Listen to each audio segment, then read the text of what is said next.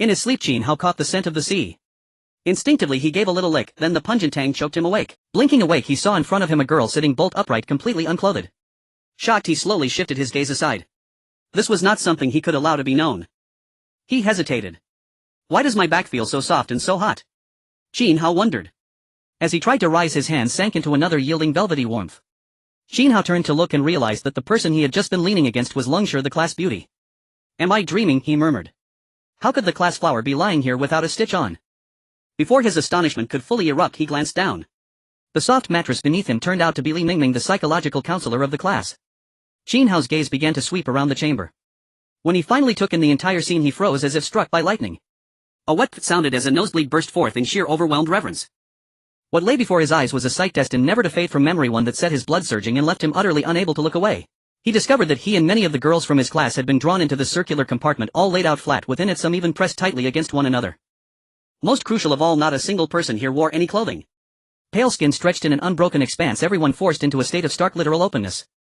Qin Hao's eyes went wide, his face filled with disbelief. He felt like crying out to the heavens, what kind of divine tableau was this? Not even in his wildest dreams would he have dared imagine such a scene. That towering pair of curves, wasn't the Zhao Zihan famed in the class for her unmatched figure? The class flower, the department flower, the campus flower, every incomparable beauty lay there one after another, reclining with effortless grace and beauty beyond description. There were 28 female classmates here, every girl from the class accounted for. Among them he even spotted his counselor Rao Shuqing. In total 29 girls occupied the space, with Qin Hao as the lone male. Suddenly a low rumble rolled through the chamber like the shudder of an aircraft coming in to land, setting the room gently trembling. What on earth is that noise? So loud, how is anyone supposed to sleep? A few girls began to stir, waking in scattered groups and mumbling in drowsy complaint. Did I just time travel or something? Ah. Pervert. There's a lecture here. A shrill scream cut through the air. It was Qin Hao, the league branch secretary. She had just caught sight of Qin Hao's bare body. On the other side someone blurted out, "Monitor, even if we're all girls, isn't it a bit much for you to wave those two massive curves right in front of my face?" Li Mingming, the psychological counselor, had just woken up and immediately found herself facing the sight of class monitor Lungshi completely naked. "Li Mingmeng, you're the one who isn't wearing any clothes," Lungshi retorted. No sooner had the words left her mouth than Lungshi sensed something wrong and glanced down. Ha! Ah! Where are my clothes? Ah! Qin Hao, why aren't you wearing anything? Heavens, I have a fear of oversized things, I'm going to die here. What on earth is happening? This is too indecent. Qin Hao, cover yourself quickly. As more and more girls woke up, the scene devolved into utter chaos, especially as several of them got an unobstructed view of his naked body. Faced with this overwhelming and shocking tableau, how could they not be stunned? Qin Hao himself felt completely wronged. Whether he wore clothes or not was hardly something he could control right now. All he could do was give a foolish grin as he took in the chaotic crowd of girls passively enjoying his so-called fortune. Some covered their vital areas, shielding the key points of their bodies, others simply clapped hands over their eyes. The scene was nothing short of pandemonium. But how is Qin Hao's body that good 8-pack abs in? One girl murmured, voice trembling, her gaze sultry and lingering. Quite a few girls fixed their eyes on Qin Hao, the only male present, their faces flushing crimson. Stop right there, don't start a flood in here. Qin Hao lifted his chin, chest thrust out, brimming with self-confidence. At that moment Counselor Rao Shuqing stepped forward, cheeks burning. She was only 3 years older than the rest, having taken the counselor position right after completing her master's degree. She looked toward Qin Hao, but her eyes instinctively flicked downward, flushing an even deeper red. Qin Hao turned toward the window first, let everyone have a moment to adjust. After all, the chamber was packed entirely with girls, with only Qin Hao as an exception. And though the internet was highly developed these days and most had some exposure to such things, there were still dutiful good girls here who truly had never seen anything of the sort. For those sheltered girls this kind of sudden exposure would do nothing but corrupt them. All right, Qin Hao answered, though there was obvious reluctance in his tone. He took a couple of steps and opened the window panel. The window in this compartment was rather like one on an airplane. You could lift the shade to look outside, but you could not actually open it. Peering out, Qin Hao saw an endless grassland and beyond it a sprawling forest, as though they were adrift in some primeval wilderness. Their compartment itself seemed to be moving slowly through this landscape. The girls turned to Rao Shuqing, chirping anxiously.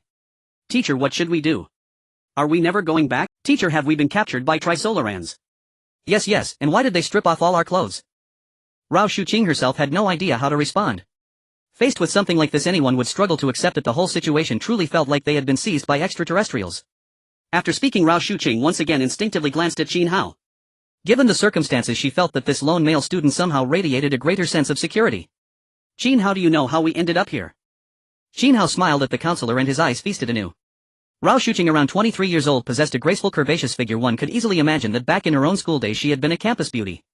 Counselor, I'm not really sure either. I was asleep in the dorm, and when I woke up I was already here. He paused then added, but based on all the web novels I've read on Tomato it feels like we've gone through some kind of unconventional transmigration and are now trapped in an apocalyptic survival scenario. The other girls chimed in. Exactly, I was taking a shower, how did I end up here, complained one girl who was still crouching awkwardly. I was squatting to pee right in the middle of it, I blacked out and when I woke up I was on this ship. Qin Hao's eyes flew wide. Good grief, if the ship had sucked people up from the sky wouldn't that mean the stream itself got pulled upward? Before I came here I was mining, another girl blurted out, instinctively speaking without thinking. The moment the words left her mouth she regretted them bitterly. What kind of wild shameless remarks were these? The room fell into a startled silence. Very well then, no one was holding anything back anymore. You all. Some of the girls simply couldn't take it, this level of openness was too much. Among them some were extremely conservative while others were more free-spirited. The more reserved girls didn't even dare to speak, their shame had already reached its limit. All they could do was curl up, bodies drawn tight, hiding themselves in the corners. Dear fortunate ones, I am Tian Dao. Welcome to the Starship survival game. You are part of billions of players. For now the Starship will continue forward, docking at various perilous locations where you must gather supplies, survival gear and propulsion energy for the ship. Your sole objective is to stay alive, stay alive. On your path to survival you will encounter countless dangers, zombies, monsters, Godzilla, werewolves, goblins, wyverns, stone giants and more. You enjoy a 3-day newbie protection period, relatively safe, during which you will not encounter other starships. After 3 days you may cross paths with other starships. After 7 days the red moon will rise, plunging everything into a state of frenzy. After 1 month an extreme cold storm will descend. Anyone who fails to return to the starship before the end of a docking period will bid farewell to this world. The mechanical voice echoed not only inside the ship but also directly within each person's mind. Everyone was stunned. Starship survival, was this some kind of joke? We really might never go back, might we, whispered a girl. Her name was Bai Schwer, the cultural and sports committee member and a skilled dancer. Tian Dao. If I catch it I'll tear it apart. My god, it's that dangerous. An extreme cold storm, without clothes will freeze to death. The mood sank for everyone. Dragged into this brutal survival game, none of them could remain unaffected. Qin Hao was equally shaken, silently musing, so this is a survival game for all humanity. To treat so many lives as mere pieces in a game, what kind of existence could create something like this? Host soul signature detected as compatible. System binding in progress. Binding complete. This system is a lexical draw system with a lottery every 7 days. Qin Hao's robust frame trembled, he had never imagined such a wondrous reward. Beginner's reward, you have directly obtained 3 chances to draw from the lottery. System, start the lottery for me. Ding, the system lottery is in progress. Golden legend. Congratulations to the host for drawing the golden entry, copy. Note, once every 7 days you may choose 1 target to copy. Congratulations to the host for drawing the entry, true sight eye. Note, it allows you to perceive what ordinary people cannot see. Congratulations to the host for drawing the entry, danger sense. Note, it allows you to sense danger in advance. What marvelous treasures, Qin Hao exclaimed. This is truly excellent. Now that survival aboard the spaceship had begun, possessing the copy skill would be of immense help to him. The true sight eye would enable him to discover hidden treasures, while danger sense would greatly aid him in detecting threats in advance and safeguarding his own life. Universe spaceship no. A 10001, please select a captain. The captain will manage the spaceship and its players. The spaceship will randomly select a captain. Everyone heard the mechanical voice. Was the spaceship about to choose a captain? For such a vessel, once someone became captain they would surely wield immense authority. Many people could not help feeling a surge of anticipation. Player Qin Hao was the first person to open his eyes. Congratulations to Qin Hao for becoming the captain of Universe Spaceship No. A 10001. Being the first to wake up and the strongest on board, Qin Hao naturally became the captain. Several girls let out a quiet sigh of relief. Having Qin Hao as captain was acceptable. If the role had fallen to some other girl in the class they would not have been pleased. After all, girls were said to harbor 800 little schemes in their hearts. If they accidentally ended up with someone of a ruthless chairman-like temperament they would truly be doomed. The following are the captain's privileges and benefits. 1. The captain controls and authorizes spaceship access, the spaceship interface and spaceship upgrades. 2. The captain possesses access to the world channel and may trade with other captains on the world market. 3. The captain can expel unfriendly individuals from the spaceship with 1 opportunity per day. 4. When the captain encounters danger inside the spaceship, a protective shield will be granted. 5. The captain's physique receives a 1-fold enhancement. At that moment a full holographic projection screen appeared before Qin Hao. Qin Hao pressed his right hand onto the projection. Instantly a beam of golden light shot down onto his body, authorization successful. He realized that his already robust physique had been amplified by another fold, becoming extraordinarily powerful, possessing strength comparable to a boxing champion. The spaceship's broadcast reached all the girls, they were both envious and afraid. If they angered the captain and he expelled them from the ship they would be finished. Li Mingming, the class psychological counselor, blinked her eyes. Qin Hao now held such great authority, she absolutely had to cling tightly to his thigh. Whenever Qin Hao had felt mentally unwell in the past and sought her out as counselor, she had sent him quite a number of alluring stockings. Now this existing connection was the perfect excuse to draw closer. In the future, whenever there were good things, she could be the first to receive Qin Hao's share. Just then several girls in the class lit up with joy. It seemed they had awakened their talents. Everyone looked over. It was Zhao Zihan, the girl whose chest was the most generous in the entire class. She hopped up and down exclaiming, "Wow, this is amazing. I've awakened a healing talent. From now on, if anyone gets injured, I will heal them. Wow, Zihan has awakened a healer talent. I'm feeling a bit off, heal me first." The class league secretary Qin Hao, who was very close friends with Zhao Zihan, teased her good-naturedly. Mama, heal me too," another girl chimed in. All the girls were momentarily stunned. Had that girl played too many? Qin Hao swallowed hard. That constant bouncing made even his heart leap along with it. "Ah. You pervert Qin Hao, you are not allowed to look." Only then did Zhao Zihan realize and cheeks burning scold him. "I can rapidly cultivate plants and livestock. That's great. My talent is tailoring. I can make clothing. I can transform wood, iron blocks and other materials into weapons. Everyone's talents are so useful," the girls chirped excitedly. At that moment Qin Hao also awakened a talent, tenfold amplification. Once activated, his combat power, defense and other attributes would all be enhanced tenfold. It was an extraordinarily powerful battle talent. Their counselor Rao Shuqing smiled and said, "I seem to have awakened a prophet function, allowing me to foresee certain events in advance." "Wow, counselor, did you awaken a diviner talent? That's incredible," Li Mengmeng exclaimed in shock. Qin Hao watched them each declare their talents, nodding inwardly. With so many people awakening talents, their chances of survival in this apocalyptic struggle would be far better. Healing could swiftly mend wounds, someone could cultivate plants, and a profitability was downright defiant of heaven. Only the tailoring talent left him with a few reservations. Yet there was no helping it, clothes were essential. Without them they would freeze, and traveling around would be exceedingly inconvenient. "Qin Hao, what talent did you awaken?" Li Mengmeng looked at him. Of all of them, she was somewhat more familiar with Qin Hao. All the girls turned their gazes toward him, eager to know what talent he had gained. Qin Hao smiled and said, "I awakened the copy function." He knew that the copy function could not be concealed, so he simply revealed it. He kept the true sight, eye and other abilities hidden. "Wow, the copy function. In the future, if we find food, won't we be able to copy it endlessly?" One girl exclaimed in delight, her eyes practically shining with stars. Qin Hao chuckled and said, "There are still restrictions, it's not that exaggerated."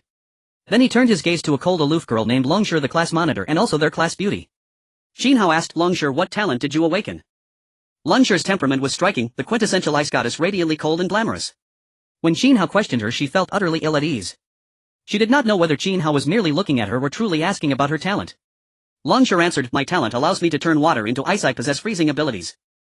"While worthy of our ice goddess, Longshur is truly cold," one girl teased. "Nian, what about you?" another asked. Qin Hao turned his eyes to Sun Yan, the faculty beauty. Sun Yan was the class vice monitor and also an otaku girl immersed in two-dimensional culture. She possessed an exquisitely beautiful oval face and a wonderfully graceful figure, slender yet full in all the right places. Most striking of all were her long snow-white smooth legs. Qin Hao had once played games with her and their relationship was fairly decent. Now seeing Sun Yan's appearance, he could not help silently marveling at her beauty. Those long snow-white smooth legs looked as though he could appreciate them for a whole year. Sun Yan paused for a second. Why was Qin Hao looking at her like that? She would speak for herself. Blushing, she said, "Luck." Everyone was amazed. Did that mean Sun Yan could pick up money every time she went out? After he finished, Qin Hao swallowed again and turned his gaze toward a delicate beauty sitting off to one side in the corner. "Meng Yao, have you awakened any talent?" "Madame." Her voice was soft and shy, clearly showing how unnatural Qin Hao's sudden question made her feel, especially given the current situation of everyone being unclothed. Lin Meng Yao was said to be a rich young lady from an illustrious family possessing beauty that overshadowed the entire school. With an ethereal temperament, she was the undisputed campus queen. Not even Sun Yan or Longshur could compare to her. Perhaps because her background was too privileged and her looks too outstanding, she gave everyone a sense of distance among the girls. She seemed to have no one who was truly close to her. Lin Mengyao said weakly, "I seem to have awakened a beast taming talent. I can draw close to and control certain animals, and I can also have some insects lead the way." Qin Hao's eyes widened at once, not because he intentionally stared for several extra seconds, but because he was genuinely shocked. No wonder she was Lin, the great campus queen. Wasn't this basically dog training? Though Lin Mengyao usually kept too much to herself and did not even have any ardent admirers trailing after her, Qin Hao said, "That's already quite formidable. In the future, if there's a dangerous area, we can trouble you to control small animals to explore ahead." Oh, I will cooperate with everyone as best I can," she replied. The other girls all looked at Qin Hao with questioning expressions. The three most beautiful girls in class, the campus queen Lin Mengyao, the faculty beauty Sun Yan and the class beauty Longshur, had all received his particular attention. Was he not undeniably a lecher? Qin Hao spoke with utmost seriousness, "Do not look at me with such filthy eyes. As captain, understanding everyone's talents is my duty. Attention, the spaceship will soon dock at the Sangling grasslands on Kepler planet. Arrival time 8:00. You will have 10 hours for exploration. The ship will depart promptly at 1800. As the mechanical voice sounded, everyone immediately heightened their alertness. The time to race against the clock had arrived. To survive in this cruel struggle for existence, they would have to prepare as much as possible. The counselor Rao Shuqing said seriously, let's discuss a plan together. Now that we are in the beginner's protection period, we must do our best to gather supplies and survival gear. Everyone responded in agreement. I think those of us who have awakened our talents can go out, and too many people would hinder our actions. Although it is a beginner's protection period, there are still dangers. The class representative Qin Hao thought for a moment and said. Qin Hao also agreed, realizing that if there were too many people it would be disadvantageous for their exploration and advancement, especially with potential deadweight among them. I feel the same way. Those without awakened talents can wait for the next opportunity to come out. Why should we? We won't be a burden to you. It's so boring to stay on the spaceship. A small voice emerged expressing some discontent. Among them many had not awakened their talents and felt very disappointed. Now not being allowed to go out made them feel useless and slightly triggered. Qin Hao frowned and said, this is a survival situation in the apocalypse, not a vacation. There are dangers involved, do you understand? As the strongest person here and the captain, his words carried significant authority. After he spoke, the opposition abruptly ceased. Zhao Zihan was the first to speak. I have healing talent. I can provide treatment for everyone during this trip. I have sewing talent. I want to make clothes for everyone, otherwise it would be too embarrassing. Besides, with the extreme cold storm arriving in a month, we cannot withstand it without clothing. The speaker was Ling Xiaoke, who had awakened her sewing talent. She was petite and beautiful with striking twin ponytails. Her figure was modest like a budding lotus flower. Qin Hao smiled and said, I have strong physical abilities and will ensure everyone's safety.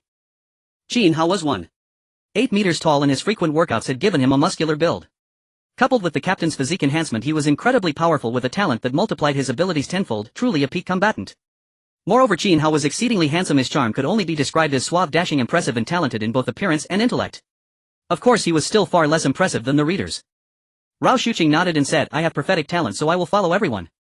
Is anyone else going out? Rao Shuqing asked. Once out, risks were involved and life or death could hang in the balance. She needed to gather everyone's opinions. Count me in, my talent allows me to forge weapons, said a girl named Lu Shuang. She was reasonably attractive, but compared to the class beauties with fair skin, hers appeared slightly tanned. It seemed her family was involved in blacksmithing. The class leader Langshur spoke apologetically, sorry, my talent is somewhat lacking and I am physically weak. I am afraid that if danger arises I would be a liability. So I will skip this time. Actually, the main reason for Langshur was that she didn't want to be caught without clothes. Although it looked like a primitive forest with no signs of civilization, she wanted to wait for Ling Xiaoke to finish making clothes before going out. The others nodded in understanding. Mangyao, your talent is quite good, you should come along too, Qin Hao said, looking at Lin Mangyao. He felt her beast-taming talent might be very useful. Lin Mangyao blushed and said, Captain, I don't have any clothes on. I'm shy. Lin Mangyao felt like the sky was falling. It was one thing to be seen by Qin Hao, but going out like this was not something she desired. Lin Mangyao possessed top-tier beauty along with fair skin and a charming voice, making it hard for Qin Hao to maintain his composure. He swore he was not looking just for the sake of looking, it was for the security of the outing. Li Mengmeng chuckled and said, Mangyao, what are you afraid of? Shame is nothing compared to life. Now we are trying to survive in the apocalypse, we must shed our sense of shame.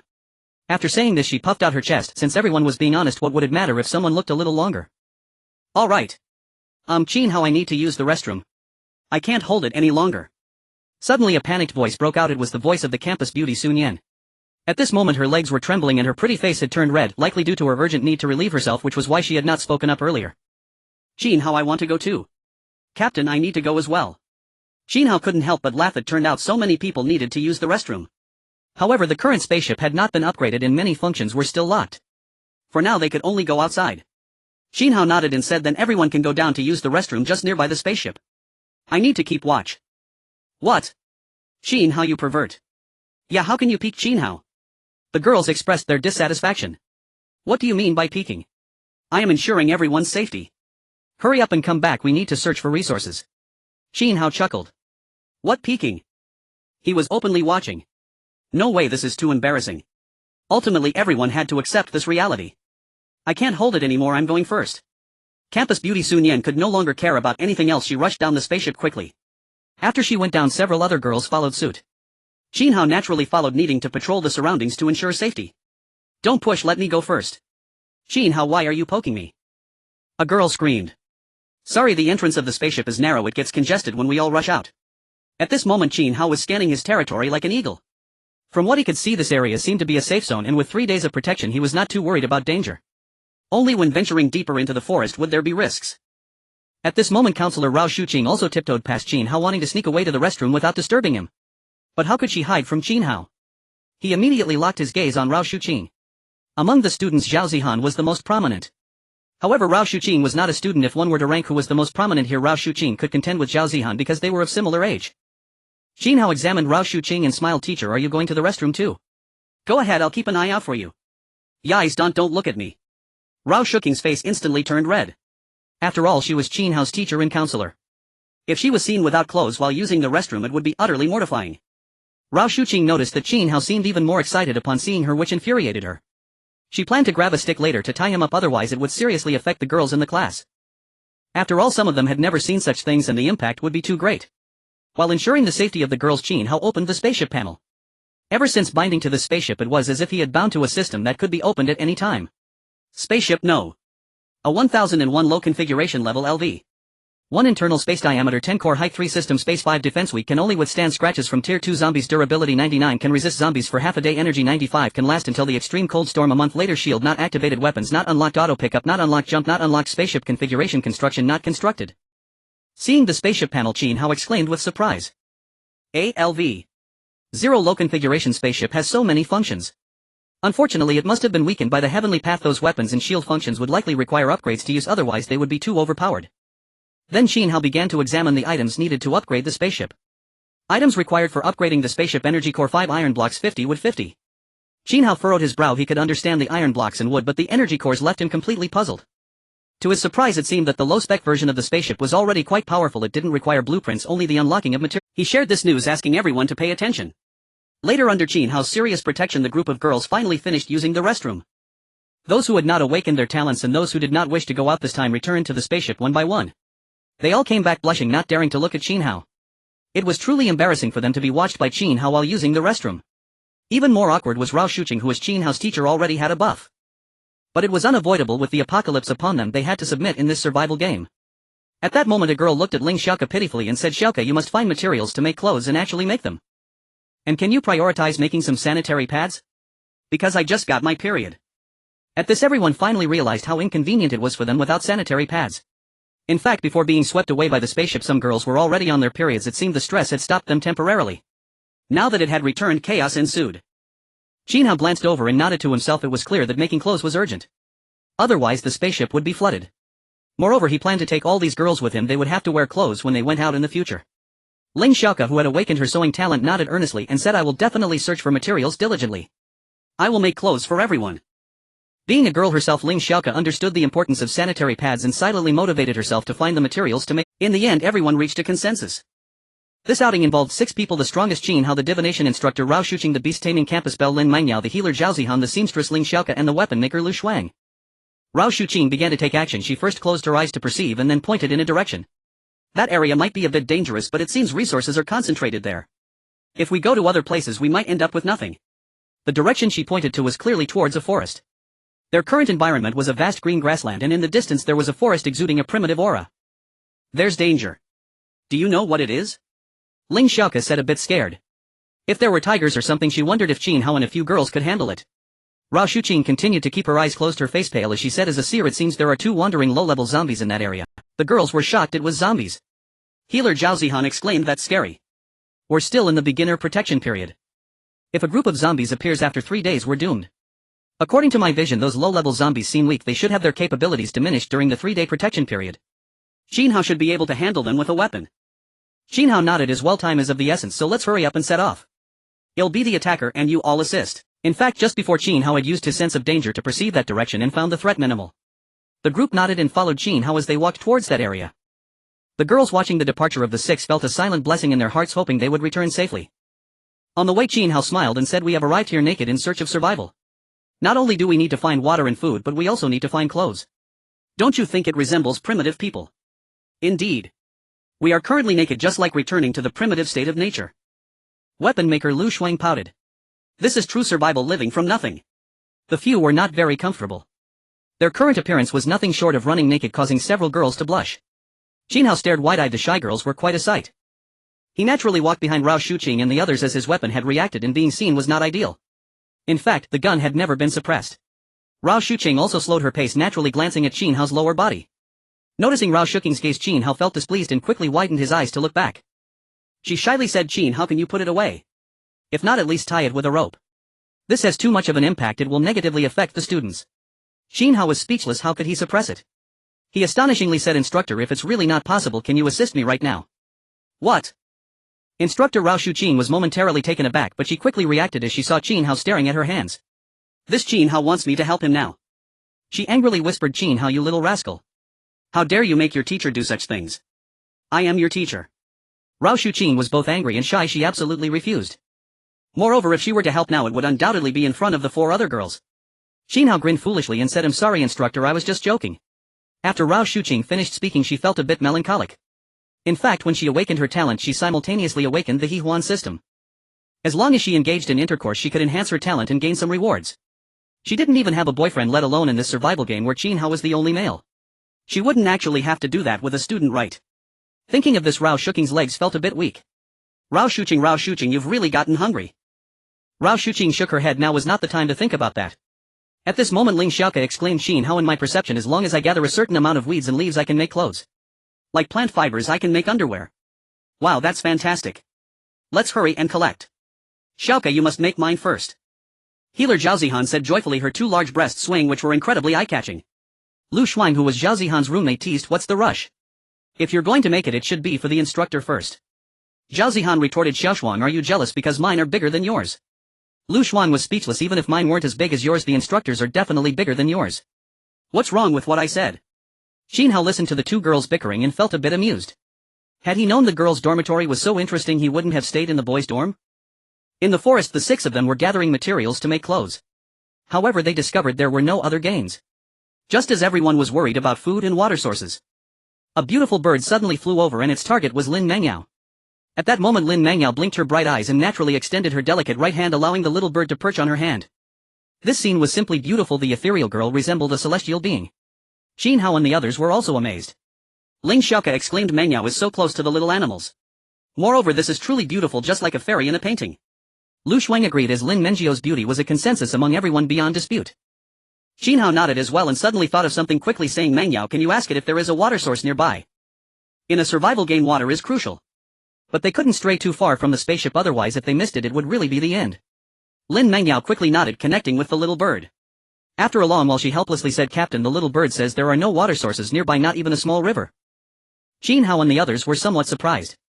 Is it possible that there is no water source in this place? How do these plants grow relying solely on underground rivers and rainfall? What should we do, Qin Hao? This place seems really strange with not even a water source, Nurse Zhao Zihan said worriedly. Without a water source, everyone would die of thirst. A few of them felt parched. Qin Hao thought for a moment and felt that since there were no rivers, it was possible for plants to survive with just rain and underground rivers. But it would be more difficult for animals. Since there were animals, there must be other places to drink water. Perhaps the little bird was just a bit foolish. Manyo, have it take us to where it drinks water. Lin Mengyao nodded and said to the little bird, little one, you must have a place to drink water, right? Take us there. Lin Mengyio's beast-taming talent began to shine. The little bird really could understand. It chirped a few sentences in bird language and prepared to take off. Qin Hao was confused and couldn't understand at all. Back on Blue Star, he had always disliked learning bird language in class, being utterly clueless and ranking last in foreign language scores. Now this was real bird language, completely incomprehensible. Fortunately, there was Lin Mengyao, a talented individual. She smiled and said, great. The little bird says it can take us. Counselor Rao Shuqing and the sewing talent Ling Xiaoke stopped their actions, their faces revealing surprise. Could it be that they might find water to drink? This was a major challenge for survival.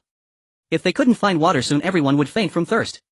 Rao Shuqing joyfully said, Mengyao, let's hurry. Lu Shuang also echoed, let's go, let's go. I'm going to die of thirst. Then several of them followed behind the little bird in a certain direction. Along the way, Ling Xiaoke helplessly said, the materials we just gathered in my talent perception can only make 2.5 sets of clothes. 2.5. Just for the 6 of them it wouldn't be enough, not to mention there were still over 20 girls on the spaceship. Qin Hao had a flash of inspiration and said, Xiaoke, you can make a few sets of underwear for everyone to wear first and then make clothes when we gather enough materials. It would be best to add some lace edges so they can breathe and not be too stuffy. We can't take a shower right now. The 5 girls looked at Qin Hao with a hint of speechlessness, wondering if he was suggesting this for his own convenience. Though it didn't really matter since they had all seen everything already. Zhao Zihan chuckled and said, Brother Qin, how should we let Xiaoke make us some with an open crotch? That's not out of the question. Qin Hao laughed heartily. In this post-apocalyptic survival game he had become bolder, unfazed by their provocations. Rao Shuqing frowned and said, Xiaoke, don't listen to Qin Hao's nonsense, just make normal ones. We need to cover the private parts first. Ling Xiaoke laughed and said okay, everyone can choose for themselves, I want lace. Zhao Zihan responded, ordinary ones are too plain, I want lace too. Lu Shuang agreed. Lin Mengyao quickly nodded and said I think what the captain said makes sense. Immediately everyone looked at Rao Shuqing wanting to see what type of underwear the counselor would choose. Rao Shuqing's face turned red. Why were all her students wearing lace? Could it be that they were trying to entice Qin Hao? After all, he was the only boy among them and would naturally become the most sought-after one. She was only 3 years older than them. Should she really let these little chicks outshine her? Then I suppose I'll go with lace too. With Rao Shuqing's words, everyone secretly laughed. Usually it was difficult to get the counselor to grant a leave. Now in this survival game it was rare to be in the advantageous position. Eventually Ling Xiaoke began to make clothes controlling the plant fibers and soon transformed them into underwear. She first made an oversized pair of underwear for Qin Hao. Then she proceeded to make underwear for the 5 girls. In the end Ling Xiaoke awkwardly said, for the 5 of us girls I only made 5 pieces of underwear and 4 pairs of panties. With the remaining materials I can only make 1 pair of thong. Who wants to wear it? Several girls felt a bit shy. Was Xiaoke doing this on purpose? Rao Shuqing thought for a moment and said, Xiaoke, it's quite hot, you should wear the remaining thong. Ling Xiaoke felt that in this survival game there was no turning back. She was also releasing her playful nature, and at this moment a mischievous idea was forming. She remembered that last time in class when she was caught playing with her phone by the counselor, she wasn't allowed to use her phone for the whole morning. It was extremely torturous not being able to use her phone during college classes. She sang throughout the entire morning class. Is this a punishment from fate for me?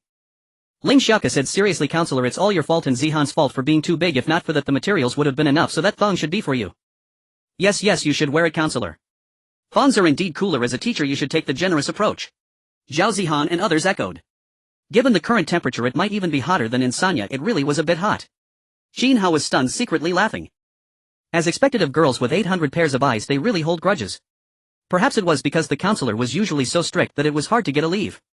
Now the boomerang of fate had hit her. She seemed to be in a dilemma. Alright, fine. The counselor Rao Shuqing said, her face flushed, having no choice but to accept. These students of hers were too naughty, sincerely trying to make her shy. After all, there was still one boy here. Qin Hao looked at the girls and felt a wave of heat. Though sealed by the underwear, it was still tempting.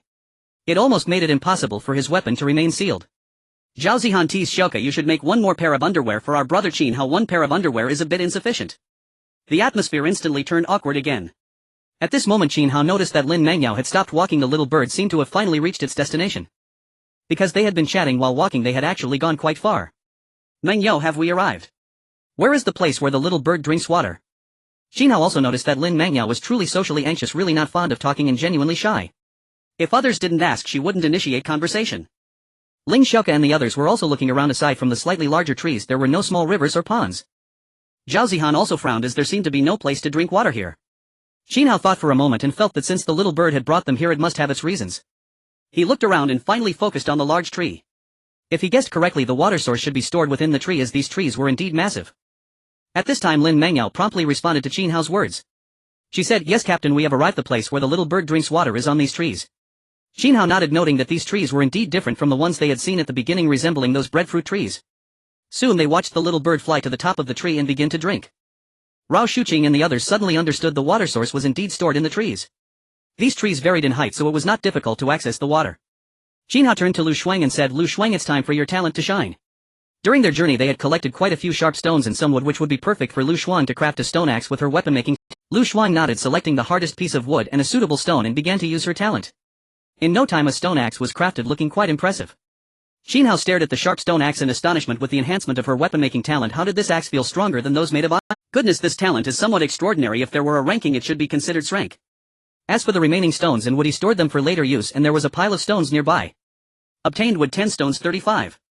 Qin Hao naturally took the axe, activated his talent, and activated his true. This is a tree that stores water. It can be chopped at a height of 1.5 meters from its right side, which is its weakest point and also where it stores the most water. Truly the true vision provides such detailed information, allowing him to strike the weak point without wasting the water source. Qin Hao dispersed the girls and began swinging the axe to chop. 80. Originally strong, combined with the enhancement from being the captain, he cut through the tree in just a few strokes. He could directly see the water inside. Wow, so much water, it's flowing out. Zhao Zihan exclaimed joyfully, bouncing with excitement. Ah, I'm so thirsty, let it flow into my mouth. Ling Xiaoke disregarded her modesty and directly caught the water with her mouth. I want some too. Zhao Zihan quickly chimed in. After the two had their fill, Qin Hao turned to Lin Mengyao and smiled. Mengyao, you must be thirsty, go drink quickly, your contribution is the greatest. Rao Shuqing felt a bit disgruntled. After all, she was the teacher. Why wasn't she allowed to drink first? However, she also knew that Lin Mangyao really had made the biggest contribution. She praised, "Yes, Mangyao, thanks to you, you are indeed a great student and our hero. Hurry and drink some water." Lin Mangyao, receiving compliments from Qin Hao and the others, felt a bit flustered, her heart racing like a deer in a panic. She shyly replied, "Actually, it's nothing." Lu Shuang and Qin Hao contributed even more. They should drink first. She felt that without Lu Shuang crafting the stone axe and the powerful Qin Hao cutting down the tree, they wouldn't have been able to drink so quickly. Their contributions were indeed significant. Rao Shuqing was nearly dying of thirst and wore a gloomy expression. Although this good student wouldn't tease her, she also didn't seem to protect her a bit. Qin Hao wouldn't be modest, he directly started drinking. Afterwards, Lin Mangyao and the others finally managed to drink their fill one after another. Qin Hao actually had two spaces. One was the captain's system space, which was somewhat limited, seemingly only 555, and should expand as the spaceship upgraded. The other was a system space immensely spacious, seemingly without end. He unhesitatingly stored the water into the system space. Subsequently, he also collected the water from several other large trees into the system space. Only one tiny tree remained uncollected. He decided to leave that little water for other small animals. The trees that stored water here numbered over 30, with the smallest having several hundred liters of water. The largest perhaps could store over 100,000 liters. His system space likely contained over 2 million liters of water. Even if a normal person drank 1 liter a day with only 30 people on the spaceship, it could last them for 2 lifetimes. Qin Hao laughed. "Now we don't have to worry about running out of water. Mangyao, you are truly our lucky star." If it weren't for so many people here, he would have really wanted to kiss Lin Mangyao. This shy and bashful school belle would probably be too embarrassed to resist. The more Qin Hao thought about it, the more delightful it seemed. As the strongest captain, he imagined that in the future anyone on the ship who wanted to drink water would have to kiss him first. "Qin Hao, what are you smiling foolishly about?" Ling Xiaoka asked curiously. She saw Qin Hao smile, nearly reaching the skies. Just then Rao Shuqing frowned and said, "Be careful, it seems there is danger behind us." Zhao Zihan and the others were immediately startled, as a seer with a talent Rao Shuqing should not be mistaken. Qin Hao also became serious as his danger perception sensed a zombie approaching. At that moment a zombie burst out from the grass. It had an extremely grotesque appearance, with decaying skin, twisted features, and exuding a foul stench. It raised its head and charged towards the group, howling. "Oh my god, it's a zombie, so scary. I heard that being caught by a zombie can also infect you with the zombie virus." Lin Mangyao and Ling Xiaoka exclaimed in terror. Qin Hao stepped forward, standing in front of the girls. He quickly said, "Don't be afraid with me here, you all stay behind me." Seeing Qin Hao's stance, Lin Mangyao and the others immediately became infatuated. The captain looked so handsome. They quickly moved and ran towards Qin Hao. Ling Xiaoka, who was already weak and hadn't exercised much, twisted her ankle in her excitement while running. "Ah. It hurts so much. You all be careful, the ground is uneven and has small pits," Rao Shuqing hurriedly warned. After all, they were all delicate university students. Moreover, this place was not the urban asphalt road but rather uneven with many holes. Qin Hao looked at the charging zombie and activated his true vision. A low-level zombie with extremely weak physical capabilities possesses the attack power of an adult. Scratches can infect with the zombie virus. Its weakness lies in the head. A single axe blow can instantly kill it. Qin Hao understood indeed the zombies during the novice protection period are very weak. His true vision judged that he could kill it with one blow of the axe. With a low hoarse sound, the zombie staggered forward, determined to bite Qin Hao. Qin Hao reacted quickly, taking a step back to create distance, and swung his axe at the zombie's head. With the enhanced strength and speed, the axe struck down and the zombie's head exploded. The zombie, after its head was chopped off, could only fall down in resentment. Qin Hao, fearing it wasn't dead yet, quickly delivered several more blows to the zombie's head and body. "That should do it right. Congratulations to Captain Qin Hao number A1001 for killing the zombie. The zombie dropped rewards: energy core 1, fabric 20, toast 10, bronze treasure chest 1. With a single strike, Qin Hao eliminated his opponent in an instant. The girls gaped, their mouths round enough to fit a banana. "Qin Hao, you are simply too amazing. Wow, brother Qin Hao, you are incredibly powerful. Captain, you are truly remarkable." As Qin Hao basked in their flattery, the energy core needed to upgrade the spaceship appeared. It turned out that monsters had to be defeated to drop items. Zhao Zihan exclaimed, "There's bread. But why is there only 10 pieces?" In this apocalyptic survival scenario, food and water were likely the most precious resources. Qin Hao began distributing the supplies, first handing over the fabric to Ling Xiaoka, then putting away the energy core and treasure chest. He smiled. "Let's each take a piece of bread for the energy to continue searching for supplies." The girls had no objections. After eating, Ling Xiaoka began making clothes again. Qin Hao activated his true sight, realizing that upgrading required wood. He needed a large quantity. "This is a tree, cutting it down will yield wood 10. He planned to select some that were easy to chop down, as larger ones would not be worth the effort. Moreover, he wanted the girls to help with the work. Ling Xiaoka crafted several stone axes and they began chopping down. After a while, Qin Hao looked at his backpack filled with 2,000 pieces of wood, feeling satisfied. He then said to Lin Mangyao, "Let him take us to a place where we can find edible fruits." Lin Mangyao nodded dazedly and began communicating with the little bird. Qin Hao turned to Ling Xiaoka and asked, "Xiaoka, can you continue walking to search for fruits?" "If I can't walk, I can jump up. I can ride on your back." After all, Ling Xiaoka had just sprained her ankle, proving to be quite delicate. Upon hearing this she felt a rush of excitement. Although she was wearing underwear it felt almost like being naked. If she jumped onto Qin Hao the male pheromones would be overwhelming for her. But if she didn't go up her inability to walk would hinder everyone from collecting resources.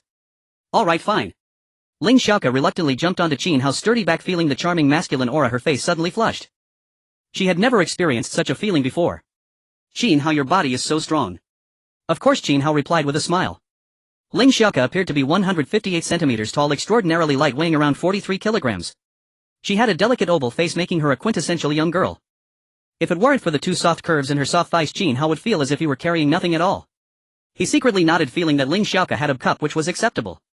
Zhao Zihan and the counselor's figures were not something everyone possessed, they must have had E or F cups. Rao Shuqing and Zhao Zihan were both taken aback.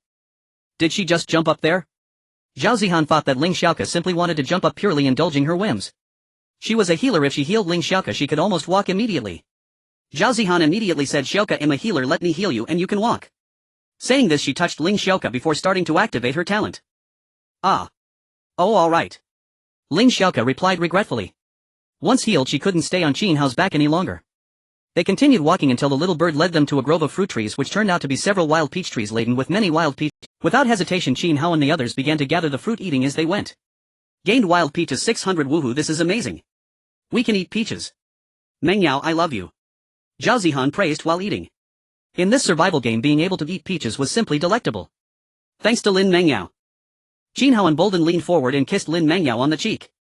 Awesome Mengyao, you are truly our lucky star. Instantly Lin Mengyao face flushed crimson, unable to meet anyone's gaze. While she was happy to be praised she was also a useful person. However Captain, how could he kiss her? It was utterly embarrassing, and now that he had kissed her would she be forced into such situations in the future? Zhao Zihan and Ling Xiaoke exchanged glances wide-eyed looking at each other in confusion. Zhao Zihan pouted saying Qin Hao, how can you bully Meng Yao? Right. Everyone knows Meng Yao is shy yet you still bully her. Hoof. Ling Xiaoke said angrily. She felt a bit protective of Lin Meng Yao. At the same time she wondered why Qin Hao didn't kiss her, he had just carried her on his back. Moreover she thought about a question, would Lin Meng Yao, who dared not resist, eventually succumb to Qin Hao's dominance? Not just her but all the girls on the ship. Thinking of this Ling Xiaoke felt a bit parched.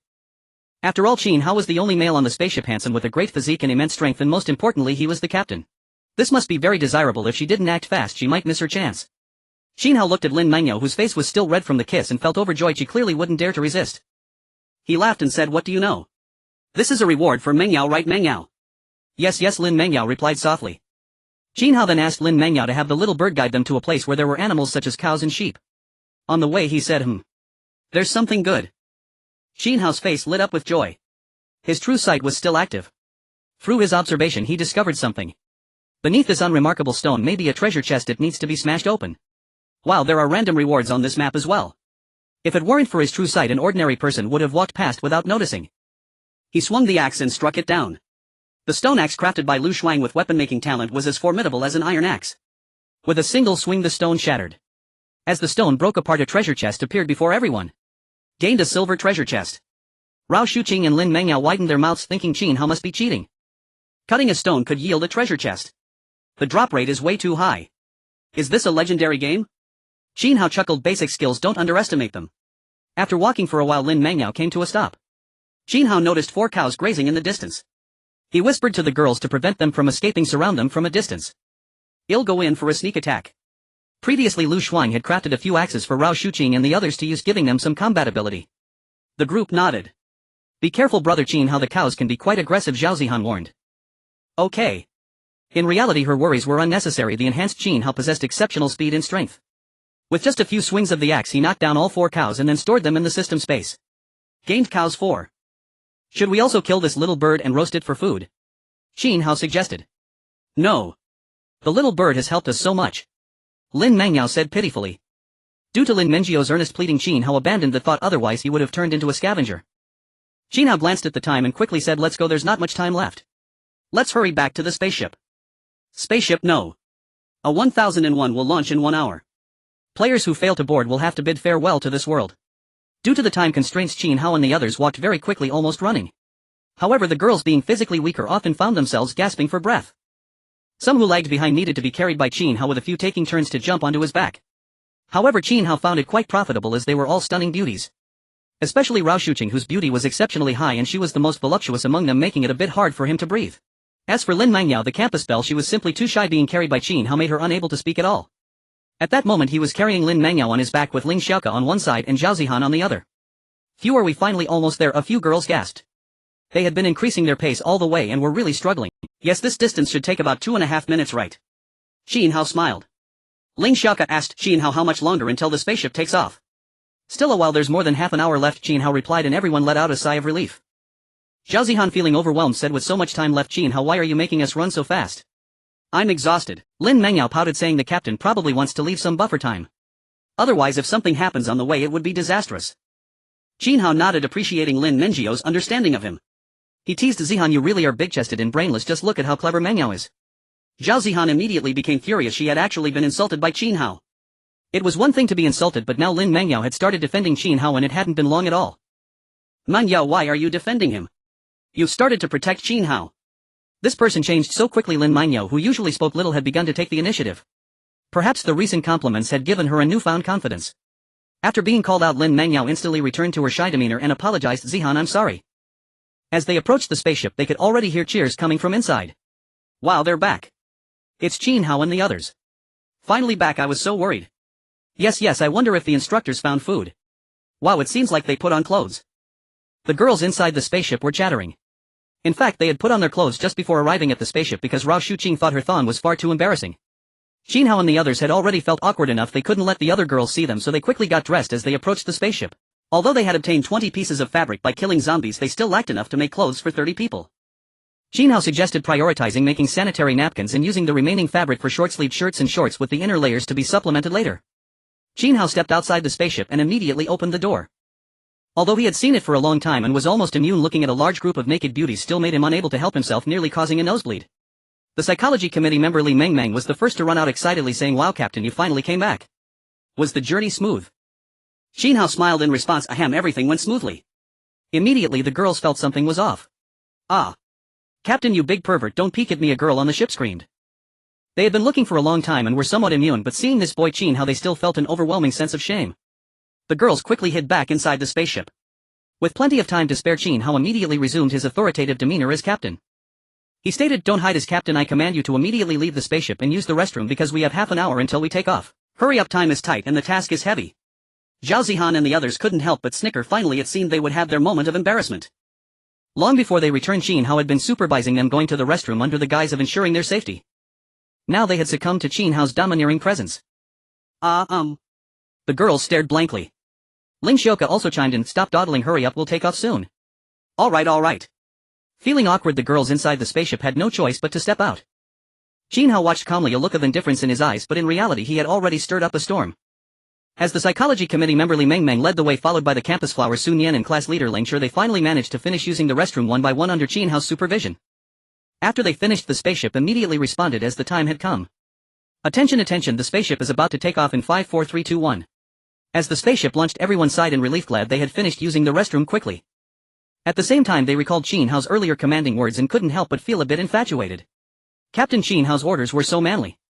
It's precisely because of the strict Qin Hao that they could orderly finish using the restroom. If it were a female captain, it wouldn't have been as authoritative. A group of people inside the spaceship exchanged awkward glances, especially those who were not dressed, hiding behind Rao Shuqing and Zhao Zihan. It was just too embarrassing. "Instructor, do you have any clothes left? I want to wear some too." Li Mengmeng, who was hiding behind Lin Mangyao, said. Rao Shuqing glanced at Qin Hao, signaling him to bring them out. Qin Hao understood and smiled. "Due to insufficient materials, a large number of sanitary napkins were made. I could only produce short-sleeved shirts and shorts. You all can take them." He placed the sanitary napkins in a communal area and then began distributing the clothes to them. "Qin, how could you not watch us while we change?" The campus belle Sun Yan said awkwardly. Zhao Zihan laughed. Nian, what are you afraid of? You've already seen everything, it's just changing clothes." Ling Xiaoke found Qin Hao somewhat perplexing. However, she didn't dwell on it. After a long day, she found a corner of the spaceship to rest. Yuanhua Sun Yan inquired of Zhao Zihan. "Zihan, did you encounter any dangers outside?" The other girls immediately perked up, eager to know. Upon hearing this, Zhao Zihan also put away her smile and said solemnly, "Although it is a protection period, there are still dangers. There was actually a zombie out there. If a zombie catches you, you will be infected with the zombie virus and you might become a new zombie. In my perception, my healing abilities do not reach the level necessary to eliminate the zombie virus." Zhao Zihan briefly recounted her experiences. As her words echoed, a wave of fear washed over the group of girls. Though they had not experienced it themselves, just hearing about it was enough to frighten them. If they were sent out and accidentally caught by a zombie, it would spell disaster. This is too dangerous, you all have worked hard. At that moment Li Mengmeng bounced over and asked Qin Hao, brother Qin, how did you find a water source? I'm dying of thirst. The other girls blinked their big eyes, looking as if they were starving. The issue of clothing was resolved, but water and food had yet to be addressed. This was of paramount importance. In fact, Rao Shuqing and others had already found water and food outside, so they might not fully appreciate the situation. In the eyes of the thirsty and hungry girls aboard the spaceship, they truly understood what it meant to fight for survival. However, since it was Qin Hao and the others who provided help, they felt the need to express their gratitude, otherwise it would seem they were too eager. Qin Hao smiled and said, thanks to Mengio's presence, the water supply is sufficient. We have plenty. Wow, Qin Hao, you are amazing. As expected of the captain, you're still the captain. The girls showered him with compliments. Hold on, if you want to thank someone, thank Lin Mengyao. It is mainly thanks to her that we obtained water and food.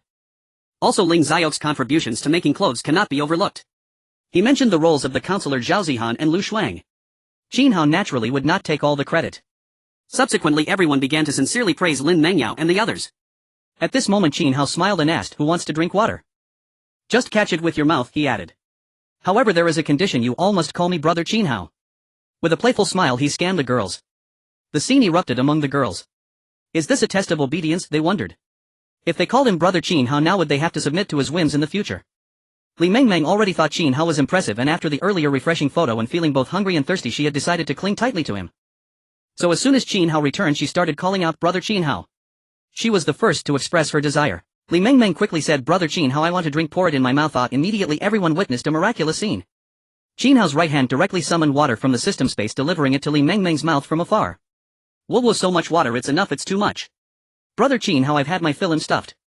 Due to the excessive amount of water, Li Mengmeng soon begged for mercy, asking Qin Hao to cease his magical prowess. Yuanhua Sun Yan, feeling parched, also had to give in, reasoning that calling him brother Qin Hao wouldn't cost her anything. Brother Qin Hao, I want to drink water too. Before long Yuanhua Sun Yan was also satisfied.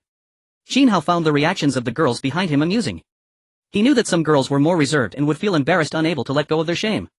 He chuckled, I was just kidding, you don't have to call me that. Some girls in the class breathed a sigh of relief as they found it difficult to voice their requests. Afterwards Qin Hao fed the remaining girls until they were full. Next Qin Hao distributed peaches toast and compressed biscuits among them. Then he took out 2 treasure chests and smiled at the girls, who among you is the lucky one for drawing cards. He still believed in luck, some lucky individuals indeed drew good items frequently. It seemed that his replication function could not copy treasure chests, only replicate whatever treasures were drawn. He hadn't used the 7-day feature as the water and food he encountered earlier weren't in short supply, and regarding clothing he wanted to refrain from using it for the girls aboard the spaceship. In the crowd Sun Yan thought for a moment and said, I am back. Then I drew 7 Raiden Shoguns in 10 consecutive pulls, instantly maxing them out. Even for that dreadful probability in the game, I got 2 honor crystals in my first 5 consecutive draws. As Sun Yan's words spread, everyone gasped. Mystical powers won't save the unworthy, spending won't change fate. They all suspected that Sun Yan must be a hacker who could manipulate her luck. Sun Yan continued, my awakening talent is luck. If I open a treasure chest, it seems like 1 rare item is guaranteed every 10 tries. Qin Hao had nothing to say, he handed the treasure chest directly to Sun Yan for her to open. With everyone's eager anticipation, Sun Yan opened the bronze chest. Obtained seasoning set X1, obtained compressed biscuits X20, obtained iron blocks X30, obtained physique enhancement liquid X1 rare. Everyone was left dumbfounded. Sun Yan had opened the treasure chest and obtained so many items. Moreover, she had obtained a rare item on her first attempt. The physique enhancement liquid was clearly a valuable item. Qin Hao exclaimed in surprise at her incredible luck. He took a look with his true vision eye. Physique enhancement liquid, the first use can double one's physicality with diminishing returns as physicality increases. What a good item. Captain's physique enhancement is only 1-fold, but this one doubles it. Sun Yan continued and opened the silver chest as well. Sun Yan nodded and was about to open the silver chest. The crowd watched in amazement, thrilled by the excitement of opening blind boxes. Obtained energy core X20, obtained upgrade fragments X20 rare, obtained talent stone X1 precious, obtained extreme cold storm treasure map X1 epic. Everyone was once again stunned. What a remarkable treasure trove. Just looking at these labels they felt they were extraordinary. Ordinary people could never have such high drop rates. Even if Sun Yan had a lucky talent, it was still a very slim chance. After all, she had drawn an epic item. This should be a higher tier treasure chest to yield such results. Qin Hao couldn't help but squeeze Sun Yan's fair legs and said with a smile, Nian Yan, you're simply amazing. You're a treasure. He felt he had struck gold. Not only was Sun Yan beautiful, but her long legs were exceptional and her luck was astounding. He looked forward to opening treasure chests in the future, eagerly anticipating good items. Upgrade fragment spaceship upgrade level. Essential item. Talent stone upon fusion grants 1 random low tier talent. Map of the Frost Storm treasure chests marks the locations of all treasure chests appearing during the Frost Storm in 30 days. Qin Hao swallowed hard, his mouth suddenly dry. Such extraordinary items truly existed. Sun Yan's luck was simply extraordinary. Qin Hao briefly explained the functions of these items and the women instantly lit up with delight. They fully understood the paramount importance of talent and now even a talent stone was within reach. Moreover, if they endured the next 30 days and reached the frost storm map, their fortunes would be made. Wonderful. Rao Shuqing and the others beamed with unrestrained joy. Qin Hao surveyed the treasures before him and immediately stored them in his system space for later distribution. The women naturally raised no objections. After a moment's contemplation, Qin Hao decided to apply his weekly replication ability to the physical enhancement serum. Water and food were currently sufficient. Yet the physical enhancement serum held immense practical value. If administered to the women, it would dramatically elevate their safety during expeditions. No more twisted ankles, no more exhaustion-induced collapses, none of those frailties would persist. Indeed. I must significantly elevate my overall strength. Only through cohesive team combat can true supremacy be achieved. Without further hesitation, Qin Hao silently commanded activate replication clause, duplicate physical enhancement serum. Available target for duplication rare item, physical enhancement serum. Replication rate 100,000 units per day. Confirm duplication. Confirm. Qin Hao watched as the physical enhancement serum streamed endlessly into his system space. Then he summoned a cow and asked who possesses the fire kindling talent. Let's roast beef. No one responded. Li Mengmeng hesitated, then raised her hand. Big brother Qin Hao, I don't have life skills, but I do have cooking talent. Oh. Interesting. Which kind of cooking? Li Mengmeng suddenly recalled something and cooed playfully, fan is in eating, not fan is in cooking. I can transform raw ingredients into imagined finished dishes as long as materials are abundant. For instance, give me beef and I'll conjure stir-fried yellow beef. As Li Mengmeng spoke, astonished gasps rippled across the group. This talent was astonishingly potent. Though seemingly trivial, its practical utility was undeniable. Everyone had mentally braced themselves for months of bland, monotonous rations. In this apocalyptic survival game, gourmet fare was nothing short of a luxury. Mengmeng's always loved cosplay. Did she awaken her chef talent while role-playing as a little kitchen maid? Teased Qin Hao, the class branch secretary. Not at all. Li Mengmeng pouted, refusing to admit it. Qin Hao grew intrigued, so Mengmeng practiced cosplay. No wonder she'd once sought psychological counseling from this very counselor, requesting black and white stockings just to lift her spirits. Indeed, they existed. My mistake, I should have asked for full-body photos earlier. Qin Hao resolved to have Ling Xiao craft more outfits so the women could change before him aboard the spaceship. Next, Qin Hao retrieved the 6-item seasoning set: peanut oil, fragrant vinegar, soy sauce, salt, monosodium glutamate, and oyster sauce. With this set in hand, culinary disasters became impossible. Qin Hao smiled. Mengmeng, though we lack other seasonings, we do have the 6-item set. Can you conjure something delicious? Rao Shuqing pondered briefly, then smiled gently. Mengmeng, why not create grilled steaks, perfectly seared and aromatic? And the side dishes required for steak. Unnecessary. Class monitor Langshire nodded, inwardly impressed. The counselor clearly possessed refined culinary instincts. I want braised beef brisket. I want hot pot simmered tripe. Stir-fried yellow beef is my absolute favorite. Sun Yan and the other girls chattered eagerly, listing their cravings. Li Mengmeng felt overwhelmed, but her talent was extraordinarily potent, and with the 6-item seasoning set she could surely prepare countless exquisite dishes. She focused her talent upon the cow and the seasoning set, emitting a soft radiant glow. Moments later, perfectly grilled steaks appeared atop wooden bowls crafted earlier by Lu Shuang. Qin Hao had instructed Lu Shuang to prepare tableware well before Mengmeng began cooking. The women stared wide-eyed and speechless. Zhao Zihan eyed the faintly crimson beef, uncertain of its doneness. She preferred hers thoroughly cooked. She asked Mengmeng, are these steaks fully cooked? I refuse to dine like a Paleolithic cave dweller. Fully cooked. Wait any longer and they'll turn tough. Qin Hao chuckled, wait longer still and they'll become charcoal. The women burst into amused, exasperated laughter. Soon stir-fried yellow beef, braised beef tripe and more materialized before them, all gazing in stunned awe. Wow, Mengmeng, your talent is absolutely legendary. Truly remarkable, you actually produce edible meals. All lavished praise upon Mengmeng, filling her with uncontainable joy. Receiving such heartfelt admiration brought her profound happiness. Li Mengmeng laughed, please stop praising, I'll grow shy. Qin Hao inhaled the rich savory aroma of the beef, his mouth watering uncontrollably. Enough talk, let's eat. Wonderful. Beef at last, what sheer bliss. Heavens above, I'm utterly enchanted by this flavor. Zhao Zihan and the others chattered animatedly, overcome with emotion. While the women feasted, Qin Hao drew near Ling Xiaoku and whispered, once we acquire fabric, design a little kitchen maid cosplay outfit for Mengmeng, it'll surely enhance her culinary prowess with a bonus effect. Brother Qin Hao, you truly know how to play. Ling Xiaoku blinked, then nodded rapidly like a pecking chick. Ling Xiaoku mused that possessing tailoring talent she must never waste it. She'd craft black and white stockings for herself to subtly entice Qin. She'd reserve them exclusively for herself, this was her unique advantage. Otherwise, if such attire adorned Lin Mengyao, a peerless beauty whose celestial grace and statuesque figure would accentuate every curve, no one could possibly resist. At that moment Qin Hao opened his attribute interface. Name Qin Hao. Height 180 centimeters. Weight 68 kilograms. Combat power capable of defeating a boxing champion. Talent tenfold amplification. Terms replication true sight danger perception. Inventory wood 2010 stones 35 iron ingots 31 wild peaches 520 cattle 3 energy cores 21 physical enhancement serum 1086 and replication upgrade fragments 10 talon stone 1 frost storm treasure chest map 1 2. 4 million liters of water.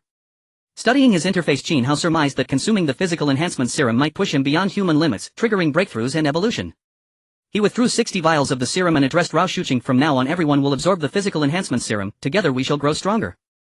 No one here shall be mere ornamentation, each shall contribute meaningfully to our collective survival in this apocalyptic world. Rao Shuqing and the others gazed at Qin Hao momentarily speechless. He was truly exceptional, powerful, intelligent and deeply committed to the group's welfare. Such a precious resource as the base enhancement serum, he hadn't hoarded it but shared it selflessly. Some women's eyes lingered on him, shimmering with unmistakable admiration. Wait, buddy. Weren't there supposed to be limitations on replication? 60 vials in one go. Is this guy literally cheating? Of course such thoughts remained unspoken. They knew full well the more potent Qin Hao's replication talent, the greater their collective benefit. Among the group of girls, one of them received 2 doses of the physical enhancement liquid. He'll absorb it first and see if there are any side effects. You all wait a moment. Qin Hao advised. Lin Mengyao and the others nodded obediently. He absorbed it first and felt a tremendous transformation within his body as his cells underwent a frantic metabolism and his physique continually strengthened. Especially his kidneys, which experienced significant enhancement. He was initially worried that with so many girls around he wouldn't be able to handle it later, but now that his physique was so strong he no longer needed to worry. Qin Hao discovered that just as the true vision eye had said, his enhancement had indeed doubled. He then took another dose.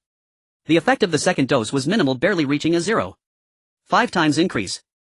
If he took a third dose it would probably have no effect. Ultimately his skin began to exude impurities and toxins, making his body even more perfect. At this moment, though Qin Hao was somewhat dirty, he felt completely renewed, exuding a strong scent of hormones. He stripped off his clothes and rinsed his body with clean water, finally getting clean. At this point he felt capable of punching a tiger to death. His strength was extraordinarily powerful. If the tenfold enhancement activated, he would be akin to a Superman. He earnestly suggested, I recommend you all strip down to absorb it, otherwise your clothes will get dirty. Your body can be cleansed in a shower, but washing clothes takes time. We should be nearing our next stop and can't wait that long. As Qin Hao's seemingly righteous words echoed, the group of girls instantly blushed. They all felt that Qin Hao wanted to see them undress, but there was no concrete evidence to support this. Just as everyone was about to yield, a girl stepped forward. Her name was Con Linger and she was ethereal and enchanting. She timidly said, my talent is purification. If clothes get dirty or wet, I seem to be able to purify and dry them. Moreover, if anyone has any bad thoughts, I can also purify and dispel their inner demons. The girls were delighted with such a good talent. They wouldn't have to undress, which would have been too embarrassing. Qin Hao secretly regretted missing a good opportunity. Great. Then we won't need to strip down to use it. Following this, the girls began to absorb it, resulting in a significant enhancement of their bodies. Qin Hao thought that in the future scenes of dragging deadweight would probably no longer occur.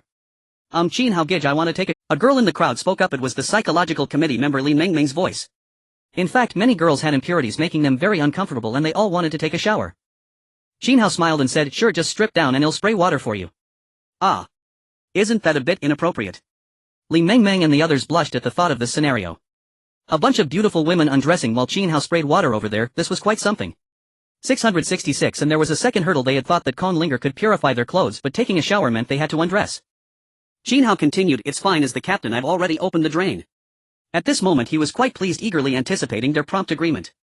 After all, washing while wearing clothes felt nearly the same as not washing at all. Rao Shuqing blushed and said, then Qin Hao, you can't peek, turn your head away. I'm your teacher. Yes, we would feel embarrassed. Qin Hao frowned and said, hurry up, don't be shy. After you wash up I need to upgrade the spaceship. Rao Shuqing bit her lip, adding a different charm. After all, she was Qin Hao's counselor and such words would make her teaching credentials crumble like cream. But there was no helping it, Qin Hao was urging them. The group of girls began to shower and water gushed from Qin Hao's right hand. Puff. Qin Hao was a bit annoyed. He privately cursed, who could endure this? It was simply unbearable. There was no helping it, one reaps what one sows, and he had chosen this path. Finally, amidst Qin Hao's torment, all the girls finished showering. Con Linger was responsible for purifying everyone's bodies and clothes, even purifying the dirty water on the floor. The air inside the spaceship instantly became fresh. Li Mengmeng and the others quickly praised Con Linger, saying her purification was quite useful. At this moment Con Linger approached and said, Captain, it seems you have a lot of water. If I purify it all, it would be too troublesome. I can use a significant amount of my gifted power to condense a drop of purification liquid for you. Then we can purify the entire water source. Qin Hao was somewhat tempted and gladly accepted, thinking that if he could purify that water it would be even better. He stored the purification liquid and dripped it into the water source within the system space. A burst of light appeared, instantly transforming the water source into sweet and harmless quality water. Linger, your talent is quite impressive. Thank you for the compliment, Captain. I sense there is some evil fire in your mind. Do you need me to purify it for you? Oh. How do you plan to help me purify it? Calm Linger, being a naive girl, couldn't detect any teasing undertones. She directly replied, I will use my hand to activate my talent on you and you will be purified. Qin Hao waved his hand and laughed, no need for that, thank you. At this moment a holographic projection screen of the spaceship appeared in front of Qin Hao. He saw that he only needed 19 iron blocks to upgrade, as his area seemed to lack iron blocks. Items needed to upgrade the spaceship: energy core 521, iron blocks 5031 wood 502010. Qin Hao chose to open the world channel to see if he could trade with other captains. The world channel was divided into regional channels and affiliated channels. Endless star domain area 1, level 1 blue star area. He looked roughly and saw that level 1 blue star area seemed to be Earth. What does level 1 mean? Civilization level. Qin Hao was puzzled but could only set it aside. Beijing rich man, is there anyone who can give me something to eat or drink? If I have the chance to go back I could offer several hundred million as a reward. Wolf brother, what a joke. It's impossible to go back, and several hundred million would just be waste paper. Not wearing clothes, is there a brother who can give me a drink? I can show you a photo. Not wearing clothes, any pose is fine. Little who has fabric? I can trade wood for it, it's uncomfortable to cover with a tree leaf. Qin Hao was left speechless and Rao Shuqing and the others were also stunned. In survival games water and food are vital, and one could even abandon all dignity for them. They were extremely grateful to be on the same spaceship as Qin Hao and the others, as their efforts ensured there was food and water. Reality is just this way. In fact, on the second day of the apocalypse numerous cases of betrayal have already emerged.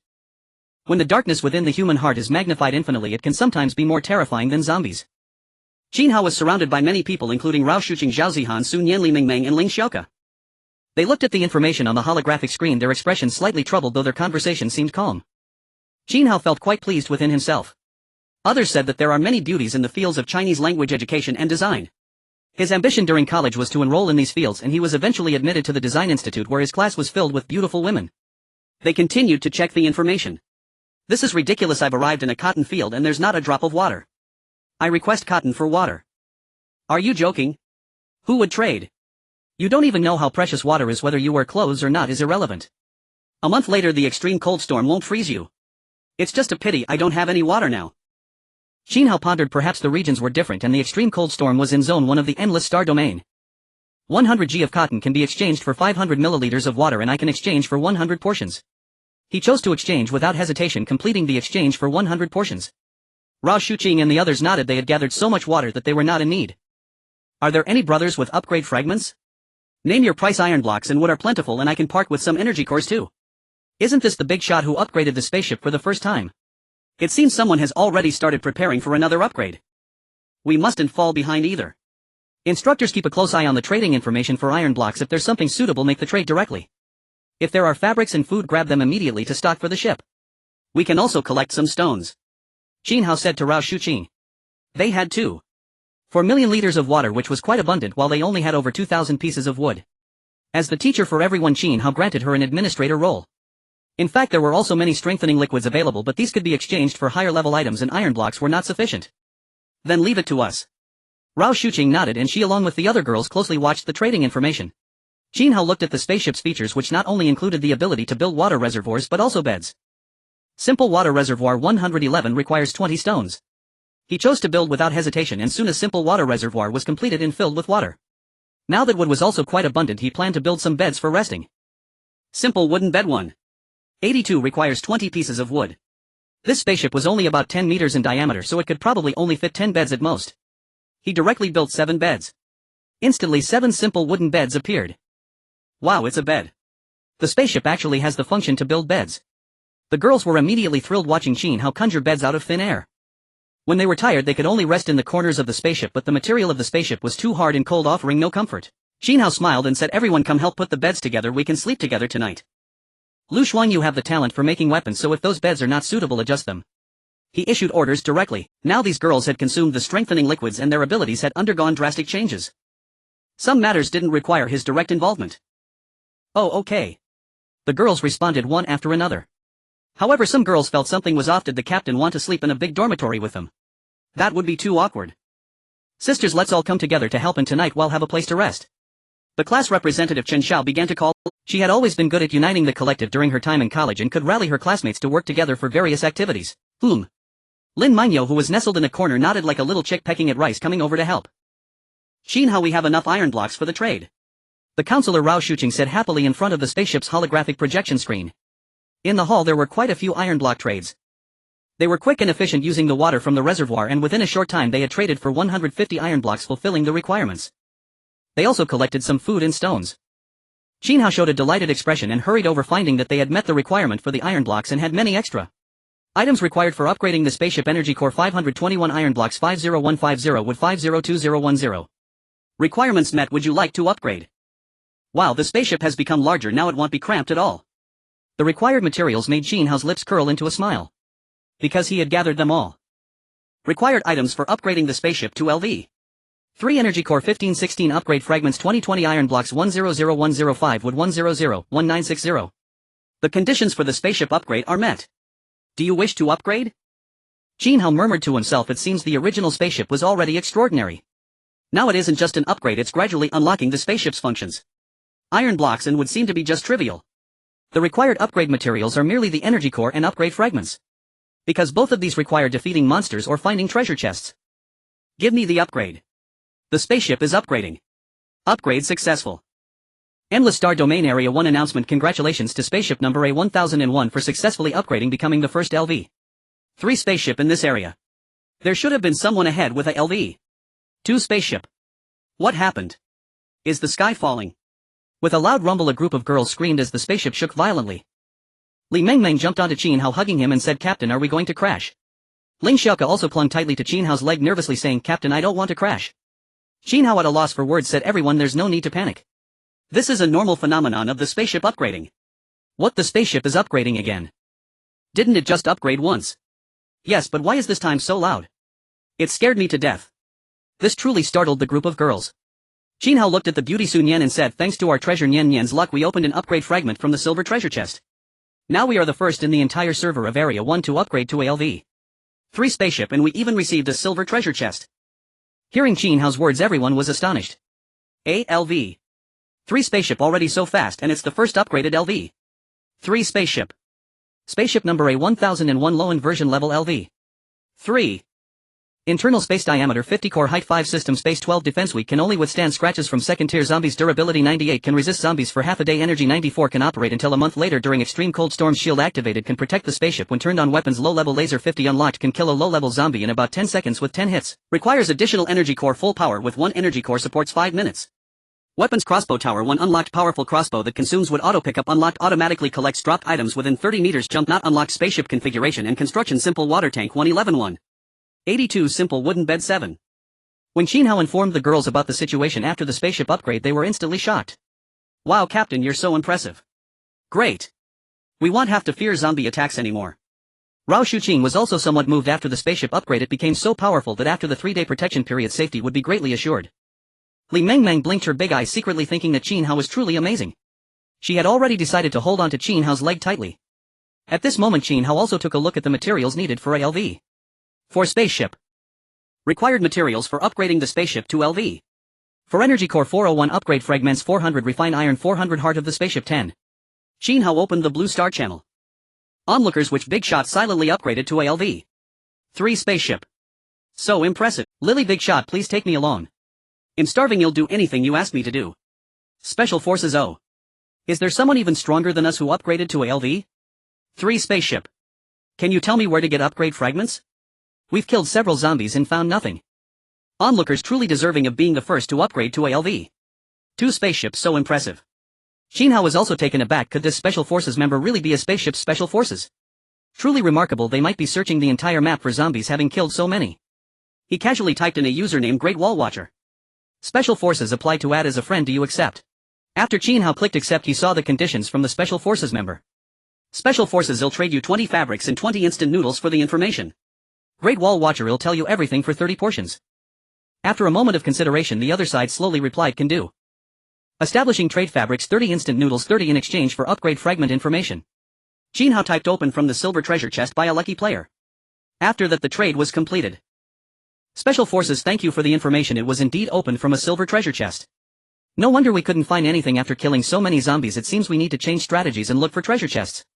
Great Wall Watcher, no need to thank me, helping others of the same kind is the right thing to do. Qin Hao nodded. This group of Special Forces members seemed to be doing quite well. After all, they would find out sooner or later that trading information for resources is the best approach. Moreover, he gained the right to arrive at the next stop 20 minutes early. If the first stop after 3 days was a map where other spaceships gathered, he could also scavenge beforehand. Qin Hao glanced at the time. Unknowingly it was already 10 o'clock. It was time to rest. They needed to gather resources vigorously by 8 o'clock tomorrow at the next stop. He said to the group of beautiful girls, let's hurry and rest in bed. We will dock at the next stop at 8 o'clock tomorrow. Rao Shuqing, Sun Yan, Lin Mangyao, Zhao Zihan and others looked at the large bed. Some were in a daze. Do we really have to sleep with this boy Qin Hao? Qin Hao didn't care about anything else. He directly laid down in the middle of the large bed. Now that the spaceship is LV3, he could actually build single rooms, but it was too late, so he didn't want to bother. Yes, let's not waste time and hurry to sleep. Everyone else widened their eyes. Qin Hao was so sought after that one could easily miss the opportunity. Ling Xiaoke hurriedly found a spot closer to Qin Hao. She wasn't as tall as Zihan and couldn't match the looks of Lin Mangyao, so she had to take the initiative. Moreover, she was utilizing her strengths, wearing a light pink long dress and white stockings, managing to squeeze herself under Qin Hao. Counselor Rao Shuqing shyly positioned herself on top of Qin Hao and quickly explained, the teacher is afraid of the cold and as a boy Qin Hao should be warmer. Her heart raced as if she had made a certain decision. If she didn't take the initiative, it would be difficult to complete the system's task. After all, there were so many girls here and most of them were 3 or 4 years younger than her. Qin Hao turned his head and thought she intended to sleep on him, nearly startling him awake. That wouldn't be possible. In reality, they were quite far apart, only able to see the counselor's delicate little feet, which had a big sister vibe. Qin Hao secretly lamented, this is making me a bit parched. Class monitor Langshur stared blankly, wondering how her teacher had fallen so low.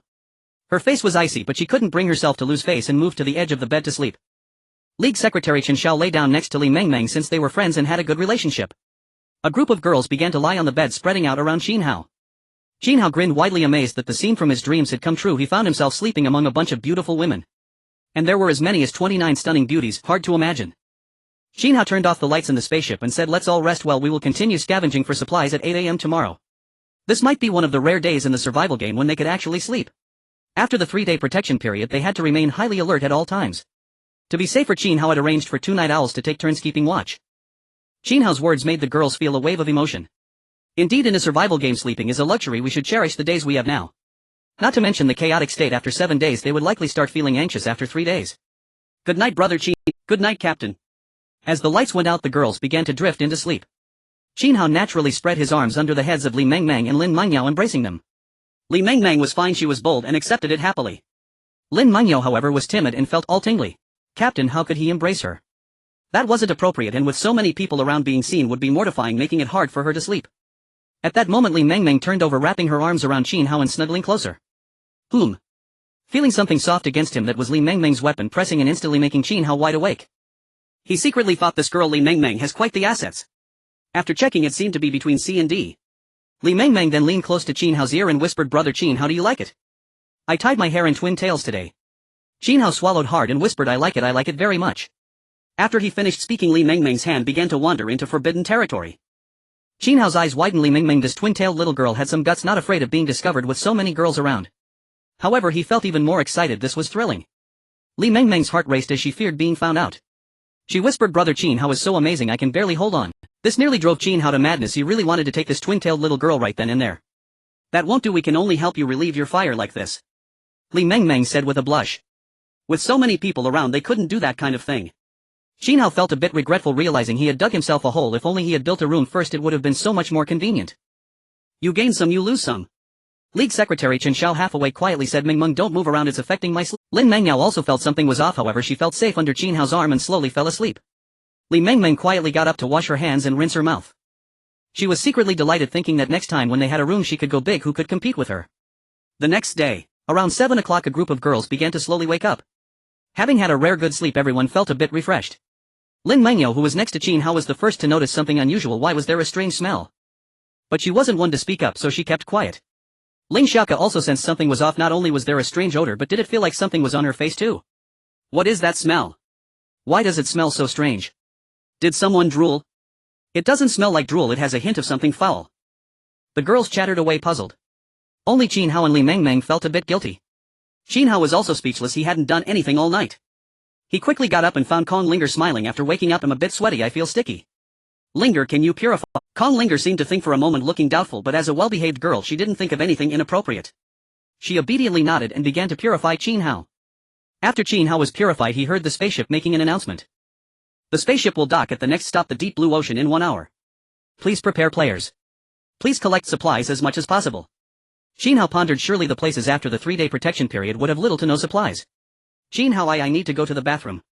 Rao Shuking's face turned crimson. It was apparent she had been holding it for a long time. Qin Hao suddenly remembered something in his haste to sleep last night. He had forgotten to build a bathroom. He sniffed and sighed in relief. Thankfully no one wet the bed. Otherwise if someone had there would definitely be a strong smell and it would be extremely embarrassing. Qin Hao began checking the spaceship construction options for the bathroom.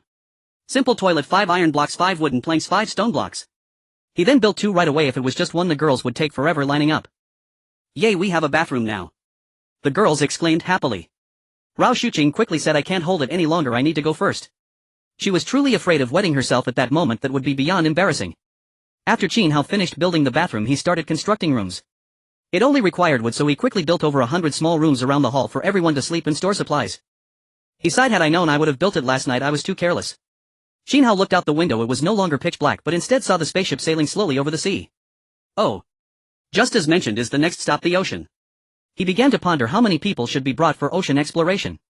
Sun Yan, Lung Shi and others naturally saw the scene outside. Sun Yan expressed her concern. The ocean is the most frightening, there won't be any sharks, right? Qin Hao replied, there probably will be. However, given his physical strength he wasn't afraid of sharks at all. If he added a tenfold enhancement even orcas wouldn't stand a chance. Lung Shi mused, so it really is the ocean.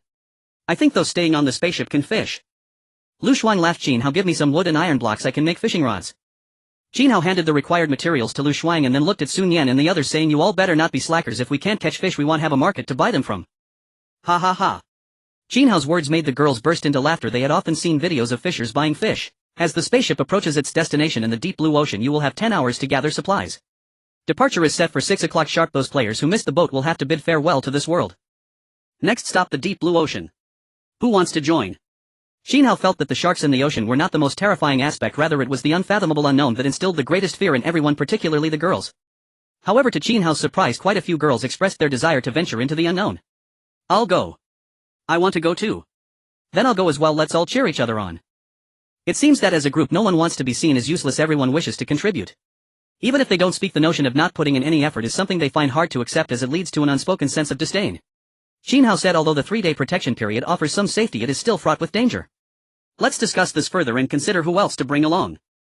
As the strongest combatant he felt the need to take responsibility himself. Ultimately, after contemplating, he decided to go with the familiar formula. He selected himself as the strongest combatant along with the seer Rao Shuqing, the healer Zhao Zihan, the ice maiden Lung Shi, the beast tamer Lin Mingyao, the weapon prodigy Lu Shuang and the purifier Kong Linger, totaling 7 members. Too many people could complicate matters. Ling Xiaoke felt somewhat disheartened. It was her first adventure and her role had become more significant, but now that everyone had gear her usefulness seemed diminished. Qin Hao noticed the little girl's downcast mood and comforted her, saying, you and Sun Yan will guard our spaceship base and protect the girls aboard the ship. Also you girls can take turns fishing, whether there's fish to eat will depend on you. After using his physical enhancement serum on everyone he was confident that none of them would be useless. This way it ensured that they would all have some role to play and wouldn't feel dejected. Qin Hao thought for a moment and decided to grant spaceship management privileges to Sun Yan and Li Mengmeng. With this they would be able to enter and exit the spaceship and activate its protective mechanisms. Lu Shuang smiled and said, I've made you all a dozen fishing rods, good luck fishing. Under Qin Hao's instructions she also crafted some wooden boats, placing a few inside the spaceship for their use while the rest were kept with Qin Hao. Li Mengmeng however did not feel useless, as she was the emotional support committee member, lively and cheerful, always encouraging the others. She was already prepared to handle logistics, saying, whoever brings back food I'll cook for you. Li Mengmeng said sweetly, Qin Hao Gid, you must come back safely, I'll reward you with a meal when you do. She then looked at Ling Xiaoke and the other girls, saying, and don't feel bad if you can't go this time, there will be plenty of opportunities in the future. The group leader Qin Hao also stepped up to boost morale. With so many girls having their own thoughts they couldn't afford to let chaos ensue. Qin Hao encouraged, alright sisters, since Lu Shuang has made fishing rods let's go fishing and show Qin Hao our strength. Qin Hao silently nodded, feeling much more at ease with the presence of Vice Monitor Sun Yan, group leader Qin Hao and emotional support member Li Meng. He left some instant noodles and snacks behind and departed the spaceship with Rao Shuqing and the others. At this moment the spaceship had just arrived at its destination. As they exited the spaceship their eyes beheld an endless expanse of azure ocean. This place truly lived up to its reputation as the Blue Coast. The shimmering surface of the sea and the sound of waves crashing against the ship made Qin Hao and the others feel an instant sense of refreshment. Ah, how comfortable. Zhao Zihan took a deep breath of the fresh air, saying dreamily. The 7 of them were sitting on a simple wooden boat paddling towards a certain direction. Rao Shuqing had foretold that the direction they were heading could be somewhat dangerous, but it might also hold treasure. Qin Hao decided to go there fueled by confidence in his strength. If the tenfold amplification were to activate he could easily take down an orca with a single punch. At that moment Kong Linger was sitting at the edge of the boat, her delicate feet playfully splashing in the water, looking quite content. This ethereal girl had a heart as pure as crystal, giving off an otherworldly vibe that left the others momentarily stunned. Wow, Linger, you look so beautiful and enchanting. If I were a boy, I'd definitely drink all the seawater. Zhao Zihan thought to herself that if she as a girl found Linger irresistibly beautiful, how could the boys not be captivated? Qin Hao, however, wore a dark expression. As a boy, he firmly refuted the notion that he would drink all the seawater. At most, he'd sip a bit of the seawater around Linger. If only seawater were drinkable, he would have said it tasted sweet. Calm Linger, upon hearing this, looked puzzled and pouted, saying, Zihan, what are you talking about? Should I purify your brain? Suddenly Lu Shuang had a bright idea, saying, I think that's indeed feasible. Linger has purification abilities. If she purifies the seawater, we could sell it for a high price. Zhao Zihan rolled her eyes and said, no way, how could we reward them? Qin Hao couldn't help but laugh. These girls were truly lively and talkative. The cold and aloof class beauty Langshi remained silent like an ice goddess, while the school beauty Lin Mangyo was shy and spoke little. Rao Shuqing continued her divination, which consumed quite a bit of her mental energy, so she didn't engage in the conversation. At that moment, a small yellow fish jumped up onto their boat, heading straight for Lin Mangyo. Qin Hao was stunned. The fish had hooked itself, proving Lin Mangyo's luck. In reality, he noticed there were no fish nearby. This fish must have been attracted from a great distance. Seeing this, Zhao Zihan exclaimed in delight, wow, we have fish to eat now. Lin Mangyo is fishing, whoever wants it can take it. Lu Shuang said helplessly, all you think about is food, you glutton, you really are a big foodie. She knew that with Lin Mangyo's talent, once the first animal appeared, there would surely be a continuous stream of animals following. At this moment, Lin Mangyo noticed the little fish swimming towards her and was not scared at all. She immediately scooped it up with both hands and gently placed it back in the water. After all, once a fish is dehydrated, its life is quite fragile. Qin Hao observed that the little yellow fish, upon seeing Lin Mangyo, was shaking its head and wagging its tail, seemingly quite happy, even blowing bubbles toward her. Lin Mangyo was very affectionate toward small animals. She softly said to the little yellow fish, be good, don't be so reckless next time. Can you take me to your home? She felt that Qin Hao would surely want the little yellow fish to lead them to its school, so she voiced it openly. If they managed to catch the entire school of little yellow fish, she would just have to spare this little fish's life. Qin Hao was momentarily stunned, then chuckled, Mangyo, you truly are my confidant, the one who understands me is Mangyo. Rao Shuqing was also impressed, noting that Lin Mangyo's talent was extraordinary. Once she engaged with small animals, she could nearly dominate the entire area. Although her foresight was also quite formidable, able to sense potential dangers ahead and the number of treasure chests, it was overshadowed by Lin Mangyo's gift. Their group could easily follow Lin Mangyo's lead. Soon the seven of them, guided by the little yellow fish, headed in a single direction. The class beauty Langshi sat gracefully at the edge of the boat, exuding an air of icy elegance. Her hand casually brushed over the surface of the water. Suddenly a stunning scene appeared before everyone's eyes. The surface of the water she brushed against gradually formed frost, which then solidified into ice blocks. Zhao Zihan and the others were dumbfounded. Her talent was astonishing. Oh my heavens, if she freezes our path ahead, we'll be trapped here. Zhao Zihan exclaimed in shock. Lu Shuang also expressed admiration, saying, Langshi, your talent is truly remarkable. They had originally thought Langshi was only suited for logistical support, freezing food and making ice drinks. They had no idea she was so impressive. Kong Ling Er remarked, if she's up against someone, couldn't she freeze them in place? Sure is suited for battle. Prompted by Kong Ling Er, Qin Hao blurted out, could it be like Shinji, where she freezes herself and launches at the enemy? Haha, Qin Hao, you are simply a genius. That's hilarious. Zhao Zihan laughed, covering her face. Rao Shuqing was also at a loss for words. He truly was something else. Langshi glared at Qin Hao with a stoic expression, her mood darkening. She knew he was referencing Jinji and understood the implication of his words. She coldly stated, Captain, if you keep joking with me, I'll freeze you and toss you into the sea. Qin Hao, unfazed, felt empowered with a tenfold enhancement. He could easily shatter ice with a single punch. He thought to himself that he must eventually charm and conquer this ice queen. With interest, Qin Hao said, a prickly rose, huh? I like it. He felt a surge of desire to conquer her. Langshi suddenly felt a twinge of fear. It seemed she had misspoken in jest, and if Qin Hao took it seriously, she would be in deep trouble. If he didn't take it seriously, he would surely still make things difficult for her. After all, Qin Hao was the captain. What if he kicked her off the ship? She quickly apologized, Captain, I'm sorry I misspoke. Qin Hao waved his hand. He was not petty enough to hold a grudge against a woman. Just come over and massage my shoulders and I'll forgive you. As soon as the words left his mouth, Lu Shuang and the others gasped in shock. It was likely only Qin Hao, the captain, who dared to speak to Langshi and said. Zhao Zihan also watched with amazement. This usually cold and unapproachable Langshi was the class monitor, and many girls found her intimidating. Moreover, it was said that Langshi's family was a large corporation that had transitioned from the underworld to legitimate business, wielding significant influence in Jinling. Though Langshi had never flaunted her powerful background, others still felt some trepidation.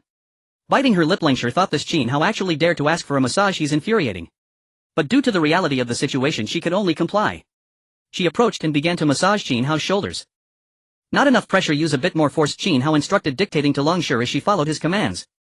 At that moment, Qin Hao slightly moved. He murmured to himself, Have we arrived?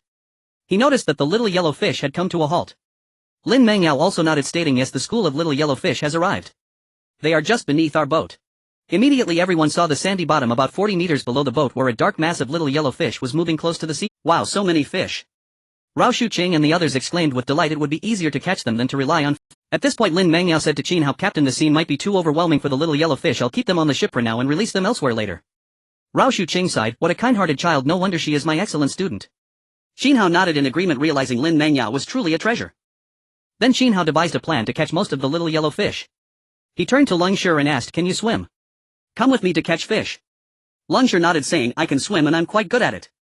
Qin Hao affirmed, and then he took her hand and they dove together. As his physical capabilities increased, Qin Hao's lung capacity significantly improved. He likely surpassed even the champion diver. After consuming the body enhancement serum, Leng Shi had also certainly become stronger, choosing to replicate that serum was indeed the right. Leng Shi felt a bit reluctant. How could the captain hold her hand? But she had no choice but to keep quiet. She would let him do as he pleased as long as it wasn't too much. Qin Hao asked Leng Shi, can you freeze the area where the little yellow fish are? Let's see if we can catch them all at once. Leng Shi replied, I can give it a try. Leng Shi spread her hands, beginning to use her talent. A bone-chilling coldness began to spread rapidly, gradually encircling the school of fish within a radius of 40 to 50 meters. Then the two waves of cold quickly converged. Instantly wherever the cold reached it froze over and the little yellow fish were caught within the ice, frantically swimming to escape. Seeing this situation, Qin Hao was overjoyed. The school of fish, numbering in the thousands, was likely made up of over 10,000 little grass fish. He couldn't help but lean in and kiss Leng Shi's beautiful face. Ha ha, sure, you are amazing, we are going to get rich. After catching so many fish, Leng Shi was momentarily stunned and said nothing. Well, if he wanted to kiss her, then so be it. But Qin Hao noticed her lack of reaction and wondered why she seemed so unfazed. Was she dissatisfied with his reward? He then playfully swatted Leng Shi's rear, feeling satisfied. Slap. In an instant Leng Shi felt a sharp sting at her backside, her face flushing with indignation. Captain, why did you hit me? You're bullying me, she exclaimed, having never experienced such treatment. This is your reward, sure, Qin Hao chuckled. You can't do that. If you hit me again, I'll cry for you. Leng Shi retorted angrily, feeling utterly cornered. Qin Hao scratched his head, awkwardly looking at the drenched beauty. Leng Shi, after all, she was the one who had contributed significantly, so he should refrain from bullying her. After a long pause, Leng Shi said to Qin Hao, Captain, I'm heading back to rest now. She was feeling a bit tired after using her talents so extensively. Moreover, she dared not stay alone with Qin Hao. Qin Hao sensed this and nodded, saying, you worked hard, I'll take care of the rest. As Leng Shi slowly swam away, Qin Hao watched the ice layer slowly rise due to its lower density compared to water as he dove down to lift the ice layer and swim upward. Rao Shuqing and the others were anxiously waiting above. They soon saw Leng Shi, who had a not-so-good expression, slowly swimming up without Qin Hao in sight, causing their hearts to skip a beat. Could something have gone wrong? Zhao Zihan exclaimed, my goodness, how could an iceberg suddenly float up? Soon after they saw Qin Hao's figure beneath the ice layer, watching as he swam up while dragging the iceberg. The girls gasped in shock. This was incredibly impressive. Such strength is probably unmatched even by Xiang Yu carrying a great cauldron. A huge harvest of yellow croakers, a huge harvest of yellow croakers. Qin Hao said with a smile. As the small yellow croakers inside froze to death, Qin Hao stored them in the system space as it seemed that living beings could not be kept there. Acquired small yellow croaker 10,086. I struck it rich, a total of 10,000 yellow croakers. Zhao Zihan exclaimed in delight, wow, you guys are amazing. With so many yellow croakers they would have enough to eat for a long time. At the same time they also recognized Qin Hao's decision. It turned out that cold poetry's talent was so useful, no wonder Qin Hao brought her along. Qin Hao actually wanted to catch more, but seeing cold poetry looking weak, he guessed that after this effort she must have exhausted herself greatly and would find it hard to exert herself again in a short time. System, do you have any treasures that can replenish talent consumption? Totem query energy cores can not only power ships but also quickly replenish the player's talent energy, having many uses.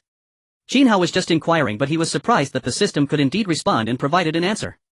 He pondered thoughtfully, realizing that energy cores were so precious. He directly handed a few energy cores to cold poetry, saying, this can restore your talent energy, take it. Cold poetry took the energy core and looked at this excised diamond-like object, unsure of how to begin. Feel it with your heart, sense how your talent absorbs it. Cold poetry nodded and began to sense. Suddenly she was surprised to find that the energy core was flowing into her body like a gentle stream, silently replenishing her consumption and restoring her health. Cold poetry said, it really works, I feel much better now.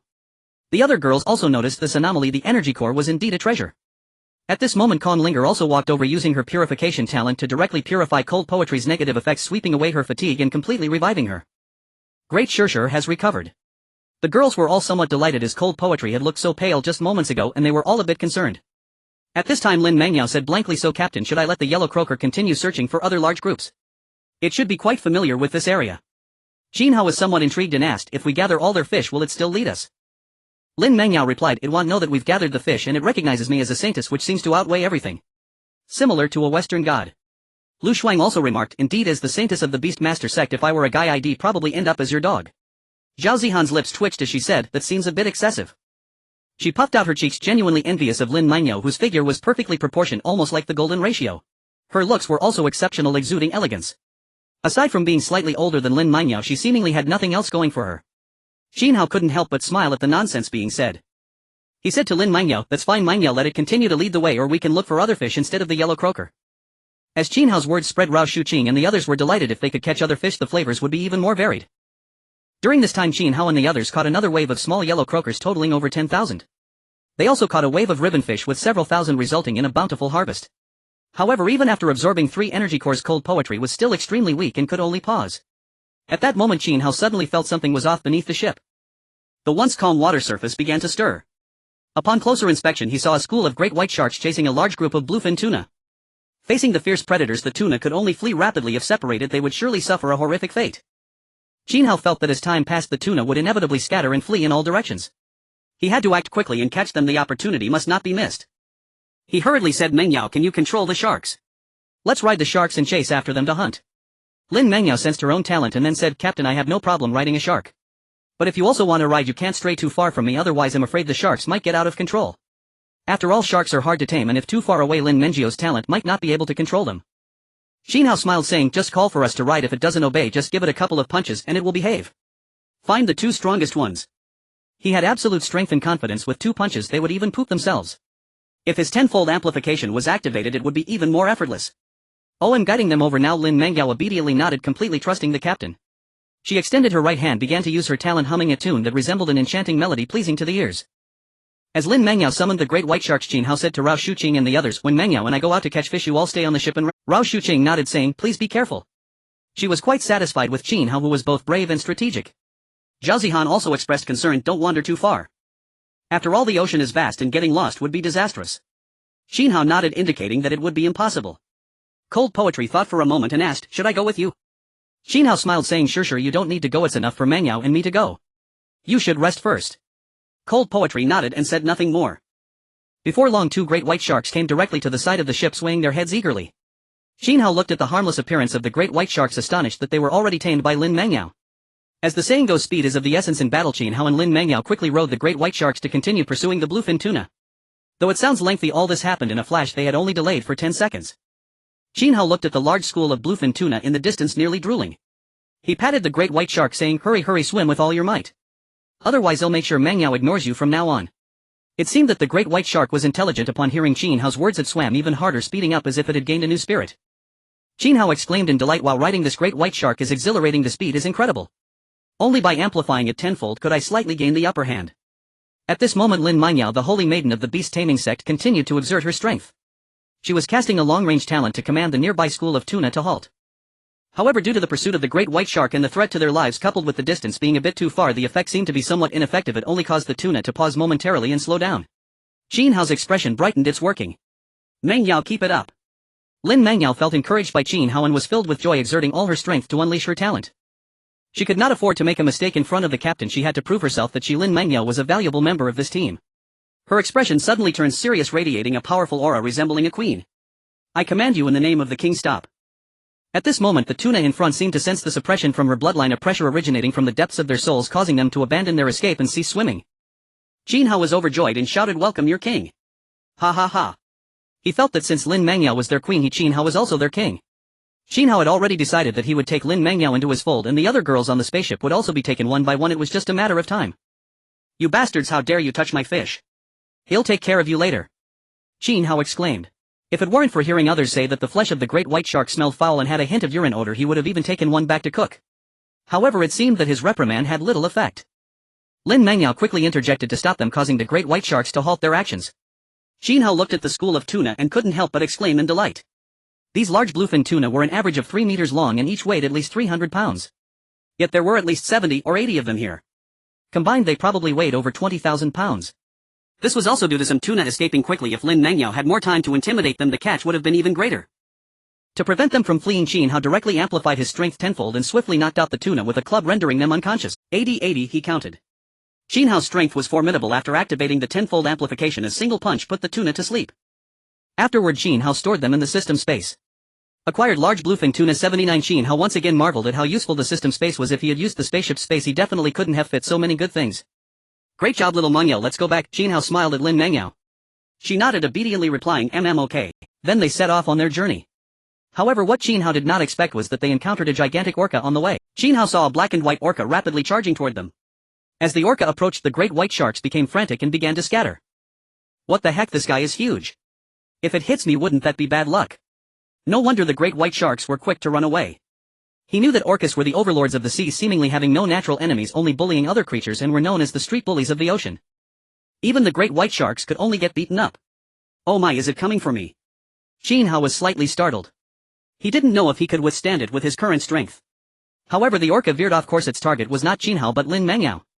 Indeed, only Lin Mengyao, the holy maiden of the beast-taming sect, could attract the orca's attention. On the other side, Lin Mengyao looked at the approaching orca not afraid at all and greeted it enthusiastically. She cheerfully said, "Wow, what a cute creature." However, her mount, the great white shark, was not pleased and became extremely agitated. If the orca hit it, several bones would surely break. "Alright, great white, you can go ahead. I want to play with the little whale for a while." The great white shark hurriedly swam away. Lin Mengyao climbed onto the back of the orca, feeling delighted. This enormous orca was truly comfortable to hold. Qin Hao watched the scene and nodded in approval. In fact, this chubby orca, aside from potentially bringing good fortune, was quite adorable. As long as it didn't crash into him, it was very cute. "Captain, come over. This orca is so much fun," Lin Mengyao exclaimed happily. Qin Hao swam over happily, wanting to tease this big fellow. This giant orca was probably over 10 meters long. However, what Qin Hao did not expect was that this big guy only allowed Lin Mengyao to ride it and would not let him play. When he got closer, the orca swam back, not allowing him on its back. Qin Hao chuckled, "Oh, you big orca, feeling ticklish, huh?" Lin Mengyao quickly communicated with the orca, saying, "Little whale, don't be stingy, let him play too." The orca blew some bubbles and emitted a deep sound, seemingly communicating. After hearing this, Lin Mengyao said to Qin Hao, "Captain, the orca said its royal family wants to invite me as a guest and cannot bring others." Qin Hao pondered, as a holy maiden, what royal family of orcas would invite her. He wasn't even part of the beast taming. He said, "Then Mengyao, you go ahead. I'll wait outside the royal family to protect you." Unexpectedly, Lin Mengyao became displeased and said to the orca, "He must go too, otherwise I won't go, because he is an important person to me." Then Lin Mengyao added, "It asked what relationship you have with the captain, how should I reply?" Qin Hao's mind raced and he replied with a serious expression, "Just say I'm your father." "What?" Lin Mengyao stared blankly at Qin Hao, completely stunned. Her face flushed red. How could the captain say he was her father? It was so embarrassing. After thinking for a moment, she felt that she must have misunderstood. Now relying on this relationship was the only way to go to the royal family, so Qin Hao must have said it to leverage that, not because he genuinely wanted to be her father. After all, it seemed that this orca was hosting them and would likely have delicious food. She could share it with Captain later. "Little whale, he is my father. Qin Hao is my father, you must bring him along," Lin Mengyao said to the orca. Upon finishing, her face turned red like a ripe apple. Perhaps to make it more convincing, Lin Mengyao shyly called out to Qin Hao, "Daddy." Her voice was sweet and charming, truly delightful. Qin Hao couldn't handle being called that. This little enchantress Lin Mengyao was truly tempting. He responded, "Yes, Daddy." Immediately Lin Mengyao's face flushed even deeper, almost as if it could drip water. Above the expanse of azure sea, a gigantic black and white orca was swimming. Suddenly its speed surged, akin to a creature eager for a meal, moving so swiftly it seemed to take flight. At this moment, Qin Hao and Lin Mengyao were riding on the back of the orca, leisurely enjoying the scenery. Qin Hao inhaled the faint fragrance of Lin Mengyao, the school beauty, feeling quite pleased. With the sudden acceleration of the orca, Qin Hao instinctively wrapped his arms around Lin Mengyao's slender waist, which felt soft and comfortable. Especially with Lin Mengyao being wet, her perfect figure was accentuated, a delicate balance of grace. Why is this orca swimming so fast all of a sudden?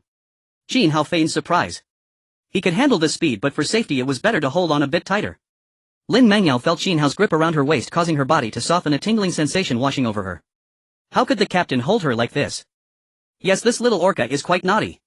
It was unclear whether she meant the orca or Qin Hao. Qin Hao grinned, saying, "Then am I naughtier than the orca?" His hands began to move upward, deciding to test the feel. "Ah. Captain, how can you do this?" Lin Mengyao's face instantly turned red, shy and flustered. She felt utterly embarrassed, a mix of thrill and shyness, yet she did not dare to resist.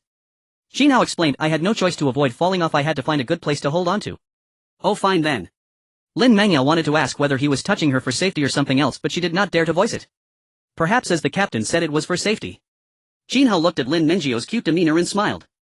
This little Mengyao was truly amusing. He thought that if he ended up sleeping with her, she would think he was doing it for her own good. He gazed at the swiftly swimming orca, pondering, how did this orca increase its speed so much? Is the destination very far? It should be. As soon as Lin Mengyao finished speaking, the orca dove headfirst into the water, swimming toward the depths of the ocean, startling both of them. In the water, the orca seemed to swim even faster. Due to its massive size, small fish were directly knocked aside, and Qin Hao was also taken aback, wondering why it felt like he was driving a large vehicle. He was recklessly crashing through the water, and if any small fish were careless, they could be directly crushed. At the same time he thought about a problem. Although he had excellent lung capacity and could hold his breath underwater for a long time, he was not a god. Moreover, the water pressure in the depths of the ocean was also difficult to withstand. Finally, after the orca swam for a long time, they seemed to reach a shallower part of the ocean floor. Upon arrival, Qin Hao's eyes widened, for he seemed to have spotted a blue whale. The creature known as the largest animal on the planet was lying there. To Qin Hao's astonishment, not far from the blue whale there were even larger whales, and not just one. The blue whale appeared to be about 40 meters long, while the larger whale could easily exceed 100 meters. Moreover, there were various types of whales here, all of different lengths. What on earth is this place? Is this what the orca referred to as the royal chamber? Given the orca's size, it truly felt like a small fry in comparison to the blue whale and the even larger whale. It seemed that the blue whale could swallow the orca whole. Moreover, there was that even more massive whale. Qin Hao swallowed hard, uncertain if he could withstand a tenfold increase in power. If this creature went wild, would he be swallowed whole? In contrast to Qin Hao's astonishment, Lin Mangyao showed no signs of surprise. Instead, she introduced, the largest whale is called the swallowing. Perhaps due to its enormous size, it aspires to swallow the sky itself. Qin Hao was taken aback, thinking it was possible. Wow. The whales below emitted deep and prolonged calls, seemingly greeting Lin Mangyao. Then two small whales approached Qin Hao and Lin Mangyao, carrying a fruit in their mouths. Qin Hao activated his true vision and looked closer. Blue spirit fruit, a rare product unique to this ocean. It is extremely difficult to bear fruit. Consuming it allows complete adaptation to the ocean environment, immunity to high pressure, and resistance to oxygen deficiency, while also enhancing physical strength. Side effects may cause slight dizziness. Qin Hao's eyes widened, his heart racing. Wow, this is a good find and glad I came. It seemed that the royal whale clan had invited Lin Mangyao for something valuable. Lin Mangyao glanced at the fruit, though she did not know what it was. She accepted it gladly and ate it immediately. Seeing this, Qin Hao was at a loss for words. This girl didn't even know what the fruit was and just ate it like that. He chuckled, saying, "Mangyao, aren't you afraid it's poisonous?" Lin Mangyao replied, munching on the sweet fruit, "I think they wouldn't harm me, and this pressure is too uncomfortable. It seems that fruit can solve that." Qin Hao felt that the girl's instincts were indeed accurate, and he soon ate one as well. He then felt his physical abilities continually evolving, growing stronger. Originally he found it hard to adapt to this high-pressure environment, but thanks to the enhancement he fully acclimated. His lungs also mutated, alleviating his oxygen deficiency. What a treasure! Soon Qin Hao noticed Lin Mangyao chattering with the blue whales. The sounds were akin to birdsong, and he could not understand the whale calls. During their exchange, Lin Mangyao revealed something that shocked Qin Hao. Lin Mangyao pouted, saying, "Qin Hao, the swallowing sky whale said it is not a creature of this planet. It was transported here by unknown beings from another planet. Originally on its home planet, they were ruthlessly hunted to the brink of extinction. However, unknown beings appeared, taking them away and preserving the last few swallowing sky whales. Although they were anesthetized during the process, they still understood. It has lived for over 400 years and gained some intelligence." Qin Hao's expression was one of disbelief. What a joke! How could such a massive swallowing sky whale over 100 meters long be transported? What kind of being is powerful enough to do that? Suddenly he thought of a spaceship. If there were an enormous spaceship, could it not transport them? Were these swallowing sky whales brought here to protect endangered species, or were they specifically bred as a garden? As Qin Hao pondered this, he suddenly felt a chill run down his spine. Just how much power would it take to accomplish such a feat? "Mangyao, I think we shouldn't linger here," Qin Hao said seriously. Lin Mangyao naturally understood Qin Hao's meaning, but she still pleaded, "Captain, that blue whale has a huge weapon embedded in it. The swallowing sky whale asked me to help remove it. After it's out, it can eat the fruit to recover." Among these whales, the swallowing sky whale might have lived for hundreds of years and gained some intelligence, but they still do not know how to remove the weapon from the blue whale. Qin Hao nodded and swam over to the blue whale, where he saw that the so-called weapon was actually a gigantic harpoon. It must have been at least a meter long. But for some reason the harpoon was completely embedded in the blue whale's flesh. It was not dead, and the rope seemed to be broken. He activated a tenfold enhancement and forcefully pulled out the harpoon. Woo! Perhaps due to the pain, the blue whale let out a low moan, causing Qin Hao's eardrums to ache. Lin Mangyao exclaimed happily, "Although the blue whale is in pain, it is also thanking you." Qin Hao nodded. These creatures, though not particularly clever, still knew how to show gratitude. He was surprised that the blue whale impaled by such a massive harpoon remained alive and almost defiant resilience. Perhaps it had consumed some rare treasure from nature. Obtained harpoon 1. Qin Hao could not linger on the thought. He needed to move quickly and distance himself from the whales lest danger follow. He glanced at Lin Mangyao. She returned his look with an understanding nod and spoke something to the whale. "All right, well, leave now." Just as Qin Hao and the others were about to depart, the Tun Tian whale suddenly spat 3 treasure chests from its mouth and presented them to Lin Mangyao. Moreover, Qin Hao noticed the chests were of no low grade: 1 bronze chest and 2, to his astonishment, silver chests. Qin Hao exclaimed with delight, "Well then, boss whale, have you swallowed all the chests on this map?" "My thanks." Last time on that Sangling Plain he had searched so long that only his true sight revealed a single chest. It showed how cunningly those treasures hid themselves. Now that the whales had gathered 3 chests, Qin Hao could not stop grinning. At the same time, several whales delivered 3 strange fruit-bearing branches, each laden with 6 or 7 fruits, and handed them to Lin Mangyao. He supposed these were edible marvels of the sea offered for the saint's enjoyment. Qin Hao examined them with his true sight. Ningxian fruit: upon consumption it sharpens the mind. Side effect: short-term drowsiness. Tianfu fruit enhances innate talent and aids advancement. Side effect: temporary rise in body temperature. Bliss fruit relaxes and delights body and spirit. Side effect: accelerated hormone secretion. After reading the descriptions, Qin Hao smiled. Each fruit had its own utility. She favored the Ningxin fruit and the Tianfu fruit most. If her talent were strengthened, her 10-fold multiplier might become 12-fold, perhaps even 100-fold. Captain, I'm so hot, Lin Mengyao said suddenly. Qin Hao looked over. Her face was flushed, coy and sweet, her temperature rising. She was undeniably aflame. He glanced at the fruit trees and saw one fruit missing from each. It seemed that while he was inspecting the trees, Lin Mengyao's curiosity had gotten the better of her and she had sampled one to see how it tasted. Qin Hao steadied Lin Mengyao by the shoulder and said, "Oh my little Mengyao, how could you treat those strange fruits like sweets? Are you feeling unwell? Such miraculous fruits, what might happen when they are combined?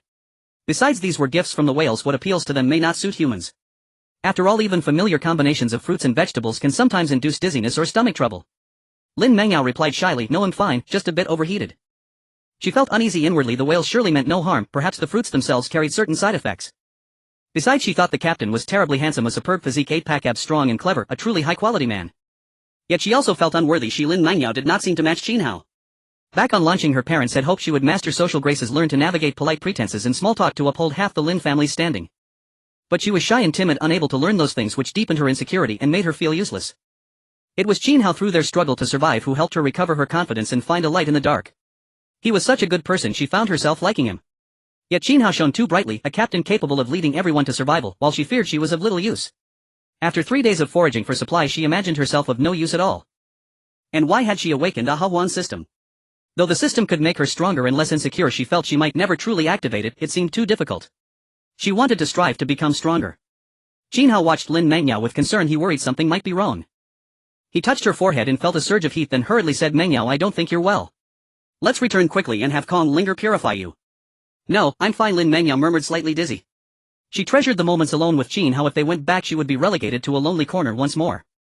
Qin Hao hugged Lin Mengyao and sighed. "You treated those strange fruits like candy, now you're paying for it." She had eaten 4 different fruits. The side effects were bound to be unpleasant. Feeling Qin Hao's warm embrace, Lin Mengyao trembled. Hormones surged and a sudden heat rose in her mind, prompting her to plant a kiss on Qin Hao. Afterward, she felt ashamed. How could she have done that?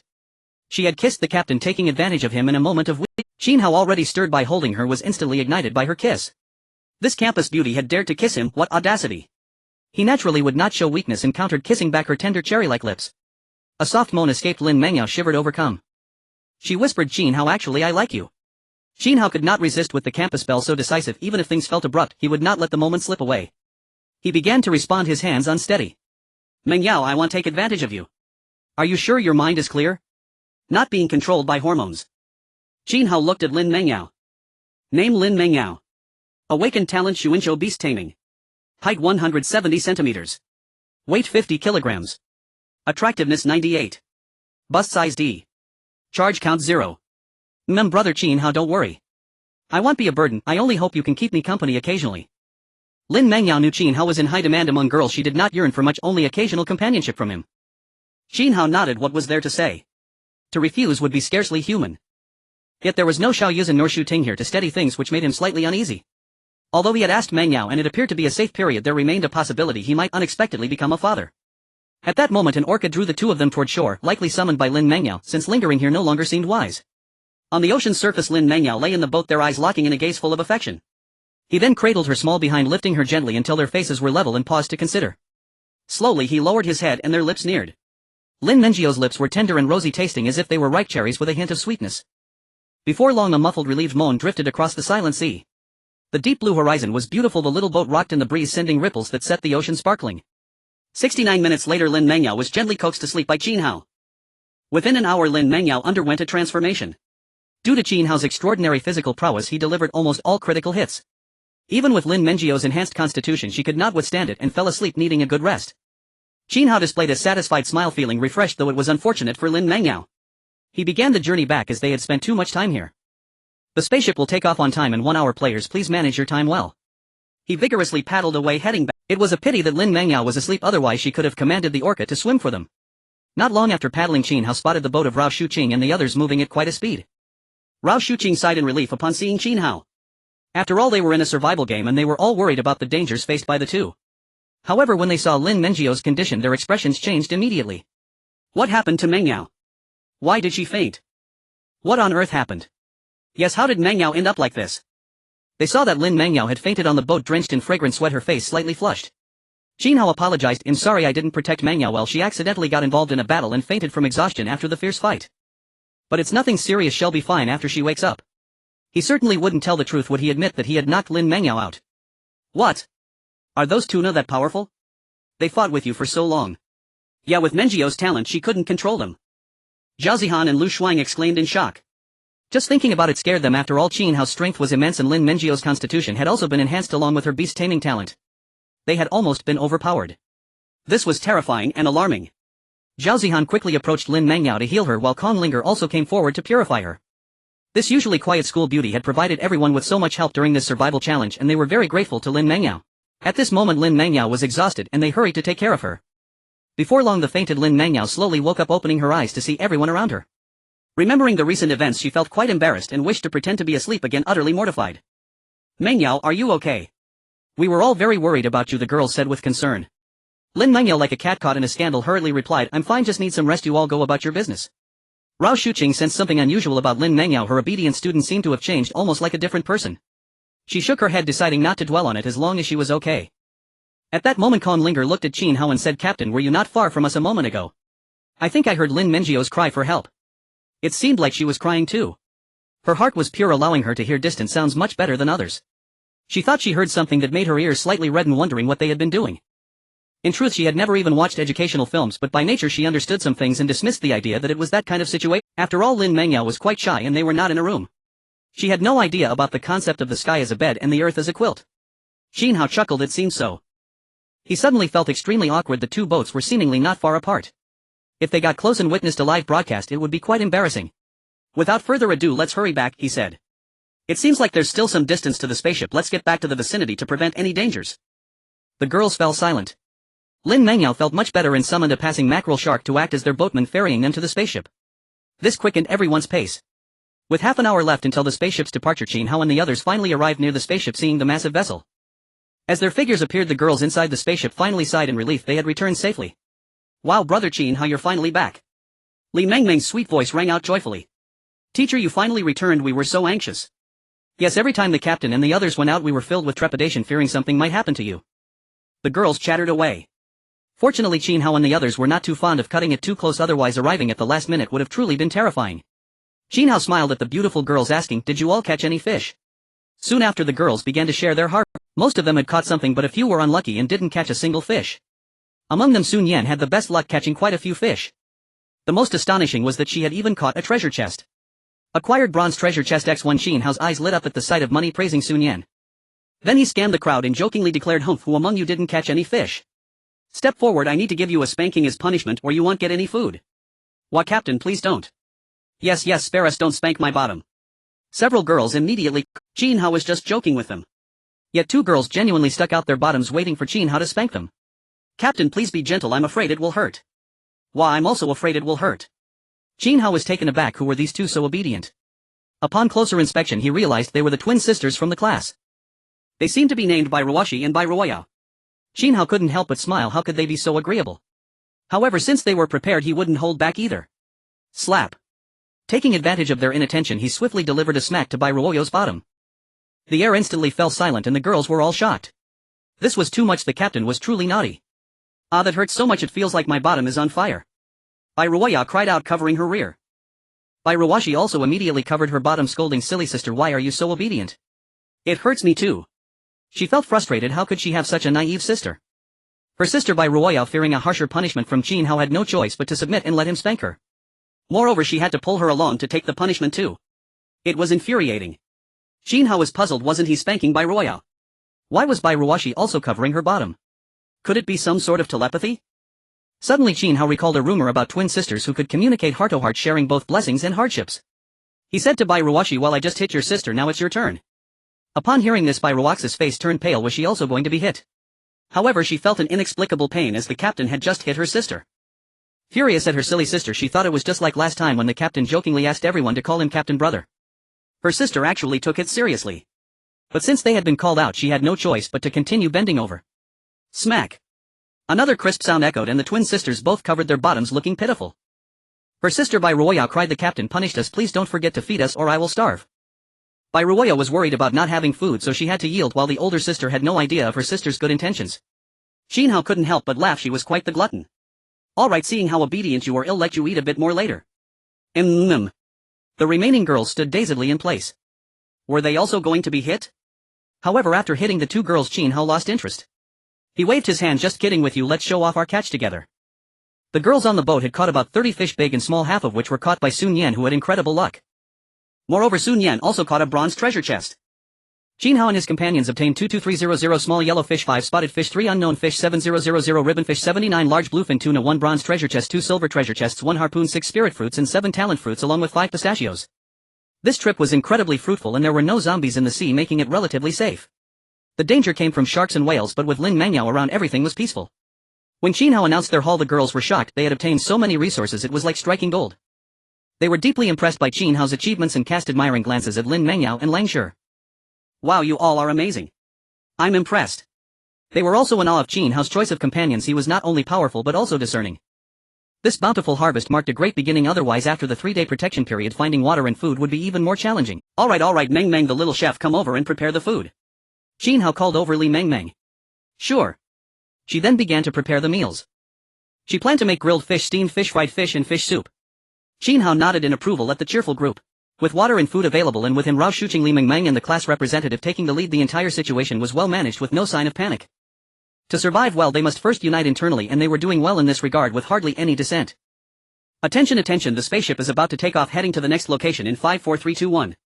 As the spaceship took off, everyone happily enjoyed the food, which was quite varied. They had various types of fish, beef, instant noodles, compressed biscuits, wild peaches, toast and more. Taking advantage of the moment, he opened the Blue Star channel. Workers. The higher-ups TSK tisk, the boss lifestyle is quite luxurious, making us work hard now. The situation has flipped. TSK tisk, ha. Fun, isn't it the same for you? Aren't you being exploited too?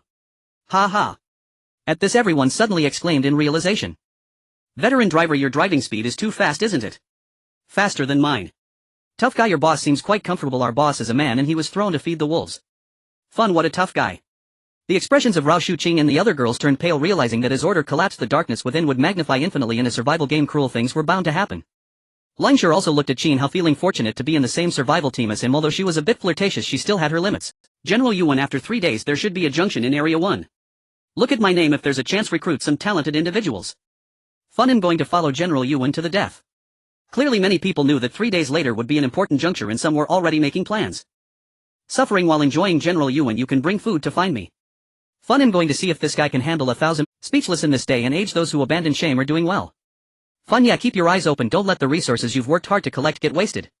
Onlooker, I'm also in Area 1. Is the Great Wall Guardian around? Are you recruiting? I'm willing to follow. The onlookers remembered that the Great Wall Guardian was the first to upgrade to a level 3 spaceship in Area 1, and following him would be advantageous. After all, their spaceship was still only level 1.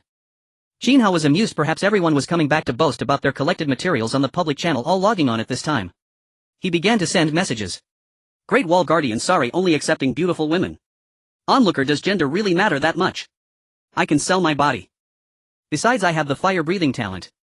Qin Hao shook his head. He had no such hobbies as certain others and would only take in beautiful women on his spaceship. It seemed that upon seeing Qin Hao online, someone immediately sent a message. Special Forces, brother, your luck is too good. We 30 rough men searched for so long and finally found a silver treasure chest, but it didn't yield any upgrade fragments. We even lost a brother over this. However, we did get a rare item, a pair of knuckles.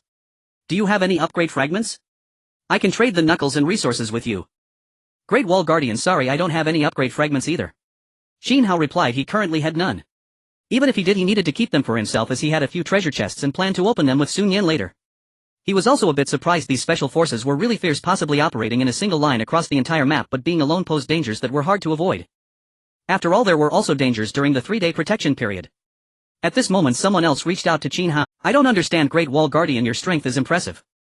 Would you like to join our assistance alliance? You could receive support from the organization.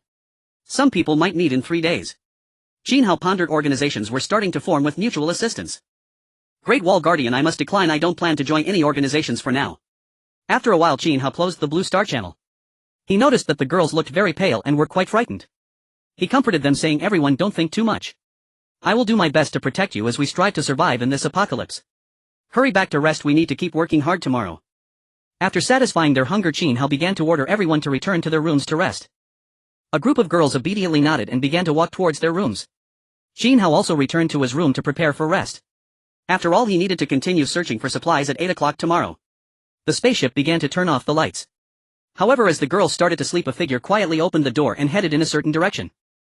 It was actually Li Mengmeng, the little girl, and her destination was unmistakably Qin Hao's room. Li Mengmeng's heart was racing, akin to a thief feeling guilty. She tiptoed carefully, afraid of disturbing everyone. Then she quickly entered Qin Hao's room, jumped onto his bed, buried her head in his chest and embraced him. "Qin Hao, Gij, I've missed you," Li Mengmeng said sweetly. Qin Hao felt the sensation on his body and immediately became furious. This little girl Li Mengmeng was truly alluring. He was just about to make a move when he heard a gentle knock at the door. Knock, knock. After a gentle tap, the person cautiously entered, afraid that others would find out. Seeing this, Li Mengmeng immediately felt guilty and hurriedly hid under Qin Hao's bed. "Qin Hao, Gij, I'm scared alone, I want to sleep with you." A soft, cute voice came through. The newcomer was actually Ling Xiaoke, whose voice was sweet and delicate as she hugged Qin Hao. Qin Hao's blood surged. Although Ling Xiaoke was still young, she was quite seductive. Li Mengmeng under the bed was startled. It was actually that temptress Ling Xiaoke. Was she planning for a threesome? Before anyone could think too much, another set of footsteps was heard.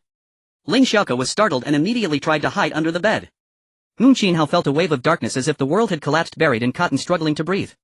Zhao Zihan laughed and said, "Qin Hao, Gij, why aren't you speaking?" Qin Hao was at a loss. With such a huge weight pressing down on him, how could he speak? He was somewhat speechless. If they were to come, they should come one at a time, not all at once. If that were the case, he might not get any at all. Just as Qin Hao was feeling dejected, another knock echoed. Knock, knock. Another one. Qin Hao and the others were shocked. Who could the next person be? Under the bed, Li Mengmeng was covering Ling Xiaoke's mouth to prevent her from making a sound. Ling Xiaoke was also shocked. Having Li Mengmeng under the bed was one thing, but now there was also Zhao Zihan on the bed. This was getting too extravagant. Moreover, another person was coming. "Qin, how are you there?" "I'm coming in." A mature voice rang out. Everyone was taken aback. Wasn't that the voice of their instructor Rao Shuqing? Why was she here? Was it for the same reason as Rao Shuqing's adrenaline surged? It was quite thrilling. She slowly approached Qin Hao, hugging him and saying, "Qin Hao, teacher is cold, I want to sleep with you." Rao Shuqing had taken a huge leap on the ship. Qin Hao was the only boy. To activate the system and earn rewards, she made this significant decision for her class and for the collective. Qin Hao gulped. One little girl, one soft girl, one mature woman and one mature lady were all lining up to offer warmth. But if they all came at once, he would be infuriated. They were enough to form a table for mahjong. I can't breathe." Suddenly a sound emerged from under the bed. At this moment, Li Mengmeng was covering Ling Xiaoke and Zhao Zihan's mouths, but she might have been pressing too hard on Zhao Zihan's mouth, causing her to struggle to breathe. "Who is it?" Although the voice was small, it was still heard by Rao Shuqing. She quickly looked under the bed and saw several delicate girls. Rao Shuqing's mind went blank, feeling as if the sky had fallen. "Good evening, instructor." "Hello, teacher." After greeting her students, Rao Shuqing felt utterly embarrassed. "I was sleepwalking." Rao Shuqing immediately slipped away. It was mortifying to be caught in such a scene. Li Mengmeng pretended to be nonchalant and said, I originally planned to go to the restroom but took a wrong turn." Ling Xiaoke and Zhao Zihan hurriedly fled. Their words were heard by Li Mengmeng and couldn't be brushed off. They came quickly and left just as fast. Qin Hao looked at the empty room, feeling speechless. "If you all want to come, at least come one at a time." He felt extremely forlorn. The duck that was about to be eaten flew away. Just when Qin Hao thought tonight would end this way, something unexpected happened. Li Mengmeng, that girl, was quite bold. While the others returned to their rooms, she actually retraced her steps. Li Mengmeng's heart raced. She was taking a risk. Now that Qin Hao was so sought after, it was only the second day and so many were lining up to offer warmth. If she didn't act quickly, she would be left behind. In fact, her relationship with Qin Hao had been somewhat ambiguous. She had some feelings for him, otherwise she wouldn't have frequently sent him black and white stockings. Now with this connection, she definitely couldn't fall behind. "Qin Hao, Gij, I know you're in pain." Mengmeng specially came back. Li Mengmeng spoke softly. Qin Hao seized the moment and pulled Li Mengmeng into his embrace. Name: Li Mengmeng. Awakened talent: cooking. Height 165 centimeters. Weight 48 kilograms. Appearance 90. Size C. Charging count 0. Looking at the little girl with twin ponytails who came with a buff, he domineeringly kissed her pink lips. The girl's delicate voice echoed, drifting throughout the room. The night was very quiet. However, in this silent night it seemed that a storm was raging. An hour later. "Qin Hao, Gij, this isn't a safe period. This could lead to pregnancy." Li Mengmeng's voice was sweet and soft. Although she said this, she was not the least bit afraid. Li Mengmeng was very excited. She had succeeded. Who could be faster than her? She wanted to go big, while the other girls could only settle for less. Unfortunately for Li Mengmeng, she didn't know what it meant to be intercepted. She had no idea she was being outplayed. Qin Hao, however, was unafraid. With the system by his side, he believed he had enough strength to take care of all the girls. Moreover, Li Mengmeng was mainly responsible for logistics. If something did happen, the worst that could happen was to give birth. While Qin Hao was talking to Li Mingmeng outside his door, a dazed girl slowly pulled up her pants and left. Her face was flushed, gasping for breath as if she had done something naughty. Captain, I am sorry. A delicate and remorseful voice came through as she hit her finger, feeling regretful. The sun rose. As dawn broke, Qin Hao got out of bed feeling quite comfortable. In fact, with his current physical condition he could do without rest. Last night he had engaged in a fierce battle, spending the night with Li Mingmeng twice before finally coaxing her to sleep, carrying her back to the room himself. Otherwise, if the other girls found out, it could lead to some unpleasantness. He stepped out of the room and glanced at the scenery outside the window. The outside world was no longer pitch black but an endless expanse of yellow sand. It seemed they had arrived in the desert. Qin Hao frowned. On the third day they were in the desert. Resources would be scarce here. Not only was water lacking, but food was also in short supply. The other girls gradually woke up and naturally noticed the scenery outside the window. The prevailing mood here was one of desolation and loneliness. It was quite dilapidated with hardly any signs of life. This is actually a desert. Yes, I heard deserts can have sandstorms. If you get caught in one, it's over. It's said that quicksand can also exist. If you accidentally get stuck, you won't be able to get out. The girls chattered nervously, clearly fearful of the desert. Rao Shuqing, Zhao Zihan and Ling Xiaoke all gradually upon seeing each other, they immediately recalled the events of last night, leaving them feeling immensely embarrassed. The girls also sensed something unusual and looked toward the counselor and Zhao Zihan, feeling that something was amiss. Zhao Zihan looked around and asked Qin Hao, Captain, where's Li Mingmeng? Let's have her come out to prepare breakfast. I'm hungry. Qin Hao awkwardly replied, Mingmeng might be tired from cooking last night. She is still asleep. Let her rest a bit longer. We have enough food to eat. All right then. Zhao Zihan said helplessly. At the same time she was somewhat suspicious. Could it be that Li Mingmeng sneaked back last night? It shouldn't be. After all, they were all afraid of being ambushed. She shook her head, immediately dismissing that thought. The spaceship is about to arrive at the endless desert. You will have 10 hours to collect resources. It will take off at 6 o'clock sharp.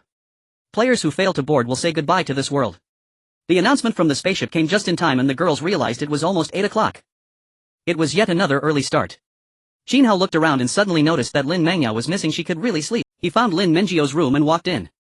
He playfully slapped her on her side. Smack. The crisp sound of the slap echoed and Qin Hao nodded to himself. The feeling was quite nice. Ah, Captain, why are you here? Why are you bullying me? Lin Mengyao groggily woke up, pouting in dissatisfaction. She seemed a bit more cheerful compared to before. Oh my, Lin Mengjio's pouting expression is just too adorable. This pure school beauty has an undeniable charm. Seeing her, Qin Hao was filled with mischief. He gently cradled Lin Mengjio's head and said, of course I'm here to treat my Mengyao baby to breakfast. Lin Mengyao asked, what are we having? I'll treat you to milk, Qin Hao replied with a smile. He then covered Lin Mengjio's mouth, preventing her from speaking. Half an hour later, just as Qin Hao was about to leave the room, he smiled and said, Mengyao, you helped a lot the past 2 days. Today take a break. Although Lin Mengyao had impressive talent, seeing her so exhausted, Qin Hao decided to give her a day off. He needed to let both Lin Mengyao and Li Mingmeng rest more. After all, they had worked too hard, which was also Qin Hao's selfishness. At that moment the Life Committee member Su Jejia approached with food, looking at Qin Hao with confusion. Captain, what were you doing in Mengjio's room? Qin Hao replied, as the captain I have the duty to check on my crew. Mengyao was too weak yesterday, so I went to comfort her. Su Jejia nodded, understanding. She then opened the door and walked in as she was delivering food to the students. Seeing this, Qin Hao quickly stopped her and said, don't bring anything to Mengyao, she's already full. Oh, okay then. I'll go deliver it to the next student. Qin Hao felt a bit embarrassed. He couldn't let the Life Committee member in as Lin Mengyao wasn't ready yet and would probably be utterly embarrassed. Next, Qin Hao gathered with the girls in the hall to discuss how many people to mobilize for the upcoming desert quest. Qin Hao suggested, I think it should still be me, the counselor Zhao Zihan and Lu Shuang. The 4 of us are essential. Who else thinks their talents are suited for the desert? One girl said, Mengjio's abilities would be useful in the desert too. Isn't she coming?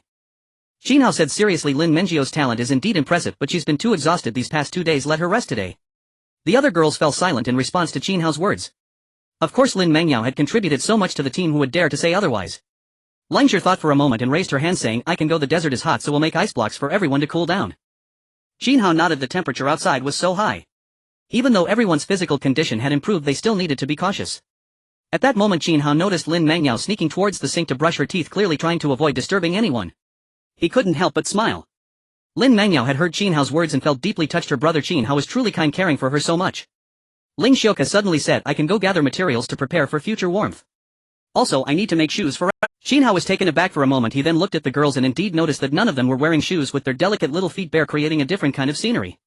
It turned out he had unconsciously forgotten about shoes. Since their bodies had been enhanced, their feet's resistance naturally improved. Moreover, the first stop, that Sanglin grassland, was comfortable grass, and the second stop was in the sea, so there was no need for shoes. This spaceship was even a dust-free environment, so there was no need for them either. Yet none of the girls had mentioned it, leading everyone to walk around barefoot. After all, in this survival game, asking for everything would seem overly demanding and could easily invite complaints. If they started asking for shoes today, wouldn't they be asking for cosmetics tomorrow? Qin Hao nodded seriously, saying, we really need to make shoes. Everyone should wear shoes when going out in the future. You can only go without shoes inside the spaceship. If I catch anyone not wearing them, they won't have it easy. His tone was somewhat stern, prompting the girls to nod anxiously, signaling that they understood. Qin Hao nodded in satisfaction. Although he didn't particularly enjoy this dish, he still had to take care of it. Moreover, after 3 days they might encounter other spaceships, and he wouldn't let the girls from his ship go out barefoot. In the following time, Ling Xiaoke worked diligently to complete everyone's shoes and then distributed them. When they entered the desert, they would only need to gather some materials. Boom! A slight sound echoed as the spaceship finally arrived at its destination. Qin Hao walked out with Rao Shuqing and the others. Ah, it's so hot. My goodness, this weather is unbearable and parched. Ling Xiaoke and the others chattered away. The scorching heat made it hard for everyone to catch their breath. Zhao Zihan praised thankfully Xiaoke made shoes, otherwise our feet would suffer terribly from the heat. The other girls nodded in agreement, truly appreciating Lin Xiaoke's contributions. The long-sleeved shirts and pants they wore during their outing were also crafted by her. Lin Xiaoke felt a bit pleased with the compliments, thinking she could make more beautiful clothes for Zhao Zihan in the future. Qin Hao also nodded slightly in approval. He then frowned slightly and said, if only we had a bottle of Coca-Cola with iced cold drink added, to chilled cola would surely make it feel less hot. However, Rao Shuqing and the others were somewhat speechless. They wished for it too, but in this apocalyptic survival scenario it seemed quite difficult. Unless in the future they might reach some cities. At this moment Rao Shuqing began her divination. After being overshadowed by Lin Menjio's talent in the previous 2 attempts, she needed to prove herself well this time. What constitutes top-tier talent? According to my insight, we should head west. There are treasure chests and good things, but it will come with danger. Rao Shuqing activated her foresight again. After a while her face turned slightly pale as she said, it turns out to be a once mighty desert python, not to be underestimated, far stronger than the previous zombies. She looked at Qin Hao, unsure if he could defeat it. If he couldn't, it would be better to avoid that area. Qin Hao's current strength was vastly enhanced compared to before, making him seem terrifyingly powerful. He believed he could easily triumph. Moreover, Lu Shuang had crafted many weapons from iron blocks. He wielded a large machete while the girls were equipped with swords. Due to Lu Shuang's exceptional talent, these machetes were not only extremely sturdy but also remarkably sharp, akin to divine weapons. He thought a mere evolved python should be easily cut to pieces with a few strikes. Qin Hao opened his panel. Name: Qin Hao, height 180 centimeters, weight 68 kilograms, combat power able to defeat level 1 elite monsters, talent tenfold amplification, attributes copy, true vision, danger perception. Qin Hao was slightly taken aback knowing this was his combat power before the tenfold amplification. Once the tenfold amplification activated, even level 2 monsters would be no match. Let's go, I'll meet at Hedon. Qin Hao and the others headed west. After a while they arrived at a valley. They spotted a colossal desert python measuring a full 6 meters in length, wide and exceedingly intimidating. In the valley it seemed to be its lair. Wow, what a huge snake, how terrifying. Yes, I feel it could swallow a person whole. Lin Xiaoku and the others exclaimed in fear. She clung to Qin Hao's arm, adopting a vulnerable demeanor. Zhao Zihan, seeing this, also moved closer. Qin Hao was speechless. He thought, don't push me to do something rash right now. Rao Shuqing, observing, felt helpless. Her mischievous students were truly shameless, vying for attention, wishing they were all like the obedient Lin Mengyao. At this moment Qin Hao activated his true vision. He discovered a fully evolved desert python with medium-level strength. A single tail whip could kill an ordinary adult, and it could constrict and kill medium-level players. Its weakness lay at its 7-inch mark. He found a bronze treasure chest located 1 meter beneath the python's lair. Qin Hao nodded inwardly, acknowledging it had some strength and that constriction was likely its skill. However, he remained utterly calm, drawing out the sharp machete, looking for the right moment to strike. Zhao Zihan and the others prepared their swords, ready to rush in and assist if Qin Hao was overwhelmed. Rao Shuqing took out a bow and arrow, knocking an iron arrow. Hiss, hiss, hiss. At this moment the desert python was frantically flicking its tongue, wandering back and forth. Even from a distance Qin Hao could sense its presence. Under normal circumstances any nearby animal would have been devoured in an instant. However, it sensed a dangerous aura among the humans which made it hesitate to attack. In the end, hunger triumphed over caution. The giant python charged towards Qin Hao and the others with astonishing speed, likely surpassing even a cheetah. Its target was not Qin Hao but Lin Xiaoke behind him. It planned to devour Lin Xiaoke and flee. What? The giant python is charging at me. Qin Hao, help! Lin Xiaoke screamed. She hadn't expected the python to be so cunning, even bypassing Qin Hao to attack her. The massive snake opened its gaping maw, capable of swallowing her whole. Qin Hao would naturally not let that happen. He moved with astonishing speed. At the same time he thought the python had some guts to act out in front of him. He quickly positioned himself in front of Lin Xiaoke and swung the machete down. Swish!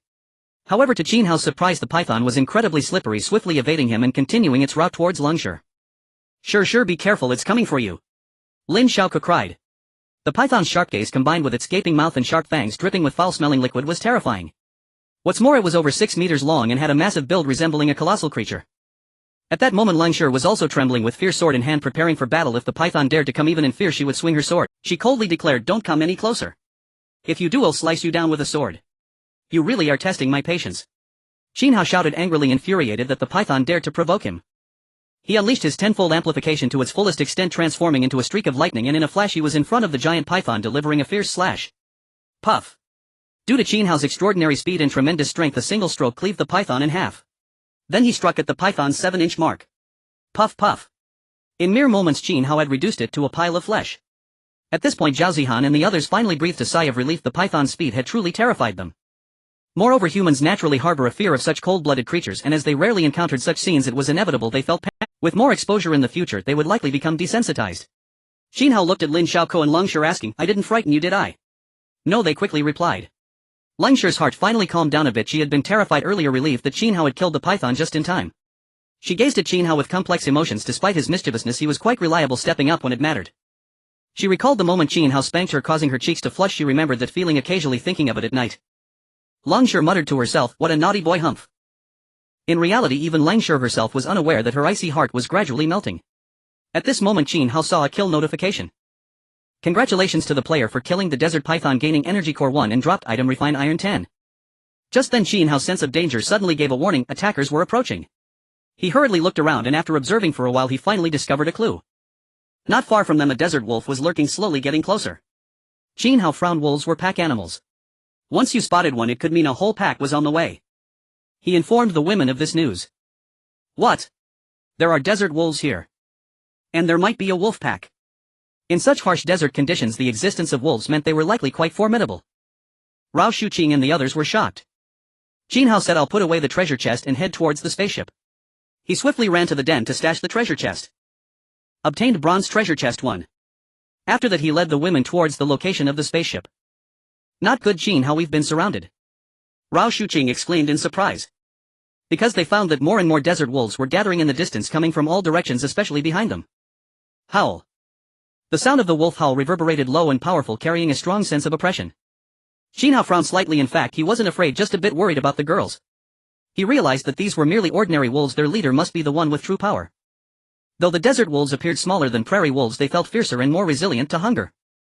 Qin Hao murmured. "Yes, they do feel ruthless." As Qin Hao and the others retreated, the desert wolves continued to gather, reaching over a dozen, and the Wolf King seemed to have emerged directing them. Among them 2 wolves ran straight for the desert python, starting to tear into it, looking quite brutal. At this moment Qin Hao was momentarily stunned. Was it just a dozen wolves? Why should they run? "I see, perhaps due to scarce resources in the desert there only seem to be a dozen wolves. We won't run," Qin Hao suddenly said. "What? Captain, are we just going to wait to die?" Zhao Zihan asked in confusion. Qin Hao was speechless. Could it be that some people really only had brains in their chests? He said, "Zihan, do you really have all your intelligence in your chest?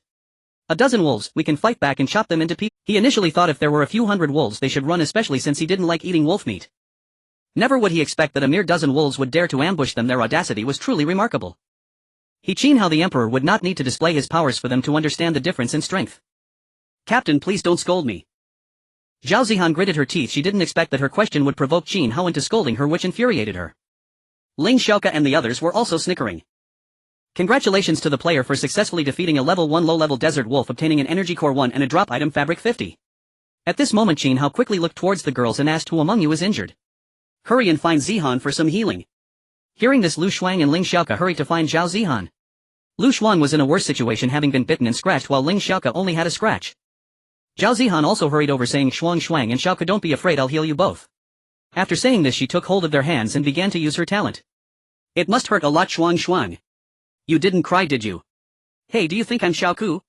I'm not that fragile. Besides, after my physical enhancement it hardly hurts at all. No, I just got hit while lying down. I'm not fragile, okay? Just now I slashed through a pack of wolves, definitely a strong female lead like in a novel." Qin Hao couldn't help but laugh, giving Ling Xiaoka a playful pat, saying, "Come on, if I hadn't been here to hold the fort you all would have been scared stiff." Ling Xiaoka blushed and said, "Captain, if you can't say anything nice just don't talk. Also, what's with the pat on my bottom? Do you like me or something?" Rao Shuqing also breathed a sigh of relief, saying, "It's good that everyone is fine." Finally, after a while everyone had been healed by Zhao Zihan and restored to their original state. Qin Hao walked over to Lang Shi, placing his right hand on her shoulder, pulling her closer, and whispered into her ear, "Xiao Shi, you did well today. From now on practice archery more and apply your talent to become an ice shooter. When facing enemies, one arrow from you can freeze them and also kill them instantly. Lingshi looked at Qin Hao's serious expression, feeling a bit awkward. You can say whatever you want, but can you not hold me? She said, sure, but why are you hugging me? She thought Qin Hao was being inappropriate, a real lecher. Back when he was without clothes, he always loved to stare at Lin Mengyao, Sun Yan and her, the three prettiest girls in the class. The counselor was also very pretty, he didn't miss a single glance at her. Qin Hao exhaled softly, saying, I'm seriously teaching you. What are you thinking? But sure, you smell so good. You. Lingshi felt a tickle of anger. There were so many people here, how dare Qin Hao tease her? Qin Hao immediately released her, turning to rest his hand on Ling Xiao's shoulder, mumbling, it's just a shoulder touch, why so stingy? Isn't that right, Xiao Ku? He just wanted to tease Lingshi a bit before withdrawing, making her unable to resist, not for any inappropriate reason. His goal was to slowly conquer this cool class flower. Ling Xiaoku obediently nodded, saying, yes brother Qin Hao, Xiaoku can not only give you a shoulder but also. Qin Hao looked puzzled, wondering how the conversation could trail off. Give me what? Ahem, nothing. Ling Xiaoku quickly said, almost letting her secret slip. With so many people around, it would be awkward if overheard. Rao Shuqing and the others stared blankly at Ling Xiaoku. They all knew that this Xiaoku was quite mischievous. At this moment Lingshi felt a bit empty when Qin Hao suddenly withdrew his hand that was resting on her. There was a sense of near and far, making her somewhat uncomfortable. However, she didn't say anything. Qin Hao continued, we still have some time, let's keep searching for supplies. Then they all resumed their wide-ranging search for resources. Lingshi made some ice cubes to cool everyone down. In the time that followed, they didn't gather much in supplies but ended up killing 8 monsters, all of which had level 1 low-level strength. Qin Hao also obtained energy cores 8. With little time left, they returned just in time. Zhao Zihan smiled, saying, although it was a bit dangerous, it went pretty smoothly. Ling Xiaoku nodded, saying, yeah, we didn't encounter sandstorms or quicksand, so we were quite lucky. Rao Shuqing smiled brightly, looking like an older sister, saying, monsters are easier to defeat, I'm starting to enjoy grinding monsters.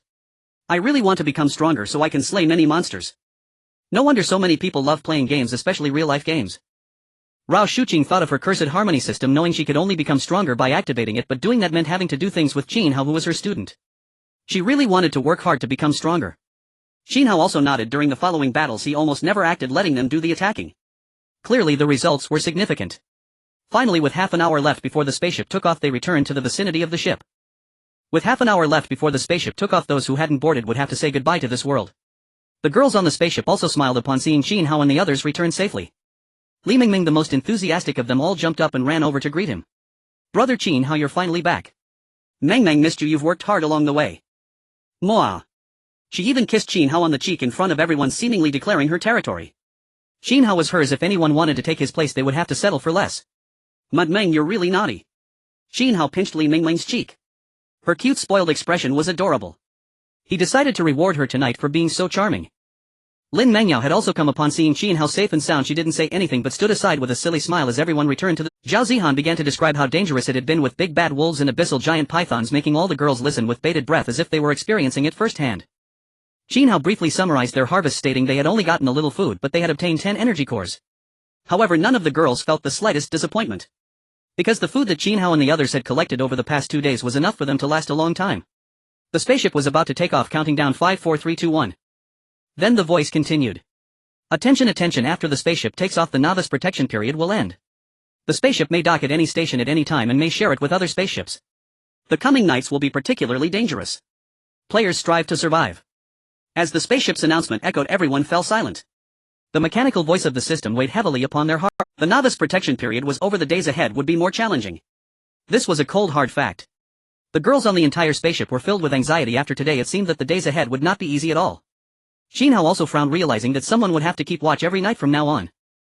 He stepped forward to stabilize the morale, saying, everyone, don't panic. We have ample sources of water and food, which puts us ahead of most people. Moreover, our spaceship is a Class 3 vessel possessing strong self-defense capabilities. And all of you have enhanced your physical abilities. I hope that in the days to come you can wield weapons and fight together against our enemies. As the class counselor Rao Shuqing echoed, students, actually the monsters aren't that terrifying. As long as you strike bravely, you'll find that it's not so bad after all. As your teacher, I hope you can overcome your fears and work together to conquer difficulties.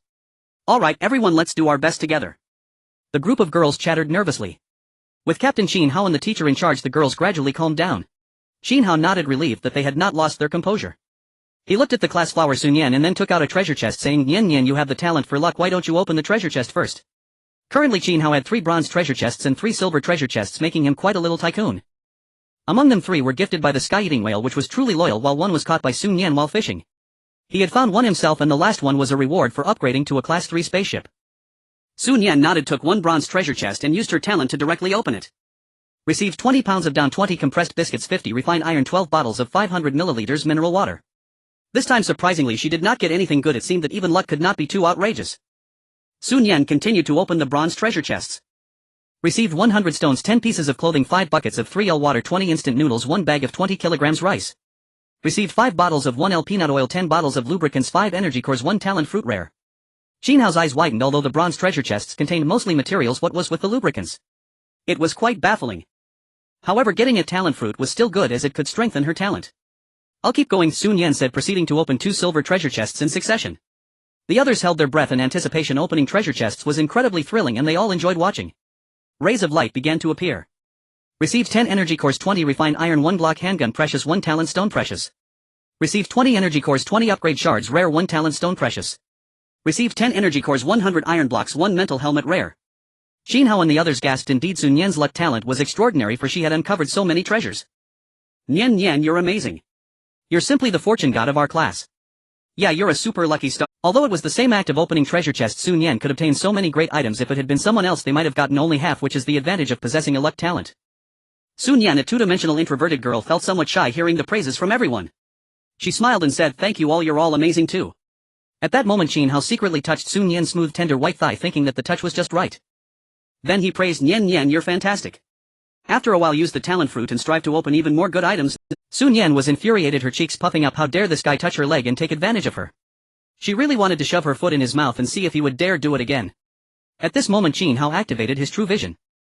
Glock 17 handgun, 17 rounds of 9mm bullets, semi-automatic, can fire in quick succession.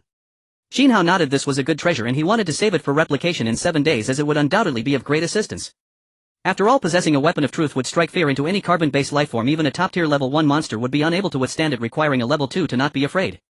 Qin Hao felt that even with his top-tier level 1 strength he would have to be cautious. Of course that was another story. Once the tenfold amplification was activated in terms of speed and reaction, he wouldn't be at a disadvantage. Mental helmet can greatly resist mental damage. After seeing this, Qin Hao nodded. Although it wasn't useful right now, it might come in handy in the future. He then stored some food supplies in the spaceship. Since it was for the entire class, he piled it up abundantly enough to last for a long time. The food storage room was completely filled across 4 rooms. With the recent consumption considered, his backpack contained the following items. Materials: 80 refined iron, 1,500 wood, 100 stones. Food: 300 wild peaches, 2 cows, 2. 4 million liters of water, 2,000 small yellow fish, 6,000 ribbon fish, 75 tuna. Fabric: 20 pounds of cotton, 80 pieces of cloth, 20 pounds of down. Upgrade materials: 41 energy cores, 20 upgrade shards. Rare items: 3 talent stones, 6 concentration fruits, 8 talent fruits, 5 pistachios, 3,000 physical enhancement liquid in replication. Others: 1 map of the extreme cold storm, treasure chest, iron machete, iron axe, Glock handgun, mental helmet, lubricants. Qin Hao planned to distribute the good items and arm everyone in preparation for future crises. He smiled and said, "Talent stones are great items. I need to keep 1 for future replication. Currently there are 2 left. Who among you needs a talent stone to awaken a talent?" Qin Hao noticed that it seemed that more than half of the girls on the spaceship had not awakened their talents. This included familiar faces like the Life Committee member Su Jejia, the group leader Qin Hao, and the sister duo by Ruoshi and by Ruoyo, as well as the Culture and Sports Committee member by Shuer. Because they had not awakened their talents, they usually spoke less. Therefore those who were speaking were the ones like Zhao Zihan and Ling Xiaoke, who had awakened their talents. As Qin Hao's words spread, the girls in the crowd immediately stirred. They hadn't expected Qin Hao to offer such an important item, and some even had red-rimmed eyes. "Captain is too good." However, no one rushed to grab it. Not a single person spoke up. Rao Shuqing seemed to think of something and comforted everyone. "Don't be sad, there will be more talent stones in the future. I believe everyone will awaken their talents eventually." Li Mengmeng also chimed in, "Yes, so this time let the captain choose at random. Maybe next time we can find more talent stones for everyone to use." "Then let the captain choose." "Yes, I believe Nian Nian will find more talent stones." The group of girls chattered excitedly. In truth, although no one spoke about it or mentioned the matter, those who had not awakened their talents were certainly feeling downhearted, and perhaps they even cried secretly at night. Qin Hao thought that next time he replicated he should focus on talent stones, allowing these girls to have talents and no longer feel useless. Moreover, those who awakened their talents from birth could also use talent stones, and some could even possess 2 talents, which would be a tremendous help to the entire team. Qin Hao nodded and said, "Then this time the talent stones will be given to the Life Committee member Su Jejia and the group leader Chen Xiao. Trust me, next time everyone will have 1. A group of girls nodded in acceptance of this fact. The class monitor and the Life Committee had taken great care of everyone, and they were well aware that no one opposed this. "Thank you, Captain." Chen Xiao and Su Jejia expressed their gratitude as they received the talent stones. They began to follow Qin Hao's instructions, holding the talent stones and using their spiritual sense to connect with them. Suddenly a shocking scene unfolded. The two talent stones transformed into beams of light and entered the bodies of the two girls. Zhao Zihan hurriedly stepped forward, grasping Chen Xiao's hand and asking, "Xiao Xiao, what talent did you awaken?" She and Chen Xiao were good friends, but knowing that Chen Xiao had not awakened any talent made her sad, so she had not brought it up.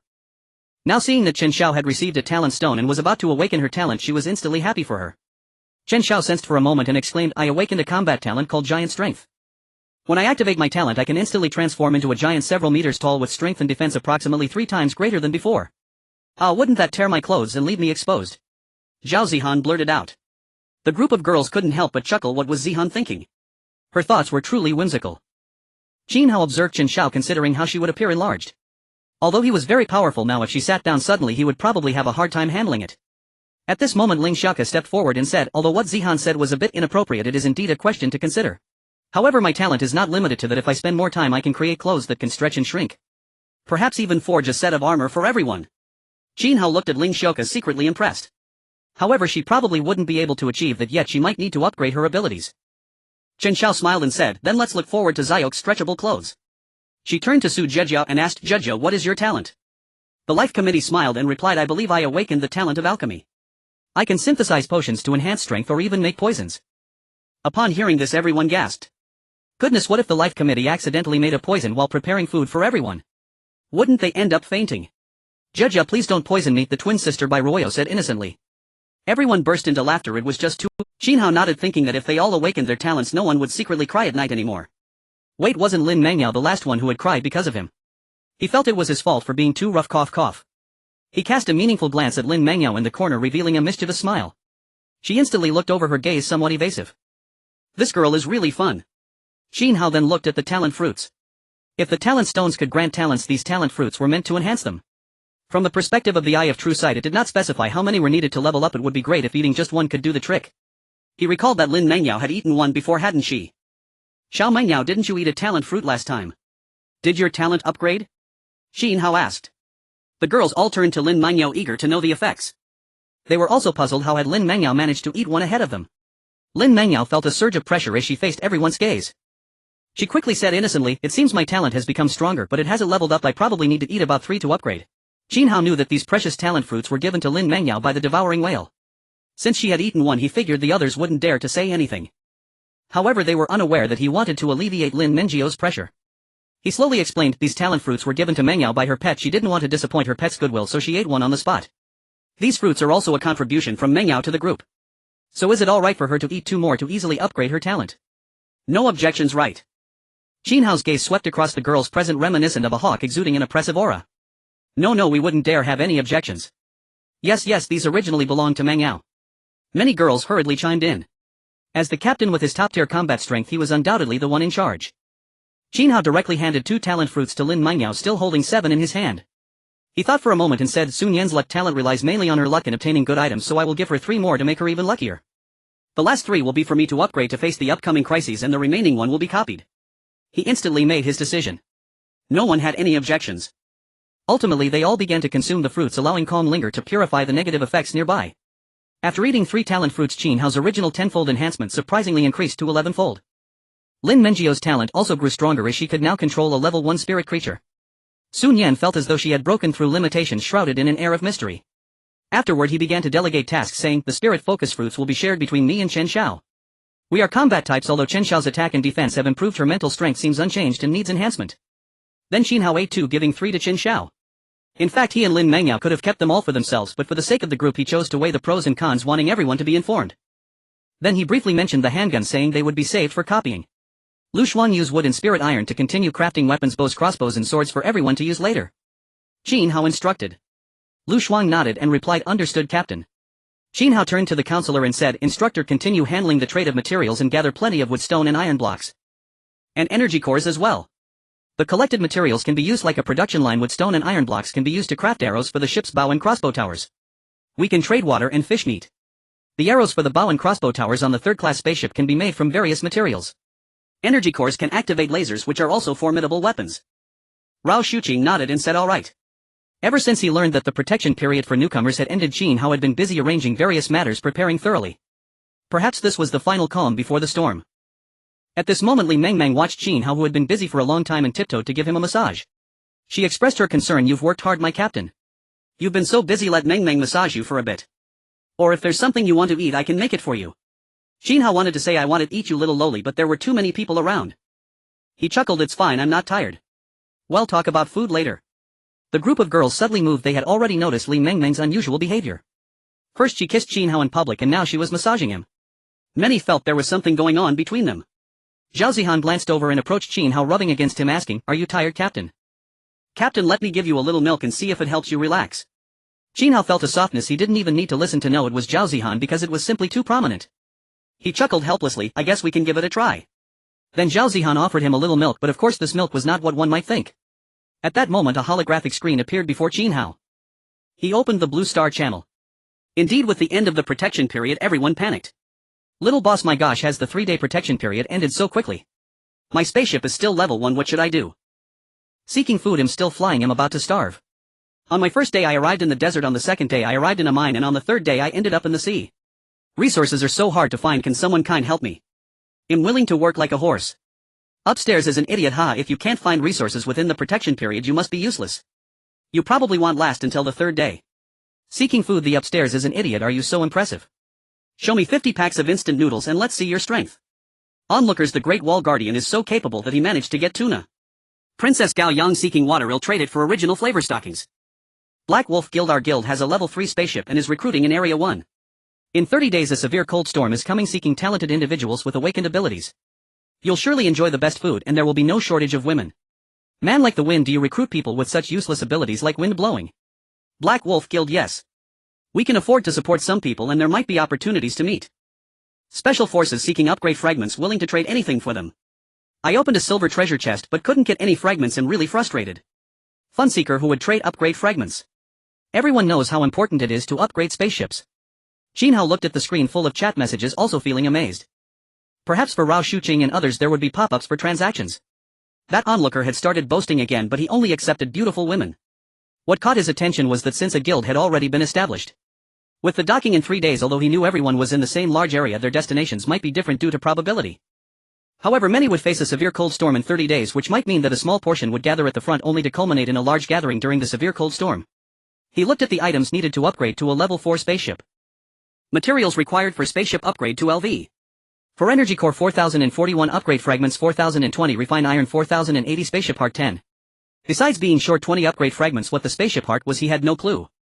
He thought for a moment and decided to exchange some of the bodily enhancement liquid first, as he had far too much of it and hoped to trade it for something better. Great Wall Guardian, I plan to sell bodily enhancement liquid that doubles your physique.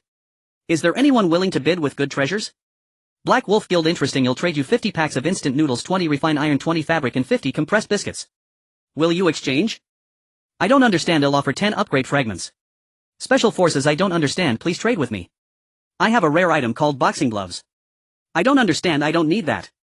Qin Hao glanced at the offers. Good items were scarce, only 1 upgrade fragment was somewhat valuable, the rest were food that didn't help him. He didn't want to exchange upgrade fragments for boxing gloves, he believed upgrading the spaceship was the most important. He pondered and murmured, it seems that I don't understand, there are quite a few treasure chests, probably 2 or even 3 silver treasure chests. The spaceship is probably also at level 3. Ling Xiaoke also said, yes, the treasure chests should be about the same, but he has more treasure chests. Su Nian thought, I feel he has some luck. Zhao Zihan mumbled, Nian Nian opened 3 silver treasure chests and only 2 of them had something, their luck is almost catching up to Nian Nian's. Qin Hao also chuckled, don't underestimate anyone, their spaceship might have characters with even more powerful awakened abilities. So what should we exchange for? Ling Xiaoke continued to ask. Qin Hao frowned and said, actually I don't want to exchange, I want to raise its price a bit before selling it. Great Wall Guardian, this is worth 20 upgrade fragments, you took half. I don't understand, I almost forgot you're the first person to upgrade to a level 3 spaceship, but my 1 treasure chest can only yield 30 upgrade fragments, that's my limit. Qin Hao and Sun Yan looked at each other astonished, this person's luck was indeed quite good, 1 treasure chest opened 30 upgrade fragments while they only got 20. Then this should be worth 30 upgrade fragments. Great Wall Guardian, sorry, you need to trade me 30 upgrade fragments. As Qin Hao and the others watched the prominent figures chatting ahead of them, the chat channel suddenly became chaotic. Had these people already reached level 3 spaceships? Moreover, they started trading rare items, one cannot compare people to others. Most of them were starving and thirsty. I don't understand, then please keep it, I'll exchange with you next time. Qin Hao realized that I don't understand seemed very eager for that bodily enhancement liquid. Indeed, doubling one's physique is definitely very tempting. Xiao Yan will trade you rare lettuce seeds for your bodily enhancement liquid. This lettuce grows continuously and can slowly enhance one's physique when eaten in excess. I'll trade this long-term item for your short-term one since I have to face tomorrow's crisis. Great Wall Guardian sure. Transaction established bodily enhancement liquid exchanged for lettuce. Qin Hao received this continuously growing lettuce and couldn't help but smile wryly. This thing turned out to be a rare item. Zhao Zihan laughed and said, so did we profit.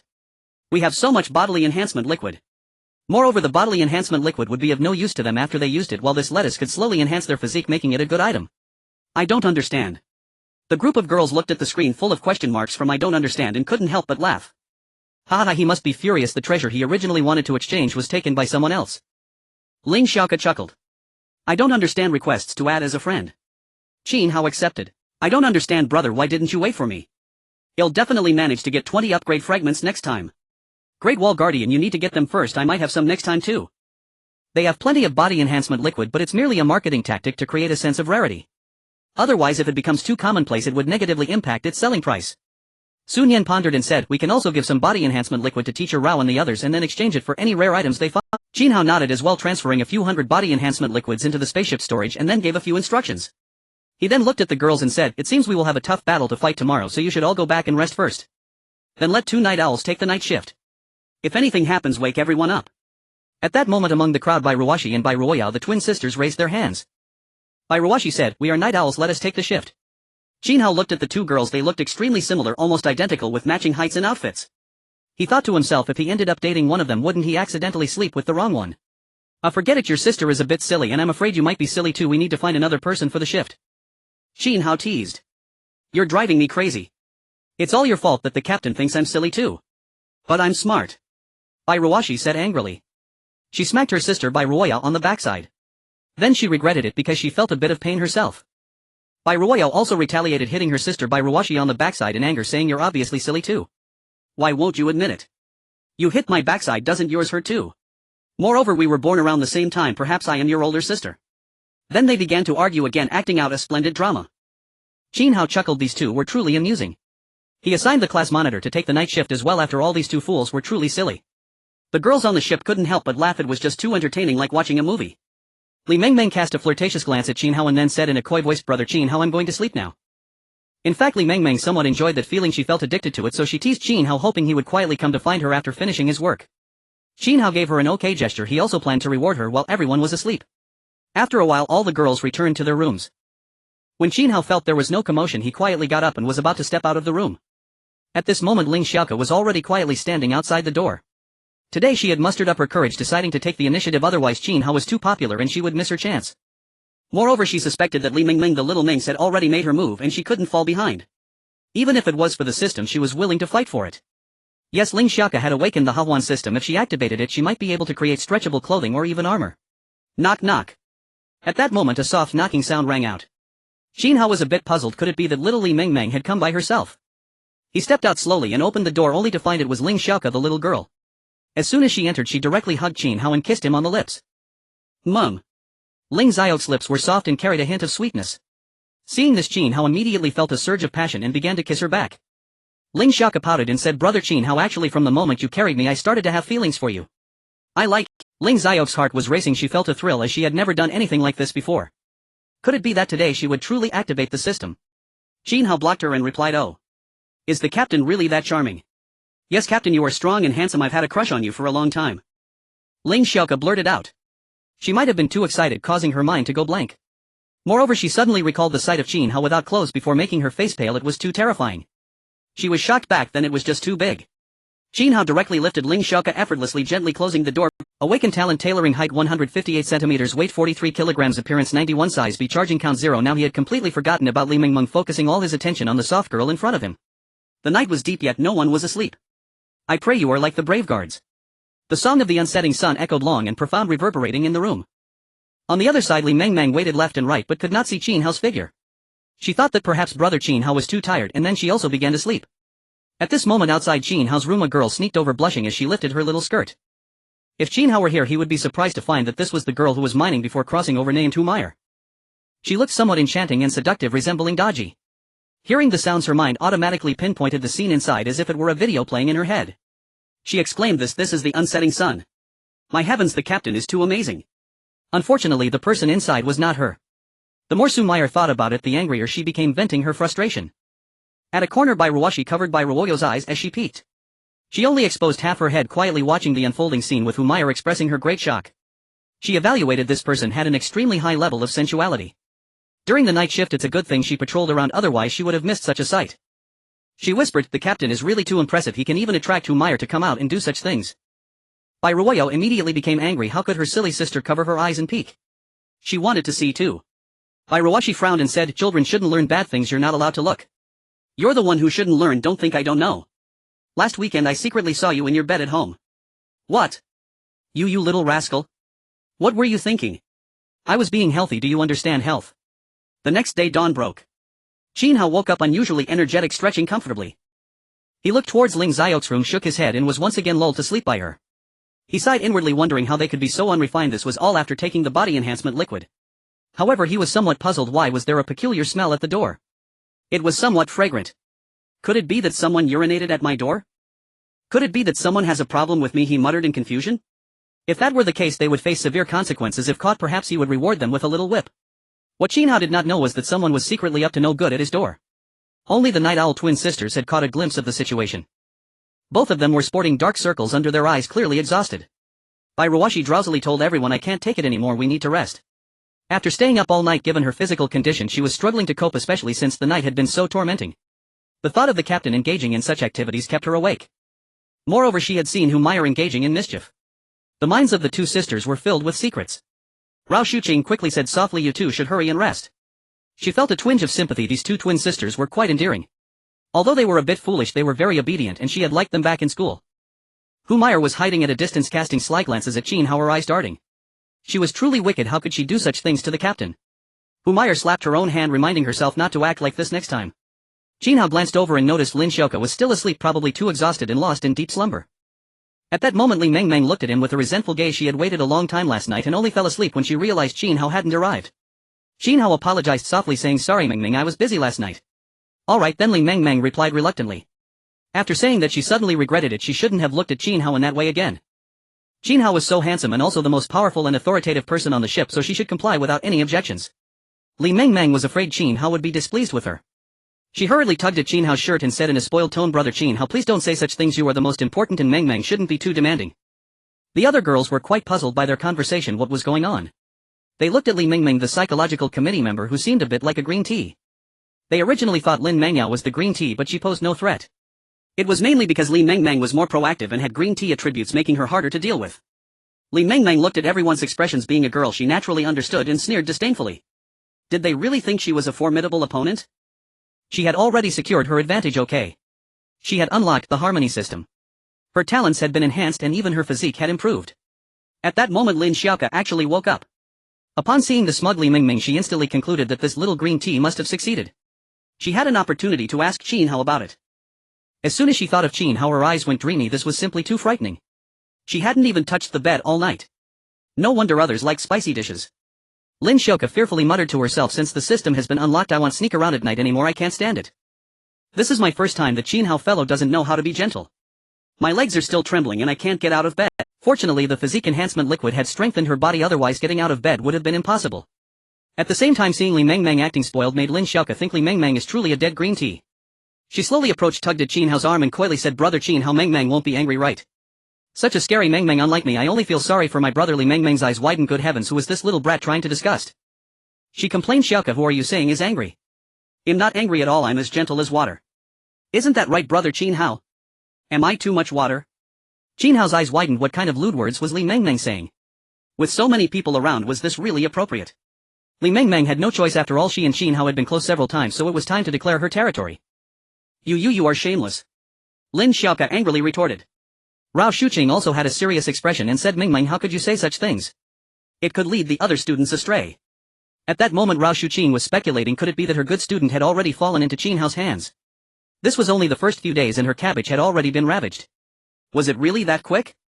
The other girls also criticized, "Isn't Mengmeng ashamed? What lewd words are those?" Qin Hao merely smiled. He didn't know what to say. In fact, Lin Mengyao was still more reserved. He looked around and saw Lin Mengyao in the corner watching them. This girl was somewhat timid, unlike the bold Li Mengmeng.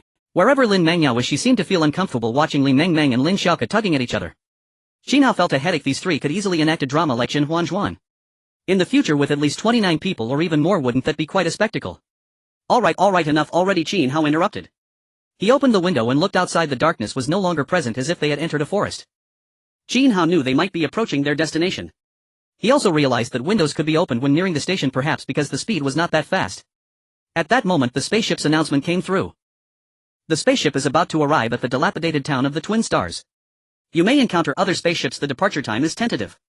Spaceship No. A 1001. You are the first captain to upgrade to a level 3 spaceship and have the right to arrive 20 minutes early. You can decide whether to use this privilege. Qin Hao frowned. Could it be a rundown town? Zhao Zihan exclaimed in surprise. Besides encountering other spaceships, is the flight time still undetermined? If we stay a few days, wouldn't that be a bit troublesome? Rao Shuqing said. Qin Hao, why don't we arrive early? That way we can search for treasure chests sooner. The campus flower Sun Yan also nodded, saying I think so too. If we fall behind even a little, we will fall behind at every step. If we arrive early, we might find more treasure chests. Qin Hao also thought so. Their group had considerable strength, so they weren't afraid. He nodded and opened the holographic projection screen. In fact, this spaceship was extremely intelligent and advanced. He named the spaceship's AI Doubao. Doubao, I want to use the 20-minute early arrival privilege. Speed up the spaceship to the dilapidated town. Doubao received planning the route, accelerating estimated arrival at the battlefield in 30 seconds. Everyone was taken aback. If they were any slower, they wouldn't be arriving 20 minutes early at all. As the spaceship sped forward, they instantly reached the dilapidated town. Qin Hao and the others quickly looked over and were met with a sight reminiscent of ruins, devastation everywhere with nearly half the houses collapsed, trees almost wilted, presenting a scene of apocalypse. Before they could express their astonishment, a girl screamed, "It's zombies! So many zombies, they're coming at us!" Qin Hao and the others were also astonished. Did so many zombies really arrive just after they landed? He began to issue commands.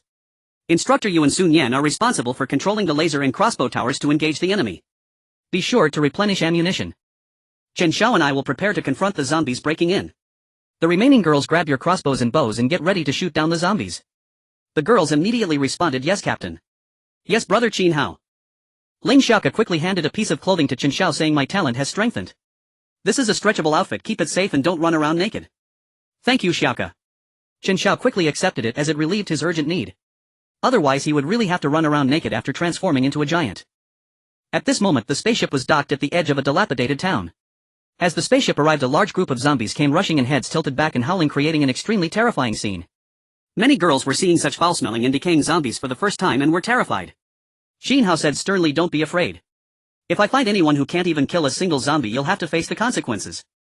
As he spoke, he took out a small whip and snapped it against the ground, producing a sharp sound. The girls were immediately startled. If they were hit with that small whip, it would surely hurt a lot. However, one girl inside was eager to try it out. Meyer was curious about what it might feel like. At this moment many girls opened the windows, readying their crossbows and bows to aim and shoot at any zombies that entered their range. "The crossbow tower is ready, please prepare enough arrows." On Rao Shuking's side, the crossbow tower had already been activated with over 1,000 wooden blocks, hundreds of stones and more than 20 pieces of fine iron set up. One piece of fine iron is worth 10 pieces of regular iron. The laser beams are ready, please ensure sufficient energy cores. Rao Shuqing also prepared dozens of energy cores. Whoosh whoosh whoosh. Seeing that the zombies were still quite far away, probably over 100 meters away, the girls were still waiting for them to come closer, but the crossbow tower could no longer hold back. It began shooting arrows at the zombies. Thud. Thud. Thud. They saw that one zombie had taken only 3 arrows before its head was blown apart, collapsing to the ground. Zhao Zihan exclaimed, "Isn't the crossbow tower too accurate? It hit the head with precision, blowing the zombie's head off with just 3 arrows. So fierce." Ling Xiaoka and the others nodded. The crossbow tower of the Tier 3 spaceship was indeed powerful. If they were to use bows and arrows themselves, they would definitely not compare, not to mention the power just hitting the target would be difficult to achieve with 3 arrows. Ziz. At this moment the combat machines in the spaceship began to operate. Surrounding the oval spaceship, beams of light erupted with overwhelming power. A full 50 beams shot out, each about 10 centimeters long, radiating bright light, creating a stunning spectacle. Whenever a laser locked onto a zombie's head, it could kill the zombie in just 10 seconds. Li Mengmeng widened her eyes and said, "As expected of a Tier 3 spaceship, this attack is incredible." The girls collectively gasped in amazement. Qin Hao opened his true sight. A regular zombie, a low-level first-tier zombie. He discovered that it was not that simple. The zombies that could easily be killed by crossbows and lasers were merely the most ordinary ones, not even low-level first-tier. The low-level first-tier zombies instinctively dodged arrows and sometimes even blocked them with their hands. He felt that if a second-tier zombie arrived, even firing 200 rounds might not kill it. Moreover, even the fast-moving lasers might not be able to hit. As the number of zombies increased, the crossbow tower and lasers could no longer completely block them, closing in to within 100 meters. Qin Hao said start shooting. For every zombie you kill you can obtain an energy core. Shoot fiercely. Immediately the girls began to draw their bows and started the attack. Unfortunately their accuracy was still lacking. They mostly hit with 2 or 3 arrows for just one hit, and the parts they hit were not the vital head. If they struck the body the zombies could endure for a long time. Qin Hao felt a bit helpless. Very few of these girls had practiced archery. He found that among them the class representative Bai Xuer shot quite well, hitting most of her targets, suggesting she had practiced. Seeing Qin Hao looking her way, Bai Xuer smiled and said, my dad used to take me to shoot arrows and I joined the archery club at school, so I'm somewhat skilled. Qin Hao praised impressive Xiaoxiwei. Not only can you dance but you can also shoot arrows. He observed Bai Xuer her temperament was quite good and she had a great figure suitable for dancing, plus she practiced yoga. After this he planned to build some dance studios to appreciate Bai Xuer's dance, ensuring she wouldn't be overlooked. He also arranged for yoga studios, swimming pools and kitchens. Thank you for the compliment, Captain. Bai Xuer smiled sweetly and even gave Qin Hao a win gesture. She hadn't awakened her talent and generally didn't speak much. Now that she finally had a strength she was determined to perform well and contribute to the team, wanting them to know she Bai Xuer wasn't someone who just took advantage without contributing. Qin Hao looked around and noticed one girl was even more impressive, not only accurate but she frequently hit the zombies' heads. He was surprised. There's another expert. He looked at a girl, a poised and beautiful young woman with a tall figure. Qin Hao thought for a moment her name seemed to be Su Wanqing. Perhaps for battle Su Wanqing had deliberately applied 2 stripes of camouflage on her face, adding an air of uniqueness. Seeing Qin Hao looking her way, Su Wanqing also greeted him actively. Hello, Captain. My name is Su Wanqing. I suppose I'm a bit of an unknown in the class. I actually have a talent for archery and such because my family used to be hunters. My grandfather often took me hunting. I not only used crossbows but also guns. I've shot wolves with a hunting rifle before. Qin Hao gave her a thumbs up, praising Wanqing, you're amazing. I feel like I might not even be as accurate as you. I've practiced a bit but am not very professional either. At the same time he was surprised that Su Wanqing had actually used a hunting rifle before. Perhaps she had been collected later. Qin Hao looked at the scene before him and nodded. Although there were many zombies rushing towards them with the spaceship and the girls' attacks, the situation had stabilized. In fact, as long as there was no internal chaos and no second-tier zombies appeared, it wasn't difficult to intercept a wave of zombies. At this moment, while patrolling, Qin Hao saw 2 girls of similar height chattering away. Oh no, why is this bow and arrow so difficult? I can't hit a single arrow. This girl was the younger sister of the twin sisters by Ruoyao. Qin Hao walked over, noticing everyone was busy and no one was paying attention, and directly gave her a playful smack on her bouncy backside. He said without blushing, silly girl, how can you not shoot a single arrow? What use are you? Are you a cop? Ah, Captain, why did you hit me? By Ruoyao, this silly beautiful girl puffed up her cheeks in anger. By Ruoshi also bit her lip, feeling a twinge of pain herself. The telepathic connection was growing stronger. Qin Hao pretended to be stern and said, it's because you're such a fool, not even hitting a single target with your arrow. If you're useless I'll just throw you out to feed the wolves. He found the duo of sisters amusingly foolish and decided to tease them a bit. No please. I don't want to be fed to the wolves. Bai Ruoyao said a bit tearfully, I'll teach you how. Qin Hao, both amused and helpless, hugged Bai Ruoyao and began to instruct her on how to draw the bow and shoot an arrow. As Qin Hao got closer, Bai Ruoyao suddenly felt a refreshing male scent, dominant and full of tension, causing her heart to race like a startled deer. The captain was just too cool, exuding an overwhelming aura of hormones. As she pondered this, a sudden doubt struck her. Why did she feel like something was directed at her? Then she realized the reason. It was the captain's. This. Instantly Bai Ruoyau's face flushed bright red, resembling a ripe apple. Sister, what's wrong? Are you having a fever? Bai Ruoshi asked Bai Ruoyao, sensing something was off due to their telepathic bond. Bai Ruoyao hurriedly explained, I'm fine, it's just a bit hot. She hesitated to say more, fearing it would provoke the captain's anger. Finally, under Qin Hao's guidance, Bai Ruoyau's skill seemed to improve, and out of 3 arrows 1 managed to hit the target. Qin Hao nodded and continued to say, you all need to practice seriously, it's crucial for your survival later. Captain, come quickly. A zombie is charging over. A girl screamed. A zombie was moving at an incredible speed, blocking most attacks. Even the crossbow towers and lasers couldn't stop it. Qin Hao quickly looked over. A level 1 agile zombie detected. Qin Hao realized why it was so fast. It was a high-level level 1 zombie. The panel showed that he was currently at peak level 1 strength, yet he couldn't understand why he hadn't broken into level 2 yet. He felt his physical strength was already close to level 2. Let me deal with it, Qin Hao said with a smile. With that he brandished his big sword and charged out. As Qin Hao appeared, the zombie immediately locked onto him and lunged. Ha! Ha! It let out a deep magnetic growl, sending shivers down everyone's spines. Zhao Zihan said with concern, be careful, Captain. At this moment Qin Hao looked at the zombie stretching its arms forward, mouth open to bite, and shook his head. Too slow, little brother, you still need practice. He dodged to the right, evading the zombie's claws, then kicked out. Bang! The zombie was sent crashing to the ground. However, it reacted quickly, springing back up and baring its fangs as it lunged at Qin Hao. Qin Hao also charged forward, taking advantage of its distraction to move to the side and slash at its head. Crack! However, the strike didn't hit its head directly but was blocked by its claws. Still the zombie's hands were rendered useless. Qin Hao then kicked it down again and delivered a lethal slash to its head. He had hoped to practice his close combat reflexes on this zombie, but it was just too weak. 2 moves were enough to take it down, and he hadn't even activated the 11-fold enhancement yet. Wow, brother Qin Hao is so amazing. The captain is incredible, the girls exclaimed with delight. Qin Hao smiled and said, we need to hurry, it's already been 10 minutes. After we finish off these zombies we still need to find supplies and treasure chests. As Qin Hao's words were spoken, Rao Shuqing and the others nodded in agreement.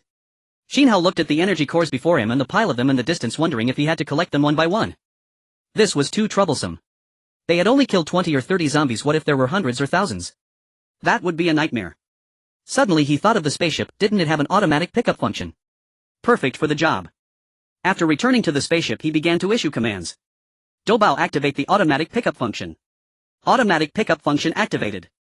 Doubao, can I pilot the spaceship? Level 3 spaceship piloting function unlocked. Maximum speed 50 km/h. Currently limited to the local map and must not stray too far from the docking point. Qin Hao was astonished he could indeed pilot it. Doubao, if I unlock the jump function can I return the same way? Are there any restrictions? Unlocking the jump function allows for map traversal back, but you still need to follow the system route. For this map, the ruined town of the Twin Stars, it may take 3 days, and the last half day will allow for return functionality, possibly jumping back to the previous map. How many levels does the spaceship need to reach to unlock the jump? No comment, you are asking too many questions.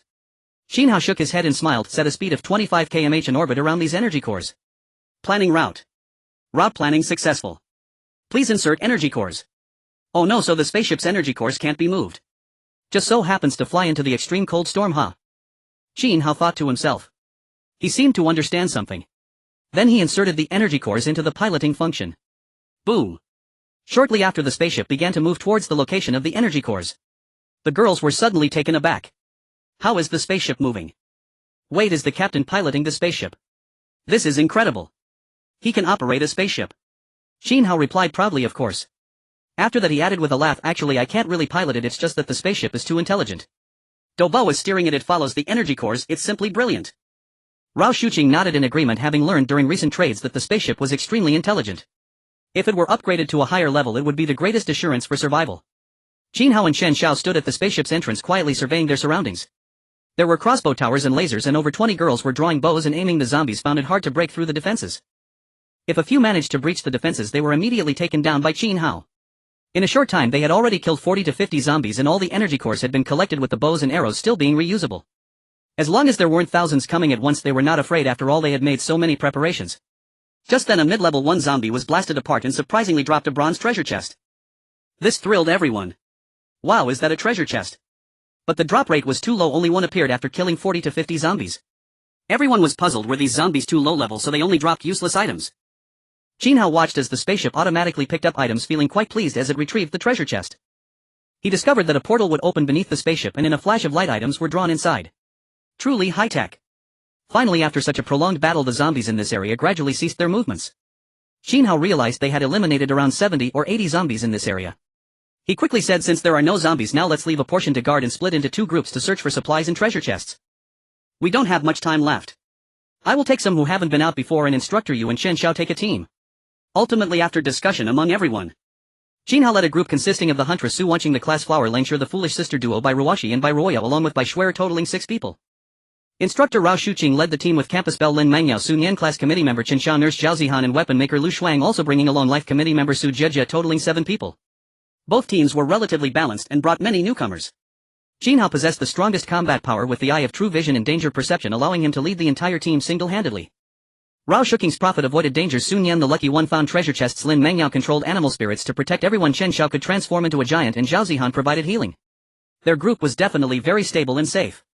He also authorized Li Mengmeng and Ling Xiaoke to remain behind to protect the spaceship. Ling Xiaoke pouted. She also wanted to go out, but she understood that guarding the spaceship was equally important and her abilities were not very useful outside. Once Xiaoke develops internal armor or a suit of armor you can just come begging for it, she huffed. Li Mengmeng was indifferent. She was used to staying on the spaceship for logistics and enjoyed the task of protecting it. Then Qin Hao's 2 teams set off in 2 different directions, striving to sweep the area quickly. Qin Hao looked at Bai Ruoshi and said, you 2 foolish girls, don't run off, listen to my commands, got it? Otherwise you won't have it easy. Bai Ruoshi obediently nodded. She dared not run off, unsure if she could handle any zombie. Qin Hao felt a bit of a headache. Among their group of 6-4 were novices who needed training. He thought the Huntress and Langshur were fine, but the Foolish Sister duo required more care. Having someone a bit more experienced, it turned out to be Langshur, the quiet girl.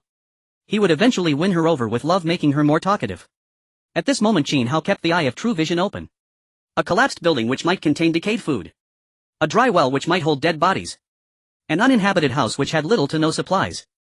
Seeing that there was nothing good nearby, he continued walking with the girls. With the help of the eye of true vision they moved swiftly, avoiding places without supplies. On the other side, the team led by Rao Shuqing with her prophet had only traveled a kilometer when Sun Yan picked up a treasure chest. Afterward Lin Mengyao controlled an eagle to scout ahead, making their journey quite smooth.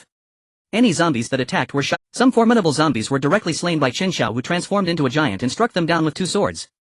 At this moment Qin Hao pondered over the information from the eye of true vision.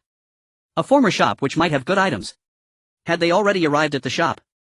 Their starting point should be on the outskirts of a small town. In most games supplies tend to be concentrated in bustling areas, preferably near government buildings, school shops and supermarkets, so they must not be far from the core. As Qin Hao opened the shop, 2 zombies suddenly burst out, charging toward him. 2 level 1 low-level zombies, their weakness is the head. Without hesitation Qin Hao swung his large sword, smashing their heads in 2 strikes, and casually collected the energy cores. Let's go in and loot. Qin Hao led the girls inside. Items were scattered across the shop's floor, likely the result of a robbery. Surprisingly, some stock remained and there were still some food items in the back warehouse. Various snacks, some frozen foods and even cigarettes. Although Qin Hao did not smoke, they could be traded in the main hall. With so many smokers in Blue Star, they would surely be in high demand. Bai Ruoyo exclaimed, wow, so many snacks and so much food. Now I don't have to eat fish and meat every day. Su Wanqing looked at all the food in front of her, also filled with joy, as these were all unopened. There were chips, bread, ice cream, mineral water, candy and even spicy strips. Bai Shuer's eyes sparkled as she exclaimed, wow, spicy strips too. I'm drooling just looking at them. Little glutton, quickly pack these snacks away, we need to loot the next stop, preferably a supermarket. At that moment Qin Hao's eye of true vision received feedback. There is a hidden compartment in the floor, likely a stash for secret savings which might contain a treasure chest. He was slightly taken aback and quickly approached, arriving at a corner of the cash register and chopped through the wooden floor. Then he saw many broken silver coins and a pile of unknown banknotes. Most importantly, there was a bronze treasure chest. Obtained bronze treasure chest 1. Haha, heaven helps me, arriving early is delightful, Qin Hao said cheerfully. With the aid of the eye of true vision he quickly found a treasure chest, marking a great start. The group of girls collecting supplies also widened their eyes, amazed by their luck in discovering a stash of hidden money. Langshur also sensed something unusual. She always felt that Qin Hao was the chosen one with luck that was unparalleled. Qin Hao felt a bit smug. Seeing that Bai Ruoyo was nearly drooling, Qin Hao joked, if you want to eat something, hurry up and finish, then we'll head to the next stop. This girl Ruoyo is practically drooling a river. After Qin Hao's words they felt incredibly embarrassed. Was it that obvious? They no longer hesitated and began searching for their favorite snacks. Qin Hao also grabbed 2 bags of spicy strips and started tasting them. They were truly delicious.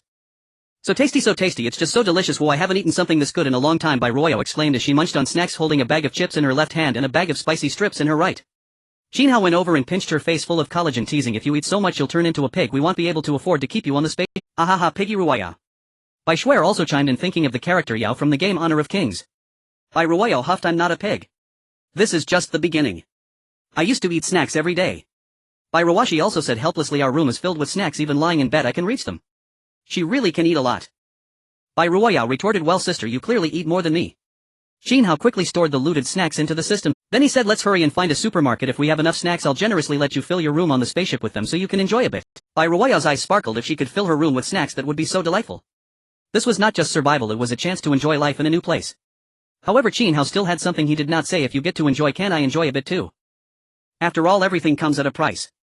After collecting supplies from the shop, Qin Hao and the others finally found a supermarket in the center of the town. However, the supermarket was filled with zombies, which posed a problem. Even if Qin Hao could hold them off, the girls might not be able to. A large supermarket filled with various supplies but guarded by a horde of zombies. He frowned. Indeed, places with valuable items are often fraught with danger. In places rich in supplies like this supermarket, zombies piled up like mountains. Peering through a gap, he estimated there were nearly 100 zombies wandering about. This was still during the day. At night these zombies would likely be even more ferocious. If someone carelessly stumbled in, they would definitely be bitten to death by the zombies. He looked at the girls. Only he and Langshur had any real talent. The huntress girl and the twin sisters as well as Bai Shuer were merely there to gain experience, nothing more than decorative vases. Su Wanqing swallowed hard and said, why don't we just attack directly, first shooting down some of them then engaging in close combat? We have swords. Bai Shuer exclaimed, that might not be feasible. If there were fewer zombies it would be one thing, but there are almost 100 here. Getting scratched and infected by the virus would be disastrous. At this moment Qin Hao thought of a bold idea. He walked over to Langshur, looking at this taciturn ice queen, and directly wrapped his arms around her slender waist, pulling her close. Then whispering in her ear he said, sure baby, I have a splendid way to eliminate the zombies, but it requires your contribution. Langshur instantly felt displeased. How could Qin Hao wrap his arms around her waist? Moreover, speaking so closely in her ear was quite ticklish and she found it unbearable. Although in truth she was somewhat used to it. She felt helpless. The previous Qin Hao seemed relatively honest, but now he was so unrestrained. Could it be that Qin Hao was seeking revenge for the time in school when he didn't submit his homework and she had to cover for him? Captain, could you please let go of me? I'm uncomfortable. Langshur said. Qin Hao was slightly taken aback. Wasn't Langshur supposed to be emotionless and cold? Why was she suddenly so sensitive? He replied domineeringly, no. You're being a rogue. I am being a rogue. Then hurry up and tell me. Langshur had no means to resist. She couldn't threaten him or else she'd risk getting spanked. Thinking of being spanked, Langshur suddenly felt a little flushed. She surprisingly liked that feeling. Qin Hao was also puzzled. Why was her face turning red like a boiling teapot? Su Wanqing and the others were also taken aback. The captain was really domineering, directly wrapping his arms around Langshur's waist, leaving even the ice beauty with no retort. Moreover, they felt that there was some secret between the captain and Langshur. Bai Ruodo's eyes became a bit dreamy. Oh no, why did it feel like a ship tease? Little did they know, ever since Qin Hao became the captain of the survival team, he was destined to be a person of great affection, to provide a warm home for all the beautiful women in the world. Qin Hao looked at Langshur and smiled, releasing her. He had plenty of time to win her over, no need to rush. After all, there were still Lin Ningyo, Li Mingmeng and Ling Xiaoke to consider. She would have to wait her turn. Qin Hao said, I thought of a perfect plan. We can even take out all the zombies in one go. Aren't they wandering around inside? You'll secretly fill the supermarket with water and you transform into an ice archer, shooting a few arrows inside to freeze them all. As Qin Hao's words left his mouth, the girls gasped in astonishment. How could Qin Hao be so clever? This was an absolutely brilliant plan. He was truly a genius. Langshur also slightly moved. She admired Qin Hao's. Although she thought Qin Hao was a bit too forward, she really found him impressive. Whether in combat prowess or intellect, he was undoubtedly a quality man. Langshur shook her head. How had she started to think well of Qin Hao? He was a rogue after all. Bai Shuer also praised, Captain, you are too smart. Then let's hurry and act. Perhaps others will come soon. She calculated the time. If other ships docked, knowing the Corps would have ample supplies, they would be arriving shortly. Qin Hao wasted no time, starting to let the water flow, first coordinating with Langshur to freeze the front and back doors solid. This way the water wouldn't leak out. Then he began to flood the interior. In no time the supermarket was filled with water, reaching the zombies' waists, and their arms were nearly frozen, leaving only their heads moving. He said to Langshur, use the lowest temperature of your ability to freeze them completely, rendering them immobile. Langshur nodded, utilizing her talent as she shot arrow after arrow, firing a total of 10. At that moment inside the supermarket the water had quickly crystallized into extremely hard ice. Qin Hao cheerfully said, let's go in and finish them off. Qin Hao led the girls in to attack. With their arrival the zombies inside the supermarket immediately howled, but alas, their hands and bodies were frozen, leaving them only able to groan helplessly. Bai Ruoshi laughed, haha, you can't move, can you? Silly sister, quickly kill them, it's time for us to take credit. She and her sister did little to help, mainly focusing on eating. It was all her silly sister's fault for being clumsy. Qin Hao had several girls take action, instructing them to use their swords to chop off the zombies' heads. Yikes, that's disgusting. This zombie's head is so hard I can't chop it off at all. The girls chattered away. Although they were talking, they were still moving. They understood that Qin Hao wanted them to overcome their fears, and if they disobeyed it would be disastrous. Ha! Ha! To Qin Hao's surprise, some of the zombies inside could still move. They were currently writhing frantically, trying to break free from the ice. Captain, help! It's moving! Bai Ruoyao screamed, leaping onto Qin Hao's left shoulder. So scary, Captain, please protect me quickly. Bai Ruoshi was also startled. Weren't they supposed to be unable to move? Was this a performance? Seeing her sister jump onto Qin Hao, she too jumped onto his right shoulder. Bai Shuer was taken aback. Should she jump too? This was her first outing, and not jumping would mean she didn't fit in. Subsequently she also leaped onto Qin Hao's back. Su Wanqing was momentarily stunned. Did they have some kind of mission? She gritted her teeth and approached Qin Hao, requesting a princess carry. Seeing this, Langshur was utterly speechless. You all. Are you putting on a show for me? She felt that she shouldn't have come out with these silly twins. They were simply a burden. Not only did they drag her down, but they also made Bai Shuer and Su Wanqing look foolish. One genius leading 5 fools, you 5 are a bunch of pig teammates. However, despite her words, Langshur's movements were swift as she began to use her talent to freeze that zombie. Even Langshur, who typically spoke little, was expressing her frustration. At this moment Qin Hao looked at Bai Ruoyo and the others, feeling both amused and helpless. They were truly being led astray by the silly sisters. However, this feeling was quite nice, being enveloped in softness as if falling into a gentle embrace. Taking advantage of the moment, he even gave Su Wanqing's rear a gentle touch. The sensation was quite delightful. Qin Hao exclaimed, heavens, is this paradise? If I had known survival could be this enjoyable, I would have come sooner. In reality, Bai Shuer and Su Wanqing were both somewhat dazed. After all, it was their first time out and they didn't understand the rules.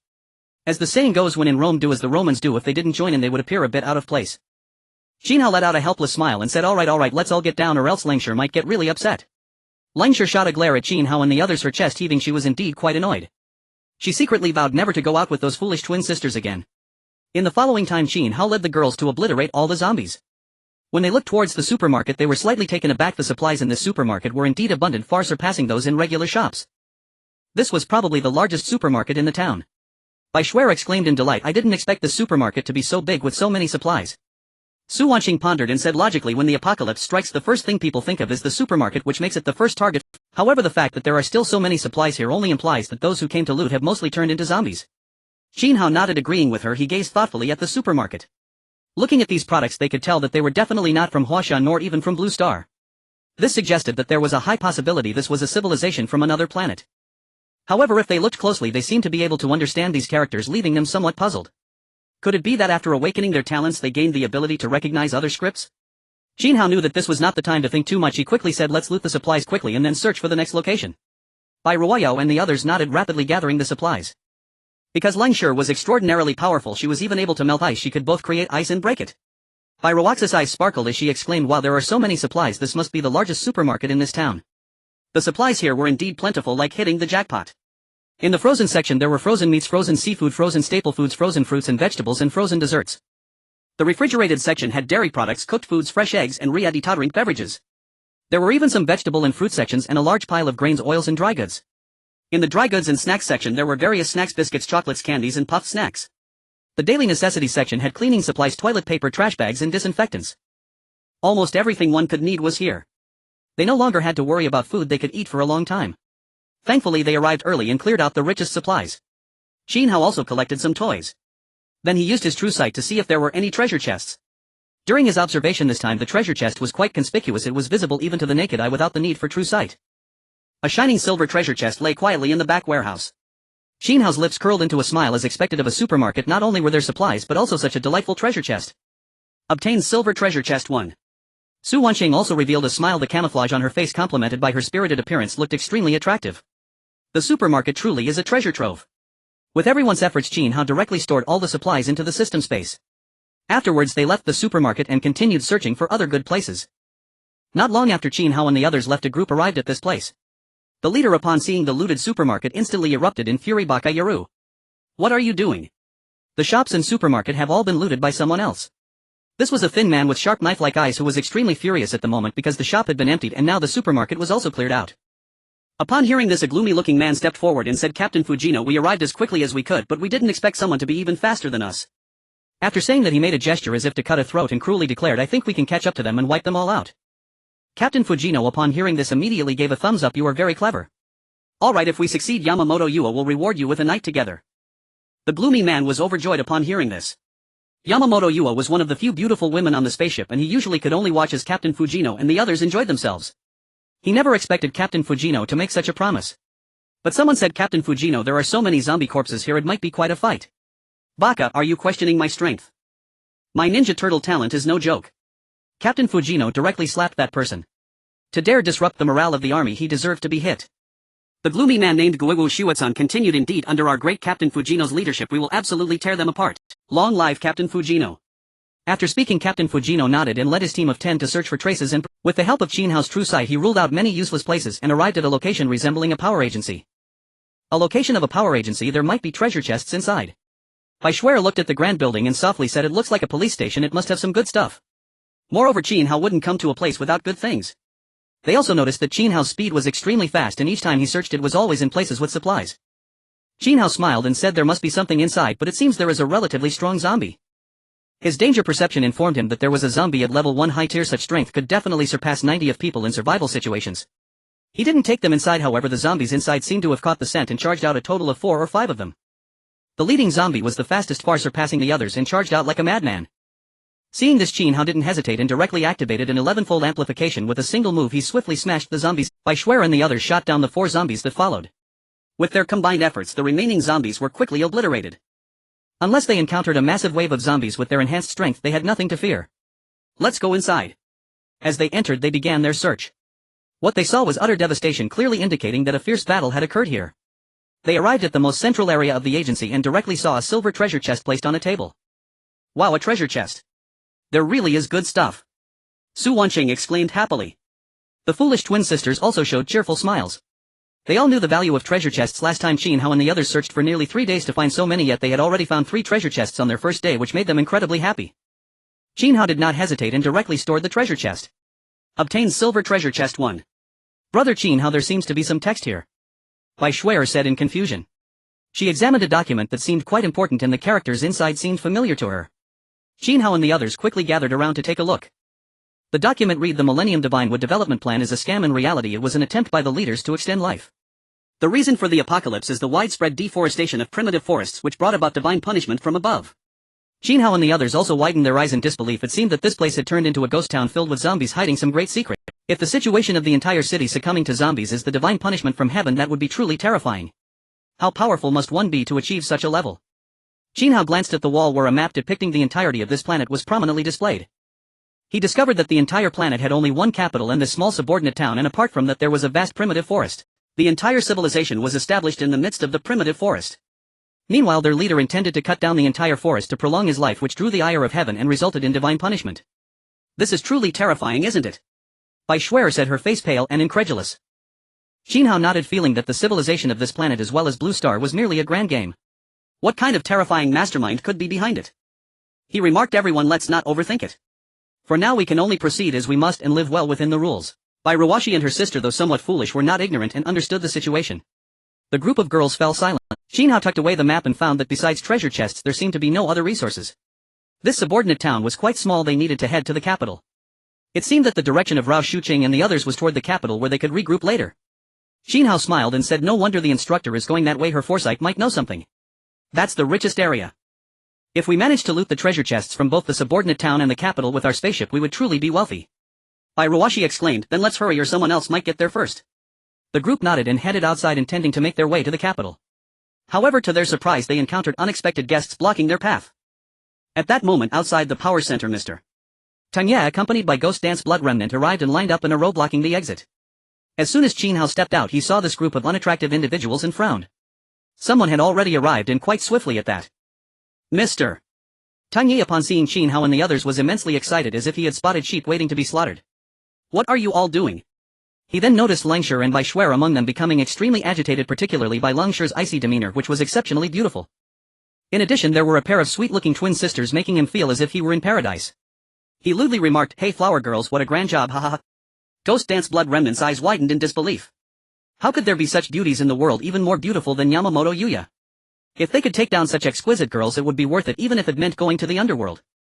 What a disgusting individual, Bai Ruoshi said coldly. Langshi, feeling the vile gaze upon her, turned pale, revulsed by the look. She immediately glanced at Qin Hao, wanting to ask what to do. Bai Shuer also felt extremely nauseated. They were indeed despicable individuals. Qin Hao naturally heard their words. They were truly despicable. Having grown up during the War of Resistance, seeing this filthy nationality ignited an impulse within him to eradicate them. Moreover, they dared to leer at Langshi and the others in such a sleazy manner. He began to contemplate how to eliminate them without incurring casualties on his side. He gestured towards the bows and arrows in Langshi's hands, and she nodded in response. Qin Hao's voice turned icy as he said, good dogs, don't block the road. Are you looking to die? While he spoke, he was already preparing his bow and large machete in the system's face. Upon hearing this, Mr. Tanya immediately realized that Qin Hao and the others were from China. They had a certain understanding of both the Chinese and the people from Kimchi country. He continued, there is an old saying in China, those who understand the times are heroes. Hand over your resources and women and perhaps you can be my dog. Ghost Dance Blood Remnant chimed in, I advise you not to struggle needlessly. A guy bringing 5 vases dares to come out. Truly seeking death. Now is the time. Attack! Qin Hao shouted. Taking advantage of their bickering, he aimed to catch them off guard. He drew his bow and shot an arrow precisely at Ghost Dance Blood Remnant's eye. Whoosh! Whoosh! Due to Qin Hao's overwhelming power amplified 11 times, the arrows flew with incredible speed, creating a series of sonic booms. Thud! He struck true with the arrow, shattering Ghost Dance Blood Remnant's filthy eye. The tremendous force knocked him down, leaving him on the verge of death. Ah! My eye! It hurts so much. Ghost Dance Blood Remnant screamed in agony as his life seemed to drain away swiftly. Qin Hao remarked coldly, a group of ugly creatures, how dare you look at my classmates with such filthy eyes? They were seeking death. He intended to give these beautiful girls a warm home, yet they dared to look at Bai Shuer and the others with such lewd gazes. These despicable individuals had already chosen the path to death. While speaking, he swiftly drew his bow again, pulling it back to full moon shape, and shot another arrow, this time targeting Mr. Tanya. However, Mr. Tenji's physical strength had increased and he reacted in time, quickly turning his head narrowly, avoiding the arrow. Yet the arrow still grazed past his face, leaving a trail of blood. Baka! How dare you struggle? Kill them! Mister! Tunye shouted angrily. He also noticed that 3 of his subordinates had been hit by arrows. Although they were not fatal injuries, they were struck in the abdomen, hands and feet. A bunch of fools. Kill! They definitely can't match us in close combat. The remaining despicable individuals screamed viciously. Even though they were ambushed, they believed they had absolute advantages in close combat. After all, they were all men and 7 of them had combat strength while the other side had only 5 weak girls.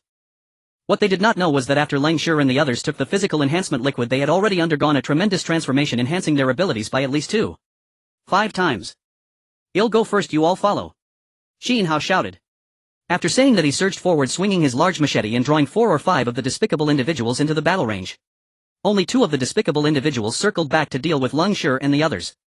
The battle was about to break out. They engaged each other like sworn enemies, igniting the fight in a matter of seconds. After activating the 11-fold amplification, Qin Hao's speed reached a terrifying level. In one powerful swing, he directly sliced one despicable individual in half. Even Mr. Tunye and the others had yet to react. This is bad, we've encountered a tough opponent. Ninja Turtles activate. Mr.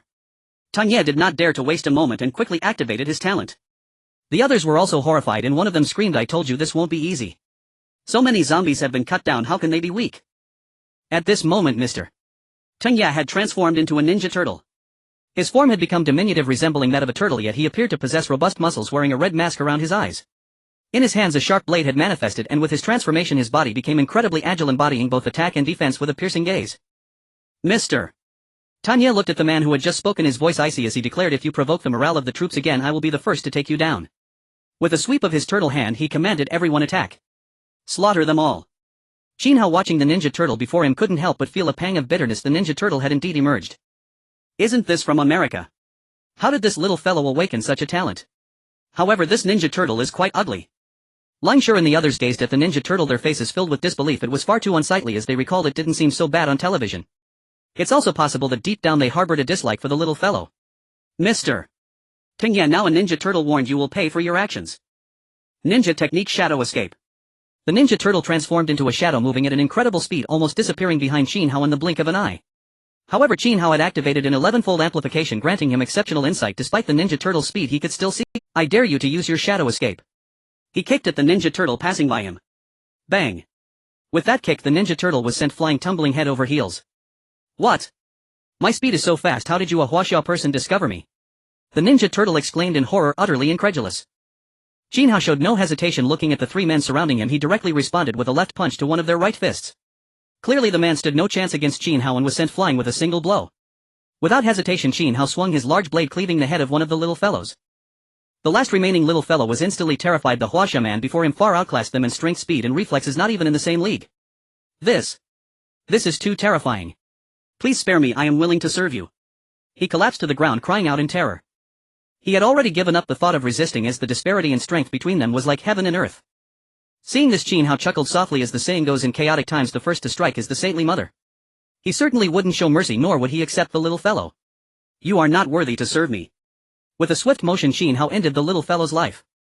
Then he noticed that the little fellow he had just fought against was now in a state of panic, his fear evident as even the ninja turtle began to flee. He drew his bow and aimed at the man he had just fought. Whoosh! A fast and powerful arrow pierced through the man's back, sending him crashing down far away, clearly dead beyond recovery. Do you still want to escape?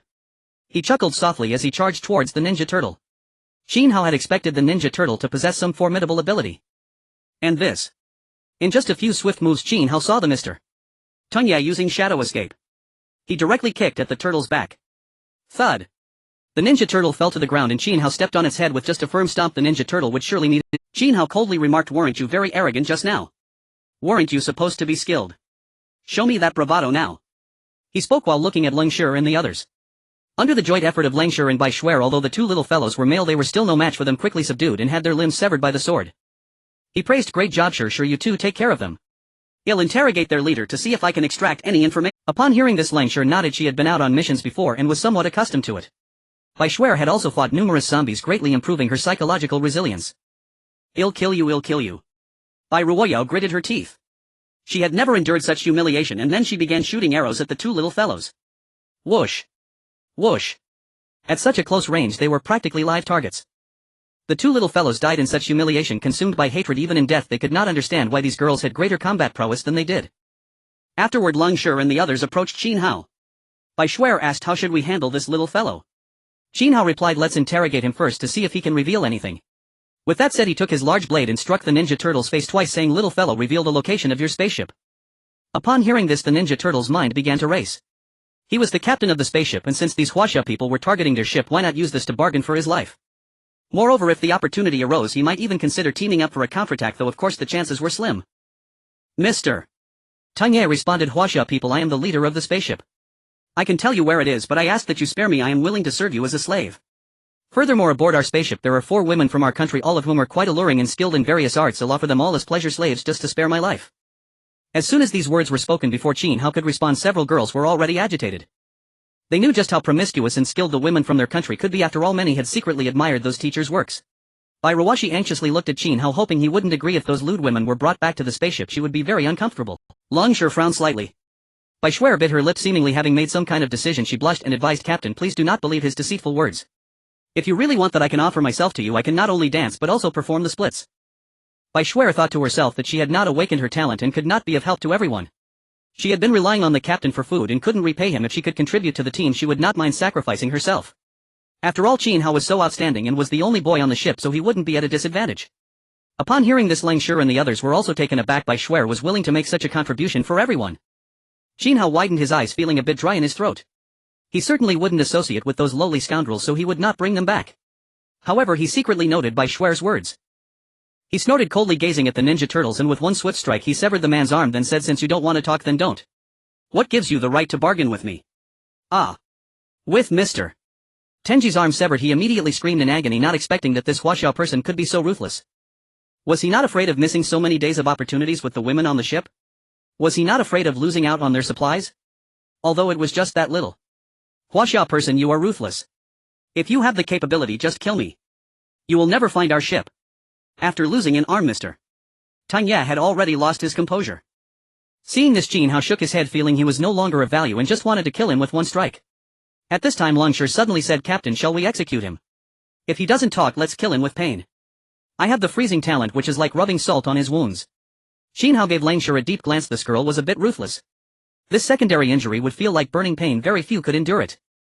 Bai Shuai felt embarrassed and flushed. She had been too hasty earlier, leading to feelings of shame after saying those words, especially with so many people around. She pouted angrily, yes, we can't let him die so easily. Qin Hao, feeling both amused and helpless, said, come on, sure, if he doesn't talk, freeze him to death. Leng Shi nodded and began to channel her talent, condensing the power of ice onto her sword as she slowly approached. The sword at such a low temperature pressed against Mr. Tenji's wound felt like scalding molten iron flowing over it, eliciting a blood-curdling scream from him that echoed throughout the area. Ah. I'll talk. Please stop. Our ship is docked at the eastern edge of this town. It is a level 2 ship and there are 9 people left behind on board. I beg you, spare me. I am willing to be your slave to work like an ox or horse. Qin Hao secretly noted the location on the map, then raised his large knife and directly severed his head. He felt no need to show mercy to these minor characters and had no sense of guilt. Although Leng Shi and the others were somewhat accustomed to it, their faces were still pale. After all, killing people is not like slaying zombies. Qin Hao said, all right, these people deserve to die. Leng Shi and the others nodded and quickly calmed down. Bai Shuai meanwhile stole a glance at Qin Hao, hoping he would forget her earlier words. At this moment Qin Hao noticed that after killing Mr. Tanya, there were actually items that dropped, possibly due to him having a spaceship storage. Acquired energy cores 12 stones 20 wood 40 fine iron 6 compressed biscuits 20 mineral water 12 fabric 32. Qin Hao initially thought there would be something good, but it turned out to be a pile of useless items. He had plenty, truly a poor. He shook his head and said to the girls, don't forget to finish them off before we leave. A few might not be dead yet and are just pretending. He knows that his previous arrow might not have killed that ghostly blood remnant. Qin Hao looked at the position of the ghostly blood remnant and quickly walked over, chuckling, hey ghost, are you pretending to be dead? Unfortunately, I won't be fooled so easily. As Qin Hao's words echoed, the ghostly blood remnant, who was pretending to be dead not far away, was suddenly startled as if he had seen a ghost. He had initially thought that seeing how ruthless Qin Hao and the others were, he would endure the excruciating pain and pretend to be dead to trick them, but he didn't expect to be discovered. I beg you, spare me. I am willing to submit. Qin Hao was too lazy to waste words with him. He had no value left, so he directly approached him and ended his life with one strike. Leng Shi and the others also finished off the remaining people, ensuring they were completely dead. After that, Qin Hao turned his gaze towards the governor's side. He had already scavenged this town thoroughly and it was time to head over there. Let's go, the governor's side must be even richer. Qin Hao said. Bai Rawashi nodded and then said, this town is too small, it feels like it's not even half the size of our Blue Stars towns. Qin Hao smiled and replied, there's no way around it, this civilization is just that small. Then their group headed towards the governor's side. On the way Qin Hao would also use his true sight to check for any good items which he could conveniently collect. Outside a villa not far from the core of the Gemini governor's mansion, two teams were currently in a standoff. They were all surrounding a peculiar fruit tree, eyeing each other warily. This fruit tree was exceptionally tall, standing at over 10 meters, entirely golden in color with a few golden fruits scattered like stars at the among them. One side had a total of 8 people, 6 men and 2 women, all with standard East Asian features.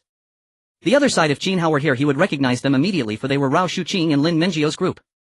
At this moment Rao Shuqing looked at the opposing side and said, you are also Huaxia people, I believe you understand the principle of first come first served. This fruit tree was discovered by us first.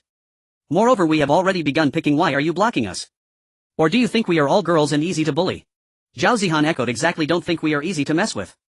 Upon hearing Rao Shuqing's words their group immediately, a proud-looking man said, in our dictionary there is no such term as first come first served.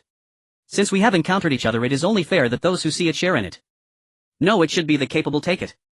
Ha ha ha. After the strong man spoke, a burly fellow said, Li Yang, you bookish types talk too much. Why waste words with them? Just take it directly. In this world where strength is paramount, the weak can only be bullied. Who dares to stop and kill whoever?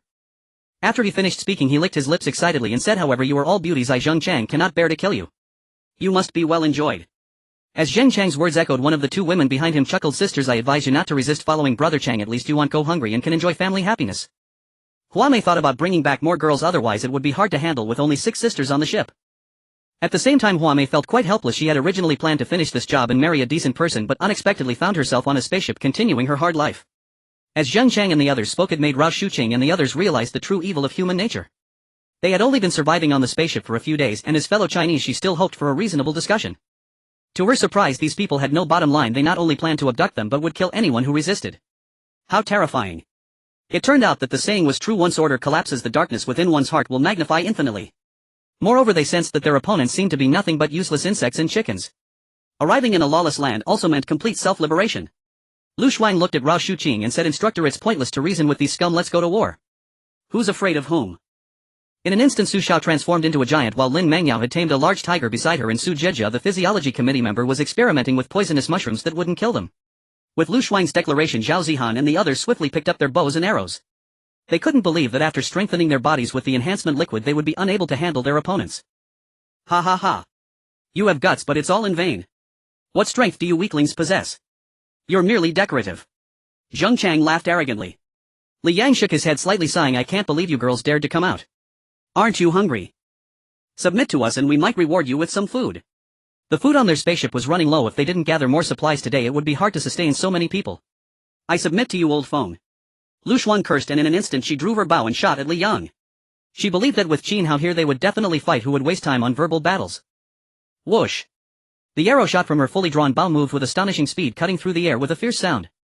Zheng Chang and the others were taken aback. They hadn't expected these women to be so decisive, catching them off guard.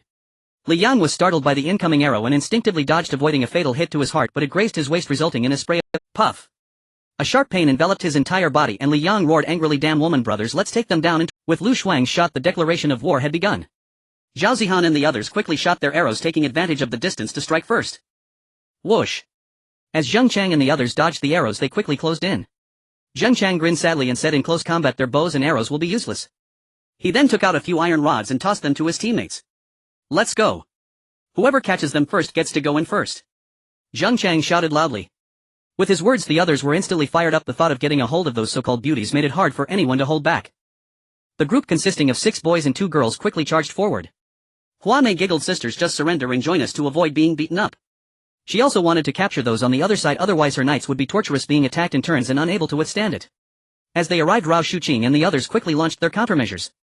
Chen Xiao nodded and began to unleash her In an instant everyone saw Chen Xiao grow rapidly, transforming into a towering giant standing 5 meters tall, exuding an overwhelming sense of pressure resembling a strong Barbie doll.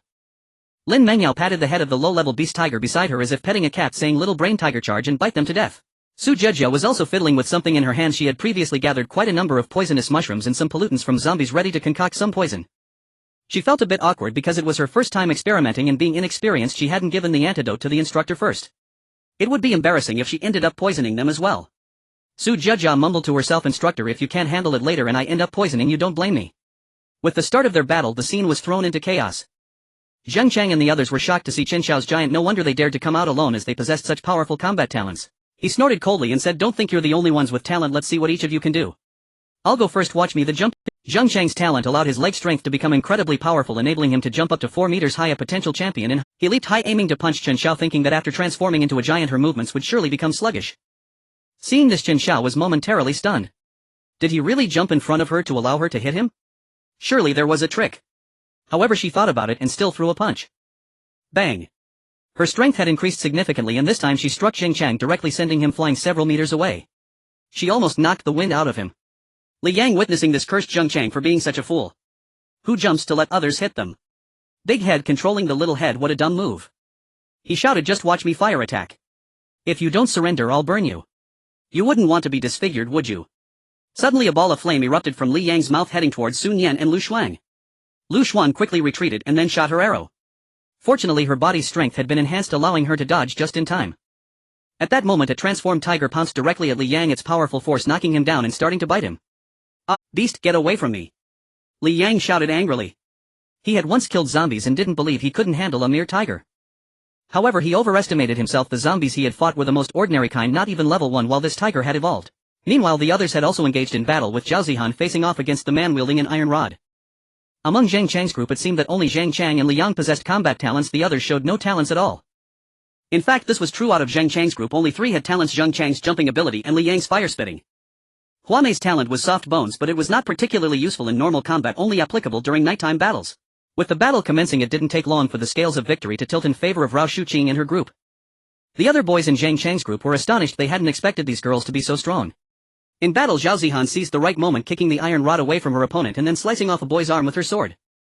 She gritted her teeth and said, do you really think we're easy to bully? Today you'll learn the consequences of looking down on us. Zheng Chang and his companions had truly met their match, for Rao Shuqing and her group had all benefited from the enhancement provided by the physical strengthening liquid. Coupled with their innate talents and weapons, their combat prowess was exceptionally formidable. Useless, you are truly useless! Zheng Chang roared. He glared at the few individuals being relentlessly beaten back by several girls, his anger escalating. It was one thing for these guys not to awaken their talents, but to be unable to defeat a few girls was utterly disgraceful. Li Yang was also beside himself with rage. A fool combined with a bunch of useless individuals was no match for this group of girls. He was currently in a state of utmost anxiety as he was pinned down by a large tiger, trapped in an absolute disadvantage. His face was already injured, his body had been bitten and pain surged through him. If no one came to his aid, he would likely meet his demise in the jaws of the tiger. Sisters, keep attacking, let's finish them off. Chen Xiao continued her assault, determined to break these scoundrels once and transformed into a giant of strength. She felt immensely powerful. She thought to herself that even the captain would have to give her some respect upon seeing her. A slight smile appeared at the corner of her mouth as she imagined sitting on the captain's face. She felt a bit flushed at the thought. Why was she thinking this? It was truly embarrassing. As the only quality male aboard the ship, the captain had even produced a talent stone to share. A precious item like this was not something she could disregard when it came to her benefactor. Lin Mingyao, drawing her bow, aimed at the enemy while encouraging the large tiger beside her. Go for it, little brain tiger. Bite him and I'll reward you with fish meat later. The Life Committee member Su Jiejia nodded in agreement. Under their united front, victory was practically assured and she wouldn't need to resort to poisoning. Perhaps the captain had arranged the team in anticipation of them encountering other squads, thus greatly increasing their chances of victory. Her poison was their last resort. At that moment, however, Rao Shuqing frowned slightly, having sensed some dangerous elements nearby. This was undoubtedly bad news. She continued to divine until her face turned pale, at which point she uncovered some alarming information. Rao Shuqing learned that not far from them there was another team of 4 or 5 people laying in ambush. Clearly they were planning to wait for the two sides to suffer heavy losses before swooping in to reap the benefits. Rao Shuqing quickly lowered her voice to a volume only the girls could hear, whispering, everyone must be careful, there's another team lying in ambush. Upon hearing this, the girls were taken aback. Another team. This was far too perilous. In fact, they were unaware that due to Qin Hao and his group slaughtering too many zombies, the other teams had accelerated their pace. They realized that the zombies had nearly been wiped out and the supplies had been scavenged clean, prompting them to hasten their steps. At a tall building, 4 men were lying in wait. From their vantage point they could see the distant villa, and it was not too far away, only about 100 meters. At that moment each of them held a bow and arrow poised and ready. Daogu, those useless guys seem incapable, they can't even defeat a single girl, one of the men frowned. The man known as Daogu coldly replied, indeed they are a bunch of useless trash. Ultimately it falls to us. Soon we will be the ones to reap the rewards and shoot them all down. Since heaven has not allowed our demise, we shall carve out our own territory in this new world, ha ha. Ha ha, yes. Although we were inexplicably swept away, at least we've escaped that damned prison. With our abilities in this chaotic world we will undoubtedly thrive. Someone responded. They had ended up in jail for various reasons while on Blue Star. Originally bloodthirsty individuals, they now felt even more ruthless. Had Rao Shuqing and the others not sensed the danger beforehand, they would have surely suffered a devastating ambush. Meanwhile, not long ago, Qin Hao and his group who had just arrived at the capital's territory spotted an eagle flying towards them, its destination evidently Qin Hao.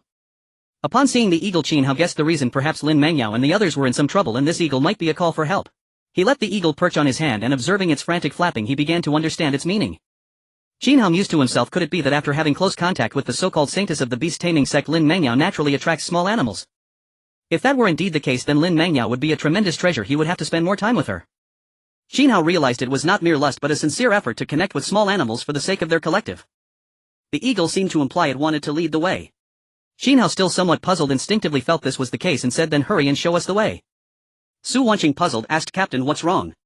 Qin Hao quickly replied, this eagle seems to have been sent by Mangyao to deliver a message. They seem to be in trouble and we need to hurry over. Let's speed up our running. With their enhanced physiques they wouldn't tire easily.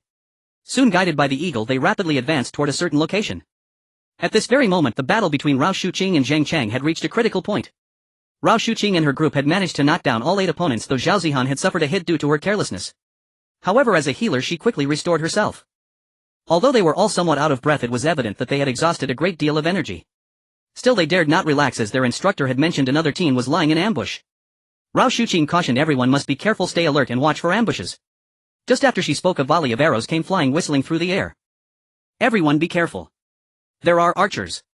Sun Yan quickly warned. Fortunately they reacted in time and avoided being shot. High above, Dao Go and his companions frowned. Their ambush had failed as none of the women had been hit. Forget it, let's go down and fight directly with knives. They've exhausted themselves and are no match for us, Dao Go stated. Just as they finished speaking, Dao Go sensed a series of thudding sounds approaching, echoing with strength and power as if someone were rapidly ascending the. Just from the sound of the footsteps on the stairs they could guess that their opponents were indeed formidable, exuding a powerful sense of oppression. The group of men suddenly exchanged bewildered glances, questioning, what is that sound? They felt a rush of fear as if a chick was being targeted by a lion. Prepare the bows and arrows, get ready to fight. Dao Go shouted.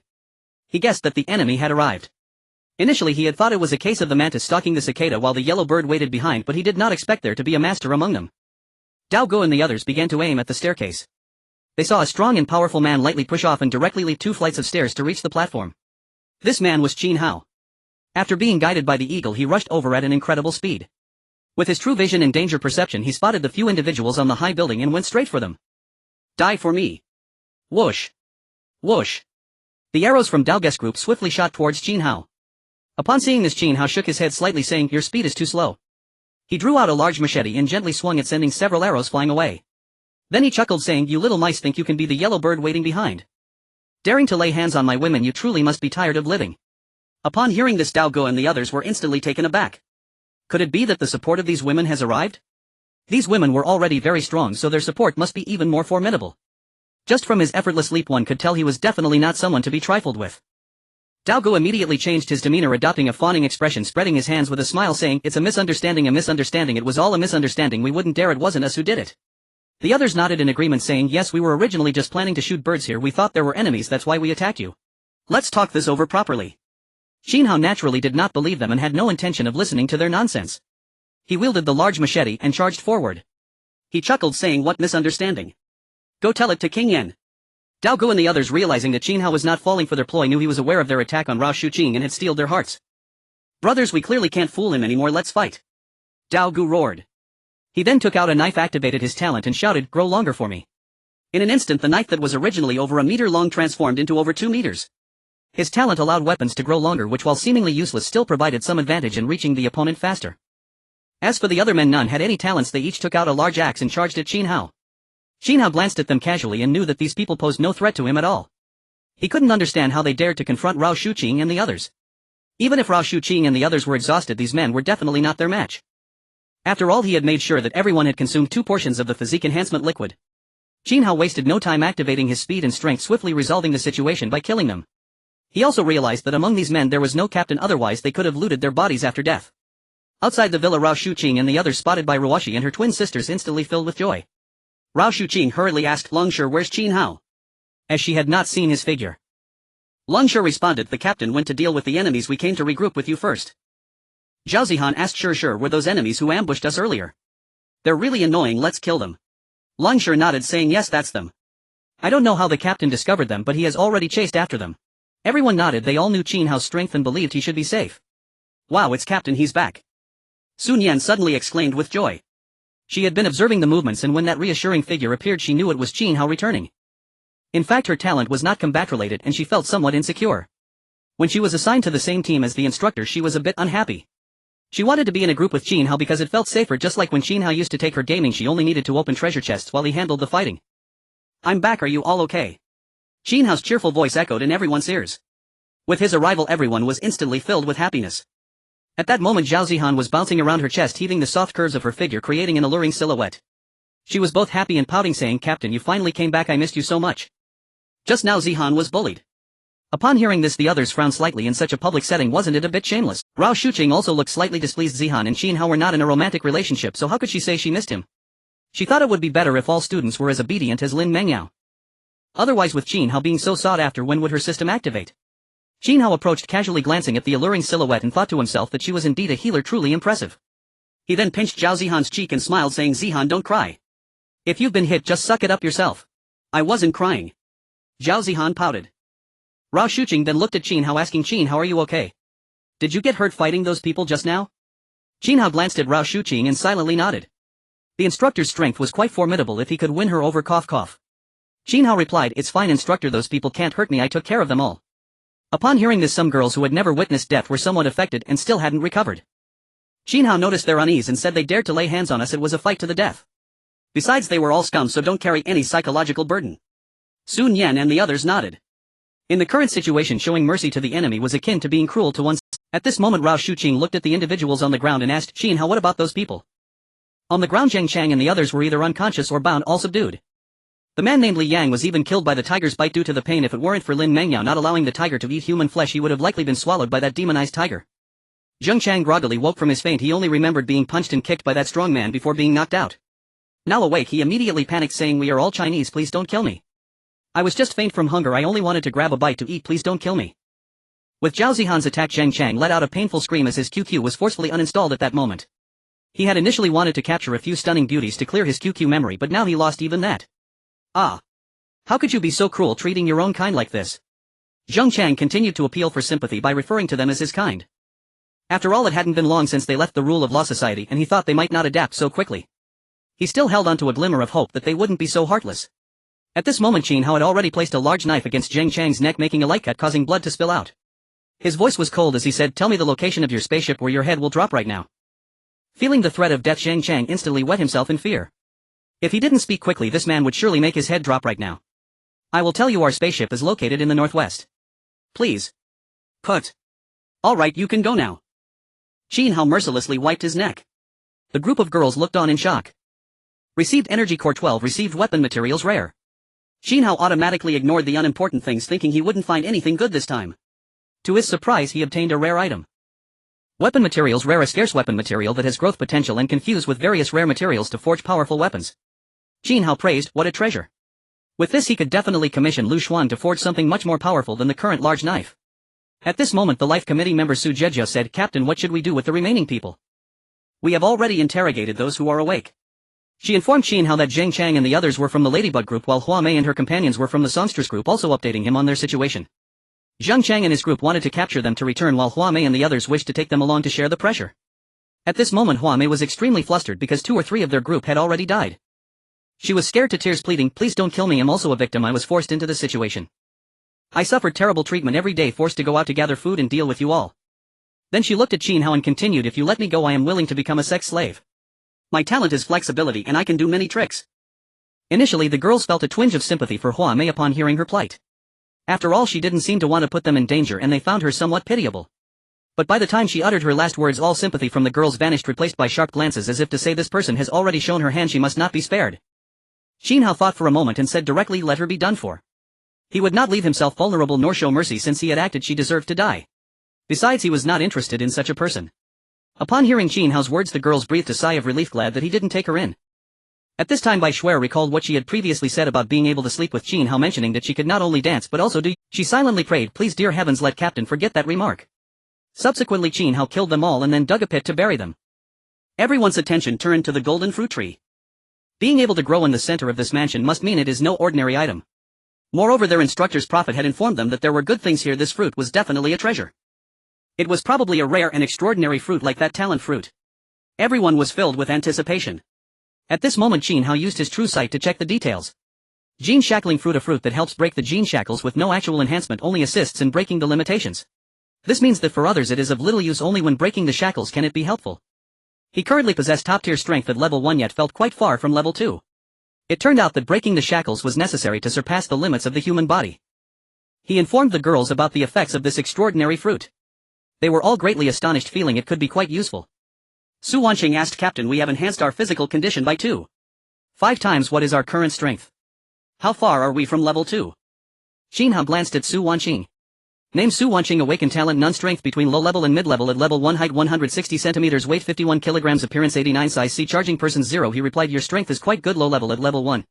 Qin Hao had strong physical attributes originally, plus the captain's enhancement, the 2.5 times physical strengthening liquid, and the assistance of the blue spirit fruit. His strength had undergone a qualitative leap. He was probably beyond top-tier strength at level 1. It should be counted as level 2, only needing to break the shackles. Su Wanqing smiled and said, well, it seems we are still quite far from level 2. Qin Hao did not hesitate, quickly climbed the tall tree and picked all the shackling fruits, totaling 9. Received shackling fruit 9. They had made a great profit this time. Qin Hao looked at Rao Shuqing and smiled. Instructor Shan Yen Yen, you are truly our lucky stars, having found such good items. Thankfully they were not robbed, otherwise it would have been a huge loss. Who dares to steal our things? Watch us smash them with one punch, shouted Qin Hao, the class representative, shaking her fist. The girls were overjoyed. Qin Hao's awakened talent was truly helpful and provided a great sense of security. It would be even better if more combat-related talents awakened. As Qin Hao gathered the shackling fruits, Rao Shuqing said, Qin Hao, my prophet has indicated that there are some treasure chests and supplies nearby, let's collect them together. Qin Hao nodded. Although he had divided everyone into 2 teams and trusted them successfully overcoming the crisis, he still felt a bit worried. Then let's set off together to search for some supplies before it gets dark. If it gets dark, well, return to the spaceship to He remembered that the rules stated that it would be dangerous at night. Then following Rao Shuqing's guidance, everyone began to head in a certain direction. However, shortly after they departed, several figures appeared. They had faces that seemed not to belong to any race of Blue Star, and their expressions were pale. A leader murmured, could these people be outsiders? What do they have to do with the divine punishment from the heavens? The divine punishment had destroyed their homeland. Could these people be here to root them out? Just as the leader was lamenting, they had not expected that Qin Hao and the others would return, surrounding them completely. The figures were immediately startled. This was definitely not good news. With Qin Hao and Rao Shuqing present, they naturally realized someone had arrived. So they pretended to retreat while actually lying in ambush. After Qin Hao and the others surrounded them, they took a closer look. He wondered, these people seem special, they don't appear to be humans from Blue Star. Could they be the natives of this planet? Rao Shuqing and the others were also quite surprised, as they had never seen humans like these. Their faces resembled elves with long ears and white hair, yet weren't elves typically blonde and blue-eyed. However, the 2 white-haired girls were quite beautiful. Bai Shuer also exclaimed, could they possibly be aliens? It's the first time I've ever seen them. As Qin Hao's words were spoken, it seemed those on the opposite side could understand them for some unknown reason. Ever since awakening their talents, they seemed to have a common understanding. The leader frowned upon hearing this, saying, what do you mean by aliens? You are the aliens here, we are the native humans. Taking a deep breath, the leader realized he was no match for Qin Hao and the others. He proactively asked, who are you? You are not humans from here, are you? As it stands, we are among the last remaining native humans on this planet. My name is Kairinen. Upon hearing Karinen's words, Qin Hao and the others were immediately taken aback, realizing they truly were natives of this planet. Zhao Zihan widened her eyes, mouth agape, oh my goodness, they are really aliens. Karinen's group was shocked as one girl quietly said, we are not aliens, you are the aliens. Besides, why do you all have black hair? There are no humans with black hair on our planet. After hearing this, Qin Hao and the others felt that their reasoning was quite valid. He looked at Zhao Zihan and chuckled, ha ha Zihan, you are the alien here, don't talk nonsense. Then seeing that Kairinen and the others had no hostility, Qin Hao asked, we accidentally ended up here.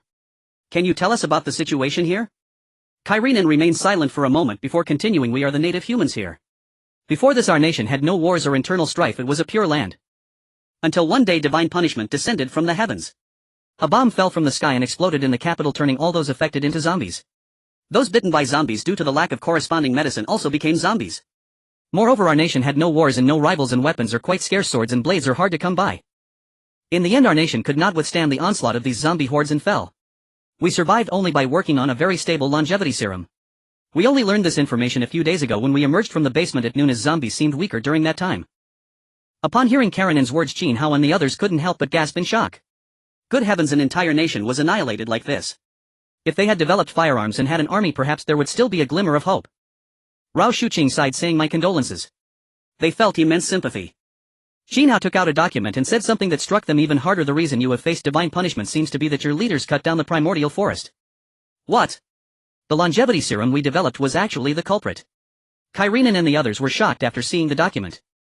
They had thought they were heroes of this nation able to develop a longevity drug, which was a miraculous achievement. Little did they realize that cutting down the primordial forest they relied on for survival marked the beginning of disaster. Kairinen continued. No wonder the leaders publicly proclaimed that the 1,000-year-old divine trees contain a high concentration of life energy liquid and could develop new energy sources. It was a great attempt. But in reality their requirement was to extract life factors to develop the longevity serum. Sun Yan and the others were at a loss for words, realizing they had brought this upon themselves. After understanding the reason, Qin Hao lost interest in them and after exchanging some pleasantries prepared to leave. He intended to scour for more supplies before returning to the spaceship. However, Kairinen and the others fell silent, seemingly making some decisions. Kairinen addressed Qin Hao, saying, "You are all extraordinary individuals and we earnestly request your assistance. Our nation has suffered a severe blow and likely has no chance of recovery. Please take one girl from our Gemini race with you in hopes of continuing our lineage." Kairinen and the others, 2 men and 3 women, knelt before Qin Hao and Rao Shuqing. "We have plenty of food and longevity serums left in the basement which we can offer as compensation as only we can enter." At this moment a petite white-haired girl stepped forward. She looked extremely delicate and quite pretty, resembling a girl like Ling Xiaoke. Her eyes were slightly moist as she seemed to have made up her mind. She pleaded, "My name is Lilia. I sincerely request you to take me with you. I am very capable and can do any dirty or hard work, plus I eat very little." Zhao Zihan and Sun Yan fell silent. Though they felt sorry for these people, they did not know how to decide. If they took Lilia with them, how would they continue the bloodline? Would it not be just like with Qin Hao? They were certainly not very willing. Or perhaps they could drop her off somewhere with another civilization.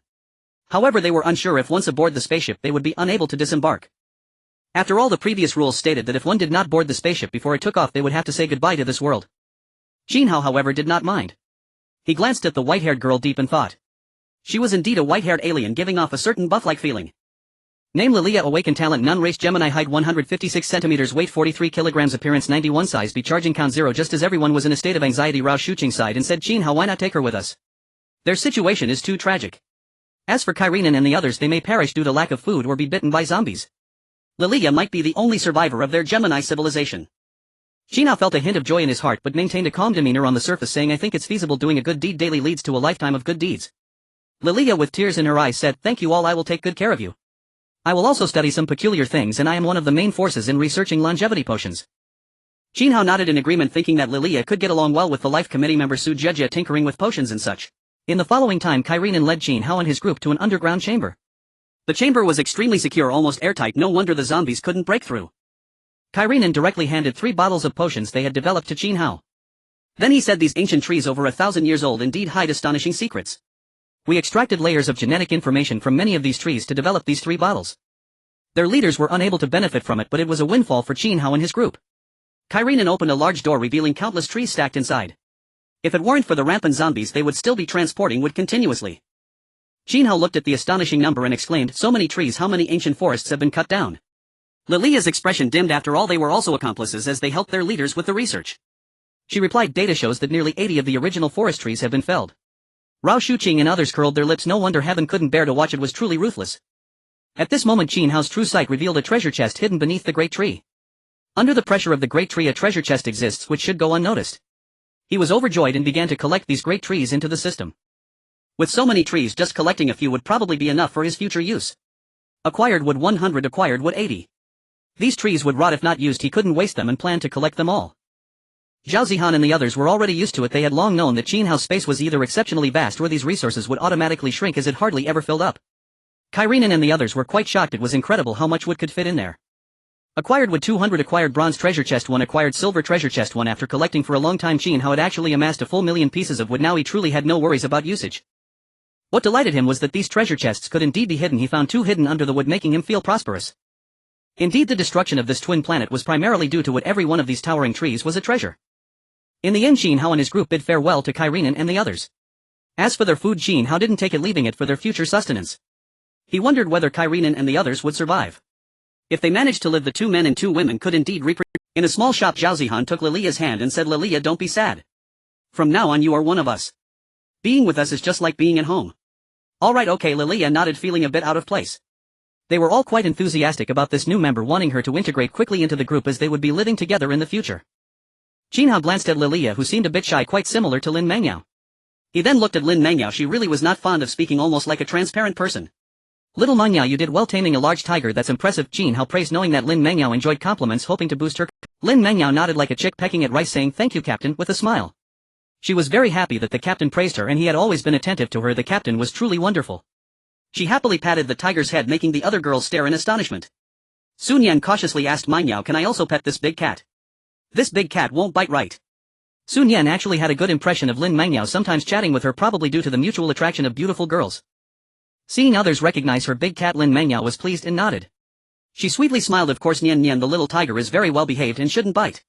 Sun Yan felt a bit anxious. What did she mean by shouldn't bite? What I want is an absolute guarantee that it won't bite. Nevertheless, she boldly approached and patted the big tiger's head. After all, the captain was here. If the big tiger went wild, he could knock it down with one punch. Perhaps petting the cat was an irresistible temptation for the girls. Many of them approached Lin Mangyao to talk and then pet the cat, which made Lin Mangyao very happy. In a dilapidated small shop, the food had been completely rotted. In the following time, Qin Hao and others continued to scour, but the resources were scarce.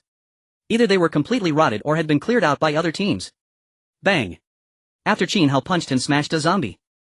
They were in a large mall. After acquiring some resources, they started to retreat as it was gradually getting dark and they had been out for a long time. Qin Hao said, let's hurry back. Once it gets dark, these zombies might go berserk and we need to return to the ship for defense. The girls nodded in agreement. Although they had killed most of the zombies, many still remained. At that moment, Lilia looked at the group, which had over a dozen stunning beauties, and wondered how Qin Hao managed to do it, being the only boy among them. Her thoughts raced, especially regarding Lin Mangyao and Sun Yan, who looked heavenly.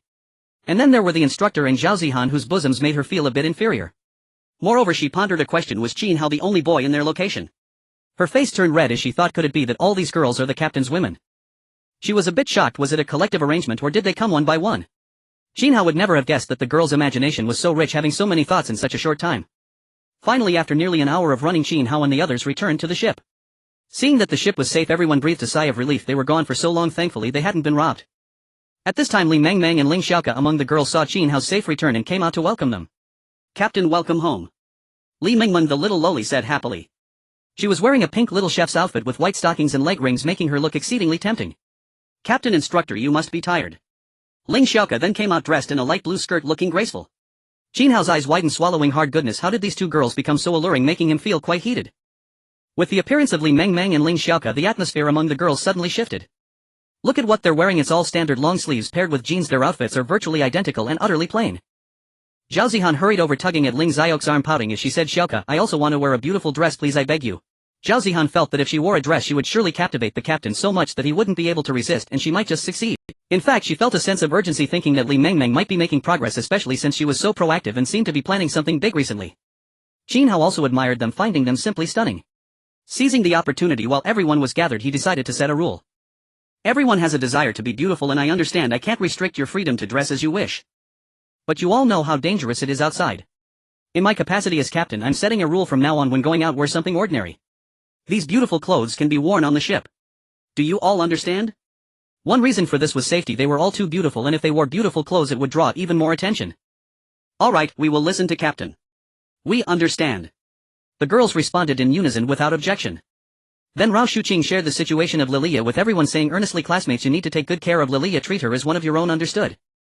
Li Mengmeng stepped forward to examine the white-haired girl Lilia, wondering if she would also become one of Qin Hao's women in the future. As the leader, she felt she should look after her, as it would mean one more supporter in the future. Lilia, right. Call me Sister Mengmeng. If you need anything on the ship, just find me and I can make you delicious food. There are delicious fish and meat on the ship, come and have some. Li Mengmeng pulled Lilia along as if they were sisters. Lilia quickly nodded in gratitude, saying thank you, Sister Mengmeng. Qin Hao nodded, pleased to see this harmonious. As Li Mengmeng led Lilia back, the others couldn't help but chuckle, returning to the ship. Ling Xiaoke, wearing a dress, approached Qin Hao and in front of everyone held his hand and asked, Brother Qin, how does this dress look? Good on me. I specially designed this for you, and I also made Mengmeng's little chef outfit. Ling Xiaoke was actually a bit frustrated. She had originally wanted to make it just for herself. Unfortunately, Li Mengmeng kept pulling her hand, urging her to make it, and since Qin Hao said he wanted to see Li Mengmeng in the little chef outfit, she ended up making a beautiful outfit for Li Mengmeng as well. Qin Hao was thoroughly charmed, smiling, it looks great, you look so beautiful in it.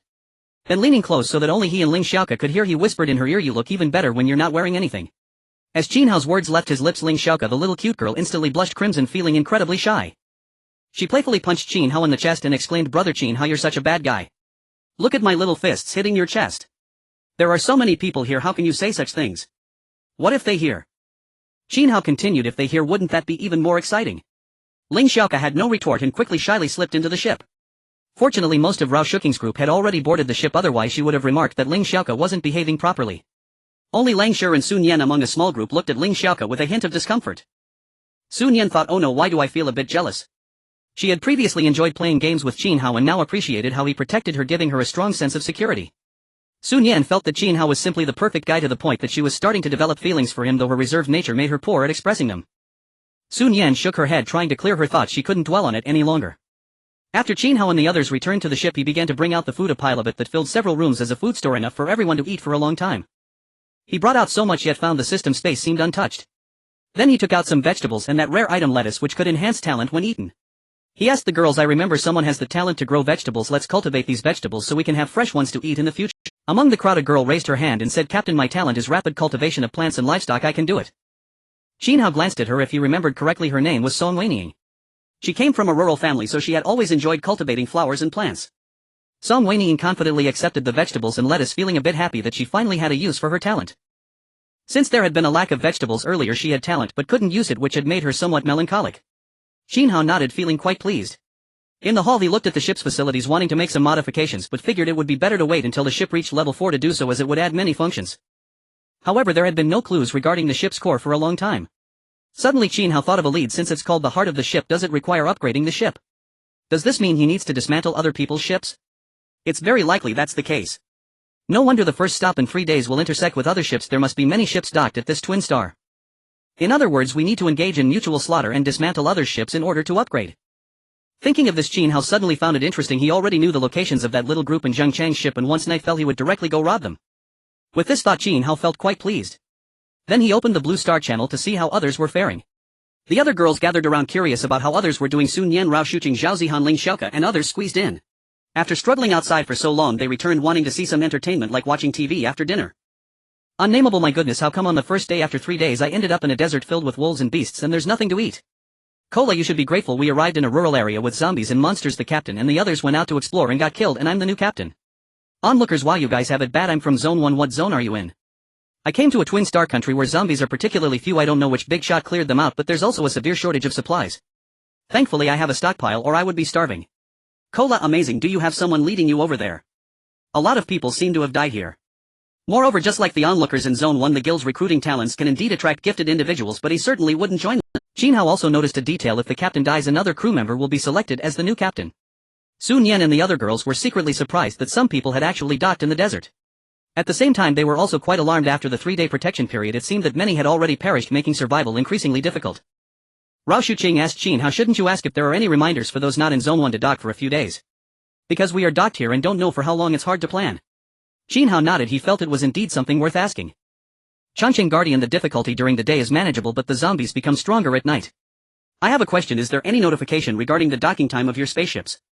However, it was clear that those commenting did not have this information.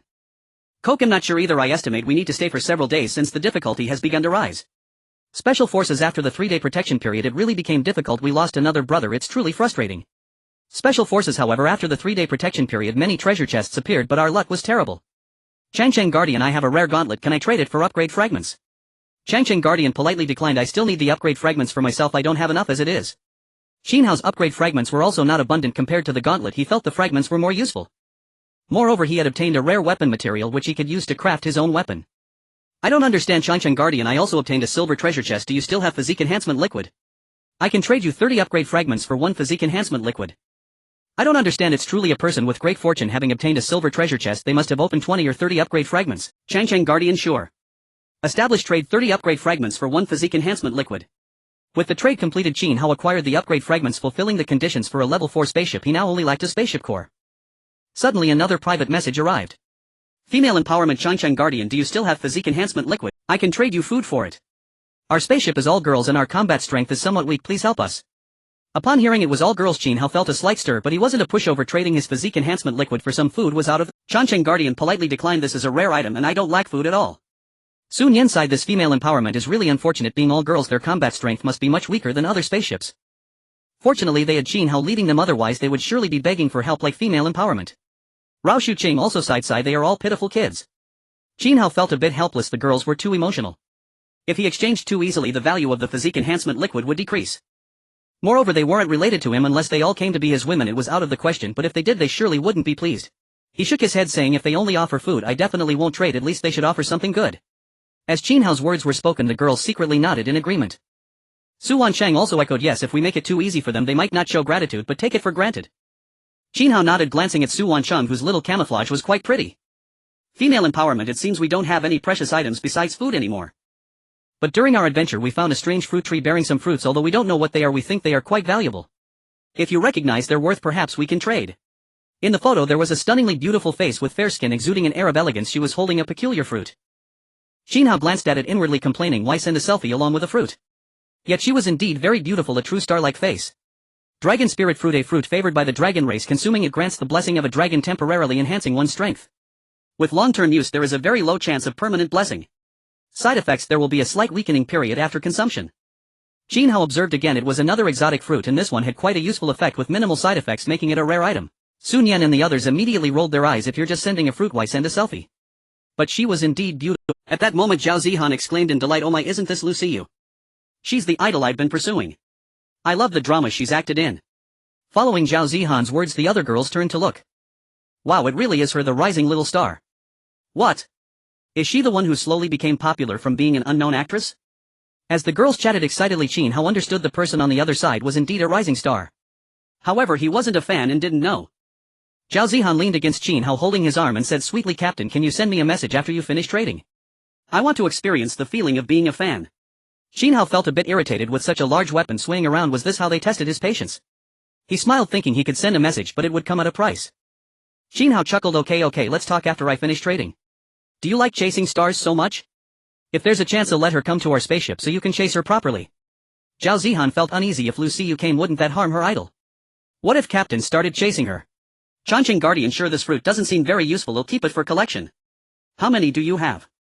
I'll trade 1 bottle of physique enhancement liquid for all of them. The other side seemed to be silent for a long time. Female empowerment, are you sure you're not messing with me? This is a rare fruit, 1 fruit might be worth 2 bottles for you. Don't think I'm easy to deceive. In the end, amidst the tug-of-war between the two, Qin Hao, unwilling to waste words, exchanged a bottle of physique enhancement liquid for a strange fruit. The woman declared, it's settled then. I have 11 strange fruits. How many bottles of physique enhancement liquid do you have? The Great Wall Guardian replied, you can exchange as many as you have, so let's start with 11. Qin Hao smiled at the transaction of dragon spirit fruits, feeling that with so many bottles of physique enhancement liquid he was making a huge profit. At that moment Lu Xiyu couldn't help but feel secretly astonished at the Great Wall Guardian, who possessed so much physique enhancement liquid. It was simply unbelievable.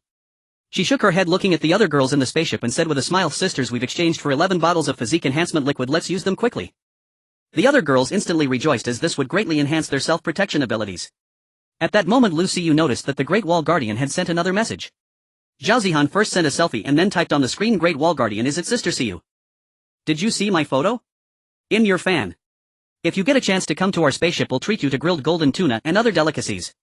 The woman declared. Has the host been hijacked? Who are you? The Great Wall Guardian replied, that was my captain. I'm just a little girl who likes you. I won't say more, otherwise the captain will spank me. Lu Xiyu was momentarily stunned. She had encountered her own fan, and it seemed her fan was living quite well. She thought about how her fan offered to treat her to grilled fish, indicating that their resources must be abundant. After all, she knew that the Great Wall Guardian was the first in Zone 1 to upgrade to a level 3 spaceship. However, what surprised her was that their captain seemed to have a peculiar relationship, needing to be spanked for sending a message. She chuckled softly, interesting. At that moment Qin Hao pinched Zhao Zihan's cheek and whispered, I'll indulge you, just be good or you'll get a spanking. He needed to maintain a high-cold persona, and Zhao Zihan blushed upon hearing this, thinking that the captain was quite mischievous.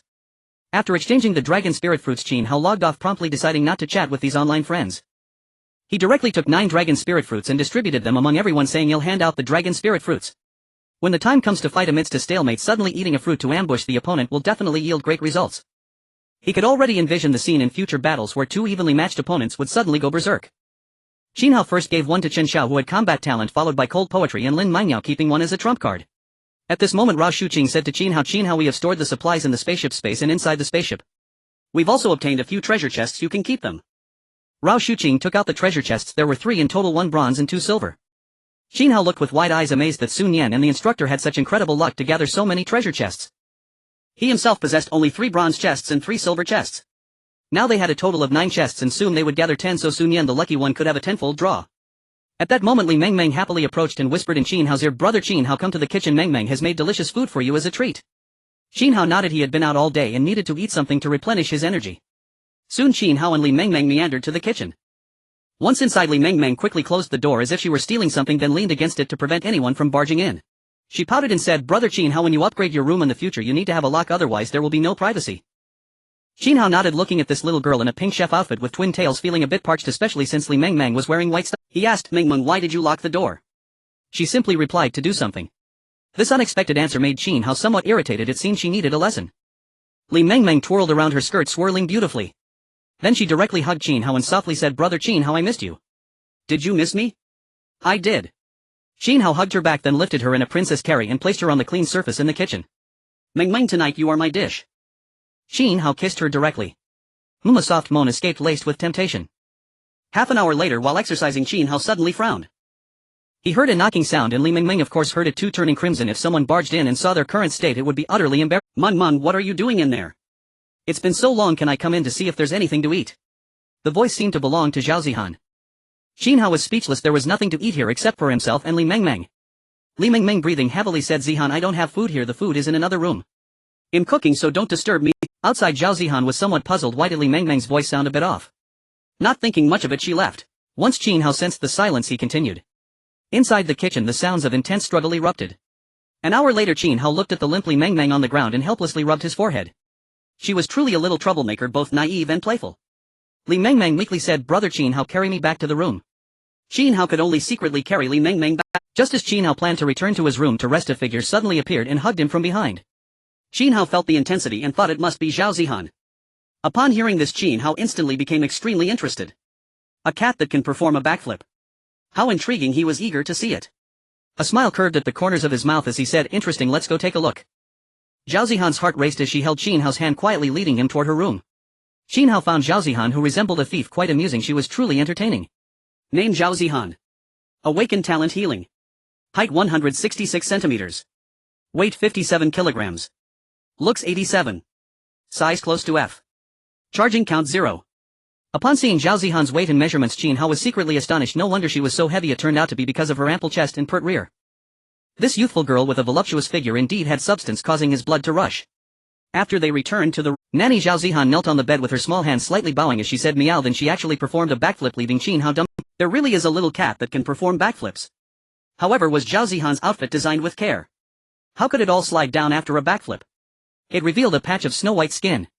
Zhao Zihan shyly said, "Ah, Brother Qin Hao, the clothes designed by Xiao can need improvement." Qin Hao swallowed hard, exclaiming that this girl was truly tempting. He gently pushed her down softly, asking, "Oh, are you sure it wasn't your careful design?" Zhao Zihan in a delicate tone replied, "Zihan doesn't know." Then, as if recalling something, she asked, "Brother Qin Hao, weren't you in the kitchen just now?" Zhao Zihan searched for Qin Hao but couldn't find him, and then she saw Li Mengmeng in the kitchen wearing a sexy little chef outfit, clearly having made her move. She couldn't fall behind either. After all, she wanted to be the second. Moreover, her harmony system had yet to be activated. If it were activated, her talent would be upgraded. If someone were infected with the zombie virus, she might even be able to heal them, and she was doing it for the collective. Qin Hao scratched his head and asked, "How did you know?" He suspected that Zhao Zihan had figured out his relationship with Li Mengmeng, but it didn't matter. The girls on the spaceship would find out sooner or later. Zhao Zihan pouted, saying, "I knew it. Mengmeng is so flirtatious and proactive. She must have seduced you." Besides being larger, she truly couldn't compare to Li Mengmeng. After Li Mengmeng put on the little chef outfit, she was simply too alluring. Jealous. Qin Hao tilted Zhao Zihan's chin, saying domineeringly. Then he leaned in and kissed her. Since she was so proactive, he naturally would act like a man. After all, although Zihan was quite proactive, she was still rather shy. And then Qin Hao experienced a different sensation here. There's no denying that a girl with substance adds so much to the experience. He lay on the bed enveloped by the soft cotton blanket, feeling extremely comfortable. Zhao Zihan, her face flushed, buried her head in Qin Hao's stomach, utterly embarrassed, her body pressed closely against him. Qin Hao got up, stretched lazily, and activated battle mode. Zhao Zihan lay on the bed, her ears burning as she said, "Brother Qin Hao, be gentle, it's my first time." An hour later, Qin Hao nodded in satisfaction. This girl Zihan didn't seem to have fallen asleep despite his efforts. However, Zhao Zihan still lay there like a puddle, unable to move. Zhao Zihan pouted, "Brother Qin Hao doesn't know to be. Fortunately, I can heal myself, I can nurse myself." Qin Hao suddenly realized that this girl could heal herself, restoring some stamina. He smirked, saying, "Then go ahead and nurse yourself a few times, otherwise you won't be able to get out of bed later." Zhao Zihan's face turned red as she buried her head in the blanket, weakly saying, "I'm going to die, I need to rest." Qin Hao shook his head and left the room, needing to let this girl recover properly. He licked his lips, savoring the experience. This girl indeed had a great figure. Just then a commotion erupted in the spaceship as the girls came out chattering in the hall. Oh my, the zombies at night are indeed terrifying, there seem to be even more of them. Yes, it feels like their speed is faster, their strength must have increased too. Sun Yan and the others were discussing animatedly. Upon hearing this, Qin Hao felt a slight shift. Did the zombies start attacking again? He stepped outside. Rao Shuqing and Sun Yan upon seeing Qin Hao found their anchor. Captain, you finally came. Where did you go? I just went to your room but couldn't find you. Qin Hao, the zombies have begun to mobilize again, do we need to disembark and engage?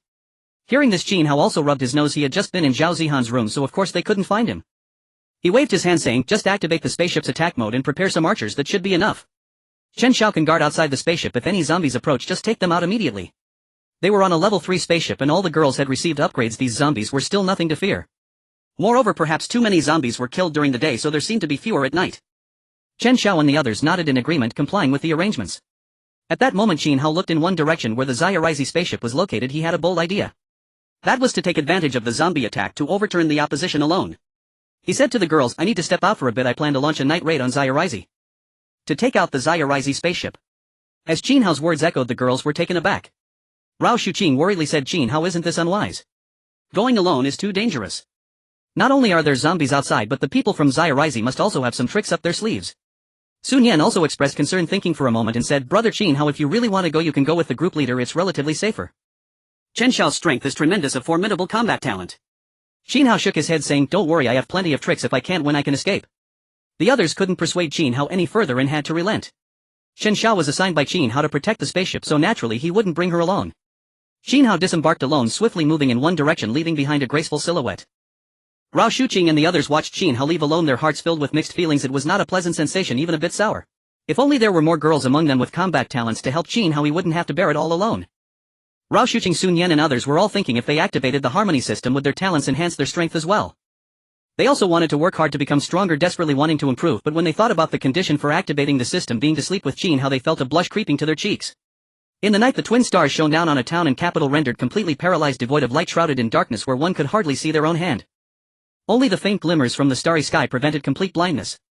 Qin Hao, having greatly enhanced his physique, found that his night vision had improved slightly, allowing him to see somewhat clearly. He observed that zombies were gradually surrounding the spaceship, attracted by its life force, but most were halted by the crossbow towers and lasers. Those that managed to evade were shot down by the women inside the spaceship. Seeing the orderly defense maintained by the women, Qin Hao nodded slightly and proceeded in the direction indicated on the map. To the east of the town stood a level 2 spaceship besieged by numerous zombies trapped in a state of absolute passivity. The level 2 spaceship had only 10 laser cannons, which paled in comparison to the defenses of a level 3 vessel. Baka, we're out of arrows. We've run out of wood. A panicked male voice echoed within the spaceship belonging to the new captain, Shimizu Eagle.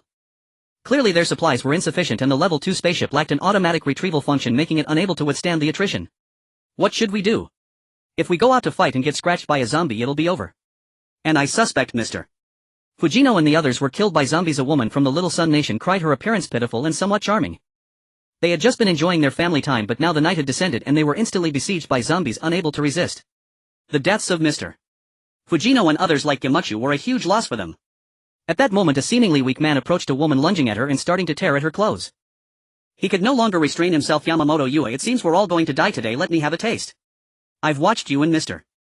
Fujino every day, you have no idea how hard it is for me. Bastard Nakata Yuichi, are you crazy? Yamamoto Yue felt that everything was over.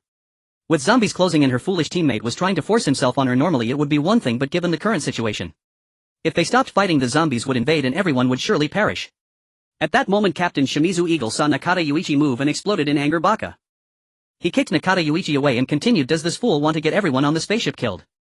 Nakata Yuichi, instead of getting angry, laughed, haha, do you think resisting will let you live? We're out of supplies and we have no weapons to defend ourselves, we can't hold out.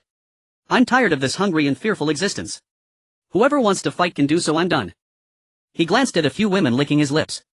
Upon hearing this, Shimizu Eagle was taken aback. The normally honest Nakata Yuichi had become so resolute in this desperate situation. In truth, Shimizu Eagle could have also indulged, but Nakata Yuichi's cowardice meant he had no chance, and it was understandable why he made such a decision in this environment. Shimizu Eagle looked at the number of people on the spaceship, only 9 crew members, and this one captain remained 6 men and 4 women. He sighed.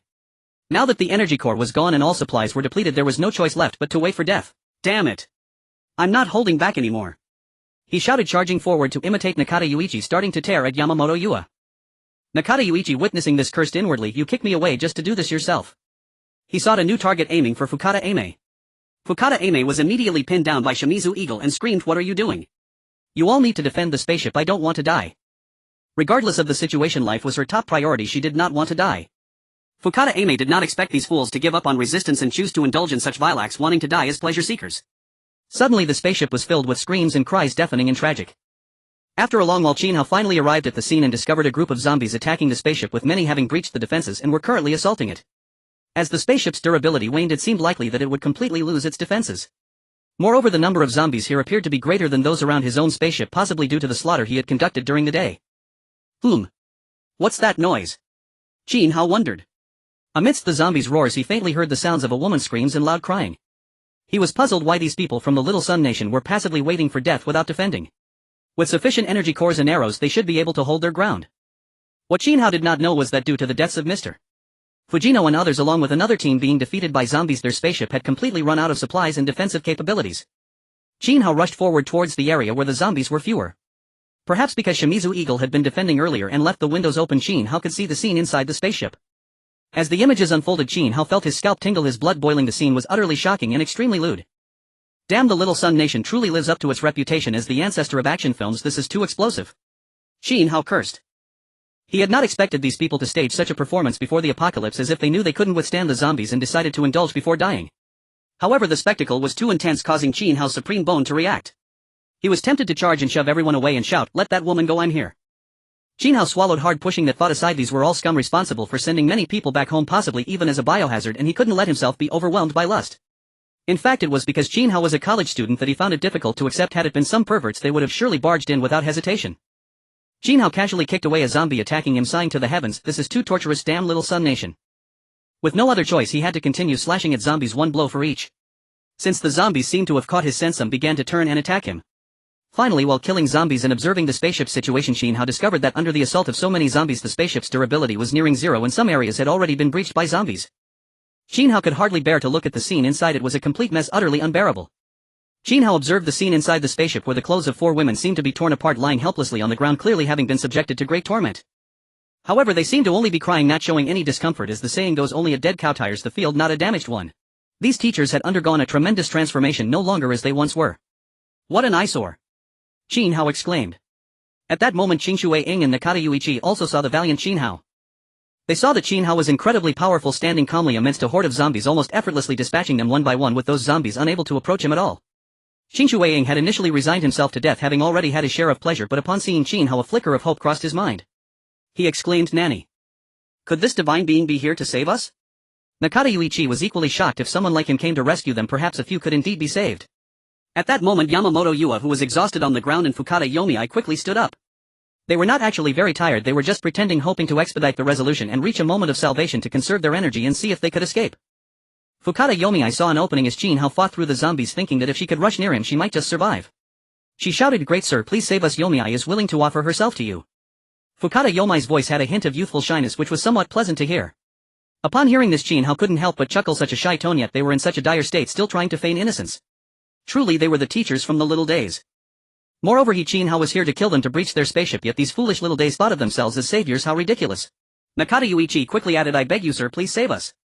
If I survive, I am willing to be your dog." With Nakata Yuichi's words, Qin Hao naturally heard them and came up with a wicked idea.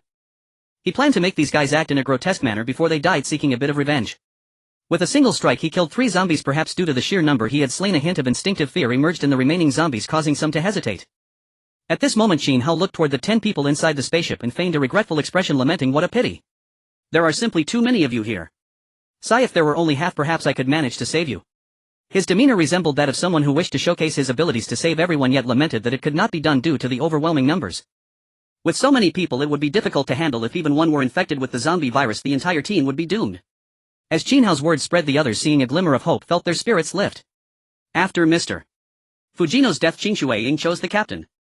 He pondered for a moment, seemingly making a decision, and immediately used his captain's authority, declaring, "Nanjiayi is an unfriendly person. I am invoking spaceship privileges to expel Nanjiayi from the ship." In an instant, a man was ejected from the spaceship by a beam of light. Even as the ship was on the verge of breaking apart, it still managed to function, truly powerful. "Ah! Qin Shuai-ing, you heartless fiend. I won't let you off even as a zombie." Nanjiayi screamed in agony as he was surrounded by zombies. In a short time he was swarmed and bitten, and it was certain that he would soon become a zombie himself. As Nanjiayi was kicked out, some zombies turned to attack him, causing the zombie horde's assault speed to slow considerably. Qin Shui Ying's actions startled the others in the spaceship. Fortunately he could only use that once a day, otherwise everyone would be in danger. Qin Shui Ying looked at Nakata Yuichi and said, "It seems you are no longer a coward. Let's join forces to clear out some people. We might still have a chance to survive." They hit it off instantly. Qin Shui Ying and Nakata Yuichi began to attack their own people. With Qin Shui Ying's double-strength talent they quickly subdued the remaining three. The two were thrown off the spaceship while one was used to block the breach in the ship. The remaining four girls on site trembled in fear, because Qin Shui Ying had set his sights on them. "Yamamoto Yua, I'm sorry, your sacrifice is worth it." Qin Shui Ying unceremoniously tossed Yamamoto Yua off the spaceship without a hint of mercy. He had already been with her while the other two had not yet tasted the experience. If they survived they could continue to enjoy it. Ah! Qin Shui Ying, you beast! Yamamoto Yua had never anticipated this. Just moments ago she had been with Qin Shui Ying thinking that this would spare her from being tossed aside, only to find herself thrown to the zombies without a shred of compassion. She had her share of efforts if not merits. In an instant Yamamoto Yua was consumed by the horde of zombies. Qin Shui Ying looked at the spaceship which now had two more holes, anxiously glancing at Qin Hao and said, "God, I've already eliminated half the people, can you save us now?" Amidst the advancing zombie horde Qin Hao was growing ever bolder and had long sensed the situation. He privately mused, "You little days really have your way so ruthless towards your own kind, not even batting an eye. And even the woman you just slept with, without hesitation you tossed her to the zombies. Tisk impressive." As Qin Hao's mocking words reached the spaceship they seemed to understand yet remained silent. Nakata Yuichi knelt down and said, "Only those who are ruthless enough and loyal can become your dogs." "Ha ha ha, you've made me laugh, you're quite amusing." Qin Hao couldn't help but laugh heartily. Those little days still believed that Qin Hao had come to save them and they were still undergoing a test. After all, charging out from the horde of zombies in the middle of the night to get near them was not to save them, could it be to take the risk of killing them? Qin Hao looked at these foolish little days and decided to tell them a harsh truth, combining murder with psychological torment. Qin Hao chuckled, "You know Mr. Fujino and the bloodthirsty ghost dancer, right? They dared to rob me and were killed by me, ha ha ha. Moreover, the savior in your eyes is actually here to kill you, ha ha ha." As Qin Hao's words echoed, Qin Shui Ying, Nakata Yuichi, Fukada Yomiai and the others were left stunned, their faces filled with disbelief. "Bakayaro, impossible, this absolutely cannot be. You must be lying to us." A chorus of desperate screams rang out deafeningly loud. In their despair they had glimpsed hope, yet that hope only led to deeper despair. They loathed Qin Hao, a man who once gave them hope only to extinguish it mercilessly in the end. Even worse, he would taunt them before they met their demise, forcing them to turn against one another. Qin Hao shook his head, a steel axe appearing in his hand as he hurled it fiercely towards the damaged spaceship. Bang! The axe, imbued with immense power, struck the vessel, creating another gaping hole. He appeared to toy with them as one would with mice. With Qin Hao's attack, that axe became the last straw that broke the camel. The spaceship was in tatters, nearly reduced to ruins. The horde of zombies, though briefly held back by a few cast aside, had now fully assimilated. Ah! Help! They all launched an assault on the spaceship, but Qin Shui Ying, Shen Tian Yangmei and the others ultimately found themselves overpowered, consumed by the zombie onslaught. A mechanical voice echoed, asking, "Found an unplaned level 2 dilapidated spaceship, would you like to recover it?" Qin Hao recognized this as the unique announcement of the spaceship's captain. He pondered thoughtfully. The spaceship was remarkably sturdy and he had no idea how to damage it further, yet it had a recovery function. Recover. Congratulations on successfully recovering a level 2 spaceship. Gained divine iron 50, gained heart of the spaceship 1, gained compressed biscuits. Qin Hao was overjoyed upon seeing the recovery information, realizing he had indeed plundered the spaceship for its heart. He paused momentarily, wondering what this divine iron was. He knew that refined iron was made from regular iron blocks. Could it be that divine iron was made from refined iron? As for the few compressed biscuits and other food items, he didn't even glance at them, directly placing them into the system space. His system space already had thousands of compressed biscuits along with a variety of other foods. Qin Hao shook his head, casting aside his thoughts. Now was not the time for such musings. He needed to return, worried for the safety of the girls, especially since it was still night and zombies were aggressively attacking. He no longer stayed behind, feeling concerned. Qin Hao swiftly gathered the spoils of war, then frightened off the zombies as he headed back. At this moment, just as Qin Hao had anticipated, Rao Shuqing and the others were indeed facing some difficulties in their defense. Before their spaceship, a powerful zombie charged towards them, capable of withstanding the arrows of the crossbow towers and resisting laser attacks, truly formidable. If Qin Hao were here, he would recognize this as a level 1 advanced zombie, incredibly close to being top tier, evolved from the massive zombies. However, Rao Shuqing and the others were not to be underestimated, quickly launching a counterattack. Rao Shuqing instructed Langshi use ice arrows to slow it down and even try to freeze it in place. Then she looked at Chen Xiao, saying, "You will transform into your giant form and use the custom weapon made by Landing Frost to slay it. Also, Su Jiejia will serve as a line of defense if Chen Xiao cannot hold it back. Try deploying your strongest poison." Alright, instructor. The group of girls quickly completed their assignments. Zhao Zihan clenched her small fist, encouraging, "Let's do our best and show the captain just how powerful we are. Let him know we are not to be trifled with." With Zhao Zihan's words, the girls nodded in agreement, seemingly filled with newfound. Longshi, with frost on her face and devoid of emotion, drew her bow, fully unleashing her talent as it coalesced into the arrow. Swish! An arrow carrying an excruciating chill struck the zombie's chest, the tremendous impact causing it to stagger. Though it wouldn't be fatal, the ensuing relentless cold nearly froze it in place, spreading extreme cold throughout its body, rendering it almost immobile. Swish! Longshire's second arrow followed closely. Though slightly misfired, it still struck the zombie's leg. With 2 arrows, the zombie was frozen in place. The girls witnessing this were utterly astonished. Wow, sure is so amazing. Is this the ice archer that Qin Hao brothers spoke of? So cool. Indeed, it feels like the captain made Langshire transform into an ice archer. Her combat power is so strong. They praised her without reservation, utterly impressed by Langshire. Chen Xiao laughed, saying, no need for me to step in, though Shire's arrow didn't hit the zombie's head. It has pierced its chest and thigh, causing it to lose functionality and die. Rao Shuqing nodded with a smile, saying, you all did great, students. I'm very pleased. Rao Shuqing was exceedingly happy. Her students were all impressive, especially Qin Hao, who managed to bring out the best in everyone, helping them survive well in this apocalyptic world. Meanwhile, at the edge of this town, another spaceship was also being attacked by a level 1 advanced zombie which had emerged from the horde and was now frantically assaulting the vessel. Quick, stop it. Don't let it attack our spaceship. The people inside the spaceship were taken aback and they launched a frantic counterattack, ultimately taking quite a while to kill that advanced zombie. However, the cost was that the spaceship's durability had decreased slightly. If there were a few more waves of attacks, the durability might drop to 0, putting them in danger. Finally, after a long while, Qin Hao arrived at the location of his spaceship, breathing a sigh of relief upon seeing it intact. Sun Yan and the others, seeing Qin Hao, were overjoyed and welcomed him. Zhao Zihan bounced over, saying, Qin Hao, brother, quickly kill that nasty zombie, it was about to attack our spaceship. She then recounted the experience to Qin Hao.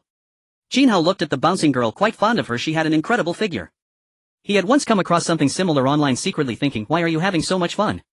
Now cough cough, this fortune has come to me, Qin Hao. Qin Hao glanced at the frozen zombie. A level 1 advanced zombie nearly at the pinnacle was frozen and its functions were declining. If not, thought it would die in 6 hours. You've got some nerve daring to attack my spaceship. Qin Hao sneered, then picked up a large cleaver and struck down. Bang! The blow shattered the ice, sending the zombie flying. Roar! Once thawed, the zombie, sensing the scent, prepared to rise and charge at Qin Hao. You dare to bare your teeth. Die. But Qin Hao was quicker, closing in on it and slicing off its head, killing it instantly. The girls gazed at Qin Hao in awe, their eyes sparkling. Wow, Qin Hao brother's strength is incredible. It gives such a sense of security.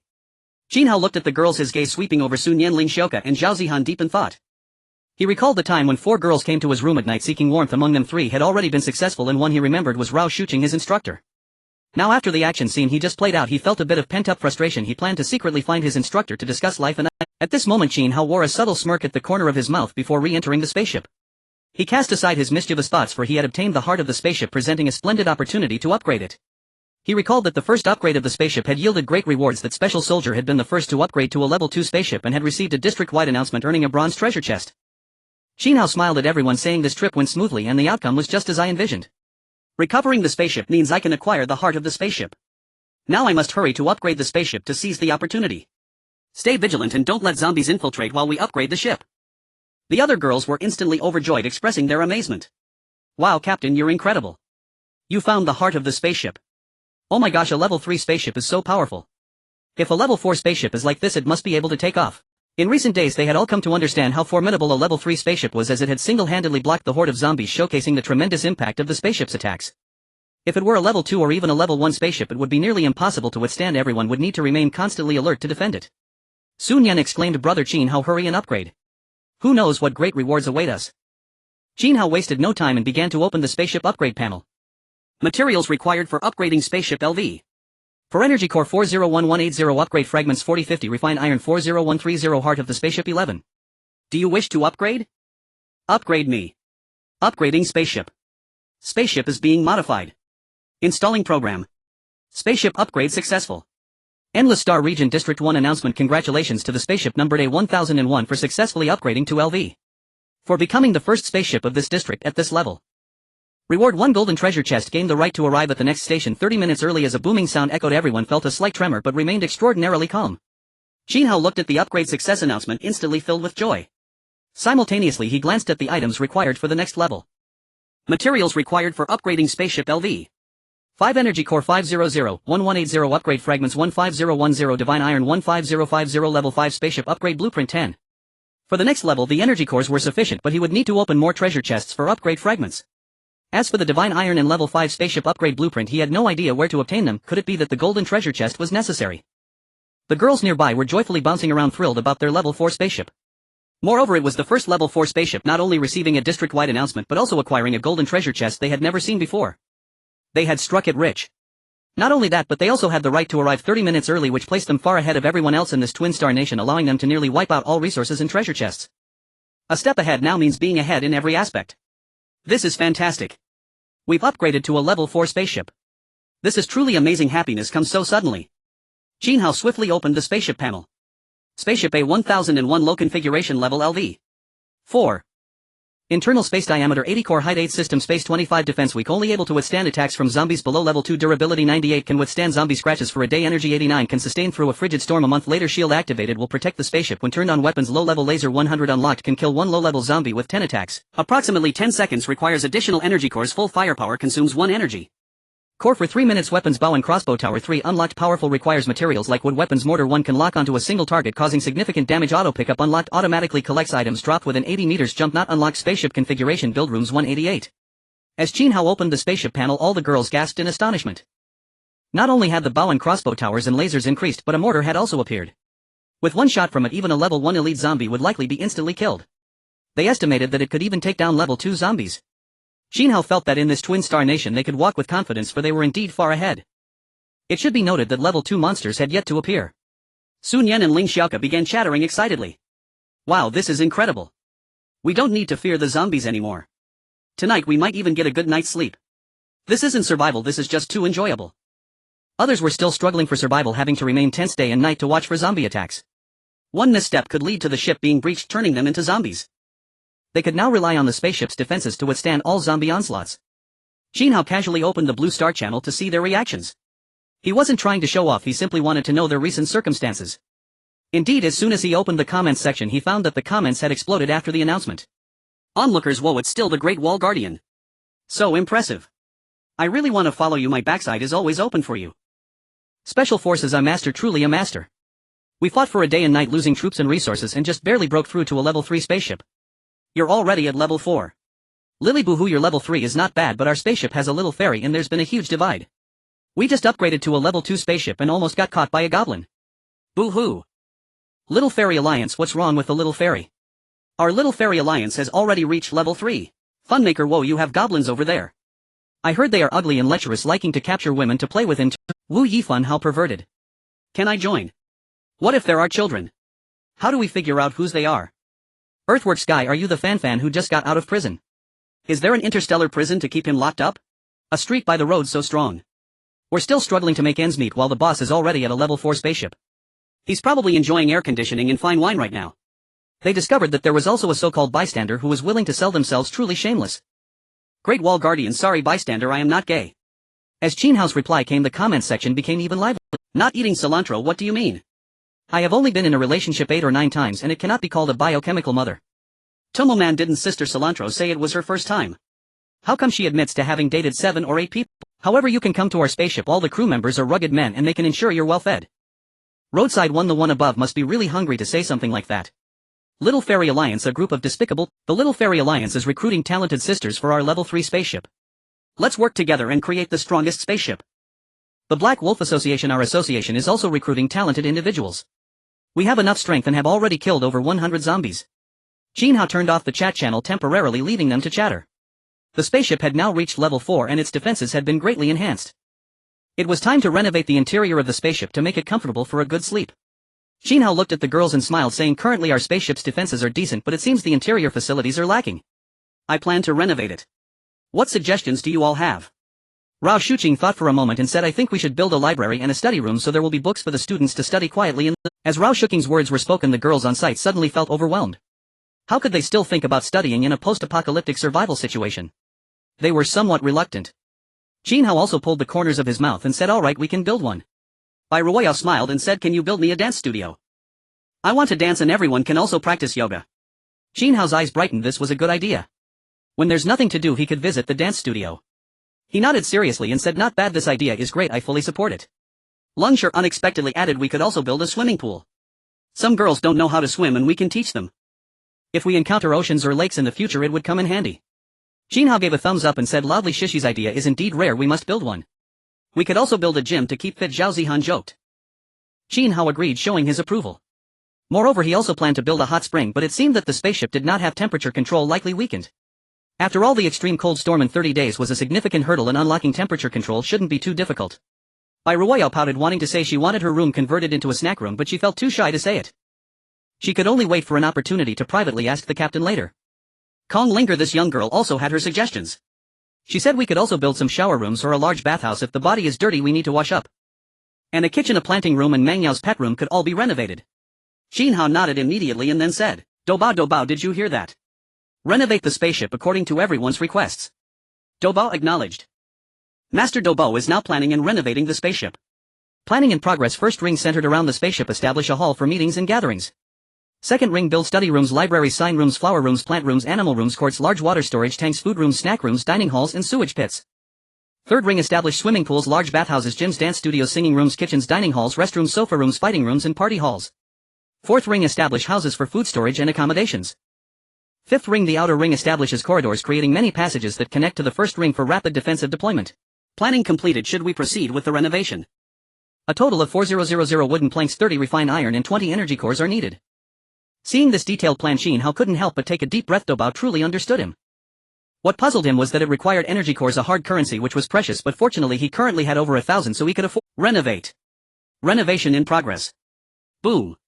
With Qin Hao's agreement, the interior of the spaceship began its transformation. As the spaceship's renovations were completed, the girls began to select their rooms, for it was already getting late. After finishing their choices, they wrote their names on the doors of their respective rooms. Otherwise, with over 100 bedrooms, it would indeed be quite challenging to find them. Some girls headed to the restroom while others went to take showers. Qin Hao arranged for Su Wanqing and Su Jiajia to keep watch at night, and then he started filling the reservoir with water. This large reservoir would be sufficient for their use for quite some time. With the water flowing into the reservoir, the swimming pool, bathroom, restroom and kitchen all activated, automatically functioning seamlessly. Following that, they pretended to head to their own rooms. He turned off the lights, leaving only a nightlight on. After waiting for the right moment, Qin Hao quietly stepped out of his room and headed in a specific direction. At this moment, Rao Shuqing had just taken a shower, wrapped in a bath towel, as she walked towards her room. She had enjoyed a lovely bath and was ready to have a good night's sleep. Now that the conditions had improved, everyone's overall strength had also increased, which made her as a counselor feel quite reassured. When Qin Hao arrived nearby, he happened to see Rao Shuqing wrapped in a bath towel. The fragrance of her just-washed body wafted into his nostrils, bringing him immense comfort. Rao Shuqing, fresh from her shower, looked truly beautiful, exuding a sense of a lotus emerging from the water, fresh, delicate and naturally beautiful. Coupled with her alluring curves, she was incredibly enticing. Qin Hao felt that Rao Shuqing should be comparable to Zhao Zihan or even surpass her. He casually activated his true vision to take a look. Name: Rao Shuqing. Awakened talent: Seer. Strength between level 1 low and level 1 mid. Height 168 centimeters. Weight 55 kilograms. Appearance 93. Size E. Number of partners 0. Upon seeing Rao Shuqing's information, Qin Hao was momentarily stunned. Was it possible that his teacher's bust was not bigger than Zhao Zihan's?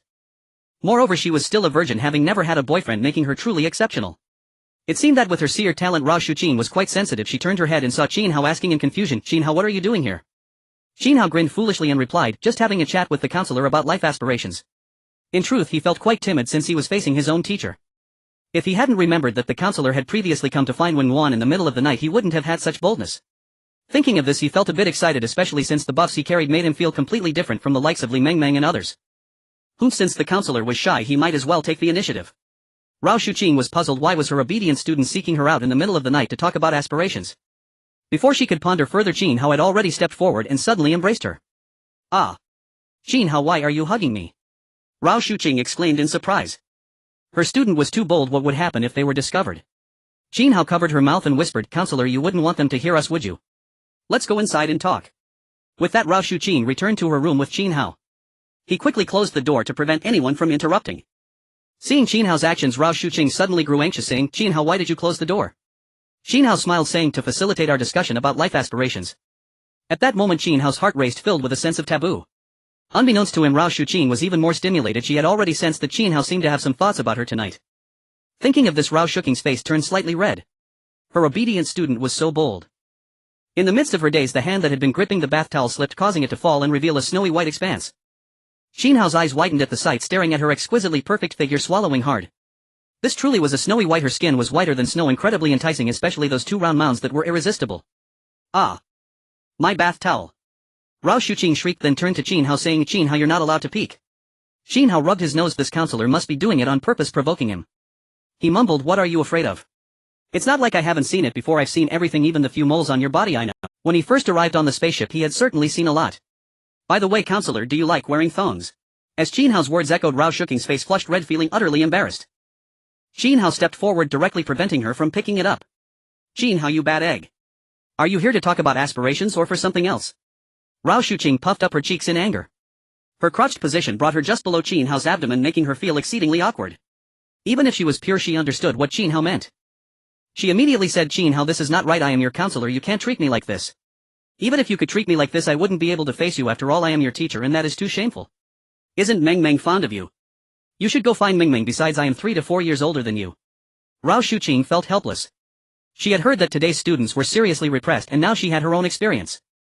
Her obedient student was actually looking to rebel against her. Qin Hao's lips curled into a faint, almost imperceptible smile as he said, Counselor, don't you know? They say a girl 3 years older is worth her weight in gold. And besides, I remember who came to my room in the middle of the night to find warmth back then. Thinking of sacrificing herself to activate the harmony system to protect her classmates' safety, she could have done so well. However, unexpectedly an outward change resulted in lifelong introversion. Li Mengmeng, Ling Xiaoke, Zhao Zihan and others were all present. After that incident, she cast those thoughts aside as it was simply too embarrassing. Rao Shuqing stated, that's different Qin Hao, the situation back then was not the same. She seemed to have made a decision stating, actually I have a harmony system which was initially intended for doing that kind of thing with you to enhance my talent and thus protect everyone. Now that our situation has improved greatly, I really can't bring myself to face it. Qin Hao, I am your teacher and I am several years older than you. You could find someone better. Upon hearing Rao Shuking's words, Qin Hao was slightly taken aback. Even his teacher had a system. And it was a harmony. Could it be that Ling Xiaoke, who could create stretchable clothes, also received enhancements from her talent? However, now was not the time to think about those things. Qin Hao stated earnestly, Counselor, you know our strength now is merely superficial. We will inevitably face greater challenges in the future. Only by utilizing your seer talent well can we develop countermeasures. Therefore, for the sake of this collective, you as a teacher need to play your role. Moreover, I quite like you in this way. Counselor, you wouldn't want everyone to be in danger in the future, right? Qin Hao mustered the courage to say this as he felt somewhat strained in his current state. At this moment, Rao Shuqing felt a wave of shyness wash over her upon hearing Qin Hao's words. It was also her fault for being impulsive back then, running to find Qin Hao in the middle of the night. However, now that she thought about it, if her prophetic talent advanced further, it would indeed be more beneficial for everyone. She could even foresee where the next stop would be. She felt a twinge of temptation, but the thought made her immensely embarrassed. After all, this was her. Qin Hao, how about we just forget it? Seeing Rao Shuking's wavering resolve, Qin Hao sighed, alas instructor, I am doing this for everyone's sake. Once you awaken your system, it will greatly help everyone. Moreover, in this chaotic world, who knows? After saying this, Qin Hao slowly walked towards the door, unable to bear looking at the beautiful woman any longer. Instructor, just pretend I was never here. Well, I'll take my leave now. At this moment, Rao Shuqing watched Qin Hao leave, feeling somewhat flustered. Indeed, in this chaotic world, compared to Qin Hao's sacrifice, what did it matter? Once he unlocked the He Huan system, he would be able to protect everyone better. Moreover, Qin Hao was so handsome with such a strong physique, he was truly irresistible. If she let this opportunity slip by, she might not get another chance. Thinking of this, Rao Shuqing decided to take the plunge and immediately stood up to embrace Qin Hao. Feeling the softness against his body and the gentle fragrance from Rao Shuqing, Qin Hao's lips curled into a faint smile, finding the teasing nature of their interaction truly effective. He turned around and kissed her. Rao Shuqing's mind went blank, overwhelmed by Qin Hao's domineering kiss, and the atmosphere ignited instantly. With hormones surging, she couldn't help but start to undress Qin Hao. As a man, Qin Hao naturally took the initiative, sealing her cherry lips with his. Then Qin Hao swept Rao Shuqing into a princess carry and brought her to the bed. He gazed at the blushing instructor, his expression filled with tenderness. Qin Hao, be gentle, I'm a bit scared. With those words, Qin Hao became even more excited, buoyed by the buff, making him incredibly bold. This was destined to be a sleepless night. Outside was exceptionally quiet, yet within the room sounds of fervent cries could be heard. An hour later, Rao Shuqing surprisingly had not fallen asleep. She weakly said to Qin Hao, this won't cause any trouble, right? Qin Hao was simply terrifying. His muscles were so big that she felt utterly powerless. She thought she might break down. Qin Hao gently replied, don't worry, I've got this. If something really happens, I'll take care of it. At this moment, he was full of vigor. With his current capabilities, he could be likened to a golden kidney, and this level of combat was not a challenge. Instead, it was Rao Shuqing who felt extremely weak. Qin Hao looked at her and said, Shuqing, you should rest well. You worked hard today. All right, brother Qin Hao. Rao Shuqing's voice was as soft as a whisper. Upon hearing Qin Hao's address, her heart trembled, feeling as if it were about to melt. She too called him brother Qin Hao. Previously, they had called each other by their titles and real names. Qin Hao nodded. With Rao Shuqing as his trusted aide, they would manage the team well together. After leaving Rao Shuqing's room, Qin Hao pondered, could it be that those with better physiques are more powerful? Surprisingly, neither Rao Shuqing nor the nurse Zhao Zihan had fallen asleep. In the past, Lin Mengyao and Ling Xiaoke had been lured to sleep immediately. Especially Ling Xiaoke, who fell asleep far too easily. At this moment, Qin Hao was preparing to return to his room for a short rest when he noticed a girl waiting at the corner, seemingly hesitant. It turned out to be Lin Mengyao. She was quietly glancing at his door, seemingly contemplating whether to knock. As a shy and timid girl she had waited a long time but didn't dare to take that step. Qin Hao couldn't help but chuckle, this girl was just too timid. He said, "Little Mengyo, what are you doing here? Are you looking for me?" Upon hearing Qin Hao's words, Lin Mengyo's face turned beet red, feeling extremely embarrassed. Her expression was weak and pitiful. "No, it's nothing. I was just passing by." Lin Mengyo's voice was as soft as a mosquito's buzz. Damn, Qin Hao thought Lin Mengyo was truly adorable. So cute it was explosive. Just as he had calmed down he felt his heart ignite again. He walked over, ruffled her hair and gently said, "Mengyo baby, do you miss me?" Lin Mengyo nestled into Qin Hao's chest and hugged him back, her voice weak as she said, Your baby misses you, Captain." After saying this her face turned even redder, resembling a ripe apple. "Oh my Lin Mengyo, how could you say such cheesy words? It's mortifying." Lin Mengyo continued, "I'm scared to sleep alone and wanted to find Captain to sleep together, but I'm afraid of disturbing you and even more afraid of Meng being inside." Qin Hao felt a bit awkward and wanted to scratch his head. It seemed this girl was not clueless, having picked up on something. Qin Hao smiled and said, "Alright, since Mengyo baby wants to sleep with me, I'll carry you to your room." "Come on." Lin Mengyo's face lit up with joy. Brother Qin Hao was actually going to carry her. She immediately jumped onto Qin Hao's strong back, following him to her room. Coincidentally, the sweet scene of Qin Hao and Lin Mengyo was spotted by the night-watching huntress Su Wanqing. Su Wanqing's face was filled with disbelief. How was this possible? That shy school beauty was actually on Qin Hao's back. She couldn't have seen it wrong, right? To her it was quite normal to see Li Ningmun, Ling Xiaoke or even Bai Shuer on Qin Hao's back. Unexpectedly it was Lin Mengyo on Qin Hao's back. Su Wanqing quickly turned her head, pretending not to see the secret would be hers for a lifetime. Qin Hao and Lin Mengyo naturally noticed each other. Qin Hao was indifferent while Lin Mengyo's cheeks were flushed. Once they returned to the room, Qin Hao gazed at the top-tier beauty with a stunning figure struggling to maintain his composure. She was simply too cute and beautiful. Qin Hao gave Lin Mengyo a domineering kiss, his hand gripping her delicate waist beginning to roam upwards. "Little Mengyo, I love you so much. Brother Qin Hao, I love you too." An hour later Qin Hao had managed to lull Lin Mengyo to sleep, her slumber deep and sweet. Qin Hao held her as he fell asleep as well, deciding to spend the night here.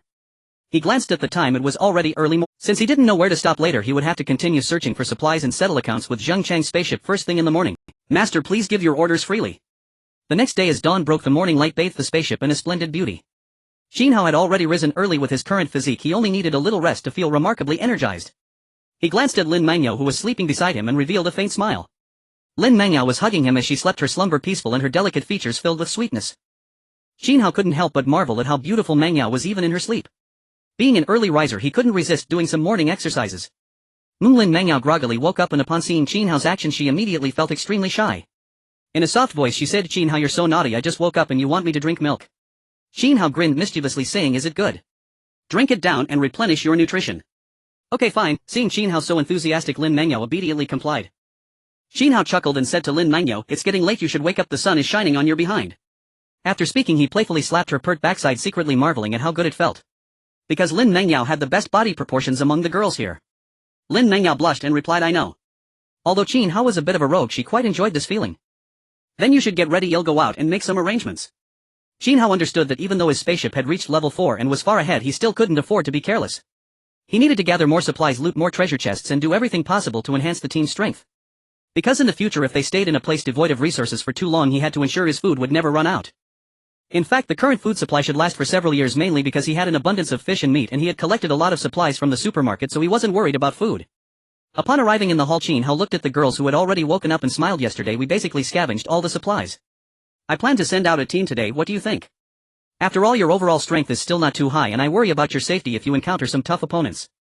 Qin Hao's words did not spark any controversy, his words were now authoritative and no one dared to refute him.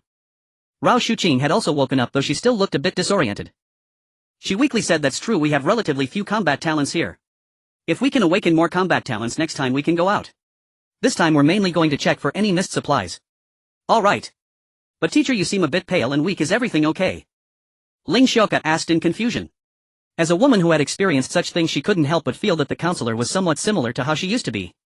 Could it be that she also had a night with Qin Hao? Just thinking about it made her blush. How stimulating. Rao Shuqing felt a bit embarrassed by Ling Xiaoke's question, as if she had been caught. "It's nothing at all, I just slept uncomfortably." After speaking she inadvertently glanced at Qin Hao, realizing it was that rascal Qin Hao who had worn her out. It was her first time and she didn't know to take it easy. Young people are indeed vigorous, their energy is directed towards the older sister. Qin Hao also awkwardly pretended that nothing was wrong, blaming the damned little life for putting on a doomsday show for him.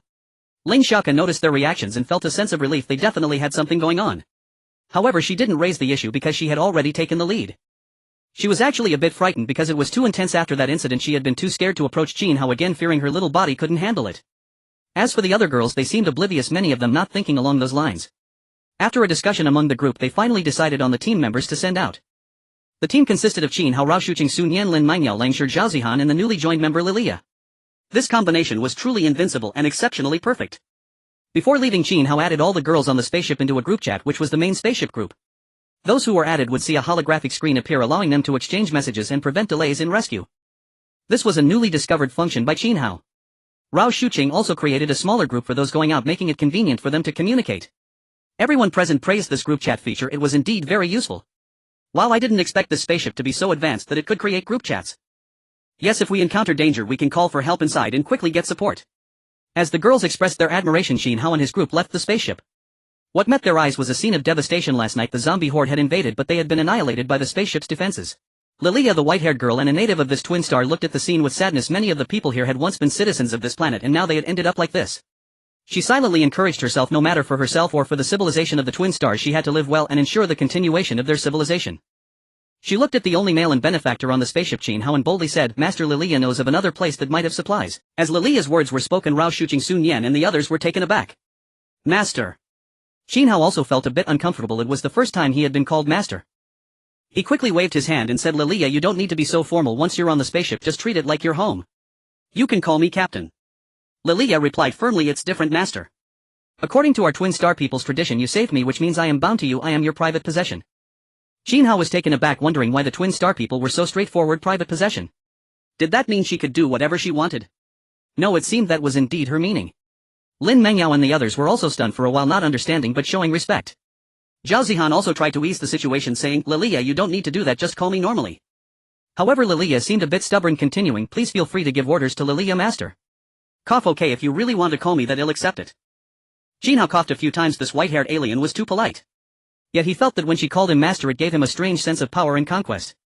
He shook his head to clear his thoughts and they followed Lilia's directions to walk towards a certain location which was at the edge of the capital. What good things could be found in an edge area far from the core? Although Qin Hao thought this way, he continued to follow the route instructed by Lilia. As time passed and after a long trek they finally arrived at the place Lilia mentioned. This area is far from the core of the capital, primarily consisting of suburbs, and just a few steps further leads to the primeval forest, making it extremely remote. In the midst of the primeval forest a cluster of factory buildings stood tall. However, due to the devastation of the zombie apocalypse, many of these buildings had become dilapidated. Lilia said to Qin Hao, "Master, this is the place where almost all the factories of the twin stars are gathered, and it is also where everything is distributed wholesale. I think many people unconsciously head towards the core. They might overlook this place, which could still have some supplies or semi-finished products." Lilia decided to firmly hold on to Qin Hao, this great support. Not only was he the strongest captain, but he was also the only male on the ship, making him extremely sought after. Qin Hao and the others stared at the numerous factory buildings, momentarily stunned, realizing that there might indeed be supplies here. Rao Shuqing said, "I calculated a bit and there are indeed supplies here. Perhaps this country set up these factories in this remote place to avoid occupying the core area." Lilia nodded and said that is indeed the case, and these factories produce pollution, so it is better to set them in the suburbs. Qin Hao smiled and said, "Then why hesitate? Let's go in and loot." They chose to search the nearest factory, but just as they were about to enter, Qin Hao discovered that there were already skilled individuals inside looting. Qin Hao and the others saw several figures inside the factory who were battling against the zombies. Perhaps due to the fact that there had been many people here before, the zombies were surprisingly as formidable as those in a supermarket, proving to be extremely troublesome. Even Qin Hao at his peak would have to tread carefully, or else it would be a problem if the zombies bit their own. At this moment Zhao Zihan, feeling a bit guilty, said, "Everyone, don't be afraid, my healing seems to be able to eliminate the zombie virus as well." As Zhao Zihan's words spread, the girls present were filled with astonishment. What had Zhao Zihan done? Her talent had suddenly increased significantly. Among them Rao Shuqing and Lin Mangyao pondered, could it be that Zhao Zihan also possessed a harmony system? With her talent enhanced now, did it have something to do with her intimate relationship with Qin Hao? Indeed, it seemed there was some hidden truth. Rao Shuqing and Lin Mangyao looked at Zhao Zihan, trying to find something on her face. Under the watchful eyes of everyone, Zhao Zihan revealed a slight crack in her composure, thinking of the things she did with Qin Hao. Her cheeks flushed. She did it all for the good of everyone. Sun Yan was still a bit confused, not knowing what had transpired among them, and was unaware of the information that Rao Shuqing and Lin Mangyao possessed. She poked Zhao Zihan and said, "Zihan, did you eat some miraculous medicine?" Upon hearing this, Zhao Zihan's cheeks slightly reddened as she thought to herself, "Well, I did consume dozens of billions worth of projects." Of course she wasn't so shameless. Zhao Zihan smiled and said, "No, I don't know why, I just slept and woke up stronger." Upon hearing this, Rao Shuqing, as the teacher, immediately realized that her good student must have been taken by Qin Hao, because she knew that after sleeping her own talent had also improved. What puzzled her was how Zhao Zihan also had a system. Wasn't she the destined female protagonist? Similarly, Lin Mangyao was also in a daze, thinking she was the destined female protagonist, only to find out that Zhao Zihan also had a system. Once she had been an unnoticed presence. In this survival ordeal, Qin Hao's repeated encouragement and even his kiss had sparked feelings in her. She was indeed someone of worth. Plus, with her harmony system, she wanted to become stronger. After consuming the pistachios, she had done something embarrassing. Thinking about this, Lin Mengio's face turned crimson and the images were hard to shake off. She thought, could it be that Zihan also had a relationship with Captain? It must be so. Thinking about this, Lin Mangyao felt a twinge of jealousy. However, upon reconsideration, she thought Qin Hao was so outstanding that he would definitely not be lacking in female companions. As long as Qin Hao could occasionally accompany her, she would be satisfied. She didn't wish to see him in a predicament. Qin Hao was also rolling his eyes, muttering to himself, "Tsk tisk, after that incident with Ling Xiaoke, I can now create adjustable clothes. Zihan can also eliminate the zombie virus now." Everything indicates that these few people all possess a harmony system. Qin Hao was both amused and exasperated. He hadn't expected these girls to keep their secrets so well. If it weren't for the counselor being forced to reveal the existence of the harmony system, he would have been completely clueless. Indeed, possessing a system is a secret that everyone would keep hidden, only a fool would expose it. Qin Hao grinned because he too had a system and he hid it even deeper. Moreover, his 7-day word card system had an even greater function. In just 2 days he would be able to draw new word cards again. Help! Friends above, can you save us? There are just too many zombies, we can't fight them off, woo-woo. A sharp female voice rang out, filled with urgency. In the brief moment of confusion, Qin Hao and the others quickly reacted. He swiftly said, "Let's go see what's going on." Rao Shuqing and the others nodded quickly and rushed into the factory. They saw a large group of zombies surrounding 7 or 8 girls, attacking them. Those girls were clearly outnumbered in the face of so many zombies and were retreating step by step. The people inside the factory were equally thrilled to see Qin Hao and the others moving. Seeing this, Luo Yunqi intended to inform them not to be regarded as enemies. She said, "We are university students from Jinling, please save us and we will be very grateful." Sun Yan and the others were taken aback because their university was also in Jinling. Rao Shuqing quickly said, "Qin Hao, they are students and don't look like bad people, let's help them out." Qin Hao nodded, unsheathing his large machete and charging in. Rao Shuqing and the others took up bows and arrows to fight back. With Qin Hao's immense strength, he swiftly cut down several zombies. Perhaps it was because he had slain too many zombies that they seemed to fear him. As they surrounded him, they hesitated, allowing Qin Hao to slice through effortlessly and tear a gap open. Qin Hao shouted, "You all break through towards me." Upon seeing Qin Hao only a few meters away, the girls' eyes lit up as they rushed to break through. In the end, they tore a gap through the horde of zombies. Then Qin Hao said to the girls, "You all step back, I'll hold them off." Several girls immediately rushed towards Rao Shuqing. Qin Hao single-handedly halted numerous zombies standing firm like a wall, then skillfully sprayed a lot of water from the system's face, drenching the zombies in the front row. After doing all this, he looked at Longshur and smiled, saying, Sure, it's your time to shine." Longshur understood immediately, having cooperated with Qin Hao so many times. She knew what he intended to do even with her eyes closed. With a cold expression, she began to draw her bow, her talent activating and concentrating on the arrow. Whoosh! Ice-cold arrow shot out, emanating a chill capable of freezing the heavens and the earth. Instantly, the zombies that had been touched by the water began to cool down, eventually turning to ice until they became solid blocks. These zombies were thus turned into solid ice blocks resembling pieces of art. To ensure the ice blocks were sufficiently hard, Longshur continued to shoot several arrows before finally stopping. The onlookers gasped in astonishment. Rao Shuqing and the others were fine, they had long been accustomed to such scenes. The rescued Luo Yunqi and others were utterly stunned, bewildered by such impressive skills. This freezing talent was used to perfection. This is too powerful. This was their shared thought. Qin Hao noticed that none of the zombies here were advanced, they were mostly ordinary zombies along with some lower level ones, making them easy to freeze. If they were higher level zombies, it would be a different story, requiring further enhancement of talents. After seeing this scene, Zhao Zihan thought for a moment and quietly approached, giving Qin Hao a kiss on the cheek. She flattered, "Qin Hao, you're amazing, coming up with the idea of using the ice archer to freeze zombies." Rao Shuqing and the others rolled their eyes, saying, Fine, Qin Hao is the best, Longshur is the real hero here. Luo Yunqi quickly expressed her gratitude, saying, "Thank you so much for saving us, we are truly grateful. You are all great people and we will repay you in the future." "Yes, thank you all." "Woo, this is so terrifying, why are there so many zombies here?" one girl cried. Qin Hao also observed the group. These girls were mostly dressed in rough leather clothing as if it had been stripped from animals, with very few wearing fabric garments. Their appearances were decent. The leading girl was particularly beautiful, with snow-white skin and a delicate face rivaling the class flower Longshur, though unfortunately she was a bit flat. He asked in confusion, "Are you all university students from Jinling? How brave of you to challenge these zombies with so few people." With Qin Hao's words, Luo Yunqi replied with a pitiful expression, "Yes, we were once university students from Jinling. The reason we came here is that I thought the outskirts would have fewer zombies. Moreover, I speculated that wholesale depots for some native products are generally located in remote places. As it turns out, I overestimated my strength and did not expect there to be so many zombies here.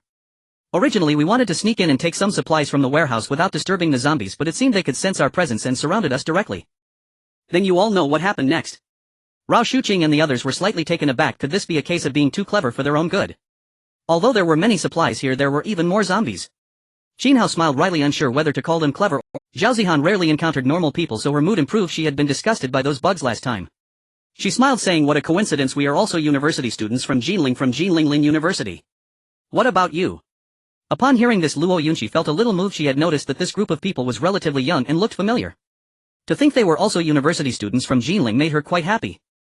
She sweetly smiled and said, "What a coincidence, we are from Jinling University. Wow, you are also top students, impressive. I'm really envious." Zhao Zihan praised, and Luo Yunqi helplessly smiled, saying, "That is all in the past. In the current environment, strength is the only truth. You are so powerful, we are really envious. If you hadn't arrived in time, our group would probably have been wiped out." This was a cold hard fact. Luo Yunqi felt helpless as she risked her life to search for food. This was indeed too difficult. Rao Shuqing also sighed, saying, "Now we are all in a survival game, you all should be careful too." She could only advise this saving them once did not mean saving them for a lifetime. Luo Yunqi felt powerless upon hearing this. She said helplessly, "Our entire spaceship is composed of girls and our talents don't provide much help in combat, so we are struggling quite a bit. During the first 3 days of the protection period we could still find some food. But after coming here there are zombies in almost every place. With supplies it's too hard." Sun Yan could relate. Among their group, without Qin Hao they would surely not be faring well. She looked at the handsome Qin Hao and instantly felt a sense of security. She really liked this feeling. Qin Hao noticed Sun Yan's gaze and looked back at her, puzzled as to why this Su beauty was looking at him. He had to admit that Sun Yan's legs were indeed beautiful, straight and slender, fair and tight, carrying a silent allure. Back in school during a lecture in the tiered classroom, she once came in late and had no seat, so she sat next to him, causing him to be distracted all morning. Now emboldened, he took advantage of the instructor's conversation with the girls to quietly move over and touch her smooth white elastic thigh. Sun Yan's face instantly turned red as she softly puffed up, saying, "Qin Hao, how can you touch my leg with so many people around?" Seeing Sun Yan's shy yet hesitant demeanor, Qin Hao seriously replied, "With conditions worsening, I wanted to see if you've lost weight. If there's good food later, I'll let you have it first." After Qin Hao finished speaking, Sun Yan unexpectedly blurted out something that left him stunned. She said, "Captain, do you want to eat my feet too? I really want to stuff my foot into your mouth." However, as soon as she said that, she regretted it. What she thought in her heart about Qin Hao secretly touching her leg should not be said out loud. It was truly embarrassing. Sun Yan felt she couldn't show her face anymore. Qin Hao was also taken aback. Sun Yan's petite feet were indeed beautiful, pink like a delicious treat, but he wasn't into that. He was filled with black lines on his face. This girl Sun Yan was truly outrageous, and he planned to turn the tables on her whenever he had the chance. Qin Hao pinched Sun Yan's long legs hard, making her blurt out, "Nonsense." Immediately Sun Yan, feeling some pain, let out a charmingly petulant sound, incredibly pleasing to the ear. Rao Shuqing, Lin Mingyao, Zhao Zihan and Luo Yunqi all looked over, expressing their confusion about what performance this was. Qin Hao casually looked at the sky. Over these days his skin had thickened considerably, pretending as if nothing had happened. Sun Yan's face turned crimson, resembling a ripe apple. She lowered her gaze, not daring to look at anyone, shy yet captivating. Rao Shuqing sternly said, "Qin Hao, don't bully Nian Nian." Qin Hao chuckled, letting the words go in one ear and out the other, jokingly adding, "Instructor, soon I'll bully you too." Just then a sobbing voice emerged, filled with sorrow. "Woo-woo, I was scratched by a zombie. I feel like I'm going to die, woo-woo," cried a girl, looking at the scratches on her arm. She knew that after being scratched by a zombie the virus would infect her body, turning her into a new zombie. Although the risk of being scratched was less than being bitten, it was still extremely dangerous. As the girl's words echoed, Luo Yunqi and the others quickly checked themselves for scratches, fearing the danger if they had been harmed. Among them one girl had indeed been scratched. After inspecting her body she saw the gash on her shoulder and immediately began to cry. "Woo-woo, I've also been scratched. I don't want to become a zombie, I want to live. I want to go home, I miss my parents, woo-woo." The cries of the two girls echoed here, sounding exceedingly desolate. Seeing this, Luo Yunqi was also anxious to the point of tears. She took out a bottle of mineral water and hurriedly said, "Sun Tong Li Jing, quickly wash the wounds with water, we need to find a way." Afterwards she continuously rinsed the wounds of both girls, trying to delay the spread of the virus. Sun Tong cried, "I've grown up this much and I've never been in a relationship, I haven't even kissed anyone. I don't want to die so young, woo-woo." She did not know why, but after saying that she looked at the only boy in the room, Qin Hao. "Woo-woo, handsome brother, you are my benefactor, but I have no way to repay you. I, Sun Tong, am still a first-timer. If you fancy me, I am willing to give myself to you." After she finished speaking she immediately cried like a rainstorm, her sobs heart-wrenching and pitiful. Luo Yunqi and the other girls upon hearing this felt immense sorrow. How cruel was this? Originally they were youthful and promising, but their lives were gradually withering away. Li Jing quickly added, "I wanted to, I'm also a first-timer. I don't want to die regrettably without experiencing love, you can have me." The other girls felt a mix of emotions. It was such a pity to leave this world without having experienced such things. One person in Luo Yunxi's group looked at Qin Hao and pleaded, "Kind-hearted person, why don't you help fulfill Sun Tong's last wish? She's really too pitiful. Yes, this is too tragic." Qin Hao was taken aback, wondering how such a thing could happen, both pitiful and somewhat absurd. He confirmed the appearances of the two girls, both were quite decent. Sun Tong should be around an 80, looking pretty good. To fulfill their lifelong wish, sacrificing a bit of himself was not out of the question. He was generally a decent person. Then Qin Hao instinctively said, "That's not impossible. Should we do it right here? Or should you all look away?" After saying this, Qin Hao felt something was off. Didn't he remember who could heal? Was it Kong Linger's purification or Su Jiejia's potions? He was a bit confused by this sudden situation. Luo Yunqi found it ridiculous but didn't want to stop it after all. This really was a lifelong wish. She could only advise gently, Sun Tong Li Jing, don't give up on yourselves.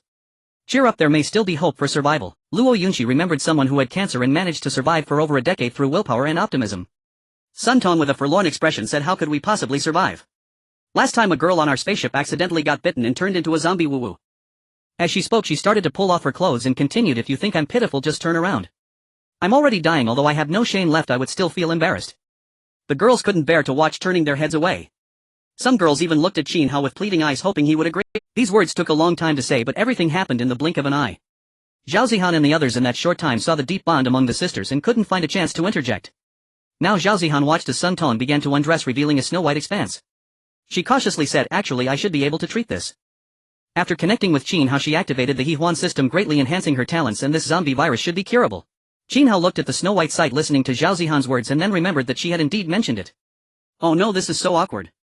Luo Yunqi and the other girls also had looks of disbelief. What a joke, could the zombie virus really be that easy to cure? This is unscientific, even the most advanced medical skills would struggle to recover. Zhao Zihan shook her head and said, we've come to the survival world and we've awakened our talents. What's there to be scientific about? Sun Tong and Li Jing froze in their actions of undressing. Was this girl not joking? Really, is it true? Their trembling voices emerged, filled with disbelief, both shocked and afraid it was an illusion. But they noticed that the leading boy and that older sister, who seemed like a teacher, didn't refute it. Could it be that they really had the talent to cure the zombie virus? If that were true, wouldn't they be saved? Thinking this, Sun Tong felt it would be better to just die. She had actually said those words, had taken off her clothes, and even her eyes were starting to tear up from embarrassment. Ah. Qin Hao wanted to ask, did that still count? But even with his thick skin, he felt embarrassed. Otherwise these girls might really perish on the spot. Zhao Zihan nodded bashfully and said, what I said is true. She felt that if things went any slower, they would end up performing an action blockbuster right there. However, women are inherently selfish. She knew that Li Mengmeng and the others might have already taken their chances, yet she still did not want to share Qin Hao's affection with anyone. Thus she might just watch these women succeed with open eyes. Sun Tong and Li Jing felt extremely awkward and instinctively adjusted their clothes to cover exposed areas. This left them utterly embarrassed. They looked at Qin Hao with a strange flutter of emotions, having almost crossed a line earlier. They felt shy, yet also a tinge of regret. Zhao Zihan hurriedly said, time is of the essence. While the virus hasn't spread too severely, you all should relax. It'll quickly treat you. Sun Tong and Li Jing immediately relaxed. They were out of options and felt so awkward they could have dug a hole to hide in. Zhao Zihan placed her hands near their wounds, swiftly channeling her talent. A gentle light enveloped them like a fairy casting a spell. As Zhao Zihan treated them, Sun Tong and Li Jing soon felt the heart-racing sensation gradually dissipate until it was completely eradicated. They widened their eyes, that feeling from the depths of their souls had vanished. They didn't have to die. Sun Tong and her companion were almost in tears from joy. Woo-woo, it seems we don't have to die anymore. The feeling of being alive is truly wonderful. They bowed to Zhao Zihan, saying, beautiful lady, thank you so much. We seem to have truly been healed. The other girls were also astonished such a miraculous talent truly existed. This group of people was quite extraordinary. Zhao Zihan smiled and said, if you must thank someone, thank Qin Hao Gij. The reason her talent had strengthened was all due to the grace of Captain. Sun Yan and the others might not understand this, but Rao Shuqing and Lin Mangyao showed expressions of realization. Indeed, this girl had also fallen for him. The two girls hurriedly thanked Qin Hao. This boy named Qin Hao had helped them immensely, almost to the point of life-saving. At that moment Luo Yunqi saw that the two were fine and let out a sigh of relief. They had avoided the worst outcome. Then she and Qin Hao shared their names. In this chaotic world, encountering some normal people was indeed not easy. To Qin Hao's surprise, Luo Yunqi and the others were a year below him. They were actually his juniors. Qin Hao actually admired these girls. Although they were a bit clever, they truly showed bravery by daring to quietly attempt to seize resources amidst so many zombies. Luo Yunqi looked at Qin Hao, considering that he was a year older. Although they were not from the same school, he could be considered her senior. Gratefully she said, Qin Hao Gij, can we add each other as friends? We will find a way to thank you later. We won't forget your... Luo Yunqi was not the type to be ungrateful. She intended to show her gratitude. Qin Hao casually replied, Great Wall Guardian, that's my ID. Although Qin Hao spoke casually, his words caused a stir among Luo Yunqi and the other girls. What? You are that Great Wall Guardian? Wow, Qin Hao Gij, that's amazing. You surpassed the special forces and became the first with a level 3 spaceship and a level 4 spaceship. Yes, I heard they are so strong that they even bathe in body enhancement liquid. Heavens, rumors say they have killed thousands of zombies. Everyone at the scene, including Luo Yunqi and Sun Tong, was astounded. How could this group of university students be so formidable? Luo Yunqi was also immensely shocked. Her gaze towards Qin Hao had changed. This powerful man had saved them with absolute strength upon their first meeting, becoming their benefactor. Moreover, combined with the rumors about him on the Blue Star Channel, Qin Hao gradually appeared more impressive in Luo Yong's eyes. Her admiration for exceptional men quietly blossomed in her heart. Such an outstanding male was truly irresistible. What Qin Hao did not realize was that inadvertently he had captured the hearts of many little fans. Sun Tong and Li Jing suddenly felt a pang of regret. If they had offered themselves back, then wouldn't they have secured a strong ally? They could have avoided living in constant fear. A level 4 spaceship could indeed dominate in this world. Even Luo Yunxi, the top student, felt a flutter in her heart. Qin Hao Gij, so you are the Great Wall Guardian. That's incredible. Luo Yunxi muttered to herself. This feeling was akin to meeting the strongest player in a game right before you, which was extremely shocking. The sensation of revealing his true identity struck her deeply. As she heard them exclaiming about how impressive their senior was, Qin Hao felt a sense of satisfaction. His lips curled up slightly, yet he remained humble, maintaining the demeanor of an expert, unmoved by the flattery of the crowd. Qin Hao slowly said, "This isn't anything special, you can all achieve it too." While requesting to add as a friend, Qin Hao glanced and realized this must be Luo Yunxi, casually clicking to accept. To be honest, this junior's username indeed had a kind of naive clarity fitting for a girl who had just become a college student. Qin Hao looked at Luo Yunxi and the others and said, "Time is of the essence. We plan to continue searching for supplies. Feel free to do as you wish. Since this was a factory, even if it had been damaged, there should still be plenty of supplies." Upon hearing that Qin Hao and the others were leaving, Luo Yunxi and the others felt a bit reluctant. However, there is no banquet that doesn't end unless they also became part of Qin Hao's spaceship. Of course, that seemed impossible. There were so many girls on Qin Hao's spaceship that they wouldn't even be able to line up. One girl from Luo Yunxi's group timidly said, "Qin Hao Gij, can we follow behind you? We won't hold you back. There are too many zombies here, it's too dangerous. We want to stay behind you, and if there are supplies, just 10 will be enough for us." Luo Yunxi and Sun Tong's eyes brightened upon hearing this. If this could really happen, it would make them much safer. All the girls looked at Qin Hao with hopeful eyes. Rao Shuqing, observing these students who were even a year younger than Qin Hao, felt a little sympathetic. She said to Qin Hao, "Why not take them along for a bit? If there are supplies, you can share some with them later." To be honest, Qin Hao was reluctant to take them along since they were not his women. But since his Shuqing said so, he decided to take them along for a little while. "Alright, just don't cause trouble, otherwise you'll regret it." Luo Yunxi and the other girls immediately nodded, repeatedly thanking Qin Hao Gij. At that moment, Qin Hao was still unaware of what it meant to bring these girls along. Perhaps in the future he would have a hard time, but with his enhanced abilities he could endure it. Luo Yunxi and the other girls were immensely grateful to Rao Shuqing and Qin Hao. Senior Qin Hao and their counselor were simply too kind. They must repay them when the opportunity arises. If Qin Hao were to hear this, he would certainly quote the words of the Bodhi ancestor to Yukon. "What debt of gratitude are you talking about? In the future, if you cause trouble, just don't mention brother Qin Hao." In the following time, Qin Hao first killed all the frozen zombies. Acquired energy core 48. Afterwards, he led a group of over 10 girls to start scavenging for supplies. This factory turned out to be a bakery filled with various types of bread, and crucially, there were still many unsold stocks in the warehouse. Qin Hao had a substantial amount of supplies. He took a portion and stored it in the system space, deciding to allocate 20% to Luo Yunxi and the other junior sisters. "I'll take a portion first and the rest is for you all." Although it was 20%, there were nearly 20 to 30 boxes. Luo Yunxi was astonished to see that Qin Hao had divided 20 to 30 boxes of bread for them. "Are you trying to fatten them up? Or do you want them to be at your beck and call?" "That wouldn't be impossible." They hurriedly said, thank you, senior." Qin Hao and the others continued on to the next factory, which surprisingly was a place similar to making 8 treasure porridge. However, the zombies in this factory left Qin Hao somewhat speechless. There were only 11 and they easily eliminated them. It's hard to believe why Luo Yunxi and the others had such bad luck. Upon arriving here, they encountered the bakery, which was undoubtedly infested with. If they had encountered the 8 treasure porridge factory, they might have been able to fight back. Luo Yunxi also noticed and said with a hint of melancholy, "I found that the zombies here don't seem to be as numerous as in the last factory. The zombies in that bakery were just too many and too frightening." The other girls were also helpless, who told them to pick a place with so many zombies. Their luck was simply terrible. A clothing factory might contain fabrics, a car parts workshop might have iron pieces, a game console production area might yield game consoles, and a place producing chili sauce could have unused peppers.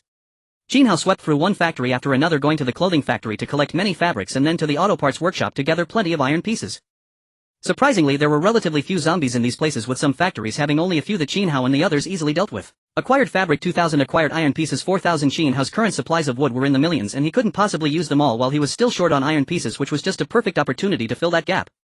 Luo Yunxi and the others were elated to receive 20% of the fabrics. They would have better clothes to wear and wouldn't have to worry about freezing. Qin Hao was quite fond of collecting supplies. He enjoyed stockpiling goods, and only when he had enough would he feel at ease.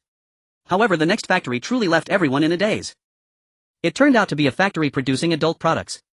Qin Hao looked at those molds and couldn't help but twitch his mouth. Seeing these items inexplicably ignited a strange fire within him. Rao Shuqing and the other girls also blushed slightly. Zhao Zihan looked at those items and thought, this doesn't seem right, it's not as impressive as brother Qin Hao's. She recalled that scene and suddenly her face turned pale. This was too frightening. Do you all need to take some? Or we could trade them for food in the Blue Star Channel, they would definitely be popular. In this awkward situation Qin Hao suddenly blurted this out, causing the atmosphere to drop to an icy point. The scene was extremely bizarre, with the group of girls feeling embarrassed to the core. Lilia looked at these items and seemed to have spent too much time in the laboratory, being somewhat clueless about what they were. She asked in confusion, what are these things? Can they be eaten? Lilia's question made everyone feel extremely awkward. Although Sun Yan was a bit of a homebody, she still knew a thing or two because she once saw her roommate using one. She explained, Lilia, you can't eat this, it's a toy. After a moment she seemed to remember something and added, wait, it seems like it can also be eaten. Forget it, Lilia, you're still young, don't understand too much. Lilia, the white-haired girl with a twin star look, appeared quite young, probably only recently having come of age. She could be regarded as a genius girl studying longevity potions. Lilia and Sun Yan's words made everyone feel shy, but they all tacitly understood and remained silent. Qin Hao also felt quite awkward, but just staring at them wasn't a solution. Qin Hao took the initiative to step forward and collected those cups and such, thinking these must sell for a good price. These items are good, they are quite promising for future use. Yunqi Jr. sister, you all should take some too. Oh, I want to take some too. Seeing that Qin Hao was collecting them, Luo Yunqi and the others followed suit. In the end, among Luo Yunqi and her group, several girls pushed her to take some, insisting that she could exchange them for food from others in the Blue Star Channel later. Luo Yunqi could only accept helplessly, this was too embarrassing. Qin Hao then said, ahem, let's continue scavenging. Alright, sounds good. The girls said with flushed faces. This factory area, neither too big nor too small, had basically been cleaned out by Qin Hao's group during this time, solving all the zombies in the factories. They had acquired bread, iron pieces, fabrics, 8 treasure porridge toys and more, resulting in an exceedingly rich harvest. Qin Hao saw the girls who had been busy for so long still entangled with zombies, and they were all panting, clearly exhausted. He said, then let's all take a break, eat something to replenish our strength. Yay, let's take a break and recover our energy.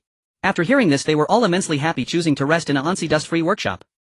Rao Shuqing suddenly said, you all go ahead, I need to use the restroom. After Qin Hao heard this, he became alert and said, seriously teacher, to prevent any zombies and ensure your safety, I'll go with you. Rao Shuqing's heart raced upon hearing this. What was Qin Hao coming along for?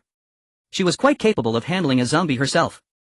Rao Shuqing felt that Qin Hao probably wouldn't act recklessly, especially with so many girls around. The other girls, including Sun Yan and Luo Yunqi, also sensed nothing wrong. After all, with Qin Hao's strength, it was quite normal for him to protect a teacher while she used the restroom. Zhao Zihan, however, was somewhat suspicious. As a woman herself, she sensed something was off. The counselor's expression resembled her own from the past.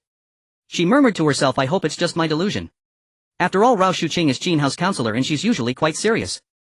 Thinking of this, Zhao Zihan sighed in relief. They should definitely not act recklessly, it was just her own fear. Then Rao Shuqing and Qin Hao headed towards the restroom. As Rao Shuqing was about to enter the women's restroom, she noticed Qin Hao following her. She questioned Qin Hao, you can just wait outside. Qin Hao replied, seriously teacher, what if there are zombies inside? I need to accompany you. Rao Shuqing's face immediately turned red as she shyly responded, Qin Hao, are you trying to take advantage of me again? Back when she had wanted to sneak into the restroom on the spaceship, Qin Hao had already been particularly considerate. Qin Hao scratched his nose and said, teacher, please don't think of me as so lewd, I'm only concerned for your safety. Your thoughts are making me feel disheartened. After hearing this, Rao Shuqing felt it was indeed the case. How much had Qin Hao contributed for the sake of this group? Moreover, she had already been seen and they had even done those things. But I'm still a bit shy. Can you turn your head away for a moment? No, Qin Hao firmly refused. Rao Shuqing helplessly said, Qin Hao, you're being too domineering. Hearing Rao Shuqing's alluring voice, Qin Hao felt a stir of desire. He leaned forward, cradling her knee with one hand and wrapping the other around her back, lifting her into a princess carry. With a mischievous grin, he said, I have even more domineering plans. He had been ignited by those toys, feeling restless. Ah, Qin Hao, what are you doing? Put me down. Rao Shuqing was pressed against Qin Hao's solid chest, struggling slightly. Could this rascal really be planning to carry her into the restroom? However, her struggles were like a little rabbit teasing a hungry wolf. Qin Hao smiled, and since there was no one around, he took Rao Shuqing into the women's restroom. This was also his first experience in a women's restroom. He was somewhat dazed. They had arrived at the Twin Stars, yet there were still little advertisements seemingly for pregnancy assistance. Qin Hao thought to himself that it was a good thing they were in a survival world, otherwise back on Blue Star he might have been reported to some book that very— Rao Shuqing felt a tingling sensation from being held by Qin Hao. This student of hers was too domineering, yet she also felt an inexplicable fondness for him. It was so full of tension. Qin Hao, you wouldn't really want to carry me into the restroom, would you? She said shyly. Qin Hao, however, responded with great interest, isn't that enough? Could it be that the counselor wants to do something else?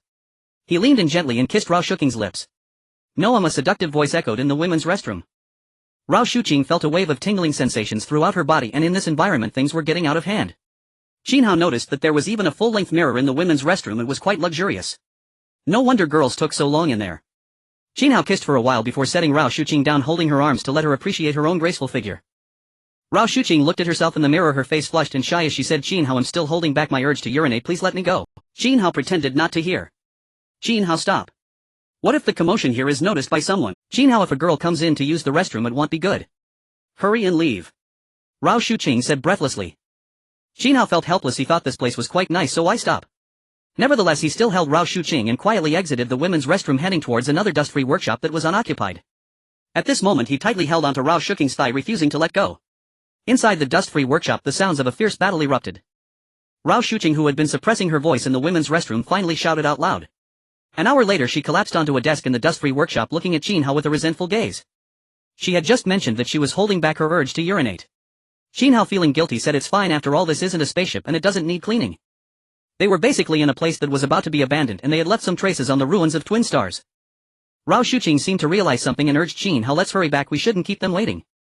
Qin Hao nodded and helped the somewhat exhausted Rao Shuqing towards the dust-free workshop where Lin Mengyao and the others were. At this moment Rao Shuqing felt deeply repentant, she had once again been with her student. What a sin! Moreover, Qin Hao didn't know to be gentle with her, making it difficult for her to walk. If her student found out it would be disastrous. As soon as Qin Hao and Rao Shuqing appeared, a group of girls immediately breathed a sigh of relief. Sun Yan asked with concern, Counselor, why did you take so long in the restroom? We were worried and thought something might have happened to you. Luo Yunqi also questioned, yes senior, what were you doing? I just went to the restroom and didn't see teacher Rao. As their words were spoken, Qin Hao and Rao Shuqing felt a wave of embarrassment. Could they say anything about it? Rao Shuqing felt shy. The fact that Luo Yunqi had gone to the restroom was concerning. If they had been seen in the middle, wouldn't that have been extremely awkward? Qin Hao also sighed in relief, he was glad they had left at that moment, or else they might have scared that younger student Luo Yunqi into fainting. Rao Shuqing stammered, after we finished in the restroom we saw zombies and went to fight them. Sun Yan upon hearing this suddenly understood, so they had gone to fight instead, which explained the over an hour delay. She looked at Rao Shuqing's pale face, shocked, but those zombies must have been really strong. After all, Qin Hao was protecting them, yet Rao Shuqing appeared so weak it was evident she had overexerted herself in battle. Lin Mengyio's big eyes rolled around, feeling puzzled. Why did she feel that the counselor's expression didn't look like someone who had just fought zombies? As someone who had been through similar experiences, she thought the expression resembled that of someone who had just fought with senior Qin Hao. This shy little girl mused, could it be that the counselor is getting close to senior Qin Hao? After all, she is his teacher. Lin Mengyao pondered, her face flushed, too shy to think any further, and she certainly wouldn't dare to ask. Zhao Zihan was also somewhat puzzled. Women are the most sensitive. She felt that something was amiss. Qin Hao feigned indifference, glancing off into the distance, feeling a bit guilty. He could already imagine the shock on their faces when they eventually learned about his relationship with Rao Shuqing. In fact, what Qin Hao didn't know was that it was Lin Mengyao, the shy campus belle, who had taken the initiative first, which was truly explosive news. At this moment Rao Shuqing felt uncomfortable under the gaze of everyone and quickly said, it's fine, it's all in the past. Let's continue searching for supplies. Just then Qin Hao received an announcement from the spaceship. Hello players, our docking time will end at 8 tonight. Please plan your time accordingly. Those who haven't boarded the ship must say goodbye to this world. Qin Hao and Sun Yan exchanged glances, feeling somewhat tempted. Zhao Zihan exclaimed in surprise, has the stop finally ended after such a long time? To be honest, with so many zombies around, it was quite dangerous. If they weren't strong, they would likely end up in danger like Luo Yunqi and the others. On Luo Yunxi's side as the captain, she seemed to have heard the announcement as well. She looked at Qin Hao and the others, saying, our spaceship will take off on time at 8 tonight. Qin Hao smiled and replied, so will we. Sun Tong and the others felt a bit reluctant, thinking, are we really parting ways? I hope we can meet our senior brothers again at the next stop. But that was just a thought, after all they were not that close and their senior brothers wouldn't be able to take them on every adventure. Qin Hao stated directly, it's getting late, let's part ways here. In life, where do we not meet again? If fate allows, we will see each other again. Hearing those words that sounded like a dismissal, even if Luo Yunqi had many feelings of reluctance, she felt embarrassed to stay any longer. Luo Yunqi, the little junior sister, nodded obediently, saying, senior brother Qin Hao, I will definitely find a way to repay you in the future. Given their current situation, it wasn't very good. She could only hope that one day she would succeed and come back to repay Qin Hao and the others. Luo Yunqi felt a bit helpless. Her talent was called Holy Radiance, but it seemed to be of little use, and she wondered if she would ever have a chance to show. Sun Tong and the others also quickly said goodbye. Senior brother, thank you. Sun Tong felt a bit regretful, realizing that after this village there would be no such shop again. Such quality men would probably be hard to find. She was just one step away from success. As Luo Yunqi and the others left, Qin Hao turned to Rao Shuqing and the others, saying, we still need to go to one place to find the spaceship of Zheng Chang and see if we can eliminate them. These guys dared to attack you, they must pay a painful price. Rao Shuqing and the others nodded in agreement. Zhao Zihan waved her little fist, saying, brother Qin Hao, let's go and teach them a lesson. Qin Hao nodded and took out the map of the former town, glancing at the marked location. It was quite far from them, so he hurriedly headed in that direction. All of them had enhanced physical qualities, so they moved quite quickly. After a long while Qin Hao arrived at the outskirts of the town according to the map's route. There adjacent to the former primitive forest they could see massive stumps, remnants of extensive deforestation. However, to Qin Hao and the others' surprise, there seemed to be no spaceship here. Or rather, it should be said that the spaceship was missing. They could tell that there had been a spaceship here and also signs of a struggle not only with zombies but also with human corpses. Zhao Zihan exclaimed in shock, heavens, what on earth happened here? They looked at the chaotic scene, furrowing their brows. Qin Hao's expression was grave. He had planned to come here and harvest some resources but unexpectedly encountered such a result. He pondered, I thought there should have been a spaceship here. Based on the corpses here, I suspect they were perhaps overwhelmed by the zombies and then another team passed by just in time to recover the spaceship. Or perhaps the spaceship encountered enemies, was forcibly attacked and then was collected by someone else. Rao Shuqing said in shock, does that mean there was a spaceship here with the potential to upgrade to a level 4 spaceship? Upgrading to a level 4 spaceship is not only difficult to find upgrade fragments but also requires a spaceship core. The energy core is here. As long as one is strong enough it shouldn't be lacking. Lilia said, I hope they have no ill intentions. She guessed that this team must be quite strong. Now having integrated into Qin Hao's large group, Lilia had learned a lot of information and quickly adapted with her intelligence. Qin Hao waved his hand saying, since the spaceship has been taken there's nothing we can do. We can head back now. Looking at the many corpses on the ground, he speculated that the remaining members of Zheng Chang's spaceship must have all been killed, which also relieved him of a concern. Moreover, he knew that for level 5 spaceships a spaceship core was not needed but rather upgrade blueprints. Required materials for upgrading spaceship LV. 5 energy core 500-1180 upgrade fragments 15,010 divine iron 15,050 level 5 spaceship upgrade blueprint 10. Qin Hao recalled that he had obtained 50 pieces of divine iron from the spaceship recovery and he wondered if refined iron could be synthesized. Currently it seemed that 10 iron blocks could be synthesized into 1 refined iron. Could it be that 10 refined irons would synthesize into 1 divine iron? However, it appeared that the synthesis route had not yet been opened or was not possible. Qin Hao shook his head, pushing the thoughts aside. It was time to return to the spaceship to prevent any accidents. Let's go back to the spaceship. All right. Zhao Zihan said sweetly with a smile. They had gained quite a bit this time and even encountered other normal people from different spaceships, which made their mood very good. Finally, after their long journey they returned to the spaceship after quite a while, greeted by a group of beautifully dressed girls. Li Mingmeng, wearing a little chef's outfit, welcomed them cheerfully. Ling Xiaoke had changed into a beautiful short skirt, making her appear fresh and refined, and with her tailoring talent she always wore unique outfits. Then there was Qin Hao, clad in a fitted hip-hugging dress that perfectly accentuated her full curves, seemingly just after finishing a workout. Clearly they had all commissioned Ling Xiaoke to customize their clothing. Brother Qin Hao, you finally came back. Captain, welcome home. Qin Hao was immersed in the sweet sounds of Brother Qin Hao, feeling elated. Such days were truly full of promise. Eating. Qin Hao's lips curled slightly upward. This kind of life is truly wonderful. Then on his left Li Mengmeng tugged at his arm and on his right Ling Xiaoke squeezed his shoulder, leaving the others dumbfounded. Brother Qin Hao, I miss you. Brother Qin Hao, let Xiaoke give your shoulders a rub, you've worked hard. The other girls on the spaceship couldn't bear to look as these two had completely stopped pretending over time. In fact, many people had already begun to suspect that Li Mengmeng and the others had succeeded. Behind them Lin Mengyao inadvertently pouted her lips. She still felt a bit shy and lacked initiative, otherwise she would have wanted to hug Brother Qin Hao too. Rao Shuqing looked at her once obedient students, now turned into this, shook her head and felt fortunate that she had just succeeded herself. Moreover, that forbidden feeling of teacher-student relationship made it hard for her to resist. After that incident in the women's restroom, her talent had advanced, growing stronger day by day. With the first time there would inevitably be countless others. Rao Shuqing had unknowingly been with Qin Hao twice already and perhaps they could take another step forward in the future. In the back, Langshi remained silent, always presenting a cold demeanor and rarely initiating conversation. Watching Li Mengmeng and the others being so proactive, Langshi suddenly felt that perhaps she was too quiet. Did Qin Hao not enjoy playing with her anymore? Did she need to change? In the previous days Qin Hao would occasionally tease her, leaving her both angry and somewhat pleased. However, in these past 2 days Qin Hao had stopped teasing her. Did he dislike her? If Qin Hao heard Langshi's thoughts, he could only say she was overthinking. It was simply that there were too many women around him and he was too busy. Qin Hao returned to the spaceship amidst the cheers of the crowd. Sun Yan also felt a sense of urgency, as Qin Hao, being such a quality guy, was indeed too popular. As the only male aboard and so outstanding, it hadn't been long before the signs were already evident. At that moment a girl jogged over. It was Song Weiniying. She cheerfully said to Qin Hao and Rao Shuqing, Captain, my instructor, the rare item lettuce I've cultivated has grown, we can eat it tonight. Moreover, I've also cultivated other fresh vegetables. Qin Hao looked at the girl, revealing a satisfied expression. This girl was quite good, she was decent looking and could cultivate plants. He smiled and said, not bad, Weiniying. Then we shall eat the vegetables you grew tonight. Li Mengmeng chimed in, that's great. I'll cook for everyone. She happened to be wearing a little chef outfit and with her talent the dishes she made might taste even better. Ling Xiaoke pouted, saying, Mengmeng, make sure to cook more for me. I've made you some beautiful clothes.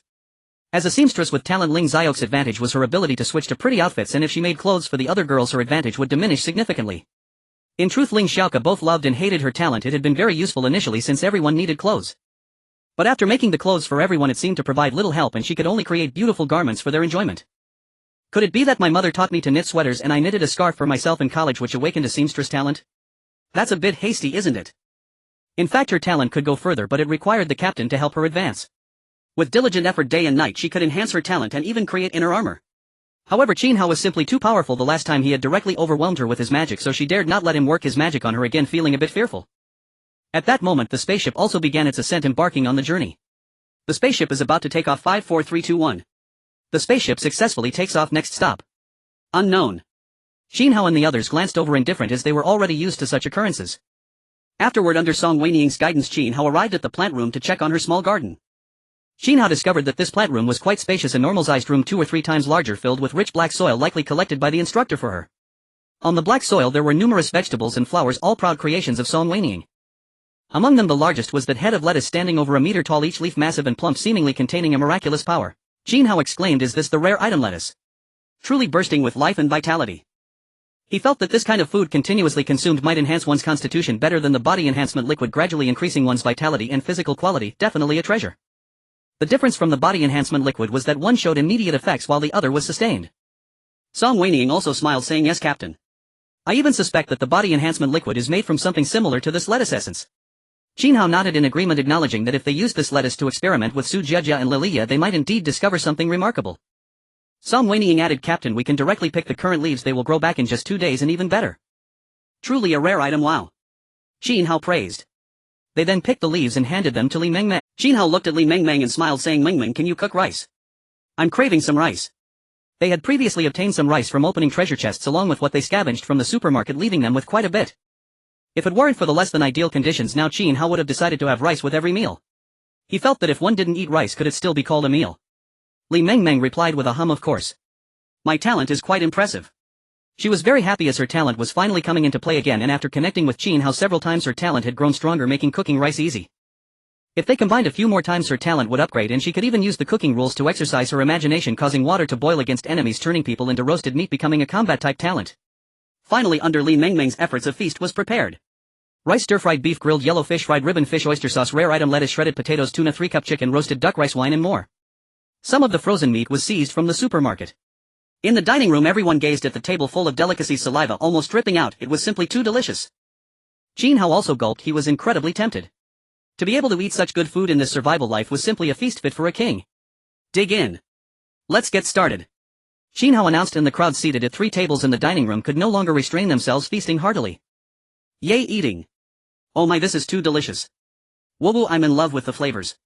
As Qin Hao looked at the table full of food he accidentally took a photo and posted it on the Blue Star channel. Great Wall Watcher eating JPG. Breakthrough awakening of extraordinary abilities. As Qin Hao posted a table full of delicious food photos in the Blue Star channel, it was like a thunderclap in a clear sky, instantly igniting the comments section. "Waka kaka, wow, brother Show Wang is amazing. I'm so envious. I need food, you beast. Show Wang of the Great Wall, how could you be so cruel? I'm about to starve to death. Lazy brother, I advise you to take it back, it's unbearable to watch, my eyes are turning red. I almost got bitten by a zombie just now while trying to grab a cup of instant noodles. My Chuan's clothes, oh my god, so much delicious food I want to eat too, my stomach is rumbling. Special forces as expected of brother Show Wang, impressive strength." Qin Hao looked at the comments section where some praised him. Wakakaka seemed to be the online name of Luo Yunchi and the internet speed was pretty fast. "Not a fairy, Show Wang of the Great Wall, I think you successful people should generously share some food to help everyone." With this statement from Not a Fairy the tone of the comments section changed instantly. Generally the first few comments set the tone for the comments section, as soon as someone speaks up others immediately follow suit. Qin Hao, yes, as fellow humans we should help each other. We are all Chinese. Not eating cilantro, that's right, Show Wang of the Great Wall, Special Forces, Black Wolf Guild, Little Fairy Alliance, aren't you the ones who are doing the best? Aren't you on tier 3 or tier 4 spaceships? You should help your own kind and provide some food for those of us who lack it. In fact, not everyone is as well off as Qin Hao and the others, most are still struggling with hunger and cold, hustling for a sip of water or a bite to eat. However, all this food was earned through their own efforts, why should they receive it for free without doing anything? Earthy man, how can you engage in moral kidnapping? If you didn't eat cilantro, come to my spaceship, I guarantee you'll eat to your fill. Lazy, can't you be self-sufficient? Just trying to poo others in the comments section. Not a fairy, am not engaging in moral kidnapping, why are you so anxious? I just casually mentioned that those with ability can offer gifts. Lazy, who's anxious? If the little fairy is starving I can give you food, come to my spaceship, damn it. Qin Hao watched the changing winds in the comments section, his lips curling slightly, this was quite amusing. He doesn't feel pressured. Next time he'll need to be more low-key to avoid their incessant chatter. Shou Wang of the Great Wall want to eat for free. We're not related, so why should I give you food? If you really want to eat, you have to kneel and beg me, and there will be a price to pay. Qin Hao directly confronted them fearlessly in a fight for survival. Who would fear whom? Not a fairy. What do you want? Shou Wang of the Great Wall. I'm testing your card. French colloquial. Not a fairy. Photo JPG. Shou Wang of the Great Wall. Sorry, ugly rejection. You don't even have a chance to pay the price. Not a fairy. Are you messing with me? On the other end, she was genuinely furious. The harm was minor, but the insult was severe. Qin Hao looked at the tank in the photo. He shuddered. It was too ugly. Ugly rejection. He shook his head, trying to forget that. After glancing at Lin Mengyao and Su Daitue and others, he felt much better. Indeed, looking at beautiful women can be quite uplifting. Although Rao Shuqing and the others were eating, many were still checking the comments section. Zhao Zihan said with rising indignation, they think too highly of themselves, wanting free food, dreaming in broad daylight. If we weren't strong, we would have been eaten by zombies. And those scoundrels who are also Chinese, they even attack me. This is something earned at the risk of our lives, so I won't give it to them. Zhao Zihan's words resonated with everyone and they nodded in agreement. No one would refute her. After all, this healer Zhao Zihan had never missed a trip when looking for food and was extremely diligent. Whenever someone sprained an ankle, got injured or felt unwell, she would help. You have to know that when she first came to the Sanglin Prairie, she went out immediately. At that time, even the diligent class leader Langshir was too afraid to go out naked. Qin Hao found it amusing and said, Baby Zihan is right, I support you. What Qin Hao didn't expect was how impactful calling her Baby Zihan in front of everyone would be. Rao Shuqing and Li Mengmeng were both a bit jealous, feeling envious. Baby Zihan sounds so sweet. Lin Mengyao thought for a moment, secretly delighted. Even Captain has called me Baby Mengyao. Feeling full and satisfied, Qin Hao comfortably burped. This meal was delightful, both tasty and entertaining to watch. He chuckled, I'm full, you all take your time eating, I'm going to rest for a bit. Go ahead, brother, Qin Hao replied Ling Xiaoka and the other girls. At this time Qin Hao came to the sofa in the hall and lazily lay down. After eating so much lettuce, he faintly felt a sign of breakthrough. Could it be that I'm about to break through to level 2, breaking the limits of humanity and becoming superhuman? He swallowed a golden shackled fruit and a feeling of breaking the genetic shackles arose. Soon Qin Hao felt a lightness throughout his body, his physique slowly transforming and a metamorphosis was occurring. I did it, I've made it. Ha ha ha. Qin Hao exclaimed in surprise. His body had undergone a transformation, becoming of level 2 strength. Moreover, it seemed he had awakened something. He directly opened his true vision. Name Qin Hao, height 180 cm, weight 68 kg, combat power able to defeat level 2 low-tier monsters, elite talent 11-fold amplification ability, king of human, seal entries, duplication, true vision, danger perception. Qin Hao stared at his panel, his eyes wide with astonishment. He exclaimed, what does breaking the human limit and becoming an elite level human allow for the awakening of extraordinary abilities? He could already imagine how shocking it would be to use the king of human seal against Godzillas and stone giants in the battles ahead. However, for now he had to hurry and take a shower. After the metamorphosis he was all dirty. Without thinking he dashed straight to the bathroom. However, what Qin Hao absolutely did not expect was that there was a girl who had already eaten her fill and was taking a shower inside. At this moment in the bathroom, or rather the large bathhouse, there was a sweet-looking girl with skin as smooth as jade taking a shower. Water droplets flowed over her body, outlining alluring curves, and her ethereal aura was otherworldly. Her pair of clear large eyes sparkled with brilliance, looking exceptionally beautiful. Qin Hao had just intended to take a shower when he unexpectedly encountered the girl bathing. The girl was slightly taken aback upon seeing Qin Hao and asked, Captain, why are you here? She expressed her confusion, seemingly unbothered by Qin Hao seeing her. This girl was indeed Kong Linger, who possessed the talent of purification. It was said that she was the only daughter of a scholarly family living in a villa halfway up a mountain, since childhood proficient in the arts of music, chess, calligraphy and painting, and seemed to be a bit of an idealist. During his school days, Qin Hao had actually paid some attention to Kong Linger, noticing that she had a pure heart and seemed to exist in her own realm. Qin Hao glanced at her awkwardly and said, ahem, I came to take a shower. I thought everyone was eating, but I didn't expect you to be here too. Upon learning the reason, Kong Linger seemed uninterested and replied lightly, oh okay. Qin Hao widened his eyes in surprise. Why was her reaction not one of extreme shyness or a loud scream as expected? He asked, little Linger, aren't you shy with me watching you? You're seeing everything, she replied. Unexpectedly, Kong Linger's response was beyond Qin Hao's expectations. This seemingly untainted girl said, Captain, actually the first time I was exposed and you saw everything, I was quite shy. But it seems this isn't the first time, so I've gotten used to it. Then she glanced at Qin Hao and asked, Captain brother, why are you staring at me so wide-eyed? Do you really like watching? Qin Hao was momentarily stumped by the question, scratched his head and admitted shamelessly, who told you to be so beautiful? I do enjoy looking at you, ahem. At this moment Qin Hao had already thought of what to say if he were to be driven away. However, Kong Linger once again gave him a small shock. Kong Linger said blankly, oh Captain, if you like watching then feel free to look more. Kong Linger felt that Qin Hao was a busy captain who contributed so much to everyone, was a good captain, and since he had seen her before it wouldn't hurt to let him look a bit more. In Kong Linger's world she believed that the body was merely a shell, natural and without shame. As long as the heart was pure it would not touch her heart. Upon hearing this, Qin Hao felt that Kong Linger's realm was quite profound. It seemed that Kong Linger noticed Qin Hao's confusion and she explained, I have also been influenced by the philosophy of Laozi and Zhuangzi, believing that heaven and earth gave me life and the body is natural. What is there to be ashamed of? Qin Hao exclaimed in surprise. It seemed he would have to show the thoughts of Laozi and Zhuangzi to the women on the ship in the future. Look at this. Conlinger's understanding was so high. Qin Hao felt that Conlinger seemed to have no concept of matters between men and women at all, completely unaffected by worldly distractions, making him somewhat hesitant to lead her astray. Alright then, my body is too dirty, I need to shower too. He shamelessly began to undress, but out of the corner of his eye he inadvertently glanced at Conlinger and secretly thought it was a sin. Qin Hao did not intend to look, but his eyes seemed to have a mind of their own. However, he thought that with Conlinger's understanding she wouldn't mind, but the more he looked the more his emotions flared up, igniting a wave of wicked fire. Conlinger looked over and said to Qin Hao, "Captain brother, why are you looking at me with such malice?" Feeling the malice directed at her, she felt a bit uncomfortable and reacted, unable to suppress her thoughts. Qin Hao was actually already restraining himself, but Conlinger's allure was simply too great. This untainted and pure girl had a graceful figure and snow-white skin. Who wouldn't be mesmerized by her? Qin Hao's mouth twitched as he said, "There's nothing I can do, you're just too beautiful." "Do you need me to purify you?" Conlinger asked. "Yes." Then unexpectedly Conlinger actually walked over amidst the swirling mist. With Qin Hao's astonished gaze she began to extend her hand to demonstrate her talent. However, just as Qin Hao thought it was a normal show of talent, he widened his eyes in shock. This girl actually understood. Conlinger said elegantly, "I seem to know what Qin Hao brother wants. If you want me to purify you, then I will purify you this way." Qin Hao's eyes widened in shock as he exclaimed, "Linger, you're amazing. This is incredible." He couldn't help but plant a kiss on her pretty face. The feelings he couldn't suppress made her a bit flustered. Conlinger sensed Qin Hao's inner turmoil and accurately captured the feeling of confusion. She seemed to have made a decision since the captain liked it then. She gently leaned down. Unintentionally a hint of blush flashed across her face. Qin Hao felt as if struck by lightning. His mind went blank. He thought to himself that he was too naughty. Little Linger was so innocent. He inwardly questioned Do Bao, "Why did you build a bathhouse? What's with the large bathhouse?" "It's all customized according to the owner's request." Qin Hao also touched his nose. It was his first time using a large bathhouse and it was co-ed. Name: Conlinger. Awakened talent, purification, strength intermediate level 1, height 170 centimeters, weight 49 kilograms, beauty 95, size C, charging count 0. Conlinger was quite tall but not heavy. Perhaps it was due to her light build. However, as time passed Qin Hao felt increasingly restless. Then he separated from Conlinger, pinching her chin and pinning her against the wall. He then softly asked, "Linger, is it okay?" At this moment Conlinger also felt some emotional fluctuations, thus a healer cannot heal themselves. She felt that she was about to be overwhelmed. She could only nod slightly, letting out a sound as delicate as a mosquito. With Conlinger's consent, an intense struggle unfolded amidst the swirling mist in the bathroom. Ah. Linger darling, am I powerful? This really makes you want to cry. Then Qin Hao discovered that Conlinger had really been brought to tears. An hour later Qin Hao looked at Conlinger, who had become somewhat faint from his actions, and secretly thought it was a sin. He was truly too wicked. Actually, it was also because Conlinger's understanding was too profound. If he hadn't kept looking he might have been able to restrain himself.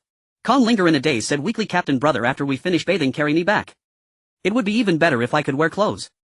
Conlinger felt that her understanding was still not high enough and she was actually afraid of being discovered.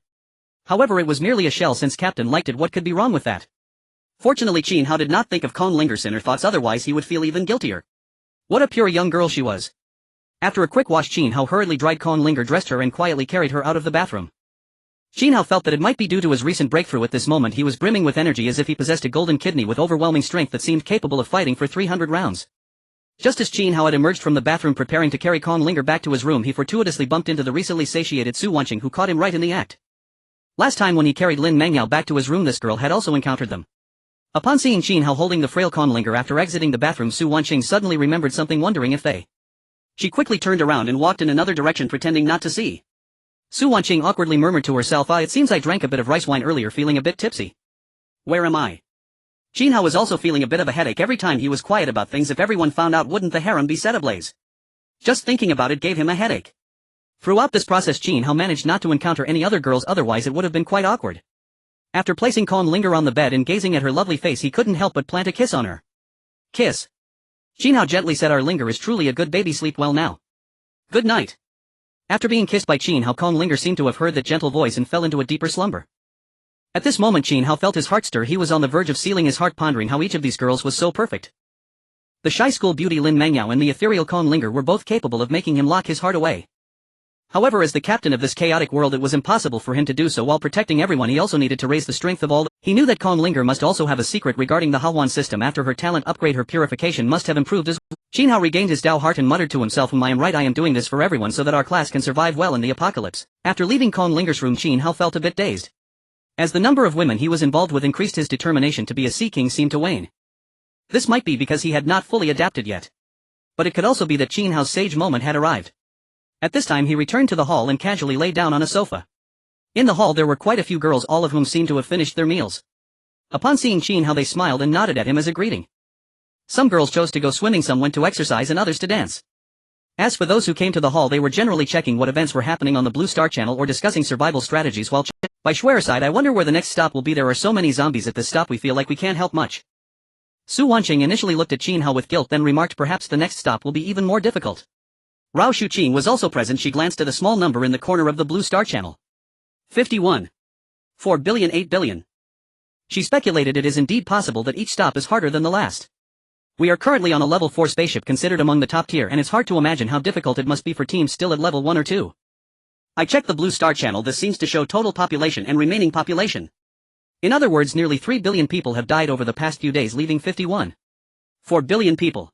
As Rao Shuqing's words came out, the group of girls suddenly gasped in shock, many of them looking towards the corner of the Blue Star Channel, confirming her statement. Leisurely lounging on the sofa, Qin Hao was also slightly taken aback.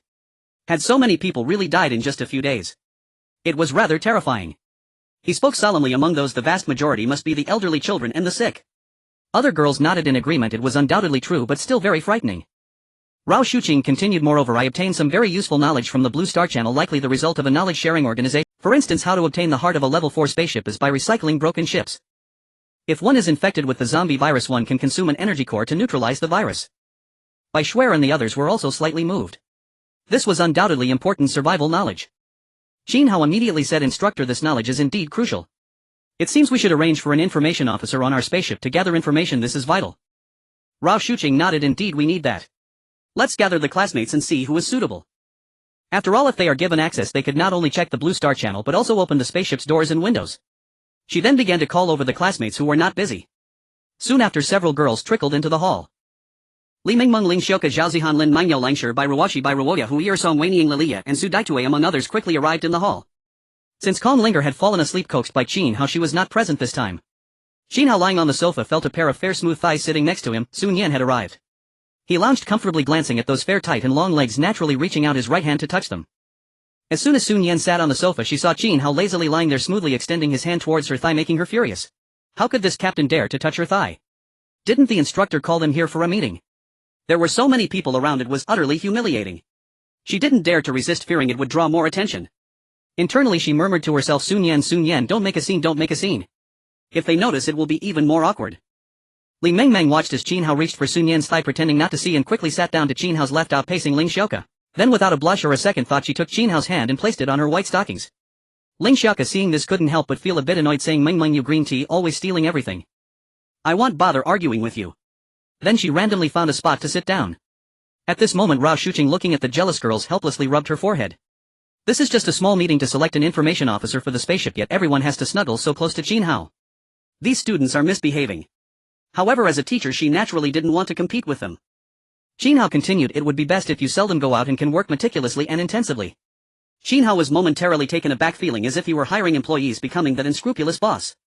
As Qin Hao's words echoed, the girls present exchanged glances, revealing a thoughtful expression. Li Mengmeng was the first to speak. Brother Qin Hao, I can do it.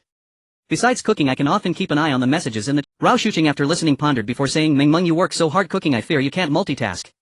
I think it's better to let other classmates take on the roles. We could choose 2 or 3 to rotate shifts. Upon hearing this, Qin Hao shook his head and smiled. How had it become increasingly reminiscent of those unscrupulous factories? Among the crowd, a sweet-looking girl raised her hand. She was the academic representative and the top student in the class. Her name was Ruan Qingran, who usually wore glasses, although her degree of nearsightedness was minimal and did not affect her. Now, after the spaceship took off, her glasses were gone, making her look a bit dazed. Ruan Qingran said, Captain, I can manage. I love learning, and since I usually sleep very little, I'm quite suited for this. In fact, after everyone consumed the body enhancement liquid, their rest time had significantly decreased, yet they remained spirited. Lying down, Qin Hao slightly propped himself up, gazing at Ruan Qingran, the former glasses girl, and nodded, saying, all right, you count as one. He then looked at the crowd and asked, is there anyone else who wants to take on a role? Among the crowd, 2 more hands were raised. Surprisingly, they were the silly sisters, Bai Ruoshi and Bai Ruoya. Bai Ruoshi smiled and said, Captain, my silly sister and I are night owls, we can manage. Hearing this, Rao Shuqing and the other girls revealed faint smiles. These 2 silly twin sisters always brought a sense of... Qin Hao couldn't help but laugh, saying, all right, I'll trust you 2 a bit. He thought that surely these silly sisters wouldn't mess it up. He continued, then it's settled.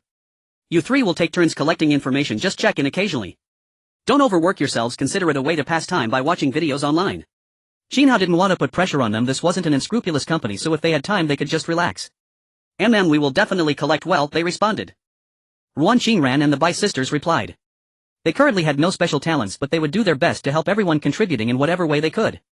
Rao Shuqing thought for a moment and said, for those classmates who haven't been chosen, don't be disheartened, everyone will find a useful role in the future. As the teacher, Rao Shuqing's words were easily accepted, especially with Qin Hao delegating power. The other girls had no objections, knowing that obeying orders and uniting as a collective was inherently valuable. Then Rao Shuqing informed everyone about the energy core that could absorb the zombie virus. As for how to obtain the heart of the spaceship, they had learned that from Qin Hao earlier. Wow, I didn't expect the energy core to have such uses. This item for the spaceship's kinetic energy and defensive power can actually absorb. They hadn't anticipated that under the preconceived notion the energy core could be used to replenish the spaceship's laser energy, instinctively treating it as a source of energy. Moreover, it was obtained from zombies. One had to wonder which genius came up with the idea to consume it. Qin Hao smiled and said, I hadn't anticipated it either.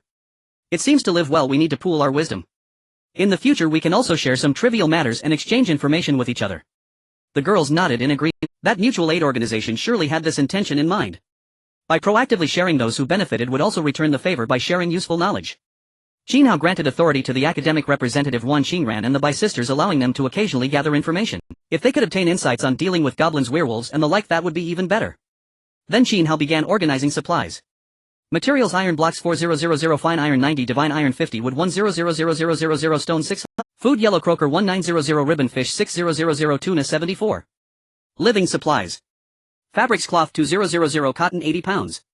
Upgrade materials: energy cores 1500, upgrade fragments 10. Rare items: talent stones 1, concentration fruit 1, talent fruit 1, dragon spirit fruit 2, pistachios 5, shackling fruit 8, body enhancement liquid 50000 in replication. Others: extreme cold storm treasure map 1, rare weapon materials 1, iron cleaver, iron axe, logic pistol, mental helmet, longevity. Treasure chests: bronze treasure chests 6, silver treasure chests 3, gold treasure chest 1. Due to the abundance of items obtained from supermarkets and shops, Qin Hao felt lazy to check the water, food and small items. Primarily he looked for rare items and others. What brought a smile to Qin Hao's face was that he had accumulated 10 treasure chests, becoming a small wealthy man. He planned to seek Su for help and see what good items could be opened. He also decided to give the rare materials to Lu Shuang, asking her to use her talent to make a weapon for herself. Qin Hao playfully squeezed Sun Yan's smooth thigh, laughing, Yen Yen, we've gathered 10 treasure chests. Why don't you open them all?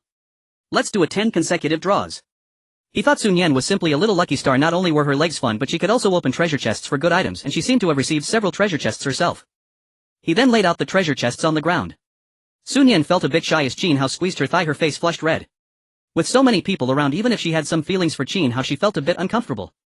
She quickly got up, looking at the treasure chests on the ground, nodding in a daze, saying, okay, I'll open them now.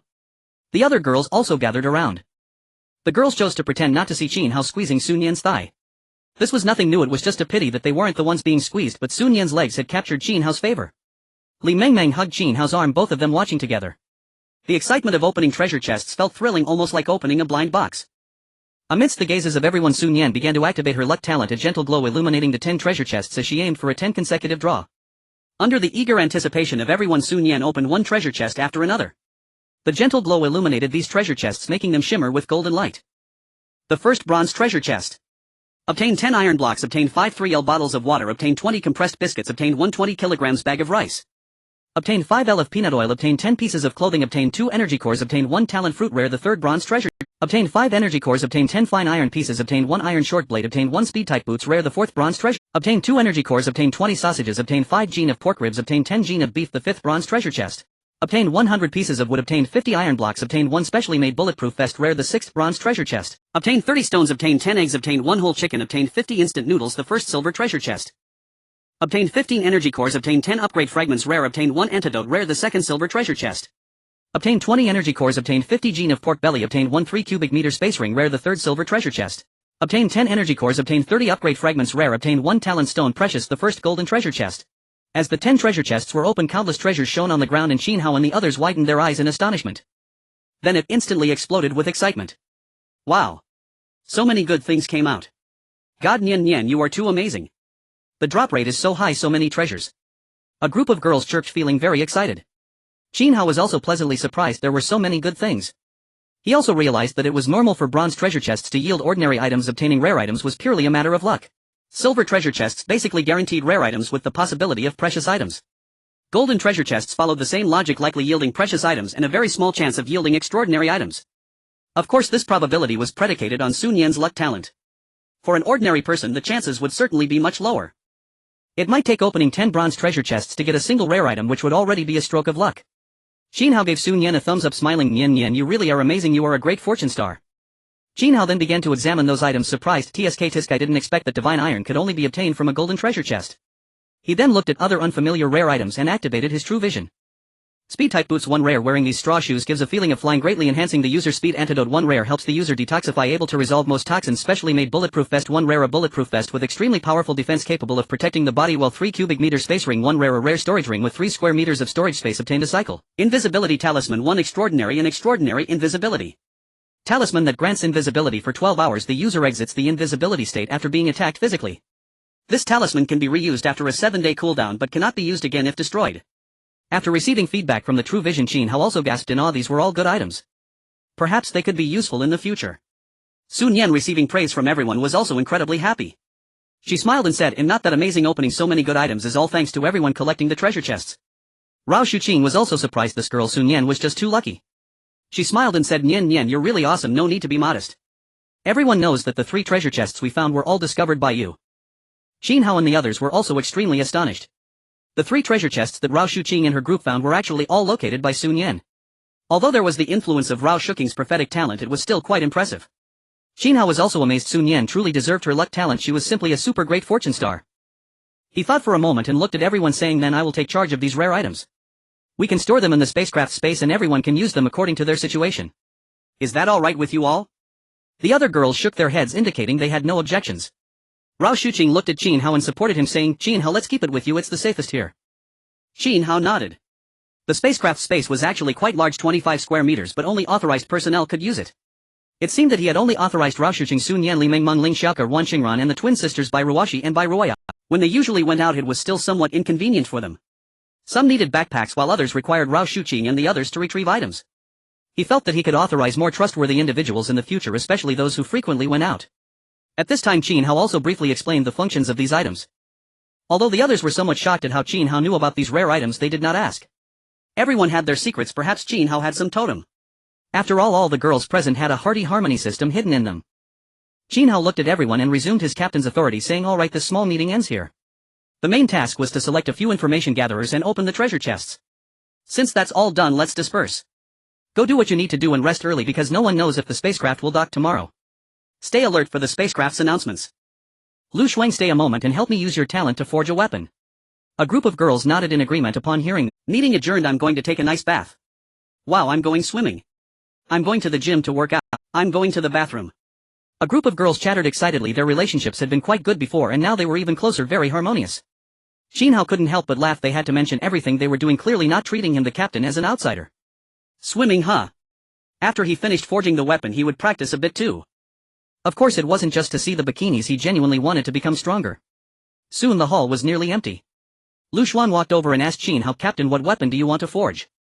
At this moment Qin Hao took out the rare materials and said, can you use this rare material to forge me a large cleaver? Lu Xuan glanced at the special material and after a brief examination said, it's feasible, Captain, but this is a special material which will take some time to process. It's alright, Lu Xuan, take your time to refine it. I'm not in a hurry. Qin Hao waved his hand. Lu Xuan nodded. Then she took the rare material and left. Qin Hao smiled slightly. Among their group there were quite a few talented individuals and they were all quite useful. It was precisely because of this that they could live comfortably in this apocalyptic world. At that moment there weren't many people left in the hall. At this time Rao Shuqing had not left yet. She approached and said, Qin Hao, after my talent has strengthened I had a bit of a premonition. Tomorrow the spaceship should not dock at the station. Qin Hao stirred slightly and said, could it be that the spaceship will travel for a long time and then directly arrive 7 days later? He remembered that a violent state would arrive in 7 days. If the next stop were directly to 7 days later, it might just hit that point, which would likely be quite challenging. Rao Shuqing said, I think it's very possible. Qin Hao pondered for a moment. With his current elite level 2 strength, once Lu Shuang finished making the weapon, his combat power would be further enhanced, giving him enough confidence to handle it. Moreover, he now had many more treasures. He glanced at Rao Shuqing and, seizing the moment when she was not paying attention, suddenly pulled her into his embrace and kissed her. Rao Shuqing's eyes widened. Qin Hao actually dared to openly tease her. There were other girls in the hall too. She quickly broke free. The other girls, seeing Qin Hao kiss the instructor, were filled with disbelief.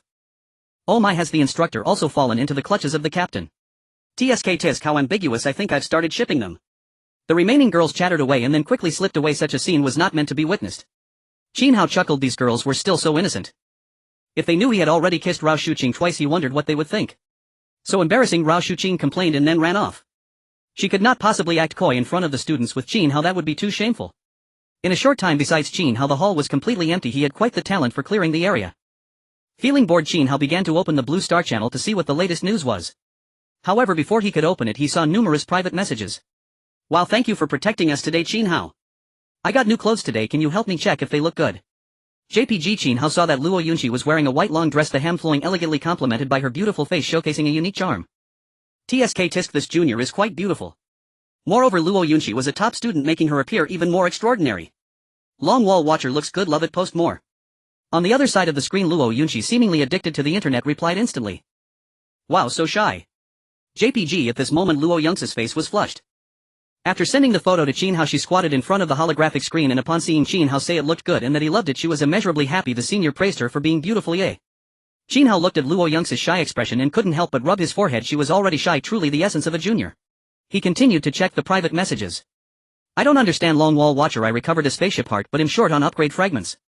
I have a rare item called a powerful sword, can we trade?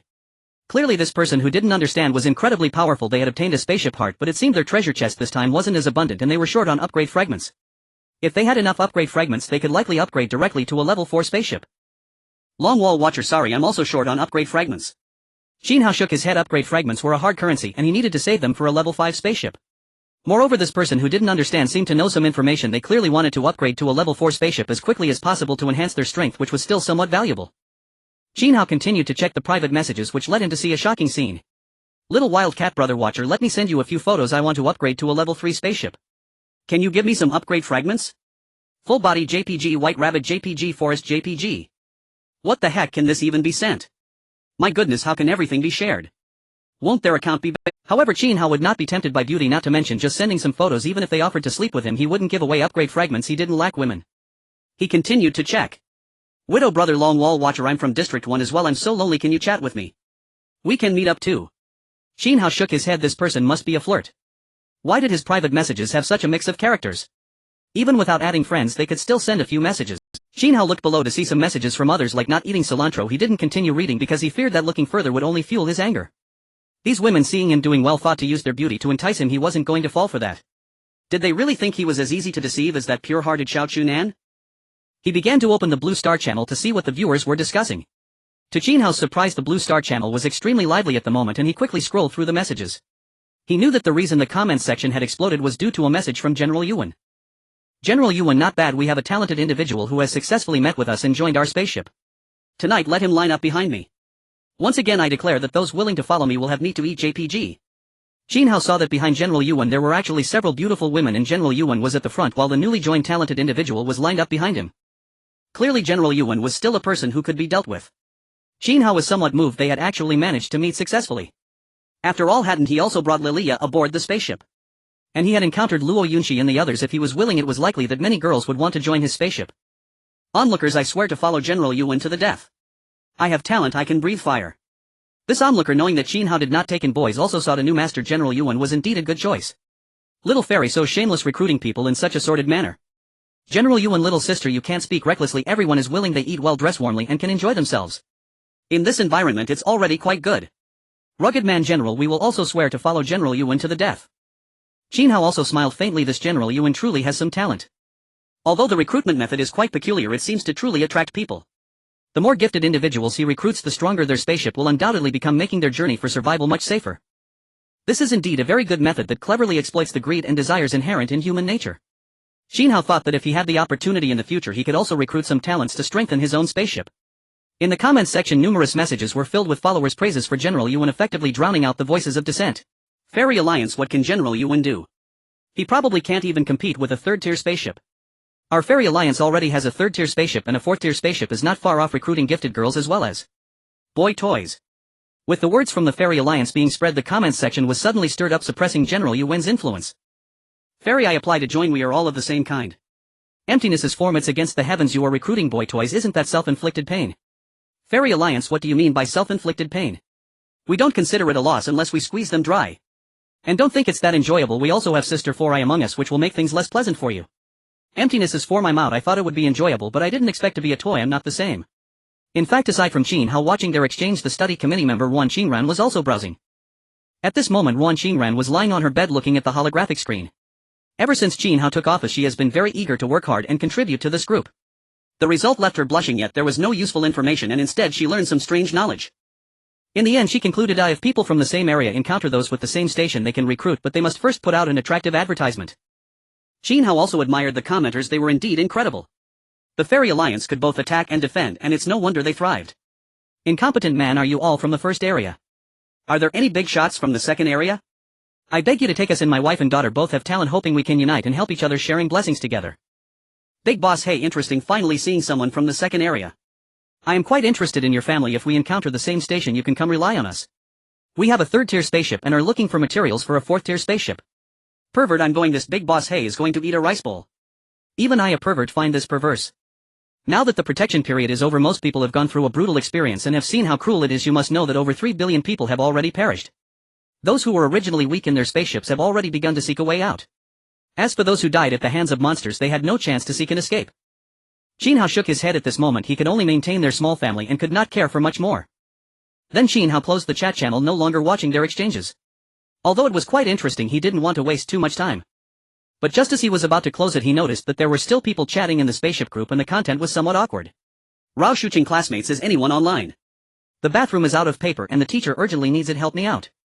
Ling Xiaoka, teacher, you often tell us to overcome difficulties, now it's your turn to set an example. Ling Xiaoka, this little girl was probably also bored and replied almost instantly. Qin Hao looked at this little girl's reply, also feeling both amused and helpless. This girl is truly mischievous. However, she hadn't come to find him to sleep lately for some unknown reason. If Qin Hao's inner thoughts were heard by Ling Xiaoka, she would surely say, how could I dare to look for you? After the last sunset I was somewhat scared, it was too terrifying. Her petite body couldn't withstand it. Rao Shuqing, Xiaoka, you are not being good, you're not a good student. Rao Shuqing was somewhat puffed up with anger, her students were really too unruly. Sun Yen, teacher, I also want to help you but I'm too sleepy, you should find someone else. Qin Hao shook his head and sent a message. Qin Hao, teacher, I can help you. Rao Shuqing, no Qin Hao, I'm already fine. Rao Shuqing immediately replied anxiously. She didn't dare let Qin Hao come over the last time she held it, and it was Qin Hao who followed her, causing her to embarrass herself. Now it was quite serious. Lin Mangyao, teacher, let me help you. Lin Mangyao also noticed the message and hurriedly replied. Qin Hao, Gage, as a boy this is not very convenient. Rao Shuqing, then Mangyao, come over. Qin Hao also revealed a faint smile. He certainly wouldn't want to go as it would definitely have a smell. Since he wasn't needed, it was fine. Taking advantage of the current time, he planned to rest. Although the chances of docking at the station tomorrow are small, it's still possible. However, Qin Hao, who originally planned to return to his room to rest, seemed to be lost. His direction was unexpectedly towards the swimming pool. At this moment there were actually a few people swimming in the pool, namely Zhao Zihan, Chen Xiao and 3 other girls. Zhao Zihan and Chen Xiao were good friends. At this moment they were chattering about something. Chen Xiao curiously asked Zihan, did you go to find Captain that night? How did you know? Zhao Zihan asked in surprise. You didn't come find me to sleep that night, so I guessed. Also, the next day I noticed something was off with you, your legs were all soft. Zhao Zihan's face instantly turned red when she was discovered. Although they were good friends, it was still somewhat embarrassing. She said shyly, Xiao Xiao, you are really sensitive, you even noticed this. Yes, I indeed went to find Qin Hao Gage that night. Chen Xiao exclaimed in shock, then did you too? You? Hearing Chen Xiao's bold words, Zhao Zihan was also greatly shocked. Could this be said? What are you afraid of? Aren't we still good friends? Zhao Zihan nodded, saying yes, he is quite impressive. Chen Xiao also showed a look of surprise. She didn't expect Zhao Zihan to have succeeded so quickly. She asked curiously, Zihan, what does it feel like? At this moment Zhao Zihan was no longer that shy, since it was already known it didn't matter. She said softly, it feels like flying. That's incredible. Chen Xiao's eyes widened, her face slightly. Seeing her state, Zhao Zihan thought for a moment and said, don't blame your good friend for being selfish. If it doesn't work out next time, you hide under my bed and then swap places. Upon hearing this, Chen Xiao was stunned. She briefly pondered the meaning of this sentence and realized that this trick could actually work for a live switch. She instantly turned extremely red, pinching Zhao Zihan's thigh hard. Zihan, you are too naughty, this won't do, it will be too embarrassing. Chen Xiao was incredibly impressed by Zhao Zihan's imagination. It was just too risque and stimulating. Yet deep down, why did she feel a faint sense of anticipation? Of course, she definitely wouldn't dare to show it. After being pinched by Zhao Zihan, she immediately pouted in dissatisfaction, saying, if I considered you a close friend wanting to share happiness, yet you pinch me. She pinched back. Chen Xiao snorted, this will definitely be discovered, we're not the same. The two playfully wrestled together. They were good friends who often played. At this moment Qin Hao, who was at the swimming pool though some distance away, heard everything clearly. As he had become a level 2 elite, his strength significantly increased, enhancing both his sight and hearing. He couldn't help but rub his forehead. Zhao Zihan was too bold, even considering a mid-course change. Had she eaten a bear's heart and a leopard's gall? Did Liang Jingru give her the courage? It seemed he would have to punish her properly later. Qin Hao helplessly said, "What kind of wolfish words are you saying?" He walked in and was instantly dazzled by the scene at the swimming pool. In the swimming pool there were several beautiful women. Chen Xiao was wearing a white one-piece swimsuit, her flower-patterned thighs exposed up to the roots, creating a uniquely alluring silhouette. She and Zhao Zihan sat by the pool playfully splashing water with their toes exuding an extraordinary charm. Zhao Zihan might not have asked Ling Xiaoke to make a swimsuit coming out directly in her underwear, the thin and scanty fabric making her extremely seductive. Her sexy and explosive body was fully visible, large patches of snow-white skin exposed.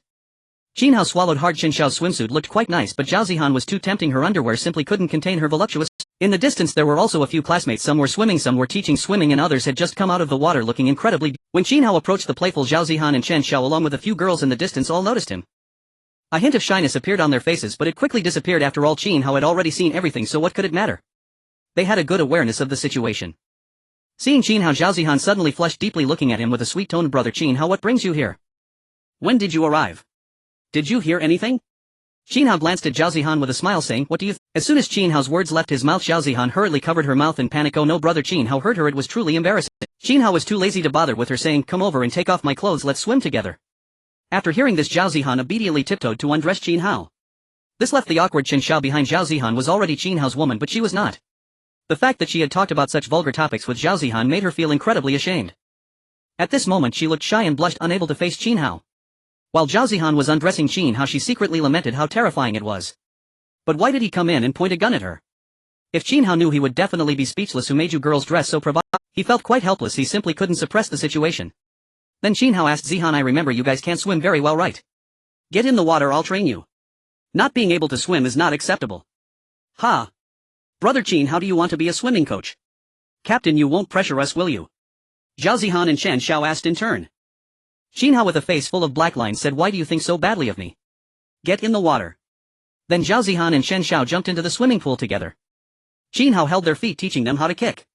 However, while they held onto the edge of the pool, Qin Hao took turns holding them, continuing to practice kicking and breathing. Chen Xiao thought it looked quite believable. But why was Brother Qin Hao holding them so tightly? Zhao Zihan also complained, "Coach Qin Hao, don't hold me so tightly, I can't catch my breath." Qin Hao couldn't help but smirk. This girl was even playing roleplay. He didn't spoil her, sternly saying, "Zhao Zihan, if you don't train properly, I'll have to punish you." Smack. He slapped Zhao Zihan on her bottom. Zhao Zihan's eyes widened. Qin Hao was bullying her. Chen Xiao also hurriedly looked over. This coach was a bit too strict. Qin Hao turned to Chen Xiao, scolding, "What are you looking at? If you don't train properly, you should be punished too." Saying that, Qin Hao slapped her as well. "Don't." Smack. Chen Xiao instantly blushed deeply. It was one thing for Qin Hao to hit Zhao Zihan, but why hit her? It was truly mortifying. The bottom was a private area. Could it be that Qin Hao had some interest in her? A few girls in the distance witnessing Qin Hao teaching his students were also incredibly shocked. This can happen too. That's a bit too strict. At this time over there teaching the girls was none other than Leng Shi. Leng Shi had decent swimming skills and was also the class monitor and the belle of the class. Some female classmates had invited her to come teach a bit. Seeing Qin Hao slap Zhao Zihan and the others, she felt a bit uncomfortable, recalling when Qin Hao had slapped her, feeling inexplicably sour. She shook her head and continued teaching the female classmates. Leng Shi took the rare initiative to speak, saying, "Don't look, train seriously or he might come over and slap our butts too." Wu Qian instinctively said, "Monitor, that's a good thing." Leng Shi was taken aback looking at this normally quiet girl in surprise, wondering if Wu Qian liked Qin Hao. After Wu Qian said that, seeing Leng Shi's expression, she immediately realized that she had instinctively misspoken. She hurriedly explained, "Ahem, monitor, I misspoke, we really need to train hard." In fact, as Leng Shi guessed, Wu Qian secretly liked Qin Hao. Qin Hao was so handsome, so capable, ensuring that everyone had enough to eat, and where he was simply perfect. Unfortunately, she lacked talent and could hardly speak. Leng Shi truly realized how sought after Qin Hao was. Just like the rumors in class, Leng Shi's family was actually a group that transitioned from the underworld to the legitimate. It was a repressive and cold family on the road to legitimacy. Her family instilled in her the belief that silence equals safety. Thus her lack of verbal expression became a protective mechanism, ultimately shaping her character. Silence became her trademark. She always appeared as an ice goddess, difficult for others to approach. Only in this apocalyptic world did Qin Hao dare to tease her so recklessly. At this moment Qin Hao was holding Zhao Zihan, their bodies pressed tightly together as they swam. After teaching the basic movements, Qin Hao began to instruct them on advanced techniques. At that moment he leaned lazily behind Zhao Zihan, his chest pressed against her back, teaching her the frog stroke. After swimming for a moment he started teaching her how to dive. The two of them were face to face, tightly pressed against each other, and Qin Hao could even feel Zhao Zihan's heartbeat. Zhao Zihan's heart raced as she sensed Qin Hao's breathing becoming heavier, bubbles rising continuously. Their swimming formed an arc, and under Qin Hao's guidance they swam quickly into the distance. Zhao Zihan noticed that they seemed to be gradually fading from view. She bubbled. Coach Qin Hao, what are you doing? This isn't allowed. Qin Hao was instantly provoked by Zhao Zihan's words and his hands began to misbehave. Zhao Zihan panicked and immediately said, Coach Qin Hao, this isn't right. Qin Hao chuckled through the bubbles. If you don't train properly, this is the consequence.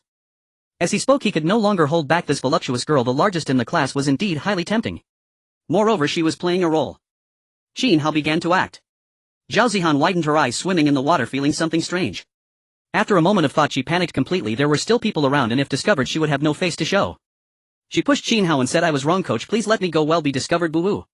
After hearing Zhao Zihan's words, Qin Hao tightened his embrace and they swam like fish in the water.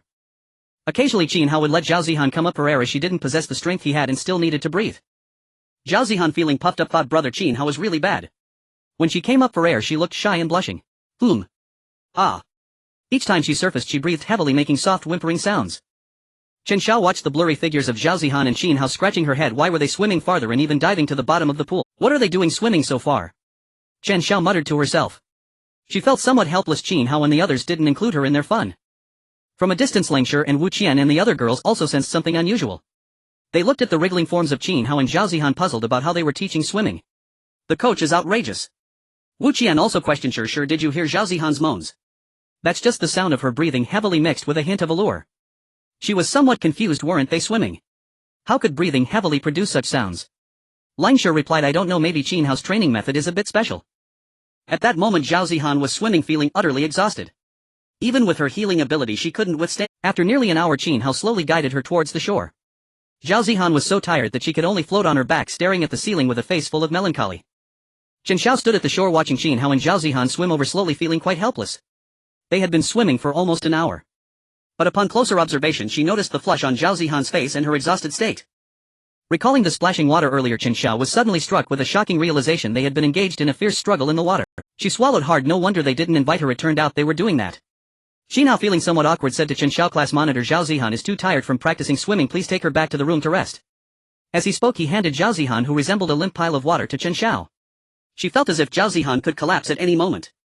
She nodded dazedly, saying okay. Then Chen Xiao blushed and said, Captain, you're really bad. After that she hurriedly took Zhao Zihan away. How can the captain be here? It makes me so embarrassed. At that moment Zhao Zihan weakly said, Xiao, slow down, I'm exhausted. I'm so tired. She felt like she was about to collapse. Chen Xiao replied helplessly, you guys really have a perverted way of playing. Are we swimmers also part of your play? Is it really thrilling to do this in front of us? She felt a bit annoyed. Zhao Zihan, feeling guilty, replied, he insisted that you give in. Chen Xiao was exasperated. Her best friend was truly mischievous, showing off in front of several girls here. She felt that the distant Lang Shi and the others might have figured something out. At that moment Qin Hao scratched his nose. He had only intended to swim over and check out the beauties. Unexpectedly Zhao Zihan was too tempting and he lost control. Just then Lang Shi and the others finished their practice and happened to pass by. Qin Hao turned his attention to Lang Shi, this cold goddess like a pure white lotus. She seemed to be wearing no swimsuit, only a sexy pink bikini, making her extremely alluring. Qin Hao greeted her, sure, those people over there, so it's you guys. You didn't call me over to teach you how to train. As Qin Hao's words echoed, Lang Shi and the others looked at him, noticing that he was staring at them, making them feel somewhat uncomfortable. Lang Shi said, thank you, Captain. I can swim, so I won't trouble you. Her tone seemed to soften considerably, no longer so cold. Qin Hao nodded, I see. He then turned to Wu Qian and the other two girls, saying, you can go back now. Lang Shi will stay, I have something to discuss with her about how to respond at the next stop. Upon hearing this, Wu Qian and the others nodded in agreement and left the swimming pool. They had no talent and couldn't be of much help, so they could only obediently follow. At that moment Lang Shi's heart trembled. Why did Qin Hao ask the others to leave and keep her alone? With just the two of them left in the swimming pool, the thought of Qin Hao being so rogue made it hard for her not to think wildly. She nervously asked, Captain, do you have something to discuss? Qin Hao glanced at the alluring Lang Shi, who was dressed provocatively while he himself wore nothing but a pair of shorts. Yet he still embraced Lang Shi's slender waist, pulling her close to him. Once Qin Hao tightened his grip around Lang Shi, despite her calm demeanor she hurriedly attempted to break free. Their scanty clothing meant that their bodies were in direct contact, sending a tingling sensation through her. However, how could Lang Shi possibly escape Qin Hao's grasp? Their strengths were not even in the same league. He leaned in close to her delicate form and whispered in her ear, sure, you smell so good. Lang Shi, feeling a surge of urgency, asked Qin Hao what he wanted, but he merely commented on her fragrance. What kind of matter was that? Captain, please let me go. What is it? Let's talk after you release me. Their intimate contact was overwhelming for her. Qin Hao continued to whisper softly in her ear, akin to a devil's whisper. Sure, if I'm not mistaken you possess a hush-on system, right? All it takes is intimate relations to enhance your talent and strength, and you can also gain certain rewards, correct? The moment he spoke these words, Ling Shi was taken aback. Her body trembled. How did Qin Hao know she had a hush on such a shameful matter? She had never mentioned it to anyone. Given her personality, she thought she might never activate it in this lifetime. Embarrassed, Ling Shi lied, "No, I don't have such a shameful system." Upon hearing her words, Qin Hao was certain that she did have one. Moreover, everyone on the ship who awakened their talent he playfully slapped her on the backside. Smack. The crisp sound echoed. Qin Hao felt that her thin clothing was almost non-existent, making it feel like he was striking her bare skin. Qin Hao scoffed, "Still dare to lie? Let's see if you dare again." He then grew slightly serious, saying, Sure, you know well that our current good situation is largely the result of the efforts of our small group. People like the instructor Meng Yao Zihan and Meng Meng have contributed more than you can imagine. It is because of their sacrifices that we can now eat well and stay warm. If you have the system, I hope you can let me help you activate it, contributing to this collective. Remember, the upcoming stop will surely be more challenging. I hope you won't let us suffer any losses over that worthless. After saying this, Qin Hao released her and strode out of the swimming pool, leaving Ling Shi stunned and alone. She felt a stir of emotion, realizing that her dreaded Hushan system had been discovered. Could it be that Qin Hao's constant teasing was truly to help me complete my system task? Have I misunderstood him? She had thought of Qin Hao as nothing more than a lecher lusting after her body, but she hadn't expected him to be so noble. It was merely to help her activate the system task, making her stronger. Ling Shi felt disarrayed in the wind, her thoughts fluctuating. For a moment she even considered surrendering herself to Qin Hao. If she did, her strength would grow, allowing her to live better in the future with everyone. As Qin Hao departed, he nodded, slightly satisfied with his previous conduct. In truth, he had just concluded what could be regarded as a sage moment, but he hadn't thought too much about it. He simply found it amusing and enjoyed teasing Ling Shi. Little did he know, under his continuous teasing, the icy goddess Ling Shi was on the verge of breaking down. After leaving the swimming pool, Qin Hao returned directly to his room. To his surprise, Li Mengmeng had sneaked in. Upon opening the door, he saw Li Mengmeng in her little chef outfit reclining on the bed. With her twin ponytails, she looked adorable, a perfect little loli. At that moment it seemed Li Mengmeng had been waiting for Qin Hao for too long, as she was half asleep. With Qin Hao's arrival, she was startled awake. She looked at Qin Hao with joy, saying, "Brother Qin Hao, you're finally back. Mengmeng was about to fall asleep waiting for you." Seeing Qin Hao made her incredibly happy. Li Mengmeng felt that she had often sent black and white stockings to Qin Hao, creating an ambiguous relationship. Now that she wanted to take the lead, she naturally had to be more proactive. Over the past few days her talent had been improving and her culinary skills might develop in new directions. Qin Hao looked at the cute little loli with great delight. Mengmeng was indeed a nice girl, obedient and well-behaved. He stepped forward and hugged Mengmeng, gently patting her head. "Mengmeng, did you miss me?" "Yes, I missed you, brother Qin Hao. I couldn't sleep thinking about you, so I came to find you." Li Mengmeng buried her head in Qin Hao's chest, her voice sweet and tender. Qin Hao replied softly, "Then let's sleep together tonight, but you mustn't wear any clothes while sleeping. Although it's quite clean, you still need to take off your clothes to get under the covers." Li Mengmeng's face turned bright red as she said, "Then brother Qin Hao, please help me take them off." Qin Hao shot a knowing glance at Li Mengmeng. She had quite the boldness. Saying this, he began to remove her nail polish. To his astonishment, Li Mengmeng was actually wearing nothing underneath.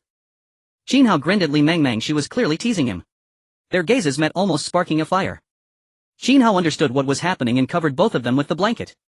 Soon the blanket began to rustle. Occasionally low moans could be heard. Ah. Be gentle. An hour later, Qin Hao held the exhausted Li Mengmeng peacefully falling asleep. In the endless void, the spaceship seemed to be traversing through an eerie silence, surrounded by complete darkness, as if trapped in a world devoid of sun. Only those on night duty knew that once the spaceship took off, the windows could not be opened. If they could, they would find nothing but darkness outside. This was interstellar travel. One should know that Blue Star's technology struggles to even exit the solar system, making one realize how shocking this was for them. The next day, Qin Hao was still in a light sleep, unaware that Li Mengmeng had woken up first and was providing him with a wake-up service. When he awoke, he saw Li Mengmeng having breakfast. Qin Hao was somewhat taken aback. This little girl Li Mengmeng was surprisingly considerate. Naturally, he decided to be a good person and offered Li Mengmeng a drink. "Mum, I'm full," Li Mengmeng said shyly. Qin Hao couldn't help but laugh, saying, "Little glutton, you really love to eat. Brother Qin Hao, I'm leaving now. If others see us, they might get jealous." Plus, she needed to brush her. With Li Mengmeng's departure, Qin Hao lazily stretched and got out of bed. Fortunately, his strength was now sufficiently powerful, otherwise enduring such daily routines would have been quite unbearable. If he had not come to this place even with fitness training, he would have struggled. He shook his head, realizing that such judgments were not reliable. Without this survival game, how could he possibly be so happy? Subsequently, Qin Hao arrived in the hall, which was already bustling with people. Clearly they had all rested well. Rao Shuqing, Sun Yanlin, Mangyao Ling Xiaoka and others were present. At that moment Kong Linger was also there, glancing at Qin Hao with a hint of shyness, her face turning crimson as she recalled that night. They had actually engaged in such activities in the bathroom, or rather in that large bathhouse. If someone had walked in to take a shower, it would have been disastrous. After Qin Hao emerged, the group of girls greeted him. At that moment the study committee member Ruan Xingran approached, now serving as the ship's information collector. She looked at Qin Hao and the girls present and said, "Captain Teacher, during my browsing of the Blue Star channel I found a lot of useless information, but I also discovered some useful insights. Among them, everyone unanimously judged that to enhance one's strength apart from consuming treasures, one could also kill monsters and defeat zombies to increase their power. As the level of the monsters increases, the rewards gained from slaying them will also grow." She noted that perhaps due to the zombies being mostly ordinary and some being of lower levels, it was difficult to notice the difference. She had some understanding of these levels previously. The captain had mentioned that Su Wanqing possessed nearly mid-level strength. After hearing this, everyone was somewhat intrigued. This information was indeed very important. While it seemed unscientific that killing monsters could enhance strength, everything had become unscientific since arriving here. If this was the consensus from the Blue Star channel, it must have some credibility as it was derived from discussions among many players. Qin Hao exclaimed, "Does that mean we have to go out to fight monsters in the future? Otherwise some people will progress too. If we go out together to take down a boss, perhaps everyone can swiftly enhance their power." Qin Hao pondered this, and indeed it seemed plausible. If they encountered a powerful boss, he could take the lead in battle while others provided support or assistance, ensuring everyone could benefit. The group of girls began to liven up. In this environment, the only way to survive better was for everyone's strength to improve. Rao Shuqing looked at Qin Hao and asked, "Qin, how can you see our strength?" She knew Qin Hao was formidable, seemingly possessing the ability to perceive strength. Qin Hao nodded and began to activate his true sight. Name Rao Shuqing, awaken talent, profit strength, high level 1. Then he turned to Lin Mengyao and the others. Name Lin Mengyao, awaken talent, beast taming strength, high level 1. Name Lungshur, awaken talent, freezing strength, close to high level 1. Name Sun Yan, awaken talent, luck strength, medium level 1. Name Bai Shuer, awaken talent, nun strength, low level 1. Qin Hao examined the panels of several representative. He discovered that among them the strongest were Rao Shuqing and Lin Mengyao, who belonged to the top tier. They had awakened talents, killed zombies, and crucially after sleeping with him they had activated the harmonious system, thus gaining enhancements. The second tier consisted of Langshur and Shen Xiao, both possessing great combat power and having slain many zombies, some of which were even mid-level. However, they had not activated the harmonious system, which was why they were not as powerful as Lin Mengyao. The third tier included those with only talent like Sun Yan, who had not killed many zombies and had not activated a system. The fourth tier was comprised of those who had not activated their talents but had consumed physical enhancement fluids and life-sustaining vegetables, which awkwardly pushed their strength to low level 1. Qin Hao informed everyone about the situation. Rao Shuqing and Lin Mengyao, who often went out to kill zombies, were slightly surprised to learn about their current strength. They had not expected to be slightly stronger than Lungshur, the only possible reason being that they had awakened the harmonious system. Rao Shuqing turned to Lin Mengyao and said, "Mengyao, I didn't expect our strengths to be equal, you are quite impressive." The other girls were also somewhat surprised that Lin Mengyao and Rao Shuqing were actually stronger than Lungshur. It was worth noting that Lungshur had once shot down a mid-level zombie with 2 arrows. Lin Mengyao timidly said, "I'm not that strong, it's you all who are amazing." Qin Hao chuckled to himself, fully aware of why Lin Mengyao was so formidable. He believed that among these girls Lin Mengyao was the strongest, even surpassing Rao Shuqing. Did they really think little Mengyao was weak? He praised, "Teacher, what do you think? Little Mengyao is quite powerful. When the time comes to control a few spirits, you definitely won't be her match. Let alone you, even Langshur might not be able to defeat her, only Qin Xiao with her pure combat talent might have a slight edge." Lin Mengyao was the first to activate the harmonious system and had killed many zombies. Last time she even controlled a spirit tiger, making a significant contribution, hence her combat prowess was comparatively strong. Ruan Xingran nodded, saying, "Indeed, in my judgment one cannot solely rely on strength to assess one's power. Although Langshur's strength may seem weaker than yours, her talent can exert powerful effects. Anyone with even a hint of combat-related talent can bridge the gap. I believe that if a battle breaks out, Langshur should be on par with the counselor. Winning chances are significantly high." Upon hearing Ruan Xingran's words, the girls nodded in agreement. Her analysis was reasonable. If they had equal strength but combat talents, the outcome would likely be victory. Rao Shuqing smirked slightly. "You students, why do you always use her as the benchmark in your arguments? So it turns out I can't compete with Langshur or Lin Mengyao." But indeed this was the case, because the direction of talents varied. Many of the girls present had begun to gain some understanding of strength. Strength was generally categorized into ordinary, level 1 beginner, level 2 elite, etc. Level 1 and level 2 both had low, medium, high and top divisions. Apart from consuming treasures to enhance strength, one could also gain experience by defeating monsters. Just as the girls were discussing, the ship's announcement echoed. Today's spaceship will not stop at the station and will continue moving forward until it docks at the next stop at 8 o'clock tomorrow. For the fortunate surviving players, here is the preview for the next stop. There may be level 2 elite monsters or even higher lurking in the depths of the map. Good luck to you all. The girls discussing combat power were momentarily taken aback by the announcement. They hadn't expected it to align with the instructor's prediction that there would be no stops today. This was not a big deal, but the warning about the previous events was somewhat alarming. A level 2 elite monster appeared deep within the map. Class representative Ruan Xingran pondered, "So as long as we don't venture into the depths, we should have a hard time encountering level 2 elite monsters." Qin Hao nodded in agreement, acknowledging this implicit information in the rules. Zhao Zihan pouted, "Since we are all level 1 mid-tier, let's not go deeper, we can't handle them." Rao Shuqing looked at Qin Hao, her mysterious and powerful student, still unaware of his combat strength. She asked Qin Hao, what is your current strength? The other girls also turned to him curious about how powerful Qin Hao was, as his strength was evident. Qin Hao smiled faintly and said, my strength is at the level 2 elite tier. With Qin Hao's words, the girls present were greatly shocked. His strength was indeed formidable, having reached the level 2 elite tier. It's worth noting that some of them were only level 1 low tier, meaning Qin Hao's strength surpassed theirs by a whole realm. Sun Yan gasped, Qin Hao, you are simply too amazing. Ling Xiao's eyes also widened in admiration. Not only was Qin Hao powerful in that regard, but his combat strength was equally impressive. Qin Hao smiled silently. He still had a 10-fold enhancement. No, it was already an 11-fold enhancement. If activated, his strength would undergo a qualitative leap. This talent of his was inherently meant for combat, resembling the secret of the character fight. Lingshi was also quite astonished, not expecting Qin Hao's strength to be so great. In fact, she doubted the strength of instructors Rao Shuqing and Lin Mengyao, as they should have killed more zombies among themselves, thus their strength ought to be somewhat greater. Were they actually stronger than her? Did they have something with Qin Hao? Lingshi recalled Qin Hao's words about the efforts of Rao Shuqing and Lin Mengyao being so immense that one could hardly imagine it was that what he meant. Rao Shuqing brightened up, saying, if your strength isn't as strong as Qin Hao's, then we might as well covet the monsters in the depths. You will be the main combatant and we will assist in the battle. When the time comes, we will take down the elite monsters together, and I believe our strength will undergo a qualitative leap. The other girls contemplated this, feeling it was a feasible plan. Ruan Qingran nodded, I believe it is also feasible. Now our spaceship is a level 4 vessel and our strength is so formidable that we can fully leverage this advantage to create a stronger dominant position. After hearing Ruan Qingran's words, the other girls nodded in agreement. This study representative usually spoke little, but now as an information gatherer she was showcasing her excellent learning capabilities. Qin Hao nodded, I also think it's feasible. I am invincible among those of the same level. He was quite confident. With an 11-fold enhancement he feared he could take on high-level elite monsters. Rao Shuqing stated, then it's settled. When the time comes I will activate my seer talent and work together to formulate a strategy to achieve a glorious victory. After the system was activated, her talent grew stronger and she became more confident. She would base her predictions on her talent. If they truly couldn't compete, she certainly wouldn't let her students take risks.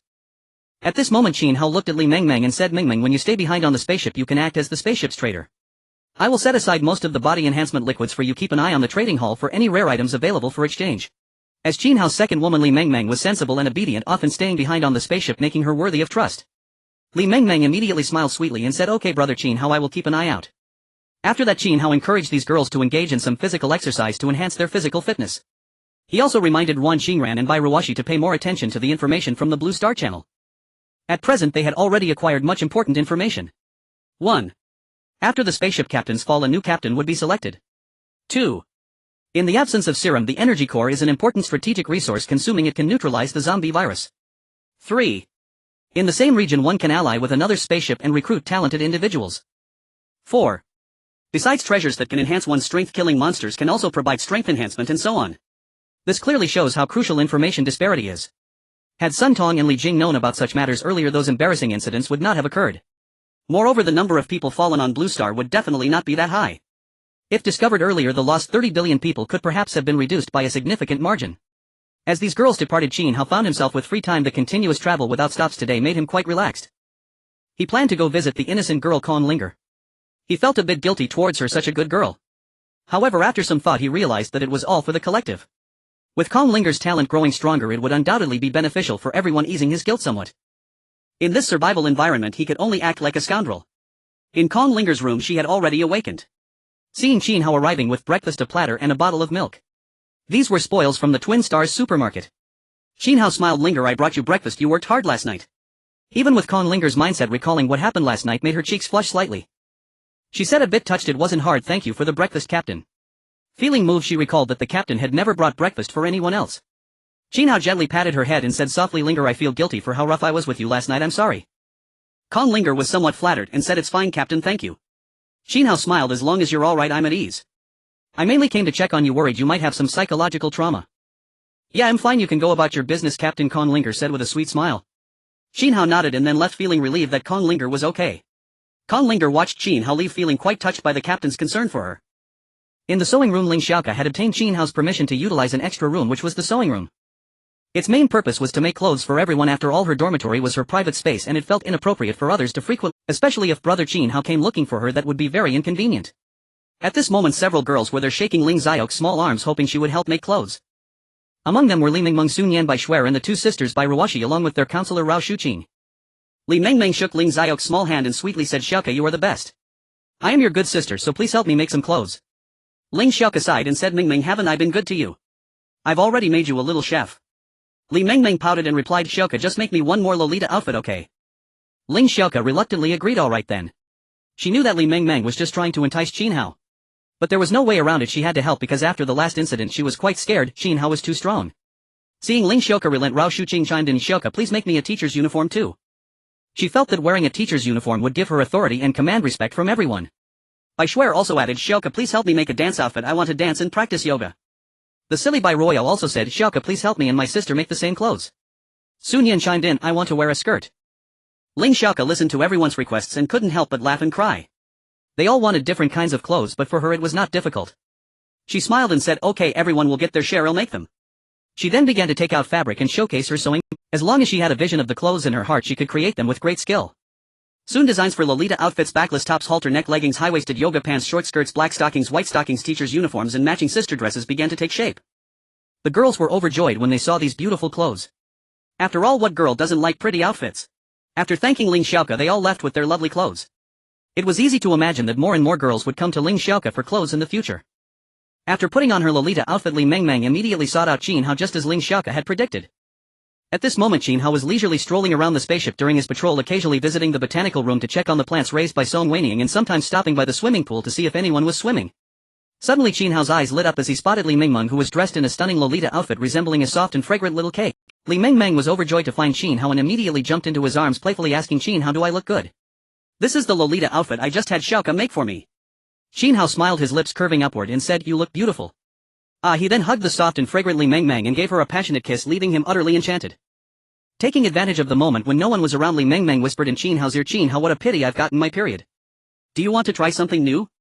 Qin Hao was puzzled, something new? With my period, how can we? Instantly he thought of that aspect, wondering if it was related to that. Mun, what do you mean by something new? He had seen countless films and knew there were many variations, but he really didn't know which one she was referring to.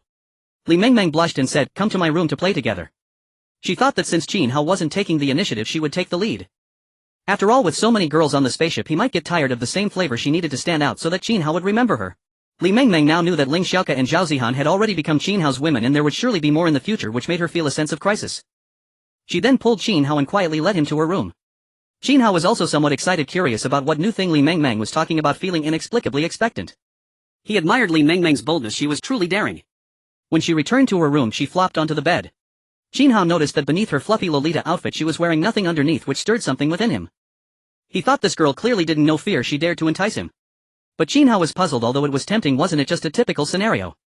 Li Mengmeng shyly said, Qin Hao, your lubricant can come into play now. As Qin Hao's words echoed, his head buzzed with excitement. The lubricant had come from a treasure chest and had never been used. Now that Li Mengmeng brought it up, he couldn't help but feel eager. Qin Hao decided to stop holding back since she had invited him so warmly, he would not be polite. Ah. In the room painful cries erupted. The sound was unlike anything before, sharper and more intense. An hour later Qin Hao held the exhausted Li Mengmeng, feeling both amused and exasperated. This girl was truly inexperienced yet playful. He feared going to the bathroom would be a challenge. Time flew by, and after arranging some matters for the day, Qin Hao returned to his room to rest. Just as he entered, he was surprised to find someone in his room. At that moment Rao Shuqing was standing there in a teacher's uniform waiting for Qin Hao. She greeted him, Qin Hao, I'm here to be your private tutor. Qin Hao's eyes widened. Rao Shuqing in that uniform presented a different allure. What private tutoring? Did she figure it out? The first two times were initiated by Qin Hao, but this time Rao Shuqing took the initiative. Could it be that she liked this kind of thing? Qin Hao smiled and said, Counselor, do you want to tutor me privately? His eyes gleamed with mischief as he unabashedly stared at Rao Shuqing's figure. Rao Shuqing's figure was second only to Zhao Zihan's, making that uniform struggle to contain her curves, exuding a seductive charm. Rao Shuqing's heart raced. She wanted to enhance her talent and strength so she could fight monsters and protect everyone, thus she sought out Qin Hao. There was no other way she wanted to improve. Rao Shuqing blushed and said, Qin Hao, I'm your biology teacher today, hoping to make up for my knowledge in biology. Qin Hao instinctively replied, Teacher, I have many positions in biology, have you developed anything new? Despite his words, he wasted no time and directly picked Rao Shuqing up for a kiss. Rao Shuqing shyly said, I can't take it anymore, be gentle. Just then there was a knock at the door. Knock knock. Qin Hao was momentarily stunned. Who would be so bold to knock at this hour? Rao Shuqing flinched. She felt that Qin Hao was seeking thrills, leaving the door unlocked, and now her student might see them. Where would she put her face? Captain, are you there? After hearing the voice, Qin Hao and Rao Shuqing exchanged surprised glances. The voice belonged to the ice-cold goddess Longshi. Qin Hao was also speechless. Why was Longshi coming at this late hour? It interrupted his good time. At this moment Rao Shuqing was blushing. If Langshur came in and saw them live streaming it would be disastrous. Because they had already established a connection. Qin Hao said with a hint of displeasure, Langshur, why are you knocking on my door in the middle of the night? He already had one here, having another seemed inappropriate. Outside the door, Langshur, hearing Qin Hao's somewhat displeased voice, felt a little nervous. She had finally mustered the courage for this mental struggle, but she discovered that Qin Hao seemed busy with the voices of other girls inside. Could it be that everyone was working so hard? Langshur shyly said, no, it's nothing. If Captain is busy, you'll just leave. After saying that, Langshur felt incredibly awkward and hurried back to her own room. Recently, under Qin Hao's teasing and the devilish whispers by the swimming pool, she had yielded a bit, but Qin Hao did seem quite busy. At this moment, holding Rao Shuqing, Qin Hao was also lost in thought. Could it be that this ice princess Langshur had been stirred by his teasing and had come to her senses? However, he wouldn't indulge her. Just as he thought initially, if she had come to her senses she would have to wait in line. Shuqing baby, now that no one is bothering us, let's continue. Rao Shuqing nodded shyly, her face flushed. In the room, waves of delightful sounds began to resonate again. 2 hours later, Qin Hao held the fainted Rao Shuqing, feeling both amused and helpless. She insisted on lasting longer but ultimately couldn't withstand it and fell asleep under his coaxing. A night without conversation passed as the spaceship traversed the silent universe and Qin Hao entered a light sleep. In truth, with his strength he hardly needed to rest to replenish energy. But resting for a while was indeed more refreshing. The next day. Before dawn, Qin Hao got up feeling exceptionally refreshed and stretched lazily. Seeing Rao Shuqing still asleep, he smiled. The counselor had done a good job in her guidance. She was a competent teacher. He playfully slapped her perky bottom. Teacher, aren't you getting up?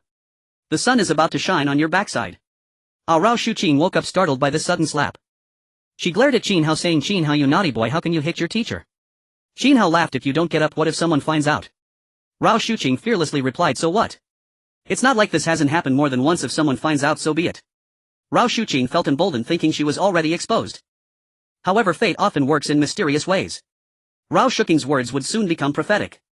At that moment, Ling Xiaoke, wearing a pink long dress and holding breakfast, opened Qin Hao's door. As Qin Hao's woman, she had a certain relationship, so she didn't need to be overly cautious and simply opened the door. However, upon seeing the scene inside, she was instantly shocked. She saw that their counselor Rao Shuqing was actually on Qin Hao's bed. The key point was that she was disheveled with torn traces under her teacher's uniform and several large holes. Counselor! Why are you on brother Qin Hao's bed? Ling Xiaoke was startled by this shocking scene, her voice sharp. Because of her shocked words, her voice was rather loud, attracting nearby girls who were passing by, who were also puzzled and came over. Bai Shuer, wearing high-waisted yoga pants, had been practicing yoga early in the morning to maintain her figure. She also looked over and saw the shocking scene inside the room. Zhao Zihan also skipped over, bouncing with surprise. She exclaimed, wow, counselor, you kept a low profile but have hooked up with brother Qin Hao already. At this moment, several other girls quietly looked over. Although they were shy with so many people around, it wasn't excessive to join the fun.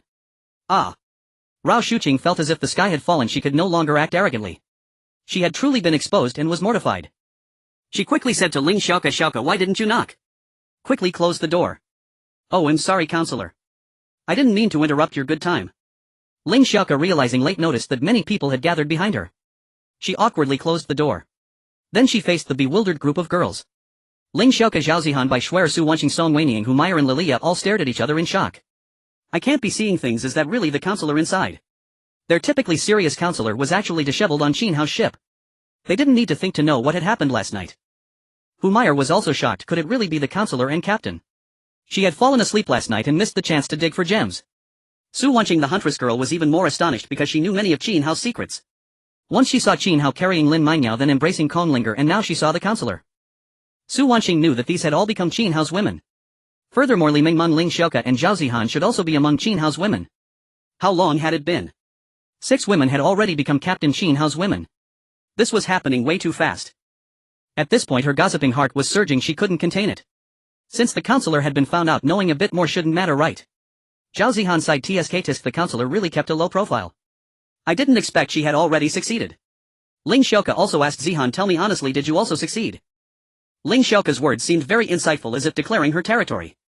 The group of girls immediately turned their gazes toward Zhao Zihan and Ling Xiaoke. Zhao Zihan blushed and said, brother Qin Hao insisted. Actually, it was Zhao Zihan who took the initiative to mention that the cat in the room could do a backflip, but due to the girl's shyness she told a little lie. Once this was said, the girls present suddenly understood. Ling Xiaoke also seemed to realize that she should be the second one, since Zhao Zihan was so quick she should be third. Su Wanqing's gossiping heart reached its peak. Pretending to be surprised, she exclaimed, my goodness, Xiaoke and Zihan, I didn't expect you to also become captain's women. How lucky. Upon hearing this, the group of girls cast curious glances. Did Su Wanqing know something else? Bai Shuer asked curiously, Wanqing, what do you mean by also becoming captain's woman? Do you know about others? Tell me secretly, I want to know. The other girls were also chattering, eager to find out. Lilia, the white-haired girl, became extremely anxious upon hearing the discussion among the crowd. These girls usually presented themselves modestly, but she didn't expect so many had succeeded. As a hope seed for the continuation of the Gemini civilization, she could no longer wait, she needed to be proactive. Otherwise, as more women became Qin Hao, her opportunities would dwindle. Ling Xiaoke and Zhao Zihan also turned their gazes towards Su Wanqing. After the crowd learned about their relationship with Qin Hao, although they felt a bit shy, overall it was acceptable. After becoming a true woman, she shed some of her childishness and gained more feminine charm. Wanqing, hurry up and tell us. Everyone wants to know. While Captain Qin Hao and the instructors are not out yet, quickly share your story. Zhao Zihan also urged. She too wanted to know who had become her sister. Although there was some jealousy among her, Ling Xiaoke and Li Mingmeng, they had already regarded each other as sisters and their relationship had improved significantly. If there were any conflicts of interest, they would definitely side with those who became Qin Hao's women. Su Wanqing looked at the enthusiastic crowd and her gossiping heart also reached its peak. She waved her hand signaling everyone to come closer and spoke softly. Several girls understood and walked over to Su Wanqing, forming a circle around her. Only then did Su Wanqing nod in satisfaction. Covering her mouth partially, she whispered, previously I saw Brother Qin Hao carrying Lin Mingyao, the beautiful school flower. Their destination was her boudoir. And once I saw Brother Qin Hao carrying the exhausted conlinger out of the bathroom. My sixth sense tells me that something must have happened between them. The blush on Linger's face is unmistakable. As Su Wanqing's words spread, the crowd of girls instantly erupted, faces filled with disbelief. What a joke. How could the shy and demure Lin, the school flower of high beauty, be taken by Qin? And that ethereal conlinger so otherworldly also fell for him. They were all super perfect beauties, pure and obedient girls. Zhao Zihan and Ling Xiaoke, upon hearing this, also lost their composure. What? Did they also become Brother Qin Hao's women? If that's the case, the competition is going to be fierce. Brother Qin Hao will surely find time to pursue those two. Zhao Zihan thought to herself that aside from being slightly older, she seemed to have no advantages left. Ling Xiaoke felt even more bitter. Her figure was not great, being one of those petite girls. She couldn't compare to them at all. Moreover, after the last time she performed Endless Daylight directly with Qin Hao, she no longer dared to approach him. Bai Shuer, Song Weining and others were also digesting this shocking information. Ling Xiaoke instinctively said, I wonder who they are, the fourth and fifth. She knew that Li Mingmeng should be the first, she herself the second, Zhao Zihan the third, but she didn't know about the rest. Little did she know someone had actually beaten Li Mingmeng to it. The group of girls also turned their gazes towards Ling Xiaoke, revealing meaningful smiles. Xiaoke, it seems you know a lot. Which number are you? Song Weining teased. Ling Xiaoke then realized that she might have misspoken with so many people around. She awkwardly chuckled, aha, I misspoke, I was daydreaming. Meanwhile in the room, Rao Shuqing was already extremely anxious, her face flushed, turning in circles in the room. Qin Hao chuckled, Shuqing, darling, didn't you say you weren't scared? Now you've really been discovered, hurry up and get out. Rao Shuqing huffed, Qin Hao, what time is it? You're still teasing me. I can't face the students like this, I'm really embarrassed now. Qin Hao helplessly said, then throw away those torn stockings later, it's getting late, you should head out now. I estimate the spaceship will announce soon. Rao Shuqing felt quite bitter. She threw away the torn stockings, tidied up her clothes to cover herself tightly and adjusted her facial expression. After that she and Qin Hao slowly walked out. As Rao Shuqing opened the door, she saw a group of girls chattering excitedly. Zhao Zihan snickered, instructor, good morning. How did you come down from Brother Qin Hao's bed? The group of girls giggled upon hearing this. Zhao Zihan was truly shameless, how could she say that? Even if Rao Shuqing was shy, she suppressed her embarrassment. With a calm demeanor she said, what are you all thinking? The instructor was discussing how to deal with today's matters with Qin Hao. If there's nothing else, everyone should disperse and get ready, the spaceship will probably make an announcement soon. The other girls also quietly laughed, remaining silent with expressions that said they understood. Which good person ends up on Qin Hao's bed while discussing something? And in disheveled clothing. Even that. Black. Silk. Is torn. Alright instructor, we don't know anything, we'll be leaving now. One can imagine that after today the spaceship will definitely be extremely lively. The instructor and Lin Mingio's names will be spoken through. Their gossip will surely continue endlessly. It's only the third day yet so many girls have already fallen, almost one girl per day, that's too frightening. Ling Xiaoke and others were concerned about who was ranked, whereas men are definitely more interested in their first woman. Rao Shuqing looked at the gradually dispersing crowd of girls, feeling a bit helpless. It seems she can't be so arrogant with her words in the future. Just as she finished speaking, her words turned prophetic, making her feel incredibly awkward. At that moment the spaceship's announcement sounded. The spaceship is about to arrive in the tribal world. You may encounter other spaceships. This station will dock for 7 days. The night will welcome the Red Moon. Players must exercise caution. Spaceship No. A 1001. You are the first captain to upgrade to a level 4 spaceship with the right to arrive 30 minutes early. You can decide whether to use it. The girls and Qin Hao instantly gathered in the hall. They felt a bit heavy after hearing the spaceship's announcement. They remembered that the Red Moon would enter a state of frenzy and the monsters in this tribal world would definitely be very difficult to deal with. Indeed, if we arrive earlier we might be besieged like last time. At this moment they were all somewhat tense.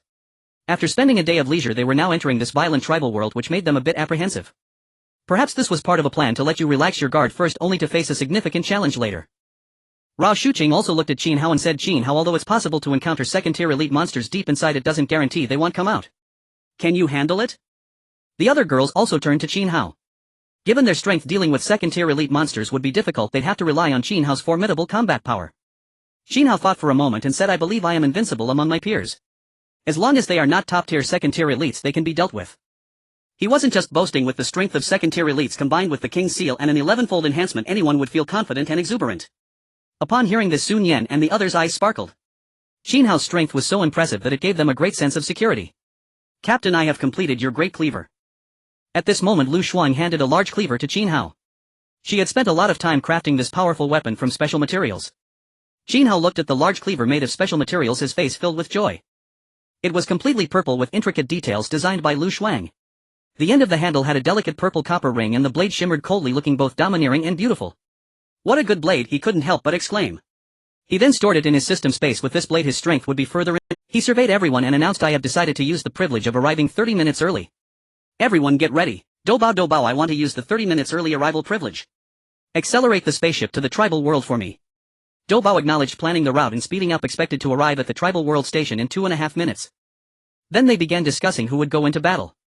For everyone's safety only one team would be sent out while the others would defend the spaceship. The team consisted of the powerful Qin Hao, the seer Rao Shuqing, healer Zhao Zihan, tamer Lin Mangyao, ice mage Langshi, lucky Sun Yan, Lu Xuan, Lilia, and Su Wanqing. A total of 9 people were deployed, with 2 specifically included to train them. As for Chen Xiao, as a battle-type talent with immense strength, she would remain to safeguard the spaceship. Then there was Su Jiejia, the alchemist, who had concocted various poisons and would serve as a defensive line. In fact, the 2 of them could also have formed a team, but considering the defenses on the spaceship were too weak, someone needed to stay behind. Later on, if all the girls awakened their talents, they could deploy 2 or even 3 teams. Rao Shuqing and the others looked at the rapidly flying spaceship, feeling somewhat anxious.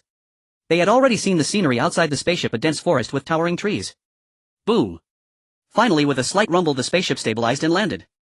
The few of them quickly stepped out, feeling a bit unaccustomed, as if they had just disembarked from a plane. Su Daitue exclaimed, oh, surprisingly, we weren't immediately besieged like last time. Rao Shuqing quickly replied, these monsters are deep inside. We are currently on the outskirts of this tribal world. Qin Hao nodded and said that should be the case. It's impossible for us to be directly besieged by second-tier monsters upon landing, otherwise a large wave of spaceships would likely be wiped out immediately. It's important to note that Qin Hao and his group were on the leading spaceship, and his strength undoubtedly placed him among the top ranks, giving him confidence in dealing with second-tier elite monsters. If it were ordinary people, they would absolutely not be able to win. He suspected that in the Blue Star Channel 99 of those weaker than him existed. The others nodded and then followed Qin Hao, slowly descending from the spaceship. After greeting the girls inside, they began their exploration. Their spaceship had docked 30 minutes earlier than others, which was undoubtedly the best time to search for treasure chests. Qin Hao and the others also understood that in the survival world, after ensuring water and food, the most important thing was to enhance both the spaceship and their own strength. Treasure chests were a crucial strategic resource for enhancing the spaceship and strength. Their goal was clear: to aim for treasure chests and obtain resources, and if they could kill monsters, they would strive for that as well. After all, killing a boss would grant experience points. Rao Shuqing suggested, let's keep heading east, there might be treasure chests in that direction. Zhao Zihan listened and full of enthusiasm shouted, charge. Left hand for picking up treasure chests, right hand for fighting monsters. Rao Shuqing smiled. Zhao Zihan was indeed a lively spirit who could energize the atmosphere. Sun Yan pondered, could it be that those with larger chests are more cheerful? She nudged Zhao Zihan and asked, Zihan, did you eat some talent fruit? Your healer talent can even cure the zombie virus. I don't believe you can just sleep and become stronger. I want my talent to be stronger too, tell me quickly. She didn't believe Zhao Zihan's claim that sleeping could enhance talents. She wanted to know if her talent could also become stronger. Perhaps she could really find treasure chests as soon as she stepped out. Among those present, Rao Shuqing and Lin Mengyao were somewhat intrigued. It seemed that sleeping really could enhance their talents. At this point, Rao Shuqing felt that she could not only use her prophetic talent multiple times, but it had also become more specific. Lin Mengyao also felt that with her current level 1 high-tier strength, her talent had been enhanced and she should be able to tame intermediate or even high-tier monsters. Zhao Zihan helplessly said, Nian Nian, I'm being honest, but you don't believe me. If you don't believe me, ask Qin Hao. Sun Yan turned her gaze to Qin Hao, eager to find out the answer. She wanted to become stronger so badly and had already envisioned the wonderful days when she could use her luck talent to find treasure chests. Qin Hao looked at Sun Yan with a meaningful gaze. Did Sun Yan finally understand? He wasn't worried with his formidable physique. He was indeed a golden kidney warrior and he had confidence. Qin Hao smiled and said, come to my room tonight and I'll tell you. At this moment, Sun Yan, feeling Qin Hao's meaningful gaze, also realized. Although she was an anime girl, she still understood some things. Her mind was buzzing, so it really is about sleeping. But what's different is sleeping with Qin Hao. Qin Hao, you bad guy. Lang Shi with her usual calm demeanor showed a hint of emotion. That night she had finally mustered the courage to take that step, but this time her initiative resulted in lifelong introversion.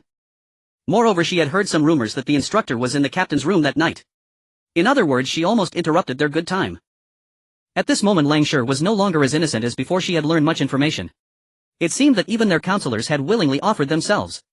No wonder her talent was impressive. She hadn't consumed any talent-enhancing fruits yet. She seemed to have become even stronger. At this moment Qin Hao no longer engaged in excessive conversation with them. Now that he was out in the world, it was an excellent opportunity to search for treasure chests, and he needed to make the most of his time. After some time, or perhaps upon returning, he would have a good chat with them about life. At this moment the environment where Qin Hao and his group found themselves was different from when they saw the forest from the spaceship. They were now in a vast plain. Perhaps this was due to being at the edge of a tribal world. The forest might be located in the core area of this world. The fractured jungle, cracked desert, abandoned battlefield, winding underground caves, and the rough stone ruins on the surface composed the visage of it. Made Qin Hao and the others feel as though they were immersed in a wild wilderness. Qin Hao muttered to himself, is this the tribal world? It seems rather dilapidated. Rao Shuqing and the others frowned. Just looking at the environment made them feel that this world was extraordinary. No wonder there were level 2 elite monsters here. They must be much harder to deal with than zombies. They walked swiftly, their feet treading on the uneven and rough ground, making rustling sounds. After advancing several miles, Qin Hao suddenly stopped in his tracks. His true vision eye revealed something. Amongst a thicket a treasure chest was hidden, likely unnoticed by anyone. Qin Hao was quite surprised to have discovered a treasure chest so quickly. He wondered whether it was due to Sun Yan's luck or Rao Shuqing's foresight. Just moments ago Qin Hao had been puzzled, but he noticed that Sun Yan was walking unsteadily, appearing rather carefree as she kicked small stones playfully. Eventually the small stone she kicked stumbled into the thicket, breaking the balance of the treasure chest inside, and a golden treasure chest dropped right before. In that instant the air froze. How did a treasure chest fall here? Moreover, it seemed to be of good quality, possibly a silver chest. Zhao Zihan exclaimed in shock, what just happened? How did a treasure chest suddenly drop down? Did it come to us willingly? Qin Hao explained, you might not have seen it, but I did. Sun Yan kicked a small stone into this thicket and the treasure chest just happened to fall out. Qin Hao felt a bit embarrassed. If it weren't for his true vision eye he might have missed it. However, Sun Yan with her luck talent could indirectly benefit from it. Everyone present looked at Sun Yan, their eyes wide. How is this possible? What kind of luck is this? It's not an exaggeration to say she is the child of destiny. Lilia exclaimed in amazement, sister Sun Yan, your luck is just too incredible. It's as if this treasure chest was waiting just for you. Sun Yan was also pleasantly surprised she had received another treasure chest. She cheerfully said, it must be because of my luck talent. Treasure chests seem to be attracted to me. Qin Hao also praised her, recognizing Sun Yan's true prowess. He also saw that it was indeed a silver treasure chest. Obtain silver treasure chest 1. Qin Hao laughed. It seems that with Nian Nian here we won't run short on treasure chests. Since we have a 30-minute head start, let's quickly search for more. This was a new map and they were among the first to arrive, so there would surely be plenty of treasure chests and opportunities. It's worth noting that during their last visit to that dilapidated town it was the same. The first batch of arrivals were able to feast and enjoy themselves. Qin Hao thought that once these girls obtained their talents and became stronger, he intended to split them into 2 teams for greater benefits while ensuring their safety. Each team would be equipped with combat-oriented talents and various supportive talents. Their speed did not decrease as they continued forward, needing to scavenge before other teams arrived. At that moment Rao Shuqing stopped and said, my foresight tells me that there are life signs on our left. It seems to be some kind of barbarian. The group was somewhat intrigued. Qin Hao said, let's go take a look. He waved his hands, signaling everyone to follow. After walking for a while they saw a small valley with a camp made of animal hide standing tall. Outside the camp were several flathead brothers with yellow fur, muscular bodies and sharp teeth, dressed in animal hide and wielding large swords, patrolling the surroundings. They were the barbarians of the tribal world. Creatures in the tribal world known as barbarians all possess level 1 low-tier strength, with the 3 leaders having level 1 mid-tier strength. Once combat starts they will enter a berserk state, greatly enhancing their combat ability. Lu Shuang whispered, there's a treasure chest at the top of their camp. Should we steal the treasure chest? A shiny bronze treasure chest was sitting there at the top of the barbarian camp. Just as they were discussing this, the barbarians noticed Qin Hao and their movements and rushed over. They wielded large swords intent on cutting down Qin Hao and his group. Roar! The barbarians charged in, seemingly entering a berserk mode, their speed dramatically increasing, their eyes blood red. Seeing them approach, Qin Hao certainly would not sit idly by. He quickly instructed Rao Shuqing and Sun Yan to take out bows and swords to face the enemy, distributing weapons. Qin Hao thought for a moment and decided to grant spaceship access to Lin Mengyao and everyone else. This would make things much more convenient, and since there were no good items in the spaceship he might as well keep the good stuff on himself. Qin Hao said, I've authorized the spaceship access to you, you can take weapons yourself. They are all level 1 low tier and mid tier, we have nothing to fear, let's quickly resolve this battle. Qin Hao initially intended for them to take action, but thinking of a swift conclusion he joined the fight. The other girls nodded after hearing Qin Hao's words. Having access to the spaceship made things much easier and they all began to take out their weapons. Sun Yan brandished an iron sword, displaying a combat stance, gritting her teeth and saying, you chose to charge up, so don't blame me for being ruthless. Since the barbarians wanted to attack there was no choice but to see whose skills were superior. The battle was about to erupt. Lin Mangyao at this moment said nothing and drew out a sword, charging forward in a daze. There was no choice, she had not tamed any spirit creatures and the great tiger spirit creature had been released by her, so she had to fight herself. However, she was not afraid, for the captain had said her strength was at a level 1 high rank and she should be able to defeat them. She was truly remarkable, as the captain praised her skills every day. She quickly engaged in combat with a barbarian, steadily gaining the upper hand. Long Shur had accompanied Qin Hao on numerous outings, and just like Lin Mangyao, she wasted no words when it came to battle. She activated her combat mode in an instant, transforming into the ice archer as described by Qin Hao. She drew the bowstring, half closing her eyes to aim her freezing talent, activating on the arrow, spreading a chill in the surroundings. Coupled with her cool demeanor, she appeared exceptionally formidable. Whoosh! An arrow was shot out. Due to her more proficient use of her talent, the arrow precisely struck the barbarian. The sharp iron arrow pierced deep into the barbarian's flesh, rapidly cooling and solidifying the blood and flesh, putting its life in jeopardy. Zhao Zihan and her group also displayed their powerful combat abilities. Liliya, as a member of the spaceship, had also received a physical enhancement liquid, granting her a level 1 low rank strength. In battle, although they appeared weak, they surprisingly maintained a certain advantage. Among them, Qin Hao was the strongest. He brandished a great machete and charged forward first. In a flurry of action, a single strike claimed a barbarian's life. His speed was incredibly fast, almost transforming him into a human-shaped harvesting machine, breaking the situation open. In just a few moves, he took down a level 1 medium barbarian, a stark display of dominance. Die! Qin Hao swung his blade again, slaying another barbarian. He turned to look at Rao Shuqing and the others, who, relying on their realm's suppression, effortlessly dealt with their opponents. At the scene, nearly 20 barbarians were all wiped out in one fell swoop. As for words of comfort, he couldn't be bothered. Since they dared to strike, they were doomed to a bad end. Energy Core X18, he leaped up to the camp and collected the treasure chest. Bronze treasure chest X1. In such a short time they had already obtained 2 treasure chests. Arriving early was quite enjoyable. Rao Shuqing looked at the women present. Although some had a not so good expression, they quickly regained their composure. She said with satisfaction, "Well done, you are all good students." Among these people, many had been out several times, which is why they were so calm. Lin Mangyao, Zhao Zihan, Lang Shur and Lu Xuan were almost always present in every outing. If even they couldn't handle it, others wouldn't stand a chance. Zhao Zihan pouted, saying, "What's this? Not to mention they dared to act against us. Even if they didn't, we would still charge in for the treasure chests." Sun Yan and others echoed, insisting they shouldn't be underestimated, as their mental fortitude was impressive. Qin Hao smiled, "That's good. Time is short, there might already be spaceships docking. Let's continue forward and aim to scavenge more." He glanced at the time. It seemed to have already passed half an hour, mainly due to the long journey. However, they had traveled so far, regardless, they were still ahead of others. As expected, just as Qin Hao anticipated, many spaceships had already docked at the outer edge of this tribal world. Inside each spaceship, people quickly disembarked with serious expressions, scanning their surroundings for any dangers.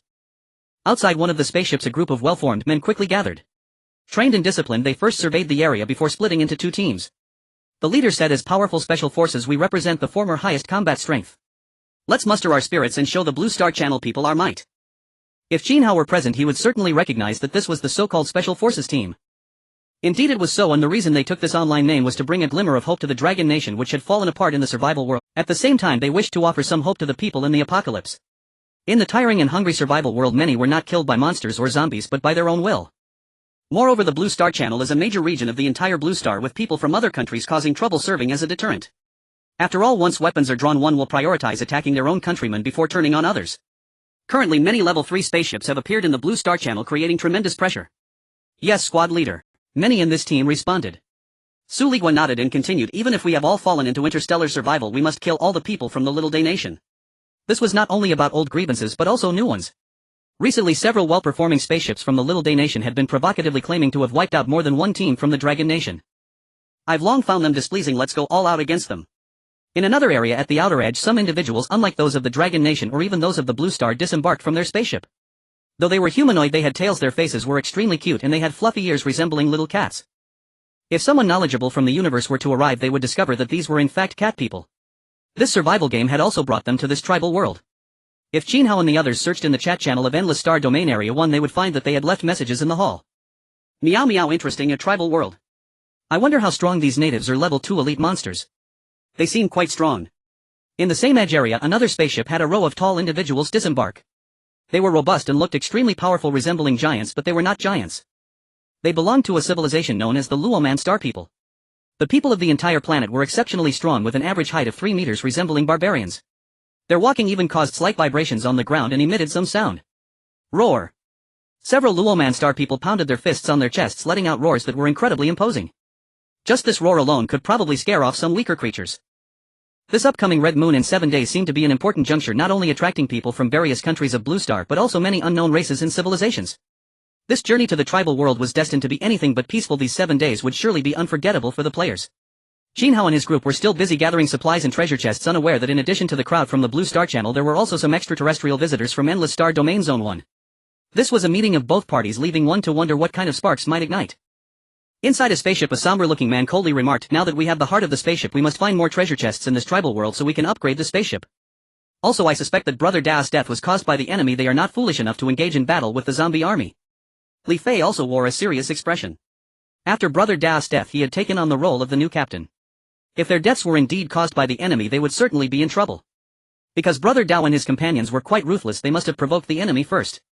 A voice coldly stated, "Captain Li Fei, what are you afraid of? We are not made of straw. Can we really fear them? We are almost at the 4th level of spaceship. We are likely among the top tier in the entire Blue Star Channel."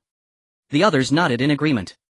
A glint of ruthlessness flashed in Li Fei's eyes as he said, "Yes, we should strike first. We are living a second life and everything should be centered around our own interests. We need to act quickly. The treasure chests at each station must be limited, first come first served." If Qin Hao and his group were to hear the words of these individuals, they would surely be astonished, for they were at the same docking point as the ship where Brother Dao was located. Brother Dao and his companions attempted to take advantage of the situation and prepared to shoot Yuan Shuqing and the others, but were directly swept away by Qin Hao. It can be said that there are currently an astonishing number of ships docking in this tribal world. Apart from those who wish to remain hidden and avoid risks, the remaining ships are gradually moving towards the core area. Because there more treasure chests and resources are available. However, the core area is inevitably accompanied by danger. Meanwhile, Qin Hao and his group had already approached the vicinity of the core area. As the first LV for spaceship in the region, they arrived 30 minutes early, which allowed them to be so swift. Under the guidance of Yuan Shuqing's foresight, they arrived at their destination. She indicated that this place was a treasure land where treasure chests might exist. Although the talents of Qin Hao's group may not seem particularly strong, each one has a significant role. Especially Yuan Shuqing's foresight, which after enhancement allows her to predict with slight divination which areas would be beneficial or detrimental to them. Sun Yan's luck also plays an indispensable role, as the acquisition of these treasure chests is somewhat related to her. This time Qin Hao's true vision was slightly faster than Sun Yan's. Inside a waterfall there is a reward for the brave, and perhaps a treasure chest exists. This small pool seems shallow. Do not attempt to swim. Be careful of monsters pulling you down. They were currently in a densely wooded area with a path that seemed to have been made by animals leading to a fork in the road. At the fork there was a small waterfall, and beneath it lay a deep pool. This could very well be the place where creatures in this world come to drink water. Qin Hao pondered as the true vision indicated that the good stuff was indeed within the waterfall. Could it be that this is the water curtain cave of the Monkey King? However, it seemed that the pool used for drinking was lurking with monsters. He wondered which cunning creature was hiding, waiting for a drinking beast to come by for a feast. At that moment Sun Yan seemed to sense something, speaking to everyone, I feel like there might be something inside that waterfall. The other girls were accustomed to it. Sun Yan's intuition was likely correct. Yuan Shuqing could sense the general location, while Sun Yan could be more specific. Yuan Shuqing nodded and said, "Let's go check it out."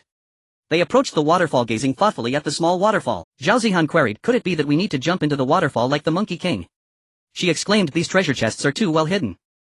If every treasure chest is so well hidden, how difficult would it be to find? Apart from our uniquely talented team, others would struggle to locate them right. Some treasure chests are indeed very well hidden, unlike in the barbarian camp where they are plainly placed there." Qin Hao chuckled, "It might really be hidden inside." Sun Yan pondered, "Zihan, you haven't played those exploration games, have you? On this seemingly ordinary road there is a waterfall. Anyone would return to loot it. Those who are clever should realize that this is a resource point." Lu Shuang also smiled. Perhaps it truly aligns with what Sun Yan thought. After all, this is a survival game. Yet one wonders who possesses such great capability to create this game based on the survival of countless civilizations. At that moment Lin Mingyao, the shy and quiet school belle, suddenly spoke up. She timidly remarked, "This small pool gives me a sense of malice. It seems to be an untamable spirit creature." Lin Mingyio's words left everyone momentarily stunned. Danger and opportunity coexist.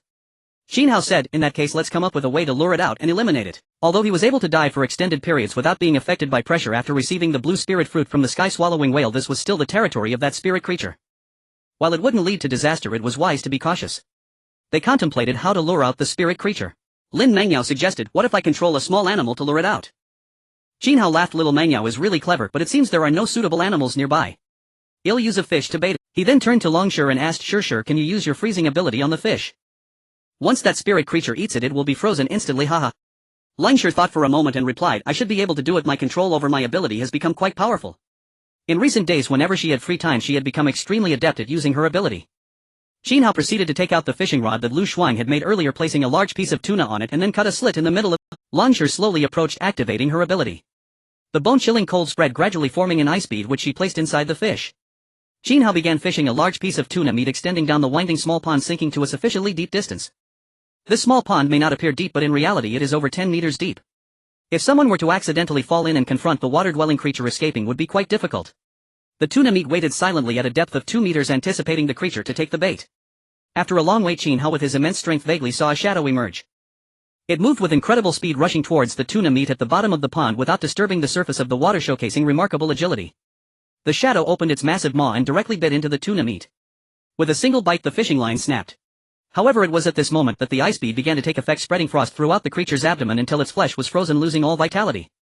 If it were to freeze externally there might still be a chance for survival but freezing from the inside out is unbearable. The creature let out a painful howl and gradually ceased its struggles. Zhao Zihan exclaimed in delight, it seems that the creature has been frozen into a stupor by Shirshir. Qin Hao also noticed and approached the deep pond looking at the entirely black creature that resembled a water monkey. It was now somewhat immobilized gradually floating upwards and he took the opportunity to swiftly slice off the creature's head. A water ghost possessing moderate strength at level 1 would have its combat power enhanced in the water. Qin Hao was speechless, it was only a level 1 moderate creature. Even if he went down it would be an easy fight. This kind of creature was simply too weak, not enough for them to gain experience. He shook his head and said, just a level 1 moderate creature, nothing to mention. Let's go find the treasure chest. The group of girls nodded in agreement. Qin Hao led them to a rock very close to the waterfall where he vaguely saw an entrance within the waterfall. He smiled and said, I have the strongest combat power so we'll go scout ahead. Rao Shuqing, a bit worried, replied, be careful, we don't know if there are similar creatures inside like the one before. Zhao Zihan playfully said, Captain, if you jump in first we'll crown you as the Monkey King. Her words amused the girls, making them see Qin Hao as some Yukong. Qin Hao couldn't help but laugh. He leaped in and saw the scene inside. There was indeed a cave, but it lacked the characters of the water curtain cave from Flower Fruit Mountain. The entrance was still quite deep and it was not affected by the water flow remaining dry. He called out, there's no danger, you can all come in. After receiving the physical enhancement potion several girls strengthened their bodies. Although the rock was still a bit far from the entrance they made a determined jump to get there. They wasted no time. Once inside they began exploring the cave. Deep within, Qin Hao and his companions saw that there were 2 shiny treasure chests. One was a bronze chest and the other was a silver chest. Lilia exclaimed in surprise, I didn't expect there to be 2 treasure chests hidden in here. Lu Shuang also joyfully said, we hit the jackpot. Arriving 30 minutes early is fantastic, we found all the good stuff. Thanks to this privilege Rao Shuqing and the others could utilize their talents to great effect. Qin Hao was also delighted and immediately collected both treasure chests. Obtained bronze chest 1. Obtained silver chest 1. They began to inspect the cave to see if there were any other treasures. Qin Hao's true sight eye indeed spotted something valuable. Discovered a millennia-old stalactite which may contain precious spirit milk that can enhance strength when consumed. Qin Hao saw several stalactites hanging in the corner of the cave, exceptionally white and pristine. At the tip a milky white spiritual liquid was slowly forming at a very slow pace. That milky white liquid appeared remarkably extraordinary. It must be the spirit milk within the stalactite. The other girls noticed where Qin Hao was looking and astonished asked, could this be a stalactite? Qin Hao nodded and said, yes, let's gather the spirit milk from these stalactites together. This spirit milk must be very precious and needs to be stored in containers. Previously during their sweep of the twin stars they not only obtained many supplies but also many useful items. Among them were several jade bottles which are perfect for storing spirit milk. Sun Yan and the others were also overjoyed having discovered more treasures. Qin Hao then began distributing the jade bottles to the girls. Sun Yan said, that's quite high, it seems I can't reach it. Qin Hao laughed and replied, that's easy Sun Yan, just ride on my shoulders to collect it. The others should pair up in twos. Ha! This seems inappropriate. Sun Yan paused feeling awkward. Time is tight and the task is heavy, don't dawdle. Sun Yan, hurry up and get on. Qin Hao had already crouched down. Sun Yan bit her lip blushing and climbed onto Qin Hao's shoulders. Qin Hao felt that Sun Yan was quite light, carrying her wouldn't be tiring. Mainly he liked her long fair legs so he didn't mind carrying her. Sun Yan's legs wrapped around Qin Hao who steadied her as she reached for the top of the stalactite. In this position they looked like deeply in love, turning to one another. The remaining girls awkwardly followed suit. Rao Shuqing was on Zhao Zihan's back causing her to groan in discomfort. Instructor, why are you so heavy? It's all your fault for being so robust. Hearing her students' words Rao Shuqing instantly became furious. Her students were becoming increasingly disobedient and unruly. Back in school they were all obedient girls and now they were saying all sorts of things. Zihan, you are disrespectful to your elders. Zhao Zihan chuckled, feeling a bit liberated. She shyly said, Instructor, I'm sorry I misspoke. Meanwhile Lin Mangyao was riding on Langshir, one a school beauty, the other a class flower, one shy and quiet, the other an ice goddess, creating a unique. Lilia, the white-haired girl, was riding on Lu Shuang while Su Wanqing idled nearby acting as a bystander. She knew quite a bit about Qin Hao's antics. Danger approached, blocking the exit. Qin Hao heard this and couldn't help but admire Sun Yan for her growing boldness, daring to be so arrogant. If only his tongue were longer he would show her what true prowess is with a flick of his spiral tongue. Nian Nian, don't do anything silly, Qin Hao advised. At that moment he noticed his neck was already damp. Could it be that Sun Yan actually wet herself? He was suddenly startled, exclaiming, Nian Nian, you wouldn't have really wet yourself, would you? However, his voice was inadvertently loud, causing other girls to hear. A group of girls turned to them displaying great confusion. Did Sun Yan just wet Qin Hao? This was simply outrageous. What? Su Wansheng also widened her eyes, disbelief etched across her face as she prepared to spectate. Her secrets were piling up. She had been present when Bai Shuer and the others spoke wickedly, and now she was there for Sun Yan's misdeeds. Sun Yan was taken aback, exclaiming, Brother Qin Hao, I didn't. Why are you slandering my innocence? If you keep slandering me I will cry boo-hoo. She truly hadn't wet herself, it was just her heart racing, causing some sweat to be secreted.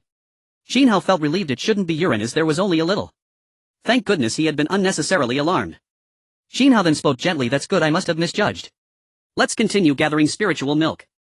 Sun Yan, pouting, resumed collecting. They wielded a small knife, digging into the heart of the stalactite, and soon some white spiritual milk began to flow, slowly being collected into jade bottles. This process went remarkably smoothly. The few of them managed to gather nearly 30 stalactites. By the end, Qin Hao felt a warmth at his neck, almost thinking Sun Yan had a fever. Then they all descended. Zhao Zihan cried out, Instructor, you almost exhausted me. If it weren't for the physical enhancement liquid I wouldn't have been able to carry you. Rao Shuqing, with a black line on her face, remarked, Zihan, if you can't speak properly just don't. Qin Hao couldn't help but chuckle. He recalled that Zhao Zihan was heavier than Rao Shuqing. At this moment the other girls also glanced at Qin Hao and Sun Yan, revealing knowing smiles, eager to find out whether Sun Yan had actually wet herself. Feeling the gaze of the girls, Sun Yan was so embarrassed she wanted to find a crack in the ground to hide in. She forced a smile, saying, I really didn't, it's all the captain's fault for wronging me. Qin Hao explained, right, I must have misjudged. Though they said so, the others remained skeptical but didn't press further. Su Wanqing quietly took note, eager to gossip about this later. Zhao Zihan also had mischievous thoughts, recalling how Qin Hao had bullied her at the swimming pool, planning to get her revenge. At this moment Qin Hao set aside the chaotic thoughts and began to store the spiritual milk for safekeeping. Acquired 36 bottles of 10th Asandir spiritual milk. Each stalactite produced only a small bottle, making it extremely rare and precious. He then declared, let's go. We've had a bountiful harvest, time to move to the next destination. Meanwhile, outside the waterfall a group of uninvited guests appeared. The newcomers noticed the strange dead creature in the small pool and exchanged glances. A large man spoke in a deep voice, where there's a guardian creature there must be treasures. I didn't expect someone to have beaten us to it. Let's investigate. If we encounter the front runners we'll seize them directly. After he spoke the other burly men nodded in agreement and began to search for traces. The footprints abruptly ceased and the grass bore witness, revealing traces that indicated the early arrivals had not left. Ultimately their destination was a large stone. The traces disappeared right there. The burly men turned their sharp gazes toward the waterfall. They were extremely tall, exuding a tremendous pressure. One of the burly men rasped, the front runners must be inside. Meanwhile Qin Hao in the cave felt uneasy and his danger sense alerted him. Strong creatures are blocking the exit. Venturing out recklessly may be dangerous. Upon hearing this warning Qin Hao made a shushing gesture and stopped in his tracks. Rao Shuqing and the others were puzzled but still halted. Qin Hao called them over to the side, whispering, danger is approaching, there are powerful creatures outside blocking the way. Don't move, I'll scout first. Sun Yan and the others nodded, their hearts racing. They were in this cave and if they were surrounded they would be at a disadvantage. It was crucial not to act rashly. At this moment Qin Hao was slowly making his way toward the exit, his steps light, not making a sound. He peered around. They hail from a civilization known as the Luoman Star people, all possessing tall statures and immense strength, regarded as having innate divine power. They revered strength above all and were born with standard level 1 strength. Among them 2 possessed top level strength while the other 4 had high level strength, making them nearly unbeatable among their peers. Qin Hao widened his eyes at the description from his true vision. Aliens had arrived here and they were incredibly powerful. What kind of Luoman Star people were these? He felt that the top level strength at level 1 could likely match second level elite monsters. This was truly beyond the standard. He slowly retreated and quickly relayed the information he had learned to the girls. Rao Shuqing and the others were tremendously shocked. With 4 at level 1 high, 2 at level 1 top, and all possessing innate divine power, it's likely that apart from Qin Hao none of them stood a chance. Even Leng Shi might not be able to contend with them. How could there be such powerful creatures? Lilia, the white-haired girl, after mingling with them, also pondered self-deprecatingly, saying, why are we Gemini so weak, being aliens ourselves? On their planet all the inhabitants are white-haired humans and their physical condition is even weaker than that of the blue star people like Qin Hao. Rao Shuqing said heavily, not only are they powerful but now they are blocking the exit, which is extremely unfavorable for us. This is going to be difficult. Although Qin Hao possesses the strength of a level 2 elite, he could hardly contend with 4 hands. Just 1 level 1 peak and 1 level 1 high ranking could probably stop him. There is also 1 level 1 peak and 3 level 1 high ranking opponents left. They are likely to be doomed. The girls all wore solemn expressions. Such a situation left them breathless, directly dissipating the joy they had from obtaining the treasure chest. Lin Mengyao and the other girls also turned their gazes towards Qin Hao, letting him make the decision. Captain, what should we do? Let me think for a moment. Qin Hao frowned as well. With his current strength he was still relatively confident, but having never fought against these Luoman aliens he was unsure of their power. The main issue is that the opponents are generally strong while Rao Shuqing and the others being mere women are unlikely to be a match for those robust individuals at the same level. Lung Sure looked at Qin Hao and said, "Captain, why don't we use our combined technique?" What she meant was that Qin Hao would be responsible for splashing water while she would utilize her freezing talent to freeze these Luoman aliens or at least delay their attack. Qin Hao shook his head saying, "For those Luoman aliens with innate divine strength I'm afraid it won't work unless your strength reaches level 2 and your freezing talent is enhanced." Lung Sure's strength is still somewhat weak. She hasn't reached level 1 high ranking yet and she likely does not possess the strength to freeze the Luoman aliens. She bit her lip, clenching her delicate fists, realizing that her strength was still too inadequate. He looked at his backpack, planning to distribute the useful items. Common items: Special Axe X12 Longevity Potion X3 Tuna. Rare items: Talent Fruit X2 Special Material Great Sword Dragon Spirit Fruit X2 Shackling Fruit X8 Mental Helmet X1 Speed Type Battle Boots X1 Special Bulletproof Vest X1 Antidote X1 3 Cubic Meter Space Ring X1 Upgrade Fragments X100 Physical Enhancement Liquid X60000 Copying Precious Items Talent Stone X2 Glock Pistol X1 Divine Iron X70 Excellent Items Extreme Cold Storm Treasure Chest Map X1 Cyclic Invisibility Talisman X1 Treasure Chests Bronze Chest X2 Silver Chest X2. Instructor: put on the 3 cubic meter space ring and take them to scout a complete area ahead. Man Yao: put on the speed type battle boots. When I start the battle you should run first and see if you can tame some spirit creatures to provide support. If there are no spirit creatures nearby, hurry up and join the instructor. Sun Yan: your strength is insufficient, he'll give you the Glock pistol. Lung Sure: you have freezing talent, so utilize the cyclic invisibility talisman nearby. If you have the opportunity you can use your talent, if not just run and join the instructor. Zhao Zihan: put on the special bulletproof vest and retreat with the instructor Sun Yan, Lu Xuan Lilia and Su Wanqing. Qin Hao quickly distributed the items. Then he continued, "I will go out first and engage them in battle. If I can't win I'll run away to lure them after me. You all should leave when the time is right." Rao Shuqing and Sun Yan were alarmed upon hearing Qin Hao's arrangements. He had started distributing treasures as if he were preparing for a final farewell, which made them exceptionally tense. Lin Mengjiu's eyes were misty. Usually not one to speak much, she worriedly said, "Captain, I don't want to be separated from you. I want to advance and retreat together with you. I am a level 1 high ranking."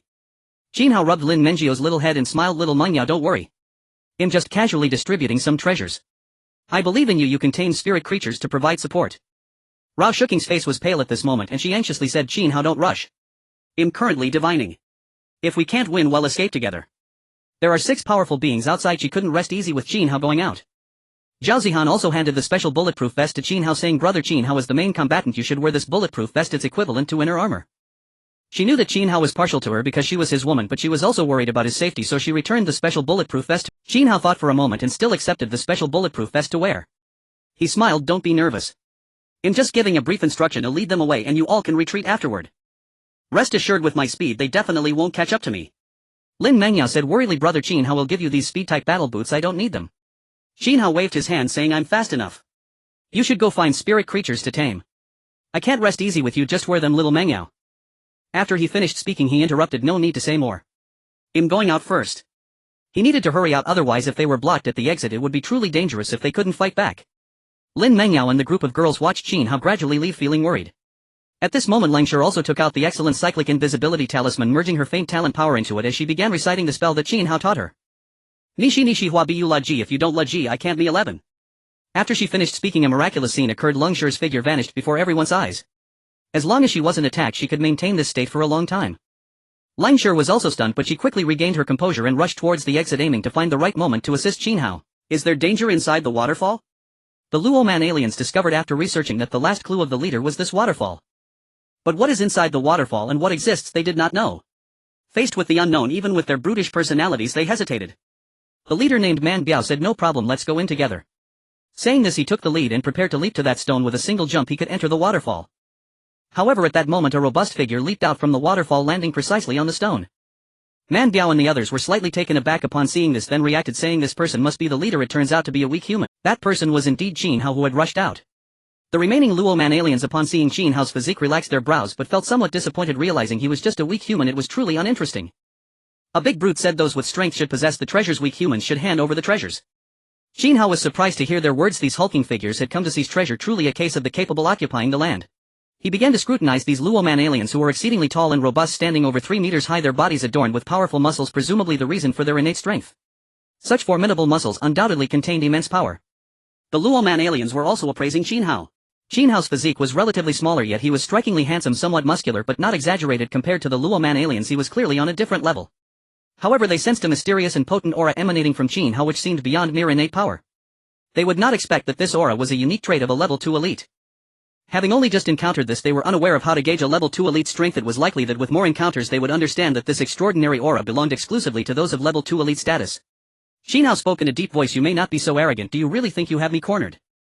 Man Biao responded loudly. No, this isn't arrogance in the eyes of us Luoman aliens, this is strong confidence. Besides, looking at your small frame, how could you possibly be our opponent? The other Luoman aliens nodded in agreement. Strength speaks for itself. Man Tu also nodded. He and Man Biao were the only two with top-tier level 1 strength among this group. You can be considered a warrior. It is quite rare to see someone of your stature not fleeing upon encountering us. While I admire your courage, I still advise you to hand over the treasure, otherwise do not blame us for our ruthlessness. Qin Hao shook his head. I'm sorry, but in my dictionary the term surrender does not exist. Man Biao coldly declared. Then let the battle begin. We Luoman aliens do not indulge in unnecessary pleasantries. If you do not voluntarily surrender, we will take it by force. Man Biao believed that the Luoman aliens were straightforward. They adhered to the principle that the capable occupy what they desire, and if they wanted the treasure here they would take it openly. Then Man Biao charged forward while the others formed a line. In their eyes, Man Biao's solo advance was already a sign of respect towards that feeble human. He was so weak that they did not deem it necessary to strike together. Qin Hao pondered. They seemed to lack the true sight to perceive his strength. After all, he possessed the power of a level 2 elite, and although these hulking figures were indeed powerful, did he truly seem that insignificant? Boom boom. As Man Biao charged, the ground trembled as if the earth itself quaked, producing a deep oppressive sound with each heavy footfall. Man Biao shouted, take my punch. His voice roared like thunder, penetrating the very soul. Qin Hao did not overestimate himself. He harnessed the strength of a level 2 elite, amplifying it 11-fold, gathering all his power into his right fist. With a powerful push off the ground, he met the charge head-on. Boom. The two forces clashed instantly, Qin Hao's fist colliding with Man Biao's. Their fists were not of the same caliber as Man Biao's, was more than twice the size of Qin Hao's. Behind them, Man Tu and the other Luoman aliens shook their heads. With Man Biao's strength he could easily crush most of them, let alone this weak human whose fist was already much smaller. Man Tu remarked, do you think that feeble human can withstand even a single blow? The 4 level 1 elite Luoman aliens beside him shook their heads. I doubt he can take even one hit. The gap between them is too vast. It was like a child fighting an adult, a complete and effortless domination. As Qin Hao and Man Biao clashed, a loud bang echoed and dust filled the air, leaving them unaware of what had just transpired. A figure was seen rapidly retreating at a visibly fast pace, crashing to the ground far away, stirring up a cloud of dust and producing a thunderous. When Man Tu and the others saw this, their eyes widened in disbelief. As the dust settled, they saw that the human who should have been blown away by a punch had not been sent flying but was standing firmly in place, resembling an unyielding war god. In contrast, the Luoman warrior they had assumed would win, Man Biao, had vanished from sight. What? What is going on? Where is Man Biao? A large figure scratched his head, shocked as if not very bright. Man Tu seemed a bit quicker on the uptake, astonished. Could it be that the figure that was just sent flying was Man Biao, who was fighting that human? Their intelligence seemed lacking, and they only just realized this. Perhaps it was because heaven had granted them great physical strength while dulling their wit. Several Luoman aliens looked towards the distant figure that had been sent flying, and upon recognizing his face they inhaled sharply. It truly was Man Biao. Oh my god, did they just fight? Man Biao was clearly no match for him. This was simply unbelievable. At that moment, Man Biao, after being sent flying, lay on the ground unable to rise. He was dazed from the impact. Cough cough. He coughed twice, expelling dust followed by blood, seemingly suffering minor injuries. His internal organs were aching, and if struck in the chest it could have been life-threatening. He was quite bewildered. What had just happened? I was just fighting that human. How did I end up over here? Man Biao found it hard to accept the fact that he had been sent flying by a punch. Disbelief was etched on his face, yet the pain radiating from his arm and body made him aware that this was reality. Man Biao exclaimed in shock, how is this possible? I am of top-tier level 1 strength. My physique is twice his size with innate divine power. How could I not be his opponent?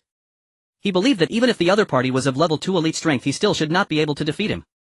At this moment, as the dust cleared, Qin Hao stood gracefully in place, striking a remarkably handsome pose. He tousled his hair, looking cool and exuding the air of a master. He coldly snorted, the so-called strongest warrior of the Luoman aliens is nothing but this before me, Qin Hao the Great. He is utterly insignificant. In reality, Qin Hao's fist still felt somewhat numb. After all, the force he exerted to send Man Biao flying came with significant recoil, leaving him. He was aware of his own strength. As a level 2 elite of lower caliber, he should be evenly matched with the innate divine power of Man Biao, but with his 11-fold amplification he was far superior. Man Tu and the others looked at Qin Hao with increasingly serious expressions, even filled with apprehension. They realized that only by joining forces could they hope to overcome this seemingly unimpressive yet extraordinarily powerful man.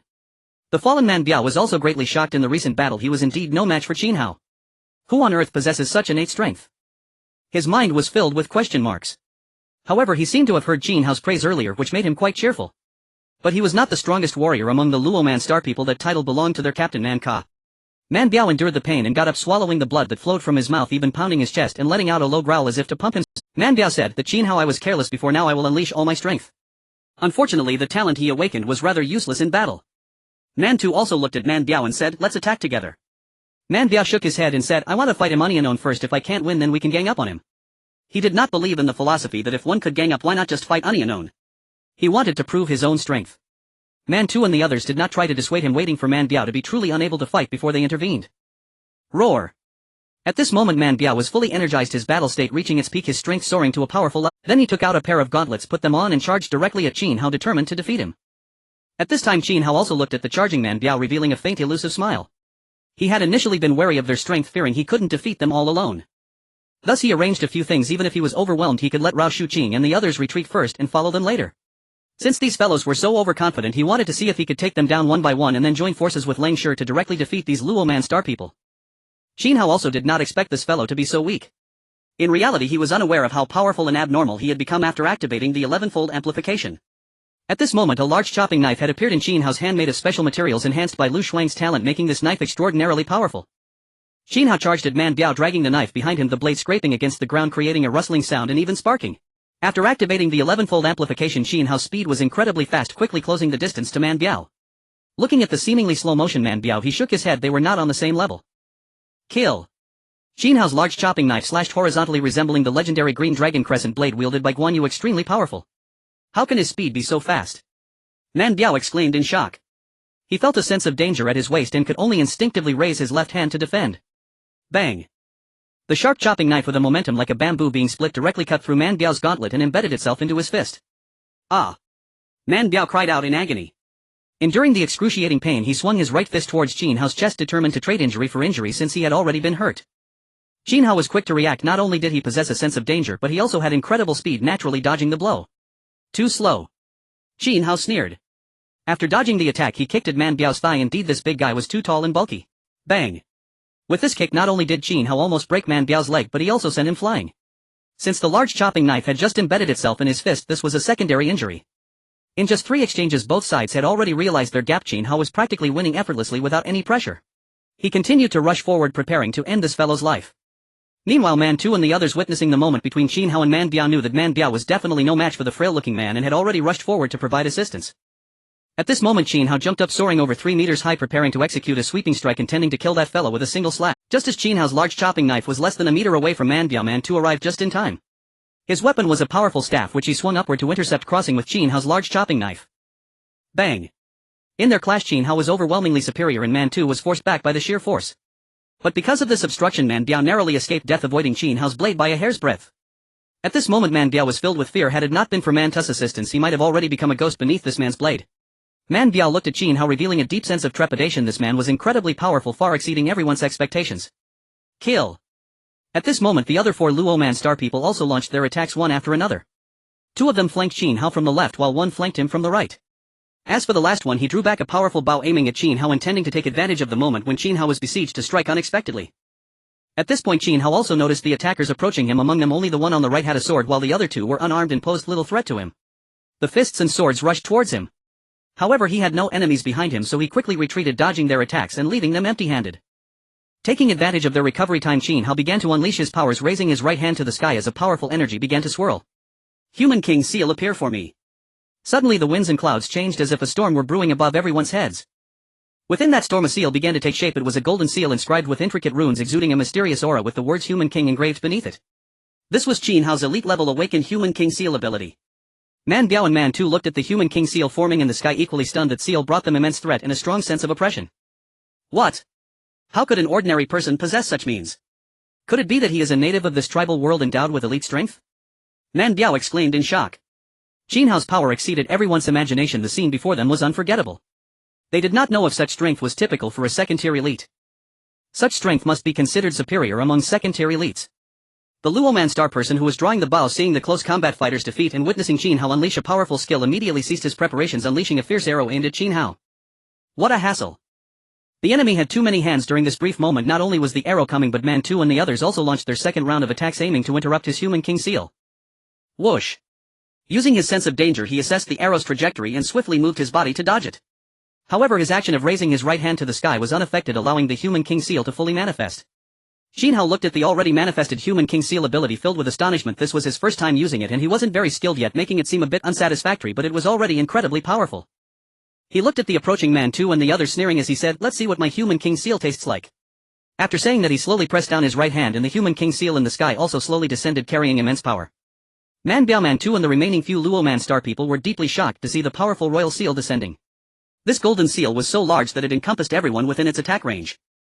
They wanted to escape, but the royal seal seemed to possess a force of rules that drew them and making it difficult to break free from its confines. Man 2 suddenly shouted, "Work together and withstand this seal. Help me break the seal." The Luo Man star people present erupted with energy, unleashing their strongest powers. 6 strong warriors looked to the sky, their gazes unwavering and sharp. They intended to use their own arms to withstand this formidable seal. Meanwhile, not far from this waterfall where Qin Hao and his companions were battling, a group of people felt the fluctuations of the battle and were deeply drawn to it. Such powerful fluctuations were undoubtedly the battles of rare strong individuals, and they must be extremely exciting. The group exchanged glances and rushed toward the scene to see what was happening. They loved to fight, for only the strong could pique their interest. The leader named Man Ka commanded, "Let's go and join the excitement. We can refrain from intervening, but after they resolve their grievances we might try to spar with them." The others nodded in agreement. They were all battle maniacs, passionate about fighting. However, when they approached and saw the battle scene, they were greatly astonished.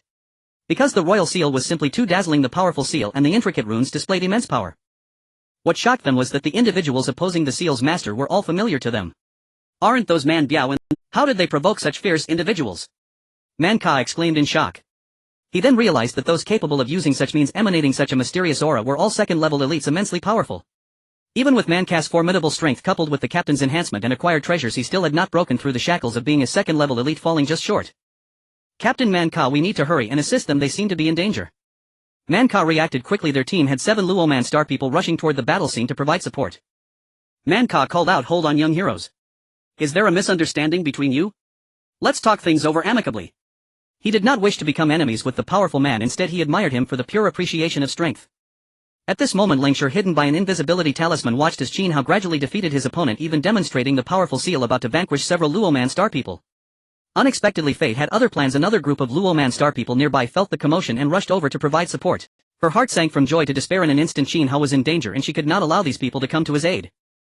Ignoring whether she would be discovered, Langshur began to shoot arrows, each arrow infused with her profound freezing talent, carrying a bone-chilling cold. Whoosh! Whoosh! Whoosh! The arrows flew toward Man Ka and the others, aiming to intercept them. More allies. Man Ka and the others were also shocked. How were arrows appearing out of nowhere?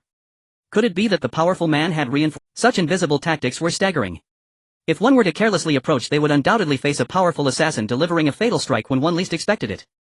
Man Ka's strength was not something that Man Biao and the others could compare with, and his talent was combat-oriented, enabling him to accelerate his. The Luo Man star people were born with immense strength, incredibly powerful yet somewhat clumsy. This talent perfectly compensated for that. Moreover, the faster one is, the stronger one becomes. Speed is also a part of strength. Man Ka wielded a knife as his weapon and he charged forward, first using his speed talent to deflect or sever the arrows. As the arrowheads were severed, they plunged to the ground, the biting cold spreading, nearly freezing the ground, the immense power of his talent causing the once lush grass to die instantly. Captain Man Ka was also somewhat astonished. The freezing talent was indeed powerful, clearly utilized to perfection.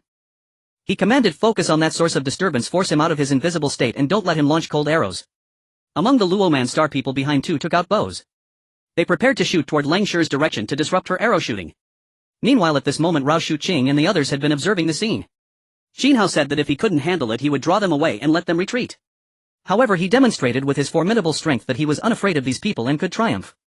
But coincidentally, another group of Luo Man star people had reinforcements nearby, putting Qin Hao and Langshur in danger. They could no longer sit still now that escape was impossible. It was better to confront them in battle where they still had a chance of victory. Rao Shuqing looked at the impatient women and declared, "Let's go, we can't just sit and wait. We need to intercept the reinforcements to buy time for Qin Hao." Zhao Zihan and the others nodded quickly, each taking their bows and crossbows, their faces grave. Sun Yan held a Glock pistol and the group rushed out of the cave. They had not anticipated encountering such a powerful team. Moreover, this team had reinforcements which seemed even more formidable, exuding a strong sense of oppression. They had no choice but to come out and provide support. Currently, Qin Hao had the upper hand. If they could hold up the reinforcements, they still had a great chance of victory. Rao Shuqing and her group jumped out of the cave and onto the stone, quickly closing the distance between them and the enemy. Though this all sounds lengthy, it happened in the blink of an eye, with each of their steps creating a ripple effect. Just as Qin Hao was about to drop the royal seal, Man Ka and the reinforcements arrived. Langshur shot arrows to block and Rao Shuqing led her team to intercept, all occurring in perfect synchrony. At this moment, Qin Hao also sensed the situation on the scene, his brows furrowing. Gradually, the arrival of the Luo Man star people had completely disrupted his rhythm. Qin Hao felt that the only way to turn the situation around was to eliminate Man Biao and his companions. As long as these few were wiped out, he should be able to join forces with Langshur and Rao Shuqing to battle against Man Ka and others. Even if they were outmatched, they could still escape safely. Deeply rooted. Pressure. His right hand pressed down with increasing speed the powerful human king seal, descending slowly, enveloping Man Biao and his companions within its attack range, rendering them unable to escape. However, he was not very skilled at using the human king seal for the first time, and it seemed he had not unleashed its full power. At this moment Rao Shuqing and others were also shooting arrows to disrupt Man Ka and his group as arrows flew in, carrying a hint of threat. Lu Shuang also took out an iron axe, preparing for close combat, determined to block these people. The scene was extremely chaotic. Man Ka and his companions' forward momentum was significantly slowed by the arrows shot by Rao Shuqing and others. They had to split their focus to dodge the arrows, frowning in frustration. I didn't expect them to have reinforcements, Man Ka said with a frown. The obstruction from these individuals was affecting him and Man Biao. On Lungshi's side, although she was targeted by two archers from the Luoman star race, she was in a state of invisibility. After drawing her bow each time she moved to another location, narrowly evading those arrows. As time passed, Man Ka and others were also delayed from the best rescue opportunity. Before him stood Lu Shuang and Zhao Zihan, one wielding an axe and the other a sword, blocking the path. Zhao Zihan also did not expect Lu Shuang to be so brave. In order to buy time for Qin Hao, she swung her axe and charged forward, forcing Zhao Zihan to follow, who would then heal her after being struck. Man Ka sighed helplessly as he looked at the two attacking him, saying, "You are too weak. I do not wish to bully you." Lu Shuang coldly laughed. "If you want to rescue them, you must first pass our barrier." She possessed a talent for weaponry, and the weapons she crafted were all meticulously designed, resonating with her spirit, allowing her to unleash greater power. Moreover, she had approached because Sun Yan had given her a Glock pistol. If she seized the moment when they were not paying attention, she might catch these Luoman star race members off guard. The close-range use of the Glock should be extremely powerful. If they did not react in time, they would surely suffer a small loss. However, given their strength, if she stayed too far away, it would not pose a threat, leaving her with only the option for a close ambush. From a distance under the human king seal, Man Biao and his companions were nearly crushed, spitting blood incessantly, their lives hanging by a thread. From afar, the powerful human king seal pressed down on them, making it hard for them to breathe. The immense power caused them to kneel directly, their bodies sinking half a meter into the ground. One could see that they were kneeling half embedded in the ground, with 6 Luoman star members raising their hands to the sky, desperately resisting the human king seal. If they relaxed even a little, the human king seal would crush their bodies with its power, causing them to vanish from the world. Hold on. How can it be this powerful? Man Biao and others shouted angrily, their bodies already bloodied and messy, struggling to hold on. These guys really are tough, not a single word of plea for mercy. Man Ka and Lu Shuang and others all noticed this shocking. You must know that the Luoman star race members are naturally strong. When combined, these 6 are not even a match for a single adversary. With just one move they could not withstand even a combined effort. Man Ka originally planned to rescue them first, then cease hostilities to negotiate and apologize. He did not know what had happened among them. But he knew that although Man Biao and others were savage, considering the generous and straightforward nature of the Luoman star race, they should not engage in overly underhanded deeds, hence he still wanted to rescue them. However, he was blocked by Lungshi and Rao Shuqing along with Lu Shuang, and he was reluctant to make a move. If he harmed the woman of that mysterious man, it would truly create enmity. Once enmity was established, it would surely lead to a life or death situation. Man Ka hurriedly said that, "Young hero, please stop and leave them be. I am Man Ka of the Luoman star race, the captain of this spaceship. I do not know what wrong they have committed, so please give me some time to make amends. As the saying goes, one does not know a person until they meet in battle. If it is not a matter of life and death, please show mercy and I am willing to apologize." He truly did not wish to create a deadly feud, rather he wanted to befriend this powerful man and was very willing to engage in some sparring with. From a distance, Qin Hao was pressing down on Man Biao and others with his right hand, almost reaching his goal. They were already struggling to hold on. Hearing Captain Man Ka's words, he also gained a new understanding of these Luoman star race members. Their captain seemed rather decent in his view. They did not act with lethal force against Lungshi and Lu Shuang, indicating they did not wish to create enmity, otherwise they could have easily threatened their lives to exchange for Man Biao and others. If it were not for some past grievances between them, they might have been able to become friends. In fact, his relationship with Man Biao was not one of deadly enmity, it was only that Man Biao and his group were rather overbearing, claiming that the capable should take the treasures, and they attempted to rob him only to be countered. Qin Hao sneered, "Hee hee, you wouldn't naively think that just based on your words I would spare you, would you? They acted first, attempting to forcibly seize my treasures. They deserve to die." Upon hearing this, Man Ka inwardly cursed Man Biao and his crew for causing him trouble.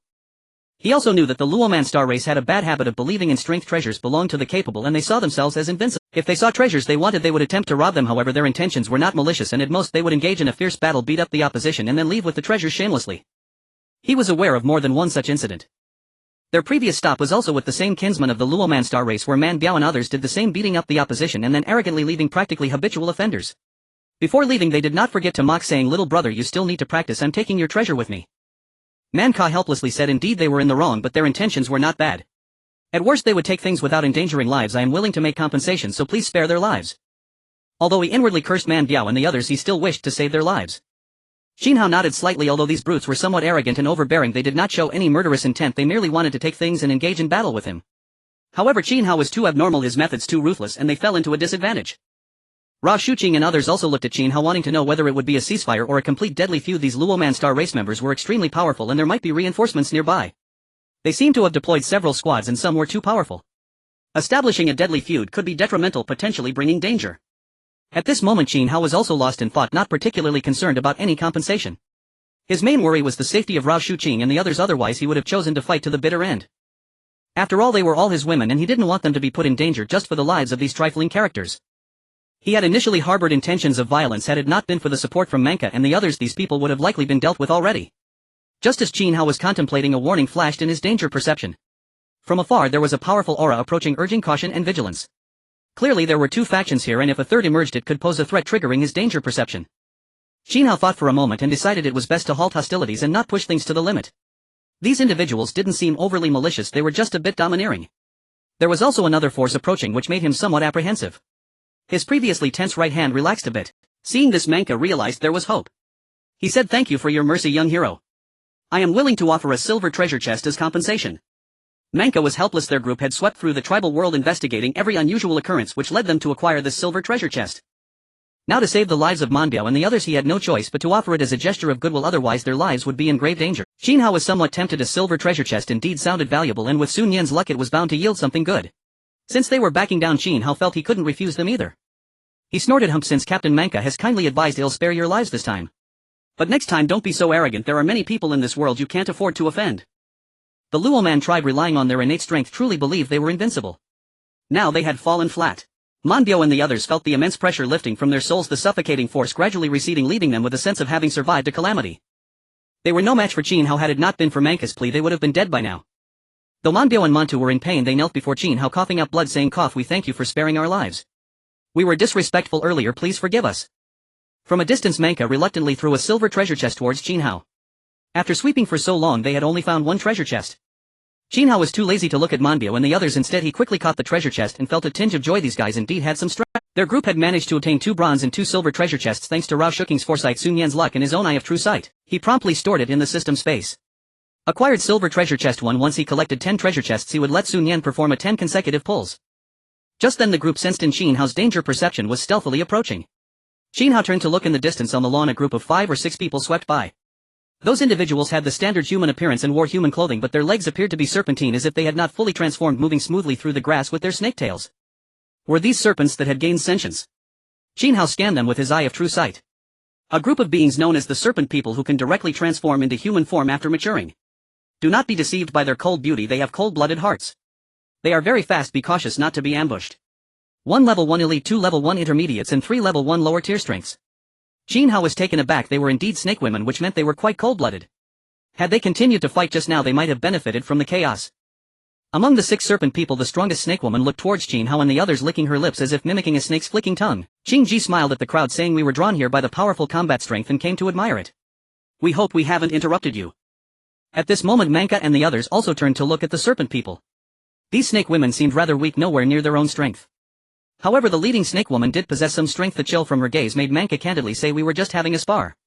Are you here to join in?" Typically the appearance of a third party would raise hostility. Under normal circumstances, when 2 parties confront each other, the emergence of a third party is regarded as a declaration of war.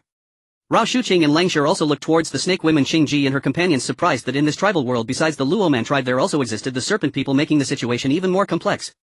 The Luoman tribe possessed flying ships, so these snake women must also belong to those who came with flying ships. They were all part of the civilization assigned to the Endless Star Domain Area 1. Qingji smiled. "We have no such intentions, we merely came to observe and admire the strength of the strong."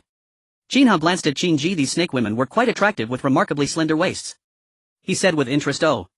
You seem quite confident in your abilities, daring to watch the battle of the strong. Aren't you afraid of death?" Perhaps the serpent people felt a bit cocky due to their speed. Qingji trembled slightly when Qin Hao's gaze swept over her. His eyes seemed overwhelmingly powerful. Could it be that the intense aura just now was caused by him? She also noticed the miserable state of Manbiao and the others kneeling on the ground, seemingly all caused by him. Qingji hadn't expected such a formidable individual to exist in the Endless Star Domain Area 1. She quickly said, "I wouldn't dare, I'm new here and have been disrespectful. Please forgive me.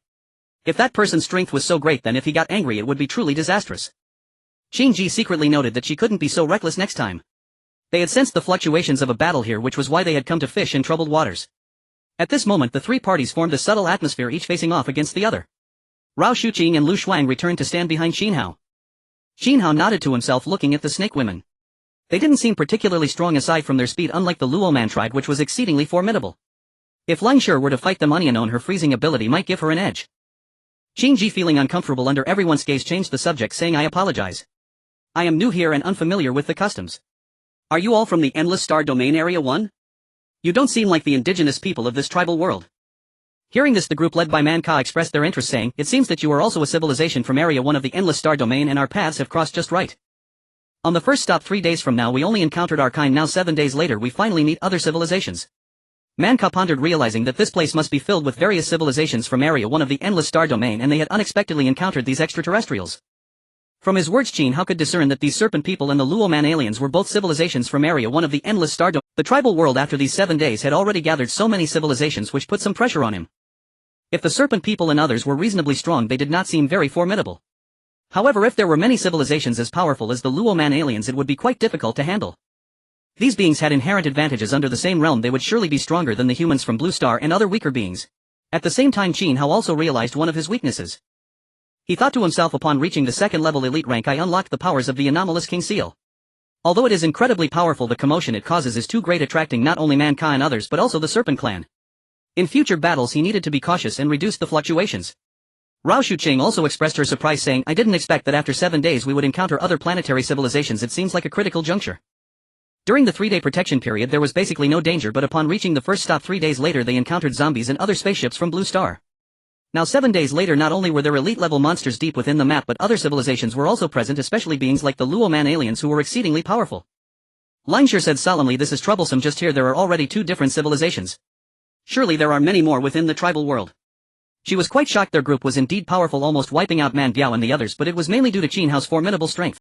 Lineshire looked at Qin Hao, thinking that if she had earlier engaged with him to unlock that harmony system, it would not only enhance her talent but also boost her strength, likely proving to be more beneficial. Zhao Zihan sighed, if I had known I would have let Xiao Xiao come out to help. After transforming into a titan she should be able to take them on, right? Chen Xiao with her pure combat talent indeed possesses some strength. Qin Hao smiled and said, even so the spaceship also needs a defense line. We cannot let our stronghold be taken out. On the spaceship there are crossbow towers and lasers as well as mortars. With Chen Xiao and Su Jiajia present our defense is much more assured. He looked at Rao Shucheng and Sun Yan, reassuring them, no worries. As long as I am here they won't dare to touch a hair on me. The group of girls behind him felt both moved and sentimental. Faced with such powerful beings like the Luo Man aliens they truly felt helpless. If it were the serpent people they might still have a fighting chance. They couldn't help but lament how the current situation was becoming increasingly difficult. Back then when fighting those from Blue Star they had an absolute advantage. After learning some details about each other, Qin Hao's side, Man Ka's side and Xing Jia's side all fell into contemplation. Here it was actually Qing Ji and her group who were the most anxious. At this moment Qing Ji looked at Qin Hao and Man Ka, revealing a profound sense of wariness. Initially she had intended to observe the battle, hoping to capitalize on the chaos, but to her surprise the battle had already concluded upon her arrival. Moreover, their strength seemed to surpass her own. As the captain of this serpent clan, not only had her strength increased but most of the treasures had also been enjoyed by her first. Thinking herself invincible, she had somewhat overestimated her own abilities. Qing Ji showed a polite yet awkward smile, saying, you are all heroes. That battle's fluctuations are truly impressive. Now that I see your grace I have no regrets. We shall take our leave now without delaying you further. We haven't found a single treasure along the way, farewell. She shifted her intention to admire the strong and simultaneously indicated that her side had no treasures worth fighting for, speaking with a sense of meticulousness. After finishing her words, Qing Ji and her group, without caring for the consequences, signaled the serpent people and quickly retreated. Qin Hao felt that the serpent people were indeed articulate. People often say that speaking is an art, and they certainly embodied that. He had initially thought about the possibility of eliminating them, but the emergence of a third party had disrupted his opportunities for battle. However, since they had fled there was no point in pursuing them. Man Ka and the others were even less concerned. Without treasures it was fine by them. There was no worth in robbing, and although their strength was formidable they were not as domineering as Man Biao and the others. He looked at Qin Hao and said, thank you once again for your mercy, young hero. Man Ka will remember this. This human appearing so weak actually possessed such power which genuinely surprised him. Thus he had no intention of making an enemy of him from the start. Instead he chose to cease hostilities. Qin Hao waved his hand and said, if everyone in the world were as reasonable as Captain Man Ka there would not be so many disputes. It was truly Man Biao and the others who were too arrogant, forcing me to resort to harsh measures. Man Ka smiled and said, since it was a misunderstanding we shall take our leave first. After speaking he began to command his group, taking the injured Man Biao and others away, gradually fading from everyone's view. Once Man Ka had moved a short distance away he directly gave Man Biao a big slap and scolded, you only know how to stir up trouble. If it weren't for their magnanimity you would have been dead by now. Man Biao had grievances of his own. They were usually quite overbearing, but they had unfortunately encountered a tough opponent. He scratched his head and said, I recognize my mistake. If given another chance I will surely repay the kindness of not killing me. After they left everyone behind, Qin Hao finally let out a breath of relief. Sun Yan, this little girl, was almost in tears from fright, thankful that Qin Hao had turned danger into safety. She weakly said, these Luo man aliens are too terrifying. Those serpent people seem to be not that impressive.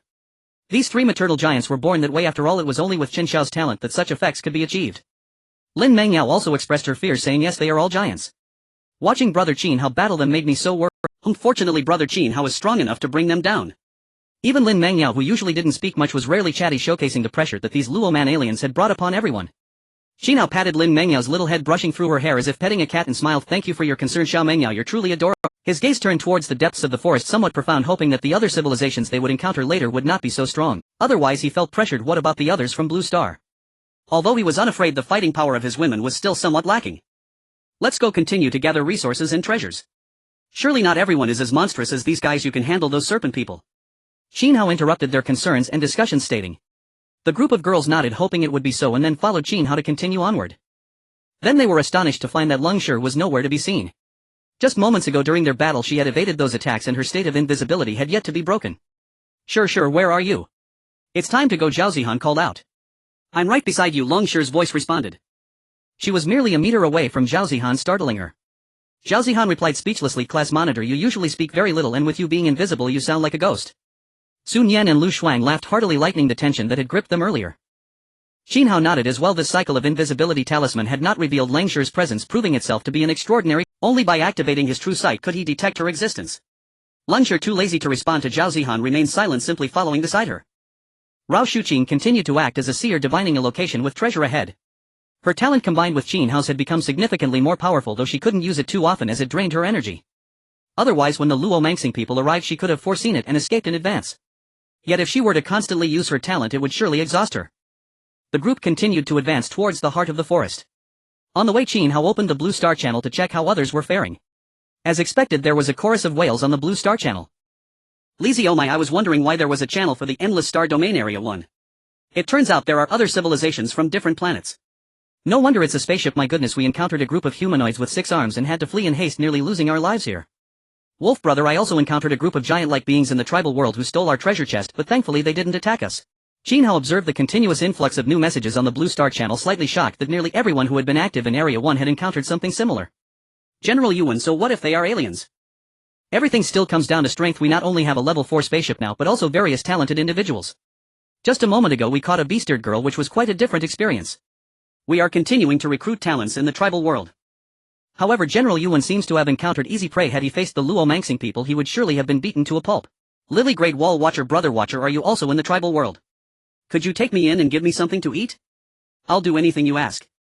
It's hard to imagine that in this day and age there are still people struggling with food shortages. Clearly during previous resource gathering they had found almost nothing. Great Wall Watcher, sorry, but I'm not considering taking anyone in at the moment. Jokingly, Qin Hao thought that he could barely take care of the girls on his own spaceship, let alone bring along a burden, unless they had talents. With Qin Hao's appearance, familiar faces from the Blue Star channel also emerged. Not eating cilantro, brother, please take me in too. I'm quite capable as well. Not eating cilantro surprisingly had not perished and had also arrived in the tribal world. Rough guy, sister cilantro, our spaceship is filled with rugged men. We're just a heart away from becoming a level 3 spaceship, and we have several good talents. We have enough supplies to last a month. I can take you in. The person on the other end not eating cilantro seemed to hesitate before making a decision. Rough guy, sounds feasible. Let's set a place to meet. You all can come to our side and we'll join forces. I don't understand. The current situation is extremely unfavorable for us. Other civilizations have certain innate advantages. However, we can leverage our cleverness to outsmart them. Qin Hao pondered. I don't understand sounded remarkably like a school principal, not knowing which predecessor's speaking habits he had inherited. At that moment Qin Hao glanced at Rao Shuqing and the others, showing them the information.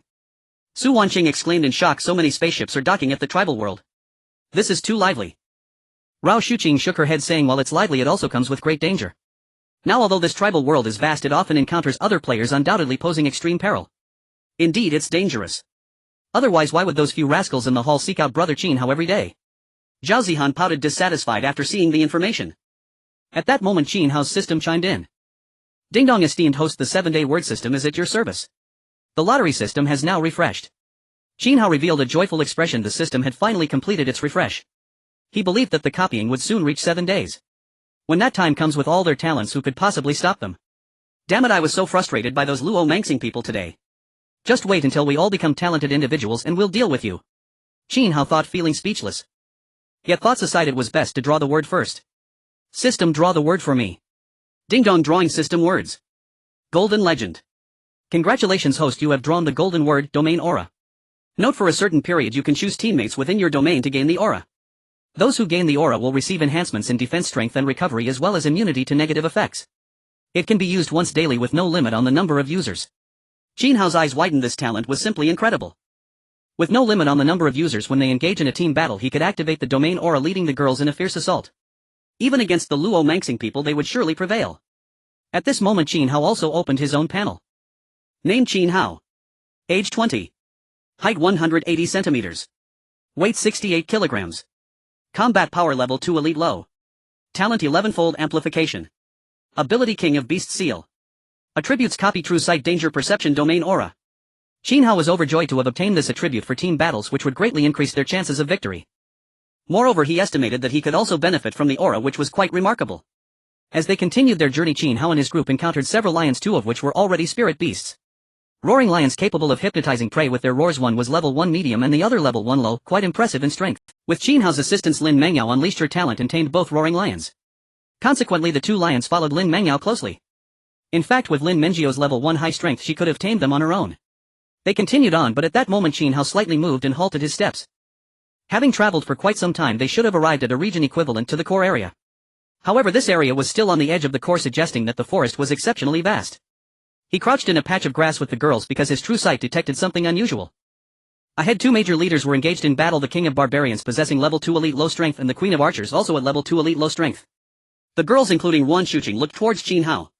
Su Dachui quietly asked, "Brother Qin Hao, what's wrong? Is there danger ahead?" I discovered that 2 tribal leaders are fighting in the northwest direction. They are the King of Barbarians and the Queen of Archers, both at level 2 elite low strength. Upon hearing this, the girls were astonished and cautiously parted the grass to look towards the northwest, vaguely seeing the 2 leaders in battle. The strength of level 2 elites was exceedingly powerful. Qin Hao once single-handedly fought 6 formidable Romani aliens, and if not for the timely plea for mercy from Manka, he would have easily slain them. Among those present, only Qin Hao possessed such strength. The others generally had strengths around level 1 high and level 1 medium. The huntress Su Wanqing also inquired, "What should we do? Should we flee or fight?" Qin Hao pondered for a moment and replied with a smile, "We have a rare opportunity here. We can attempt to reap the benefits. Once they are worn out from fighting each other, we can go in and harvest." With his level 2 elite low strength, even though they were kings, he was confident he could defeat them. However, they had 2 kings and many subordinates, and if they rashly engaged in battle, he worried about the safety of Yuan Shuqing and the others. Zhao Zihan chuckled, "So brother Qin Hao wants to play the cunning strategist, huh?" Qin Hao teased Zihan, "You're not just a pretty face with no brains." Zhao Zihan the healer was indeed well endowed, surpassing even the counselor in that regard, truly befitting a healer. But sometimes she was indeed just a pretty face, while at other times she could be quite clever. The girls listened to Zhao Zihan's words, helplessly rubbing their foreheads. Yuan Shuqing was speechless. As a student, her conduct was quite uncivilized, but given the current circumstances her words were blunt, yet, however, she thought now that they were surviving outside society, why bother being civilized? Could it be eaten? In such an environment, even her face didn't matter anymore, otherwise she wouldn't have ended up in Qin Hao's bed. Thinking of this, Yuan Shuqing felt a bit flushed. Qin Hao noticed her blushing expression and was puzzled, wondering why she was blushing like a teapot. Nevertheless, the blushing counselor added a different charm. Since they were all crouching at that moment, Yuan Shuqing was the closest to him while everyone was watching the battle between the barbarians and the Queen of Archers. Qin Hao's hand began to wander, secretly touching Yuan Shuqing's curvy backside. At that moment, Yuan Shuqing's eyes widened, her heart racing. She thought, is Qin Hao really that bold? He is openly teasing me. But she didn't dare to raise her voice, only casting a resentful glance at Qin Hao. Otherwise, if her classmates saw, it would be social death for her. She didn't want to lose face. Last time on the spaceship she had been caught once. Fortunately, the other girls were focused on the battle and hardly anyone noticed. In the northwest direction of Qin Hao and the others, the King of Barbarians was currently wielding a large sword, his expression fierce. With his strength, he was undoubtedly a powerful figure. Opposite him stood the Queen of Archers, her face showing defiance, embodying the spirit of a female hero. The 2 leaders faced off, the atmosphere charged with tension. "Ha!" The barbarian king roared, seemingly declaring war as well as warning. The Queen of Archers remained unfazed, offering no words, simply calmly uttering a single word. "Fight." It was unclear whether it was for profit or old grudges, but they had reached a point where only a fight to the death would suffice. With the commands from both leaders, the 2 factions immediately engaged in battle. The barbarian king led the charge and the surrounding barbarians entered a frenzied mode, charging forward with their great swords. The Queen of Archers quickly retreated to her camp to counterattack. This appeared to be the territory of the Queen of Archers, while the barbarian king was the aggressor. The Queen of Archers led her archers swiftly up to the high ground, which was an archery tower, beginning to unleash retaliatory fire. Many female archers were already poised and ready. Once any barbarian approached, they would surely be annihilated by concentrated fire. Kill. Kill! Kill! Whoosh! The shouts of battle echoed throughout, and the clash between the two tribes was extremely fierce, igniting true flames of conflict. As time passed, third-party forces would inevitably be drawn to the conflict. The barbarians charged forward, seemingly impervious to pain, storming towards the Queen of Archers' tribe under a barrage of arrows. Although they had great swords to defend themselves, many barbarians still fell in pools of blood beneath the overwhelming rain of arrows. Among them, the most valiant was undoubtedly the king of barbarians, whose physique was 2 or 3 times that of an ordinary barbarian, muscular and exuding a powerful aura. He stood firm against the rain of arrows, gradually approaching the tribal barrier, displaying remarkable ferocity. The Queen of Archers also exhibited formidable combat strength. Each of her arrows carried unparalleled power. Should one strike the king of barbarians, it would greatly hinder him. Qin Hao and the others in the distance watched in awe. The battle between these tribal leaders was indeed extraordinary. He commented, "The strength of these barbarians is truly impressive. Even the so-called naturally strong Romani aliens would not compare to the king of barbarians at the same level." The other girls nodded in agreement, knowing that if they were in the same situation they would surely be at a disadvantage. At the same time, Qin Hao commented inwardly, "The instructor's buttocks are truly slippery and round." Rao Shuqing was speechless. "If you want to critique the king of barbarians, just do so without leaving your hands in the way." However, what shocked Rao Shuqing even more was that Qin Hao actually continued forward. It seemed he had entered some forbidden zone. He resembled a miner digging for ore. At that moment, Rao Shuqing's face turned as red as a ripe apple, shy and dripping with bashfulness. Qin Hao's behavior was a bit too much for her to handle. It was too audacious. Qin Hao's heart raced slightly. It was exhilarating, tinged with a sense of taboo. To say nothing of it, the instructor was indeed quite remarkable. Behind, Su Wanqing, having eaten a lot of snacks, was particularly interested in keeping an eye on Qin Hao. While she observed the fierce battle between the king of barbarians and the queen of archers, she unconsciously searched for Qin Hao's figure.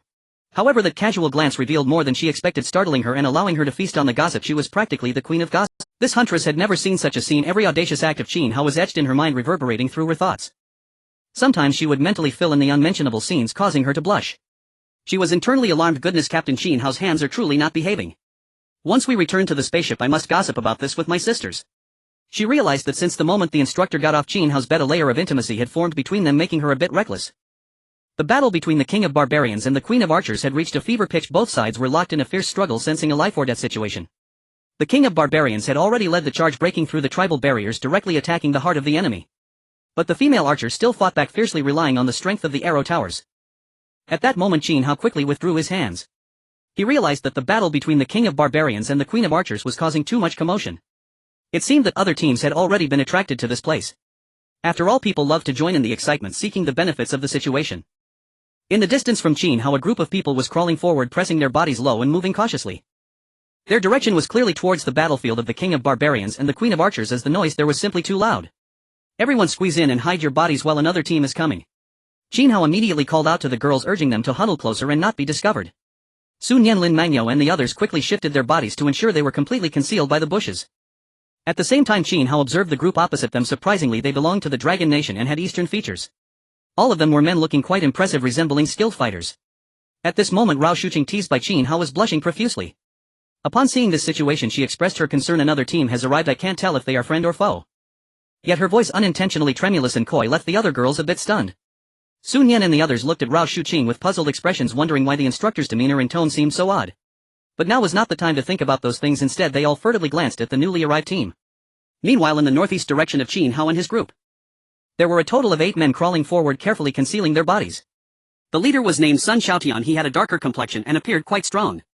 As he advanced, he reminded his team, "Such battles often attract nearby people. Keep your eyes peeled, and if we encounter other forces, report back immediately." "Yes, boss. We excel in reconnaissance," a slender man responded quietly. He looked quite frail, almost emaciated, yet exuded a sense of capability. The others nodded in agreement. Their previous line of work had indeed been related to reconnaissance. However, they only surveilled wild animals. If someone familiar were present, they would know that Sun Xiaotian and his group were formerly involved in the illicit trade of wild animals. They were regulars at the mountain lakes and were quite familiar with animal habits, possessing decent scouting skills. Upon reaching a bush that could provide cover, Sun Xiaotian and his group witnessed the breathtaking battle between the barbarians and the Queen of Archers. "Boss," Sun Xiaotian said to the lean man Ma Ho, "go scout around and see what forces are present here and the real-time status of the battle. Send me the information in the group chat." Ma Ho nodded. "Got it, boss." Then he surveyed his surroundings, found a tall tree that could provide cover, and swiftly climbed up, clearly a master at tree climbing. Once at the top, he hid behind the tree, allowing him to clearly observe the fierce battle between the barbarians and the Queen of Archers. Ma Ho saw that the King of Barbarians, leading a group of barbarians, had already breached the defenses of the Queen of Archers, seemingly gaining the upper. However, the Queen of Archers and her female archers relied on the power of the arrow towers. As long as they hadn't completely taken the towers, the outcome remained uncertain. At the same time, as Ma Ho looked around, he noticed that there were too many people with Qin Hao, which made him sharply aware. He frowned and sent a message to Sun Xiaotian in the group chat. Below, upon receiving the message, Sun Xiaoshan's expression turned fierce, realizing that someone had actually arrived before them faster than themselves. He replied, keep a close watch on the battle situation over there and the movements of that group. They are evidently quite clever, trying to take advantage of the situation.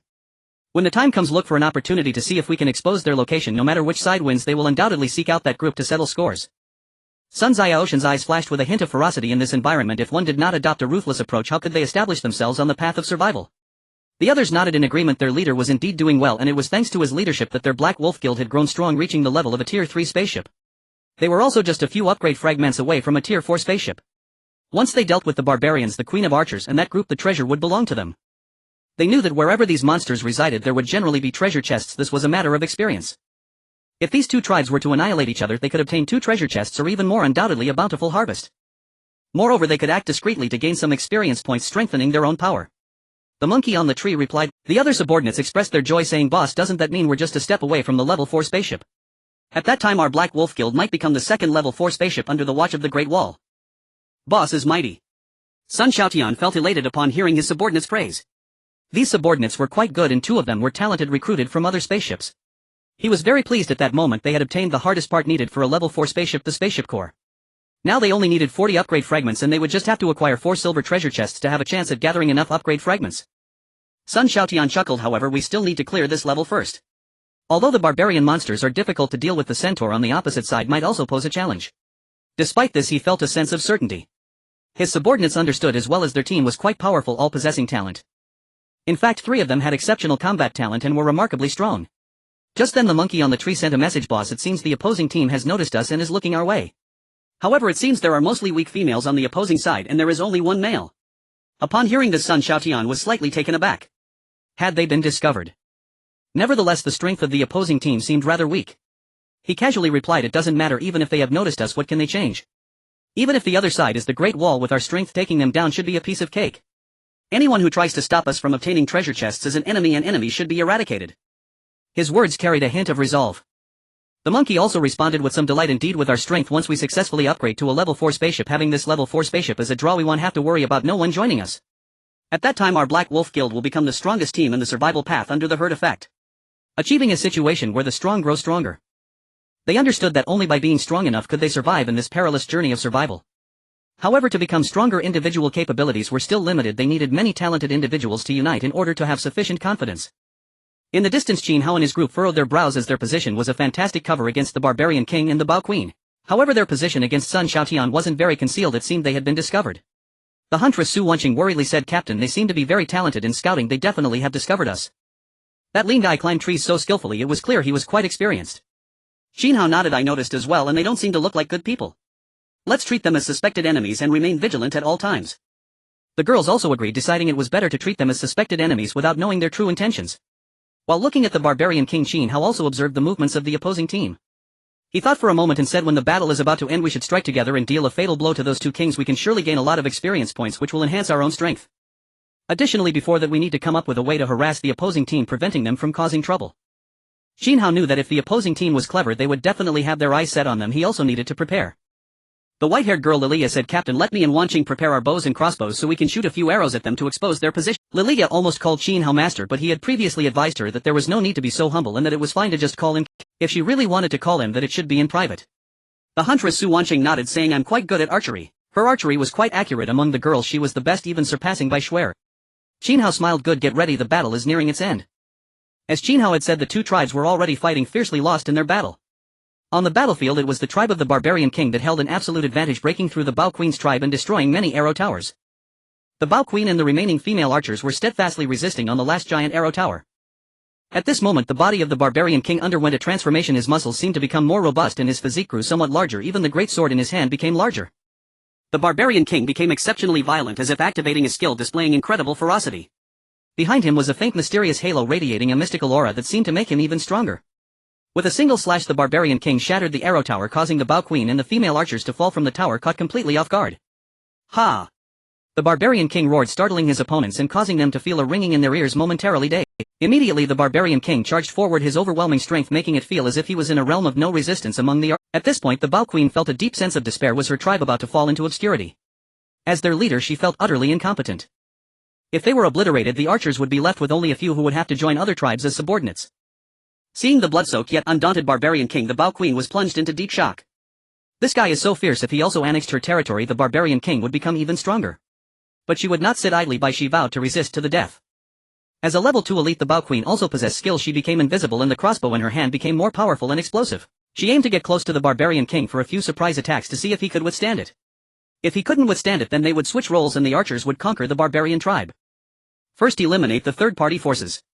With the disappearance of the Bao Queen, the barbarian king raised his greatsword, feeling lost and bewildered. Where are they? Qin Hao and the members of the Black Wolf Guild were nervously watching, their hearts and their throats always prepared. Qin Hao pondered. Both the barbarian king and the Bao Queen were elite level 2, and the skills they unleashed were the extraordinary abilities. The shared frequency of these extraordinary abilities was unmistakable. That mysterious aura was indeed the aura of extraordinary powers. However, their abilities seemed more refined and much stronger than his own human king seal. What that ring behind them was for he did not know. On the battlefield, suddenly several powerful attacks shot toward the barbarian king, causing him to bleed profusely and sustain considerable injuries. Clearly the damage dealt by the Bao Queen's skills was maximized, exhibiting explosive power. Yet the barbarian king stubbornly endured, directly attacking from where the force originated, but it seemed he missed as the opponent dodged. The strong force came again, hitting the barbarian king so hard that his flesh blurred. His skull was nearly visible, yet he stood firm, refusing to fall. In the distance, Qin Hao was equally stunned, saying, "Wow, this barbarian is tough, almost as tough as I am. They say Xian Yu was unmatched in bravery, and this barbarian could definitely endure pressure and win." Rao Shuqing and the others looked at Qin Hao, nodding in agreement. Qin Hao's strength was indeed formidable. Sun Yan, the second-dimensional homebody, also lamented. From a gaming perspective, isn't the barbarian king's health bar too thick? Is this the ultimate boss? Zhao Zihan pondered and said, "I think there are even stronger ones. We have just arrived at the outskirts of this core area." The other girls agreed. Although the barbarian king's health bar was indeed a bit thick, it couldn't be the biggest boss. On the battlefield, a change occurred again. After enduring several waves of attacks, the Bao Queen's invisibility was lifted, exposing her to everyone's sight. Seeing this, the barbarian king flashed a fierce light and charged forward. Though he appeared quite disheveled, his bravery was undeniable. At this moment, it seemed the Black Wolf Guild sensed the timing was right. Sun Xiaotian unexpectedly threw an unknown object toward Qin Hao. The speed was astonishing. Rao Shuqing and the others were infuriated. These guys actually dared to strike at them. Seeing this, Su Wanqing also drew her bow and aimed, shooting an arrow. Whoosh! Her arrow intercepted that strange bottle. Boom! As the arrow struck the bottle, it exploded in midair, releasing a blinding energy that did not seem powerful, just intensely bright, preventing everyone from opening their eyes. "This is a flashbang," Sun Yan exclaimed. The opposing team, whether from a treasure chest or gathered resources, had such items as flashbangs. If so, their position would be directly exposed to the barbarian king and his followers, and they would definitely be discovered.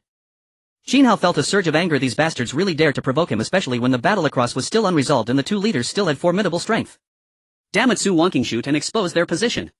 Su Wanqing and Lilia hurriedly shot toward that direction, with Zhao Zihan and the others assisting. Whoosh! Whoosh! Arrows rained down like a storm. Although their vision was obscured by the blinding white light, with the enhancement of the physique-strengthening potion, Su Wanqing could still discern their surroundings. Her arrow hit one of the lackeys on the arm, causing him to scream in agony. Ah! A man from the Black Wolf Guild screamed. Although he dodged quickly, he only avoided the fatal blow to his heart, taking it on his arm instead. The intense pain made him feel as though his arm was about to be ruined. With Sun Xiaoshan's flashbang and the cries of his lackey being shot. At that moment, both Qin Hao's and the Black Wolf Guild's positions were directly revealed to the barbarian king and his followers. Amidst the great battle, neither the barbarian king nor the Bao Queen expected that there would be other forces present. What on earth do these pests want? Are they trying to pick fruit from the middle of the road? This was a decisive battle between their two tribes. It was outright that these people wanted to engage in underhanded dealings and reap the benefits. Gaga gaga. Wala bala. The barbarian king and the Bao Queen were furious. These little bugs actually dared to try to take advantage. Instantly, the two tribes ceased fighting. Bababo. The two leaders were enraged, seemingly deciding to first eliminate these third-party guys before determining the winner. Gaga gaga. Instantly, the two tribes turned their weapons towards Qin Hao and the Black Wolf Guild, planning to wash them in blood. Then the barbarian king and the Bao Queen led their teams, charging toward the locations of Qin Hao and the Black Wolf Guild. Qin Hao and the others widened their eyes. It could be like this. They were in the midst of a battle, almost determining a winner, yet they directly gave up, intending to first eliminate the third party. Zhao Zihan was startled and said, "While the barbarian king is leading the charge, what should we do, brother Qin Hao?" She clung tightly to Qin Hao, her ample bosom pressing against him. That soft and warm sensation left Qin Hao somewhat dazed. This girl was truly tempting, and he could not force himself to act on it right now. Qin Hao composed himself, saying, "No worries, let me exchange a few moves with that heavily injured barbarian." At present, this barbarian was heavily wounded, and his extraordinary ability had just been released. As a fellow elite level 2, he should secure victory. For he had recognized his strength from the Romanians and could only describe it in 5 words: exceedingly powerful. There was no possibility of escape today. He intended to face off against the elite level 2 barbarian king. Sun Yan looked at Qin Hao, feeling worried yet also filled with a sense of security. Qin Hao was simply too powerful. At this moment the king of the barbarians led a charge towards Qin Hao, followed by numerous barbarians with dozens in sight. Thus the blood-soaked king of the barbarians came forward with an impressive presence and heroic demeanor. While Qin Hao silently cursed that team, he couldn't help but focus all his attention. At this moment he began to unleash his abilities as the barbarians aimed to kill him, and the Bao Queen joined and let the battle commence. No, it's the domain aura. Domain aura, appear before me.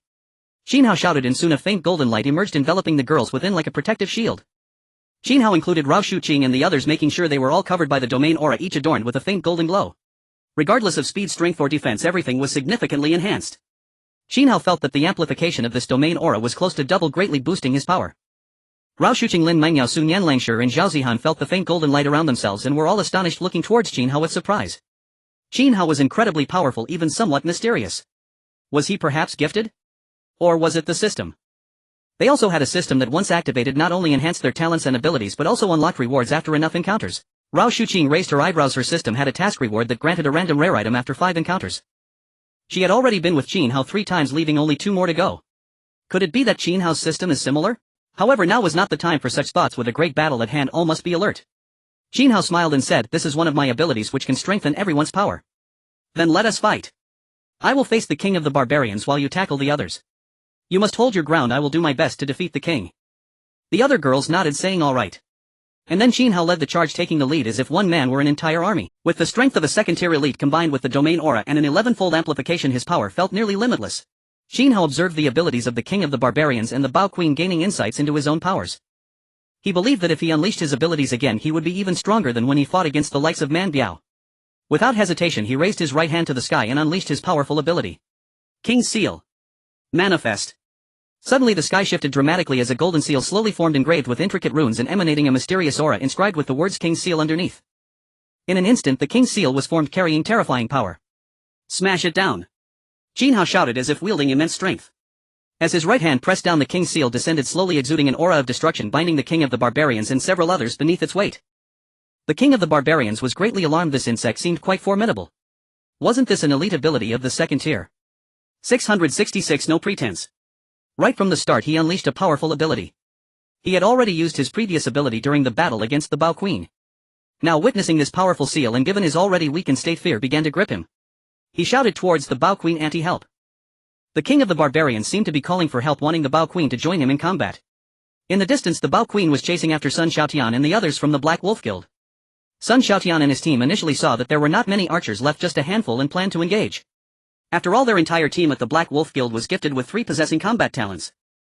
Sun Xiaoshan's talent allowed him to transform into a bear man, granting him the strength and defense of a bear, making him significantly stronger. With his talent activated, he could easily double his strength, which was his confidence as a member of the Black Wolf Guild. This also allowed their spacecraft to quickly reach the 3rd tier, and it was not far from the 4th tier. The talent of Maho was to transform behind, allowing him to appear behind enemies in an instant, significantly enhancing his speed. With a surprise attack he could definitely achieve remarkable results. Another member named Yinfeng had a talent for charging which required prior activation. He could store power in his weapon or limbs, needing a charging phase, but once charged his strength would be tremendously powerful, possibly reaching 3 to 4 times his normal strength. These 3 were the combat types in the team, while the rest had supportive or enhancement talents. However, after a few exchanges with the Bao Queen, Sun Xiaotian and his team immediately regretted it, realizing they seemed to be outmatched. He shouted, "Brothers, she's a bit strong, let's retreat." He found that the Bao Queen seemed weak but was actually incredibly powerful, and he quickly led Maho and the others to flee. Sun Xiaotian decided it was best to retreat and let the other teams engage with the second-tier elites. He would pick up the pieces later. After all, the Bao Queen was a second-tier elite, not someone he could handle. The Bao Queen began pursuing the female archers, continuously firing arrows. However, upon hearing the king of the barbarians' cries for help, she felt a moment of concern. It would be best if that powerful insect simply crushed the king of the barbarians, then she could take over his territory. However, if such a thing occurred, the Bao Queen would bear the disgrace of betrayal, and the tribes in the core area would definitely scorn her. Thus she turned back. The Bao Queen began shooting arrows at Qin Hao, aiming to disrupt his spellcasting. Powerful arrows flew towards Qin Hao. Qin Hao frowned. While his ability initially seemed invincible, being interrupted during the casting process could indeed be troublesome. He took out a special material large sword and began chopping down the incoming arrows one by one. Then the power of the King's Seal he cast this time had also significantly improved, crashing down. It pressed down upon the king of the barbarians and other creatures, producing a thunderous sound. The king of the barbarians resisted with a large sword, but it broke, and as the force continued to press down, their bodies were directly embedded into the ground, unable to withstand such power. After all, aside from the king of the barbarians, the other barbarians were too weak and they ultimately could not resist. The king of the barbarians let out a painful cry, nearly crushed by that immense force, and then his life completely faded away. In one strike Qin Hao managed to eliminate the king of the barbarians and over a dozen other barbarians. Such a shocking scene was deeply etched in everyone's mind. Rao Shuqing and Sun Yan were left dumbfounded. Even the Bao Queen was stunned. In the distance the monkeys clinging to the trees widened their eyes. It was as if time had come to a standstill at that moment. The faces of those present were filled with disbelief. A powerful level 2 elite barbarian king was killed by Qin Hao with a single strike instantly. What kind of monstrous strength is this? Zhao Zihan's mouth was agape as if an apple could fit inside. She exclaimed, Qin Hao, your strength is just too formidable. She currently possessed the strength of a level 1 high tier, having just expended great effort to slay a single barbarian. Yet Qin Hao with one strike not only killed the barbarian but also took the lives of over a dozen others. At this moment the Bao Queen had stopped in her tracks, even beginning to retreat. What a joke! That powerful barbarian king was merely a match for that insect, causing her worldview to begin to crumble. What? How can he be so powerful? The monkey in the tree screamed, nearly falling down. He quickly shouted to Sun Xiaotian, boss, it's bad run. This guy is not something we can contend with right now. Sun Xiaotian on the ground was unaware of what had happened. He frowned and said, what are you shouting about? You're just causing chaos. What's so shocking? Speak slowly. All of us have talents, 3 combat talents. Once they exhaust their strength we can pick up the pieces.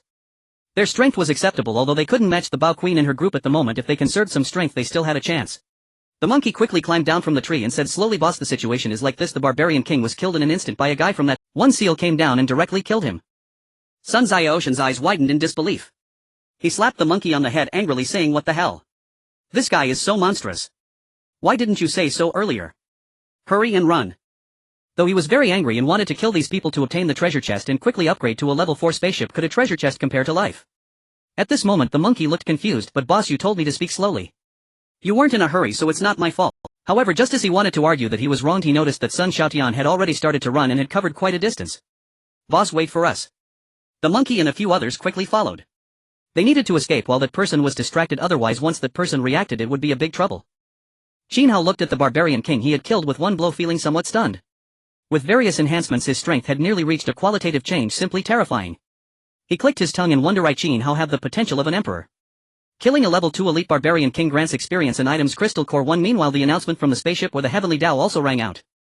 Endless Star Domain Zone 1 announcement. Congratulations to level 1 Blue Star player Great Wall Guardian for becoming the first in this zone to slay a level 2 elite barbarian king. Reward Bronze Treasure Chest 1. Endless Star Domain Zone 1 announcement. Based on the Endless Star Domain and the Planetary Zone, an area communication section has been unlocked. Endless Star Domain Zone 1 announcement. The Strength section is now operational. Players authorized by the spaceship can probe opponent's strength limited to 3 minor realm intervals of their own strength. Endless Star Domain Zone 1 announcement. Combat power classification chart attached. Qin Hao and Rao Shuqing were slightly stunned after Qin Hao killed the barbarian king. It actually triggered an announcement for the whole server.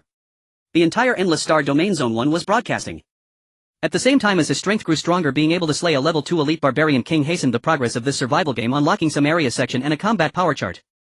Qin Hao also stared blankly and opened the spaceship panel.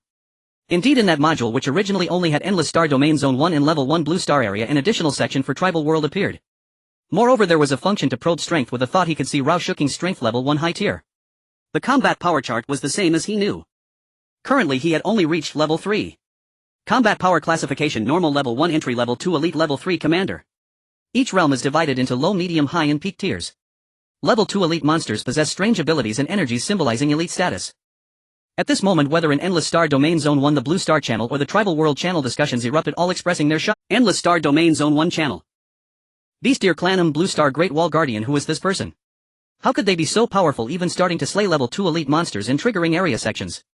Desolate God Clan, what a character. I didn't expect this Blue Star to be hiding such talents. I think I've encountered a team in the Tribal World that was also from Blue Star, but they were too weak, not even worth engaging. Could it be they were pretending to be weak? Qin Hao felt embarrassed. The members of the Desolate God Clan clearly compared to powerful civilizations like the Romanians. If they truly encountered other Blue Star people with their fragile state, if they weren't killed in 2 strikes, it would already be a miracle. Blue Star channel. Battle Joy. Wow, Great Wall Guardian is awesome. So impressive. Do those civilizations still dare to look down on us? Blue Star.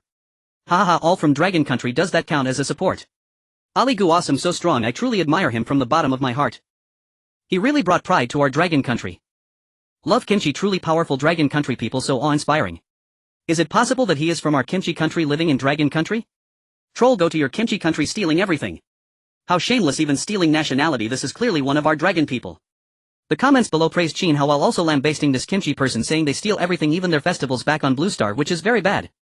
Funmaker the troll is still a military general in this environment. He still needs the keyboard warrior to hold the scene. Qin Hao defeating the level 2 elite barbarian king was bound to cause a huge uproar, and as expected all three channels exploded. If they knew that Qin Hao had killed with a single strike, they would not know what kind of spectacle it would be. Although the Tribal World channel had just opened, it also began to receive information. In the world of tribes. Quick lie down or well become ancient history. The Endless Star Region Zone 1 is vast with complex powers and much information not found within the tribe world. Amidst such chaotic information, finding useful details is rare and communication is difficult. Now having this module for the area makes things much more convenient. Qin Hao casually left a comment after all this achievement was his own, leaving a mark. The comments section was instantly ablaze. This was too pretentious, flaunting such subtle arrogance, calling himself an ancestor. Moreover, the friends of Qin Hao in the tribe world felt immensely honored to be at the same docking point as the big shot. The group of friends began to flatter him, for Qin Hao was not only the first to upgrade to a level 4 spaceship but also the first to defeat a monster of second level elite strength, incredibly formidable. Meanwhile, Sun Xiaotian and others from the Black Wolf Guild who were fleeing rapidly were equally astonished. They naturally received this information. Ma Hou widened his eyes, exclaiming, "Boss, I can't believe it. The one who just killed the barbarian king was actually the Wall of the Great Wall. No wonder he dared to bring a bunch of women out by himself." Ma Hou was also shocked. Defeating the barbarian king in one blow was incredibly powerful, and the wall he spoke of was a level 4 spaceship. The other little brothers from the Black Wolf Guild were equally stunned. No wonder he dared to lead alone. Everything seemed to have a reason. After all, they had encountered a team of all girls at the last stop, and they had all been captured, becoming the concubines of the Black Wolf Guild. This team clearly had immense confidence. They didn't even run upon seeing them. Sun Xiaotian was also feeling distressed, irritatedly saying, "I know, no need to remind me. For now we can only escape. Let's hide far away and avoid any interaction with him. After all, after this stop the next one might not be in the same location, then we can be safe." Even Sun Xiaotian felt a bit anxious. After all, this tribe world docks for 7 days unless he stays on the spaceship and doesn't go out, otherwise there's still a chance of encountering him. If they were to face the Wall of the Great Wall for an account later, they would undoubtedly be unable to resist. Sun Xiaotian and Ma Hou fled even faster, distancing themselves from this area. In the scene, Qin Hao turned off the holographic projection screen. Now was not the time to chat with them. He still had to deal with the Bao Queen. Though it seems lengthy, it all occurred in the blink of an eye. This series of events took only a little while. At this moment, Qin Hao turned his gaze toward the Bao Queen. The Bao Queen was beginning to retreat slowly. Upon seeing the barbarian king killed in one strike, she felt a deep sense of helplessness. Qin Hao observed the Bao Queen. She wore a crown and had long purple hair. Her demeanor was decent, but her appearance was rather ordinary and her skin had a slight tan. Perhaps this is related to the tribe world. Qin Hao thought it would be better to eliminate her. He had a preference for looks. Moreover, Qin Hao awkwardly said, "Oh no, I accidentally killed the barbarian king without leaving any for you to assist with, right?" In this way they would miss out on some experience. Qin Hao felt that after defeating the barbarian king his strength had improved significantly. If he could kill a few more powerful kings, he might soon advance to a second-level elite. Rao Shuqing laughed, saying, "It seems not right. When we were fighting the barbarians we were also within your aura, and it seems we gained some experience." Sun Yan blinked her big eyes and said, "Yes, I feel my strength is almost at first level high."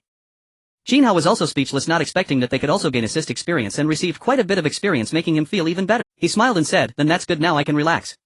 He could kill the Bao Queen alone and they would also receive some experience. Now as the battlefield unfolded with Qin Hao's aura field activated, Rao Shuqing, Lin Mangyao, Sun Yanlang, Shi Zhaozihan, Lu Shuang, Su Wanqing and Lilia surged forward like a tide. They originally had strength of level 1 middle and level 1 high. Under the influence of the aura field they were extremely brave, overwhelming the barbarians.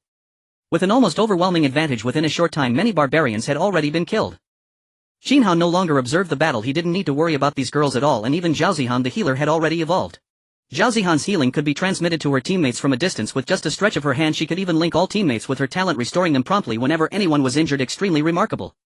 Perhaps it was due to her becoming more familiar with her talent, or perhaps her talent was enhanced after activating the harmony system with Qin. At this moment Qin Hao turned his gaze to the retreating Bao Queen and said with a smile, "Bao Queen, why rush to leave? Come and fight with me." Qin Hao took out a special large sword and charged forward. Though the Bao Queen's skills had been exhausted, his own king seal had just been cast and was cooling down, unable to be used a second time in a short period. At this moment the crown-wearing Bao Queen threatened, "Don't come any closer or we'll both perish." Qin Hao, who was charging forward, was taken aback for a moment. It turned out he could understand what she was saying. What had they been saying before? Something like Gugu Gaga, Weibi Labu. Actually, after awakening his talent it seemed that languages had become comprehensible. He had been puzzled at first, not expecting to understand the Bao Queen's speech. Perhaps because the earlier Gugu Gaga was their dialect and now he was speaking in a way that made sense.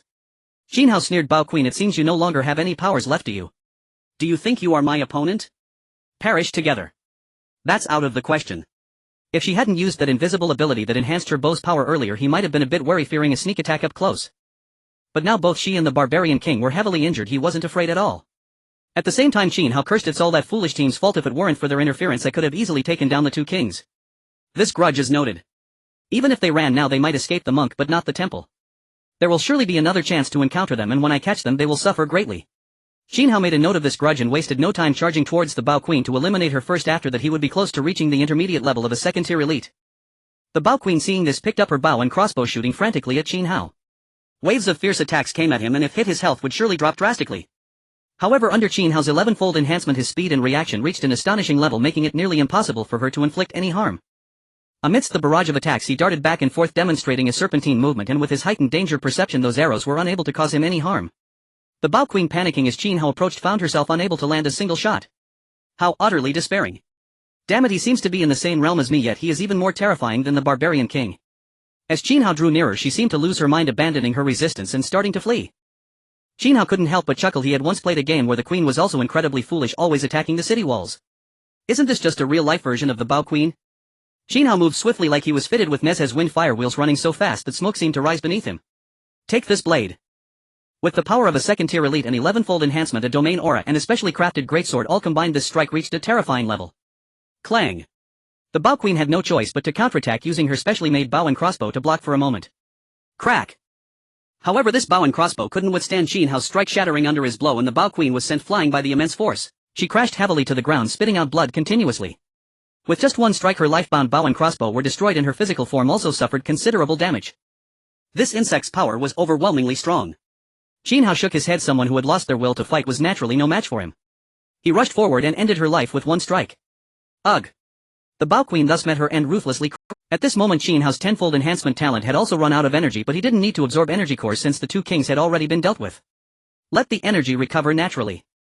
Upon defeating the second-tier elite Bao Queen he gained experience dropped items and obtained a crystal core 1 and a bronze treasure chest 1. With the defeat of both the barbarian king and the Bao Queen along with the previous monsters his experience had increased significantly. Thus his strength broke through to the intermediate level of the second-tier elite bringing him immense joy. He noticed that the other girls also gained some experience and improved their strength. With the fall of the Bao Queen she dropped some items. Qin Hao was a little stunned. This second-tier elite monster indeed had a high drop rate yielding a bronze treasure chest which was quite good. He noticed that the earlier barbarian king also had a crystal core and he activated his true sight to scan. Crystal core can be considered a type of energy source. Absorbing it can restore supernatural abilities and other benefits. Qin Hao was dumbfounded. It could actually restore supernatural abilities. If he could unleash the royal beast seal twice in a short time it would surely be immensely powerful. But at the same time if cast multiple times it would place a great burden on the body. As Qin Hao's battle concluded Rao Shuqing and the other girls also finished off the remaining barbarians. Qin Hao said alright, let's take out these archers too. He was determined to eradicate all threats even though these archers posed no danger to him. Yet as a Blue Star person he knew better than to be careless. After all there is a saying about 30 years of east and 30 years of west. Zhao Zihan bounced over saying okay brother Qin Hao, I did great. I just took down 2 barbarians. Qin Hao felt somewhat pleased. These girls were quite capable, all having talent, and after taking the body enhancement potion and fighting monsters their strength was no longer weak. In the following time Qin Hao and the group of girls began to clear the area. Lin Shi shot arrows frequently using her freezing talent. Even if she didn't hit a vital point directly her freezing ability could still freeze blood and reap. Lin Mengyao fought while unleashing her furious lion's roar. The other girls also displayed their unique skills and together they quickly took down the archers present. At this moment on the battlefield only Qin Hao and the bloodied girls stood tall. All enemies had fallen and the ground was littered with corpses and broken limbs. Sun Yan and the others had also undergone a baptism of blood. Some of their clothes were torn and some were quite injured yet none of them let out a cry. Qin Hao revealed a bright smile saying, are you all alright? Is anyone crying? At his words the tense and grim atmosphere was immediately shattered. The girls pouted and replied, this is nothing. What do you mean by that? Yeah Captain, you underestimate us, we're quite capable too. Qin Hao looked at Su Wanqing and laughed saying, still putting on a brave front. You have an arrow stuck in your arm, hurry and have Zihan treat you. As soon as Qin Hao finished speaking Su Wanqing seemed to feel the pain. Her arm had been pierced by an archer's arrow still lodged in her flesh. Su Wanqing looked at the wound on her right arm and gasped. With misty eyes she said, woo woo, it really hurts. Zihan, come treat me, it's killing me, woo woo. Zhao Zihan hurried over gently transmitting healing energy to Su Wanqing and then slowly pulled out the arrow. SSS. Su Wanqing gritted her teeth. How could pulling out the arrow hurt so much? Afterwards Zhao Zihan continued treating the other girls. Having just fought a heated battle she hadn't had enough time to treat them. Not long after all the girls were treated by Zhao Zihan and had mostly recovered. Seeing that everyone was fine Qin Hao quickly said, let's hurry and loot the treasure chests. After we finish looting here we still need to go to the barbarian king's tribe, we mustn't let anything slip by. Lin Mengyao and the others nodded. Qin Hao rushed in first activating his true sight to scan the area. Inside one camp there lay a silver treasure chest that required defeating the Bao Queen first to access. Beneath the enormous arrow tower there was a treasure chest that needed to be opened. In the entire Bao Queen's tribe there was only one bronze treasure chest and one silver treasure chest. After the Bao Queen was slain, the Arrow Tower had also been destroyed, thus Qin Hao and his group easily acquired these 2 treasure chests. Acquired bronze treasure chest 1. Acquired silver treasure chest 1. Qin Hao thought to himself, this is the territory of a second-tier elite. The rewards are rather meager, not even a golden treasure chest. If there were other teams here, they would definitely be cursing. Some teams worked hard and didn't even manage to find a single treasure chest, yet he was still dissatisfied.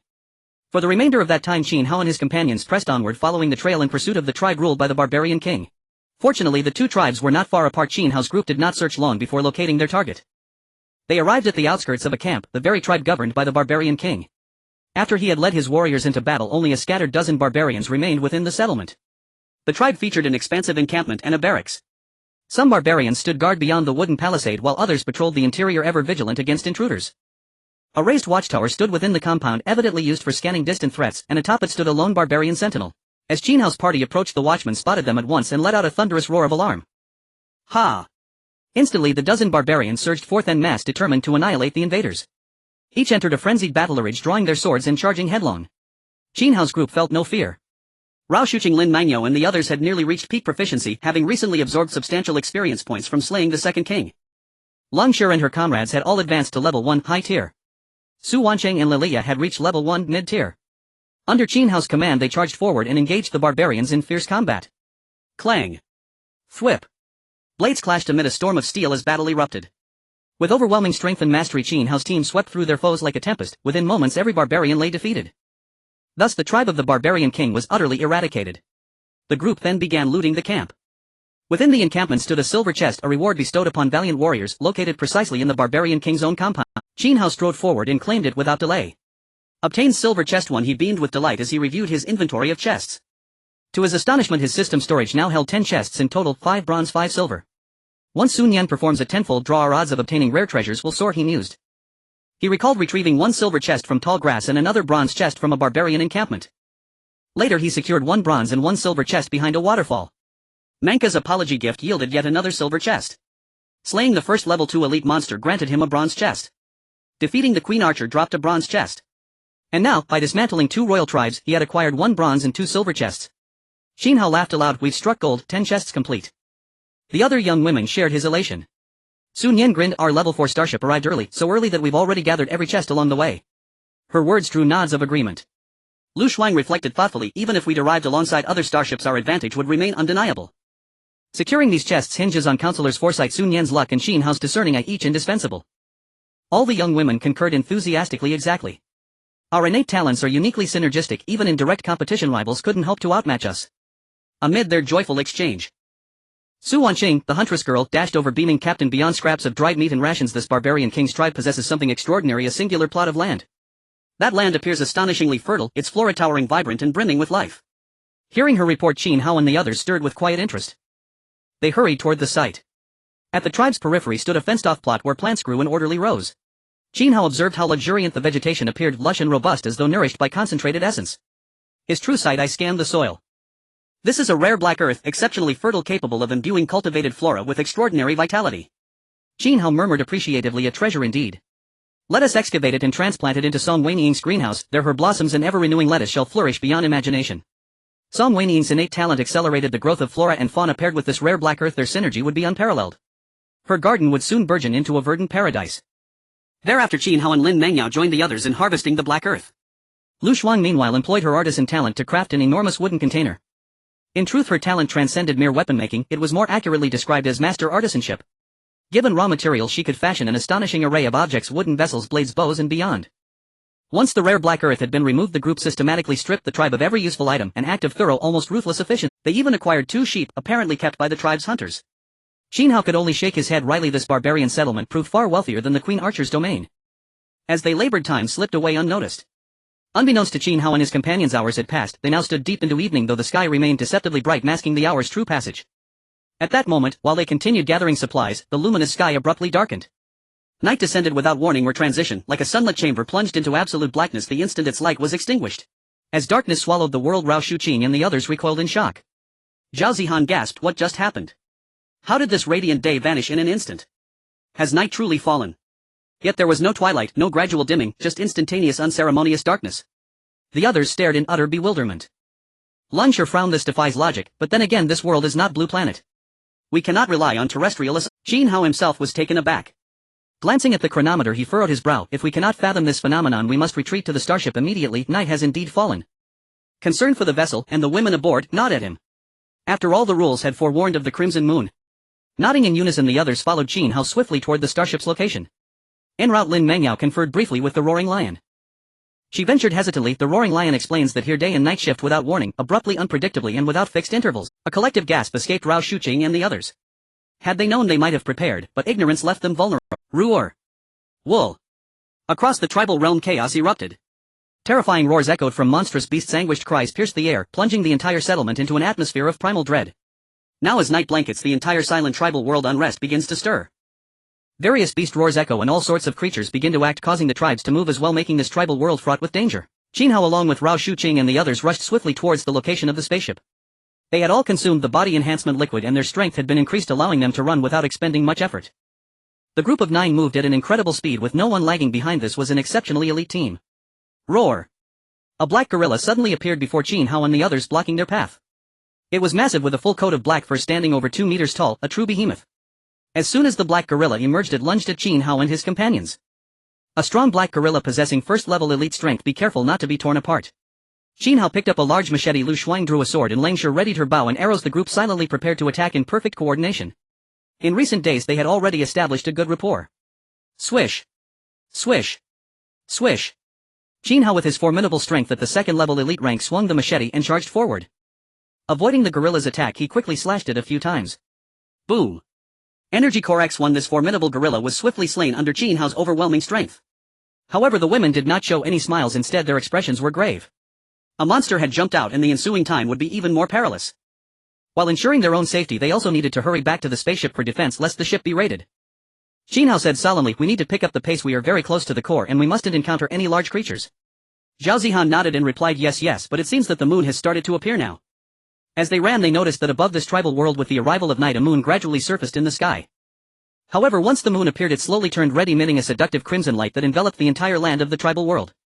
The entire tribal world was illuminated by the red moon, plunging it into an eerie crimson atmosphere.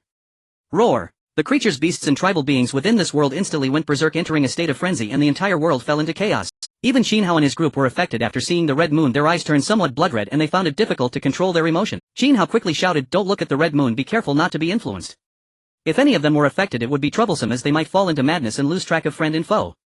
Rao Shuqing and the others also hurriedly shifted their gaze forward, no longer looking at the red moon. Su Wanqing frowned and said, this red moon is too domineering, isn't it? Not only has it made those beasts and creatures go mad, but we almost fell under its influence as well. At this moment Lin Mengyao said, looking a bit uncomfortable, Captain, these roaring lions after being affected by the moon seem to be losing control. These roaring lions which Lin Mengyao had tamed had always been obedient and were a great help to her. She alone could match several girls. Now as they returned to the spaceship Lin Mengyao planned to bring these roaring lions back to keep in the animal room, releasing them to tear apart enemies whenever battle arose. However, with the arrival of the red moon these roaring lions had begun to riot. Qin Hao frowned and said, in that case Mengyao, let these roaring lions go, let them do as they will. They are likely creatures of this tribal world, often influenced by the red moon and difficult to control. We'll have to find other beasts during the day. Lin Mengyao nodded and released the roaring lions, allowing them to return. Once released these roaring lions dashed into the dense forest, seemingly ready for a battle. However, Lin Mengyao and the others could no longer afford to worry about that. In the ensuing time Qin Hao and his group successively hunted down about 5 or 6 beasts that had lost their reason, all possessing mid-level first-tier strength. Among them there were even some with first-level elite and even top-notch strength, extremely formidable. Thankfully Qin Hao and his group were strong enough to easily slay them, otherwise it would have been difficult for other teams. As they escaped, Qin Hao couldn't help but feel relieved, saying, although it was quite dangerous, thankfully we didn't encounter any second-level elite monsters blocking our way, or it would have been troublesome. Just as he finished speaking, whether by coincidence or by his own ill fortune, a powerful wave surged from the absolute core of this tribal world, terrifyingly strong. Scary. With a sound of howling, all the creatures within the tribal world began to tremble. Qin Hao quickly looked back. In the distance behind him, high above the core area, a massive creature appeared. This creature had a terrifying head with rows of sharp teeth that seemed capable of biting through anything in the world. It had 4 claws, 2 in front and 2 in the back. It possessed a pair of wings that flapped continuously, making it appear like the king of the skies. Its entire body was a vibrant red. Upon closer inspection it turned out to be a colossal flying dragon. Scary. Roars echoed, resonating throughout this tribal world, seemingly suppressing the very bloodlines of all creatures, making them tremble. This flying dragon could even breathe fire. It circled in the air, sweeping over numerous prey, and whenever it spotted something it liked, it would unleash a blast of flames, incinerating the prey. Unbeknownst to them, due to its wide field of vision in the air, it seemed to have spotted Qin Hao and the others, locking its gaze on Qin Hao as if he were a delectable morsel. In the distance Qin Hao also swept his true vision across. A terrifying flying dragon capable of breathing fire and unleashing terrifying flames possesses mid-level second-tier elite strength. Qin Hao gasped in shock. This flying dragon was indeed terrifying. Is this creature planning to eat him, thinking he is a second-level elite? He had already run so far outside the core area, the difference between them was immense, so it shouldn't come after him. As Qin Hao and his companions had already run far enough to escape the core area, the flying dragon, although it had spotted them, chose not to pursue, instead opting for closer prey. This flying dragon began to spit fire at nearby prey or swoop down rapidly, using its claws to kill with remarkable power. As for what happened behind them, Qin Hao and the others were unaware. After running for some time, they could finally see their spaceship in the distance. Having navigated numerous obstacles, they finally managed to break through the encirclement and were very close to the spaceship. Qin Hao observed that the girls present, Rao Shuqing, Lin Mangmiao, Sun Yanlang, Shi Zhaozihan, Lu Shuang, Su Wanqing and Lilia, were all sweating with fear. Clearly the sight of that flying dragon had terrified them. It appeared overwhelmingly powerful. Sun Yan, trembling in fear, said, "That dragon scared me to death. It's too powerful. If it were to pursue us, we would be in big..." Zhao Zihan chimed in, "Indeed, it's practically a big boss. Among us only the captain can possibly fight it." At this remark the other girls began to discuss amongst themselves. Qin Hao nodded and said, "Indeed, it is powerful. This great dragon might be the big boss of the tribal world, an elite level 2 stronger than even the king of barbarians." Everyone gasped in shock, realizing that its strength surpassed even the 2 tribal leaders they had just encountered. Ultimately, amidst their discussions, Qin Hao and his group returned safely to the spaceship. At this moment the spaceship was very calm. There was no battle and no one was on guard outside, creating a peaceful scene. After witnessing this, Lang Shi and the others felt a bit uneasy. Such tranquility made them wonder if something unexpected had happened. Could it be that they were all wiped out? It wasn't until they approached closely that there was movement inside the spaceship. The spaceship opened its hatch, led by Li Mengmeng and Ling Xiaoke, who hurriedly emerged with a group of girls to welcome them, creating a welcoming path. Seeing everyone safe and sound, Rao Shuqing and the others were very pleased. Su Wanqing pouted and said, "Mengmeng, you all were hiding in the spaceship without any noise. We were scared, thinking something might have happened to you." Li Mengmeng and the others, who were in the midst of welcoming, felt a bit embarrassed upon hearing this. Li Mengmeng awkwardly replied, "Well, it was too safe inside the spaceship, so everyone was busy with their own tasks, taking turns on duty, and we just gathered to welcome you now." As Li Mengmeng spoke, Qin Hao was taken aback. Was it really that relaxed? Qin Hao, intrigued, asked, "Mengmeng, was the spaceship not attacked? It was surprisingly so peaceful." Qin Hao's words piqued the interest of the girls. Ling Xiaoke quickly added, "Brother Qin Hao, our spaceship was indeed attacked, but we managed to repel them." She then explained to Qin Hao and the others about their defense process. After Qin Hao and the group left, the spaceship waited for a long time without any biological attacks. It wasn't until much later that the spaceship finally encountered an enemy that intended to attack. It was a group of goblins, small and ugly, with green bodies. Upon seeing the beautiful girls left behind in the spaceship, they immediately became brazen, wanting to capture them for breeding. Then Li Mengmeng and the others ordered the spaceship to attack, unleashing the full power of the bow and crossbow towers, laser cannons and mortars, 3 powerful weapons. There was no need for team leader Qin Hao or life committee member Su Jejia to intervene. All the goblins attacking, this time numbering over 10, were killed by the spaceship's weapons. Zhao Zihan's eyes widened in surprise as she exclaimed, "Goblins are attacking. Aren't they the ugly race known for capturing women of other species for breeding? It sounds a bit terrifying. I remember in the World Channel there were girls from another team who were captured by goblins to breed. It was tragic." Qin Hao smiled and replied, "As long as they are fine, our spaceship's attack is still powerful." Currently Qin Hao's spaceship was a level 4 vessel equipped with 3 types of weapons. He glanced at the panel. IDA 1001 spaceship, low configuration level LV.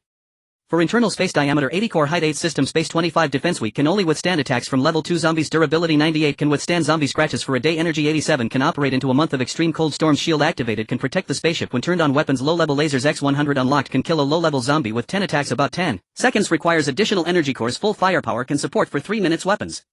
Crossbow towers X3 unlocked, powerful crossbows that require wood, etc. Weapons mortar X1 can lock onto single entities for significant damage, auto pickup unlocked, automatically collect dropped items within 80 meters, jump not unlocked, spaceship configuration construction, water tank, swimming pool, study room.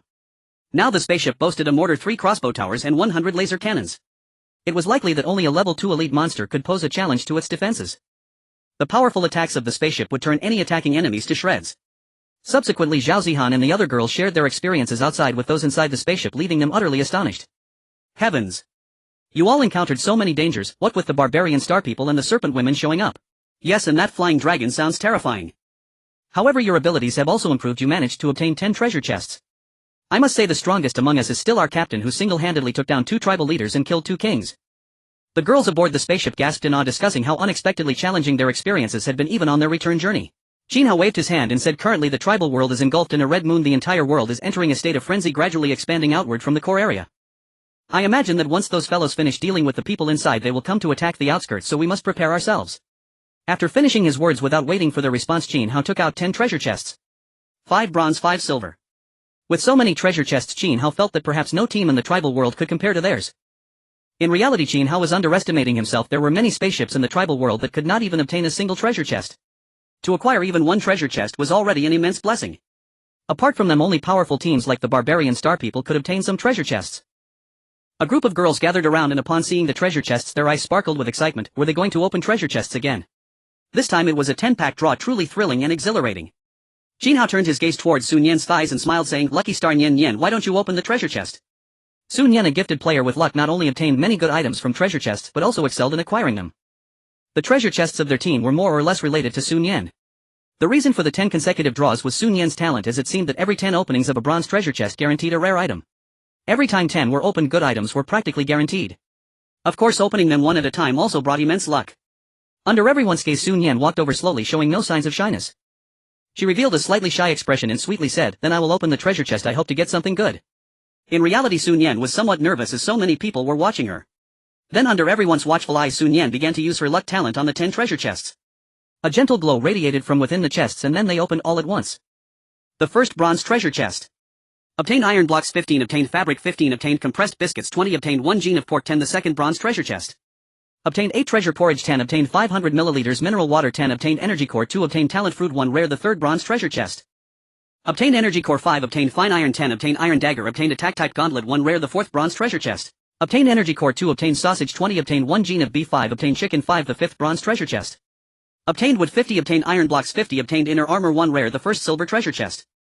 Obtained energy core 20, obtained upgrade fragments 20 rare, obtained mental helmet 1 rare. The second silver treasure chest. Obtained energy core 15, obtained 1 gene of pork belly 50, obtained anomaly fruit 1 rare. The third silver treasure chest. Obtained energy core 10, obtained upgrade fragments 30 rare, obtained talent stone precious. The fourth silver treasure chest. Obtained energy core 20, obtained upgrade fragments 20 rare, obtained divine iron 10 precious wish pool 1 premium. The fifth silver treasure chest.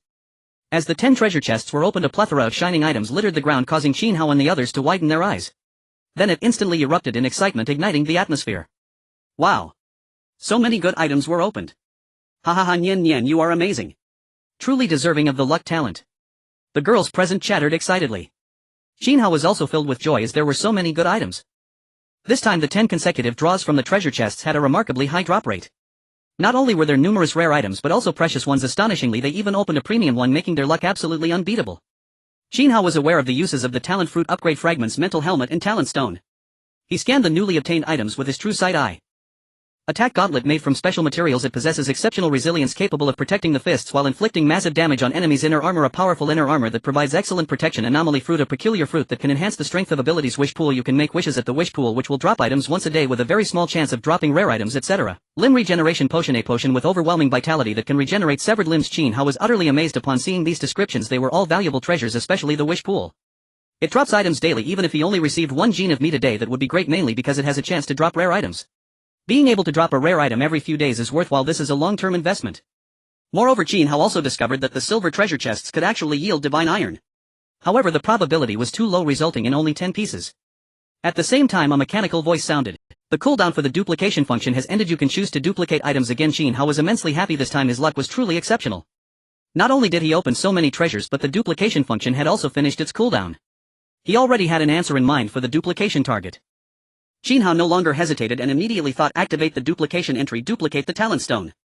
Current duplicable object, precious item, talent stone duplication, process 8,000 copies per day. Do you wish to duplicate? Yes. Qin Hao watched as the talent stones continuously duplicated in the system space.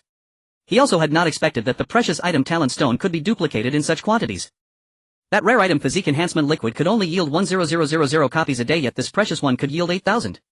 Once the duplication was nearly complete, he could distribute them to everyone. The talent stone is definitely a great item. It not only allows those without talent to possess it but also grants an additional talent to those who are innately talented. By then they would all be players with talent, undeniably powerful. Moreover, if Qin Hao were to recruit some other spaceship girls for his own strength, he could also grant them talent. Those Black Wolf Guild General Yuan and Little Fairy Alliance, no matter how they sought out talented individuals, could never compare to him. Because there are still many people without talent, he can recruit some of those without talent alongside those with talent. Subsequently, he briefly explained the uses of these items to everyone. The other girls were already aware of Qin Hao's abilities and they were not surprised at all. Qin Hao sorted through his valuable items. Common items, special axes 12, longevity potions 3, tuna. Rare items, talent fruit 2, anomaly fruit 1, special material, great sword, dragon spirit fruit 2, shackling fruit 8, mental helmet 2, speed type battle boots 1, antidote 1, upgrade fragments 170, attack gauntlet 1, bulletproof vest 1, inner armor 1, physique enhancement liquid 6. 90000 precious items Glock pistol 1 divine iron 80 limb regeneration potion 1 talent stone 500 in duplication premium items extreme cold storm treasure map 1 cycle invisibility talisman 1 wish pool 1 At this moment the girls were still in high spirits over the good items they had opened. At this time something even more surprising happened to them. They saw Qin Hao surprisingly take out many talent stones. Some girls without talent were so excited that tears were almost about to fall was the long-awaited event finally happening. Water spraying talent mining talent. Those girls without talent during these days saw their talented classmates shining brightly while they felt helpless and a bit envious making them feel useless. Now seeing Qin Hao take out so many talent stones a mix of emotions surged within him. Qin Hao also noticed the expressions of the crowd and said softly I am also very concerned about those who have not awakened their talents. Now that my copying talents cooldown has ended in order for everyone to have talents to unite and cooperate and to survive better on this space, thus I chose to copy the talent stones this time there will be plenty of talent stones. As Qin Hao's words echoed and he presented a pile of 30 talent stones the girls on site were instantly shocked their minds going blank. The captain has always been concerned about everyone they thought that since they had not awakened their talents they could be abandoned at any moment by this. Unexpectedly Qin Hao had already cared about this. As soon as the cooldown for his copying talent ended he copied the talent stones. Lin Mengyao and Lang Shi upon seeing this scene were also happy for everyone. Once everyone possessed talents these girls would no longer be sad alone. Then there would be no feeling of being out of place as they would all share common topics. Rao Shuqing also knew how hard it was for these people. These days had been tormenting apart from a few like Su Wansheng who had gone out many girls on this spaceship had not gone out even once. Her heart softened and she gently said classmates you have worked hard. Come and use the talent stones to awaken your talents. Afterwards Qin Hao distributed all these talent stones. As the girls received the talent stones they trembled with excitement finally on the verge of possessing their own talents. Qin Hao had enough talent stones. He looked at Rao Shuqing and Lin Mengyao and smiled this talent stone is extraordinarily remarkable those who are innately talented can also use it to possess 2 talents. Let's all use the talent stones soon everyone will have talents forming the strongest team for survival on this spaceship. Rao Shuqing and the others were also immensely happy possessing 1 talent was already immensely useful and having 2 would be incredible right? Who could stand against their team? Next all the girls in Qin Hao began to use the talent stones. They started to follow Qin Hao's instructions holding the talent stones and using their mental senses on them. Then a shocking scene unfolded. The talent stones transformed into beams of light and merged into each of their bodies. The class representative by Schwer exclaimed in delight I awakened my talent. But why does my talent feel a bit improper? Li Mengmeng blinked her big eyes and looked at Bai Schwer saying oh Schwer what talent did you awaken? Bai Schwer awkwardly replied my talent is water spraying. Upon hearing this the group of girls turned their heads some with interest revealing that it was indeed the water spraying talent. Water spraying is great we can take baths outside in the future. Is the water powerful? If the impact is strong it might knock someone out. Qin Hao also looked over pondering the water spraying talent thinking that there would be plenty of water in the future so they wouldn't have to worry about a lack of drinking water. He thought for a moment and casually suggested 2 uses for Bai Schwer saying Bai Schwer you could combine your water spraying ability with Lang Shi's 1 for spraying and 1 for freezing. Or you could practice your talent more compressing the water to the utmost limit using it as a water gun to launch sneak attacks which would also be quite effective. Qin Hao felt that if Bai Schwer could use her talent well in the future she might be able to shoot out a powerful water arrow unexpectedly which could deal considerable damage to enemies. After using it Bai Schwer also realized that her talent could indeed be quite useful and she no longer needed to worry about being useless. Bai Schwer thought that she could provide water sources for the spaceship in the future allowing Konglinger to purify it before placing it into the water reservoir. She looked at Qin Hao with a smile appreciating that the captain was clever and always came up with brilliant ideas. Back when she explored the twin stars with Qin Hao she had already known he was quite intelligent. Thinking of the twin stars Bai Schwer felt a bit flushed recalling the vulgar words she had spoken. At that time she was afraid that Qin Hao would accept those women from that country and in a moment of panic she had said embarrassing things about letting Qin Hao sleep with her and doing the splits. The more Bai Schwer thought about it the more embarrassed she became hoping that Qin Hao would not remember. At that moment a girl awkwardly spoke up aha my talent is mining which seems a bit too useless right? The group of girls looked over mining talent. Is it real mining or is it something else? The girl was Hu Meyer who had remarked before that the spaceship was still mining. Qin Hao was also intrigued recalling Hu Meyer's words. This talent indeed suited her making her a true golden miner. He complimented mining is great in the future if we encounter iron ore or any strange stones you can go mine them. You should be quite fast at it right? Hu Meyer seemed a bit shy she felt awkward about awakening such a talent. She replied hesitantly oh okay I think I can sense mineral types.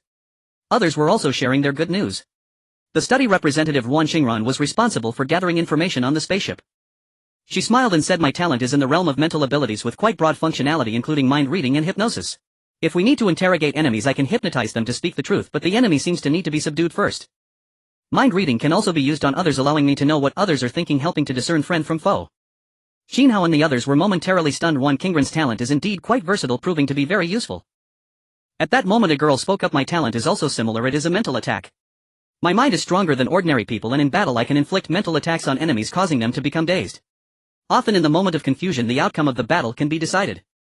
The girl was named Shinmingshi and sometimes her name led others to tease her as it resembled a character from a game. Soon all the girls disclosed their talents and even Qin Hao's mind felt overwhelmed with buzzing. There were so many talents that he felt a bit confused. As someone who had awakened a tenfold enhancement innate talent, Qin Hao also awakened his acquired talent after using the talent stones. This acquired talent seemed quite powerful. Qin Hao awakened his later talent named Blink with the gifted stone. This blink was extraordinarily remarkable. Once mastered, it became a powerful tool in battles when used to appear behind the enemy. Even if he was at a disadvantage, it could serve as an escape skill, allowing him to continuously blink away and create distance. Qin Hao was also astonished. This talent was indeed impressive. In the following time, as the girls present revealed their talents, Qin Hao also took stock of all the talents among the girls present, including his own. 1. Name Qin Hao. Strength level 2 elite intermediate. Title spaceship captain. Initial talent tenfold amplification. Later talent blink. 2. Name Rao Shuqing. Strength level 1 top. Title counselor teacher. Initial talent seer. Later talent rewind. 3. Name Lin Mengyao. Strength level 1 top. Title school beauty. Initial talent beast tamer. Later talent summon. 4. Name Sun Yen. Strength level 1 high. Title institute flower. Initial talent luck. Later talent treasure seeking. 5. Name Long Shi. Strength level 1 high. Title class flower. Initial talent freeze. Later talent ice toss. 6. Name Li Meng. Strength level 1 high. Title psychological committee member. Initial talent cooking. Later talent sublimation. 7. Name Lu Shuang. Strength level 1 high. Title weapon master. Initial talent crafting. Later talent replication. 8. Name Ling Xiaoke. Strength level 1 high. Title clothing master. Initial talent tailoring. Later talent armor making. 9. Name Zhao Zihan. Strength level 1 high. Title healer. Initial talent healing. Later talent recovery. 10. Name Con Linger. Strength level 1 high. Title linger. Initial talent purification. Later talent healing body. 11. Name Song Weining. Strength level 1 intermediate. Title cultivation master. Initial talent cultivation. Later talent improvement. 12. Name Chen Xiao. Strength level 1 high. Title league secretary. Initial talent none. Later talent giant strength. 13. Name Su Jiejia. Strength level 1 high. Title life committee member. Initial talent none. Later talent alchemy. 14. Name Ruan Qingran. Strength level 1 intermediate. Title study committee member. Initial talent none. Later talent heart confusion. 15. Name Bai Shuer. Strength level 1 intermediate. Title sports committee member. Initial talent none. Later talent water spray. 16. Name Su Wanqing. Strength level 1 intermediate. Title huntress girl. Initial talent none. Later talent control. 17. Name Hu Meyer. Strength level 1 intermediate. Title mining girl. Initial talent none. Later talent mining. 18. Name Shen Mengxi. Strength level 1 intermediate. Title bomb cat. Initial talent none. Later talent mental attack. 19. Name Bai Ruashi. Strength level 1 intermediate. Title twin sister. Initial talent none. Later talent twin blossoms. 20. Name Bai Ruoyao. Strength level 1 intermediate. Title twin sister. Initial talent none. Later talent twin blossoms. 21. Name Ding Tian. Strength level 1 intermediate. Title none. Initial talent none. Later talent eagle transformation. 22. Name Su Rao. Strength level 1 intermediate. Title none. Initial talent none. Later talent charm technique. 23. Name Xia Yusen. Strength level 1 intermediate. Title none. Initial talent none. Later talent white tiger. 24. Name Yi Yuxuan. Strength level 1 intermediate. Title none. Initial talent none. Later talent seal. 25. Name Jiang Qin. Strength level 1 intermediate. Title none. Initial talent none. Later talent bear transformation. 26. Name Xin Yu. Strength level 1 intermediate. Title none. Initial talent none. Later talent Scorching Flame. 27. Name and Ran. Strength level 1 intermediate. Title None. Initial talent None. Later talent Radiance. 28. Name Gu Qinghan. Strength level 1 intermediate. Title None. Initial talent None. Later talent Object Control. 29. Name Wu Qian. Strength level 1 intermediate. Title None. Initial talent None. Later talent Turtle Shell. 30. Name Chao Chin. Strength level 1 intermediate. Title None. Initial talent None. Later talent Reasoning. 31. Name Lilia. Strength level 1 intermediate. Title Twin Star White-Haired Girl. Initial talent None. Later talent Research. Qin Hao felt dazzled after hearing their reports. There were just too many talents. Due to the lack of talents, these individuals spoke little, and Qin Hao was even somewhat unfamiliar with some of their names. However, seeing the talents of everyone made him immensely joyful. He felt that perhaps in the entire survival team of the spaceship there would be no other group as terrifying as theirs. Everyone had talents, and at that moment they were forged into a formidable force. This was the Heavenly Way's ultimate move. As everyone present reported their talents, some of the girls who had previously lacked talents were moved to tears. Woo, I have a talent too, I'm so happy. That's wonderful, I can be a useful person too. I love you, Captain. I want to have your babies. They had suffered so much, feeling useless during their days without talents. Seeing them all striving for the collective while feeling helpless was indeed painful. Because Qin Hao had duplicated so many gifted stones, they now possessed talents regardless of their strength. It was a great thing. Furthermore, after awakening their talents, their strength had also been enhanced. They originally had physical enhancement liquid plus the experience gained from defeating monsters. Now their strengths were all above level 1 intermediate. Qin Hao and Rao Shuqing, upon witnessing such a scene, felt immense satisfaction. Everyone had talents, and what a grand spectacle this was. However, their talents were bizarre and varied. What kind of talent was the twin blossoms of those silly sisters? Qin Hao found himself both amused and exasperated after learning about everyone's talents. Many of them had a connection between their future talents and their innate abilities. For example, the counselor's prophetic ability surprisingly awakened a time-reversing function, which would be quite a talent for hunting down enemies. While taming beasts, Lin Mengyao could also summon creatures herself. Under the influence of Lux Su Nian gained a treasure hunting ability, making her an extraordinary helper when it came to finding treasure chests. Lang Shi's freezing talent not only allowed her to freeze water releasing intense cold, but also enabled her to generate ice for attacks, making her abilities even more comprehensive. Everyone's talents were immensely useful, and some previously unremarkable girls surprisingly possessed combat talents, ensuring their futures would be anything but ordinary. Now, aside from Qin Hao's tenfold amplification combat talent, there were quite a few girls present who had awakened combat talents. Lang Shi's ice-throwing, Chen Xiao's giant strength, Su Jiejia's poisoning, Bai Shuer's water-spouting, Ding Tian's eagle transformation, Xia Yusen's white tiger, Jiang Qin's bear transformation, and so on. Even Qin Hao found it difficult to keep track. In the coming time, each of them would briefly elaborate on their talents. Qin Hao also shared his talent with everyone. As time passed, nearly all the girls had completed their descriptions of the utility of their talents. However, when it came to the twin sisters, they appeared shy and hesitant. Qin Hao looked over, puzzled by the meaning of Ding Ti. He asked silly Bai Ruoya, "What exactly does your sister's Ding Ti mean?" With Qin Hao's question, all the girls turned to look. Bai Ruoxi and Bai Ruoya, the two silly sisters, felt extremely shy and awkward under the gazes of everyone. So many people were staring at them. Bai Ruoxi stammered, It's just Ding Ti, nothing much." As Bai Ruoxi hesitated, a few of them noticed something was off. Zhao Zihan teased, "We know it's Ding Ti, but what's its actual use? Hurry up and tell us, or it will get chaotic." Bai Ruoxi nudged Bai Ruoyo and whispered, "Silly sister, you say it." Bai Ruoyo puffed up, thinking, "Why should I be the one to say it?" Bai Ruoxi, sensing her sister's thoughts, understood what Bai Ruoyo was feeling. She said, "Just because I'm your sister, I'm older than you. Hurry up and say it, or Captain will get angry, and that would be troublesome." Upon hearing this, Bai Ruoyo suddenly felt a chill. If Captain got angry, what would happen if she got spanked?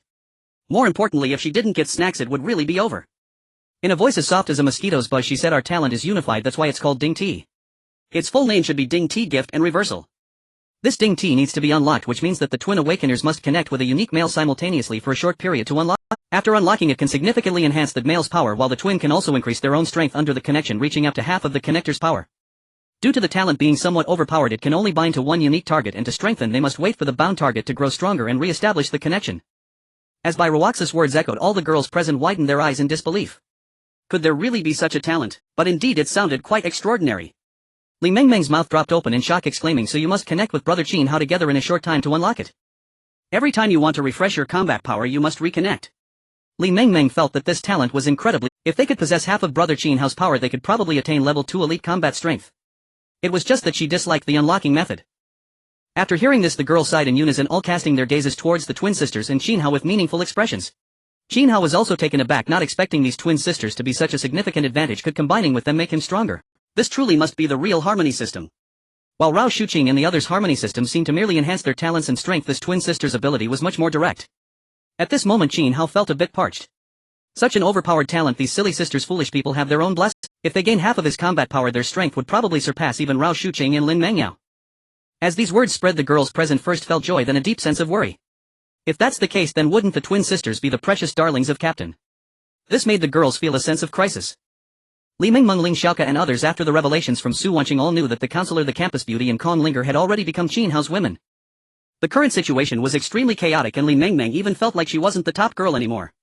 Who was really Qin Hao's first woman? She needed to ask about it sometime. Bai Ruoxi and Bai Ruoyao felt immensely awkward, their faces flushed red, wishing they could find a hole to hide in. This was too embarrassing. The scene fell into an eerie silence. Suddenly a beastly roar shattered the stillness. Everyone turned to look outside the spaceship, where the red moon hung high, casting an eerie red light that turned the entire tribal world into a stunning blood-red hue. At that moment waves of armies surged out from the tribal world. It was those damned goblins again, their eyes turned red, rushing madly towards the spaceship upon seeing it. In the distance a group of barbarians was also charging over. Qin Hao, seeing this scene, calmly said, "Activate the spaceship's weapons. Chen Xiao, you take the girls with combat talents and take turns on duty." Now their spaceship's combat strength was incredibly strong, with many girls possessing combat talents, making them a formidable force. Qin Hao was too lazy to participate in this battle, only monsters of level 2 elite were worthy of his involvement. Now he wanted to be a hands-off manager, not getting involved in everything. The girls who had awakened their talents for the first time were all excited and eagerly threw themselves into battle. The class representative Chen Xiao quickly responded, "Yes. Sisters, let's go and eliminate these monsters." After saying this, she led the girls outside the spaceship, ready to unleash a frenzied assault if any enemies broke through their defenses. Qin Hao looked at the orderly group of girls, nodding in appreciation. At this moment Li Mengmeng bounced over. Today she wore a pink and white Lolita dress paired with her cute little face, making her look just like a soft sweet cake. She approached Qin Hao and curiously whispered, "Brother Qin Hao, Mengmeng is curious, who is your first woman?" "Is it Xiaoke?" Li Mengmeng knew that Ling Xiaoke was behind her, but she just wanted to hear if she was Qin Hao's first woman. She thought if Ling Xiaoke was behind her, did that mean other girls had already surpassed her? Li Mengmeng gazed at Qin Hao with hopeful eyes, eager to hear him say that she was his first woman. Qin Hao looked at the obedient and adorable Li Mengmeng, feeling somewhat overwhelmed. Was this something one could ask?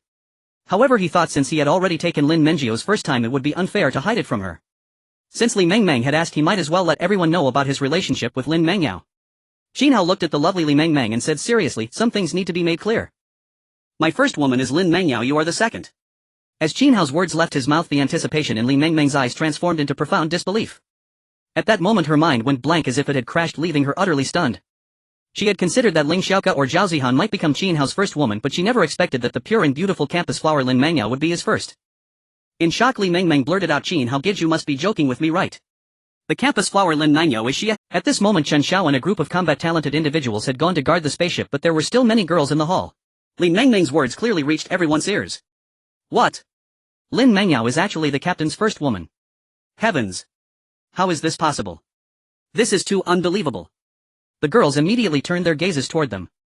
Ling Xiaoke, Zhao Zihan, Rao Shuqing and Kong Linger all looked at the campus flower Lin Mengyao, their faces filled with incredulity. The girls present were frozen in place. They speculated that Li Mengmeng must have become Qin Hao's first woman, as she was being too proactive and her relationship with Qin Hao was already quite good. However, the outcome was far beyond their expectations.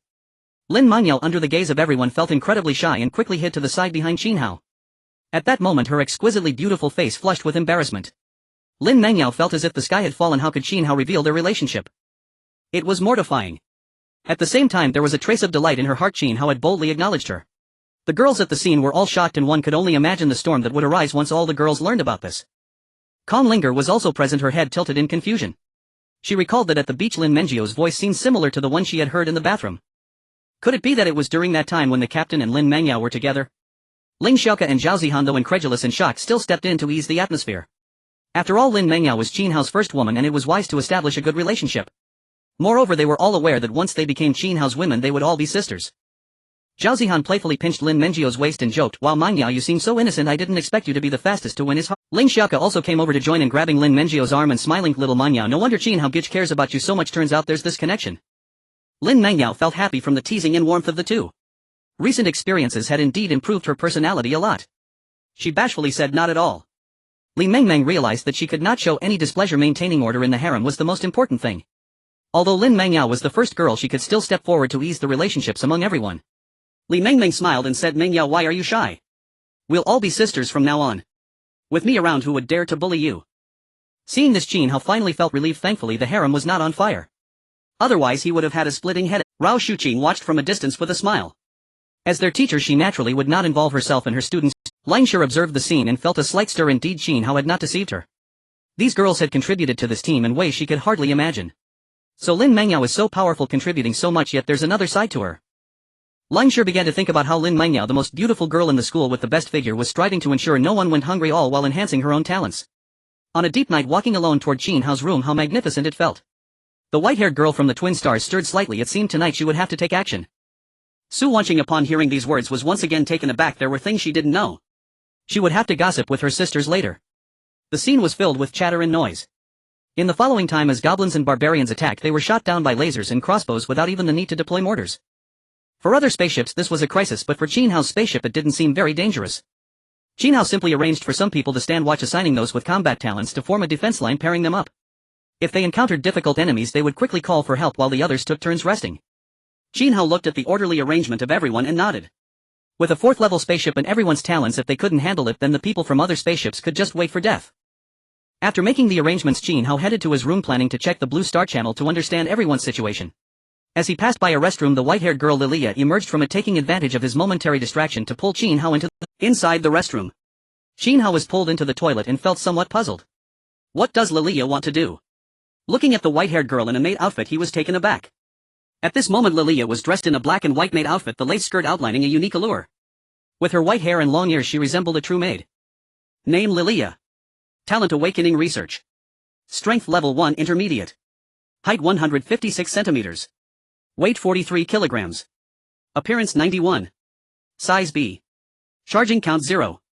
After pulling Qin Hao into the restroom, Lilia's heart raced. She was still a petite girl, and even for the sake of continuing the civilization of the twin stars she was exceedingly nervous. She hugged Qin Hao tightly, gazing at him with flirtatious eyes, her hands wandering over his body. She whispered, Master, your exclusive maid Lilia earnestly requests that for the continuation of the twin star civilization please establish a connection with me. Qin Hao, under Lilia's teasing and her master's sweet and tingling words, felt a surge of anger.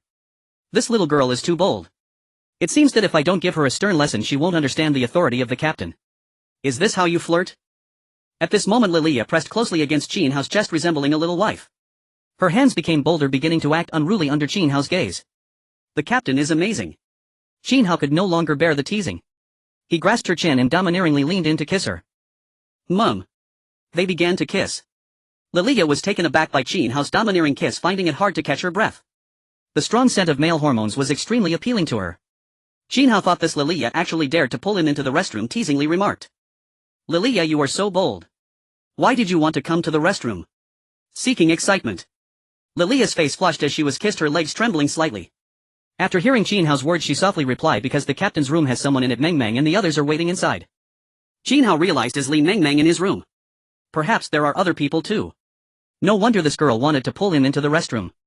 Qin Hao felt that the soundproofing in the restroom was probably not very good. If they were too loud it would be quite embarrassing. However, he didn't care anymore. The arrow was on the bowstring and must be released. At this moment Lilia was pinned against the wall by Qin Hao. This position made the little maid feel almost shy, but she still teased, Captain please. Qin Hao also wasted no time and entered battle mode. He looked at the white-haired maid and felt she was simply a rare gem, bringing about a feeling of increased aggression. Mum. Ah. The restroom was suddenly filled with the sounds of struggle accompanied by soft cries. An hour later. Lilia lay exhausted on the floor, breathing heavily, producing delightful sounds. Lilia's voice was as delicate as a mosquito's buzz. Can we do it again? Qin Hao admired this girl, she was so brave. Given his strength the cooldown period was almost non-existent, so he could accept it. He launched another assault. The originally exhausted Lilia had to get back into action. Her voice carried a hint of seduction. Half an hour later Qin Hao looked at the fainted Lilia and shook his head, quietly carrying her out of the restroom. Coincidentally, on his way back to the room with Lilia he encountered Longshi. Longshi looked at Qin Hao carrying the exhausted Lilia and seemed to realize something, her face turning slightly red. In her heart she had already made a decision. To become stronger and better protect everyone, she decided to offer herself to Qin Hao just like the instructor. The instructor was a role model and she should set an example. Moreover, Qin Hao was truly a good person. He was not only handsome but also tall and strong. Although he was a bit lecherous, she wouldn't be at a disadvantage. Thinking of this, she recalled the feeling of Qin Hao spanking her, which often made her inadvertently think of it, and suddenly felt a bit inclined to let him do it again. Then she said something that left Qin Hao stunned. Lord Qin Hao, please bond with me. Qin Hao looked at the formerly icy goddess Langshur and couldn't help but smile. This girl actually dared to say such thing. He teased, sure, this isn't like you. What made you change your mind? After hearing this, Langshur didn't know what to say. Should she say she wanted to become stronger? She stammered, I want the captain to spank me. After hearing this, Qin Hao couldn't help but be amused. He was still holding Lilia. Looking at Langshur's appearance, he mocked, look at your cold demeanor, you can't arouse any interest. I bet you wouldn't even be able to moan. After saying this, Qin Hao took out a good item from the system space, something they had collected from a factory on the Twin Stars. It seemed to be a toy production item. Langshur was momentarily stunned, wondering if Qin Hao thought she was too cold to. She indeed thought so. When the time came, she would just close her eyes and remain silent, letting Qin Hao pretending to be unaware. When Qin Hao took out that item, her face instantly turned beet red. You know what? Wait for me. Qin Hao's voice was extremely domineering, leaving Langshur with no will to resist. Holding it in her hand, she became somewhat lost in thought. After thinking for a bit, she dashed off, planning to put it on in a place where no one was around. As Qin Hao was carrying the maid-dressed Lilia back to the room, several girls along the way saw them, displaying looks of confusion. Qin Hao thought it didn't matter anyway, they knew what they needed to know. After bringing Lilia back to the room, he revealed a mischievous smile. In his hand was clearly an object. Meanwhile, Langshur was secretly lingering in the restroom. As she passed through the hall, her face suddenly flashed with a hint of crimson. Immediately after, she felt a bit weak in her legs. Was her stamina too low? How should she put it? She couldn't help but let out a sound. In the hall, class representative Wan Xingran was gathering information and looked at Langshur in surprise, noting that her current state seemed a bit off. Langshur was also somewhat angry. She didn't expect that Qin Hao would be so wicked, actually bullying her. She tiptoed back to her room. After carrying Lilia back to her room, Qin Hao quietly continued his way out. The direction he headed towards was unexpectedly the room of Langshur. The icy goddess Langshur was ultimately won over by him. Qin Hao revealed a mischievous smile as he lightly knocked, intending to punish her a bit. Let her be so cold and aloof earlier, even wanting to freeze him. Amidst the thrill, Qin Hao also arrived at Langshur's room. Once he entered the room, he saw Langshur lying on the bed, looking uncomfortable and letting out soft whimpering sounds. Langshur was dressed in a set of white ancient-style clothing. The exquisite outfit paired with her stunning face made her look like a celestial being descended from the heavens. Upon seeing Qin Hao, Langshur's face turned even redder. She shrank her body, feeling extremely uncomfortable with how mischievous Qin Hao was. Qin Hao, you naughty boy. I beg you. Langshur's words were spoken without any real malice, rather with a hint of playful reproach, almost like flirting. Hearing this, Qin Hao also revealed a faint smile. He stepped forward, his fingertips gently brushing across her delicate face, displaying a teasing expression. If I weren't naughty, how could I conquer you? What's this, weren't you ignoring me before? Why are you so anxious now? With Qin Hao's teasing, Langshur felt even more uncomfortable. That bad boy. She weakly said, Qin Hao brother, you can take me. I want to make love to you. Qin Hao looked at the distressed Langshur, choosing not to act but to continue teasing, his hand starting to rest on her waist and slowly moving upwards. Call me husband. At this moment, Langshur was almost completely devoid of reason. After hearing this, she immediately responded, husband, please spare me. Qin Hao was feeling a bit angered. Langshur was quite flirtatious. He slapped her on the backside. Langshur's eyes became a bit dazed. Qin Hao also noticed. At this moment, she was already sweating coldly. He no longer hesitated and entered battle mode. The room instantly echoed with moans filled with a sense of release, like a repressed heart finally set. Outside the spaceship, the girls were guarding the craft, prepared to engage in battle if any enemies broke through. The fighting outside was extremely fierce, and the room was no different, even more intense, producing deafening sounds of combat. Now the entire tribal world was engulfed in a crimson moon. Even within the spaceship's room there was a hint of blood. An hour later, Qin Hao kissed Langshur's beautiful face lightly and slowly walked out of the room. After this, Langshur underwent a transformation from a girl into a true woman. Qin Hao was also in high spirits, to be honest. After being with Langshur, the experience was truly wonderful. Otherwise it would have felt like holding a piece of wood, definitely lacking in excitement. He chuckled lightly, revealing a smile. This icy goddess, who was so aloof and proud, now sought him out. In fact, if she wanted to come to terms, there would be a queue.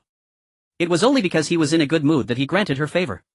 In this struggle for survival aboard the spaceship, he didn't need to take any initiative. Naturally, people would come to him. If Langshur remained so rigid in her thoughts, he would definitely lose interest in her. Qin Hao conducted a round of inspection and saw that the girls were all systematically dealing with the enemies. He felt reassured, allowing them to handle such minor matters. After working hard outside for so long, it was time for him to enjoy himself. With a level 4 spaceship and so many combat-skilled girls, nearly every challenger would meet their demise. Only the level 2 elite monsters posed a challenge. However, with such powerful artillery, if someone got in the way and took a few hits, they would probably tremble in fear. He displayed a look of contentment. Then he opened the chat channel. He saw many private messages sent to him as well as some group chats. These girls after being granted authorization could pull him into group chats. Some group chats hadn't included Qin Hao clearly whispering among themselves. However, what they didn't know was that even though they hadn't added Qin Hao to the chat as the captain, he could still see the information inside. In a group chat named Sister Group, Qin Hao saw some messages. Li Mingming, I asked brother Qin Hao. Lin Mangyao is first, I am second. Ling Xiaoka, I always thought I was second, turns out I'm third. Zhao Zihan, then I'm fourth. Director, what order are you? Rao Shuqing, I'm fifth. Kong Linger, then I must be sixth. Qin Hao couldn't help but laugh. These girls were really amusing, even ranking them. There was another group chat named Gossip Group. In there Su Wanqing was the most animated. Su Wanqing sisters, you don't know when we were getting stalactites Sun Yan almost made the captain pee himself. Su Wanqing also while squatting in the bushes. The director was touched by Qin Hao and didn't dare to resist. In this group the girls immediately began to discuss turning into onlookers. Wu Qian, oh my, I just saw the captain carrying the sleeping Lilia back to their room, weren't they just doing that? Ruan Xingran, it should be, I just saw class flower Langsher trembling. So many rumors. Qin Hao looked at the gossip group also feeling amused. These girls really dared to whisper about him behind his back. It seems he would have to conduct a big survey in the future. These girls were really audacious. Qin Hao went to the hall, found a sofa and lay down planning to rest for a while. After all, he had just battled 3 times. Fortunately his strength was extremely formidable, still possessing a golden kidney, otherwise he might not have been able to handle it. He did not intend to return to the room. It seemed Li Mengmeng was there, and if he went back he would probably not be able to resist needing some peace. He opened the Blue Star channel intending to see what the viewers were chatting about. In the hall the girls seemed to have gone off to be busy, leaving only the study committee member Ruan Xingran, who was typing away on the screen seemingly engrossed in conversation. Qin Hao realized that as he lay there Ruan Xingran hadn't even noticed him. Ruan Xingran used to be a glasses girl, but now without her glasses her beauty had increased significantly. He smiled and said, Secretary Ruan, come here for a moment. Ruan Xingran, the study committee member, was now the information gatherer equivalent to his secretary. Upon hearing Qin Hao's words Ruan Xingran was slightly startled. She hadn't noticed Qin Hao had come here. Remembering that she had just been chatting about Qin Hao's gossip with Su Wanqing and the others, she felt a bit sheepish. Ruan Xingran also noted Qin Hao's words, Secretary Ruan. She had become Qin Hao's secretary, knowing how lecherous he was. She wondered if he intended to exploit her. This was in the hall after all. Ruan Xingran felt a tinge of fear, wondering if Qin Hao intended to exploit her. Despite the pressure from Qin Hao's imposing presence, she still walked over. She timidly asked, Captain, why did you call me here? Qin Hao scrutinized the former bespectacled girl Ruan Xingran, whose innocent student-like face with its oval shape and delicate features carried a hint of cuteness. She was dressed in a stylish black and white secretary uniform with black stockings accentuating her legs, exuding a subtle charm. People often said that girls with glasses had a striking contrast. It was uncertain whether this study committee member was one of them. Qin Hao chuckled, what do you think I want to do? This study committee member dared to gossip about him behind his back. It seemed that she needed a lesson to understand what fear truly meant.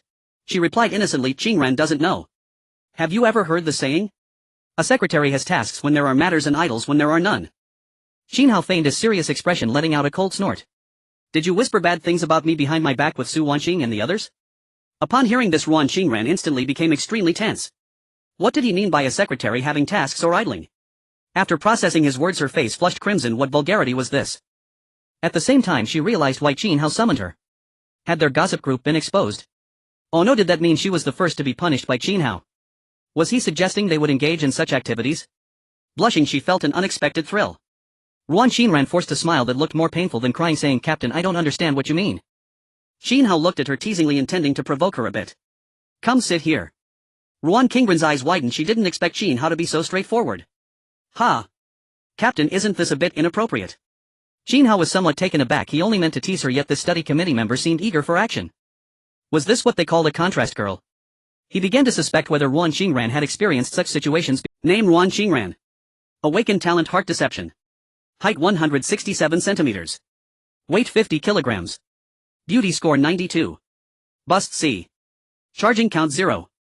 Yet the fact remained that this was still his first time. At that moment he also noticed Ruan Xingran's talent. How could a proper bespectacled girl possess the talent of heart deception? She claimed her heart deception allowed her to hypnotize and read minds. Qin Hao felt emboldened. Currently within the spaceship he had gathered 8 women and they all understood the situation, which made him increasingly audacious. He flashed a wicked smile, saying, right here. After 3 rounds he began to feel a bit tired and lazy. Ruan Xingran's heart raced. Her mind reading told her that the captain wanted her to. Ruan Xingran understood Qin Hao's intentions. However, she had never engaged in such activities.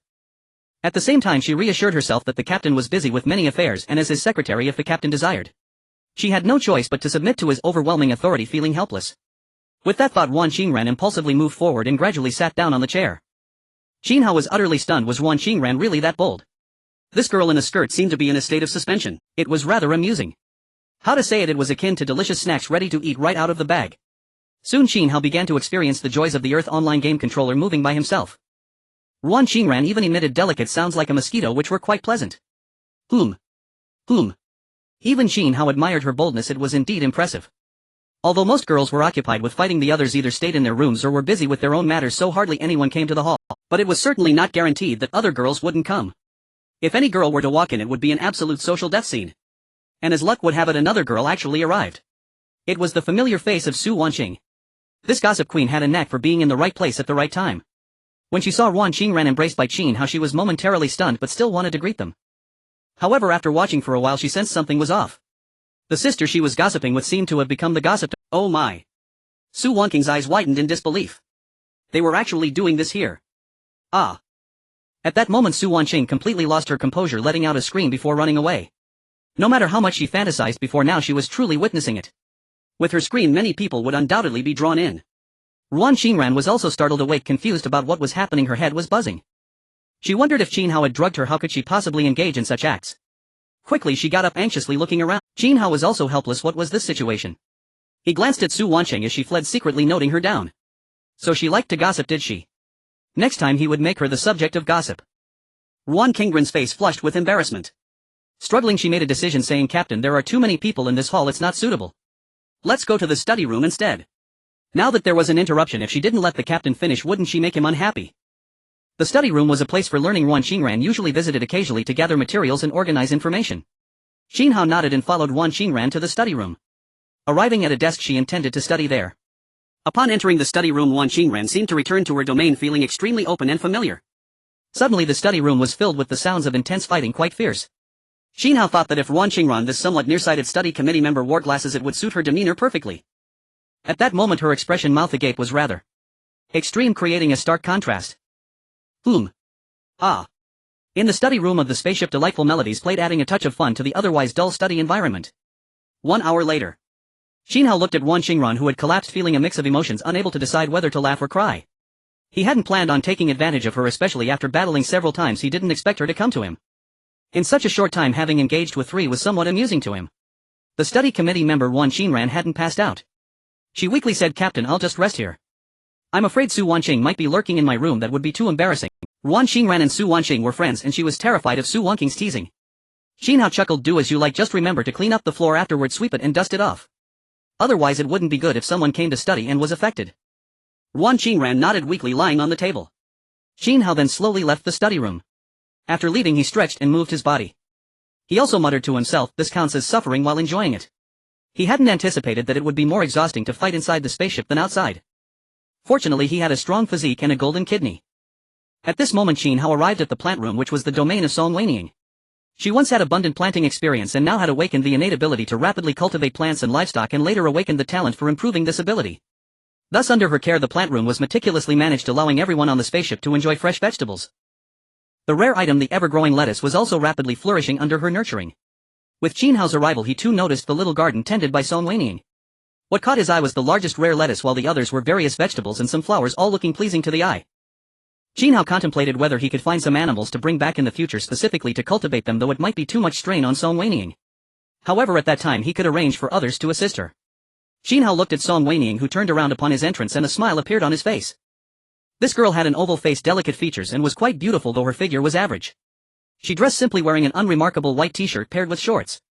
Qin Hao smiled and said, "You've worked hard, Weiniang. Aside from those fighting outside, most of the girls are resting. I didn't expect you to still be busy. You can balance work and rest. Be sure to take some time off for yourself." He thought this girl certainly seemed to be quite sensitive. Upon receiving Qin Hao's visit and concern, Song Weiniang felt immensely happy, along with a hint of gratitude. "Thank you for your concern, Captain. I'm not tired at all. I really enjoy taking care of these plants." She added, "Moreover, being able to make a small contribution for everyone brings me great joy." Qin Hao smiled, gently ruffled her hair, and said softly, "You're truly a treasure of a girl, but remember to rest more." Afterwards he took out the rare black soil he had obtained during the plundering of the barbarian king's tribe and prepared to create a fertile plot, placing the black soil on it. "This is rare black soil, exceptionally fertile. When you have the chance, you can place that lettuce and some important plants on this black soil to speed up their growth." "Got it, Captain." After a brief chat with Song Weiniang, Qin Hao slowly left. Song Weiniang watched Qin Hao's departing figure, feeling a bit dazed. She hadn't expected that even with his busy schedule he would take the time to show concern for her. She immediately felt a warm current flowing through her heart. The captain was truly wonderful, and she was quickly falling for him. After discussing the rare black soil and enduring several fierce battles possibly due to the arrival of the sage moment, Qin Hao had no plans to return to his room. He entered the hall and took out the exquisite wishing pool.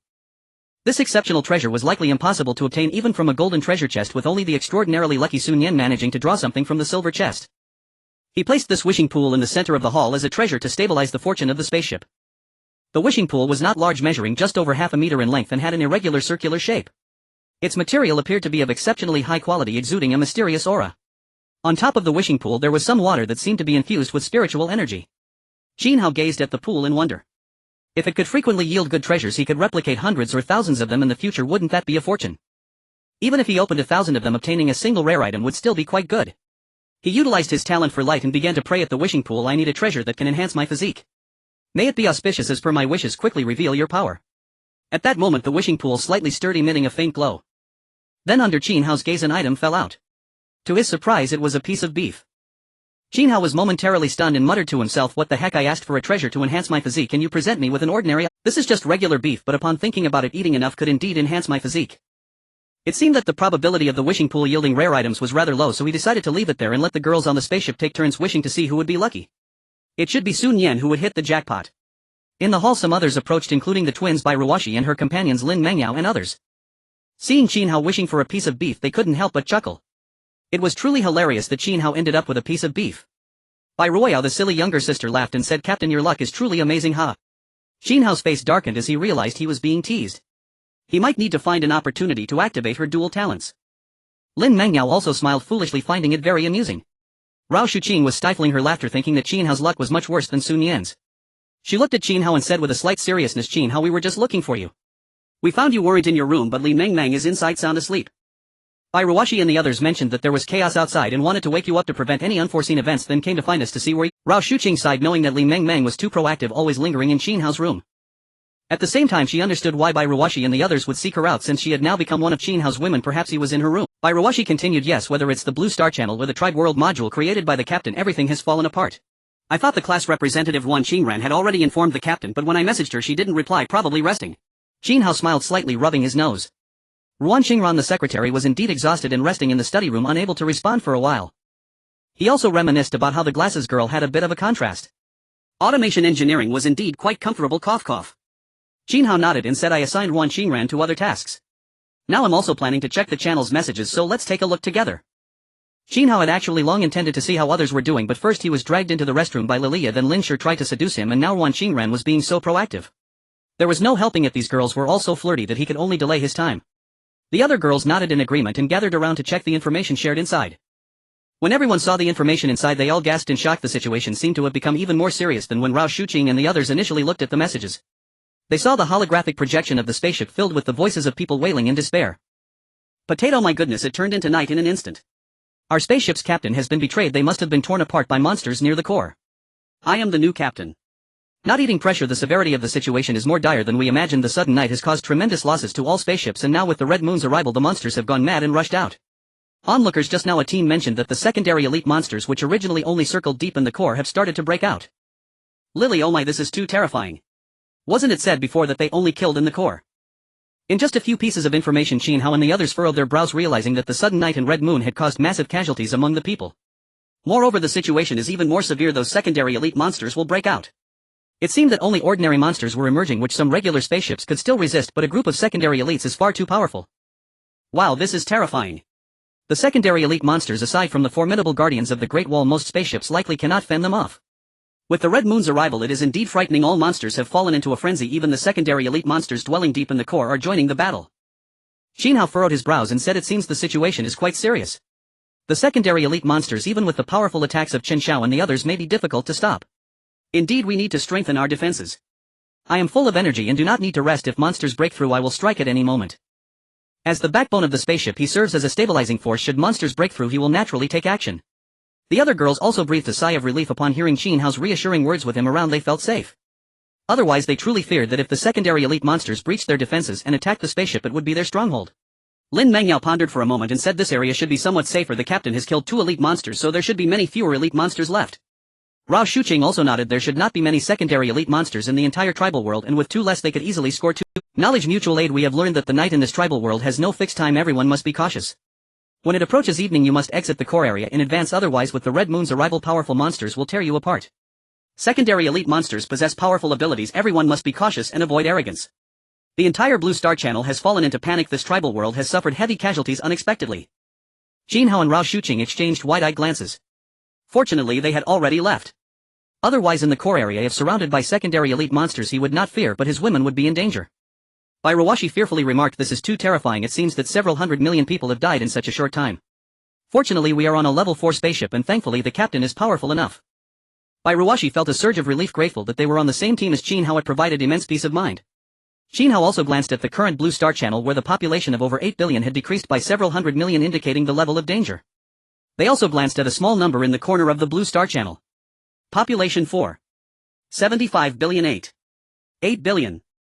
It is evident that both the tribal world and other maps are extremely perilous. Losing several 100 million people in such a short time is truly... They then looked at the tribal world channel, specifically the module produced by Qin Hao's strike.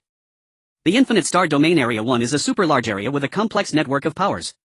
The level 1 Blue Star Channel belongs to their civilization, and they also have different maps even in Infinite Star Domain Area 2. This information is too mixed to be suitable for communication.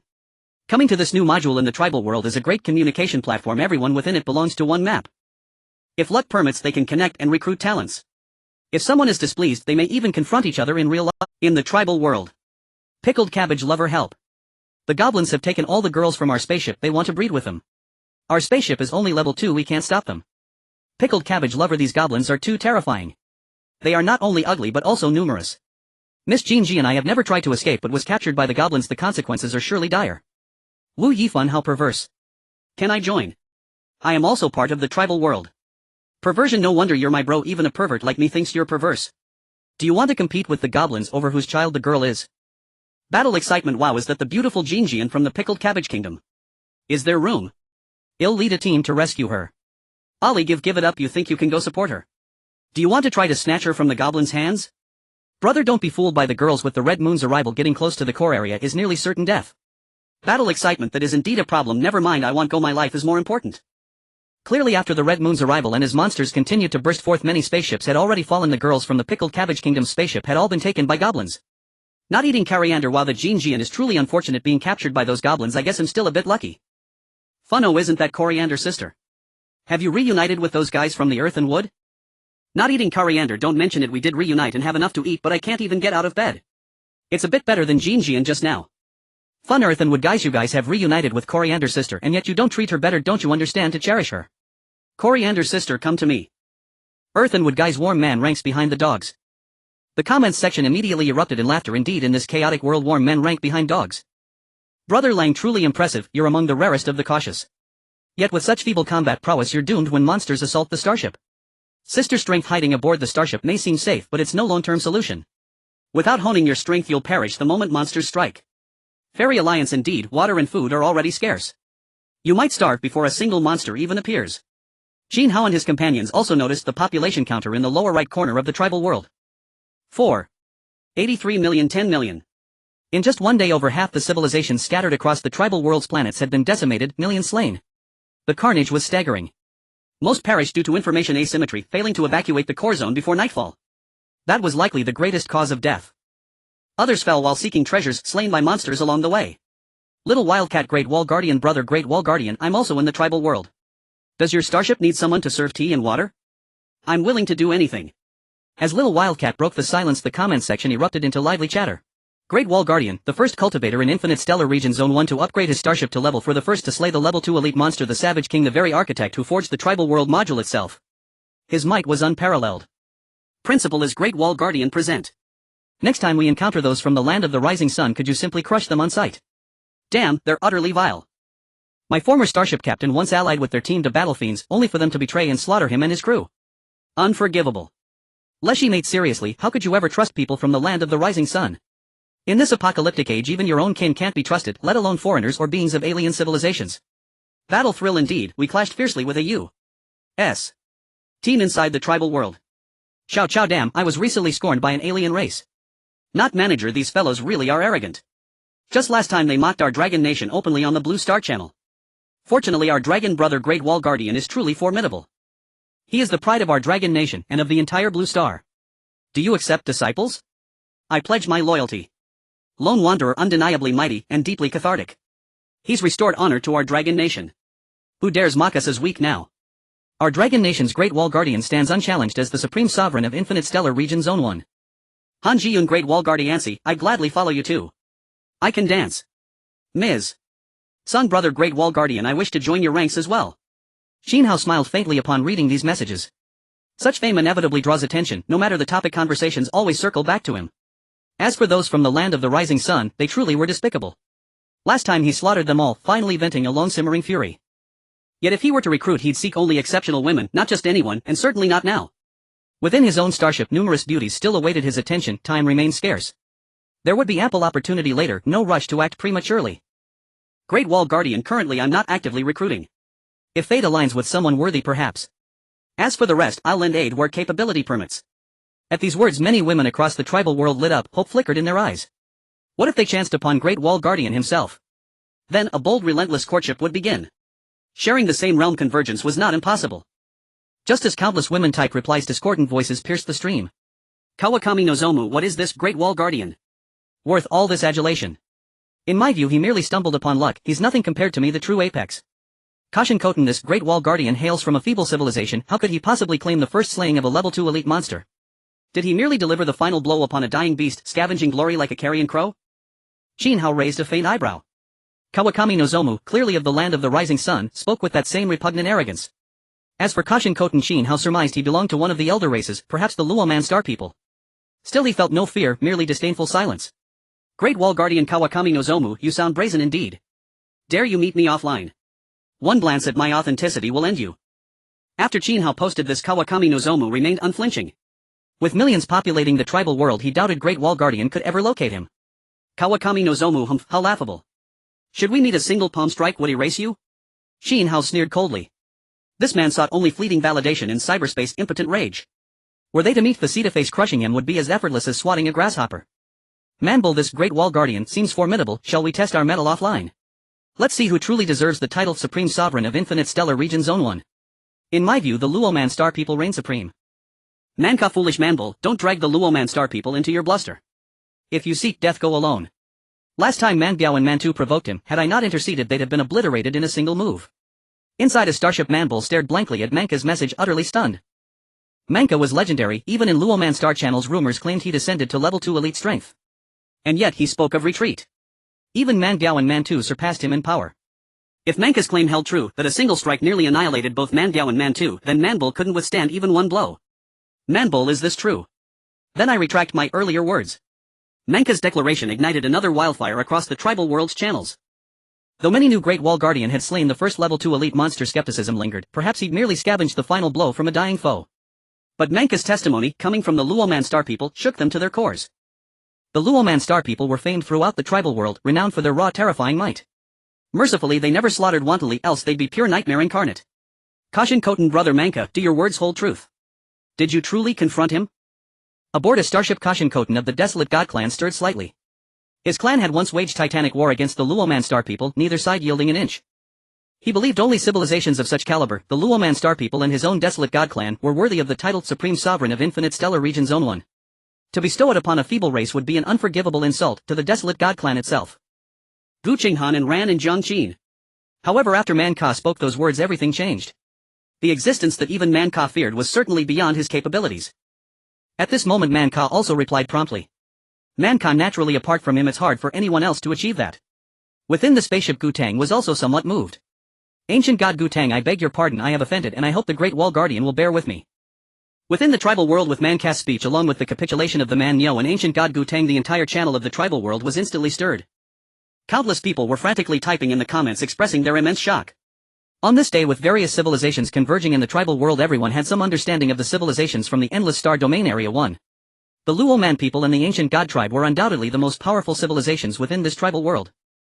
Civilizations like the human race and the serpent people, being relatively weaker, were merely struggling for survival in this tribal world, suffering countless casualties. However, for powerful civilizations like the Luoman and Ancient God Tribes, the death rate would be significantly lower, but they couldn't be compared directly. Serpent people, Qing Ji, so that powerful individual is indeed the Great Wall Guardian. What a nice name. What does the Great Wall symbolize? At this time, the Dragon Kingdom's team, upon seeing these comments, felt an immense pride. The Great Wall was their symbol, a totem of spirit. As the Great Wall Guardian gained renown in the tribal world, they too felt honored. Those stronger teams from the Dragon Kingdom such as the Black Wolf Guild Special Forces Little Fairy Alliance and General Yuan's Mutual Aid Organization did not step forward to refute. With the Great Wall Guardian holding high the banner outside, they would also benefit, and even if they were displeased they would not speak out at this moment. Inside the spaceship where Qin Hao was, he and Rao Shucheng upon seeing Man Ka and the ancient god tribe's remarks were also somewhat moved. Lin Mengyao's eyes sparkled as she exclaimed while they actually recognized Captain's fame. Qin Hao chuckled. It's probably because Man Ka figured out we are from Blue Star and concluded it was us. Indeed, after Man Ka and the others returned, they did some research and learned that a powerful individual had emerged from the level 1 Blue Star civilization, which was quite a weak civilization.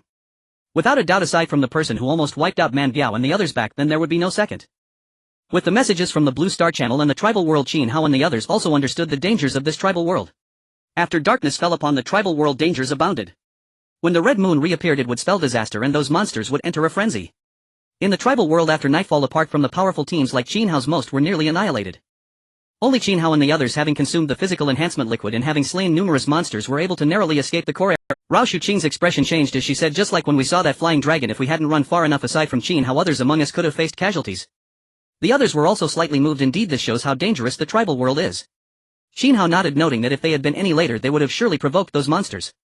They would be violently attacked by those monsters with blood-red eyes. Qin Hao said, it's fine, I'll keep watch at all times. You all carry on with your tasks, and if needed I will intervene. To prevent a level 2 elite monster from ambushing, he decided not to rest, instead wandering around the spaceship. If Qin Hao and the others encountered a formidable opponent, he would step in. Rao Shucheng and the others nodded and then left. Lin Mengyao, taking advantage of their departure, secretly planted a kiss on Qin Hao's face before shyly leaving. Qin Hao smiled as he watched Lin Mengyao leave. This girl had become much more cheerful. Qin Hao arrived at the corridor outside the spaceship. This corridor's design allowed the crew of the spaceship to unite effectively in combat, which was quite impressive. As Qin Hao observed, he realized his worries were unfounded. Just moments ago a wave of powerful enemies had attacked, consisting of 4 or 5 level 1 top-tier monsters. However, under the combined attacks of the crossbow towers, laser cannons and mortars, they were nearly all severely injured before reaching the spaceship. Gu Qinghan and the others quickly launched their counterattacks. This defensive line was composed of Gu Qinghan and Ran and Zhang Qin.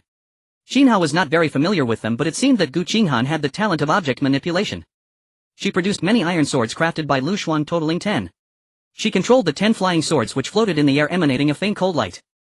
Gu Qinghan, dressed in a set of ancient-style clothing, had her hair flowing in the night, and with her sword control she resembled a female sword immortal. Then with a flick of her hand the 10 flying swords whistled through the air, creating a sound like the rushing wind as they soared swiftly towards the distant put. Each flying sword possessed immense power, dealing tremendous damage to those monsters. At the same time they hindered their advance, the mortar shells fell, sending them tumbling forward. And Ran's talent was radiance and her attacks were beams of light.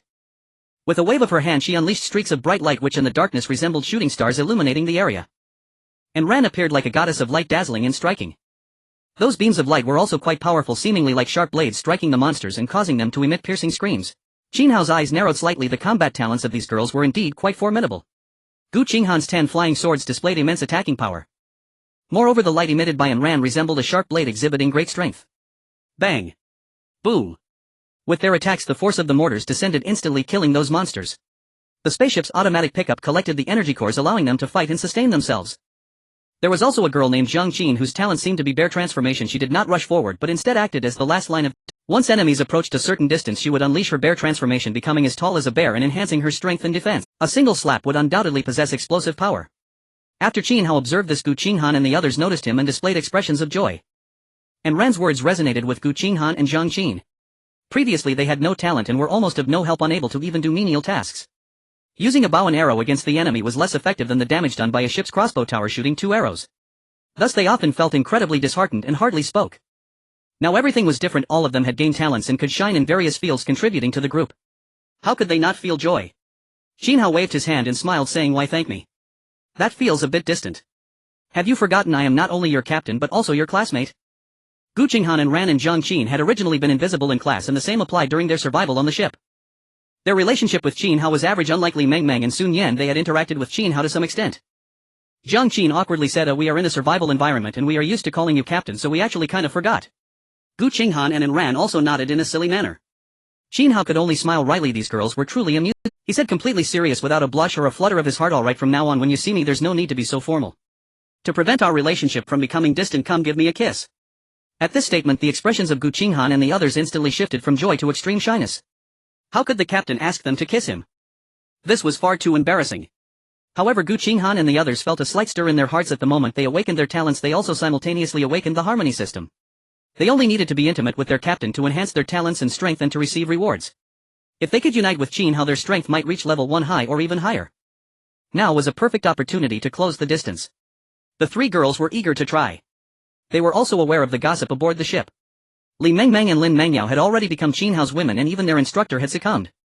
If they did not take the initiative, who knew when they would unlock the harmony system? Thinking of this, the girls felt a surge of motivation. Gu Qinghan looked at the slightly moved and Ran and Zhang Qin. Blushing, she was the first to lean in and kiss Qin Hao on the cheek. A crisp pop echoed in the ears of Ran and Zhang Qin, snapping them back to reality. They were utterly astonished. Wasn't Gu Qinghan usually quite reserved? Why was she so proactive now? They quickly followed suit, each kissing Qin Hao on his left and right cheeks. Pop. Pop. Qin Hao felt a faint smile tugging at the corners of his mouth. In reality, he was merely putting on a brave face. The corners of his mouth were almost reaching the sky. Qin Hao displayed a look of satisfaction and said, "Very well, we shouldn't be so distant. We are both classmates and friends after all." Gu Qinghan and Ran's faces turned slightly red. "They thought, we are classmates. I consider you a classmate, but you want to pursue me, right?" Then they inwardly grumbled, "Captain, is this relationship really just friends and not something more?" Gu Qinghan felt that perhaps it was not the captain pursuing her, but rather she pursuing the captain, since the competition was just too fierce. Qin Hao certainly did not expect that these girls' mental activities would be so rich in such a short time, otherwise he would have praised their vivid imaginations. Being kissed on both cheeks by three girls, Qin Hao was in a remarkably good mood. With 30 girls on the ship, including Lilia and surely more to come, he was the only male, making him feel like he had entered a country of daughters. He felt akin to a national treasure, extremely comfortable. "Brothers, surviving on this ship is so delightful. In the morning let me go early. He'll take the first sip of duck soup as a toast. The protagonist is in danger." Switching places with the protagonist. Thinking this way, Gu Qinghan still nodded, saying, "Yes, Captain, if you communicate with us more when you have time, we won't feel so distant." Qin Hao nodded. He found Gu Qinghan and the others to be extraordinarily beautiful with delicate features, and he was quite interested. Gu Qinghan was almost becoming a sword fairy, and Ran was nearing the status of a goddess of light, seemingly receiving some sort of buff. However, Jiang Qin's bear-like demeanor was a bit peculiar. Moreover, he had already realized that these girls all possessed a harmony system, and to help them grow stronger he would have to sacrifice a bit of himself. No, it was more like sacrificing his kidneys. Their harmony system was indeed quite impressive. Qin Hao recalled that after sleeping with Lilia, her strength had advanced from level 1 medium to level 1 high, and his secretary Wan Qingran had also improved similarly.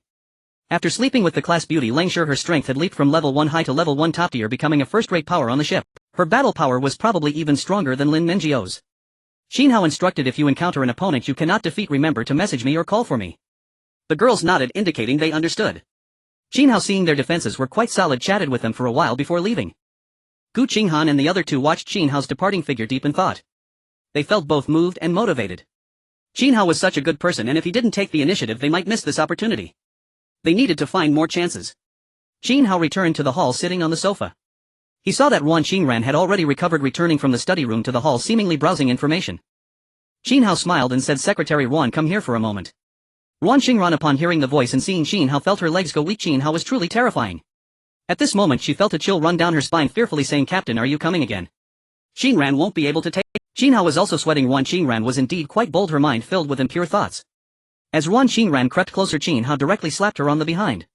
With a crisp sound of the slap, Qin Hao's voice followed, "Class representative, I never would have guessed you could be so bold in class." Wan Qingran, the class representative, was usually seen wearing glasses and attentively listening during both serious and trivial classes. Qin Hao had not expected that in this apocalyptic world Wan Qingran would seem to have let herself go and become so audacious. At this moment Wan Qingran was already blushing profusely after being slapped by Qin Hao. She remained silent, her expression turning shy. She mumbled, "Captain, it's because you said the secretary does things when there are tasks and just hangs around when there aren't. I thought you wanted something again."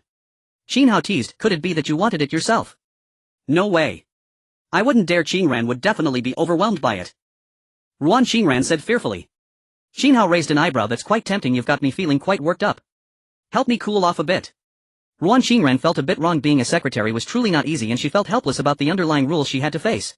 When she first became the information gatherer she was quite pleased. "But this is the hall. What are you afraid of?" Pouting, Wan Qingran said, "Fine." She took out a hair tie and slowly gathered her hair into a bun. Then she slowly bent down. "Mum." Qin Hao slightly moved, lying back on the sofa, leisurely closing his eyes. He casually remarked, "I didn't realize Long Country has such a large population, over 1 billion people." Wan Qingran's face turned even redder upon hearing this. She could only remain silent. As time passed, a girl entered the hall, and it turned out to be Zhao Zihan. Upon entering the hall and seeing Qin Hao and Wan Qingran, she didn't make a fuss but appeared rather intrigued instead. Zhao Zihan approached without a hint of embarrassment and sat down on the sofa. She looked at Ruan Qingran with a contemplative expression, surprised at how the usually serious class representative could have such a stark contrast. How did she become Qin Hao's woman so quickly? Even after being taken by him, she dared to engage in such bold acts. Ruan Qingran noticed Zhao Zihan and immediately became bashful, burying her head down. Oh my, how did Zhao Zihan get here? How can someone come in now? I'm so embarrassed. She felt she could never face anyone again. It was all Captain's fault. She planned to teach him a good lesson. As Zhao Zihan arrived, Ruan Qingran felt both shy and a strange thrill. Zhao Zihan chuckled lightly. Qingran, isn't this delicious?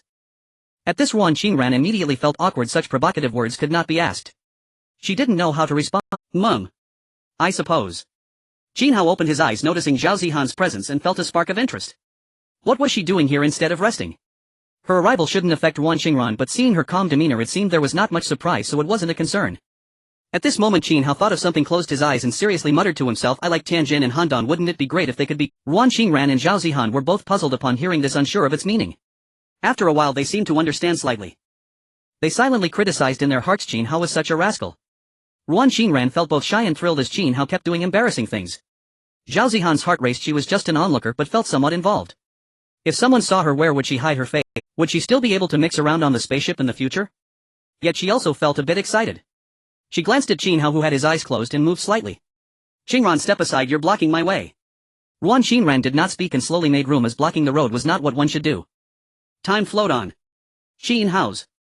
Just then, coincidentally, the shift for the combat talent girls with Gu Qinghan and Enran's shift ended, and they were replaced by Qin Xiao and others. On their way back to rest, they happened to pass through the hall. They were stunned, unable to believe what was happening in the hall. Is this something they could witness? Gu Qinghan and Ran and Jiang Qin, who had just been somewhat tired, instantly felt wide awake.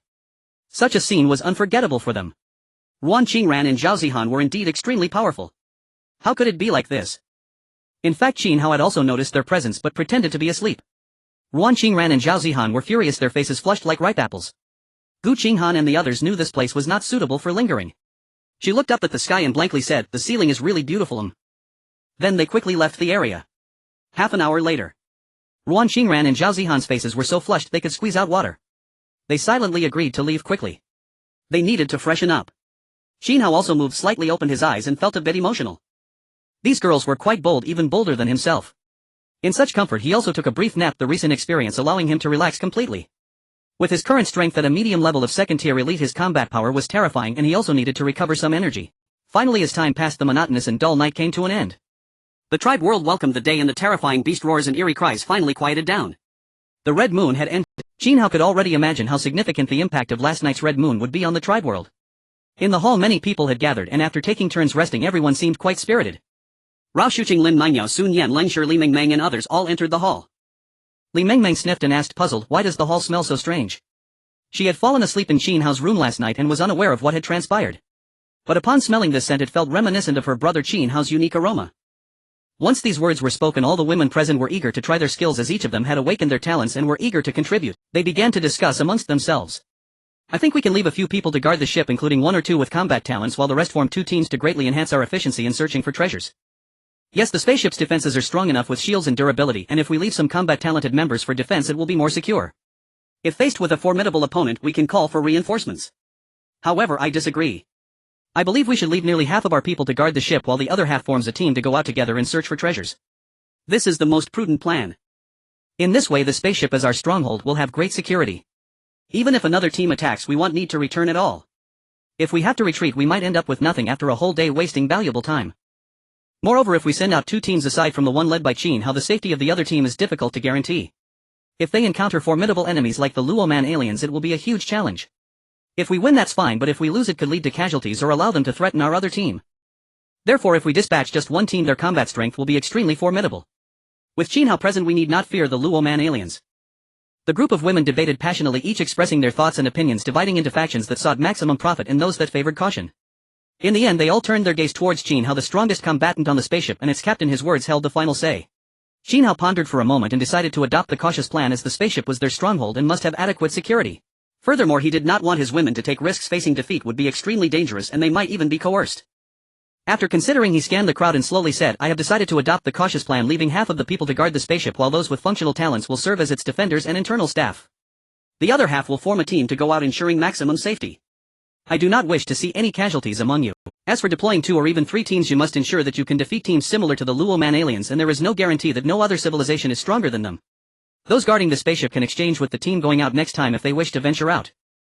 Upon hearing Qin Hao's words, the women present had no objections. He held absolute authority, and his decision. Moreover, many of the women like Rao Shuqing were already Qin Hao's partners, and they would undoubtedly support him unconditionally. The women also understood that Qin Hao was thinking of everyone's safety. Qin Hao reflected for a while, struggling to remember the names and talents of so many women, causing a bit of confusion. Then he began to make arrangements. The women staying behind to guard the spaceship included Psychological Committee member Li Mingming, seamstress Ling Xiaoka, master craftsman Lu Xuan, nurturing master Song Weiying, detective Chao Chen, researcher Lilia, and the twin sisters Bindi. The defenders included Su Rao's charm, Wu Qian's turtle shell, Shen Yu's blazing flame, Yi Yuqchuan sealing, Jiang Qin's bear transformation, Chen Xiao's giant strength, and Su Zhejia's poison. In total there were 15 people, with Li Mengmeng and others being quite strong, capable of archery and sword fighting. The defenders were those with combat talents, making them highly useful against enemies. The foolish sisters did not have their talents activated since Qin Hao was too busy, so they were left behind. Qin Hao's team consisted of Rao Shuqing's foresight, Lin Menjio's beast taming, Sun Yan's luck, Ling Shi's freezing, Zhao Zihan's healing, Kong Linger's purification, Wan Qingren's mind manipulation, Bai Shuer's water spraying, Su Wangqing's control, Hu Meier's mining, Chen Mengsis mental attack, Ding Tian's eagle transformation, Xia Yusan's white tiger, and Ran's radiance, and Gu Qinghan's object manipulation. There were a total of 16, making both teams extremely luxurious. The sheer number left Qin Hao a bit dizzy, almost forgetting all their talents. Many had both innate and acquired talents. Then without delay, Qin Hao and his team of 16 marched out, heading towards the tribal world. Ling Xiaoka watched the departing group with a pout, feeling left out. She rarely went out except when making clothes. However, her original talent as a seamstress had strengthened, allowing her to focus on making inner armor. Now her acquired talent was actually armor-making talent, complementing her perfectly, and she had already crafted several sets of inner armor. When the time comes, providing everyone with a piece of inner armor would definitely be a great contribution. Lilia blinked her eyes. Her talent was research, which suited her role aboard the spaceship. However, her thoughts were not on that, but rather on whether she might be pregnant after being with Qin Hao twice last night. The thought made her face flush. She had been quite assertive last night and had fainted afterward. Qin Hao, leading the 15 women, charged towards the tribal world, creating a spectacular scene as behind him were all super beauties. At this moment, Lang Shi would occasionally glance at Qin Hao, recalling what had happened last night. Qin Hao was quite naughty to make her moan. He had made her wear something. But it all played right into Qin Hao's hands. Lang Shi felt that her voice was perhaps too loud, fearing it might be overheard due to poor soundproofing. Ruan Xingran, the bespectacled girl, followed closely behind Qin Hao. She was also quite alert. As Qin Hao's secretary, she was often subjected to subtle rules. Would she also face targeting in the wild? Her heart raced. At this moment, Ruan Xingran felt her mind was almost filled with yellow paint, reaching a state of forgetfulness. She possessed the talent of mind manipulation, sometimes even reading her own thoughts, which resulted in her mind becoming more muddled. Outside, Qin Hao did not think too much. Since they had gone out, their main goal was to collect materials and treasures. He led the group forward smoothly along their previous trajectory, directly eliminating any creatures they encountered, feeling as though he could slay gods and Buddhas alike. They did not waste any time on the way, and eventually they arrived at the location from yesterday, which was where the previous team had escaped. Qin Hao's gaze grew cold. That team had once thwarted his good intentions. Before the King of Barbarians and the Queen of Archers could determine a victor, he intervened, eager to engage the King of Barbarians in a bloody clash. He remembered this grudge and was determined to settle the score. Moreover, Rao Shuqing's original talent was that of a seer, and her later talent was that of regression. He planned to have the instructor try to see if they could regress to the scene from that time. Instructor, can you try to regress for us? Rao Shuqing nodded and began to unleash the power of her talent.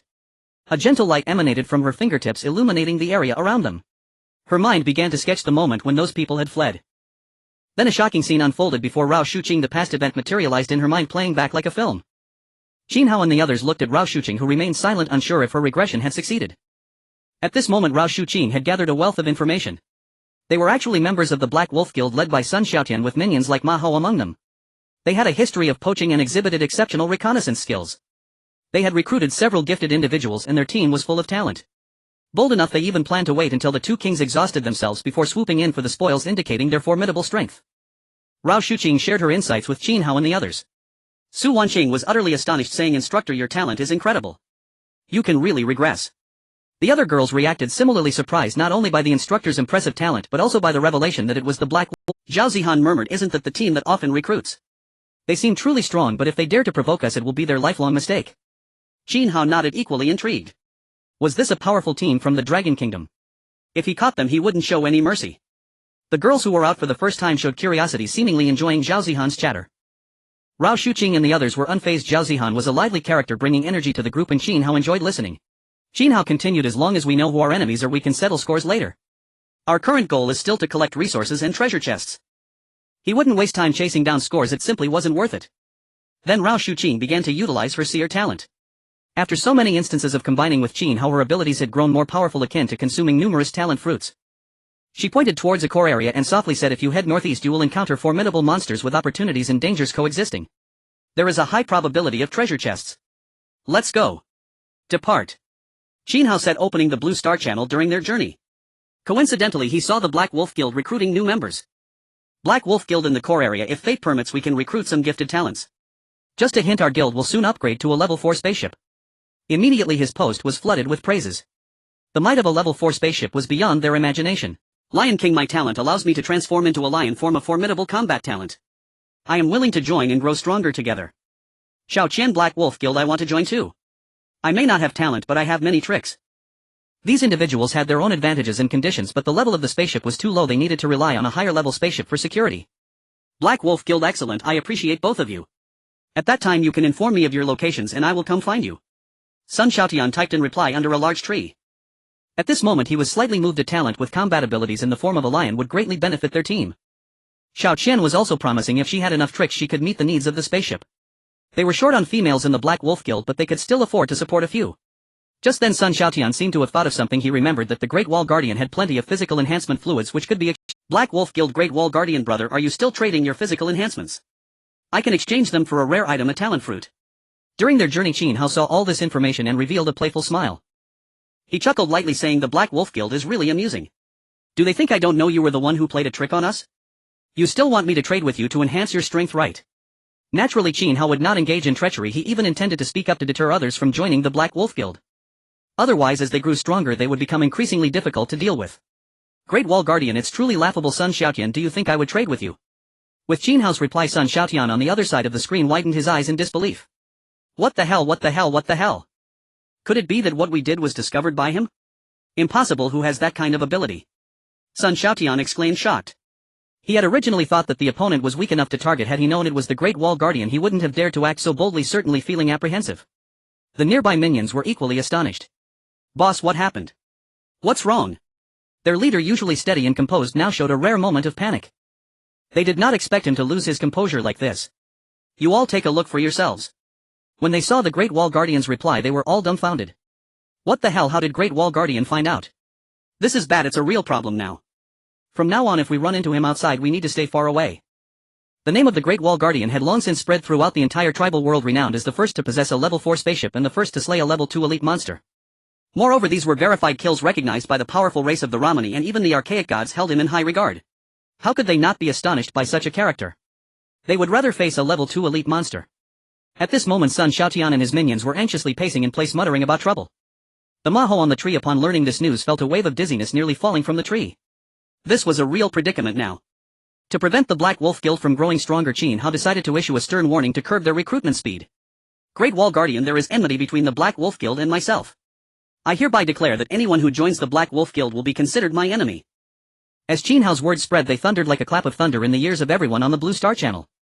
Everyone from the Blue Star Channel was utterly shocked. The Great Wall Watcher had personally stepped forward to speak. Such words must hold great truth. The strength of the two teams seemed incredibly formidable. Lily exclaimed, ah, are the two powerful teams from the Blue Star Channel about to engage in battle? Who will prevail?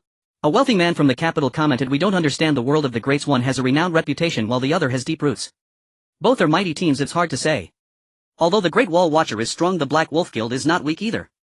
They will soon upgrade to a level 4 spaceship, and during this time they have recruited many talented individuals, making their army robust. The entire Blue Star Channel was bustling with excitement, engaging in various discussions.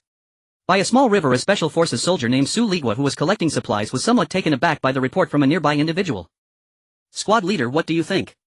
It seems the two major teams are about to go to war, said a special forces soldier responsible for monitoring messages from various channels. Su Ligua pondered deeply. Both the Great Wall Watcher and the Black Wolf Guild were teams not weaker than his own. Their conflict was bound to stir up significant waves. There's not much we can do, we can only observe the changes. In this apocalypse there's no news from the headquarters and it's all scattered, we can only take care of ourselves. The others around Su Ligua nodded in agreement. Even though they were once fellow special forces soldiers, if they weren't part of his team they couldn't focus too much on other matters. Self-preservation was paramount. The individual responsible for collecting information pondered for a moment and then slowly said, the mutual aid organization seems to resemble the tactics of those individuals. Su Ligua nodded, saying, I also believe it's one of those teams. However, in the current situation, even if they step forward it would be of no use as they lack the credibility of the Black Wolf Guild. Only immense strength is truly useful. Those who were once held in high esteem now remained very low-key with no one speaking up. They all focused on their own development. It's likely that if their strength does not reach a formidable level they won't dare to speak out. In recent days they have been observing the mutual aid organization, the cohesion of the Dragon Kingdom and the concept of universal harmony.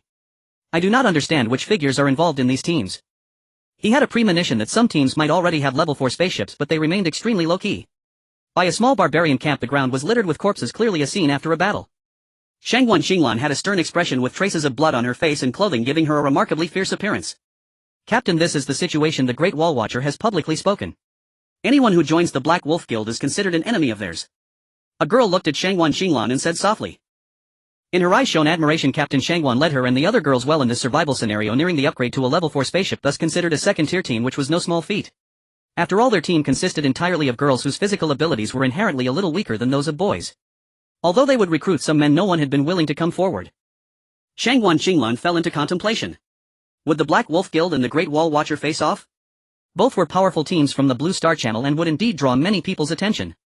In addition, there were also teams like Lu Siyu who advocated for women's self-improvement, and General Yuan among others who were somewhat moved. Under a large tree, Sun Xiaotian from the Black Wolf Guild furrowed his brows deeper as he saw Qin Hao's latest reply. It seems we can no longer fool them. They possess astonishing means and have clearly figured us out. Even the Great Wall Watcher had publicly spoken on the Blue Star Channel, which significantly affected his ability to recruit talent and hindered his team's expansion. Damn it, it's all my fault for being too arrogant, thinking I could trade for the body enhancement liquid with him. Otherwise I could have developed in secret until the Black Wolf Guild grew stronger to a certain level and I wouldn't have to fear them. Once they have level 4 spaceships, the gap between the two sides will drastically narrow. Boss, what should we do? Sun Xiaotian pondered for a moment and said solemnly, we cannot create chaos within our ranks. While avoiding the Great Wall Watcher, we must secretly recruit individuals. We cannot just sit idly by.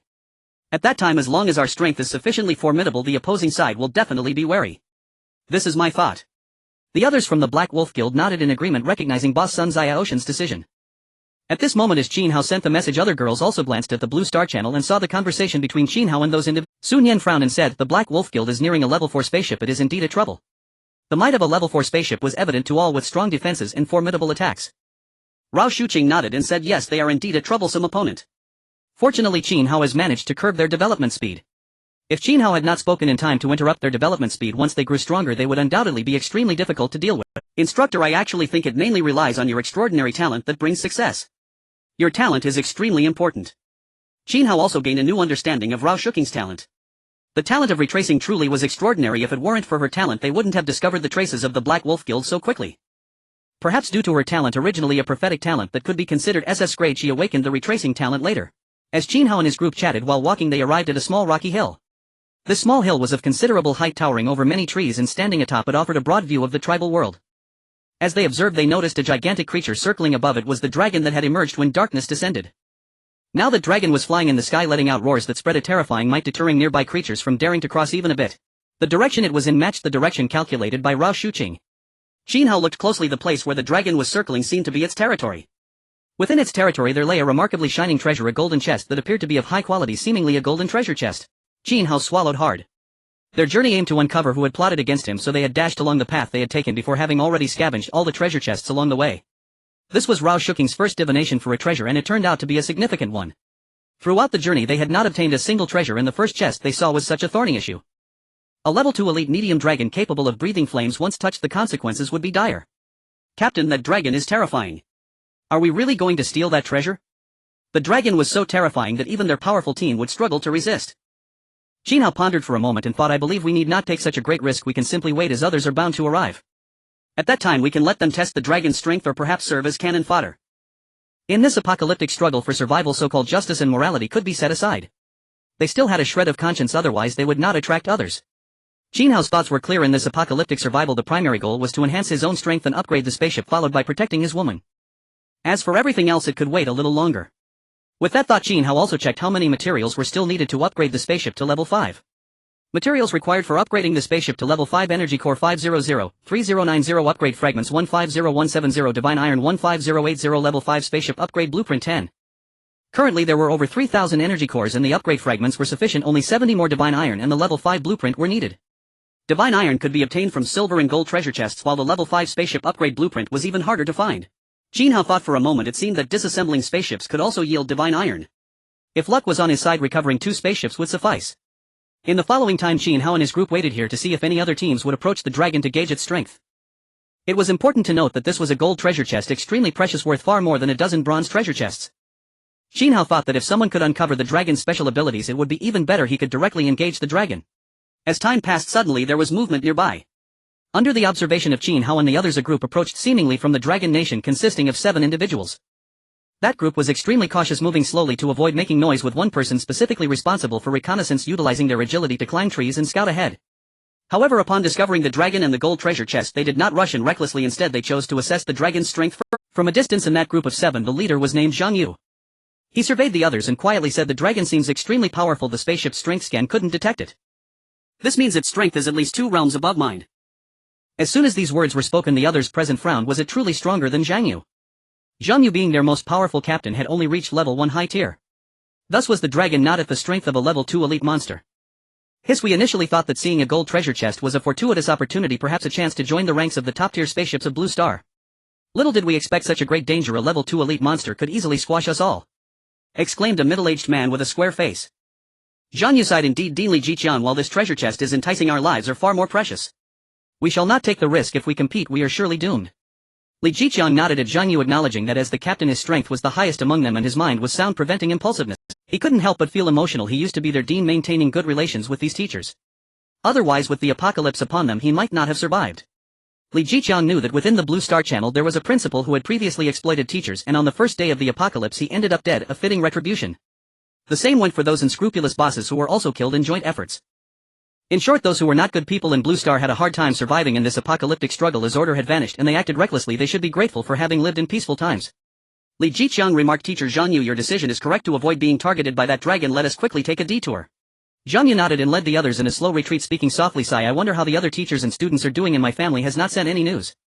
As he spoke, the emotions of those around him began to waver. Although they did not mention it, they were deeply worried as the bad news was overwhelming. Many people didn't even survive the first 3 days of the protection period. A female teacher quietly remarked, "The teachers and students should be fine. Their physical fitness is good and their minds are sharp. They should manage relatively well. As for those with elderly or children at home, it will be difficult. The billions who have passed away now are likely the elderly and children within Blue Star." The others agreed. University students were high-quality talents with good physical fitness and intelligence, and most should not be in too dangerous a situation. As long as they can survive like those wealthy individuals in the capital of Blue Star waiting in their spaceships for food and death, it will be fine. At the same time, they realized how cruel and terrifying this apocalyptic survival game was, with billions of lives at stake. A seemingly honest teacher said helplessly, "Given the current situation, we can't worry about anything else. We must take care of ourselves first." They all understood that in such an environment everything had to be centered around self-interest. Even Rao Shuqing and the others did not harbor thoughts of searching for family within the Blue Star Channel.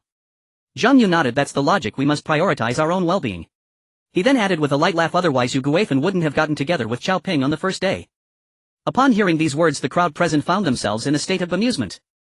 During the 3-day protection period, the food distribution system they received was such that those who acquired supplies kept 30%, while the rest was handed over to Captain Zhang Yu for uniform management and allocation.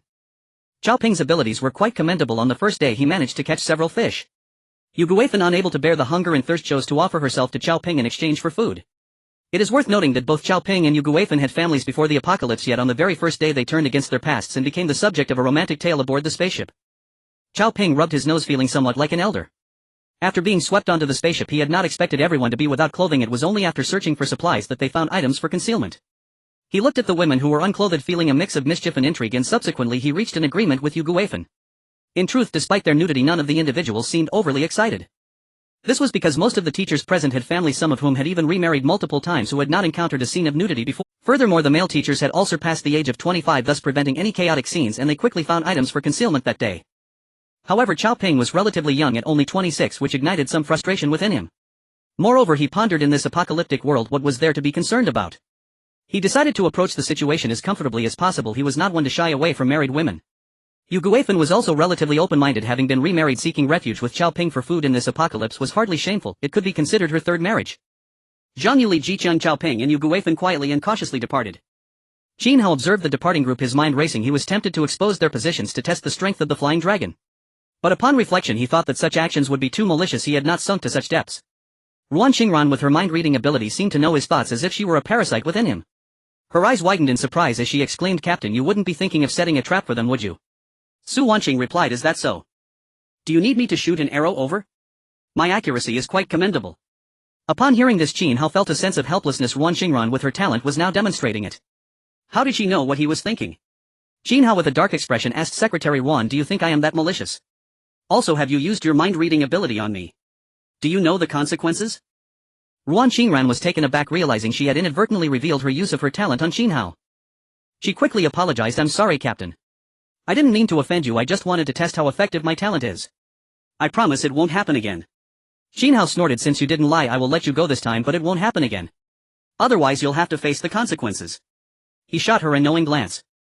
The latter understood the implication and felt her legs weaken at the notion. The other girls witnessing this exchange sensed something was off, was Ruan Qingran and Qin Hao becoming involved. That was fast. The happenings between Qin Hao and those girls had already circulated widely aboard the spaceship, becoming a topic of gossip among the female passengers. So far several girls had become Qin Hao's companions. The lively and cheerful Li Mengmeng was one, but notably even the shy campus beauty Lin Mengyao had also become one of Qin Hao's women. There was even the mature and knowledgeable counselor who had succumbed to his charm. This was the true reason for the astonishment among the other girls. Could it be that they all possessed systems and in order to activate these systems had to make themselves stronger? This was the sentiment among some girls. A few had just activated their talents and awakened a Hawan system, believing themselves to be destined. They were unaware that every girl aboard the spaceship who awakened their talent would also awaken a Hawan system. Rao Shuqing, as the class representative, felt moved. Had she also fallen victim? Had her prized virtue been surrendered so quickly?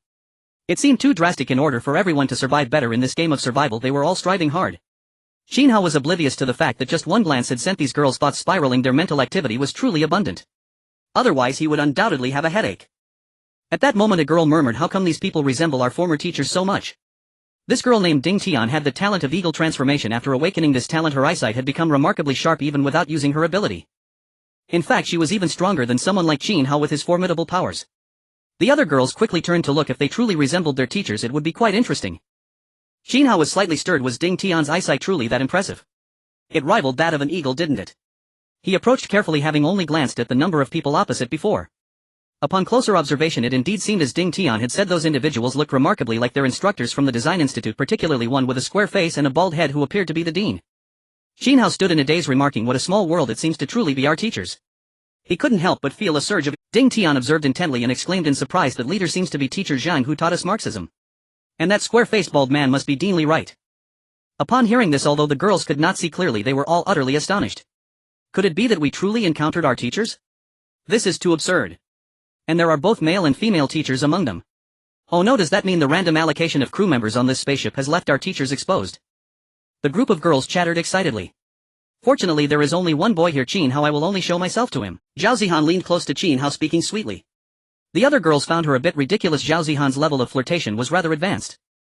We don't understand this mechanism. It's one thing for all the girls to be on the same spaceship as Qin Hao, but why is our counselor as a teacher with us? Yes.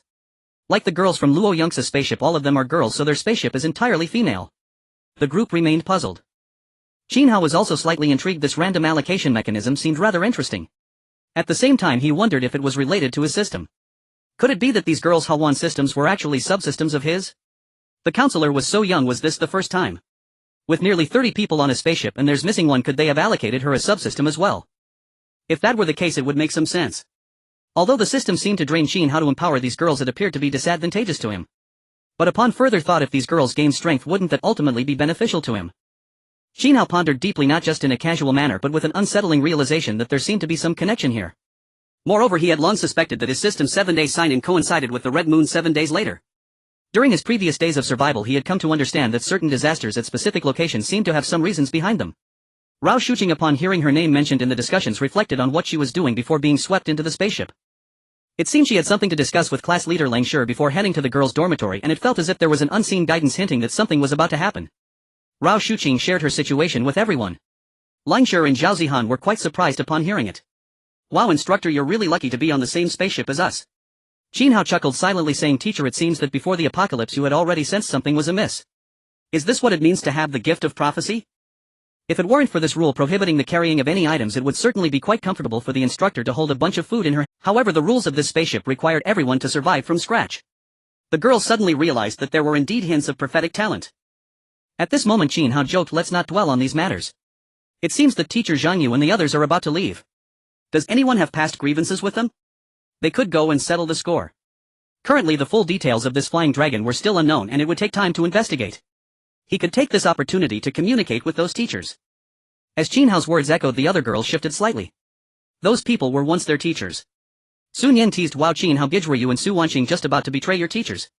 If Qin Hao and Su Wanxing decided to expose those people, it would surely lead to their demise once the flying dragon caught up. Qin Hao rubbed his nose, realizing that indeed it felt like a betrayal. The teacher could be seen as a master while the dean could be considered an ancestor. Su Wanxing also felt somewhat embarrassed. What kind of situation was this? If she accidentally harmed those teachers, she would feel incredibly guilty. Rao Shuqing, hearing Qin Hao's words, was also left speechless. She exclaimed, you guys surely don't have any grievances with these teachers, right? If there were, it would be quite awkward since those people could still be considered her colleagues. The other girls began to murmur among themselves. It seems not. I feel like these teachers are quite nice. No, if there were any grudges they would have jumped out to beat them up by now. The girls expressed their opinions, indicating that they had a decent impression of their former teachers. Qin Hao smiled. If there truly were grievances, it would be amusing to watch. Given the current strength of these girls, they were certainly not the same as before, and those teachers would likely struggle against them. Qin Hao took the lead, moving swiftly, intending to intercept the figures ahead. Zhang Yu and the others were slowly moving towards the outskirts, intending to bypass the territory of the flying dragon and head towards areas where they could defeat some monsters. At that moment, Chao Ping frowned, speaking in a deep voice, someone is coming. Their target is us, and their speed is astonishing. Chao Ping's talent sharpened his perception of life fluctuations. He was the first to notice this flying dragon, and it was thanks to this talent that he had gathered a lot of food during the 3-day protection period, earning the allegiance of Yu Guifan. As Chao Ping's words spread, Zhang Yu and Li Jiqiang were greatly shocked. Could it be that someone was charging towards them? If they encountered the Black Wolf Guild or General Yuan's powerful teams, they would be in grave danger of being robbed. Such cases were not uncommon in the Blue Star Channel. When weaker teams encountered stronger ones, it often ended badly for them. It was common for strong teams to plunder resources, and there were even cases where girls were taken away. That was still a better scenario. Some would be killed outright after being robbed. Unless they encountered teams with a conscience, they could only hope to escape. Zhang Yu quickly said, hurry and flee in the opposite direction. If we get caught, it'll be dangerous. The 7 of them quickly fled in the opposite direction. They were already quite far from the flying dragon's lair, so they weren't too afraid of disturbing that monster. Chao Ping sensed that the fluctuations behind him were increasing rapidly. The life fluctuation was nearly overflowing, shocking him greatly. This was definitely a master. Run. This person is extraordinarily strong. If worse comes to worst, lead him towards the flying dragon to instill some fear. Chao Ping said solemnly. Zhang Yu and the others understood his meaning. Chao Ping's intent was to use the flying dragon's overwhelming combat power to create a situation where if it came to a fight they would all perish together. Truly, as a teacher, he was exceptionally clever. In the back, Qin Hao also sensed that although they were getting closer, those teachers were quite capable and had noticed them fleeing. If he wanted the main force to catch up completely, it would likely take a considerable amount of time. He still had to engage with the flying dragon later, and there was no time to waste. At this moment, a slight smile appeared on Qin Hao's lips as he chuckled, quite clever, but you cannot escape from my grasp. Heavenly gift, blink. Qin Hao began to unleash his heavenly gift, a reverse talent awakened from a talent stone. It was just the right time to practice. Once fully mastered, it would become a powerful tool for either escaping or pursuing. A gentle light glimmered, enveloping Qin Hao's entire body, causing it to instantly fade away and then vanish. While casting, Qin Hao envisioned where he would appear. He aimed to cross a vast distance and intercept those figures right in front of them. When Qin Hao reappeared, he was momentarily stunned.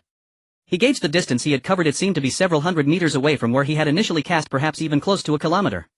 This was extraordinarily astonishing. Qin Hao was utterly shocked. Could it be that he truly was a genius? Or was this blink ability just too incredible? Or perhaps it was due to his strength being at the medium level of a second-tier elite. He had crossed several hundred meters on his first attempt. While Qin Hao was astonished, Zhang Yu and the others behind him were in a state of panic. They were already in a state of fright as they fled, their nerves tightly wound. But suddenly, while running, they found a figure had appeared right before them. Who was this person? Were they friend or foe? As they were filled with fear, they also felt a wave of confusion. What kind of reverse talent was this? Chao Ping, on the other hand, was even more terrified. In his perception of life fluctuations, the powerful life fluctuation behind them had disappeared for a moment, then reappeared right in front of them. This meant that the mysterious figure ahead was the strongest among those pursuing them. Chao Ping looked at the imposing figure standing ahead, swallowing hard. This figure was extraordinarily majestic, exuding a powerful aura that left him in shock. At this moment, Chao Ping spoke almost incoherently. This is troublesome. The mysterious man ahead is the most powerful one from the previous chase behind us. What? What kind of heaven-defying technique is this to appear before us in an instant? How can we escape? This is bad. This level of strength is beyond our comprehension. Could he have already reached the level of a second-tier elite or even higher? Several teachers were also shocked. Even with their usual calm demeanor, they couldn't help but express their astonishment. They were typically composed, yet now they were completely thrown off balance. Zhang Yu, Li Jiqiang, Chao Ping, Yu Guifan, Huang Yan and others all displayed expressions of shock along with a hint of despair. With such strength, they likely wouldn't even have a chance to draw near to that terrifying flying dragon before being annihilated. They realized that they didn't even have the chance to perish together. What utter hopelessness! Zhang Yu and the others stood frozen in place staring at the figure not far ahead, almost forgetting to flee. Zhang Yu choked back his words, "Mighty one ahead, we mean no offense. We have never held any grudge against you along our journey. I beseech you to spare our lives." Clearly escape was impossible, so he could only plead with this powerful figure, hoping he wasn't here to kill them.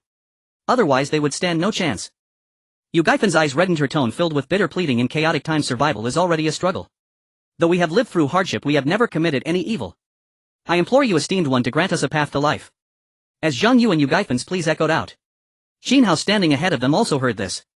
At this moment he was striking a remarkably handsome pose, his tall figure standing there exuding an aura as if he were turning his back to the world, looking extraordinarily majestic. He found this sensation to be quite marvelous.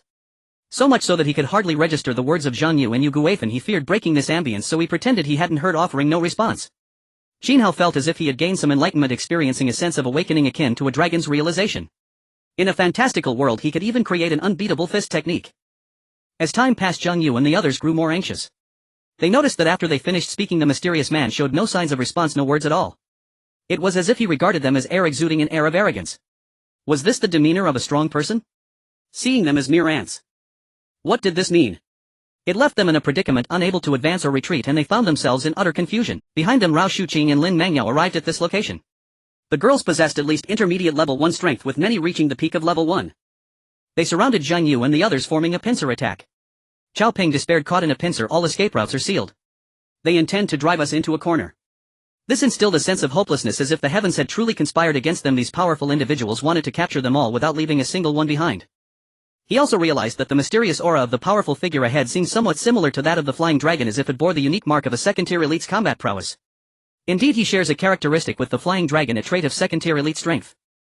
Zhang Yu and the others were filled with despair, intercepted by a second-tier elite strength, and with many powerful figures blocking their path from behind, it seemed they were bound to face calamity.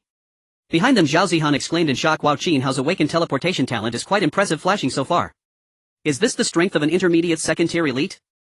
Su Wangqing looked on with envy, thinking that this talent was too remarkable, making her own awakened control talent seem somewhat dull. She hadn't even demonstrated it yet and wasn't sure how effective it would be. Among Zhang Ye's group, aside from Yu Guifen, there was another female teacher who was already on the verge of collapse. Her eyes were red, tears brimming as she cried out, "What do you all want? If you want to kill or torture us, just say it. I'm really about to break down." Her mental defenses had crumbled. This was simply too much bullying. Behind them, Rao Shuqing and the others gazed at Qin Hao's stylish and handsome silhouette, somewhat dazed. He really was quite handsome. Yet why did it seem like these teachers were all on the verge of breaking down? Rao Shuqing thought for a moment. The female teacher seemed to be called Teacher Hu. It was her first time as a counselor, and she wasn't very familiar with these teachers. Rao Shuqing had once undoubtedly been a talented girl, excelling academically from a young age, graduating with a master's degree at a young age.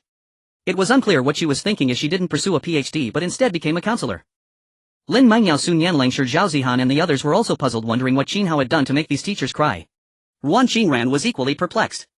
At this moment her mind was filled with nonsense, and she couldn't help but think, could it be that Qin Hao was too lecherous and was forcing these female teachers to submit to his desires? That shouldn't be the case, right? Wouldn't Qin Hao, with so many young, beautiful and pure female university students around him, choose to pursue those older, unattractive women instead? Rao Shuqing felt that these people were after all her colleagues. She stepped closer to let them see the situation clearly. She softly said, Teacher Hu, are you alright?" Teacher Hu was crying, choking on her words. "What do you mean, are you alright? You all are too frightening. You've made me so nervous that I—" After she finished speaking, she felt something was off. How did it seem that person had called her name? And why did he look somewhat Zhang Yu and the others were immensely bitter, but upon hearing Rao Shuqing's words they felt a glimmer of hope. This voice didn't seem to carry the aura of a fierce deity. Could it be that they were saved? Were these people not here specifically to kill them? They began to scrutinize the figures behind them. All of them were girls, looking exceptionally beautiful and youthful, yet their strength appeared to be quite formidable as well. The other girls were unfamiliar, but the leading girl made Zhang Yu feel that her face and the earlier voice seemed somewhat familiar. Zhang Yu exclaimed in surprise, How does she resemble Teacher Rao, who just joined the academy before the apocalypse?" As Zhang Ye's words echoed, Chao Ping and the others turned their gazes toward him. The more they looked, the more familiar it became, and with Rao Shuqing calling out the name of that teacher who they had to accept a shocking fact, the leading girl seemed to be a teacher from their own academy. Upon thinking of this, several of them were instantly horrified, their faces filled with disbelief. They had initially thought these people were there to kill them, but it seemed it was not the case. Yu Guifen also reacted, staring at Rao Shuqing in surprise, saying, You are Teacher Rao, not here to kill us."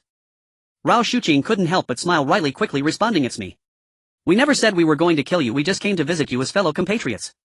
Rao Shuqing felt that if she didn't explain further, these people would kneel down and beg for mercy. Qin Hao, that person, was utterly unhelpful and didn't bother to explain first. Zhang Yu widened his eyes and said, "You are Teacher Rao from our academy. Why is your strength at the peak of level 1 so in—" Rao Shuqing laughed, saying, "I am Teacher Rao. As for my strength, how should I put it? It's because we have our own opportunities, but I can't divulge more. Zhao Ping asked, and that mysterious man, who is he? He was particularly concerned about that man, hoping he wasn't it. Rao Shuqing smiled even more, almost instinctively wanting to say he is my man, but she stopped herself. That would be too embarrassing. After all, she was Qin Hao's teacher. If these former colleagues found out, it would definitely cause an uproar. They would surely gossip about Qin Hao's affairs. He is my student, yes, a very impressive student. As Rao Shuqing's words fell, Zhang Yu and the other sighed in relief. They were almost scared to death by the pressure. They all plopped down, slumping to the ground. Thank goodness you're not here to kill us. Qin Hao felt a bit embarrassed. It seemed he had shown off a bit just now. He approached and apologized, saying, sorry teachers. This is my first time using a quite powerful talent and I wasn't used to it, hence I didn't speak. No need to apologize, student. Yes, after all it's the first time using such a talent, anyone would find it hard to. It's just that we were overly paranoid, thinking everyone was here to hunt us down. The fault lies with us, several teachers. Qin Hao was also at a loss. He thought these teachers would lecture him, but it turned out to be like this. He understood a principle: once one's strength is sufficient, great scholars will defend you. In the following time, Rao Shuqing and the others began to converse with these teachers, who were almost scared silly. Qin Hao learned from a gossiping teacher. Teacher Zhao Ping had surprisingly made a move on Yu Guifan on the first day, and he was a bit stunned. This was definitely a talent showcasing the demeanor of Chao Wei, truly worthy of being a descendant of Boss Chao. His speed was faster than his own. He had only managed to catch Lin Mangyao on the second day and still felt somewhat passive about it. Rao Shuqing was also a bit surprised. Through their exchanges she learned that these teachers had all restructured their families. Now in this apocalyptic survival they were each seeking support and had long put their previous families behind them. After all, in this chaotic world, living another day was paramount. Teacher Zhang Yu even had 3 girlfriends. Gu Qinghan slightly remarked, the teachers are quite helpless. After all, in this apocalypse it's hard to reunite. It's better to find new love in these last moments. However, upon reflection they realized that wasn't entirely true. It seemed they could still encounter others. For example, they had met Luo Yunxi and other girls from different schools as well as their former teachers. If these teachers who had restructured their families ran into their relatives from Blue Star, wouldn't that be quite awkward? The group of girls fell silent, each with their own thoughts.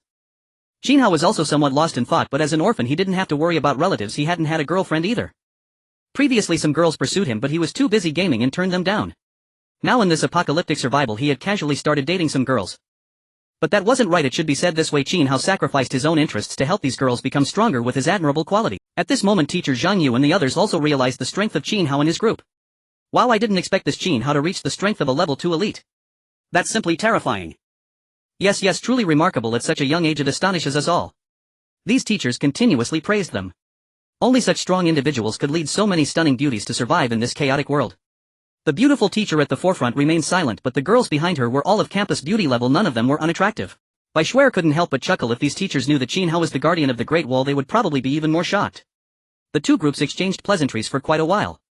Zhao Zihan and the others had a good impression of these teachers. They definitely couldn't be called bad people. These teachers were after Luo Yunxi and her fellow students, another group they felt positively about. They were still somewhat friendly towards normal people, but if it were like that former Zhang Chang and the likes of Brother Dao, they would surely show no mercy. Just as everyone was conversing, Qin Hao noticed something and looked towards the location of the flying dragon, where intense fluctuations were emanating as if someone had run into that flying dragon. He said to the girls, let's go, someone has finally encountered that monster, let's hurry and check it out. Rao Shuqing and the others also moved slightly, not delaying at all, as all the girls responded. Okay, let's go now. Goodbye teachers, we're leaving first. Take care teachers, may we meet again. They made quick farewells to the teachers without any hesitation. Their visit was simply to see how the teachers were doing. Since it seemed they were doing alright, they didn't want to disturb them further. Zhang Yu was surprised by the mobility of Qin Hao and the many girls. This team not only had great strength but also remarkable mobilization capabilities. He made a decision in his heart, saying Qin Hao having one more friend means one more path. Teacher Zhang humbly requests, can I add you as a friend? If there is any important information in the future, we can share it with each other. In a short time Qin Hao and the girls had already gone quite far, but with their strength they could still hear. Qin Hao thought for a moment and calmly said, sure, guardian of the Great Wall is my ID. His calm words echoed in Zhang Yu and the others' ears like thunder on a clear day, stirring up waves. What? I can't be hearing this right. Qin Hao's ID is that of the guardian of the Great Wall, which is known throughout Blue Star, even across the entire tribal world and infinite star domains of Zone 1. Heavens, this is simply unbelievable. But upon reflection it seemed reasonable. Qin Hao had the strength of a level 2 elite, and Rao Shuqing and the others were also at the peak of level 1. Looking across all of Blue Star, it would be hard to find a second team like this. Amidst the astonished gazes of teacher Zhang Yu and others, Qin Hao and his group gradually moved away until they faded from their sight, leaving behind a few stunned individuals. Yu Guifan and teacher, who exchanged glances, their eyes flickering. If it weren't for the many young and beautiful women around Qin Hao, they would have asked if he was taking in wives. With such powerful allies, who would fear hunger? The girls behind Qin Hao were also filled with excitement. Why did they feel such thrill when Qin Hao mentioned his ID? It was as if they shared in his glory. The huntress Su Wanqing cheerfully exclaimed, wow, why does it feel so exhilarating when brother Qin Hao reveals his ID? If I used this ID on the Blue Star channel and said I am Su Wanqing, my former friends would definitely be stunned. Lin Mengyao also chimed in, yes captain, is amazing. Creating the ID Great Wall Guardian is something that would shock anyone who hears it. But this ID belongs to all of us, it's a collective achievement, meaning each person is part of it. The other girls nodded in agreement, they were part of this collective, all contributing to its reputation. Qin Hao smiled and said, yes, this ID is the culmination of our group, none of us can be absent. It was indeed thanks to Rao Shuking's foresight, Lin Menjiao's beast-taming skills, Sun Yan's luck and Lang Shi's freezing abilities that they were the first to upgrade to level 3 and 4 ships and the first to slay a level 2 elite monster. As they talked and walked, they arrived at the stone mountain where they had previously been eyeing the lair of the flying dragon. At this moment, upon reaching the stone mountain, they were astonished to find that the team that had battled the flying dragon had been completely wiped out, becoming souls beneath the dragon's claws. They could see several freshly slain bodies near the flying dragon's lair. Clearly that group was far too weak and had been instantly vanquished by the dragon. Qin Hao furrowed his brow and said, it seems this flying dragon is too strong and no team can withstand it. Should we just go in? Qin Hao felt that although the dragon was powerful, being a middle-level elite of the second tier, he was not intimidated. Under the 11-fold amplification, he could bridge the gap between himself and the dragon. However, if the dragon unleashed its special abilities, they might struggle to resist and could suffer casualties, possibly even beyond the limits of... After all, it was a hovering monster. Qin Hao at this moment could not fly, which left him in a very passive position. He pondered, since his blink could move him forward, it should also allow him to blink into the air, but without flying means falling down could be catastrophic. Longshire coldly remarked, this dragon can fly. If we engage directly, we will be at a severe disadvantage. My ice projectiles can attack, but their power will likely be significantly diminished. After hearing this, Rao Shuqing also sensed the situation and said solemnly, Qin Hao, I have a feeling this is too risky. The strength of this flying dragon cannot be compared to that of the barbarian king, plus it has the ability to fly. Someone must come forward to draw some fire or lure out its special abilities. Dragons are likely the kings of beasts, high and mighty with noble bloodlines and astonishing defenses. The roar of a dragon can cause some animals to cower in submission, unable to resist. Qin Hao nodded. Although he was tempted by the golden treasure chest, he wouldn't act recklessly, as one misstep could lead to casualties. He sensed that the flying dragon exuded a formidable pressure, as if some ants had just provoked it, making it even angrier. The sound of its roars sent shivers down the spines of nearby beasts in the tribal world. This flying dragon's lair seems to be situated at the mouth of a volcano. The entire volcano has become its territory, Qin Hao said softly. He observed and found that the flying dragon's lair was indeed at the volcano's mouth. From a distance it appeared to be an open area devoid of vegetation or trees, forming a circular space. Within this space was a volcano, but it seemed to have been dormant, showing no significant activity. The flying dragon's lair was built right at the mouth of that volcano, a concave space perfectly accommodating the massive dragon. The small amounts of molten lava flowing from the volcano's mouth were evidently used for body tempering. This dragon overlord was indeed extraordinary. Qin Hao and the others gazed in a daze. The golden treasure chest was just behind its lair. Not to mention whether they could get past the dragon, even the scorching heat of the volcano was enough to deter them. If the volcano were to erupt, the massive flow of magma would pose a great danger. Qin Hao and his group quietly waited, hoping for a chance encounter. He wouldn't let this golden treasure chest slip away. It might be the only one in the tribal world. Previously, the barbarian king's tribe had only one silver treasure chest. As time passed, about 20 minutes later, another team arrived. This was the third team besides Qin Hao and his group. Qin Hao saw that they were faces not belonging to any ethnicity from Blue Star, but from another alien civilization. These individuals had sharp features, standing about the same height as humans, but most importantly they had 6 arms. Sun Yan exclaimed in surprise, is this the 6-armed race mentioned in the Blue Star channel? We actually encountered them. Qin Hao nodded, saying it seems so. With 6 arms, can't they wield 6 weapons? From this it appeared that these beings were likely quite powerful. As they neared the dragon's territory, they halted, seemingly discussing whether to take the risk. In the distance, the 6-armed beings stood together, whispering among themselves. That mysterious aura is from a level 2 elite monster. This flying dragon is formidable. What should we do? Our highest strength is only level 1 peak. We are no match for that dragon. To obtain that precious golden treasure chest seems almost impossible. The 6 of them murmured softly. The leader, named Ziyunuo, was at level 1 peak strength, just a thin line away from level 2 elite. He said in a deep voice, I think we can take the risk. Let's lure some ants to draw fire. We'll grab the treasure chest and run. This is a golden treasure chest. Just getting one would be a fortune. It cannot be compared to a silver treasure chest. Moreover, their ship had yet to acquire even a silver treasure chest in this tribal world, only managing to secure 3 bronze treasure chests, which was quite disheartening. If they obtained this golden treasure chest, they would take off directly. Ziyunuo's gaze was cold. He had made up his mind that even if it was risky, he must secure this golden treasure chest. Xiao Nuo and the others left. They intended to capture some weaker teams to serve as cannon fodder. For the sake of that golden treasure chest, they were willing to go all out, not fearing death. Qin Hao and the others watched helplessly as the 6-armed tribesmen departed. However, as time passed, another group of people arrived. The newcomers were quite close to Qin Hao's position, and judging by their faces, they seemed to be from the pickled vegetable nation of Blue Star. After arriving here, they neither rushed to seize nor left, but instead opened the chat channel on the spot. Qin Hao also slightly moved and opened the chat channel, mainly focusing on the Blue Star channel and the Tribe World channel. He quickly locked onto a message sent by someone as it was simply too eye-catching. Tribe World channel. Do not eat pickles, my gosh, there's a powerful flying dragon here. This is definitely the strength of a level 2 elite. Most importantly, there is a golden treasure chest here, rare in the world. The chat comments below exploded. Jean Tian what? There's such a good thing. Where is it? Potato, is this for real? I've never seen a golden treasure chest before. It seems like no one in the entire Endless Star domain has reported finding one. Do not eat pickles, it's real, everyone. The location is at a volcano in the core of the Tribe Clash, where there's also a landmark stone mountain. Many teams are on their way to besiege this flying dragon. If you're slow, you'll miss out. As this message spread, the comments section below instantly stirred with excitement. Yuya, my gosh, is this flying dragon the most powerful boss in this tribe world? And there's a golden treasure chest there. Onlookers, this is going to be lively, let's go join the fun. Qin Hao and his group watched and shook their heads, saying these people are truly blinded by greed, thinking such benefits could actually come their way. The other girls also understood the pickled vegetable nation's intentions. They wanted to leverage many teams to launch an attack, hoping to fish in troubled waters and obtain that golden treasure chest. But that flying dragon was incredibly powerful. Not only was it a level 2 elite, but it also had the ability to fly, and its tough skin made it a formidable member of the dragon clan. It should be known that even Qin Hao felt apprehensive about this flying dragon, only daring to approach after it had unleashed its ultimate attack. However, Qin Hao and the others wouldn't play the role of the Good Samaritan, they would let them be. Rao Shuqing softly said, I foresee that with the arrival of many teams this will be an opportunity for us. Qin Hao nodded and quietly said, everyone get ready. When the timing is right, we'll rush in to seize it. At this moment, many teams were gathering at this landmark stone mountain.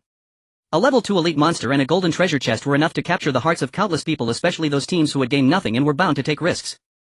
Just then another team arrived. They seemed to be here for an adventure and knew nothing about the flying dragon inadvertently wandering into its territory. Qin Hao saw that the flying dragon merely glanced at the team, then immediately breathed out fierce flames, directly spewing them towards the team. That team, likely due to their weak strength, couldn't escape and could only watch helplessly as the flames descended, burning them to death. Qin Hao was also secretly alarmed. Such powerful attacks, if they hit his women, would probably be beyond even Zhao Zihan's healing capability. As time passed, Qin Hao noticed that the number of teams here had gathered to a terrifying extent. He could sense teams arriving one after another. In their stone mountain area, 2 different teams had come, but they were scared away by Qin Hao's psychic pressure. Due to Ding Tian awakening her eagle transformation, her vision surpassed everyone else's. She pointed to a location and softly said, the number of teams gathered here has reached a terrifying level. It seems there are also the Romani, from what Captain mentioned. Moreover, from my observations, that flying dragon seems to have noticed something. Its fluctuations have become somewhat intense. Rao Shuqing and the others also looked over the Romani. These powerful civilizations had previously exerted great pressure on them. It's the Romani. They brought many Romani figures with them. Yes, I heard that his strength has already broken through to the lower level of a level 2 elite. Really? They say that breaking through the level 2 elite threshold is very difficult. Without the aid of treasure, one must take risks and only has the opportunity to break through in life and death situations. A girl chattered here. As for the later remarks, they were made by Wan Qingran, who was collecting information and had obtained some scattered clues. Breaking through the level 2 elite threshold is challenging and has blocked many. Some people at the moment of breaking through in life and death situations were directly killed. Therefore, treasures that aid in breaking through are even more precious. Other people must risk their lives to have a chance to break through, and if their state is not good, the breakthrough will be greatly diminished. If there are treasures to assist, one can break through in a full state as if it were a natural progression, breaking the shackles. Zhao Zihan exclaimed, so this Romani must be quite determined. He must have encountered an extremely powerful opponent to break through in a life and death situation. As more and more teams gathered in this place, the flying dragon circling in the air began to appear somewhat agitated. These weak insects repeatedly provoking his authority were simply unforgivable. Roar! It was enraged. This aerial overlord let out a roar of dragon's fury. Such a sound left everyone present in shock. Is this the Dragon Clan? It's too terrifying. This made the teams near the lair widen their eyes, some too afraid to approach, while others felt a desire to retreat. At this moment, the 6-armed tribesmen captured a team. They seemed to belong to the Beast-eared clan, and this weak race's team was ruthlessly caught. Xiao Nuo was also furious. He realized that during this time so many teams had arrived, which made him extremely angry. He kicked one of the Beast-eared clan members and angrily muttered, "You lot running so fast messed up my good plan. In a while I'll throw you to feed the dragon." The Romani team was also buzzing with discussions. Yes, it really is. As the Tribe World channel said, there is a powerful flying dragon here and there's a golden treasure chest. Yes, this is going to be lively. So many teams have come here. Obviously the ones bold enough to approach are strong, so it seems the golden treasure chest won't be easy to obtain. Not necessarily. I seem to have seen some weak teams. Perhaps those without much brain activity would also want to try their hand at it. Manka looked at the powerful flying dragon and also exclaimed, not to mention anything else, but this flying dragon looks far too powerful, doesn't it? If it unleashes its abilities, I'm afraid even I wouldn't be able to withstand it. Rebellion. The other Luo Mangsing people were taken aback by Manka's words. Is there really a presence that even Manka fears? He pondered. No wonder there are so many teams here, none daring to step forward. Forget about whether they can win, just hitting the flying dragon is already quite a challenge. Manka addressed everyone saying, let's take advantage of the chaos here. However, being the first to stick our necks out could cost us our lives. The other Luo Mangsing people nodded in agreement. Among them the most docile were Man Biao and the others. Initially they were arrogant and attempted to seize the treasures of the feeble humans. If it weren't for Man Ka saving them with a silver treasure chest they would have perished long ago. This flying dragon looked even more terrifying. If they rashly approached it would surely end in disaster. At that moment a group of tall and stern-faced individuals was lurking in a patch of grass. They were a team frequently active in the Blue Star Channel known by the online name Special Forces. Su Liguo said solemnly, although the allure of this golden treasure chest is great, once acquired we could upgrade to a level 4 spaceship. However, this monster appears too fearsome.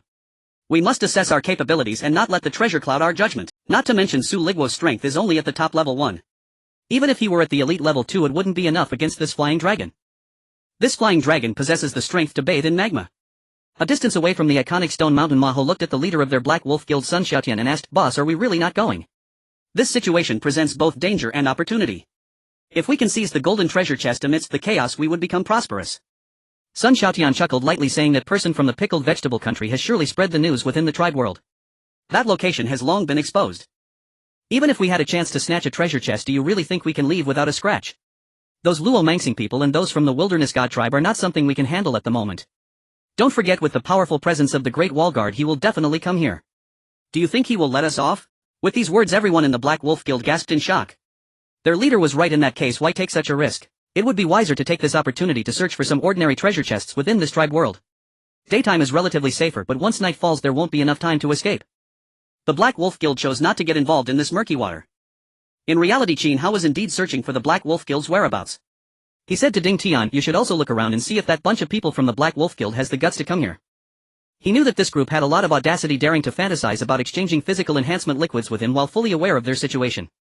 Ding Tian nodded, her sharp gaze enhanced by her eagle transformation granted her exceptional vision. As Qin Hao scanned the area he did not spot anyone from the Black Wolf Guild but instead saw Lu Xiyu, a rising star he had traded with before. He recalled that at that time he had traded a physical enhancement liquid for a rare fruit, the Dragon Spirit Fruit, at a normal price thanks to Lu Xiyu's persuasiveness.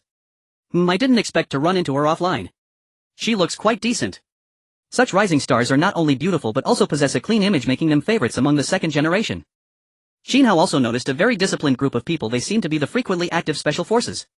It appeared that all the familiar faces from the Blue Star Channel were present, demonstrating the allure of this golden treasure chest.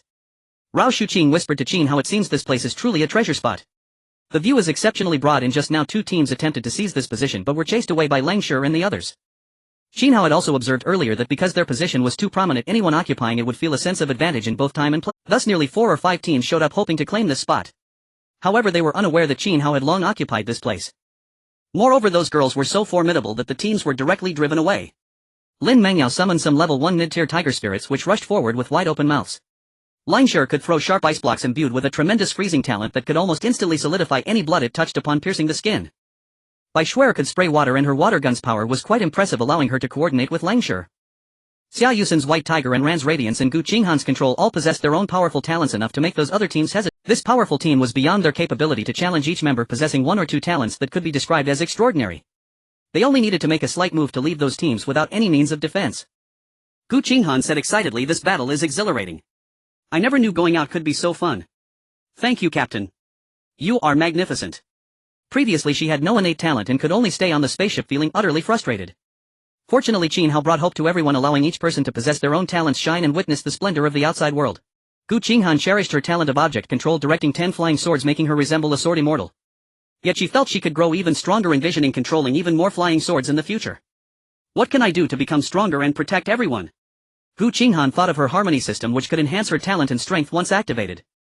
At that moment she recalled the night of their defense when she saw Ruan Xingran and Zhao Zihan crouching down to serve Qin Hao. She was shocked, thinking, could it be that Zihan also has a system? It said that her talent also grew stronger back then, even enabling her to cure the zombie virus. With that thought Gu Qinghan's face flushed, realizing the truth. Just then the flying dragon became increasingly agitated, its roar growing fiercer. Roar! As the various teams contemplated how to obtain the golden treasure chest, the beasts and spirits in the core area of the tribe world had already begun to stir. Countless beast roars echoed, resonating in the area. Those beasts that were silent during the day and stirred at night suddenly became active at this moment. It seemed that with the roar of the flying dragon circling in the sky, many beasts and spirits within the tribal world were summoned. The entire tribal world fell into turmoil. This overwhelming power left everyone in shock. Although it was far less oppressive than the arrival of the night and the red moon, it was still terrifying. The tribal world channel exploded with activity. Special forces. I am also near this flying dragon. The beastly roar, though not as terrifying as at night, should not be underestimated. Potato. Yeah, why do these demon beasts seem ready to go berserk? A woman must be strong. This is bad. Judging by the situation, it seems that the flying dragon is summoning these beasts to rampage towards us. Qin Hao also sensed something was amiss and saw the news from the tribal world. He said in a deep voice, it seems to be getting more chaotic. This flying dragon is indeed extraordinary, capable of inciting those beasts to riot. With these animals and spirits going berserk, it might be a bit challenging for us. Qin Hao thought for a moment and said, although this flying dragon appears to be a ruler capable of summoning many beasts, it is certainly not as terrifying as at night, and without the red moon's backing we should be able to cope. The plan remains unchanged. Continue to lie in wait for the opportunity to seize the treasure chests. Many girls in their group possess top-tier abilities and numerous combat talents. Their strength was formidable, giving them enough confidence. In the distance, the team from the Pickled Cabbage Nation was also horrified. With so many beasts going berserk, they too would find themselves in danger. Unpickled cabbage. Damn, no one expected this flying dragon to be so powerful. Potato. I guess I can leave now. I'm just here to watch the show to see which big shot gets the golden treasure chest. I was wrong. Yeah, not good. The first wave of monsters is already coming. At this moment, many spirits and beasts had charged in, engaging in battle with the teams present. It should be noted that there were probably dozens of confident and powerful teams gathered here. But facing such a multitude of demon beasts, waves of fear inevitably surged. Heavens, the monsters are coming. Weren't these supposed to move only at night? Who provoked them? All teams near the flying dragon's nest were already engaged in combat with the rampaging beasts. This included Qin Hao's team. However, their situation was much better than that of the other teams, because they had the Saintess Lin Mengyao of the beast taming sect. At that moment, Lin Mengyao was using her beast taming and summoning talents under the protection of everyone. As she summoned powerful spirit tigers, she was also taming the attacking spirits. Whether to let them leave or to make them submit, in any case, with Lin Mengyao top-tier level 1 strength, she effectively blocked the attacks of these demon beasts. Even if some monsters broke through the defenses, they would be ruthlessly slain by Longshire and Gu Qinghan. At that moment, the entire team near the flying dragon's nest was engulfed in wails. Damn, what kind of monster is this? Why is it so hard to kill? How can there be so many spirits? This is just absurd. At this time, those weaker teams were mercilessly overwhelmed by the terrifying tide of beasts in a short time hiding in this place. Roar! The terrifying flying dragon roared above the nest as if venting its frustration, declaring that these ants dared to provoke its authority and this would be their fate. No one could challenge its supremacy. Let this terrifying beast tide come even stronger. Boom! Rumble! All sides began to fight, desperately struggling to resist the terrifying beast tide. On Qin Hao's side, Zhao Zihan shot an arrow and exclaimed, "My heavens, this beast tide is too terrifying with so many of them." Sun Yan also said softly, "Yes, many teams here might find it hard to withstand." Thinking of this, Sun Yan continued, "If we rashly fight against that flying dragon, we might also fall into such encirclement. Fortunately, there are so many teams helping us hold the line. If we were to be surrounded alone, even Lin Mengyao's methods might struggle to resist." Many girls looked at Lin Mengyao, the campus beauty. She was incredibly formidable, almost single-handedly resisting so many demon beasts, bearing the greatest pressure which moved them. Since the first day, Lin Mengyao had provided everyone with water and food, and every day thereafter she had been an immense help. If one were to say who contributed the most in this group, Lin Mengyao could certainly claim that title. Sun Yan, Langshur and Zhao Zihan looked at Lin Mengyao with awe. Having this beauty in their team was their greatest fortune. At the same time, they thought about what everyone on the ship knew. Lin Mengyao was Qin Hao's first woman, which illustrated her significant contribution. As the battle intensified and the dire situations of the teams on site continued to spread, many teams had already been forced into the range of the flying dragon's nest, entering the dragon's territory, presenting a situation of being attacked from both sides, making it even more dangerous. Qin Hao also moved slightly and said softly, "As these teams are forced into the flying dragon's nest, it will undoubtedly become even more chaotic. Isn't this an opportunity? Now is the time. Let us reveal ourselves and charge into the core area to seize the treasure chest." Qin Hao shouted. The other girls, upon hearing this, wasted no time and followed Qin Hao as they surged into the arena. As nearly all the teams entered, the flying dragon went completely berserk. Roar! A series of dragon roars echoed, emanating a terrifying pressure. These ants dared to challenge his authority time and again, stepping into his territory, which was unforgivable. The flying dragon became utterly enraged, instantly unleashing several fireballs and leaping down towards the nearby teams. The speed of the fireballs was astonishing, carrying an overwhelming force, and not every team was as strong as the Luo Mangsing people. Some ordinary teams were almost instantly incinerated by the fireballs, unable to react in time. At this moment, Man Ka was also completely shocked and said solemnly, "Oh no, this flying dragon saw me evade its attack and is coming straight for me." He saw the massive flying dragon reaching out a claw towards him, its muscular limb and sharp talons leaving him in awe. The speed was terrifying. He quickly took out his knife to block, gripping the handle with one hand while pressing against the blade with the other. Bang! The flying dragon swept past, creating a howling wind. Its strength was immense, and with a single claw it sent Man Ka flying crashing into the distance. Put! Man Ka spat blood. This blow had caused him a minor injury. A level 2 elite dragon, truly formidable. The flying dragon belonged to the dragon race, a species renowned for their physical prowess. Man Ka leaped up and grinned, saying, "This blow won't kill me. Come on, bring it on." The flying dragon was furious it hadn't expected this slightly larger insect to withstand its blows so well. It turned around and charged again. As Qin Hao entered, some of the fighting teams also noticed the commotion over there. Because Qin Hao was leading so many beautiful girls, he stood out remarkably and they all appeared to be powerful, which was quite rare. Kill it. Defeat the flying dragon. Zhao Zihan shouted towards them as Qin Hao and his group entered. In the distance, the girl known as Lu Xiu, who was known for her self-reliance, reacted slightly upon seeing Zhao Zihan. She exclaimed, Isn't that the girl from the Great Wall Watch? Could it be that this team is the Great Wall Watch? After blurting it out, Lu Xiu felt a bit embarrassed. Although they were very powerful, it seemed inappropriate to accidentally reveal someone else's ID. Everyone present had considerable strength and their hearing had naturally improved. Even amidst the chaos of battle, Lu Xiu's words could still be heard because the phrase Great Wall Watch resonated deeply with everyone. What? The formidable team is actually the Great Wall Watch. Hiss, they are so young, aren't they just college students? No way. I thought the Great Wall Watch would be ruthless mercenaries, instead it's a male college student leading a group of female college students. Even in this critical moment facing the threat of beast tides, it couldn't stop the gossiping hearts of those present. Wow, is this really the Great Wall Watch? These college students look like my schoolmates. I think I've seen those girls at school. Isn't that the campus beauty? And that one seems to be the department beauty. Heavens, how is it possible? They are all college students, why are they doing so well? Among those present there was even a team shouting that they were Qin Hao's schoolmates. It couldn't be helped, Lin Mengyao and Sun Yan's looks were too stunning a presence of campus beauty, so if they were from the same school, naturally someone would remember. Lu Xiu was also utterly shocked. This was the prestigious Great Wall Watch known for consuming body enhancement liquids like water, yet they turned out to be a group of college students. This was simply unbelievable. She vividly recalled the scene when she traded body enhancement liquids with the Great Wall. Initially the other party seemed a bit shady, but perhaps due to the height difference they eventually grew disinterested in haggling and simply made a 1-1 exchange without squeezing her too hard, leaving her with a good impression. In the distance, Su Ligua chopped down a wild wolf with an axe, equally astonished. Hiss, the renowned Great Wall Watch is actually a group of college students from Long Nation. This made Su Ligua feel somewhat inferior. He was a special forces soldier and he couldn't even compare to a group of college students. This was far too humiliating. If you told me they were mercenaries I would believe it, but they are just a group of college students, which almost shattered his heart. At this moment the scene was incredibly chaotic, with the flying dragon attacking Man Ka while various creatures assaulted all the teams present. With Qin Hao's entry the chaos escalated further. Many people looked towards his direction, revealing deep shock. The Great Wall Watch had arrived and they were such young college students, this was simply unbelievable.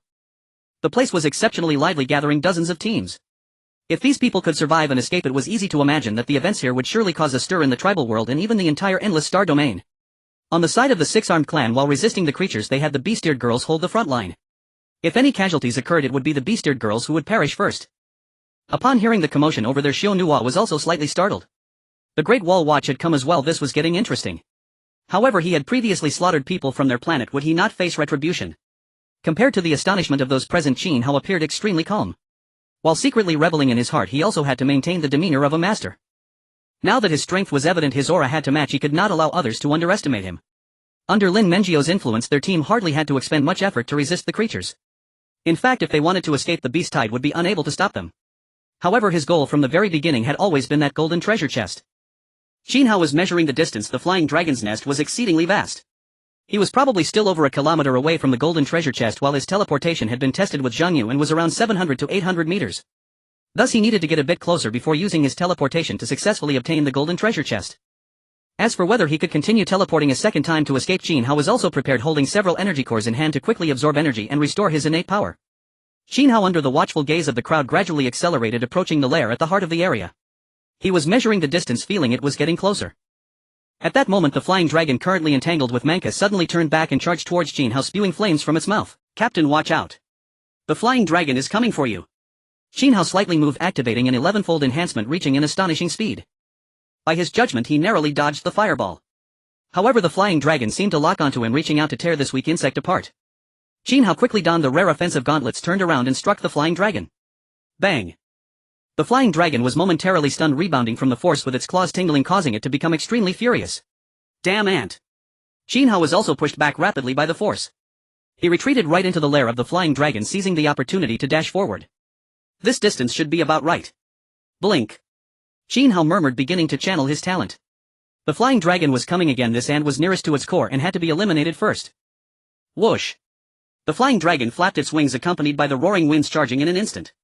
However, to its astonishment, the ant had vanished. It swiped down, missing completely. The flying dragon circled around, searching for Qin Hao's silhouette. To its shock, the ant which had just disappeared reappeared within its lair. Roar! It was enraged the sand dared to covet the treasures within its lair. As Qin Hao and others vanished and reappeared, the other teams present were equally astonished. This is bad. What kind of technique is this that allows instant teleportation? Not good. He's about to seize the golden treasure. Stop him. The other teams present were all racing towards the golden treasure. They couldn't just sit back and watch it being taken away by someone else. Some idle individuals began shooting arrows at Qin Hao while others with talents used their abilities against him. Gale go. Vines bind him. One unleashed a fierce wind to blow Qin Hao away. The strength of the wind quite impressive. Another extended vines winding around to bind Qin Hao. However, Qin Hao's talent was simply too strong. They were too far apart, and before the gale could reach him the treasure would already be in his possession. The vines were also too far away, unable to keep up. Qin Hao's location was merely dozens of meters from the treasure, and he was overjoyed as he dashed forward at great speed. Roar! The heavenly dragon watched as Qin Hao approached its lair filled with uncontainable fury. The dragon roared, intending to unleash the magma from the volcano to bury the damned ant. At this moment, preparing to seize the treasure, Qin Hao slightly moved. The treasure was located at the back of the flying dragon's lair, which was very close to the volcano. Thus Qin Hao felt an unbearable heat combined with the dragon's roar. He even sensed that the dormant volcano seemed to show signs of activity, with the magma roaring and sparks flying. Are you kidding me? This flying dragon can actually make the magma flow out. This dragon was simply too extraordinary. In an instant everyone saw magma erupting from the volcano, bringing with it intense heat. The strong thermal radiation made Qin Hao feel hot all over, parched, and his skin was faintly painful. He instantly unleashed the power of a mid-level elite, resisting the high temperature. Even behind him an ability ring gradually formed. Could it be that this flying dragon can control volcanic eruptions? Magma was indeed flowing out. The other teams also saw the magma spreading out with its intense heat, and their hearts were immediately alarmed. Rao Shuqing and others were also worried about Qin Hao. If a large-scale eruption occurred, they would inevitably be caught up in it, and it would be dangerous. Menka looked at the wall of the long city, astonished that it could flicker. They had just been on the same level, and in an instant Qin Hao was at the lair, shocking him immensely. However, now with the eruption of the magma, it seemed that the man was also constrained. He certainly wouldn't sit idly by. Speed talent activate. He activated his speed talent, rushing toward that direction. The Romang star people possessed innate strength with tough skin and flesh, their only drawback being slower speed, which this speed talent perfectly compensated for. The others also slightly moved. Some stronger teams had already controlled the situation, needing only one or two members to withstand the tide of beasts. In that team, one person could extend thick earth passages, forming a barrier. These frenzied beasts could only attack this thick earthen wall or circumvent to attack other teams. In the location of the earthen wall team, their captain Stank said in a deep voice, "You all hold back the tide of beasts. I will attempt to seize the treasure." "All right, Captain." Stank swiftly dashed toward Qin Hao, astonished by Qin Hao's teleportation talent, while also assessing that such a formidable talent should have a cooldown period. He had just used it, and there should be a cooldown. With so many people rushing to seize it, he also wanted to join. In a team composed entirely of girls, a blonde blue-eyed beauty named Anna. She was intently watching Qin Hao in the core area, softly saying, "It's almost time. He's getting close to the treasure and my talent is becoming impatient." This stunning beauty, her talent continuously manifested, enveloping her in a soft glow. Clearly having reached a critical point, once the moment arrived she could unleash her talent. The other girls, fiercely resisting the tide of beasts, were also quite excited, working even harder. If they could obtain this golden treasure, they would become prosperous. At this moment these self-important teams didn't care about the wall of the long city, all eyes focused on the golden treasure, revealing deep greed. Qin Hao endured the high temperature, his ability shielding him, managing to hold on. As long as he wasn't doused directly by the magma, he would be fine. At this moment he was already very close to the golden treasure. Just as he prepared to gather the treasure, a mysterious force suddenly enveloped his entire body, dazzling him. Qin Hao was taken aback. What power was this? The fierce winds and vines couldn't be so fast, could they? Meanwhile the girl named Anna smiled subtly, softly saying, "Swap positions." In an instant a soft light emerged around both her and Qin Hao, and despite being over a kilometer apart, they directly swapped places. Anna appeared not far from the treasure chest, while Qin Hao found himself in Anna's previous location, surrounded by many beasts. Qin Hao was bewildered, and so were the people present. What kind of outrageous talent is this? Even his strength was displaced. It was truly beyond comprehension. Even the usually calm Qin Hao could not help but exclaim, "Damn! What kind of freaky talent is this?" He was directly swapped around. Looking at the tide of beasts surging around him, Qin Hao's mood already foul prompted him to infuse his abilities into the blade and strike fiercely. Poochie! Poochie! These low-level beasts, typically only at level 1 or mid-level, were utterly vulnerable before Qin Hao. These beasts were being mercilessly harvested like chives, creating a vacuum in this area that made the remaining beasts hesitant to approach. Rao Shuqing, Lin Mangyao, Sun Yan and others were stunned to see Anna and Qin Hao swap positions. Heavens, isn't Captain about to obtain the golden treasure chest? To be swapped like this, that ocean horse's talent is simply too impressive. Everyone present could not help but marvel at the extraordinary talent of that foreign woman. Anna's eyes brightened. She hadn't expected her talent could be used over such a long distance. Though magma spread around, they were still near the volcano's mouth, burying the gigantic lair of the flying dragon without posing any threat to Anna. Seeing the golden treasure chest before her, she dashed forward and quickly stored it in the spaceship's space. Anna's team had already changed locations, otherwise Anna and the Great Wall's guardian would have definitely been minced. They were overjoyed at this moment. "Oh my god, my great Captain Anna, my god, the golden treasure chest is ours." Roar! The flying dragon was enraged as a bug dared to approach its nest amidst the magma, practically driving it mad. At the same time, it expressed its dissatisfaction with these worthless beasts unable to deal with such weak creatures, and allowing them to invade its territory was unforgivable. It fixed its gaze on Anna near its nest and charged forward, unleashing a fireball from its mouth. Anna sensed the imminent danger. Watching the flying dragon approach, she clutched 2 energy cores in her hand, rapidly absorbing their power. She scanned her surroundings, searching for a suitable position to swap places. Finally, she spotted a team on the outskirts struggling against the tide of beasts. Only one of their members was free, making their way toward the core. She whispered, "Swap places." Instantly a gentle glow surrounded her and that team member, and she exchanged positions with. Immediately she blended into the crowd, fading from everyone's sight, gradually making her way back to her own team, who were also utilizing their talents to assist. Among them, one person's talent could create several indistinct shadows, making Anna's true self hard to discern, thus eluding detection. Just as Anna was secretly delighted, she felt a chill on her back. She turned around and discovered that many in the crowd were either looking toward the person she had swapped with near the nest, or at those blurry shadows, her true self almost invisibly hidden. However, one person was intently focused on her precise location without a hint of distraction. This person was none other than the Great Wall's guardian. Qin Hao's gaze had been locked on Anna from the beginning. He had witnessed her using her talent twice and had seen her teammate create several shadows, but he had already pinpointed her true form. Clutching the energy core in his hand, he didn't immediately use his blink ability. Instead, he waited for Anna to use her talent first. In an instant, Qin Hao began to vanish from his position, reappearing not far from Anna. He swiftly approached and amidst her terror captured her, pressing the blade against her neck. "Is my possession so easy to snatch?" Anna, equally shocked, quickly responded, "Don't kill me. My teammates also have access to the spaceship space. The treasure chest has likely been placed in our ship. I'm the captain. As long as you don't kill me, there's still a chance." Qin Hao frowned. He had intended to behead her. Based on past experience, killing her would cause her to drop the spaceship's items. But he realized that these people had probably already moved the treasure chest onto their own ship. Just like those teams he had killed before, some poorer teams might not have stored all their valuable items in the spaceship space. With no other choice, Qin Hao dragged her by the neck toward Rao Shuqing and the others. At this moment, chaos reigned. The tide of beasts was furiously attacking, and while the teams present were defending, anyone who was vacant dashed toward the core, including Manka and others. However, they finally noticed something was off. It seemed that the people in the core area had used their talents and those near the nest had been swapped in. Puchi. The person swapped in had average strength only at level 1 and was swiftly crushed into a mist of blood by the flying dragon's claws, sight too gruesome to bear. Manka, Shou Nua, Luciu and their teams all halted. They realized that this person was utterly useless. The real one had long since fled. Among the crowd, someone shouted to continue inciting chaos. That person was captured by the Great Wall's guardian after using their talent. Everyone started looking for Qin Hao, their faces showing signs of concern. Compared to the Great Wall's guardian, they were more inclined to face that woman. Snatching the treasure chest from her was not on the same level of difficulty as taking it from the Great Wall's guardian. Charge! Let's go together. What of the Great Wall's guardian? The treasure chest is worth more than the heavens, someone shouted angrily. Then a crowd surged toward Qin Hao. However, many others gradually halted, seemingly weighing whether it was worth the risk. That woman was no match for the Great Wall's guardian. The twists and turns of the scene left everyone present momentarily stunned. Today's events would surely spread widely across the tribal world channel. When Qin Hao arrived at Rao Shuqing's location, he tossed Anna among the group. "Zihan, tie her up." Zhao Zihan quickly stepped forward, pulling out ropes and a cloth, binding her tightly while stuffing the cloth into her mouth, rendering her unable to move. Anna could only emit muffled sounds of distress. Qin Hao couldn't help but smile. Why did it feel like she was bound in an SM scenario? As Qin Hao captured Anna, the situation at the scene became clear. Many teams turned their attention towards Qin Hao and charged at him. The flying dragon was near its lair, attacking anyone who approached, continuously spewing fireballs while flapping its wings to strike at the backs of some teams. The flying dragon's attacks were incredibly powerful. With just one claw, most people were reduced to ashes. Only Qin Hao and the strong like Manka could withstand its might. Put! Put!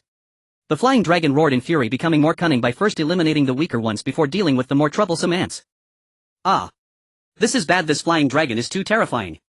If we don't unite to deal with it, everyone will perish here, shouted a team. However, most teams were fleeing, rushing towards Qin Hao, completely ignoring the warning. Moreover, as long as they outran their peers, they felt victorious.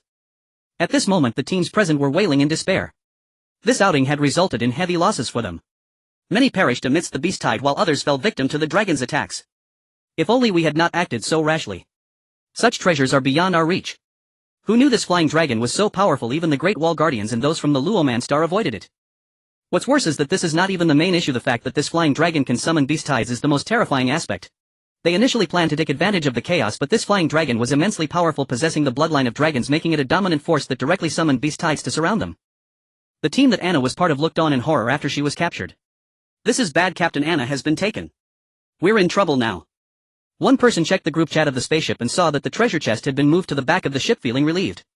Fortunately, the treasure chest was moved and is now on the spaceship. Several girls exchanged glances, their eyes colliding in uncertainty. But how do we rescue Captain Anna? The opponent is the Great Wall Guardians. Once these words were spoken, the girls present fell silent. How could they rescue her? This was merely rhetorical. If the captain of the spaceship fell, a new captain would be chosen. They possessed a golden treasure chest which would significantly enhance their strength. These few did not speak much.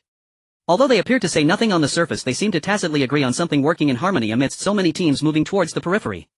As long as they broke through the beast tide, there would be little danger, especially since they did not possess the treasure chest. At that moment Anna was bound tightly. The beautiful Western woman had tears welling in her eyes. Captured by the powerful Great Wall Guardian, she feared for her safety. How could her crew, including Sophia, save her? She looked towards Sophia and others, a glimmer of hope in her eyes, wishing they could find a way to rescue her. If the teams here united to attack, the Great Wall Guardians would have to respond fully, and that would be their opportunity. However, she was disappointed as she watched Sophia and the others break through, but not towards her. They were pushing towards the outskirts of the Flying Dragon's territory. If they succeeded in breaking through, they would escape far away. Tears unconsciously welled up in Anna's eyes. As the captain of the spaceship, she had made tremendous contributions to this group, even risking her life to seize a golden treasure chest. To her surprise, these people did not even pretend to care and simply abandoned her, leaving her heartbroken. It made her feel that everything she had done was a joke. How ridiculous and sad. The world is so cold. Tears streamed down Anna's face. Zhao Zihan and Lang Shi watched the Western beauty crying, feeling somewhat moved. What's wrong with this horse? We didn't bully her, did we? Just tied her up a bit and she can't take it. Zhao Zihan muttered. Ruan Xingran echoed, yeah, we haven't even given her a little whip to make her hand over the treasure chest yet. Su Wanqing glanced at Ruan Xingran, chuckling, Xingran, you play a little too extreme. She rolled her eyes, thinking about how Ruan Xingran was indeed quite bold, otherwise she wouldn't have openly sat on Qin Hao in the hall last time. She couldn't help but lament, Tsk tisk, my sister who was supposed to be watching the show has become part of it. I must expose this when we return. Su Wanqing thought about it and felt a bit scared. If the captain conducted a major investigation, their group of sisters watching the show would definitely be discovered.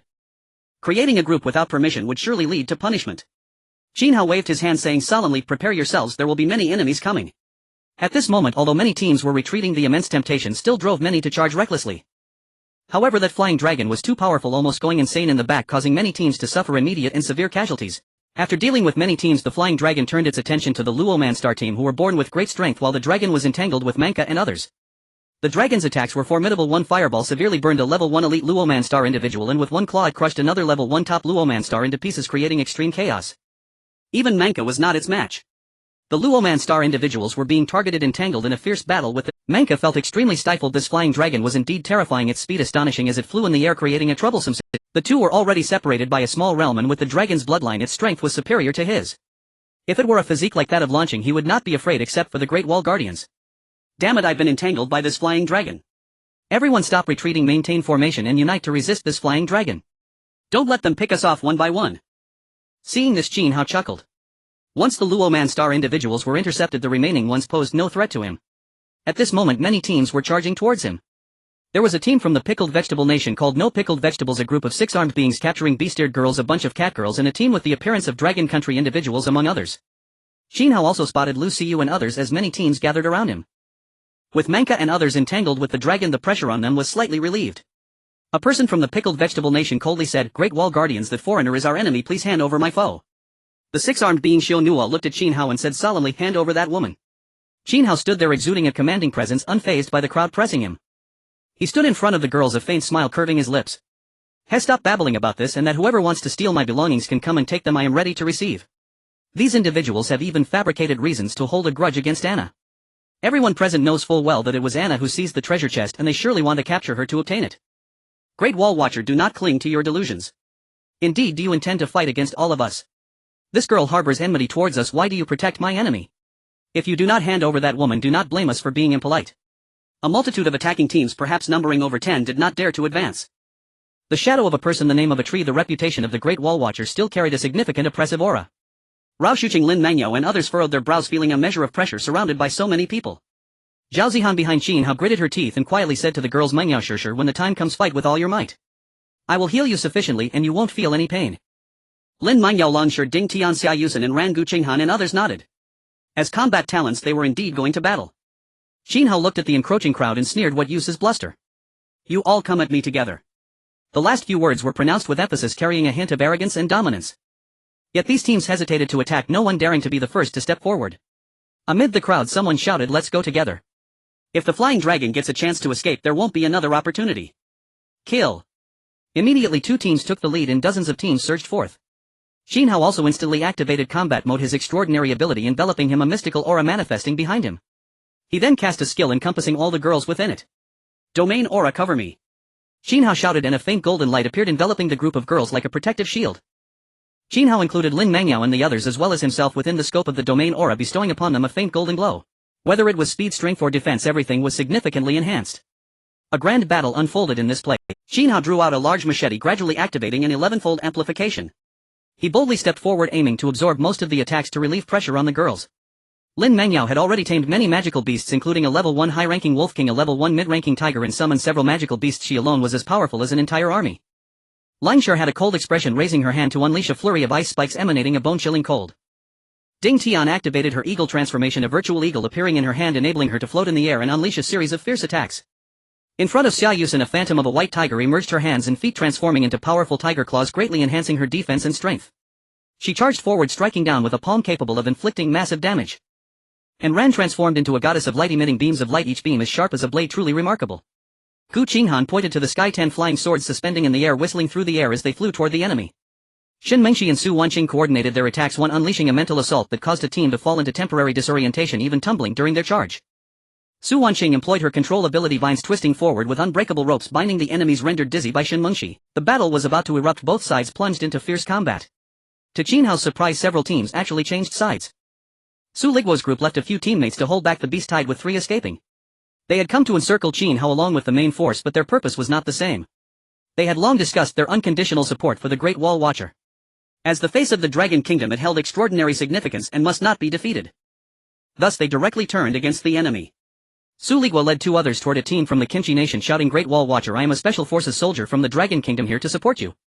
Qin Hao looked over, feeling somewhat moved. Special Forces were familiar faces in the Blue Star Channel.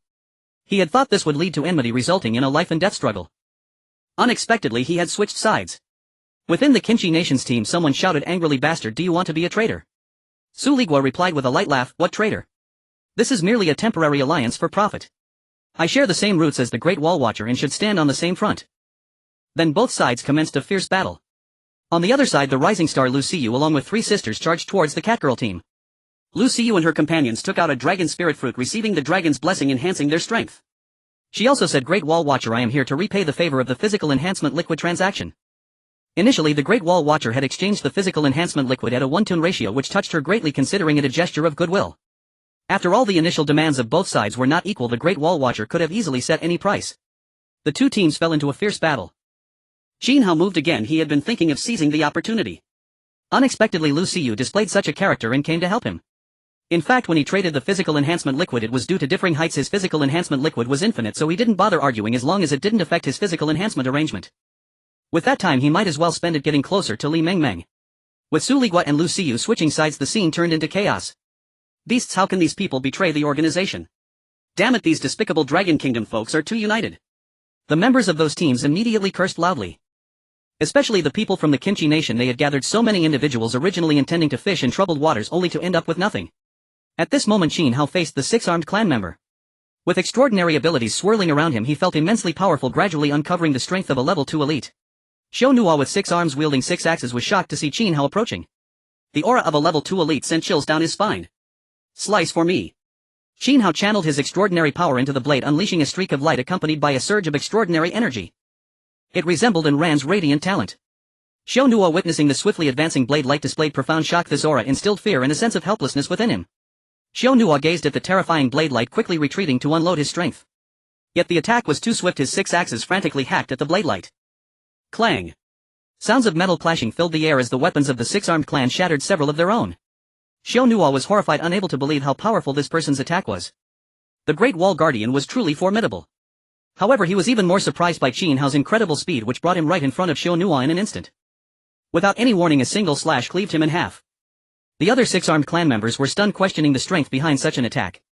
A level 1 top expert, yet so easily defeated. Qin Hao snorted coldly, his body radiating extraordinary power as he charged into the ranks of the 6-armed clan. At this moment, many other teams had entered the fray, advancing toward Qin Hao. However, with his overwhelming strength on this battlefield, he moved with ease and grace. With bold strokes, he pierced through the 6-armed clan, then obliterated a contingent from the Blue Star United States. In a short time, he annihilated 2 teams, leaving the others in disbelief. At this point the two teams surrounding Qin Hao showed signs of retreat. His power was simply too terrifying. Qin Hao observed three teams. One consisted of centaurs, another had Southeast Asian faces belonging to the Dragon Kingdom, and the last comprised the Doghead tribe.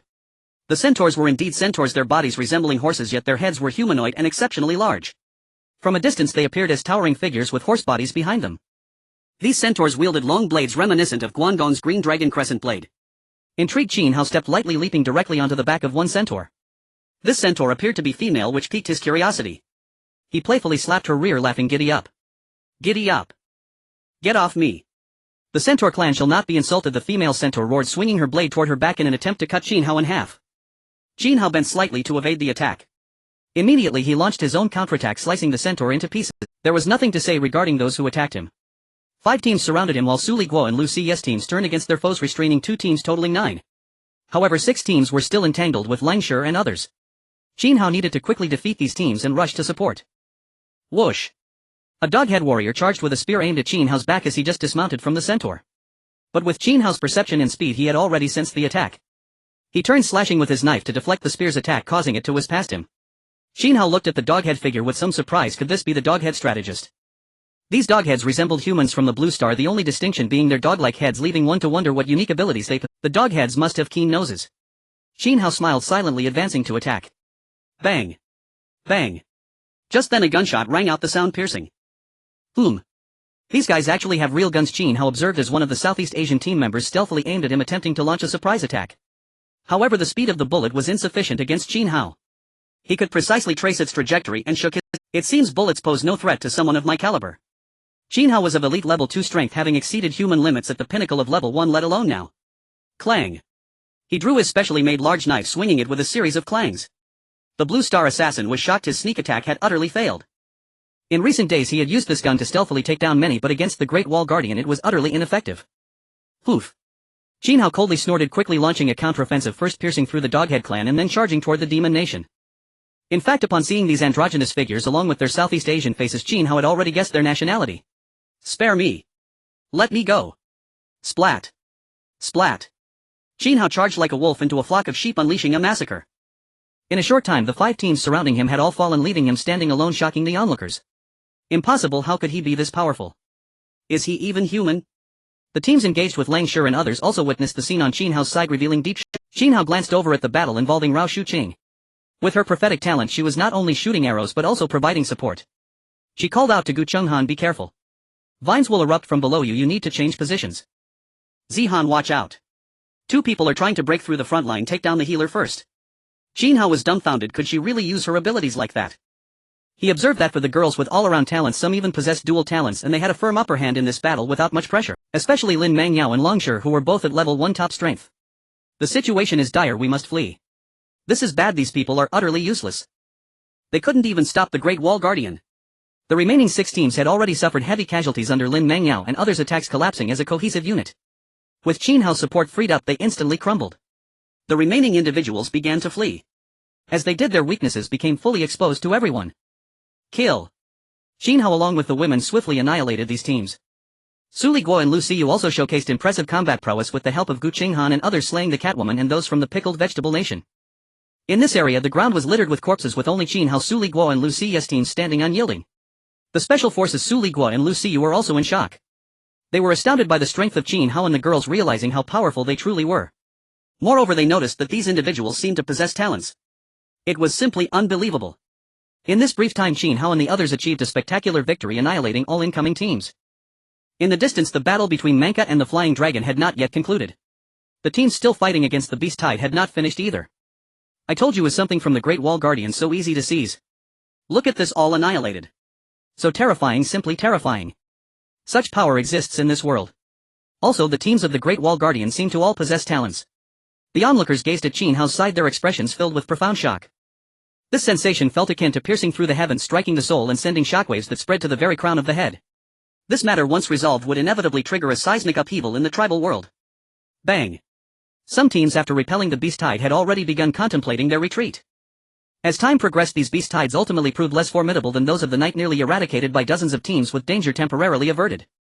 However, the cost was steep. Over half of the people here had fallen, resulting in a scene of great carnage. The survivors gazed at the ground strewn with corpses, feeling as though they were in a different world. During this period over 300 lives had been lost, and this was under the condition that the beasts of the tide possessed relatively average strength. So terrifying, let's go. This powerful flying dragon was already formidable enough, and it could summon beast tides, making it excessively powerful. Additionally, the Great Wall's watch was also quite fierce. Only a small portion of the beast tide remained here, and the teams began to break through, retreating while advancing, not daring to linger. If the flying dragon took hold, their death would be imminent. Boo! As these people slowly retreated, the battle between the Luoman aliens and the flying dragon had reached a fever pitch. The Luoman alien team consisted of 9 members, yet during this time 4 had already been slain by the flying dragon, resulting in extreme brutality. Manka and others were also entangled, their situation dire. Manka displayed an expression of fury. Their Luoman aliens were immensely powerful by nature, but this flying dragon belonged to the dragon clan, its strength surpassing that of Manka, and its ability to hover forced him into a passive position. Beast! Come down and fight to the death. No retreat. Fight to the death. Man Biao roared angrily. Just moments ago his brother Man Tu had perished at the claws of the flying dragon. Their Luoman aliens had suffered heavy casualties, with 4 already lost. Roar! A group of ants. The flying dragon circled in the sky and even spoke. It then continued its assault, spewing out 5 fireballs aimed at Manka and the others. Hiss! Each fireball carried a destructive aura hurtling towards Manka and his companions. After launching the fireballs, it swiftly descended, claws poised to strike a level 1 high-ranking Luoman alien moving at incredible speed. Manka, witnessing this, revealed a fierce expression. He was about to unleash his special ability. Manka's special ability formed a gigantic sphere imbued with immense force. Once struck, it would inflict severe damage. Now, with 4 of his subordinates killed and the flying dragon likely expending much energy, it was time for him to act. Manka raised his hand and a large sphere began to materialize before him, resembling an iron ball exuding a heavy aura. Falling star of 10,000 tons, reveal yourself. The flying dragon, preparing to attack a level 1 high-ranking Luoman alien, slightly turned its gaze towards Manka. This aura stirred a reaction within it. This was the aura of a powerful special ability. As it charged down, it should strike, but the inertia made it difficult for the dragon to halt. In this moment, only by unleashing its own ultimate move could it contend. Very well, it would eliminate these stronger foes first, then deal with the weaker ones outside. Roar! The flying dragon emanated mysterious power. Beginning to unleash its ultimate move, it opened its mouth and slowly concentrated a red point. Its direction slightly altered, aiming at Manka. Then the red light began to unleash its power. Zing! A massive red laser wave surged towards Manka, carrying a destructive aura.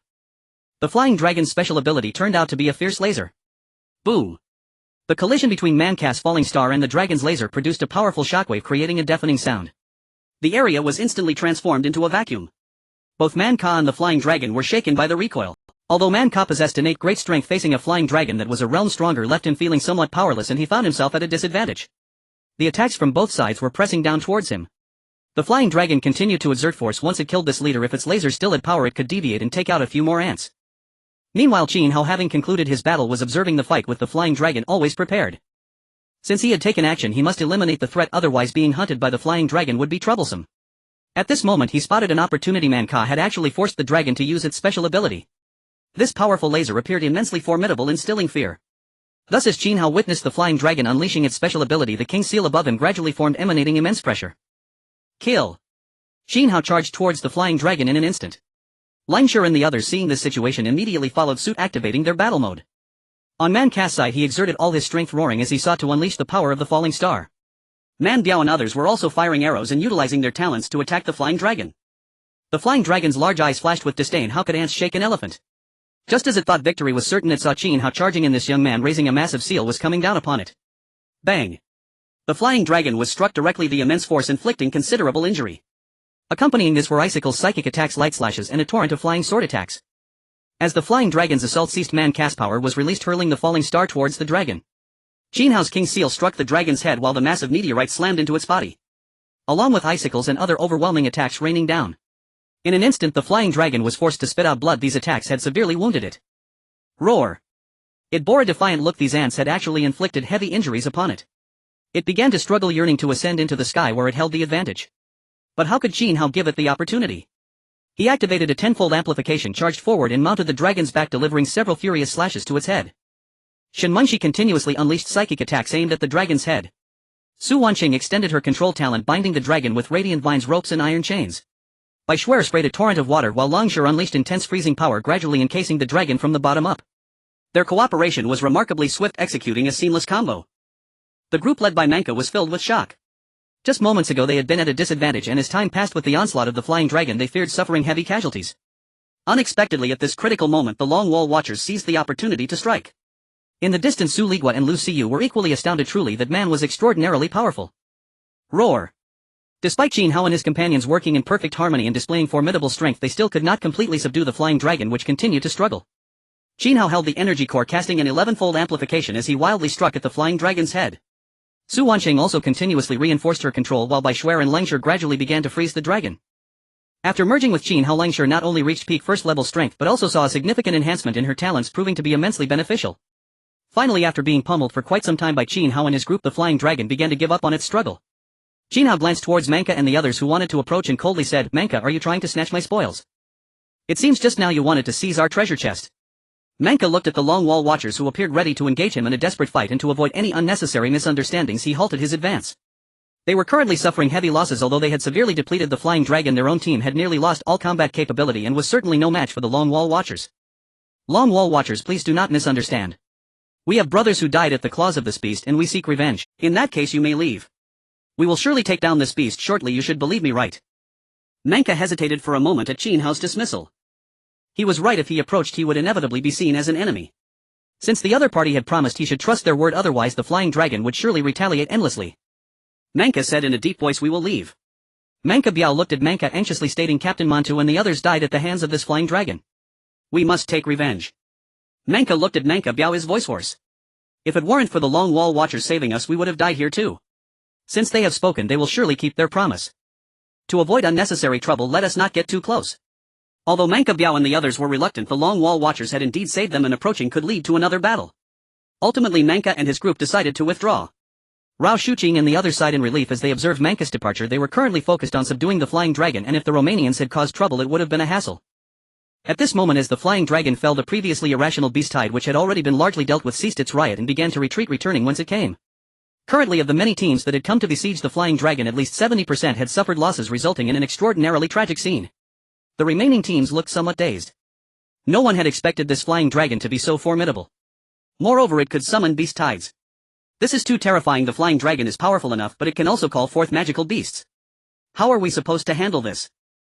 I won't meddle any longer. I just wanted to have a look, and I didn't expect to suffer such an unforeseen disaster. The teams began to retreat. Although the Long Wall Watchers had captured the flying dragon, no one could guarantee that it wouldn't rampage again. Thus it was better to evacuate from this place. Su Ligua and Lu Siyu, observing the Long Wall Watchers subduing the flying dragon from a distance, were also moved. Su Ligua softly said, "It seems the Long Wall Watchers do not welcome others to disturb them. We should leave as well." "Yes, and they seem to not need support, but I was being overly sentimental." Lu Siyu chuckled. Just a moment ago she had wanted to repay the Long Wall Watchers' kindness, but she realized that these individuals were so powerful that even without support they could secure victory. They could even confront a dozen other teams with just one group. The Special Forces Su Ligua and Lu Siyu's teams within the territory of the entire Flying Dragon's lair. Only Qin Hao's group and the Flying Dragon remained surrounded by corpses and debris. Qin Hao looked at all this and couldn't help but marvel. The once mighty team now consisted of just his group. Zhao Zihan muttered, "My idol recognized me. It's a pity he probably left to avoid disturbing us." She still wanted to pursue her star, even hoping to invite Lu Siyu back to the ship so that she could chase her idol every day. However, she was a bit worried that her idol might be captured by the captain. Rao Shuqing laughed. "It's a good thing they left. We are currently capturing the flying dragon and we cannot have any unstable." Indeed, it was best that the Romanians were sent away by the captain and Lu Siyu and the others also left. That was most appropriate. They looked at the huge flying dragon that had been subdued before them and were somewhat astonished. Even Lin Mengyao couldn't help but exclaim, "This flying dragon is incredibly tough. My little brain tigers can't even bite it, and some are even too afraid to try." Lin Mengyao was currently taming several magical beasts. Her innate beast taming talent was truly extraordinary, especially after merging with Qin Hao. Her acquired summoning talent was also powerful, allowing her to summon some virtual magical beasts, although they would disappear after a while. A group of girls chattered away. Qin Hao was busy knocking the flying dragon unconscious. Su Wanqing, Bai Shuer and Long Shi were also busy controlling and freezing it. Shen Mengshi continuously attacked the flying dragon's head with mental attacks. Finally Qin Hao smiled and said, "Good, we've knocked this flying dragon out." He looked around the now cleared flying dragon lair, feeling a sense of awe. "I had intended to let some teams engage the flying dragon, hoping to see it unleash its abilities. I didn't expect those pickled cabbage folks to bring so many people. Indeed, these people love to join in the chaos. No, it's because this golden treasure chest is too enticing, so all the teams nearby rushed over. So it seems that these pickled cabbage folks lured so many to their deaths." The girls giggled, but ultimately the pickled cabbage folks were killed by the special forces. Qin Hao smiled. "The Romanians aren't bad people. While it seems we saved their lives, it also counts as us reaping the rewards. Do you think why did I drive them away? That must be for safety. Just now that flying dragon was still struggling. Right, but it's not entirely true. What I value most is the experience from this flying dragon. As Qin Hao's words echoed, the girl's presence suddenly brightened with excitement. Indeed, this flying dragon is so formidable that even the captain is hesitant to take risks for everyone's safety, which shows its extraordinary nature. Zhao Zihan pondered and said, I understand now, brother Qin Hao. The reason for driving them away is because they just attacked as well. If we kill them now, they will definitely gain experience and energy from it. It's just like when a king gets his line stolen, mages often say, let me enjoy the experience alone, huh? Zihan is right, it's not entirely brainless, there's some cleverness there. Of course, Su Wanqing chuckled lightly. Zhao Zihan felt a bit displeased upon hearing this. Wasn't this a covert mockery of her? She straightened her impressive bosom, two prominent features standing out. Naturally, there aren't many as intelligent and well-shaped as I am. Su Wanqing, right. I wonder if your bee will be enough for your child to drink later. Zhao Zihan felt that these people must be too envious of her, which is why they mocked her for being big-breasted and brainless. As her words spread, the girls present were left speechless. What kind of lewd words are these? Such vulgarity. Rao Shuqing also admonished Zihan, how can you say that? It's quite uncivilized. The other girls merely chuckled. This girl can say anything. Amidst their bickering, Qin Hao also posed a question that puzzled. He wanted to ask if the system knew about this knowledge. System, is there any explanation for how experience points enhance one's strength?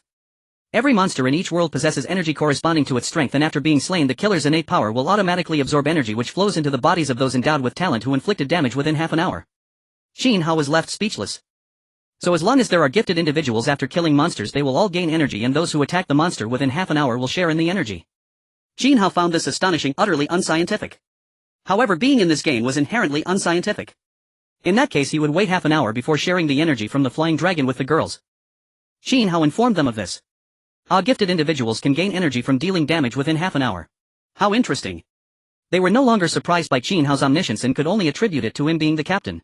After all, everyone has secrets, and these girls were hiding a harmony system which no one had disclosed. Had it not been for Rao Shuqing being forced and thinking Qin Hao was trustworthy enough to confide in, he wouldn't have known that these girls were hiding a harmony system. After a while, Qin Hao knew the time was right. Together they ended the life of this flying dragon overlord. No one expected that this grand flying dragon overlord would be ambushed and fall during its battle with the Luo Mangxing people. In the end, it was dramatically killed. As the dragon fell, Qin Hao and Rao Shuqing felt their strength had increased. Due to their large number, all possessing talent, their strength did not significantly improve. Qin Hao felt a substantial enhancement in his abilities, yet he hadn't reached the second-tier high level and needed to continue consolidating. Rao Shuqing, Lin Mangyao, Langshi and the others also made significant progress on their path of top-tier level 1, drawing closer to the strength of tier 2 elites. Once they break through, their team will truly be formidable. Successfully killed the flying dragon, dropped crystal core 1, dropped bronze treasure chest 1. Qin Hao was somewhat delighted, not expecting this dragon to drop a bronze treasure chest. Previously, after killing so many, he only obtained some ordinary items, a few energy cores, food and some clothing. These poor souls didn't even drop any rare items. It's also possible that they stored the good items in the spaceship. Captain, how should we deal with this big mare? How can we make her spit out the treasure chest? Zhao Zihan inquired. Qin Hao also turned his gaze to Anna, who was tightly bound. Anna has a standard Western face with blonde hair and blue eyes. She is extremely beautiful, possessing exquisite features and looking remarkably stunning with fair skin, a bona fide beauty. Her figure is exceedingly curvaceous, possibly due to her Western heritage, with prominent curves and an impressive bosom. Especially since she was bound, combined with her delicate features, it gave Qin Hao a feeling of having a buff. Qin Hao walked over, looking down at Anna from above. Anna looked at Qin Hao's approach, unable to speak due to her mouth being blocked, nervously making muffled sounds, unable to convey her words. At that moment, seeing the powerful man approach, she felt a bit afraid. Kneeling on the ground, her gaze was level with Qin Hao's lower region, unsure of what this man intended to do, thinking of unpleasant possibilities which made her unusually anxious. After all, she had stolen this man's golden treasure chest and was subsequently abandoned. She felt worthless now.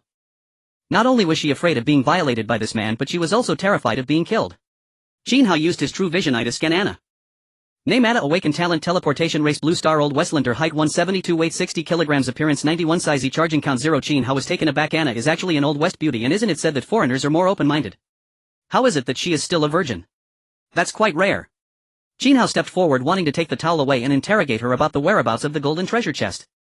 Anna looked at the approaching man, fearfully shrinking back. What did this man intend to do? Qin Hao sneered a little. After removing the cloth binding her, he pinched Anna's delicate face and coldly snorted, "Weren't you quite arrogant when you stole my golden treasure chest? Now that you've been captured, are you scared?" Anna was now panting heavily, biting her lower lip, and then apologized. "I'm sorry, it was my fault." Is an apology useful? Hand over the treasure chest, or don't blame me for being ruthless. The treasure chest was taken away by them after being put into the spaceship.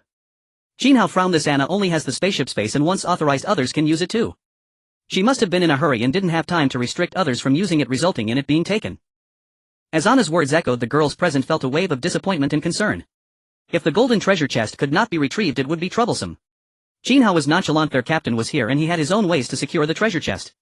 Ruan Qingren could read minds and hypnotize. As long as she positioned their spaceship correctly they could strike. As long as their spaceship didn't reach level 4 he felt no fear. Qin Hao gently patted Anna's head, teasing her, "Don't want to hand it over, huh? It seems that unless I show you my true strength you won't know to be afraid." He continued, "You all turn around, I need to discuss life aspirations with Anna." "This is abnormal, brother Qin. How are you sure you want to do this here?" "Captain, you're too wicked." The girls chattered excitedly. Qin Hao looked at the girls and chuckled, "Just kidding." Anna's heart raced, her eyes shimmered with tears, genuinely afraid that Qin Hao might take advantage of her. However, after a moment's thought she realized it might not be such a bad idea. It was her first time, and if she surrendered to this powerful man perhaps she wouldn't die and could rely on his spaceship. She also saw clearly the crew of her spaceship. They were diligent, yet they had abandoned her, a bunch of ingrate wolves. This led to her losing both the husband and the army. Qin Hao noticed Anna's change of heart and couldn't help but smile. This little girl seemed to be reconsidering.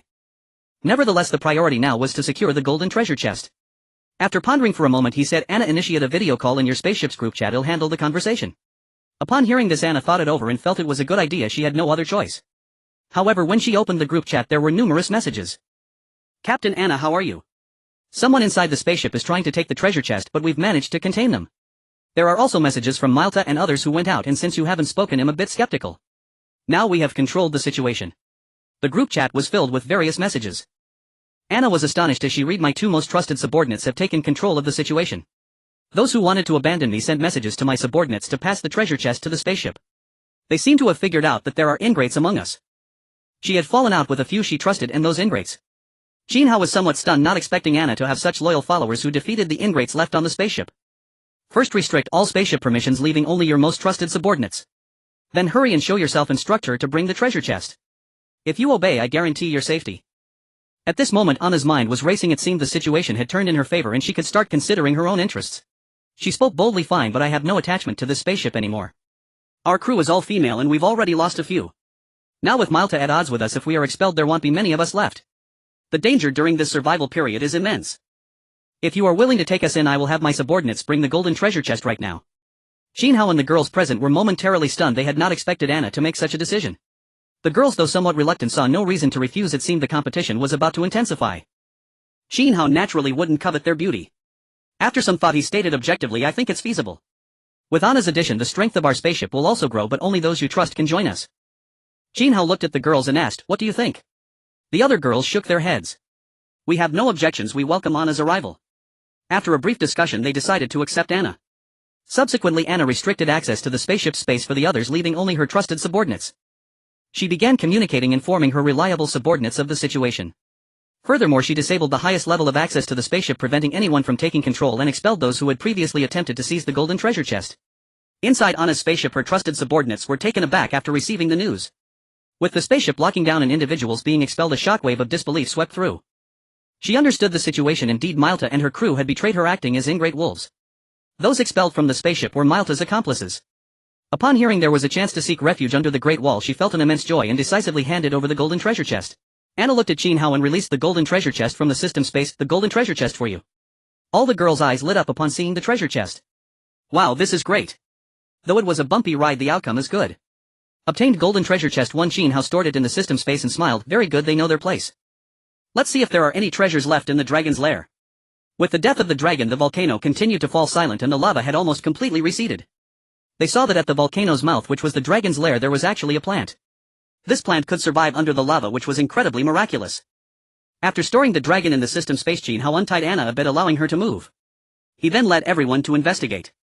Qin Hao activated his true sight. Flame-hard red fruit, a product of specific environmental conditions, entirely red like fire. Consuming it refines the body and maximizes fire attribute resistance, enhancing one's physique and strength. This is a good find, being near the volcano and within the dragon's lair. This might be a treasure for enhancing the dragon's physique. After hearing this, Rao Shuqing and the others were also astonished. Dragon skin was tough and thick. It's a pity that this must grow in a specific environment. Otherwise taking it back to plant would be quite nice. Sun Yun sighed. Qin Hao directly stored it away. Since it couldn't be planted he could always replicate it later. Obtained flame-hard red fruit 8. Just as everyone thought there were no more treasures, Fox Meyer said softly, "My mining talent not only allows me to mine but also to sense ores. In my perception there is a type of ore nearby that can continuously produce a large amount of thermal energy. It should be quite useful." Upon hearing this everyone felt intrigued and urged, "Let's hurry and check it out, it might be greatly beneficial for warmth in the future." Fox Meyer nodded and relying on her senses led everyone to a small pit that dipped down. The dragon's lair was filled with many pits and rocky terrain and looking around it didn't seem special at all. When they arrived at this small pit they found a tiny hole inside seemingly leading to another world. To prevent any accidents and since the hole was small Qin Hao entered along with Fox Meyer. Upon seeing the scene inside Qin Hao was also somewhat astonished. There was actually a small hot spring here and in the distance of the spring there were several giant stones embedded in the wall. Qin Hao looked toward the stone deep within. This heart of earth firestone is a precious ore born from the core of volcanic geological veins capable of providing a continuous and endless heat source serving as one of the main energy sources for volcanic craters and associated hot springs. The associated hot spring with the heart of earth firestone at its center stands in symmetrical contrast to the volcanic crater. The gentle energy of the twin hot springs can help users eliminate impurities and heal wounds. Qin Hao was somewhat astonished to find such a treasure. In other words, this heart of earth firestone created both the volcanic crater and the associated hot spring. Once this primary energy source is removed the volcano will become inactive and this hot spring will lose its effectiveness. What a treasure. Qin Hao pinched Hu Meyer's pretty little face and smiled saying Hu Meyer, your talent for mining is quite impressive, you have made a contribution. Hu Meyer smiled back feeling immensely joyful. This seemingly useless talent actually proved to be quite useful. However, she felt a bit uneasy being pinched by the captain, her heart fluttering. She had mined at the captain's door more than once and she hoped it wouldn't be discovered. Afterward Qin Hao and Hu Meyer went out to inform everyone. Upon hearing about such a miraculous stone and hot spring everyone was shocked and eager to try it out. Wow, it's a hot spring. Captain, can we soak in the hot spring? Yes, let us soak in the hot spring. It can eliminate impurities and heal wounds, there are so many benefits. If we remove this heart of earth firestone there may never be another opportunity. Hu Meyer pointed out this cave entrance is small and so is the hot spring inside. It can probably only accommodate 2 or 3 people at most, so if we go we will likely have to wait in line which could take a lot of time. Oh, what's the big deal about waiting in line? This hot spring is quite useful. Qin Hao looked at the chattering crowd and chuckled, if you want to soak then go ahead. After everyone is done we can take the heart of earth firestone. Hearing this the group of girls was overjoyed discussing who would go first. Zhao Zihan thought for a moment, her mind racing.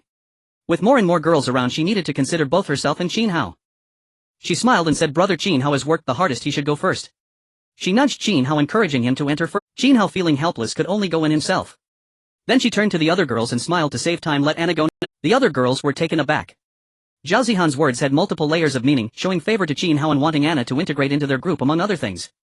Anna was also extremely shocked. But Captain is a boy. Although the other girls were hesitant about Anna going they acknowledged that she was indeed the most suitable choice and voiced their agreement. Anna, as a new crew member you should enjoy some benefits. If you hadn't just joined we might not have let you go. Indeed Anna, time is of the essence. You should know we value our time highly, so please don't delay. Even the instructor Rao Shuqing chimed in.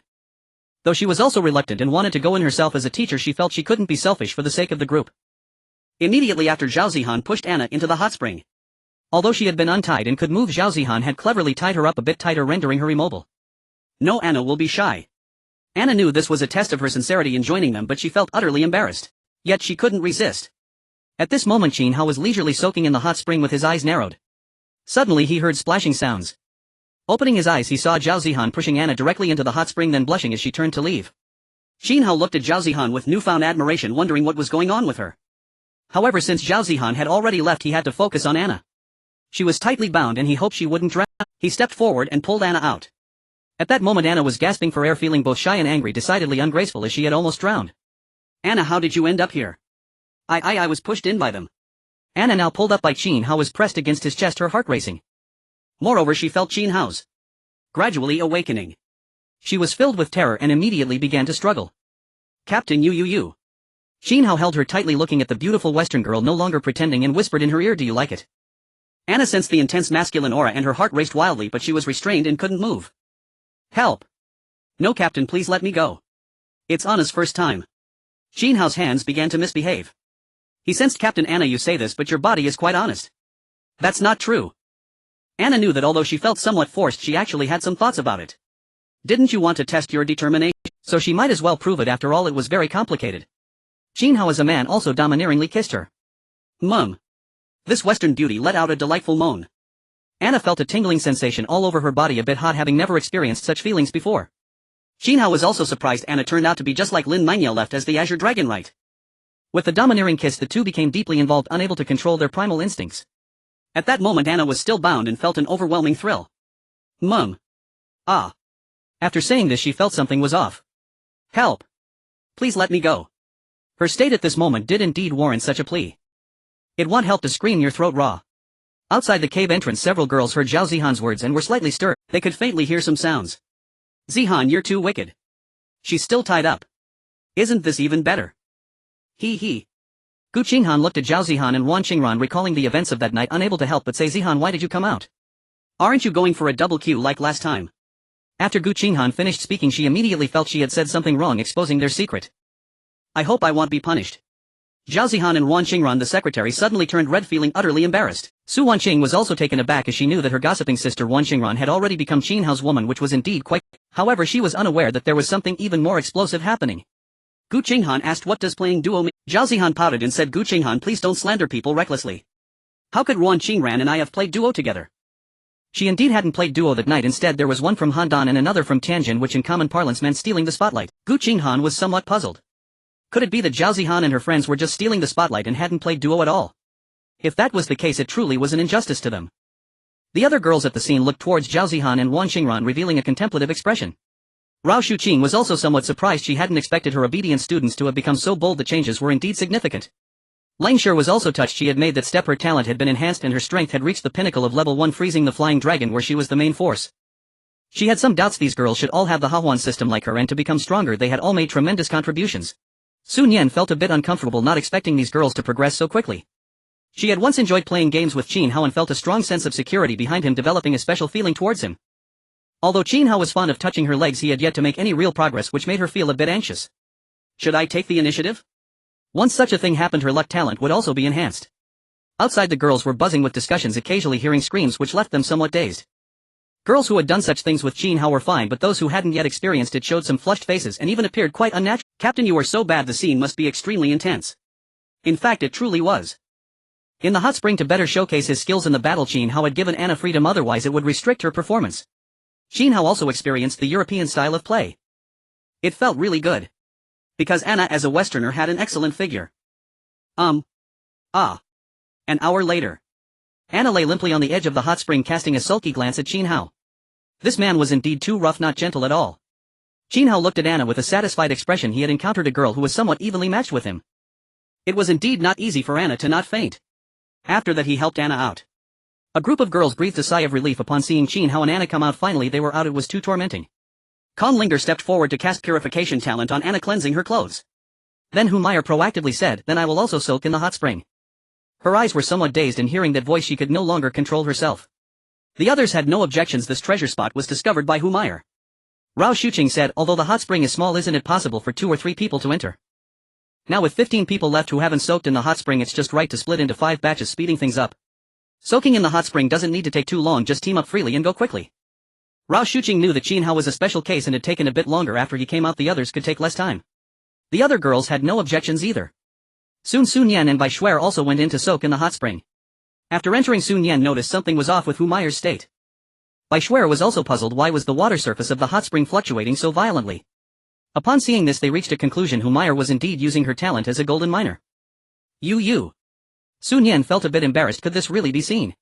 Sister. Humayr was also out of options, her face flushed with shame knowing it was already known. Now there was still a trace of Qin Hao's lingering presence here, plus her brain had thousands of gigabytes of video. She was aware of what was happening. Scene. It's only natural. Do you all want to join?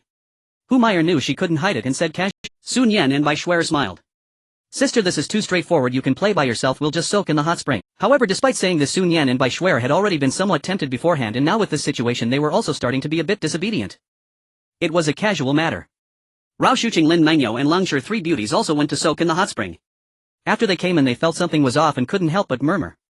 Although Rao Shuqing was a teacher, she had already become quite familiar with these girls. Lin Mengyo, I didn't expect you to be the fastest. According to gossip you all were in the ocean on the 2nd day. Is that true? Lin Mengyo was also extremely shy, but having recently received compliments from everyone she was not as bashful anymore. Yes, instructor. At that time I ate too much fruit and my brain crashed for a moment.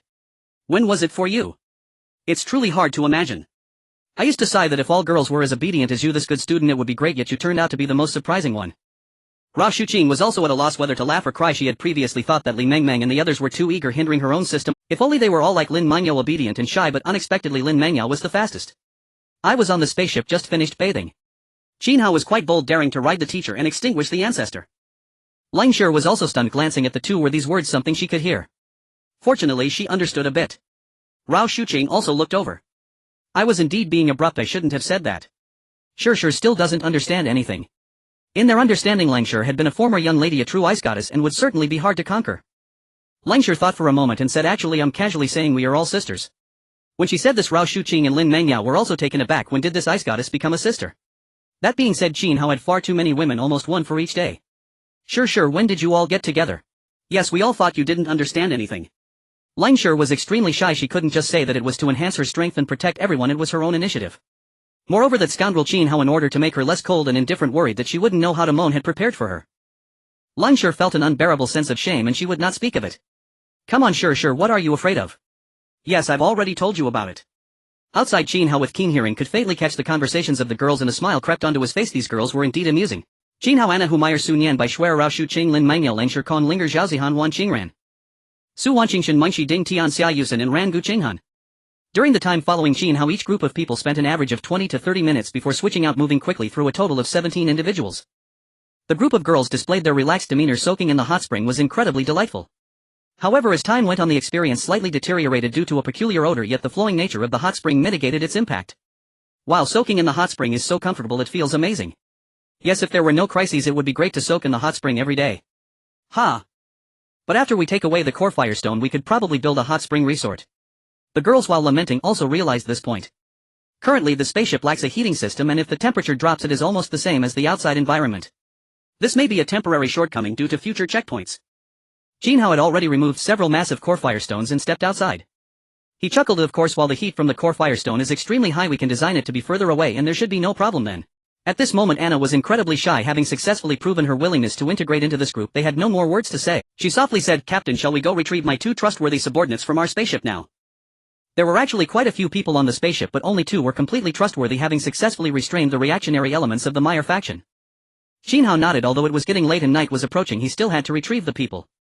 Their spaceship might still be under attack by Meyer and her group, and with night falling their numbers were significantly reduced, making it unsafe. After gaining everyone's trust, Anna was also quite generous. Rao Shuqing took out 2 bottles of physique enhancement liquid and handed them to Anna, allowing her physique to improve alongside her strength. Anna, we are all family now, go ahead and use the physique enhancement liquid. Anna was somewhat moved and quickly expressed her gratitude before starting to consume it. Qin Hao sensed Anna's strength, and she had barely broken into the top tier of level 1, although she was certainly not as strong as Rao Shuqing and the others. She was already quite impressive. As the captain, Anna had the privileges of her position along with the treasures gained and experience from slaying monsters, which prioritized her, hence her formidable strength. Soon a group of 17 people briskly headed towards the direction of Anna's spaceship, moving with extraordinary speed as everyone possessed remarkable strength. Qin Hao and the others casually glanced at the messages on the Blue Star channel and the Tribe World channel. On the Tribe World channel, the onlookers exclaimed, it's a disaster, it's a disaster. The battle at the Dragon Pit has finally ended with countless casualties. I witnessed it. I'm so lucky to be alive. Potato, I'm crying, I will never dare to join in again, I almost died, woo woo. General Yu, when I saw the news earlier, there was a flying dragon and a golden treasure chest over there, but they were too far apart. What exactly happened? Jin Tian, damn it, it's all because those who don't eat kimchi are dead. They really got us into trouble, attracting dozens of teams with losses exceeding 70%. Earthworker, my god, this is too terrifying. What happened? Following that, everyone began to share their experiences. Onlooker, we originally planned to ambush the flying dragon, but unexpectedly this dragon was so powerful it directly summoned a terrifying beast tide, and some monsters from the night also emerged. It was simply too horrific. Although it was not as dangerous as at night, it was still astonishing and hard for everyone to handle. Ultimately, we had no choice but to enter the dragon's territory, and then some teams attempted to rush in to seize the treasure chest. At this moment, the Long Wall Watch crew was also lurking here, and they charged in. The Long Wall Watch was extraordinarily formidable, possessing powerful means nearly reaching the treasure chest. However, there were still experts, and a girl surprisingly managed to teleport, catching the Long Wall Watch off guard, and she was even moved to another location. In the end, the treasure chest was snatched away. Subsequently, that girl and a hapless fellow exchanged positions in preparation to escape, but the Long Wall Watch was one step ahead and captured her. Then a bunch of people in a fit of excitement decided to jointly ambush the Long Wall Watch. I truly didn't expect that they were really brave. At this moment, even the onlookers were filled with exclamations. Potato, I almost rushed in too. This was a golden treasure chest. But reason told me that going up could lead to death. Thankfully. Earthworker, what happened next? Keep going. The crowd was eager for the follow-up. Onlooker, then over a dozen teams ambushed the Long Wall Watch, and the Luoman aliens were entangled by the flying dragon, which aimed to eliminate this powerful team first. As expected, the Long Wall Watch managed to dispatch all the dozen teams, during which some unexpected events occurred. The special forces in that girl acted in self-defense. They weren't ambushing the Long Wall Watch, but rather providing support, hence the Long Wall Watch dealt with them quite easily. The comments below were filled with sighs. The battle at the dragon's lair was indeed shocking. Afterward, they recounted everything that followed. Earthworker, the Long Wall Watch truly is terrifying. Managing to take down the flying dragon, what kind of strength is that? General Yuan, impressive, it really makes one sigh. So you've seen the Long Wall Watch. What kind of character are they?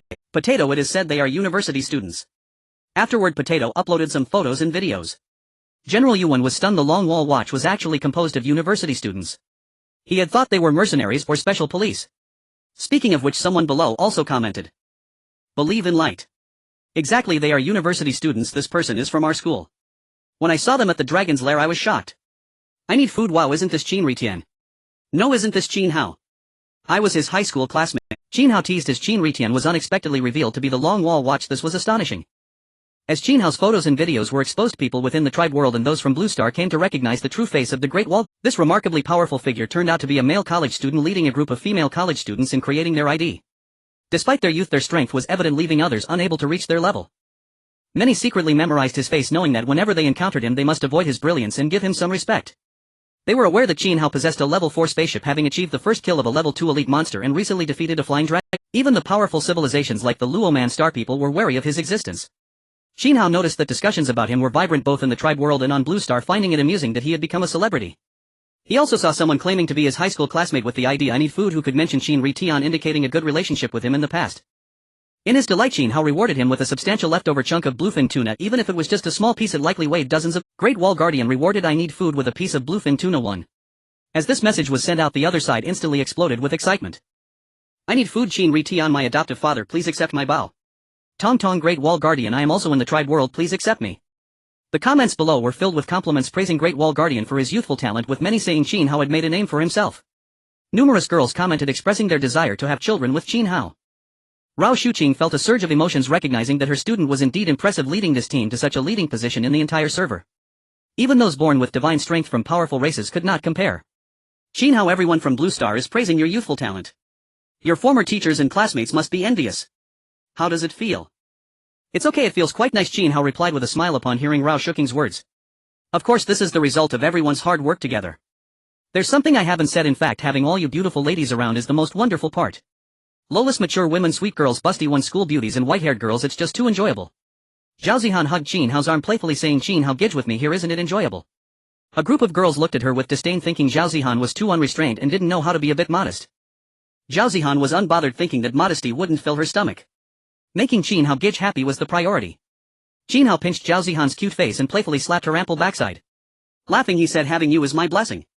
Zhao Zihan was very much to his liking. She was charming and knew how to handle things, even bringing Anna into the mix. Otherwise, spending time alone in the hot spring would be quite boring. The group then hurried towards the spaceship where Anna was. Along the way, Sun Yan's luck and treasure hunting talents played a significant role. Since this journey was their first, they discovered some previously unnoticed treasure chests. They found a bronze treasure chest in a patch of grass, and then Sun Yan led them to a lair of level 1 elite monsters. After easily exterminating the monsters, they obtained a silver treasure chest. After that, they made no further gains. Had there been any edible animals, they would have slaughtered them and stored them in the system. Finally, they arrived at the outskirts from the core area. From a distance, they could see the spaceship docked there. Anna exclaimed, "Oh my god, Marita and those traitors are actually trying to attack the spaceship." They saw a group of girls indeed seeking opportunities to breach the spaceship's defenses and attack it. Qin Hao asked Anna, "What level is your spaceship?" "Our spaceship is a level 3. We were quite fortunate before obtaining 2 silver treasure chests, one of which yielded 20 upgrade fragments. Nice, so this spaceship has 50 laser cannons and a crossbow tower, which makes for decent defenses." Qin Hao remembered that the requirements for upgrading to level 3 weren't difficult: 15 energy cores, 20 upgrade fragments and some iron blocks, making it quite simple. The difficulty for level 4 increased significantly, and level 5 was even more challenging. At this moment, Marita and her group of girls appeared despondent at a distance from the spaceship. Why is the defense of this level 3 spaceship so strong? Those damned laser cannons and crossbow towers are incredibly threatening. They deeply realized how extraordinary a cosmic spaceship was as the only vehicle for survivors. It was undoubtedly a stronghold for survivors, extremely difficult to breach. As soon as Marita and her group initiated their attack, 2 companions were shot down by laser cannons and crossbow towers. These attacks were both powerful and precise, making them extremely challenging to deal with. Even if they were lucky enough to evade the attacks and get close to the spaceship still had durability protecting it, making it hard to break. Qin Hao also felt a slight movement when he previously reclaimed the spaceship from Xiao Ri. It was because the other side was already riddled with holes, making it easy. Dealing with such a well-defended spaceship was indeed a bit difficult. However, he felt that a level 3 spaceship should pose no difficulty, while a level 4 spaceship would be a bit troublesome. "Let's go and take them all down." The group of girls nodded. Since these people were traitors, there was no need for further discussion. Capturing them would only lead to daily worries about betrayal. The group began to encircle them with Qin Hao taking the lead. With a flash he crossed nearly a kilometer and arrived behind Marita and the others. Raising his right hand to the sky, the King of Man seal gradually formed the golden seal, carrying immense pressure, alerting Marita and the others to the anomaly. What? How did Great Wall Guardian come to kill us? What to do? His moves are too terrifying. A group of girls looked at the massive seal, displaying expressions of shock. Among them, the strongest Marita was only at level 1 intermediate, while the rest were at level 1 lower or even lower strength. Upon seeing Qin Hao's attack, they were filled with deep fear. Everyone hurried to deploy defensive attacks.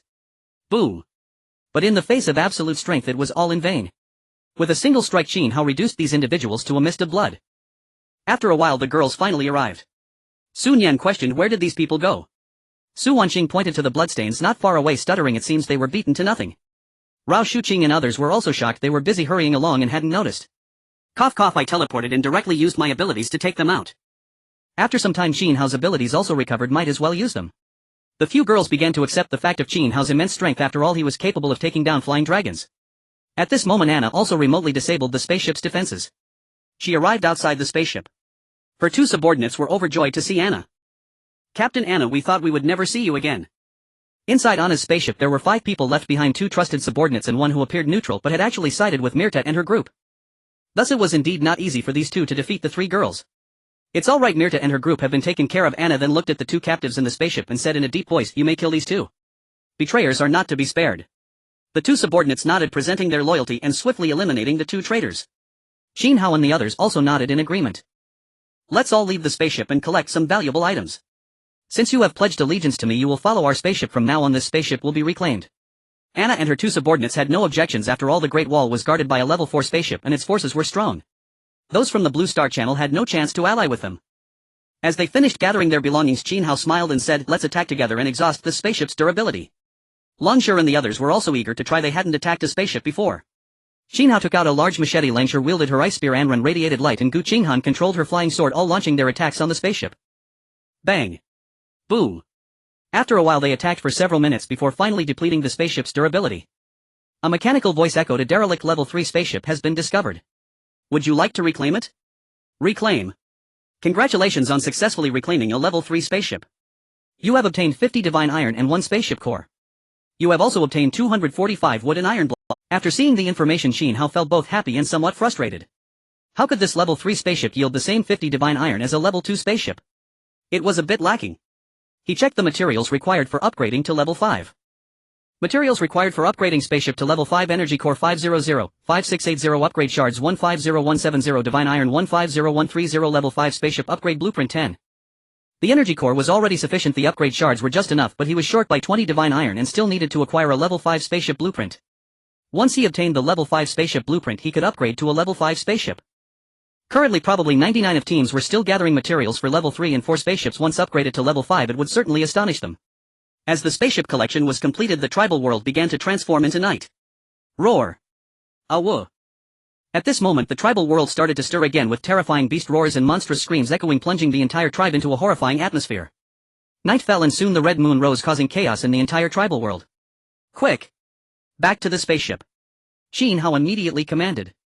Although they were extremely powerful, they did not wish to linger in the night for long due to the excessive danger. He certainly did not want to see any of his women harmed. Before this, Lin Mengyao had released the controlled beasts. The beasts in this tribal world seemed cursed and she did not plan to bring them back to the spaceship. They began to return via the nearest route. All spaceships were located at the edge of the tribal world, making it somewhat safer. Even if the beasts went on a rampage, it would start from within. Rao Shuking's abilities were also put to use. She could not only foresee but also calculate the optimal route back to the spaceship, which was incredibly impressive. Otherwise getting lost would be disastrous. Once they delved into the core area they could encounter powerful beings like flying dragons, which were still quite dangerous. Originally Qin Hao's group had 16 members, but with Anna and her 2 subordinates they now totaled 19, marching grandly back to the spaceship. Along the journey they also killed many powerful beings. Finally, after a thrilling but safe passage, they could see the outline of the spaceship in the distance. In fact, as long as no powerful beings like flying dragons appeared, the beasts and spirit creatures could not stop them and were mercilessly slaughtered.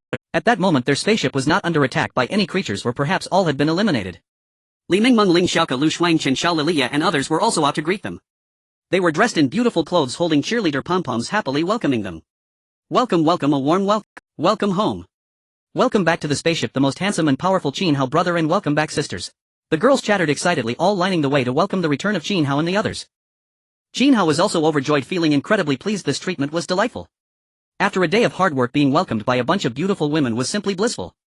Li Mengmeng and the others also made a grand display, almost bringing out fireworks for the welcome. Everyone exchanged pleasantries and shared their situations. In fact, Li Mengmeng and the others were already aware of Qin Hao's movements since the entire tribal world and Blue Star Channel had spread the news. Moreover, some sisters would send messages back, such as Ruan Xingran, who was keeping an eye on the situation at the spaceship. There had been 2 waves of monster attacks here, both easily defeated by the spaceship's firepower. Qin Hao did not delay and directly took out today's loot: 2 bronze treasure chests, 1 silver treasure chest and 1 golden treasure chest. Now he was no longer saving the treasure chests and intended to let Sun Yan open them. Qin Hao touched Sun Yan's long white thigh and said with a smile, "Su Thigh, it's your time to shine." Sun Yan's face turned a bit red at Qin Hao's bold move, but she was not as embarrassed since they had already discussed who would become Qin Hao's woman, making her feel somewhat sour. "Lucky Yan Yan, please start your performance." Sun Yan did not hesitate and began to use her talent as her luck aura enveloped the treasure chests with a gentle light. In an instant, 1 treasure chest after another opened. The first bronze treasure chest yielded obtained iron blocks 15, clothes 10, small umbrellas 21, pound of mutton 10. The second bronze treasure chest yielded obtained bread 10, 500 milliliters mineral water 15, camera obtained listening device 1. The first silver treasure chest yielded obtained energy core 10, upgrade shards 20, rare eternal flame 1, precious. The first golden treasure chest yielded obtained magnesium fire starter 10, upgrade shards 40, rare divine iron 20, precious. Level 5 spaceship upgrade blueprint 1, superb. All held their breath, staring wide-eyed. The long-awaited level 5 spaceship upgrade blueprint had finally appeared. Everyone present selectively ignored other items and stared blankly at the upgrade blueprint for the level 5 spaceship. This was the most important thing. At this level 4 spaceships basically do not need human defense. Wouldn't level 5 spaceships be able to fly free? Who could break through? Qin Hao also saw that the materials for upgrading to LV5 had already been gathered. Materials required for upgrading to level 5 energy core 500, 5680 upgrade fragments 150230 divine iron 150150 level 5 spaceship upgrade blueprint 11. The upgrade conditions have been met. Do you wish to upgrade? He wasted no time. He had to stay far ahead because being the first to upgrade the spaceship always came with rewards.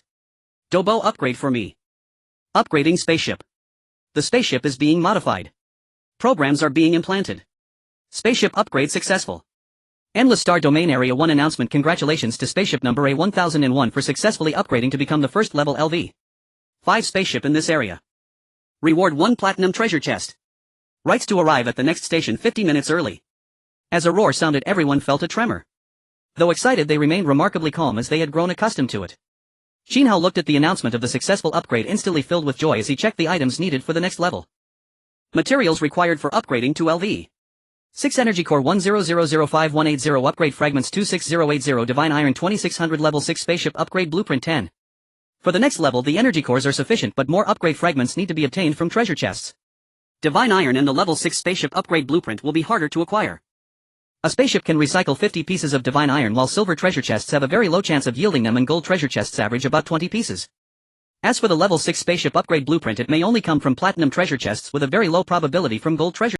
Qin Hao believed that platinum treasure chests would likely only appear in the next map. However, their spaceship was too advanced, already requiring platinum treasure chests to meet upgrade conditions. Wow, a level 5 spaceship, so amazing. And a platinum treasure chest. Captain, I truly love a level 5 spaceship. What bliss. Who can compete with us? We are far ahead of all our peers. Cheers erupted from the girls inside the spaceship. Li Mingmeng, Ling Xiaoke, Zhao Zihan and others were bouncing with joy. Rao Shuqing and Lin Mingyao, though not as lively, were equally delighted, wearing smiles. Anna and the new crew members were also immensely shocked. They were lucky to have barely upgraded to a level 3 spaceship. The Great Wall Watch has already upgraded the spaceship to level 5. Such a powerful spaceship would likely make even dragons avoid its edge. Qin Hao was also filled with immense joy, having received a platinum treasure chest as a reward. This was a significant boon. Now we've struck it rich. The early arrival rights are also crucial, though dangerous. The rewards are incredible. Their gains in the clan world were still greater on the first day. Qin Hao quickly checked the spaceship's panel. Spaceship number A1001, low configuration, level LV5. Internal space diameter 100, core height 10, upgrade to Shumi space system, space 45, defense weak, can only withstand attacks from level 2 medium or lower monsters, durability 98, can withstand monster scratches for 1 day, energy 86, can operate through the extreme cold storm a month later, shield activated, can protect the spaceship when turned on, thermal imaging will issue an alarm for unfamiliar thermal imaging weapons, low level laser 200 unlocked, can kill a level 1 advanced monster in about 10 seconds with 10 attacks, requires additional energy cores, full firepower 1 energy core, can support 2 minutes, weapons crossbow tower 5 unlocked, powerful crossbows require wood, etc. Weapons mortar 3 can lock onto a single target to deal massive damage, weapons spell tower can deal area damage to land and air creatures, auto pickup unlocked, automatically picks up items dropped within 150 meters, jump not unlocked, spaceship configuration, construction rooms 1. Everyone looked at the spaceship upgrade in amazement. Not only had a spell tower been added but the other weapons had also increased, maximizing their firepower. Even the defense had seen some changes from extremely weak to weak. Which was progress. It still relied mainly on attack, as the saying goes, offense is the best defense. The girls were also overjoyed, chattering excitedly. With such strong defenses for the spaceship, I wonder who would dare to attack us. It feels like we're invincible in the universe, so amazing. Everyone was extremely happy with such strong defenses. They could surely sleep soundly. While others were on edge at night, their spaceship could leisurely sleep peacefully. Just thinking about it felt blissful. They could rely on their spaceship's strong attacks to fend off the vast majority of monsters during this apocalypse. Li Meng Meng was now bouncing with joy, cheerfully saying, Qin Hao, let's check the Blue Star channel to see how others are reacting. The girls were also intrigued, wanting to see others' reactions. Qin Hao understood these girls and opened the chat channel, Blue Star channel. At this moment the comments on the Blue Star channel were skyrocketing to an astonishing level. I need food, you beast. I'm still struggling for a level 3 spaceship and you're telling me you already have a level 5 spaceship. Civil engineer, can we apply to close this server-wide announcement? It's too heart-wrenching. Wow, senior, you're too amazing, unprecedented and unmatched. Special forces, bro, how did you get a level 5 spaceship? Are you even letting others live? I haven't even reached a level 4 spaceship yet. Lily, oh my god. A level 5 spaceship is simply terrifying. Comments flooded in below, filled with both compliments and curses. Qin Hao and the girls found it incredibly amusing. It was just too entertaining. Watching their expressions, he felt inexplicably entertained. Of course, there were also private messages from those who had sided with him. Many girls sent numerous messages, some with photos, some with videos. In short, they attempted to use their beauty to entice Qin Hao. Yet Qin Hao couldn't indulge in all of them and could only accept some girls by chance. For instance, Anna had already become his woman. Fun, this is really a heart-wrenching situation. While we are still in deep water, the Great Wall Watch can probably enjoy wine and ladies thanks to their powerful spaceship. Qin Hao felt a secret sense of satisfaction in his heart. At this very moment, his former teachers, as well as the junior sisters from Luo Yangtze's elementary school and everyone from the Blue Star channel, must be in a state of utter shock. Ruan Qingran chuckled. Captain, look at the comments section. Ever since you took down the flying dragon and upgraded to a level 5 spaceship, the disparaging remarks have decreased significantly. The group of girls nodded in agreement. Yes, they must be extremely wary. The tribal world isn't infinitely vast. If we encounter them, we won't let them escape alive. Gu Qinghan chimed in playfully. Of course, our strength has likely left those people so frightened they can't eat or sleep properly. He recalled the times when the team from Shaorizi had slandered him, and what about those from the desolate God tribe? They must have had a taste of his power by now. The Black Wolf Guild, along with the teams that had once offended him, must be trembling in fear. Indeed, that was the truth. The members of the Black Wolf Guild, led by Sun Xiaotian, looked pale. Recently no talents dared to ally with them, and with the Great Wall's upgrade to a level 5 spaceship, the situation had become even more dire. Qin Hao casually glanced around before shutting down the Blue Star channel and the tribal channel. Listening to them chat aimlessly wouldn't strengthen their abilities. It was better to do something useful. Qin Hao took out the platinum treasure chest and handed it to Sun Yan, urging her to continue opening it. The group of girls also closed the chat channel and gathered around. The platinum treasure chest was likely one of a kind in the entire tribal world. Even the golden treasure chests were probably exceedingly rare, demonstrating just how precious it was. They were all filled with immense anticipation, eager to see what treasures it might contain. Treasure chest classifications: bronze chest, silver chest, golden chest, platinum chest, diamond chest. Sun Yan nodded and opened the platinum treasure chest. Acquired 1 pound of lamb, 40 acquired upgrade fragments, 50 rare acquired divine iron, 30 precious acquired coordinates of a disabled spaceship, 1 superb acquired level 2 elite top tier strength card, 1 extraordinary. Everyone was taken aback by the items revealed. Not only did they obtain a superb disabled spaceship coordinate map, but they also unexpectedly opened an extraordinary item. Heavens, is this truly an extraordinary item? Shouldn't such treasures only come from a diamond chest? Nian Nian's luck is simply off the charts. Truly deserving of her luck talent, it's terrifying. However, this extraordinary item doesn't seem that impressive. Does it really deserve to be called extraordinary? Someone questioned. Qin Hao's expression darkened and he scolded, are you all out of your minds? You're looking down on a level 2 elite top tier strength card. Knowing that with his current strength he was merely at the mid-level of a level 2 elite, still some distance from the high level.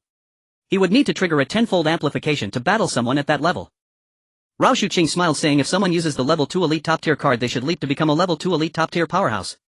If they face the previous flying dragon they should be able to contend with it, which is quite impressive. The girl suddenly realized indeed a level 2 elite power was probably an invincible existence at their current level.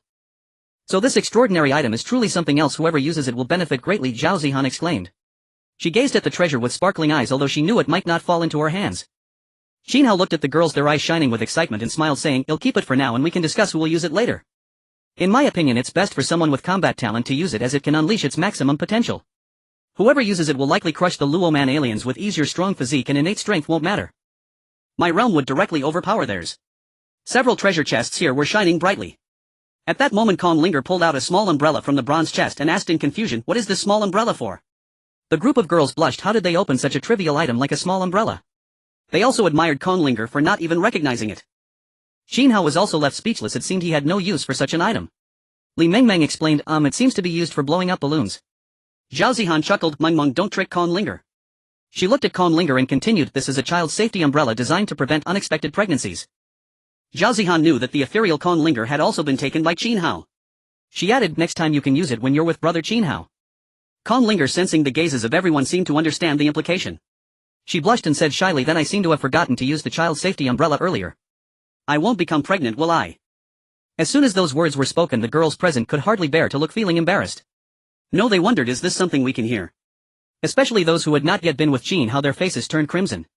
Li Mengmeng and Zhao Zihan exchanged glances, feeling somewhat awkward as they seemed to lack that opportunity. Rao Shuqing was also taken aback by Linger's bold words, but as a teacher she felt it was necessary to educate her students on such matters. This child safety umbrella is for Qin Hao, not for you. As for whether you will become pregnant, that depends on whether Qin Hao... Linger realized she had likely said something wrong, but she also wasn't sure if she had been involved as she seemed to have been too exhausted at the time. Ruan Qingran also murmured, I've heard that thing isn't very enjoyable. If it doesn't work, just throw it away. The girls gasped again. Could it be that Ruan Qingran had already been taken? And she even spoke such vulgar words. Su Wanqing could no longer contain her curiosity and chuckled, Gidge, my gossip buddy has already turned into a gossip herself. That day she performed a grand show in the hall TSK. With Su Wanqing's words all the girls were stunned. Wow, the study committee member is truly shocking. She looks so obedient, but who knew she plays so wildly? Where did that obedient girl with glasses Ruan Qingran go? Now there's only the mischievous secretary Ruan left. Qin Hao rubbed his nose, wondering what these girls were discussing. Nevertheless, it must be said that Ruan Qingran was indeed a bit of a contrast. Now she dared to say anything and no longer held back. Class monitor Ruan Qingran felt a little flustered, as if her words had been too lascivious. Rao Shuqing glanced at Qin Hao with a teasing smile and asked, Qin, how do you want to use it? Qin Hao, thick-skinned as ever, laughed and replied, I do not need it. It feels better not to use that thing. Teacher, what do you think? Rao Shuqing, mortified, stammered, yes, perhaps.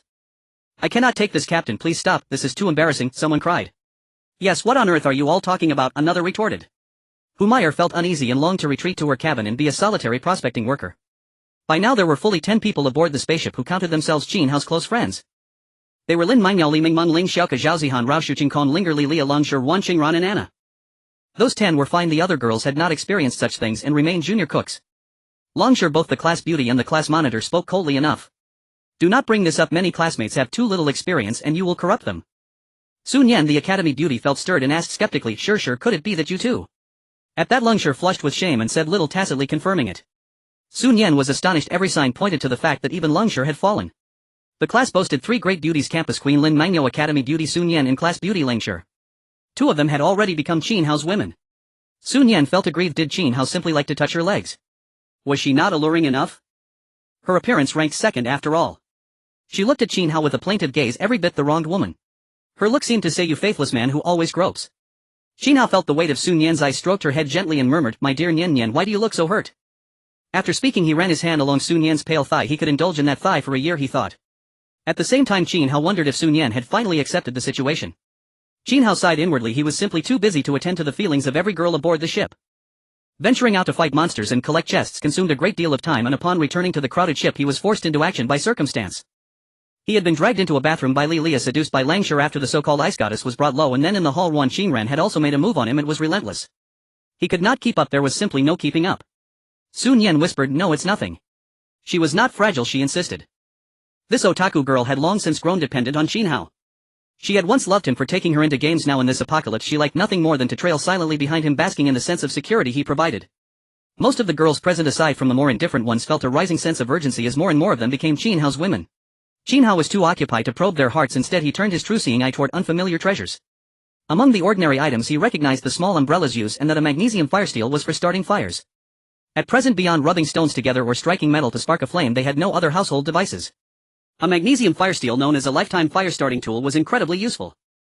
Items found included a listening ear device, one rare capable of monitoring voices within a selected area remotely and in real time, and an ever-burning fire, one precious, a source of light in the dark that never extinguishes unless destroyed. Also a level 5 spaceship upgrade blueprint, one exquisite, used to upgrade a ship. There was a wrecked spaceship coordinate map, one exquisite, which grants coordinates of wrecked ships within the map, and a level 2 elite peak power card, one transcendent, which can greatly enhance a person's strength. Qin Hao nodded. The hall was impressive. The wrecked ship coordinates were especially valuable. In such a vast tribal world many ships had likely been taken. Scavenging them at random could yield copious amounts of divine iron and ship cores. With luck one might also obtain various supplies. The level 2 elite peak power card was even more outrageous. Once used someone could rise to become the server's top combatant. To contest such a person he would need to activate a tenfold amplification. In that case even deploying 2 teams would be safe, though he still had to consider who to choose. He explained the item's functions to everyone and the girls murmured in awe. These treasures truly astonished. To pull even one item out at random would send the people on the launching channel into a frenzy. Qin Hao examined the goods carefully. Treasures included crystal cores 3, a wyvern 1, flameheart scarlet fruit 8, coreophrith flamestone 6, a short-barreled skylark low-end pistol 2 rounds, millennial bell spirit milk 36, longevity elixirs 3 and tuna. Upgrade materials energy cores 5180, upgrade shards 130, divine iron 30.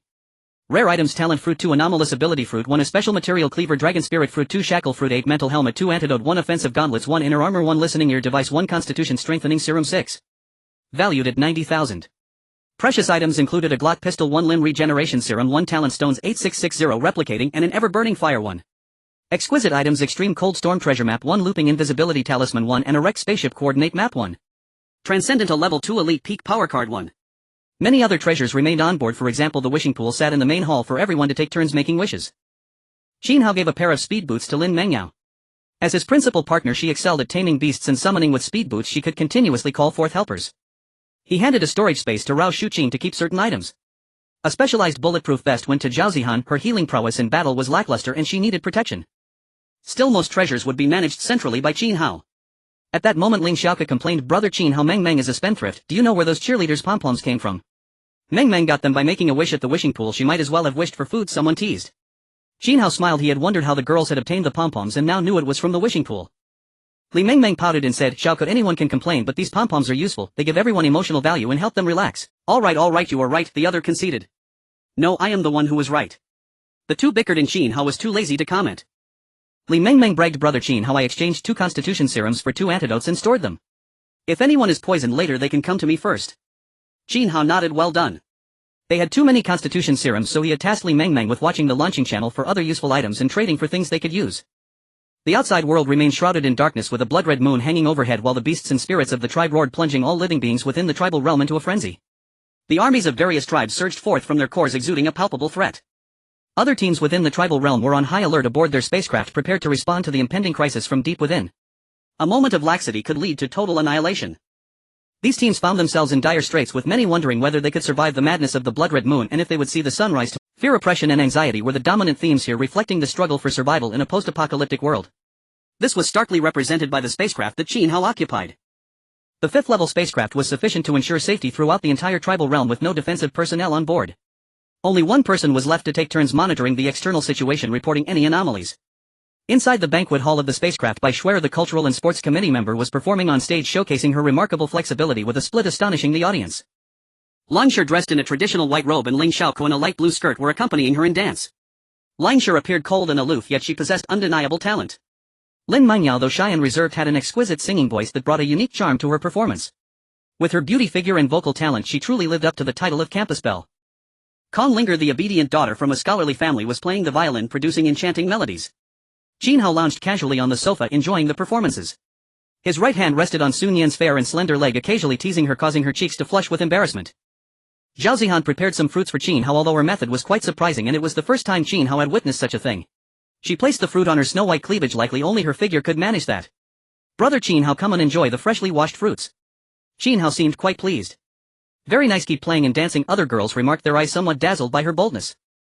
Song Weiniing organized her little garden, meticulously handing over the bountiful lettuce to Li Meng Meng to transform into delicious dishes. Before long, as everyone enjoyed the performances, Li Meng Meng's culinary talents led to the gradual arrival of exquisite dishes. She even utilized her enhancement talent to enrich the energy of the dragon meat and lettuce. "Here comes the chicken soup. No, it's dragon meat along with the ever-fresh lettuce, absolutely nourishing." Li Meng Meng and the others presented the delightful food with smiles. These dishes were already brimming with energy, especially the dragon meat. Coupled with Li Meng Meng's talent, they would surely enhance everyone's strength. "Wow, it smells amazing. Let's eat," the girls exclaimed with delight. Rao Shucheng smiled at Anna and the other 3 who wanted to help, saying, "No need to be polite, just enjoy yourselves." They had just joined the team and this was their chance to experience hospitality. Anna and her companions felt a bit parched. "Oh my, the Great Eastern team is truly formidable." Just last night they were still on guard against the monstrous threats of the tribal realm, preventing ambushes. Tonight they could leisurely enjoy the performances and savor dragon meat, a stark contrast. Lilia dressed in a maid outfit moved about the banquet hall.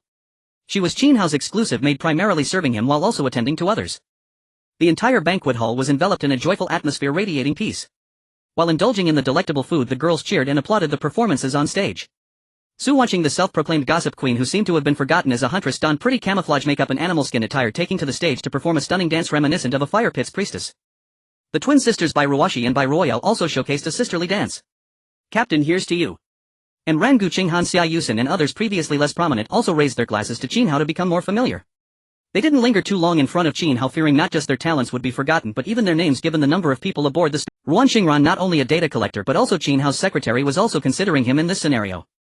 She pondered for a moment, capturing a blurry photo of the scene and captioning it "Enjoying Talents in Dragon Meat JPG" before posting it in the Blue Star channel.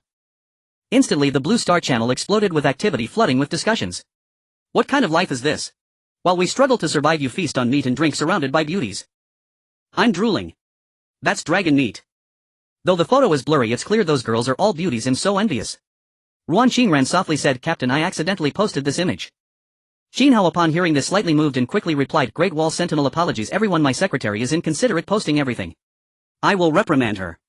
He looked at Ruan Xingran and said, "Secretary Ruan, you shouldn't act so ostentatiously. Although it feels good, it can have negative repercussions." Xingran knows she was wrong and will not do it again next time. Ruan Xingran secretly grumbled, thinking she would still do it next time. The captain had previously posted having worked hard to reach this point and deserved to enjoy a moment of flaunting. The other girls glanced at the messages, revealing smiles as they saw the comments being filled with envy. With Qin Hao and the others growing stronger, the number of criticisms in the comment section had significantly decreased. However, some still took advantage of the chat channel, unaware of who was who, making inappropriate remarks. "Internet brat, what's Great Wall Sentinel to you?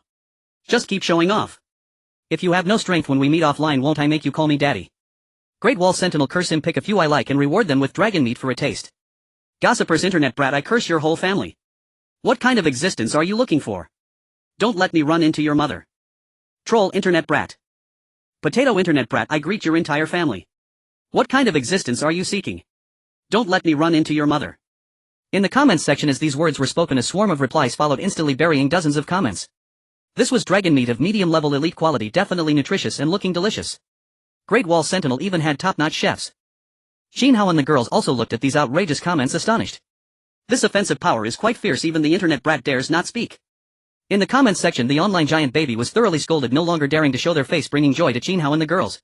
Qin Hao and Rao Shuqing randomly selected 10 of the most vicious commenters and rewarded them with 2 pieces of dragon meat. After that, Qin Hao no longer paid attention to the communication channel and leisurely enjoyed the moment. He lay half reclined, listening to music accompanied by fine wine and beautiful women, feeling utterly content. While others were still struggling for survival, they were already able to be so carefree, forming a stark contrast. "Not bad, let's have some clock spirit milk." Qin Hao had collected a total of 36 portions of clock spirit milk last time. With the 28 female classmates on the spaceship, the instructor and himself, there were a total of 30 people. Including Lilia from the Twin Stars and Anna from Old Shilan, there were a total of 34 people. He would drink 2 bottles himself, which would be just enough to share, leaving 1 portion for future replication. Then Qin Hao instructed Lilia to distribute the clock spirit milk. He also had 8 flame heart fruits now, which he planned to distribute to 7 people, keeping 1 for future replication. Flame heart fruit, when consumed, refines the body and maximizes fire attribute resistance, enhancing physique and personal strength. Currently there are 8 binding fruits in the system space, which can provide significant support for breakthroughs if someone successfully reaches the critical point. At present, Rao Shuqing, Lin Mingyao Langshi and Zhao Zihan have advanced the furthest on the path to first level peak, likely having a chance for Lu Shuang and Shen Xiao have also made rapid progress, and they might also have an opportunity for a breakthrough. In the following time, many girls went up to the evening hall to perform and showcase their talents. Even those who couldn't perform went up to revel due to the influence of alcohol, bringing great joy to everyone. Rao Shuqing, Lin Mingyao Langshi and Zhao Zihan were almost always present during outings. Their experience points from defeating monsters were maximized. Now, with the support of dragon meat, endlessly fresh vegetables, clock spirit milk, flame heart fruits and others, their strength had reached a critical point. Qin Hao also felt a slight change. His strength was the strongest and the experience points gained outside were substantial. After consuming the treasures, his strength had directly broken through to the 2nd level elite, progressing rapidly. "Qin Hao, I feel like I might break through." "Captain, so do I." Rao Shuqing and Lin Mingyao approached Qin Hao, speaking to him. Qin Hao took out 4 binding fruits and distributed them to the 4 women. They consumed them without hesitation.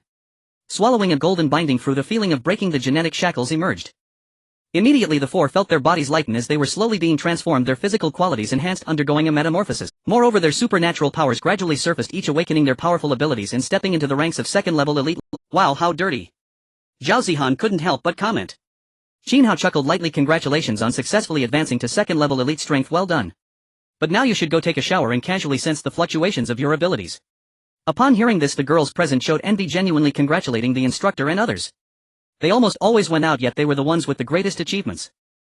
Then let's go take a shower, said Rao Shuqing, leading the three girls to the bath. Qin Hao stirred slightly, almost having the thought of watching, but with beautiful women surrounding him he really couldn't find the time.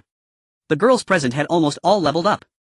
Sun Yan joyfully exclaimed, Brother Qin Hao, I've also entered the first level peak ranks. Qin Hao was also somewhat pleased. His hand wandered over Sun Yan's thigh in the dim light, moving freely. And then he casually. Sun Yan pouted, saying, Brother Qin Hao, you're so bad Nian Nian can't take it. She was also startled as Qin Hao's hand was not behaving in this environment. Moreover, this was the evening hall where so many sisters were enjoying themselves. Qin Hao also whispered in her ear with a hint of apology, Nian Nian, I'm really too busy sometimes and can't take care of everything. If you want to experience it too, I can fulfill that for you. As Qin Hao's words were spoken, Sun Yan paused for a moment, pondering the meaning behind them. Upon understanding the implication, Sun Yan blushed and said, Pa, I don't want to do that with you. Oh. Is that so? You say that verbally, but your body is very honest. No way, it's all Qin Hao brother's fault for teasing me. Sun Yan pouted a bit. It wasn't because Qin Hao's hand was too Qin Hao pulled her into his embrace, letting Sun Yan sit on his lap, their eyes locking, almost sparking fire. Seeing this, Qin Hao as a man had to take the initiative. He held Sun Yan's beautiful face and boldly kissed her soft cherry lips. Sun Yan instantly felt a wave of pleasure, letting out a moan. It was her first experience with kissing and she found it so delightful, so intoxicating. She was puzzled as to why kissing would evoke such desires. The other girls watching Qin Hao and Sun Yan openly kissing also found it somewhat eye-watering. It was so bad, openly displaying their affection. Sun Yan was already so lost in the kiss that she could only weakly say, Brother Qin Hao, please don't do this here, it's too embarrassing. Qin Hao was also enchanted by this charming little creature. Relying on his strong physical prowess, he carried her away without breaking the kiss. Then he quietly entered Sun Yan's room. At this moment several girls stealthily approached, crouching down to eavesdrop at Sun Yan's door. Su Wanqing, as a frontline gossip enthusiast, was the most eager and slightly nervously said, Is it not good for us to eavesdrop? Hu Meyer giggled, saying, It's fine, we can learn a thing or two. This talented player seemed to have gotten into the mood, just waiting for the battle to unfold. Another person was Ruan Xingran, who also came over. Su Wanqing crouched on the left side of the door while Ruan Xingran crouched on the right side, with Hu Meyer hiding behind Ruan Xingran, ready to do something mischievous. In Sun Yan's room a fierce battle was taking place at this moment. Sun Yan felt both joy and a bit of distress. The joy was that she had finally become Qin Hao's woman, feeling extremely secure and could unlock the harmony system, enhancing her luck and talents while increasing her strength. The distress was that Qin Hao was simply too powerful, making it hard for her to withstand. Ah. A series of delicate and somewhat desperate sounds emerged. Do you like it, Nian Nian? I don't like it, please spare me. Seeing this, Qin Hao chuckled. That was 1 hour later. Qin Hao looked at Sun Yan, who had been coaxed to sleep, with a smile. Just a moment ago she had felt wronged for not being able to obtain the love of Qin Hao, but now she was filled with love. Henceforth she would likely have some fear of such domineering affection. Qin Hao looked at the peacefully sleeping Sun Yan and gently kissed her lovely face. The flower of the courtyard now had a rosy complexion, making her look exceedingly beautiful. This girl from the two-dimensional world had transformed into a true woman. Upon opening the door, Qin Hao saw three people who were momentarily stunned. Su Wanqing, Ruan Xingran and Hu Meyer were so engrossed in eavesdropping that they had momentarily entered a state of oblivion. They were deeply captivated. What are you doing here? Qin Hao asked in confusion. These people seemed a bit too bold, daring to eavesdrop on him. Moreover, he noticed that Hu Meyer's hand was slowly retracting. This girl with mining talent dared to act so recklessly. He could faintly catch a whiff of her delicate fragrance. No, we weren't doing anything, we were just passing by, Su Wanqing quickly replied after regaining her senses. Oh no, they had been caught eavesdropping on the captain. Qin Hao sternly reprimanded, Do you dare to do something and not acknowledge it? As the imposing aura of Qin Hao spread, the three in the scene trembled in fear. Ruan Xingran was the first to betray her teammates, saying, Captain, it was Su Wanqing and Hu Meyer, she brought me to eavesdrop. Su Wanqing and Hu Meyer were immediately displeased. How dare she sell out her teammates? Ruan Xingran, you clearly came here on your own, what does this have to do with us? Yeah, it's as if I'm the one leading you astray. It really infuriates me. Su Wanqing and Hu Meyer instantly countered. The three girls debated amongst themselves. Qin Hao coldly stated, It seems that if I don't punish you, you won't understand the authority of this captain daring even to eavesdrop on me. Watch me punish you severely, you all won't learn your lesson otherwise. All of you lift your skirts. As Qin Hao's words echoed, the three girls were instantly filled with dread. Hearing the punishment from Qin Hao, they were terrified. Oh no, their bottoms were going to be scorched. Are you not listening to what I said? Qin Hao's voice came again. The three were instantly frightened, cautiously responding. So thick, how am I supposed to hit? Upon hearing Qin Hao's words, they felt extremely embarrassed. The captain was too mischievous. Could it be that he wanted them to strip completely for the punishment? With no other choice, they could only comply with his wishes and disarm themselves. Qin Hao looked at the three beautiful girls and felt a surge of anger. He gave a few slaps to their upturned bottoms. Su Wanqing and the others immediately felt the fiery stinging pain. Woo-woo, Captain, be gentler. Brother Qin Hao, spare us, we won't dare to do it again. But how could Qin Hao let them off so easily? Moreover, he caught a glimpse of Humayer's shy demeanor and a wicked smile crossed his face. He seemed to know what Humayer had been up to earlier, daring to engage in such activities with him and Sun Yan. Then I'll punish you on behalf of Sun Yan. Thinking this, Qin Hao's fingers. Mum. A melodious sound escaped. Su Wancheng and Wan Qingran were momentarily stunned. Wasn't being hit supposed to hurt? Why did it feel so different? However, after a glance they realized something was off. No wonder Humayer was like that. It turned out she had received special treatment. Su Wancheng thought about their current predicament. It was too bad. With their bottoms stinging from the slaps, they could only hope for Qin Hao to shift his target. She then stoked the flame, saying, Captain, some sisters told me before that Humayer often hung around outside your door without knowing what she was up to. She is truly wicked, having been caught more than once leading the other girls on the spaceship astray. Oh my, it turns out I have already been exposed. Su Wancheng, how can you slander me like this? Humayer gritted her teeth, unwilling to admit it. Qin Hao looked at Humayer with great interest, chuckling, is this how it feels? What do you think? Humayer could not help but say. Qin Hao's lips curled into a faint smile. So it turns out there is a strange aura outside the door, sometimes caused by you. Humayer, you really have some guts. Even daring to confront me. It seems that without proper discipline you will be lawless. Qin Hao had previously been puzzled about the strange fragrance at the door. It turned out to be this girl's doing. Humayer was using her talent. Wan Qingran was also hearing this news for the first time, feeling greatly shocked. No wonder she was the gossip queen. How does she know about everything? Tsk tisk, Humayer, so you are this kind of person. I never expected you to be a habitual offender. Qin Hao, quickly punish her. Qin Hao looked at Humayer's expression, revealing a smile.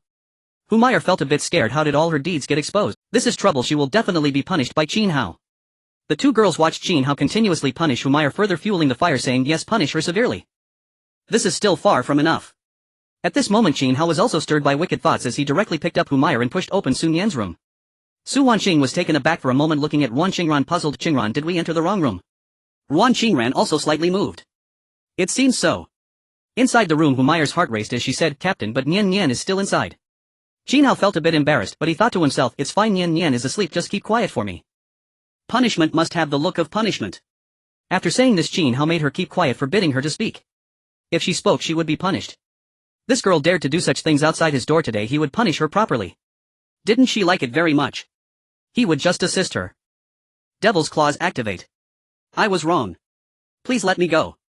Humayer truly felt remorse, especially since Qin Hao's punishment was too harsh. Can't you handle this? It's far from over. Qin Hao felt that this had no real power. His. Come here. Humayer suddenly felt a bit breathless. Before long Qin Hao began. Dare to do bad things to me, huh? I will teach you a lesson. At this moment Humayer also felt that wonderful sensation. She felt that it seemed like using her talent was not a big deal. It was simply a world apart. Humayer felt she was about to succumb. Poof. A very low deep voice echoed in the room. 1 hour later Qin Hao picked up Humayer, preparing to carry her back to the room. Unexpectedly Sun Yan had already woken up, angrily saying, Qin Hao, you're so bad. You woke me up. Qin Hao felt quite awkward. His movements should be considered light, but perhaps Humayer made a sound. Nian, this Humayer actually dared to eavesdrop on us. I'm punishing her now. Sun Yan rolled her eyes at Qin Hao and teased, Captain, it seems you couldn't resist temptation, could you? This naughty Qin Hao even did bad things in her room. This time she found herself in a passive position, unable to withstand Qin Hao's might. Next time she must secretly put her foot in his mouth. Qin Hao, feeling somewhat guilty, said, where? This person is too bad, I'll take her away first. He then slowly left. Outside the door Su Wanqing and Wan Qingran had already run away in a hurry, fearing Qin Hao would seek revenge and it would be enough to punish them. In fact, Wan Qingran was somewhat eager to try, but with Su Wanqing present she seemed a bit shy and left together. Inside the banquet hall the girls were already having a blast, some even passed out on the floor. Rao Shuqing and the others had also broken through after awakening their abilities. Even if their talents were not combat-oriented, their fighting power was still astonishing. With second-tier elite low-level strength combined with their powerful abilities, they were definitely a force to be reckoned with. The girls here had all improved their skills, with many having entered the first-tier elite ranks. Among them the girls who had partnered with Qin Hao were the strongest. After becoming Qin Hao's women they unlocked the He Huan system, enhancing their talents and strength. Qin Hao returned to the banquet hall where the girls on stage were already in full swing, having an extremely joyful time. In this apocalyptic survival they used to be somewhat anxious, but now having upgraded to a level 5 spaceship it was rare to relax properly. Qin Hao, Gid, you went to play with that flirtatious fox, why did you take so long? Zhao Zihan staggered over, pouring wine for Qin Hao. She had just broken through and discovered Qin Hao was missing, quickly guessing he had gone to mess around. Lin Mengyao also approached. After drinking she seemed somewhat tipsy and emboldened. She wrapped her arms around Qin Hao's, tilting her charming face to look at him playfully, saying, "Captain, let's drink. Can you outdrink Meng Yao?" Qin Hao looked at the alluring Zhao Zihan and the stunning Lin Meng Yao, feeling quite pleased. He wrapped his arms around their waists, walking deeper inside, resembling someone at a bar dancing with beautiful women. "Drink, who can outdrink me?" Qin Hao laughed. "Zihan Meng Yao, what abilities did you awaken after your breakthroughs?" Zhao Zihan responded after pouring Qin Hao a sip of wine. "I didn't expect my ability to be supportive. It's called Refresh, which can refresh talents or abilities." Qin Hao felt somewhat moved. Although Zhao Zihan's talent wasn't combat-oriented, being able to refresh others' powerful abilities was indeed extraordinary. In battle, when he had just cast the human emperor seal, it fell into cooldown, but Zhao Zihan refreshed it for him, which must have scared the opponents. Lin Meng Yao also said, "My ability seems to be built upon my talent. I can summon a virtual beast that is one small realm higher than me to fight." "Wow, Meng Yao, your ability is also quite extraordinary," Qin Hao and Zhao Zihan said in unison. In other words, Lin Meng Yao, being a second-tier elite low-level, could summon a beast of middle-tier second level to fight. Although it was virtual, it was still terrifying. It's worth noting that her talent for summoning could only call forth low-level monsters from one or two small realms below. Qin Hao couldn't help but exclaim, "Impressive, impressive, really nice." Now besides her there were already 4 who had advanced to second-tier elite strength, progressing very rapidly. But it seemed they were all his women. In other words, they had system assistants to keep up with him, so they wouldn't just be decorative. Thinking of this, Qin Hao felt quite gratified because his upgrade speed was too fast. The monsters he killed outside basically provided him with the most experience points. And this system could help them widen the gap. Already 4 had caught up to his level. In the future, as the girls level up more, they could even go out at night to hunt monsters for experience. With Qin Hao's arrival, more and more girls came over to pour him wine, including Li Mingling, Ling Xiaoke, and Rao Shuqing. "Qin Hao, Gidge, come drink. Captain, watch me get you drunk." He, is it good?" Qin Hao lay on the sofa embraced by girls all around him. This scene made his heart bloom with joy. "My goodness, this is too enjoyable. It's filled with beauties. Is this paradise?" Moreover, these girls, having drunk a bit, gathered the courage to act a little tipsy. They started getting playful with Qin Hao. Some touched Qin Hao's abs, some stole a kiss on his cheek, and some were sneaking touches. Ling Xiaoke pouted and said, "Meng Meng, you are too naughty. How can you touch him like that? Let me have a go." Qin Hao couldn't help but smile. He helplessly said, "You bunch of female rascals." Back then they were all extremely reserved and shy girls. Now in this apocalyptic survival environment they had completely let themselves go, especially those who had become his women, naturally familiar with Qin Hao, hence a bit naughty. Those who were unfamiliar could only watch from the side. On stage, Bai Shuer was performing a pole dance which drew cheers from everyone. Heavens! Our cultural committee member is so talented. Watching a pole dance in this environment is quite nice. Li Meng laughed. Zhao Zihan seemed a bit tempted. "If only my idol could come, she sings so beautifully." "Is that so? Then next time let's bring her over. Didn't you encounter her before in battle with those?" They also knew about Lu Siyu's earlier assistance. Qin Hao thought it was feasible. He said with interest, "Oh. She sings well, right? If you like her, we can invite her to the spaceship to sing for us in our spare time." At this moment Zhao Zihan was half sober and seemed to have betrayed her idol. If Lu Siyu came here, wouldn't it be like entering a pirate ship? Although Qin Hao was excellent in many aspects, strong, intelligent and cohesive, not smoking or drinking much, he had one flaw: he was lustful. Zhao Zihan felt it wasn't entirely lustful. It should be said that he couldn't resist temptation. Girls like Li Mingmeng, who were proactive, were too flirty, forcing Qin Hao to roll in bed with them. Inside a spaceship, Lu Siyu wore a serious expression as she faced the attacks of the monsters, seemingly unable to afford any negligence. If they breached the ship's defenses, the ship's durability would decrease. The spaceship was their best protection. If it couldn't withstand the onslaught, their lives would be in great jeopardy. Lu Siyu furrowed her delicate brows slightly, a hint of worry crossing her face as she softly said, "This is already the 3rd wave of attacks during the night, and I don't know when it will end. The red moon is truly terrifying."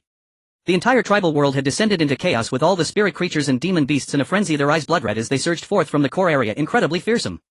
The people on the ordinary spaceship had no chance to rest properly, forced to take turns, which was exceedingly grim. Zheng Xuanxuan looked at Lu Siyu and sighed, "Captain Siyu, we've struggled for years, finally gaining some recognition just as we were about to enjoy a good life. This incident occurred. Isn't it unfair?" Zheng Xuanxuan and Lu Siyu were once both 18-line minor celebrities struggling to make a name for themselves. They were both competitors and confidants, and it was through their constant clashes for recognition that their careers began to flourish, slowly gaining momentum. However, a survival scenario aboard the spaceship had shattered their dreams of sudden wealth. Their ship was entirely female, half made up of minor celebrities and half of assistants, naturally placing them at a disadvantage in this apocalypse. Only a few ships like the Little Fairy Alliance were formidable. Lu Siyu helplessly remarked, "Don't mention it, it's so distressing. We might as well think about how to withstand these attacks and how we can see the sun tomorrow. We are no match for the powerful species like the Luoman aliens." Zheng Xuanxuan also muttered, "Yes, these races are too favored. Apart from being dull-witted, their physical prowess far surpasses ours. I wonder how the Great Wall Guardian could possibly contend with them." The comparison between ordinary humans and Luoman aliens was akin to that between a child and an adult, totally different levels. Speaking of the Great Wall Guardian, Lu Siyu recalled Qin Hao's figure, so strong and exuding a sense of security. She couldn't understand why he was so powerful. Zheng Xuanxuan poked Lu Siyu and chuckled. Siyu, we've had dealings with the Great Wall Guardian, exchanged dragon spirit fruits and even assisted him a bit. Do you think we could seek his help? With your looks you should be able to make him fall at your feet, right? Lu Siyu's face darkened as she huffed. Rather than relying on others, we should depend on ourselves. Our ID was chosen together by everyone. Women should empower themselves, which tells us that we must fight for our own dignity and become strong enough to survive in this apocalypse. Despite saying that, Lu Siyu felt a bit tempted. The Great Wall Guardian was so powerful and they had some connections. She sighed. The key is that even if we wanted, he might not want us. Don't you remember? He has a whole entourage of beautiful women around him. Even I find them extraordinarily stunning. He surely isn't lacking in women and might already be surrounded by beauties right now. When I saw Lin Mangyao, Sun Yan and the others, I was struck by their beauty. They were simply enchanting. After all, they were campus flowers, class flowers, beautiful teachers and girls from scholarly families. Zheng Xuanxuang, upon hearing Lu Siyu's words, felt not disheartened but rather optimistic. Since there was some softening in their stance, there was still a chance. She also mumbled, did you see the photos that the Great Wall Guardian posted? He really makes others feel inferior by comparing. While we are in dire straits, he is feasting on dragon meat and there are people singing and dancing for his entertainment. It's simply infuriating. Zheng Xuanxuan thought he was just pretending to be unaware and felt he was trying to show off. Lu Siyu helplessly said, we can't even compare. Their level 5 spaceship can eliminate level 2 elite monsters while we don't have that capability. The girls behind them were also filled with envy. Fortunately they weren't weak either. Some had enhanced physiques and a few of them had decent talents, so it wasn't too torturous. At that moment Lu Siyu felt a chill behind her, but she realized there was nothing there. Is someone thinking of me? She felt a bit superstitious. Hearing that someone was discussing her behind her back gave her this feeling. In a distant place, Zhao Zihan was indeed repenting. Captain, please don't capture my idol. She let slip, fearing that her idol would fall into Qin Hao's clutches, shattering her dreams of being a fan. Her favorite idol, once aboard her spaceship, would surely gradually succumb and ultimately have to yield to the overwhelming presence of brother Qin Hao, becoming his plaything. Just thinking about it was terrifying.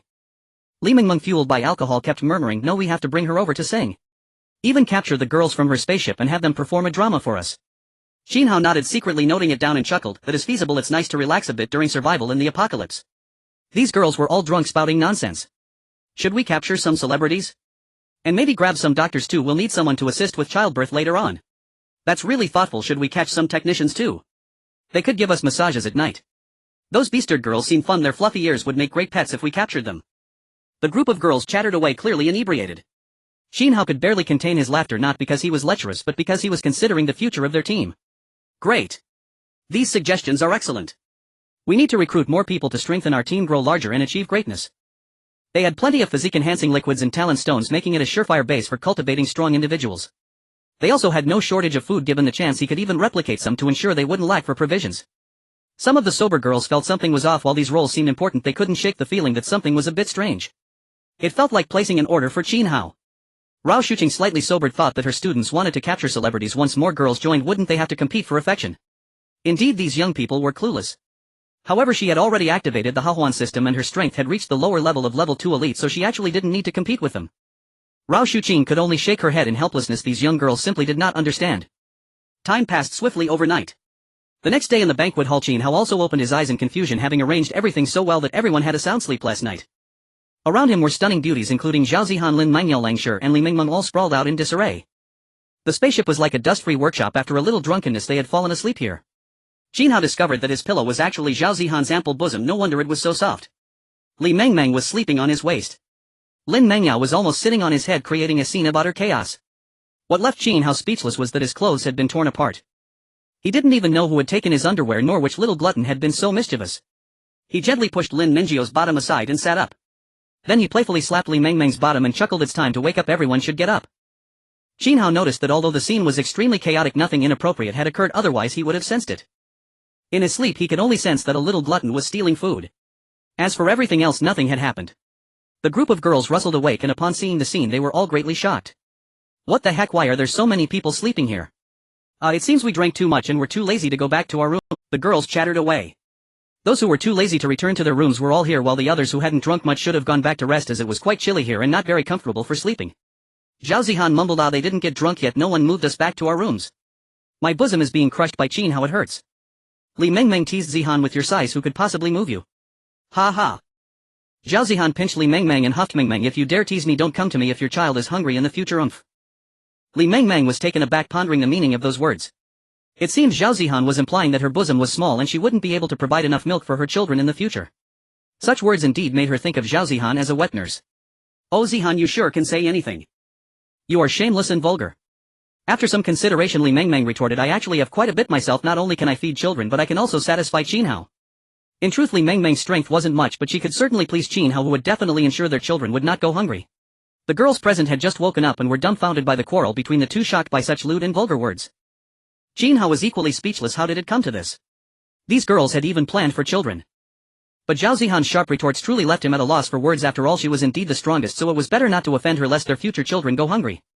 Alright, stop arguing, we haven't even gotten started yet. Let's clean up and gather in the hall in a bit. Qin Hao slowly left. Although they were currently leading far ahead, they still needed to keep working hard to maintain their good life. Otherwise, if their combat power couldn't keep up, they would end up like other teammates, worried all night about monster attacks. The girls also left the banquet hall to clean up, some of them smelling strongly of alcohol. Inside the spaceship's hall, the core area was bustling, serving as both a meeting place and a rapid support center. At this moment, many girls had already gathered. After washing up, Qin Hao lay back on the sofa.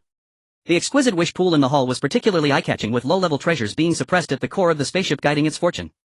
It could grant a wish for one item to drop each day, making it extremely powerful. Qin Hao thought that if it was for one person, relying solely on this wish pool could sustain a living. Today it was Leng Shi's turn to make a wish. She stood before the wish pool, closed her eyes and earnestly made her request. Before long, a gentle glow emanated from the wish pool and an item dropped. Qin Hao watched with great interest as he saw that the item Leng Shi wished for was actually a large crab. Leng Shi, under the gaze of many wide-eyed spectators, sheepishly said, well, I haven't eaten king crab in a long time, I want to eat king crab. Sun Yan was also astonished, saying, it's no wonder you were a rich girl from a big corporation, you must have eaten king crab often before. Leng Shi replied truthfully, I don't eat it often, usually just one a month. However, the truth often cuts deep. Among the crowd, 90% had never tasted king crab, which was quite heartbreaking. Leng Shi calling eating one a month not often implied she probably had 2 or 3 a month to call it frequent. Qin Hao was also stunned, while Leng Shi was truly wealthy. He had never eaten king crab either. This really hit hard. The girls present, seeing the king crab before them, were drooling. If they weren't about to go out to gather supplies, they would have wanted to devour Leng Shi's king crab. Ling Xiaoke also muttered, you all should learn from Shi. This king crab is quite valuable, unlike Meng Meng, who wished for a cheerleader's pom-pom. What's wrong with the pom-pom? Doesn't it provide emotional value? Can't it help them relax? Although Li Mengmeng felt a bit at a loss, she still countered, stating that the pom-pom was indeed quite useful. Qin Hao laughed, alright, enough arguing, each has its own merits. However, next time when everyone makes wishes, let's aim for more valuable things. Even if the wish pool won't grant such high-value items, it will provide alternatives. After Qin Hao finished speaking, he realized another issue. With so many girls around, this king crab would definitely not be enough to share, and since it was Shi, she should get to enjoy it first. He opened various chat channels and sent out trade requests. Great Wall Guardian, is there any king crab available? I can trade tuna meat or even offer some dragon meat in exchange. With Qin Hao's trade request sent, the Blue Star channel became lively, as they could trade for tuna or even dragon meat, a very lucrative deal. Moreover, interacting with the Great Wall Guardian made it a good trade. In Blue Star, although the unit price of king crab should be higher than that of tuna, in the Apocalypse tuna had a high yield, making it quite a good trade. Dragon meat was even more extraordinary. It was said that consuming it could enhance physical strength and abilities. Many people responded within the Blue Star channel. Air Force guy, no way, really. My map is an island and the temperature is quite low. Big brother, wait for us to dive into the deep sea to see if there are any king crabs. I want to get some tuna or dragon meat. As expected, Qin Hao was not surprised. Among the billions of people on Blue Star, there would always be those who resided in different realms. The Great Wall watch very well. If there are any, it would be best to capture a few alive for trading with me tonight. Many people in the Blue Star channel commented that once they found any, they would definitely trade with Qin Hao. The girl on the spaceship had stars in her eyes. Qin Hao truly understood them, as most had never tasted it before and could try something new. Alright, it's time to discuss the fighters for battle. If everyone performs well today, each person will get a king crab tonight, Qin Hao promised. Hooray! Cold Poetry also smiled, surprised that they liked king crab too. She could share it with Qin Hao and Rao Shuqin began to discuss the matter. Ultimately, they decided to send out 2 teams. During the discussion, they also determined who would use the superb item, the level 2 elite strength card. Qin Hao felt that there were still many days of cooldown for replication. To prevent accidents and ensure everyone's safety, it was best to focus on strengthening their abilities first. He did not believe that there would be any other ruthless characters in the tribal world aside from the flying dragons. Moreover, it was likely that a large number of people would reach level 2 elite status in the next few days, which would diminish the usefulness of the level 2 elite top strength card. Additionally, this exquisite item named the strength card should be limited to one user and should not be replicable. During the discussion, the group still planned to use the level 2 elite top strength card, as they could replicate the remaining treasures later. The girls present all had decent strength, especially those who often ventured out. This card was intended for those who rarely ventured out but possessed combat talent, maximizing the benefits. The final candidate chosen was Enran, the goddess of light. Enran's talent was radiance, enabling her to unleash powerful light attacks on both land and aerial creatures, making her an excellent choice. Her strength was only at mid-level 1, infinitely close to high level 1. Choosing Xia Yusen's white tiger for instance would present some limitations once they encountered flying dragons or other aerial creatures. It would be greatly troublesome. Upon receiving the level 2 elite top strength card from Qin Hao, Ran was immensely happy, so excited that her speech became a bit disjointed. Thank you, Captain. Thank you all for your trust. I will definitely contribute and repay everyone. Xia Yusen and Gu Qinghan looked at Ran, who once shared a defense team with them, receiving the level 2 elite top strength card instantly filled with envy and a hint of sourness. After today Ran would transition from a mediocre talent to a phoenix. The disparity in strength was as wide as a chasm. Instructor Rao Shuqing gently said, students need not envy, we will unveil treasures in the future and perhaps you will find even better uses. The greater the strength, the greater the responsibility. And Ran must now bear the significant duty of protecting the entire team, which is quite a pressure. All the girls nodded, and Ran would have to take on Qin Hao's responsibilities, which would undoubtedly be quite challenging. Indeed, this time they would deploy two teams, one led by Qin Hao and the other by Ran. Team 1 consisted of Qin Hao, Rao Shuqing as the seer, Lin Mengya with her beast taming, Sun Yan's Lut Kong Linger with purification, Wan Qingren's mind manipulation by Shuer with her water abilities, and Ding Tian with her eagle transformation, totaling 8 members. Among them Qin Hao had high-level Elite 2 strength while Rao Shuqing and Lin Mengya had low-level Elite 2 strength. Team 2 consisted of Ran cold poetry with her freezing abilities, Zhao Zihan as the healer, Qin Xiao with her giant strength, Humayr with her mining skills, Shin Mengxi with her mental attacks, Xia Yusen with her white tiger, and Gu Qinghan with her item control, also totaling 8 members. Among them Ran had top-level Elite 2 strength while cold poetry and Zhao Zihan had low-level Elite 2 strength. Both teams were extremely powerful, nearly indistinguishable in strength. Picking either team would likely pose no threat even to formidable foes like the Romanians. As for the others, they remained on the spaceship for defense. Qin Hao looked at the foolish twin sisters, feeling somewhat tempted. Their talents were quite good and the gift of paired support was truly extraordinary. As long as they combined with him, not only would his strength increase, but they could also enhance their own strength through their bond to a maximum of half of it. In that case it would be equivalent to having 2 additional individuals with Elite 2 strength, which was quite extraordinary. However, he was too busy. Sun Yan felt wronged, needing to console her, and Humayr was too arrogant. He had to punish them, which could only be postponed. After today I will prioritize them on my agenda and pamper them tonight. Qin Hao was also somewhat excited, curious about the experience with the twins. Of course he was not seeking beauty, he merely wished to know what kind of strength they could attain through their paired support. This felt reminiscent of the Hahuan sex Hahuan technique. After Qin Hao handed the coordinates of the disabled spaceship to Ran, the two teams began to exit the spaceship one after another. Their task for Team 2 was primarily to locate the wreckage of the spaceship marked on the coordinates. Recovering it would not only yield divine iron and the heart of the spaceship but also some unexpected surprises. Qin Hao instructed Ran and the others, although your strength is commendable and you are generally wandering on the periphery, we cannot guarantee that there won't be powerful creatures lurking in the outer areas. You must remain calm and be extremely cautious. If you encounter any adversaries, promptly send us a message for support. The outer region of the tribal world was where the spaceships docked, but with such a vast periphery there were bound to be powerful creatures lurking, so vigilance was necessary. And Ran nodded, saying, understood, Captain. Zhao Zihan pouted, feeling a bit sour since she was assigned to Team 2 for healing and could not accompany Qin Hao. But there was nothing to be done. Qin Hao had too many means and Team 1 would surely be well protected by him. Moreover, Kong Linger could purify toxins and her talent for healing was even more formidable. If Team 2 were to sustain injuries, they would need her healing. Inside the spaceship, Li Mengmeng, Ling Xiaoka, Lilia, Anna and others also bid farewell to everyone, wishing them a smooth journey. The main force led by Qin Hao still focused primarily on treasure chests and resources. Rao Shuqing's seer abilities proved quite effective. Following Rao Shuqing's guidance, they headed in a specific direction. The journey was remarkably smooth with almost no treasure chests in sight. Compared to their first day, it was like heaven and earth. With Zhao Zihan, the lively one, absent, the atmosphere quieted down considerably, making it somewhat uncomfortable. Ruan Xingran, acting as the secretary, took on the role of the mood lifter. She slightly moved and said, the number of treasure chests is so low now. I heard that on your first day Sun Yan could find treasure chests even on the ground. It seems that this early arrival benefit is truly not bad. Rao Shuqing nodded, saying, this is natural, being one step ahead leads to being ahead at every step, leading to a significant advantage. This benefit had brought them immense gains.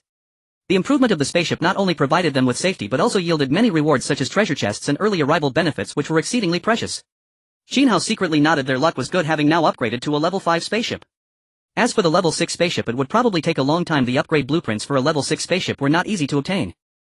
Materials needed for upgrading to level 6 spaceship: energy core 10005190, upgrade fragments 260130, divine iron 26030, level 6 spaceship upgrade blueprint 10. Discovered. The tribal world is close to the core area. A narrow and deep path overgrown with weeds seems rarely traversed by any creature. At this moment a group of creatures is moving along this path.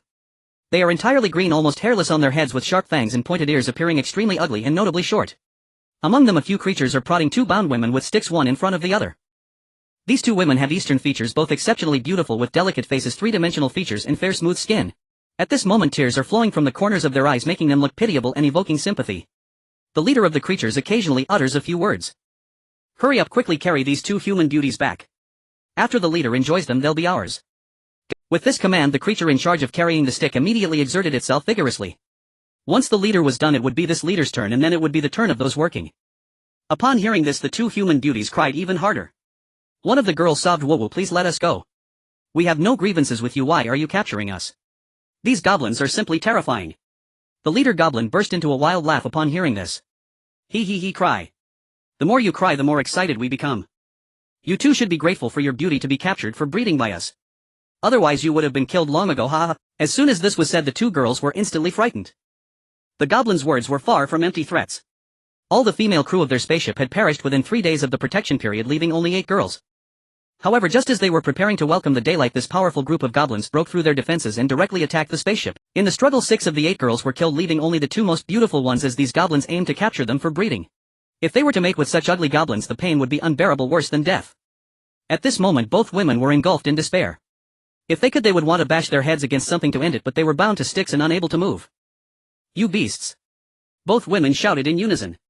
In their despair they still hoped for someone to save them. It was truly a miserable fate. The leader goblin looked down upon them unconcerned by their insults, only finding their plight more exciting. Such beautiful women are rare. He hoped that when they fell beneath him in humiliation they would scream even louder, for that would be even more thrilling. However, another goblin shouted, "Shut up. If it weren't for the leader wanting beautiful women for enjoyment I would have dealt with you on the spot." In the distance Qin Hao and his group were somewhat taken aback. They had actually spotted the goblins. Indeed, these ugly green creatures were the short goblins, and it was Qin Hao's first time seeing them. He had already pulled out a listening device aimed at that area, thus they could hear the goblins' conversations. They also learned that the spaceship of the 2 girls had been breached and all the females on board had been killed, leaving only the 2 most beautiful ones. Rao Shuqing frowned and said, "Should we take action to eliminate them? We could also save those 2 and obtain some energy cores." Qin Hao pondered and replied, "Let's not disturb them for now. I want to follow them to their tribe's location and find their lair. Then we can locate their leader and deal with them all at once. A tribe leader's lair should have treasures such as the Barbarian King and the Bow and Arrow Queen, all of whom have treasure chests. As for the 2 girls, if the opportunity arises we can save them, but if not we should prioritize our own benefits." Sun Yan also praised brother Qin Hao as truly clever. "We shouldn't be greedy for immediate gains, we must consider future benefits. If we kill these goblins we would only gain some energy cores. Following them back to the tribe could yield much more." Rao Shuqing felt a bit embarrassed. She was supposed to be the teacher, yet she was not as wise as a student. It seems that girls in love often lose their minds, as she constantly thought of Qin Hao after becoming his woman. "Indeed, the instructor is foolish, haha," one girl teased. They had become quite familiar, like sisters, and the initial fear had long faded. "The mere instructor is laughable. They used to fear her in school, but now they are unafraid, even daring to spank her." Then the group followed the goblins from a distance. They maintained a distance to avoid being discovered. The winding mountain path twisted and turned as the goblins frequently changed their route, suggesting that their tribal location was extremely secretive. At times Qin Hao almost lost his way, but Rao Shuqing corrected their course, leading them onto the right path. Even Qin Hao couldn't help but mutter, "These goblins really know how to pick locations. What kind of rocky terrain is this?" He noticed that the environment here was quite primitive, seemingly devoid of any creatures. Although this was a core area, due to its vastness it appeared to be more of a suburban region of the core area. Ruan Qingran also chimed in, "Perhaps goblins prefer to live in rocky areas. But these goblins are indeed ugly, no wonder they rely on plundering other races' women for reproduction. Thus it seems that archers and other creatures are targets of the goblins' plundering, however their genes appear quite robust." Lin Mengyao naively said, "Yes. If I were to come here alone I would definitely get lost." Qin Hao patted her head, smiling. "Mengyao baby is still directionally challenged. Don't worry, brother Qin Hao is here to guide you." The other girls looked at Qin Hao and Mengyao feeling a bit envious. Oh my, what a sweet moment. Just as everyone was whispering to one another, the goblins in the distance unexpectedly turned back, charging towards them. Qin Hao raised his hand to signal and he and the girls hid in the grass, wanting to see what the goblins were up to. Everyone was puzzled. Why did these guys return? "Ah, still trying to hide. You have already been discovered by me," the leader goblin said coldly. In its hand it held an object that displayed clusters of light sources. In addition to these goblins there were 8 light clusters, and it was puzzled as to why 3 of them shone more brightly. "I never expected that someone would dare to follow us. If it weren't for catching a glimpse of the treasure you would have truly found out." The leader goblin also sighed.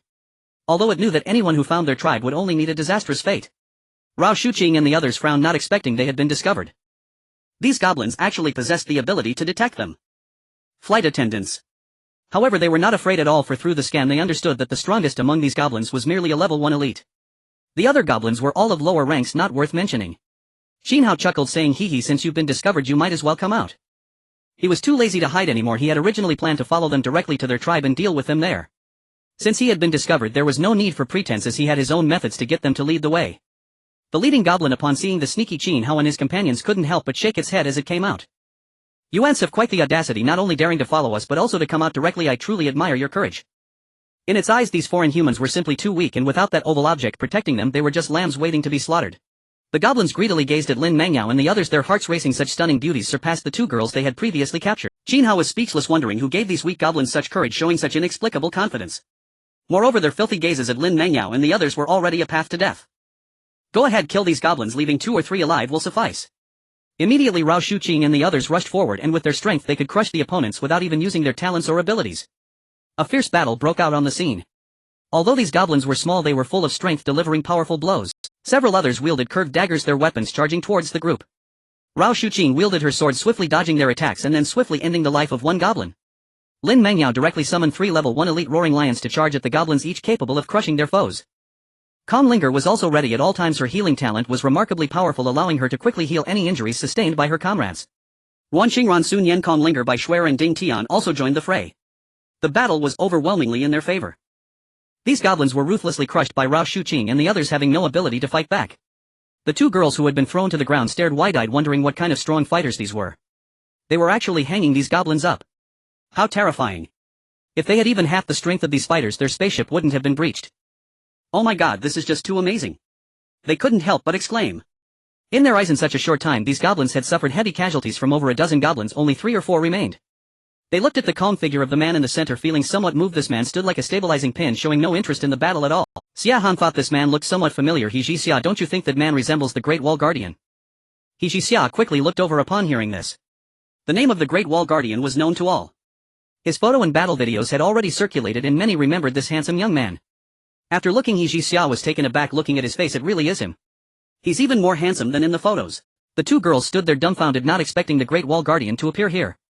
Moreover, he swiftly dealt with these goblins and it seemed they were saved. What the hell, what kind of power is this? The leading goblin cried out in frustration. It never expected that such a powerful human existed. The strength of this human was on an entirely different level compared to those they had encountered before. In a short time they had taken down their elite squad. It was known that within their tribe this squad ranked among the top 5 in strength. They never imagined they would be defeated so easily. If this continued, it seemed only the chief could personally intervene to have any chance of survival. If you don't want to die, don't move. Rao Shuqing pressed her sword against the head of the leading goblin. This goblin was covered in injuries and had lost all combat ability. Struggling was utterly futile. In the end they left only 2 goblins alive. Sun Yan also stepped forward to untie the 2 beautiful girls on the ground, softly saying, "You are free now, you can escape directly." Xia Han and He Xia upon hearing this found their words of thanks stuck in their throats. They were free to leave, but where could they? Now that the spaceship had been breached, once the 7-day docking time in the tribal world was over, without a spaceship they would surely be erased by the rule. Sun Yan continued, "Are you afraid of goblin retaliation? Don't worry, we will take care of all the goblins." Xia Han replied bitterly, "That's not the reason. Although we are very grateful to you, after our spaceship was breached we truly have nowhere to go and don't know what to do." He Xia felt similarly deeply worried. Rao Shuqing, Lin Mengyao, Sun Yan and the others were also somewhat hesitant. These people were indeed a problem. The spaceship was gone and they were all quite beautiful. Rao Shuqing sighed, "Are you from Huaxia?" She intended to probe further before deciding their fate. Xia Han and He Xia immediately responded, "Yes, we are from Huaxia's magic city and we are flight attendants.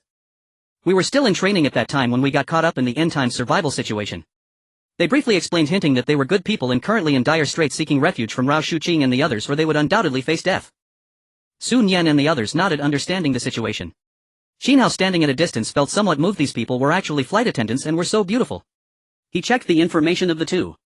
Name: Xia Han, age 25, awakened talent fabric production strength level 1, intermediate race blue star, Huaxia, height 176 cm, weight 56 kg, appearance 92, size D, charging count 0. Name: He Xia, age 26, awakened talent none, strength level 1, low, race blue star, Huaxia, height 174 cm, weight 54 kg, appearance 91, size C, charging count 0.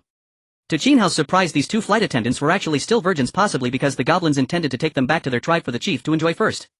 Little did they expect to be intercepted by Qin Hao and others. No, it should be said that it was their own desire for death. He Xia sighed, saying, "That's how things are. We are just unfortunate souls caught in the apocalypse. Our entire spaceship has been destroyed. Now we have nowhere to go and we hope you can take us in." Xia Han added, "We are good people and hope you will take us in. We won't be a burden. I can even produce fabric. We are willing to work hard and we can take on any dirty or tiring tasks."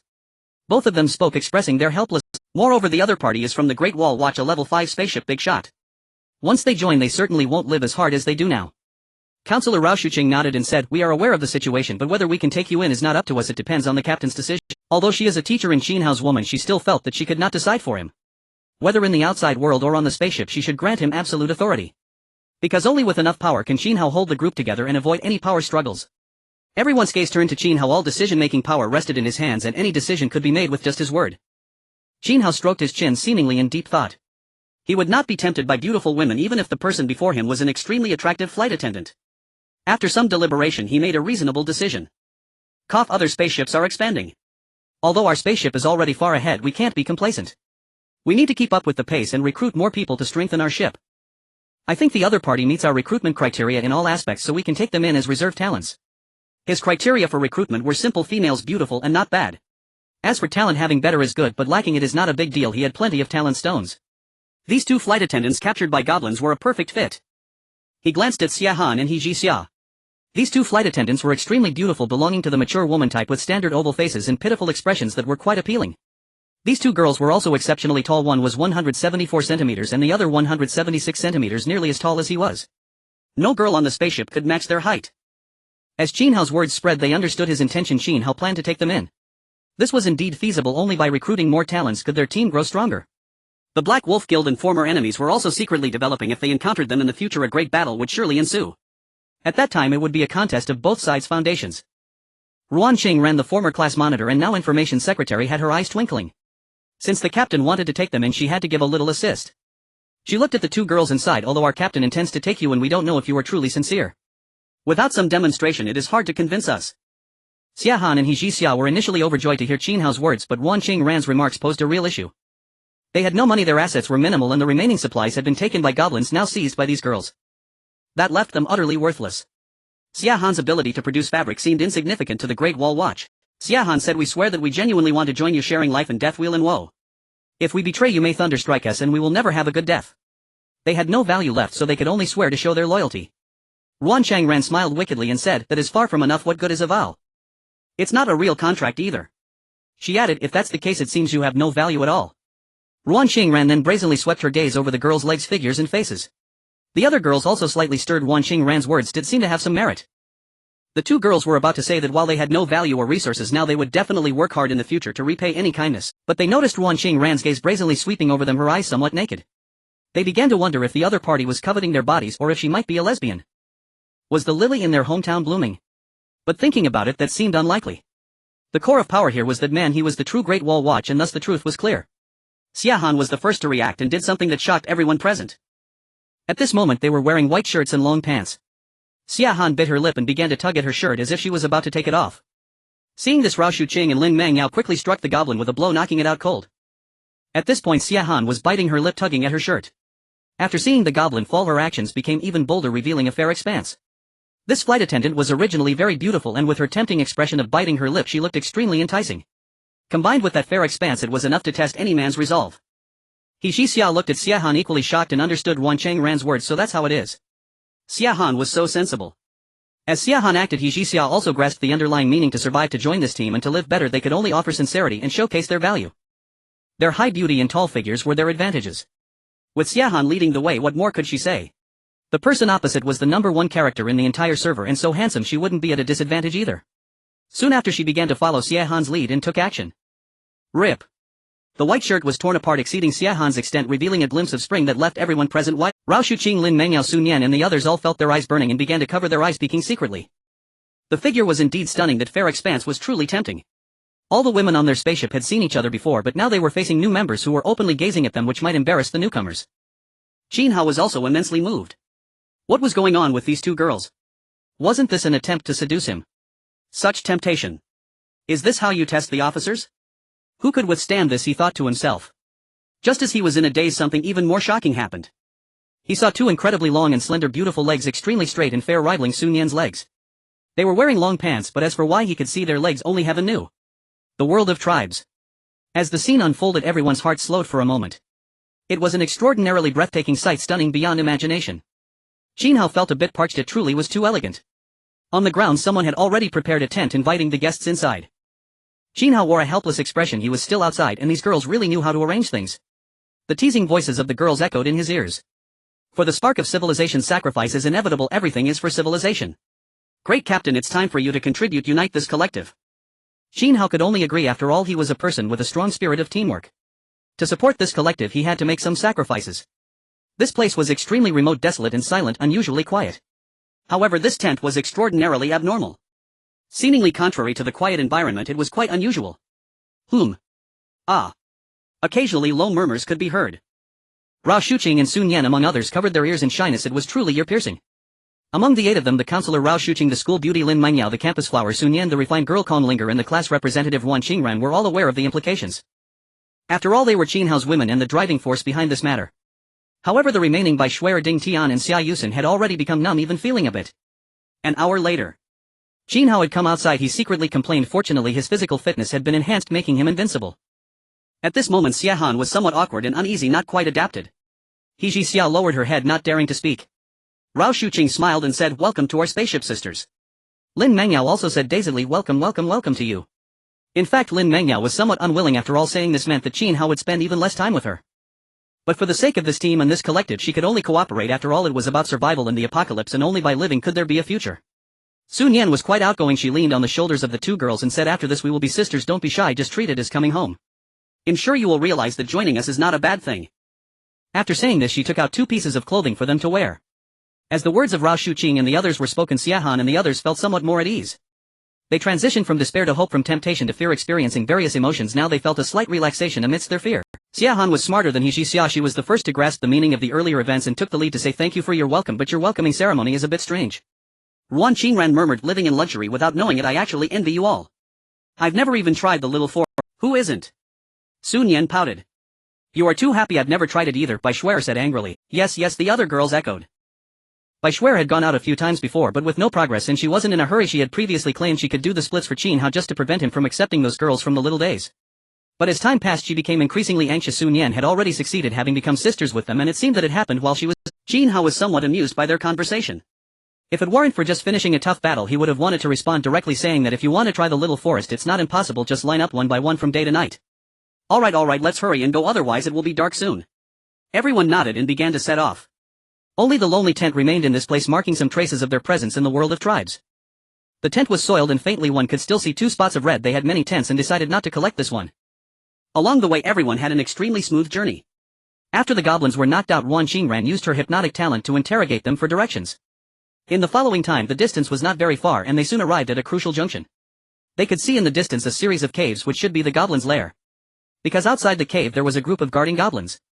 At this moment Qin Hao was still savoring the joy of double ranking, but he was also attending to serious matters. In his hand he held a round treasure within which he could clearly see the glowing orbs of his 10 companions as well as numerous glowing orbs inside the distant cave. Among them, most of the goblins were even dimmer than Bai Shuai, while the core area had a relatively bright light spot, almost as bright as Rao Shuqing, indicating that it possessed the strength of a 2nd level elite. He sighed softly. This thing is a treasure. It can monitor living beings and assess their strength. If only these goblins knew that the brighter the light, the stronger the ability, they wouldn't retreat but would have fled in haste instead. This is definitely a reconnaissance treasure, very useful. It can not only prevent ambushes but also actively seek out other life forms. Perhaps it is precisely because of this treasure that those goblins discovered Xia Han and the other's spaceship. Xia Han and Xia understood it was this treasure's doing, and at this moment they didn't know what to feel. This journey could be considered a blessing in disguise, enduring both pain and pleasure. Qin Hao roughly estimated that there were over 200 goblins in this goblin tribe, an astonishing number. Sun Yan said, "Indeed, in my perception there are treasure chests inside, and not just one." The newly joined air hostess Xia Han was astonished and said, "What? So many goblins? Are we really going to fight our way in?" Before Qin Hao could respond, Wan Qingran the secretary spoke first. "You know nothing of our strength. 10 against over 200 is an advantage for." Qin Hao couldn't help but smile. This Wan Qingran was truly like a worm in his stomach, as he was indeed thinking of taking action directly. With 3 second-level elites along with several top-tier and high-level individuals, how could they remain low-key? He casually took out 2 talent stones and handed them to Xia Han and Xia. Since the 2 of them had already fallen under his sway, they were allies. Now having an extra talent was no disadvantage. However, it seemed that Anna and the others had forgotten to provide the talent stones. Xia Han looked at the strange stone in front of her and asked with confusion, "Captain, what is this?" Lin Mengyao innocently answered for Qin Hao, "Sister, this is a talent stone, a precious level treasure. Ordinary people might only find one after opening several silver treasure chests. The person using this talent stone can gain a postnatal talent. If one already has a congenital talent, they can still gain a postnatal talent. My classmates and I possess 2 talents after all."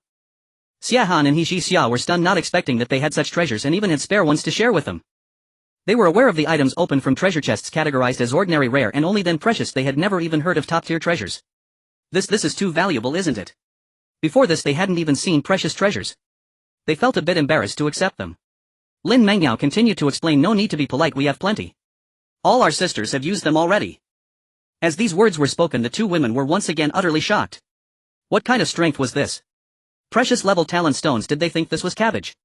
But it seemed that was indeed the case. They appeared to possess an abundance of talent stones, otherwise they wouldn't have given them so readily. He Jixia also realized a problem. So you all have talents? Lin Mingyao, Rao Shuqing, Sun Yan and the others nodded in agreement. Heavens, all possessing talents, that was too terrifying. Moreover, many of them had two talents. The wall of the long city was simply fearsome. Not only were they powerful, but they also had an extraordinary number of talents. How could this not amaze them? They had significantly underestimated the wall of the long city. Qin Hao playfully pinched the delicate nose of the stunning flight attendant Xia Han and laughed. Look at your helpless expressions, you don't know much yet. My advisor and I, along with the campus beauty Lin, are all second-level elites. Can you believe that?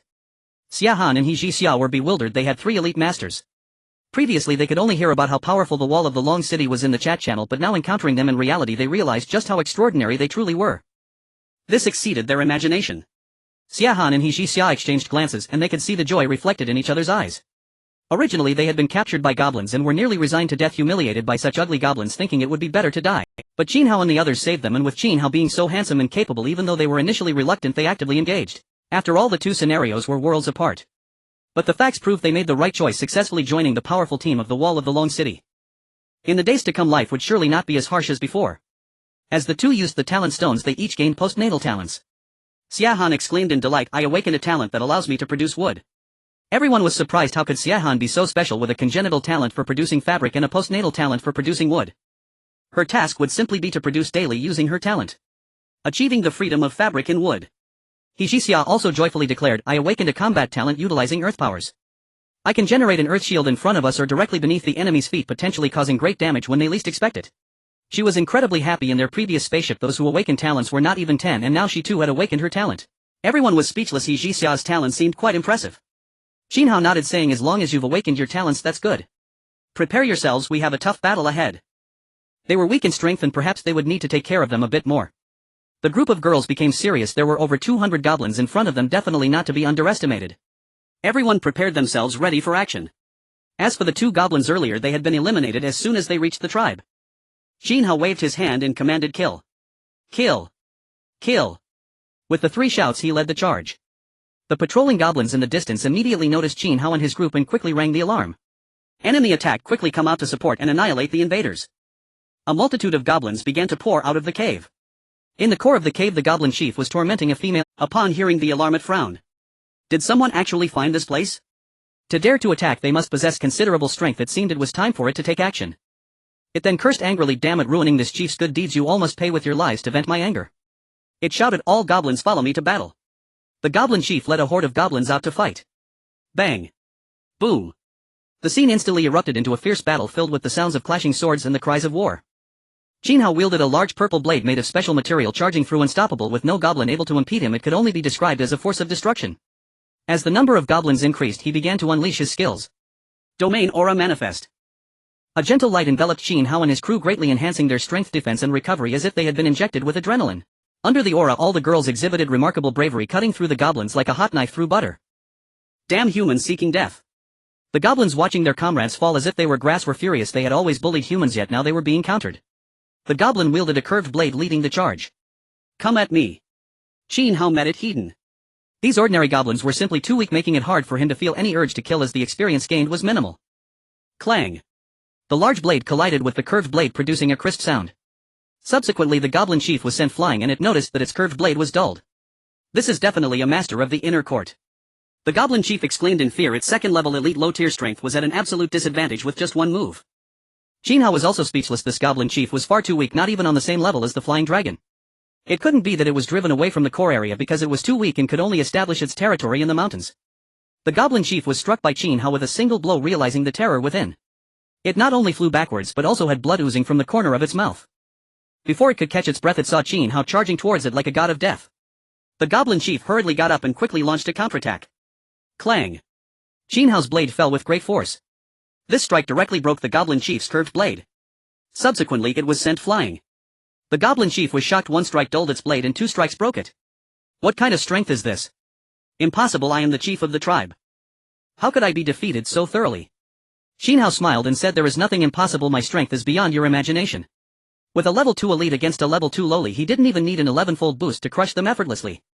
At this moment the goblin chief was also incredibly alarmed. It began to emanate a mysterious power of abilities preparing to unleash its powers to resist this formidable man. Meanwhile some ordinary goblins charged towards Qin Hao as they noticed their chief was unable to fend off the opponent. A squad of goblins armed with curved blades rushed over while another squad equipped with bows began shooting at Qin Hao. However, with Qin Hao's strength, how could they possibly land a hit? His figure moved with grace, swiftly evading these attacks. Faced with a capable goblin curved blade squad, he frowned and chose to ignore them. Taking down the goblin chief was the priority. With the 11-fold boost activated, the power of abilities enveloped him and his speed reached an astonishing level. He dashed forward and appeared right in front of the goblin chief. What? What kind of speed is this? The goblin chief exclaimed in shock. How could a human who was just far away suddenly appear right before it? It was currently unleashing a powerful move and now was not the time to be disturbed. Sorry, your time of death has come, Qin Hao said calmly. Approaching the goblin chief, he swiftly slashed his great blade across its neck. In an instant blood gushed forth and the goblin chief's head fell with a thud. The goblin chief fell. Obtained Crystal Core 1. All the goblins were shocked. Within a short time their chief's life had ended without any ability to retaliate, and even that powerful move had not been released before such a downfall. Such strength was at an entirely different level, leaving them utterly horrified. Not good, the chief was killed instantly. We're doomed, these humans are top-tier powerhouses. Run. Seeing their chief killed so suddenly, all the goblins lost their morale and began to feel the urge to flee. If they stayed even a moment longer, their deaths would be certain. For aside from that powerful man, those beautiful women were also like thorny roses, impossible to touch. All the goblins fell into despair. Typically they only toyed with these human women, but they never expected to encounter such fierce opponents this time. In the distance, Lin Mingyao, who was in the midst of battle, saw the goblins fleeing and realized she could not let these ugly creatures escape, otherwise more women would fall victim to their torment. She emanated a powerful force of abilities and softly commanded summon of abilities. Soon a creature exuding an overwhelming aura slowly descended. Everyone looked over and saw a fully armored monster appear with sharp claws and terrifying fangs, looking extremely fearsome, but upon closer inspection it seemed not to be a living entity but rather an illusion. This crimson armored monster possessed an average strength of a level 2 elite. As soon as it was summoned, it began to carry out Lin Mingyou's orders, charging towards the goblins. Qin Hao also looked over and couldn't help but exclaim, little Mingyou's summoned creature is quite impressive, it's surprisingly powerful. This creature was an illusion. Although it had a time limit, it possessed one advantage: it was unafraid of death, unconcerned with pain, charging recklessly and tearing ferociously. Rao Shuqing also had a low-level elite strength. Among the goblins she was practically invincible, engaging in a massacre. Upon witnessing Lin Mingyou's ability in action, she was incredibly amazed. Such power truly was formidable. Her ability was time dilation, which could restrict the actions of enemies within a certain range as if time was standing still. Of course this was effective only against those weaker than her, and it had limited effect on those of equal or higher realms. It could only slow them down. Rao Shuqing exclaimed, ability time dilation. After she spoke, the power of her abilities gradually spread, enveloping the area. The goblins trying to flee were instantly engulfed within it. In a moment their movements became incredibly sluggish, almost as if time had stopped, rendering them immobile. Seeing this, Rao Shuqing nodded. This ability was quite useful. With a sword in hand she charged forth, and these goblins found it nearly impossible to escape her grasp. Ruan Kingren's talent was heart manipulation, capable of hypnosis and mind reading. She could also utilize it during battles to influence her opponents. Bai Shuer's water spray seemed trivial, but she had already trained it to a minor mastery. Each time she unleashed it, it functioned like a water gun, causing impressive damage. Ding Tian had also manifested eagle transformation, enabling her to fight in the air. Sun Yen and Kong Linger were also exceptionally powerful. Xia Han and He Zhixia contributed significantly as well, especially He Zhixia with her impressive earth-based abilities. All the girls were incredibly strong, and within a short time they harvested a massive number of goblin lives. All the goblins were terrified and began to retreat. As their fighting spirit diminished, they became like lambs awaiting slaughter, losing all ability to resist. Seeing this, Qin Hao intensified his efforts. He could not allow a single goblin to escape. King's Seal activate. Instantly the power of abilities spread, and the King's Seal slowly formed in the air. The binding force it brought made it difficult for these goblins to escape its domain. Due to the goblins being too weak, Qin Hao only charged for a brief moment before gently descending. Boom! The King's Seal fell, instantly crushing a large number of goblins. Under everyone's efforts these goblins were almost entirely annihilated in a short time. Qin Hao shot an arrow that completely eliminated the last goblin. In the end only Qin Hao and his companions remained standing. Facing the bloody scene, Qin Hao showed no signs of comfort at this point. Who could still not adapt? They should just return to the spaceship and cultivate.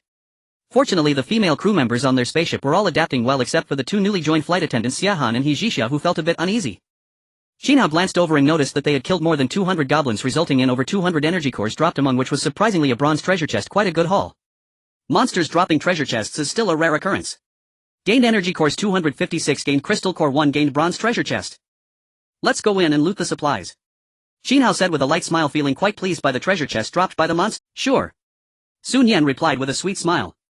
Every time she went out with the captain to hunt monsters she felt very happy. The group began to walk into the cave. Once they entered the cave and saw the scene inside, they were instantly filled with shock. They noticed many wooden fences separating the interior, forming individual enclosures. Within these enclosures there were numerous human females, female archers and bestiared girls. They were all stripped of their clothes, helplessly trapped inside. Some could move freely within the fences while others were completely bound and unable to move. The sight left everyone deeply shocked, their spirits profoundly affected. Xia Han exclaimed in shock, heavens, are these the ones captured by goblins for breeding? Sun Yan also turned pale and said it seems so. It's hard to imagine what kind of tragedy has occurred here. They speculated that these two types of women were treated differently by the goblins. One type was allowed to move freely in the wooden enclosures. Goblins would come for breeding and they had to rely on their own strength to catch them and then forcefully. This method of relying on themselves would activate their instincts. One could imagine the despair of being trapped in a fence, constantly fleeing yet unable to truly escape, ultimately being caught for breeding. The second type was even simpler and more direct, given no freedom at all, completely bound and had to passively accept. Once a goblin approached, they would be forced. Beasts. Damn goblins. Well done. The group of females began to curse. The trapped females were mostly tormented to the point of insanity, their eyes vacant and their bodies covered in scars. Xia Han and He Jixiao were particularly horrified. Would this be their fate if they weren't rescued? They understood that after being captured by the goblins, these women would first be offered to the goblin leader, then to the leading goblins, and then to the working goblins, which was extremely terrifying. Qin Hao also felt that these goblins were truly beasts for torturing them like this. Rao Shuqing sighed, this is too tragic. So they must endure numerous hardships, ultimately giving birth to the strongest genes for the goblin offspring through fierce competition. Many females turned pale. This was too horrifying, essentially treating them as objects, emotionless breeding machines. What? Humans have come. Inside there were still some goblins on guard. They knew that their leader had gone out to battle, and now that humans had arrived it meant their leader was defeated. Qin Hao said coldly, kill them all. He led the group and swiftly began to act, intending to eliminate the guarding goblins. Puff. Puff. Within a short time all these goblins were annihilated. Xia Han softly asked, how should we deal with these women? Sun Yan thought for a moment and replied, I think we should just release them. As for where they go, let them decide for themselves, we won't interfere. What do you all think? Qin Hao nodded and said, I think what Nian said is very appropriate. He had no intention of taking these women back to the spaceship, they would have to fend for themselves. Rao Shuqing pointed to a spot and said, their clothes are over there. When the time comes we can give them their clothes and then open the door, it will no longer concern us. Everyone discussed for a while and made this decision. Then they quickly set their plans in motion. Qin Hao led a few people deeper into the core area where the goblin leader was located. They did not see the treasure chest but rather a few ragged women. Upon their arrival the women instinctively smiled and said, Sir, have you returned victorious? But when they saw Qin Hao and Rao Shuqing they were instantly filled with shock. Who were these people? Where was the goblin leader? They knew that the goblin leader had gone out to battle, but it seemed they had been defeated. Qin Hao frowned and asked, who are you? These people seem somewhat different from the imprisoned women calling the goblins sir. Could they be the true goblin women? These women, seeing Qin Hao and the others, seemed to realize something. They stammered, we were captured and have become the women of the goblin leader. Rao Shuqing also asked, how are you different from those locked up outside? Faced with the imposing presence of Qin Hao and the others, they hurriedly replied, they are disobedient women, we are compliant. Qin Hao and the others understood, in other words those locked in the enclosures outside were all rebellious and defiant, while these women were compliant and willing to be the goblins' women, thus not needing to be imprisoned. Seeing Qin Hao and the others approach, these women guessed that the goblins might have been defeated. They all said, did you defeat the goblins? Are you here to rescue us? Thank you so much. Their eyes darted around and their speech seemed somewhat hurried. Noticing this, Qin Hao furrowed his brows. Something felt off. At this moment Wan Qingren's eyes also glimmered slightly as she began to use her talent, the mind-reading technique. She focused on a few of the girls.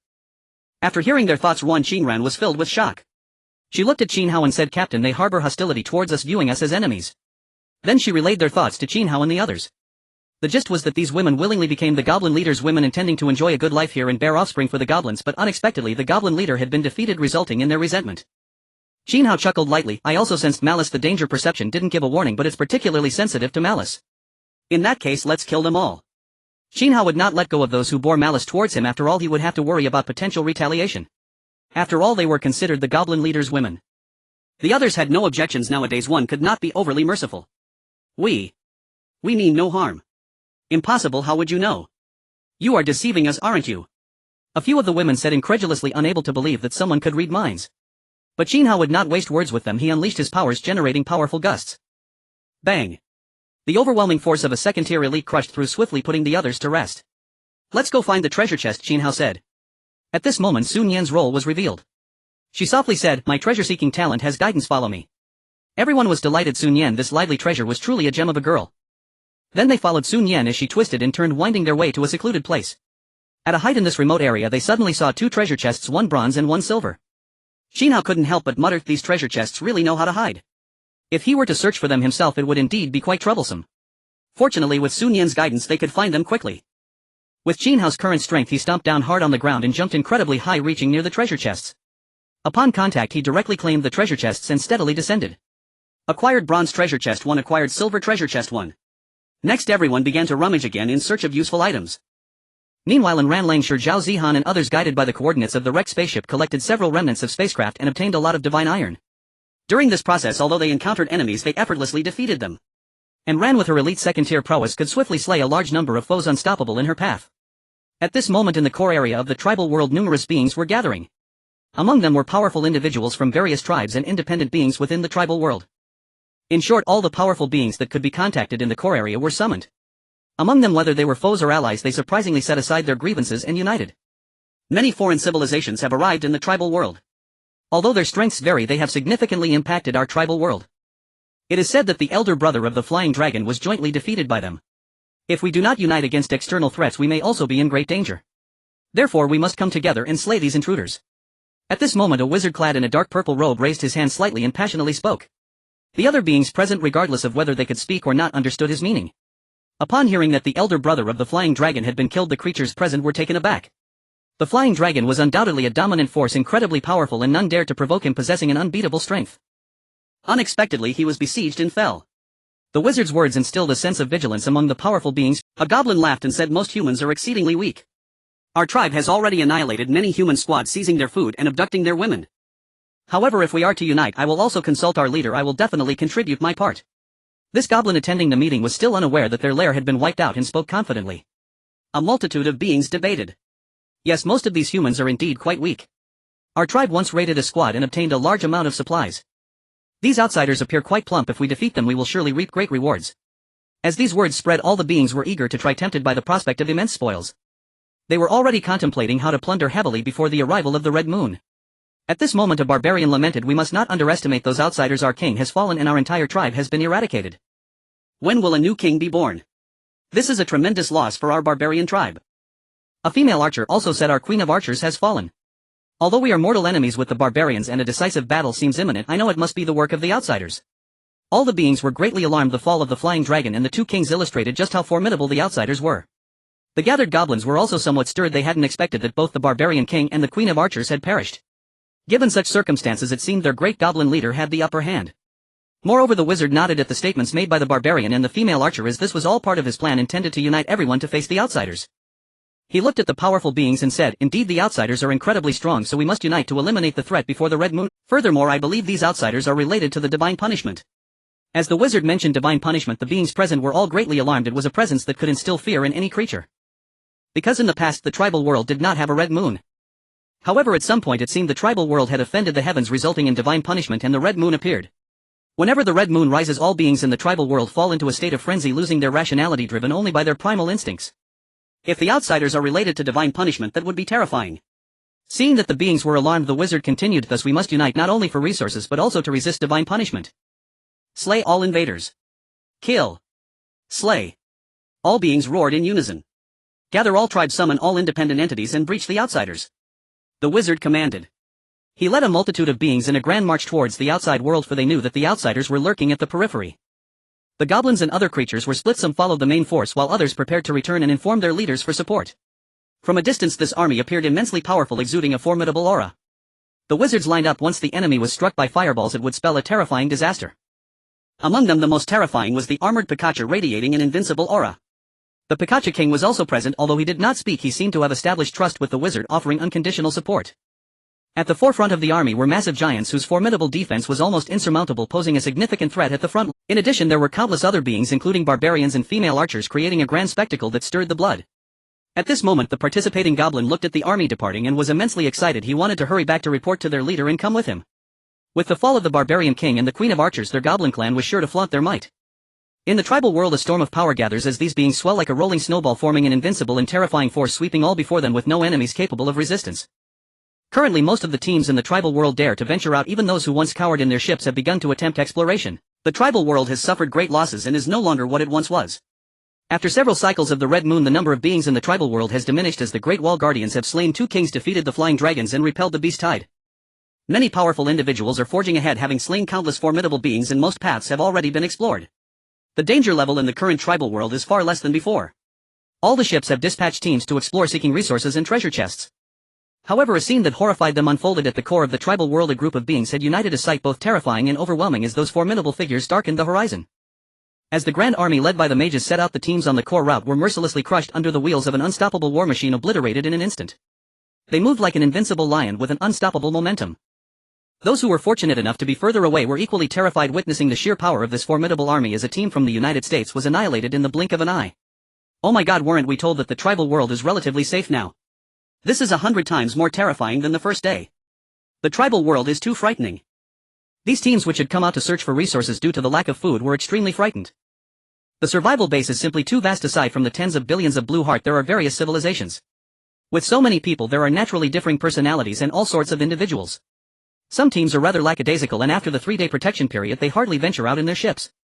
Only in the last few days did the other teams come out to search for resources, having explored most paths and finding less danger. They even formed an organization called the Lackadaisical Organization, which serves little purpose other than that occasionally some teams will donate resources. Blue Star Channel. Don't love to be lackadaisical. Family of the Lackadaisical Organization, please do not venture out. Do not come to the tribal world to search for resources. It is simply too dangerous. Oh my god. Lackadaisical Sweet, don't love to be lackadaisical. What's going on?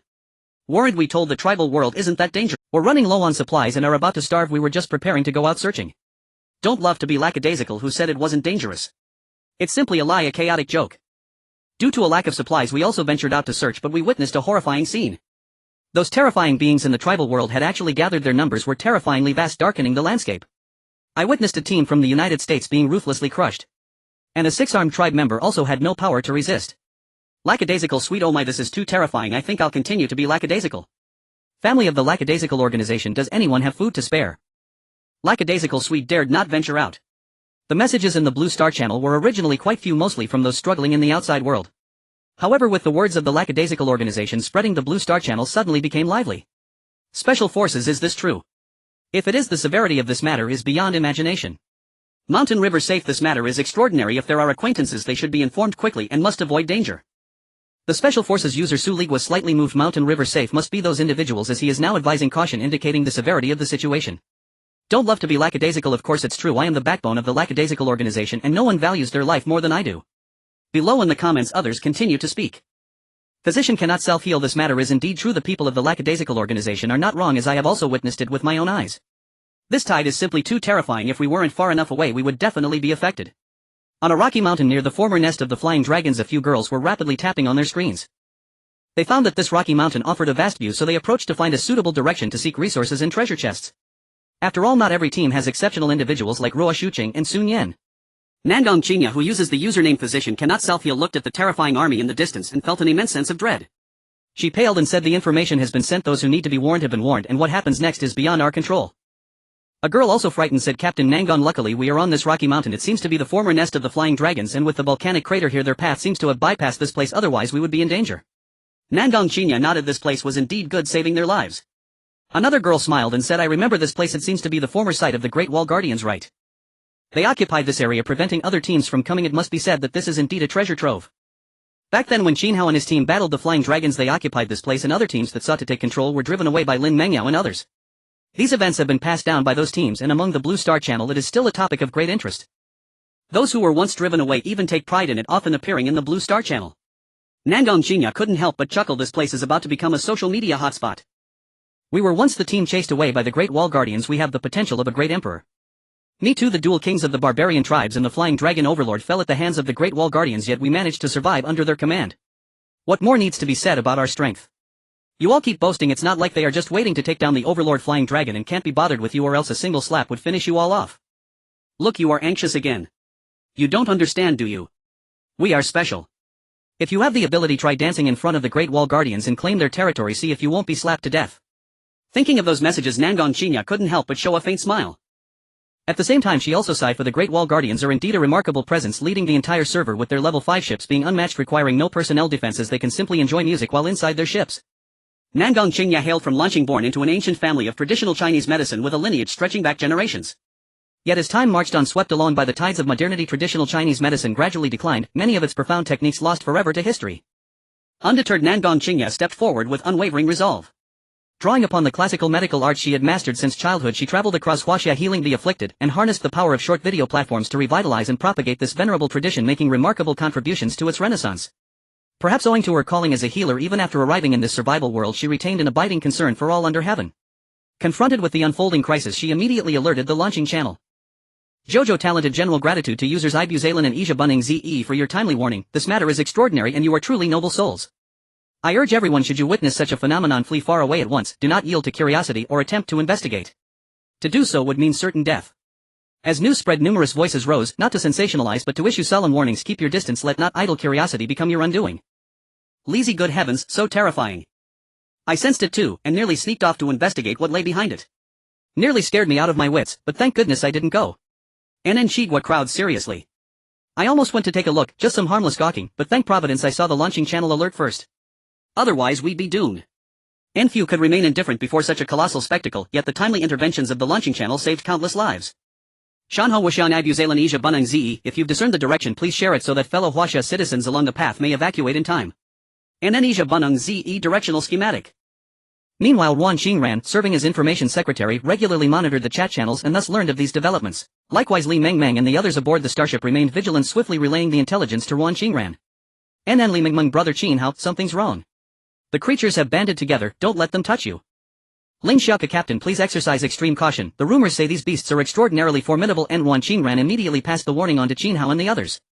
Upon hearing the report, Qin Hao and Rao Shuqing were profoundly shaken.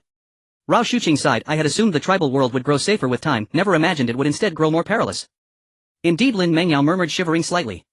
It's utterly horrifying, surely even the slacking off organization members have burst into tears.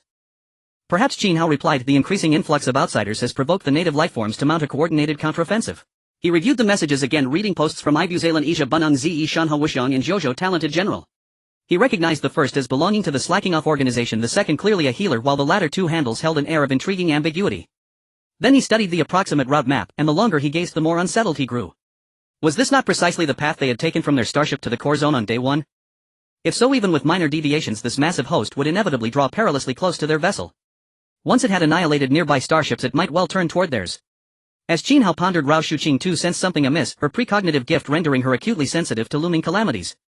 She closed her eyes to bind briefly, then frowned. Something grave may be imminent.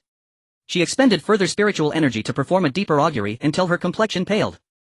Her voice sharpened with urgency. This host's trajectory lies disturbingly near our starship. If their objective is indeed starship annihilation, ours may well be drawn into the slaughter once neighboring vessels fall. Should their advance cut straight through the core zone toward the periphery, systematically obliterating starships en route, it was chillingly plausible their path would intersect with theirs. Proximity, after all, was undeniable. At that moment the starship transmitted an alert. NN Anna, captain, the route appears alarmingly close to our position. This feels deeply dangerous. Rao Shuqing's warning and Anna's message sent waves of dread through the assembled women. If true, the threat was staggering. If their vessel became entangled, survival itself hung in the balance. Though theirs was a Class V starship, the opposing force loomed as a vast seething tide of lifeforms, countless in number and among them undoubtedly elites possessing Class II prowess. Faced with such overwhelming numbers, even a deity would tremble. No Class V starship could hope to remain unscathed. NN, good grief, it really is that close. We're doomed. The Councilor's foresight never errs, and combined with this route disaster looms real. Qin Hao nodded gravely. I've confirmed it myself. Say no more, return to the starship. Now. He had originally intended to scavenge further, seeking supplies and treasure chests, but never anticipated the tribal world's indigenous lifeforms would unite and march en masse toward the periphery. Their intent remained unknown, yet immediate defensive repositioning was imperative. Were these beings truly so intelligent? Could they genuinely comprehend the need to unite and systematically eradicate starships? Qin Hao led his team back toward the starship at breathtaking speed. The tribal host, though immense, moved deliberately, pausing to purge scattered remnants along its path, thus unable to match their pace. Traveling light and battle-hardened, they possessed the agility and strength to overtake the slower horde. En route, Qin Hao initiated a video call to Ranan, a top-tier elite of a Class II faction. On the screen, Ranan and Langshur stood beside a recently salvaged derelict starship, having just secured 50 divine iron ingots. Seeing Qin Hao's call, they answered instantly. Ranan, abandoned salvage operations immediately. Rally all forces and converge on our starship without delay. The women gasped in unison and hurriedly replied, Captain, we too saw the launching channel alert. Are these creatures marching toward our vessel? Not directly toward us, yet our vessel lies dangerously close to their projected path. We act now to avert catastrophe. I suspect a sentient leader guides this host, orchestrating a methodical sweep along the periphery to obliterate starships one by one. Zhao Zihan's eyes widened. Heavens, they're that intelligent. They've deduced starships cluster at the fringes, and by sweeping the perimeter they'll destroy 99% of all vessels. Ran and nodded firmly. Understood. We depart for the starship at once. All signs pointed to one grim conclusion. This tribal host was neither mindless nor aimless. It was deliberate, strategic, and aimed squarely at exterminating all outsiders. Qin Hao and Ran's two teams were using all their strength to rush back quickly. They saw the tribal world in chaos. They were originally in a state of watching, but it seemed this situation was somewhat related to them and they had to hurry back to defend. Otherwise, if the spaceship was breached, it would be disastrous. General Yuan I also took a look. It's extremely terrifying and unstoppable. Their direction seems to be towards the border area where there are surely many spaceships. Could their goal be to annihilate the cosmic spaceships? They all realized this. If that were the case, then the spaceships heading towards the main force would probably have a hard time escaping. If they really came to destroy spaceships, we might be the first batch. Shan He Wu Yang, among these creatures there should be intelligent beings leading them, otherwise they wouldn't unite. In this case it really is possible they came to annihilate the spaceships. Please be cautious. Zhan Do Shuang, if necessary I advise you to quickly adjust your direction and flee. Do not think you can withstand such a torrent. Countless spaceships were tense, fearing they might be implicated. Especially those within the route of the main force were extremely frightened. These large forces would definitely not be limited to annihilating one spaceship but would implicate all. In that case, what spaceship could withstand it? Even the Great Wall Watch might not be able to hold on. As the tribal world fell into chaos, this event that affected everyone's hearts also spread widely. Everyone stopped looking for resources and raiding treasure chests, focusing their attention on this large force. After all, this concerned their spaceships and their lives. Nothing could be more important than that. Even in the chat channel, a will to unite and resist began to rise. Since these creatures can unite, why can't we unite? Our entire tribal world channel has countless spaceships and many people. Once united we could form an extremely powerful force. You should know the Great Wall Watch has already slain the two kings and other existences. As everyone explored, the danger level of the tribal world has decreased significantly, which means their strength is not what it used to be. If we unite we could still have hope of winning. If we don't unite we might be picked off one by one, becoming a laughingstock of the Endless Star Domain. Endless Star Domain Area 1 is a vast area with many instances. The tribal world is just one of the more challenging instances. If it ends up being picked off one by one or even wiped out, it would truly be laughable. Within the tribal world channel the voice of unity grew louder and gradually formed a significant trend. Now the function of the tribal world channel is revealed. This module allows for communication across the entire instance, and it was created by Qin Hao, a name that will be remembered. Yes, everyone must unite. Only by standing together can we have a chance of success. Indeed, the spaceship basically cannot move, only wandering near the energy core, and cannot leave. We must fight to the death to annihilate these enemies for the spaceship to have a chance of survival. Many realized that if they did not unite they would die. If the spaceship was breached, the only options would be to rely on other spaceships or face death. Therefore the will to unite grew stronger, especially among the spaceships near the route of the large force, who were very proactive. Within this route there are many teams that Qin Hao and others are familiar with. I don't understand. Everyone unite to resist the counterattack from these tribal worlds. Xiao Yan, am I not the chosen one? Why do I feel like I'm going to perish? I will also contribute and am rushing back. Zhan Do Shuang, I am also rushing back. My spaceship is nearby. The woman must be strong. Me too. That area is not far from our spaceship and might be affected. Not dressed. Hurry, our position is the same as that direction. Come save me. The tribal world is vast and the outskirts are extremely broad, thus just one direction contains many spaceships. Although they seem far apart with specific coordinates, they can actually be found. In the Blue Star Channel and the tribal world some people began to frantically tag those strong individuals, hoping to unite and resist this disaster. Otherwise being picked off one by one would truly mean the end. Great Wall Watch, Special Forces, Black Wolf Guild, Little Fairy Alliance, General Yuan, Shan He Wu Yang, Zhou Jiang Kai. All you great figures of Blue Star, please come to support. As the undisputed number one in the entire server, Qin Hao was a presence that no one dared to provoke, whether in the Blue Star Channel or the Tribal World Channel. Even the Black Wolf Guild had to avoid his brilliance, hiding away and waiting for the opportunity to take revenge. Therefore many people were tagging Qin Hao. Qin Hao glanced at the messages. Since his spaceship was not far from that direction and he was definitely going back, he could respond to their request for support and gain some favorability. Great Wall Watcher, I will take action. However, my location is quite far away, so it may take a long time to return. As Qin Hao's reply was sent, the Tribal World Channel and the Blue Star Channel erupted. A simple statement of "I will take action" revealed the astonishing power behind it. Great Wall Watcher is also joining the resistance team. This will greatly increase our strength. Wow, a big shot is here. There might be hope for the resistance. But don't get too excited. Great Wall Watcher said he is currently far away and it will take time to return. We must rely on ourselves in the meantime. In the comments section as Qin Hao's reply spread, the excitement surged, igniting the passion of many. It felt like a glimmer of hope and despair. With Great Wall Watcher leading, the odds of winning would surely increase. Given the current situation, apart from Great Wall Watcher, it seems no other team possesses such authority. The user named Shanho Weiyan Zhaoguorong was a middle-aged man with a square-shaped face. At this moment he was furrowing his brows and quickly hurrying back. Upon seeing Great Wall Watcher's reply, he nodded slightly, his brow relaxing a bit. This Great Wall Watcher truly is exceptional. I believe his name is Qin Hao. Such charisma is something we old-teamers can hardly compare to. Hearing Zhao Guorong's words, the person next to him couldn't help but exclaim, "Indeed, it's impressive. But Zhao Director, you shouldn't belittle yourself. If you revealed your former identity, your charisma wouldn't be any less." He was referred to as Director Zhao because Zhao Guorong had once been the head of a mysterious and powerful bureau in Huaxia holding a position of high status. You know that was in the past. Now everything speaks through strength. Great Wall Watcher is indeed stronger than us. At this point even Zhao Guorong felt a bit nostalgic as he truly could not compare. Great Wall Watcher already had a level 5 spaceship and was the first to defeat a level 2 elite monster, even slaying a flying dragon. As Qin Hao spoke, many top-tier spaceships also chimed in. Shangwan Qinglan's expression was cold and captivating. She stood atop the corpses of several powerful beasts, clearly having just experienced a fierce battle, having slain these beasts with great skill. A gentle breeze blew, tousling her hair, revealing her stunning face. Listening to the crew's report, she also moved slightly. A seemingly demure girl was reporting. Captain Shangwan, the changes in the tribal world are escalating. Various factions have already figured out the routes of the main forces and some teams have begun discussing alliances. Many teams are joining forces, planning to fight against the main forces of the tribal world. Oh wow, it sounds so thrilling and lively. With so many teams teaming up, it must be quite interesting. I didn't expect the creatures of the tribal world to unite against a common enemy.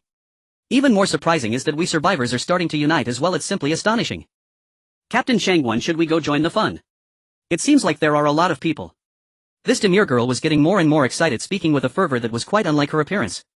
Shangwan Xinglan and the other girls listened to the increasingly passionate girl, almost thinking she was ready to head to the battlefield. It was something they were already accustomed to. Shangwan Xinglan chuckled. Shenlang Yue, as expected of you, looking so demure yet so eloquent. If one didn't know better, they'd think you were already in the fight. Humph, Captain Shangwan, you only know how to tease me. Aren't you excited to see such a scene? Back in Blue Star everything was so orderly, I've never seen a scene like this before.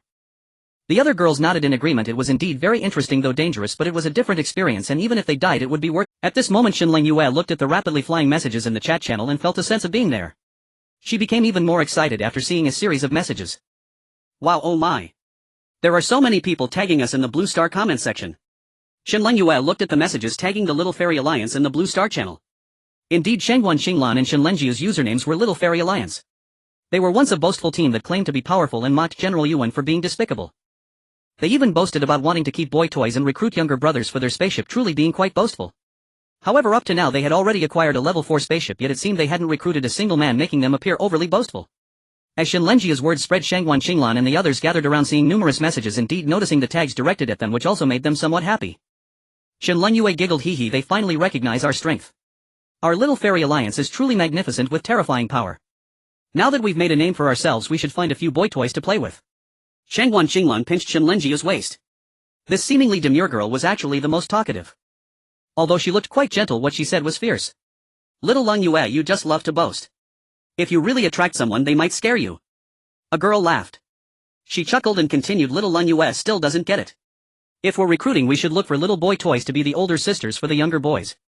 As that girl's playful remarks spread, the other girls couldn't help but burst into laughter. Ha ha ha.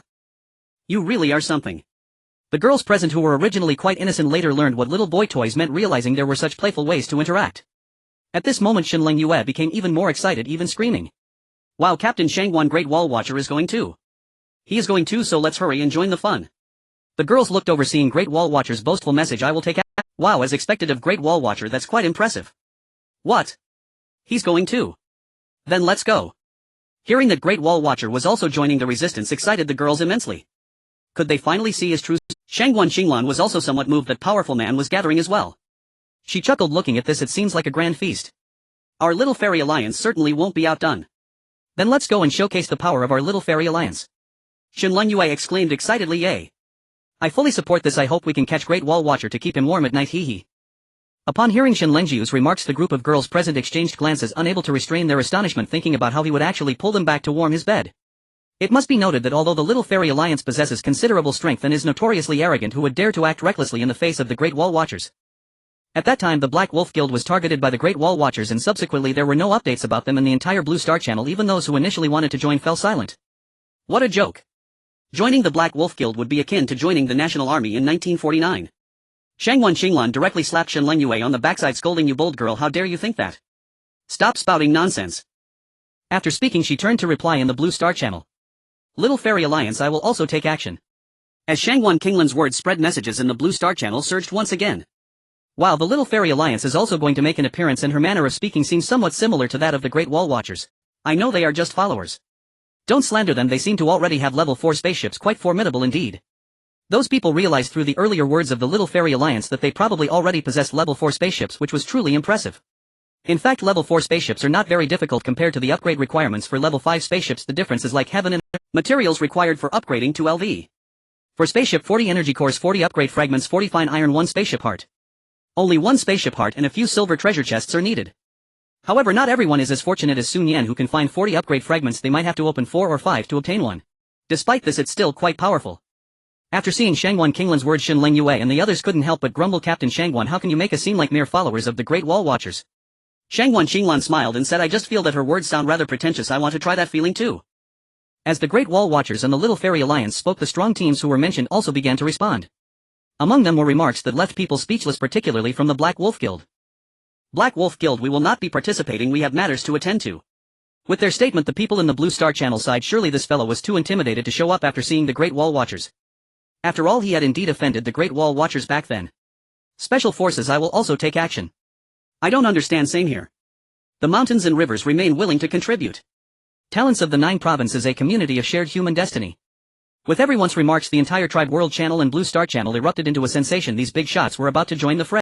These powerful figures could only occasionally meet in the channel to exchange rare items. If this crisis could attract them to unite, it would undoubtedly be a grand feast.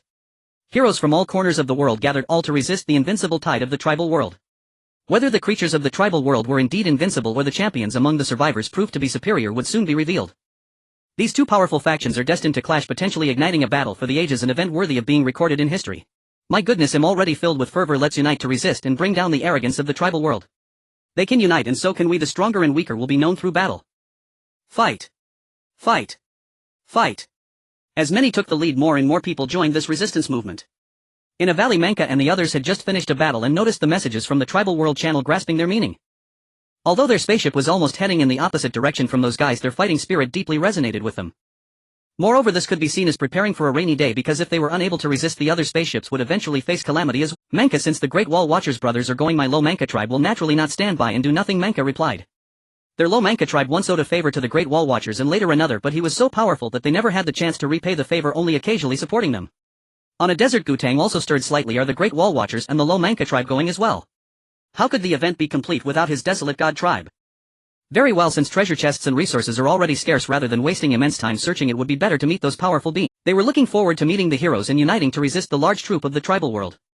As for how to allocate benefits after the great battle, it was something to consider later.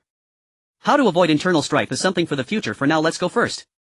Desolate God Gutang, interesting, very good, this has piqued my interest. Next, more and more powerful individuals and confident people began to speak up. Serpent Woman Xing Ji, willing to Cat Girl, meow meow meow. It can be said that with the initiative taken by the Great Wall Watchers and others, this tide of resistance has risen to an overwhelming wave, with more and more joining and a growing spirit of resistance. If one could overlook the entire tribal world, they would discover that there were many bright spots within, gathering like meteors toward a single direction, the direction of the Tribal World Biological Coalition. Many strong beings were gathering with great mobility, fervently heading towards this grand feast concerning the entire tribal world team. Even some weaker teams were filled with fervor, deciding to participate. Even if they were to perish, they wanted to witness such a grand scene. As Qin Hao and the others sped across the battlefield, they also saw those messages, not expecting such a reaction to arise from this matter. He originally thought many would choose to survive quietly, many would choose to remain aloof, but he did not anticipate that someone taking the lead would elicit such a response. Rao Shuqing, Lin Mengyo and the others also felt a surge of emotions. Sun Yan softly said, it's possible that everyone is in this difficult survival world feeling too repressed and needing to connect with others. After all, they rarely see living people, only monsters. They all need to showcase their value even at the cost of their lives. At that moment, Qin Hao and Ding Tian, the eagle-transformed girl, heard a sound, exchanging glances. The king called me to patrol the mountains, yay yay yay yay. Qin Hao was momentarily stunned. What kind of operation is? Why has the little whirlwind come? But it shouldn't be like this. Qin Hao began to inspect a treasure he had snatched from a goblin, discovering several glowing orbs nearby moving in one direction. Although it was different from his own path, he sensed that direction seemed to lead towards the goblin tribe. Moreover, he noticed that these glowing orbs were quite weak, seemingly at the level of intermediate and high-level beings. In that case, there was nothing to discuss. He could approach and check it out directly. He led the group of women forward quickly and saw 5 or 6 goblins leisurely heading in a certain direction. What are you doing? Qin Hao shouted as they revealed themselves. The goblins were startled, not expecting such a number of humans to suddenly appear. Moreover, they arrived silently and seemed quite powerful. The leading goblin, however, showed no fear. After all, they were not far from the goblin tribe and had their chief backing them. How dare you humans obstruct the messenger of the goblin clan? If the chief punishes you, can you bear the consequences? Qin Hao was taken aback. This little goblin was so arrogant. Who exactly was being bold? Moreover, from its words he gleaned some information, as it seemed to be here to deliver a message. However, wasn't the goblin chief dealt with by him? These goblins were unaware that their nest had been destroyed. Qin Hao chuckled. You still want to send a message? How ridiculous. Your chief has been killed and your entire tribe has been annihilated. As Qin Hao's words echoed, the goblins were all incredulous. What a joke. Their chief was invincible. How could he possibly be? Impossible. This is absolutely impossible, you lowly human. I will make your death atone for the sin of deceiving us. Qin Hao, too lazy to waste words with them, quickly moved forward, slaying the remaining goblins and then knocking the leading goblin unconscious. Ruan Qingran skillfully stepped forward to hypnotize and extract information from it. What message do you have to convey? I need to inform our chief that we must dispatch a large army to join the battle. The group stirred slightly, seeming to relate to those large forces. I am the chief. What is happening? Report, chief. Recently, due to the increasing number of outsiders, we have slain the 2 kings and the flying dragon, causing unrest within the tribe. This matter, led by the mage and the king of Pikachu, has established an alliance to annihilate all outsiders and eradicate the ships surrounding the tribe's world to seize their resources. Moreover, they speculate that these outsiders are likely related to the divine punishment of the Red Moon and must be eradicated, otherwise the tribe's world will be in danger. The fall of the barbarian king has revealed the foundation of our goblin clan. We asked the great king to lead our goblin warriors to slaughter them utterly. As the goblins' words were spoken, everyone present was astonished. They had captured a key person, gaining insight into the reasons behind the alliance in the tribal world. Hiss, is this the reason? Qin Hao pondered. He didn't expect that the tribal world also had divine punishment, with the Red Moon being the punishment. Rao Shuqing frowned. Consistent with my prophet's insights, the motivation of these large forces is to eliminate the ships which might pose a threat. In this case, among these fellows, that mage and others indeed possess some wisdom. Qin Hao also inquired about various issues from the goblin, but many he could not answer, such as why the divine punishment was bestowed. It knew nothing of that, but it was well aware of this alliance matter. Having learned the reasons, Qin Hao nodded, resolving to strike at their hearts. Very well, thank you for relaying the information. Now let me inform you, your chief has been killed and the goblin tribe has been annihilated. Only a few members have gone out. You can rest in peace. Upon hearing this, the goblin was jolted awake from its hypnotic state. Seeing this, Qin Hao also helped it end its life. Let's go, we must quicken our pace. Qin Hao said solemnly. Upon understanding the motives of these large forces, they felt increasingly anxious. If they didn't return in time, it would be troublesome if these guys attacked their ship. Although they had a level 5 ship, the number of their opponents was overwhelming. According to the goblins, that armored king of Pikachu possessed the strength of a level 2 elite. Their power was definitely not weak, posing a considerable danger. Lin Mengyao and others nodded in agreement. They indeed needed to speed up. At that moment, Lin Mengyao looked at Qin Hao with a dazed expression and said, Captain, we can catch some magical creatures or beasts and I can tame them. Riding them should be faster. As the words of the school beauty Lin Mengyao rang out, everyone's eyes lit up. Indeed, Lin Mengyao had the talent for taming beasts, and she was already a level 2 elite. Contracting some top-level level 1 beasts would be no problem. In that case, they could conserve their stamina better, making it the optimal choice. Qin Hao was also incredibly delighted and openly kissed Lin Mengyao on the cheek. Pop. My Mengyao baby is so clever. The other girls gasped. They were openly throwing dog food, with each calling her Mengyao baby, which sounded so sweet. Lin Mengyao's pretty face turned rosy, her heart racing, feeling both shy and joyful. Then in their search they found a creature called the swift shadow running wolf, belonging to the tribal world. They were medium-sized, appearing quite large, with developed muscular limbs and tremendous explosive power, standing as tall as a group of people on their... Moreover, known as the swift shadow running wolf, they could probably run faster on flat ground than ordinary vehicles. They were pack animals, and they found dozens of them directly.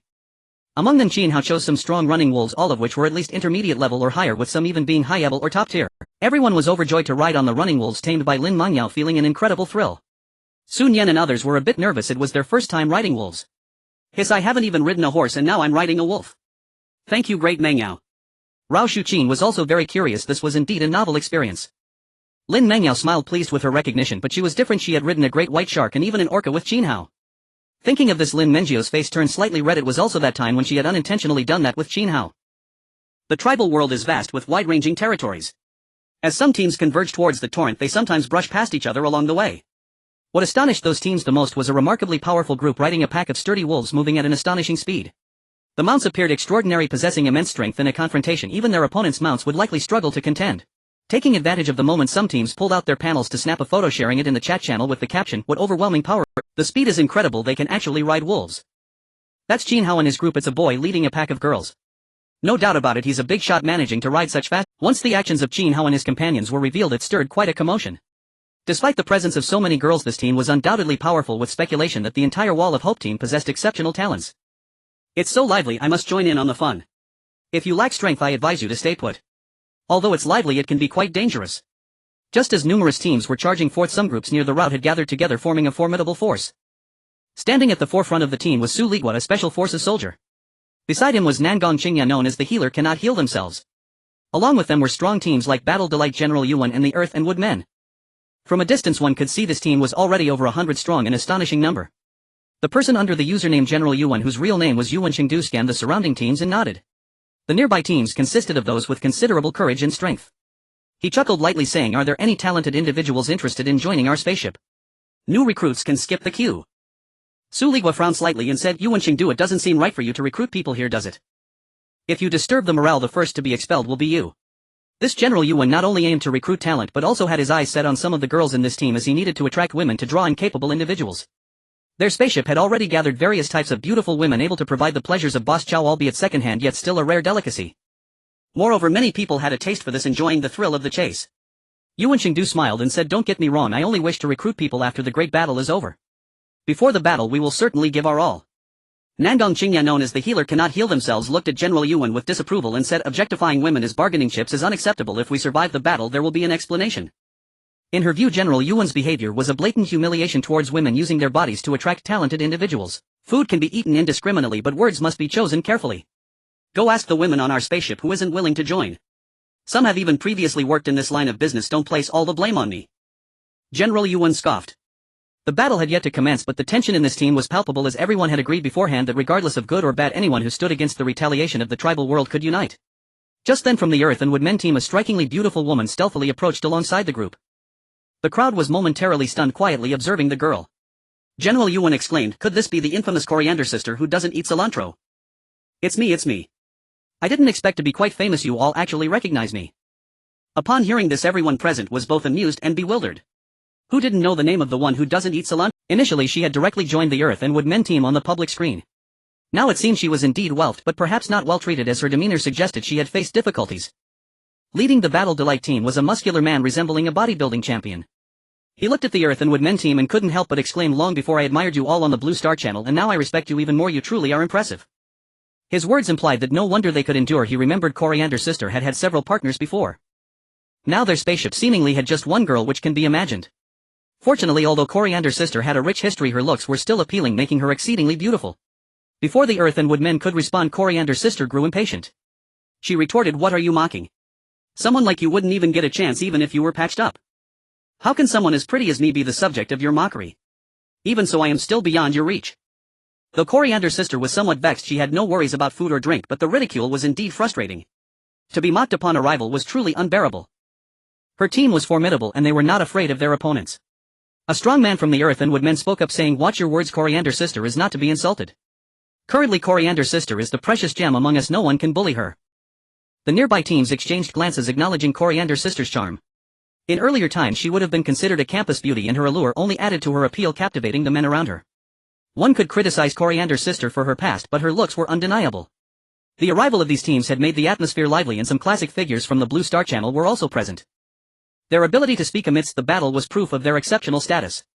After all, only those who survived could speak, and now on Blue Star billions had perished. Those who remained were undoubtedly formidable individuals. General Yuan cast his gaze towards the remarkably beautiful Coriander sister, who exuded a somewhat enchanting and captivating aura, even causing him to feel a desire to toy with her. He thought to himself, if I could bring her into my fold, it would surely attract a throng of admirers, wouldn't it? With such beauty and allure, it would undoubtedly be hard for many to resist. The leader of the rough men, named Yulei, stood in front of the cilantro, glaring at General Yuan. "What do you mean? Are you aiming at our sister Cilantro?" Yulei said with an unfriendly tone.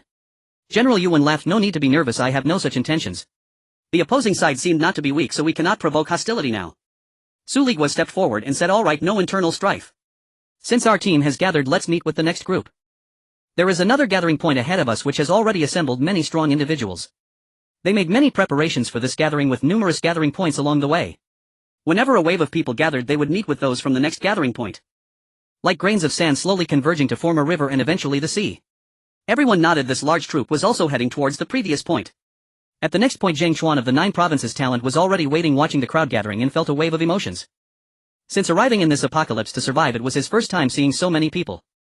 The last gathering point was the Dragon's Nest, where many nearby teams had gone. The number of people was extremely large, but since they were quite far away, they did not participate in that battle, leaving them with regrets and missing the golden treasure chest. In this survival movement, which aimed to prepare for the worst, he certainly would not be absent. After all, he was once a formidable general. He looked at the crowd and smiled. "Welcome, heroes." It was easy to imagine that as more people gathered, they would form a strong force capable of contending against those massive tribal armies. At the same time, many other teams were rushing towards them. The alliance of these tribal beings stirred the hearts of the entire survival teams, triggering a chain reaction. "The boxing champion is here to lend a hand, ha ha ha." A hearty laugh echoed. It was indeed the boxing champion from Huaxia. Following that, some Americans and even individuals from the pickled vegetable country arrived as well. Not only were there beings from the Blue Star civilization but also the Beast-Eared tribe, the Catgirl tribe and the Centaur tribe all gathered here. Zheng Chuan, watching the ever-growing crowd of survivors, felt an increasing pressure as if he could hardly contain the situation. With so many survivors, if they were to riot, it would be an unstoppable force. On the other side, the scale of the tribal army had reached a terrifying level, appearing as a massive black cloud densely packed and astonishing in number. This place not only had various tribes but also spirits and beasts with an exceptionally high configuration. The mage stood at the center of the crowd looking at the throng and nodded. Such strength would surely sweep away these outsiders. Yura! It shouted. The army continued to march, their steps unusually synchronized, even causing a resonance that made the ground rumble. Tap! Tap! Tap! Along the way, any humans encountered were ruthlessly crushed, obliterated in this tidal wave. A goblin watched as a group of 6 armed beings were slaughtered and feasted upon, feeling ecstatic. Although their goblin tribe was quite powerful and had succeeded many times in the extermination ship's missions. But it was far from the current shock. This overwhelming force was truly invincible. What puzzled it was that the team sent to notify the goblin leader had gone silent. Why hadn't their goblin king arrived? In the distance from this grand army, several survivor teams were surveying their strength. Heavens! Some teams that had been attacked would even take detours to annihilate these groups, their routes unpredictable. They were very powerful, with beast spirits in the front row, spirits in the second, giants at the forefront and mages in the middle. The armored figures were there to protect the mages, with some lurking near the giants, truly extraordinary in strength. Near the mages, female archers weaved in and out, and the barbarians were also positioned close to the beast spirits, serving as the charge force. Additionally, there were goblins and peculiar flying creatures, seemingly bloodbats. With these reports coming in, both the tribal world and Blue Star channels were in turmoil. This was just what they observed. Undoubtedly there were aspects they were unaware of. But the observable details were already extremely terrifying. First, there were the spirits who had each become sentient along with their respective beast spirits, roaring lions, lightning leopards and various tribal beings, the king of Pikachu, mages, bloodbats, etc. Truly unnerving. Meanwhile, Qin Hao, riding on the back of the swift wind galloping wolf, was always attentive to the movements, hoping that their spaceship wouldn't be ambushed. This was a level 5 spaceship, and if it were broken he would be devastated. It's important to note that the materials to upgrade to a level 5 spaceship were several times more than those for a level 4 spaceship. He naturally saw the messages they sent back as well as those from various parties. He smiled, saying, interesting, the special forces Su Ligua and others have already joined up with the rough men and General Yuan. They are quite amusing, still chatting away about this and that, creating quite the stir. The other girls looked at the chat channel. With the help of the wolf pack, their speed not only increased but they could also conserve energy and check messages. Wow, it seems Sister Cilantro is there too. I heard she suffered greatly after siding with the rough men. Sun Yan gasped. Isn't that terrifying?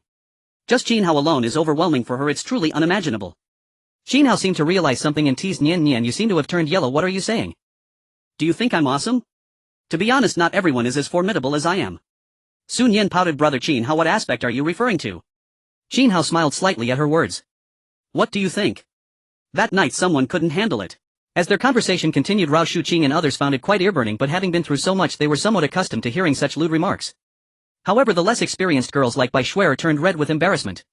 She huffed, Captain is really a bad guy, not considering our feelings at all. Oh. Little Shuer, have you come to a realization? Qin Hao teased.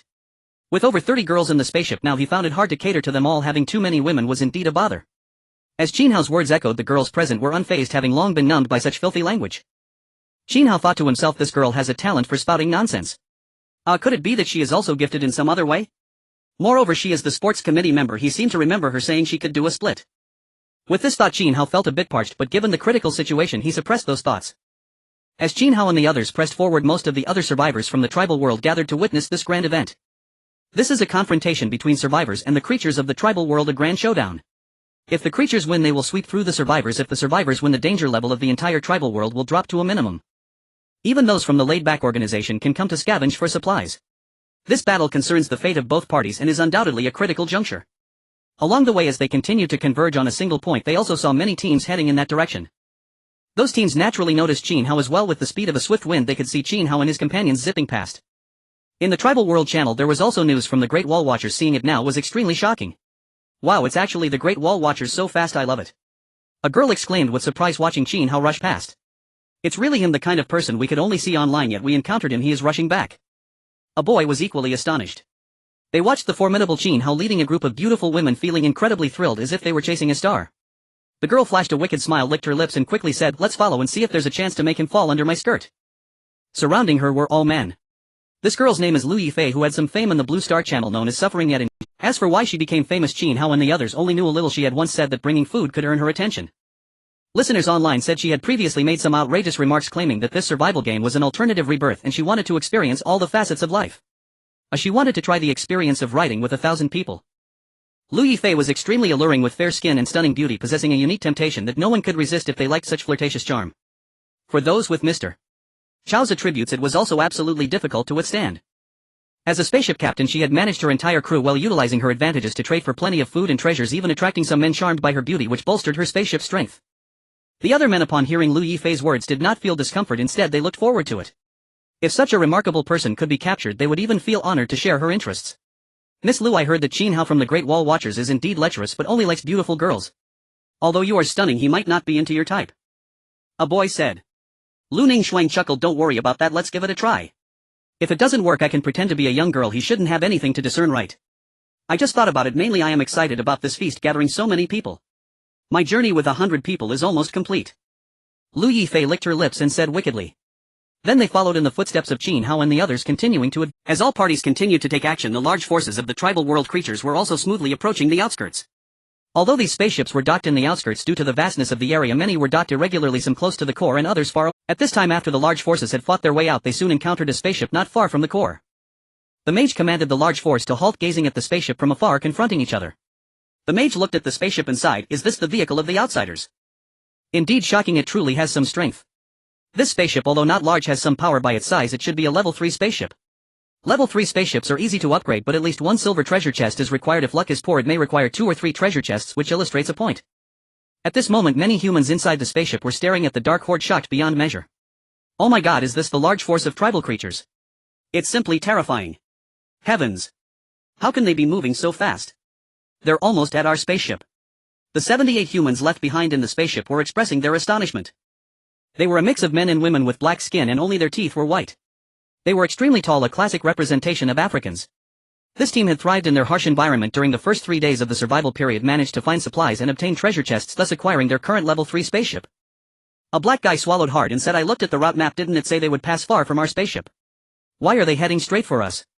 Those scammers from the Blue Star Channel. This remaining team was also aware of the news. The people in the Blue Star Channel suggested that all spaceships within this route range retreat. If they abandoned their spaceship, they could seek permission from others to join, which might offer a slim chance of upgrading. But to counter them, unless it is a level 45 spaceship, it would be absolutely impossible to resist. If they fought back, it would be like an ant trying to stop a chariot, utterly helpless. A black girl screamed, they all say these creatures are intelligent. There will be beings inside that can detect life signs, and they will deviate their course to annihilate outsiders. I said we should retreat, but you refused to listen. Now that the army is at our doorstep, how can we withstand this? The black guy instantly exploded in anger. You damn girl, all you can do is talk about these things. When I said we should strive to keep our spaceship and not be enslaved by others, you didn't oppose it. As the mage and the large army pressed in without even starting to fight, these people were already arguing out of pressure. The black guys and girls looked at the dense mass of creatures and fell into fear. Such a multitude of beings, some running on land, some flying in the sky, and even some swimming in the water, were coming in a number too vast to count. Once these creatures strike, not even Jesus could save them. What should we do? Such power, we will be destroyed in an instant. Black sister screamed. Everyone present wore grave expressions. It seemed dire as the army was already at the city gates. Black brother opened the Blue Star chat channel and quickly sent out a message for help. Help! We are from a group of survivors in Africa. Our spaceship is not far from the core area and was originally near the route of these tribal world creatures, but not directly in their path. However, these monsters have deviated from their route and found us. Now the army is pressing down upon us and we are in grave danger. We seek rescue. As this simple message was sent out, the entire Blue Star channel and the tribal world channel erupted. Some spaceships have already encountered them and these creatures actively sought them out.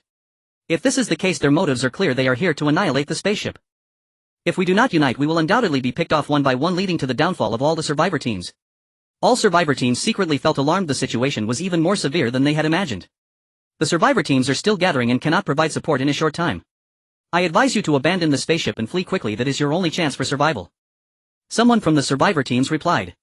This spaceship was unfortunate. It encountered the tribal world creatures too early and could not receive support in time. The leaders of the teams showed worried expressions. The fact that these tribal world creatures actively sought out spaceships made their motives self-evident. On the Windrunner, Qin Hao and others also received this news and frowned. He said solemnly, these guys are incredibly fast. Some spaceships have already encountered them. This is undoubtedly extremely bad news. If this continues, it is highly likely that our spaceship will soon be involved. Sun Yan's heart also sank. This African spaceship is probably doomed. The other girls nodded. There was no way around it. These creatures were just too fast. They could only quicken their pace, hoping to arrive before the spaceship was attacked. The African spaceship targeted by the tribal world creatures felt a chill run down their spines upon seeing the chat channel messages as if a bucket of cold water had been poured over them. Fear spread from their toes to the top of their heads, leaving them restless. The Resistance Alliance is no longer a hope. They have told us we can only save ourselves. Then activate all the spaceship's defenses. The target is those creatures. We will escape through the back door. These few quickly made their decision. Activate everything. All weapons and defenses are to be turned on. 50 low-level laser cannons began to activate and a crossbow tower also started operating. The spaceship's protective shield was activated and all measures of a Tier 3 spaceship were fully engaged. Then these few rushed towards the back door and began their escape. In the distance the mages looked at the spaceship revealing expressions of mockery. It ordered, boring these outsiders things look mighty, but in reality they are probably just paper tigers. Kill them. Trample them. Roar. Growling. The army set off. Countless monsters and spirits surged forward emitting terrifying screeches that instilled fear. Facing the spaceship's attacks these monsters showed no fear, charging forward relentlessly. Even though the spaceship's weapons were formidable they could not withstand the onslaught of so many monsters. In a short time some monsters had already breached the defenses and reached the vicinity of the spaceship. Boom. Thud. Before long many creatures were attacking the spaceship's protective shield, frantically pounding against it like death knocking at the door, which was extremely unsettling. Those humans are slipping away behind us, a creature resembling a mountain demon told the core beings among the mages. Among so many creatures there were naturally many with special abilities. The mages hearing this were also dismissive and ordered bloodbats. Goblins, go and slaughter those humans. Immediately the densely packed bloodbats in the air instantaneously moved towards those humans. The goblins were also extremely fast, wielding curved blades as they rushed in. Meanwhile the spaceship, surrounded by such a large number of monsters, had its protective shield shattered with a loud crash. The durability of the Tier 3 spaceship continuously decreased until it dropped to zero, ultimately collapsing in an instant. These monsters trampled the spaceship flat and the food that the African crew had not managed to take with them was instantly devoured. Ahead, black brother, black sister and others looked at the spaceship that had been breached in such a short time, feeling an immense shock. These monsters are truly terrifying. They flattened our spaceship in no time. Oh no, bloodbats are coming, and so are goblins. They must have known we fled early. As soon as they discovered this news, the attacks from the bloodbats and goblins arrived. They had no choice but to fight back. These few began to engage in a struggle with the bloodbats and goblins. However, their average power was only at level 1. How could they stand against such a multitude of monsters? In just one encounter they were already badly injured. After 2 encounters casualties had appeared. One by one the Africans fell, showing pain on their faces. If they had abandoned the spaceship earlier there might have been a glimmer of hope, but now it was too late to say anything. The people on the Blue Star channel, seeing the messages from these Africans, also felt an immense heaviness. What is happening with the African brothers now? Calling African brothers, please respond if you receive this. Yet there was no reply in the comments section. Someone commented. No reply means they have probably been wiped out and can't respond anymore. The world was shocked. In such a short time the spaceship was annihilated and the survivor team was slaughtered, showcasing the terrifying nature of those creatures. This is merely a reflection of what is to come. It is easy to imagine that countless spaceships will face such calamities in the future. All survivor teams appeared anxious. The Special Forces team led by Su Ligua appeared heavy-hearted. Could they truly contend against them with just their group? The other large team led by Zhao Guoron was also filled with deep sorrow. The team led by 9 Provinces Talents was likewise the same. These powerful teams within the routes acted as leaders, forming one large team after another. Eventually several large teams united to gather a powerful resistance force. But even before the battle commenced morale had already plummeted. Immediately various teams began to rally their spirits and boost morale. Everyone, though the monsters are terrifying, we are not weak. If we unite and work together we can certainly resist them. We have no retreat. These creatures are incredibly clever, aiming to take us out one by one and annihilate all of us outsiders. We must stand firm against them. There may still be a chance for a comeback. The leaders at each node began to give their speeches, for if fear set in before the battle it would be troublesome. Su Ligua continued. Our strength is also quite formidable. As time passes powerful teams like the Great Wall Watch will arrive and our odds of victory are absolutely not low. Now several strong teams that have already arrived include Special Forces, Peace of the Mountains and Rivers, Talents of the 9 Provinces, General Yuan, Combat to Light, Women must be strong, and so on. Following them are Qin Hao and the members of the Romani Star and the Serpent Clan, as well as the 6-armed clan. As a group of stronger survivors stepped forward the others began to feel a sense of security. The main force of the tribal world, after easily flattening the spaceship, continued forward, heading towards the edge to crush the outsiders. The mage in a dark purple robe looked at the easily destructible spaceship and shook his head. He glanced at the nearby King of Pikachu and other strong beings, chuckling lightly. These outsiders are surprisingly weak. They probably aren't related to the divine punishment. The fully armored King of Pikachu also let out a rumbling voice, deep and hoarse. These outsiders do not pique my interest. I hope the subsequent teams are not all this weak. They initially thought the strength of these outsiders would be formidable enough to unite and take them down, but it seems their opponents are too weak, causing even the King of Pikachu to lose interest. The army continued to advance. Being weaker is actually better, as it allows them to be eliminated without posing a threat to their lives. A female archer spoke up. Mage King, King of Pikachu, although this group of outsiders is weak, there are definitely powerful humans among them. Our Queen of Archers fell at the hands of one of these strong teams. We must not let our guard down. The fall of their Queen of Archers is a great sorrow for their clan, as producing a new queen requires a large base and time. Oh. Interesting, there are some experts among them, right? That makes me somewhat hopeful. I hope the opponents are not so weak after all. A dull voice emanated from the armor of the King of Pikachu. The mage thought, could the fall of the two kings and the dragon overlord have been caused by the same person? If so, it would require caution. However, he thought their side is currently strong and well-equipped with powerful beings from various tribes, numerous spirits and various beasts. With such numbers, even if the opponents are strong, they can be overwhelmed. The mage also spoke. There are strong beings, right? Good, but I wonder how long the opponents can withstand. Speed up, push through. The army continued to march, their footsteps thundering against the ground, creating a heavy sound. Dust and smoke billowed, creating an imposing scene. As time passed, the battlefield changed rapidly. During this time, many battles had already taken place. Both the Tribal Channel and the Blue Star Channel were closely monitoring the situation. Some teams risked their lives to observe the movements, while others spoke their last words before dying. We are being targeted by a spaceship. We never expected to be attacked from so far away. Even if we abandon the spaceship, we cannot escape disaster. Their range is simply too vast. Goodbye, friends. Our surveillance was discovered. They sent many creatures to surround us. Within the Tribal World Channel, there were many statements, with some last words being cut off before completion, causing widespread panic. At this very moment, a remarkably powerful united team was forming within the tribal world, putting aside their grievances and interests to form an alliance. Various powerful beings began to gather, and the number of the coalition here had reached a staggering level. There were teams of Blue Star Human Serpent Clan, Six-Armed Clan, Romani Star People, Desolate God Clan, Beastier Girls, Cat Girls, and various survivor teams. The stronger survivor teams acted as the leading figures, almost unable to suppress these teams. Such a massive coalition was truly difficult to manage and rally. Special Forces Su Ligua, Peace of the Mountains and Rivers, Jiao Guorong, Talents of the 9 Provinces, Zhengchuan Serpent Clan, Qing Ji, Six-Armed Clan, Shou Kai Crow Feather Clan, Yiling, Desolate God Clan, Gufeng, Romani Star Man Biao, and so on. These various strong teams emerged to organize and lead the crowd. Jiao Guorong passionately stated, "Everyone, the situation is urgent now. We have gathered a large army willing to ally. We need to discuss how to counter." Man Biao also nodded. Since Manka did not come, he was here to represent the Romani Star People. He concurred. Yes, according to the news from the Tribal World Channel, these monsters have trampled on more than 8 spaceships and over 20 teams. If we allow this to continue, we will certainly be taken out one by one, ultimately leading to our total annihilation. We need to counterattack. Man Biao knew that Captain Manka was rushing over. They were not just saving face for the Great Wall Watch, but also for their own spaceship. The routes of these monsters were erratic, and their spaceship was surprisingly not far from the routes of the tribal world's main forces. Gufeng of the Desolate God Clan took out an item to project his voice so all could hear. He proclaimed loudly, "This matter concerns all survivors. Today we unite. Our first task is to stand together, no infighting, and those who defy the order will be jointly suppressed. Next we will discuss how to oppose these coalition forces from the tribal world." Gufeng of the Desolate God Clan, representing a different spaceship from the Desolate God Clan's Gutang, although not as powerful as Gutang, was still quite strong and was now speaking for the Desolate God Clan. The aforementioned representatives began to discuss, and in addition continued to invite more representatives to participate in the discussions. Other teams with decent strength, though not able to join the discussions, could still listen in and learn how to arrange themselves. In addition, those other teams were also very lively, constantly communicating, getting to know each other and meeting strong beings. This kind of grand gathering had never occurred before. It was a truly unprecedented event, one that could leave a significant mark even on the entire endless star domain. General Yuan looked at the crowd of talents, his heart stirred. If these people joined their team, wouldn't they be invincible? They would sweep away everything, even trampling the Great Wall Watch underfoot. General Yuan brought his team to the territory of the laid-back organization, observing these talents. He sighed, "So much potential, why waste it?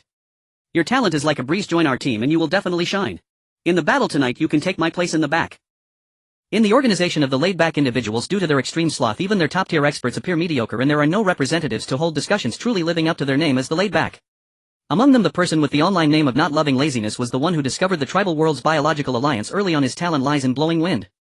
He glanced at General Yuan, feeling quite awkward, and in the face of such an invitation he still declined, saying, "Sorry General Yuan, we are used to being lazy and do not wish to join other teams. We just want to laze around. Moreover, I do not fancy that kind of thing, and I dislike waiting in line." General Yuan frowned, appearing quite aged as he said, "In youth one does not know the allure of a young woman. If you don't like it, there are some among us with less experience who might be interested." The other laid-back members, upon hearing General Yuan's unique recruitment pitch, were taken aback. Was this something they could hear? Initially he had only seen him recruiting on the Blue Star Channel, yet now he encountered this celebrity in real life. "Please General Yuan, you should find someone else. We are accustomed to being lazy." "Yeah, don't say any more. If you do, I won't be able to take it. People will start imagining things. This is just too royal." General Yuan, upon hearing that none of the laid-back organization members were interested, couldn't help but mutter to himself, "Truly these laid-back individuals are like mud that cannot be supported, wasting such a great talent." He turned his attention to the others. The laid-back individuals watched General Yuan, who was busy recruiting, and couldn't help but shake their heads. This celebrity's way of attracting people was quite unique, and being able to recruit in such an environment shows his inner strength. If the coalition suffers a great defeat, many might perish here. It's surprising that he can maintain such a strong heart. Among them the Earth and Wood Man is also a celebrity. They accepted not eating cilantro, which is a tale celebrated on the Blue Star Channel, often discussed during leisure time. Now encountering them in reality is quite unexpected. Many came to greet them. When everyone saw Yulei and Sister Cilantro, they were all stunned. Sister Cilantro was exceptionally beautiful with fair skin, defined features and graceful demeanor. She was undoubtedly a beauty. It's no wonder the Earth and Wood Man couldn't resist temptation. She could certainly make most men fall under her charm. Many exclaimed, "You can say Sister Cilantro is flawed, but you cannot say she is ugly." Although she is a bit flawed, her beauty is undeniable. Moreover, she is so generous, inviting the Earth and Wood Man's team from all directions. She has done her utmost. There is nothing to criticize about this invitation. Sister Cilantro wasn't shy looking at the onlookers. She greeted them warmly. "Hello everyone, I am Sister Cilantro, nice to meet you." She waved at the crowd like a star. In such chaotic times shyness is worthless, perhaps although she once knew of perished. Furthermore, she had nearly starved on the previous spaceship, so she didn't care about trifles. Now it is evident that she made the right choice, no longer worrying about food. Additionally, the melon eater, known for his fire-breathing talent, is also quite famous, often seen among the crowd. Many recognized him, and after checking his strength they were astonished. The melon eater was actually a level 1 expert, and with this fire-breathing talent it was no wonder he had lasted so long. Those active in various channels are all individuals with considerable strength, as the weak have mostly perished and cannot speak. The melon eater, whose real name is Hekin, greeted the crowd, becoming quite familiar. Initially he had intended to ally with General Yuan after failing to join Qin Hao, but various circumstances made him abandon that thought. He did not miss this grand feast and arrived on time. Hekin looked at General Yuan, who was continuously recruiting, and approached him, joking, "I swear to follow General Yuan. I never expected to meet you all. Truly you are a general, you have such charisma." The others smiled. While those teams were still discussing how to retaliate, they were engaged in idle chatter. General Yuan glanced at the melon eater. This guy was everywhere and his strength was commendable. He probably couldn't recruit him. He casually replied, "You are also impressive. Level 1 strength is quite good." Yulei from the Earth and Wood Man side looked at General Yuan. A hint of seriousness crossed his face. Although this guy seemed calm while chatting, if he got angry it would be remarkably terrifying. Because General Yuan's strength reached a terrifying level 1 peak. This implies that aside from the captain's boost he must have slain many monsters and consumed numerous treasures. He could potentially have a level 4 spaceship. Yulei asked General Yuan, "Your strength is so formidable, why do you not engage in discussions over there? Instead you converse with us idle folks." The others nodded. Among those engaged in conversation, General Yuan's strength was likely the most powerful, with level 1 peak strength. If he had the fortune he could step into the level 2 elite ranks. He is undoubtedly someone who can take a seat at the table. General Yuan waved his hand and smiled, "My strength is nothing. How can I sit at the table to discuss matters with them? Moreover, you have survived until now. Your strength is also formidable, perhaps far surpassing mine. And who says that those of us who do not engage in discussions are weak? Look at that big shot over there. I feel he is about to break through to level 2 elite strength."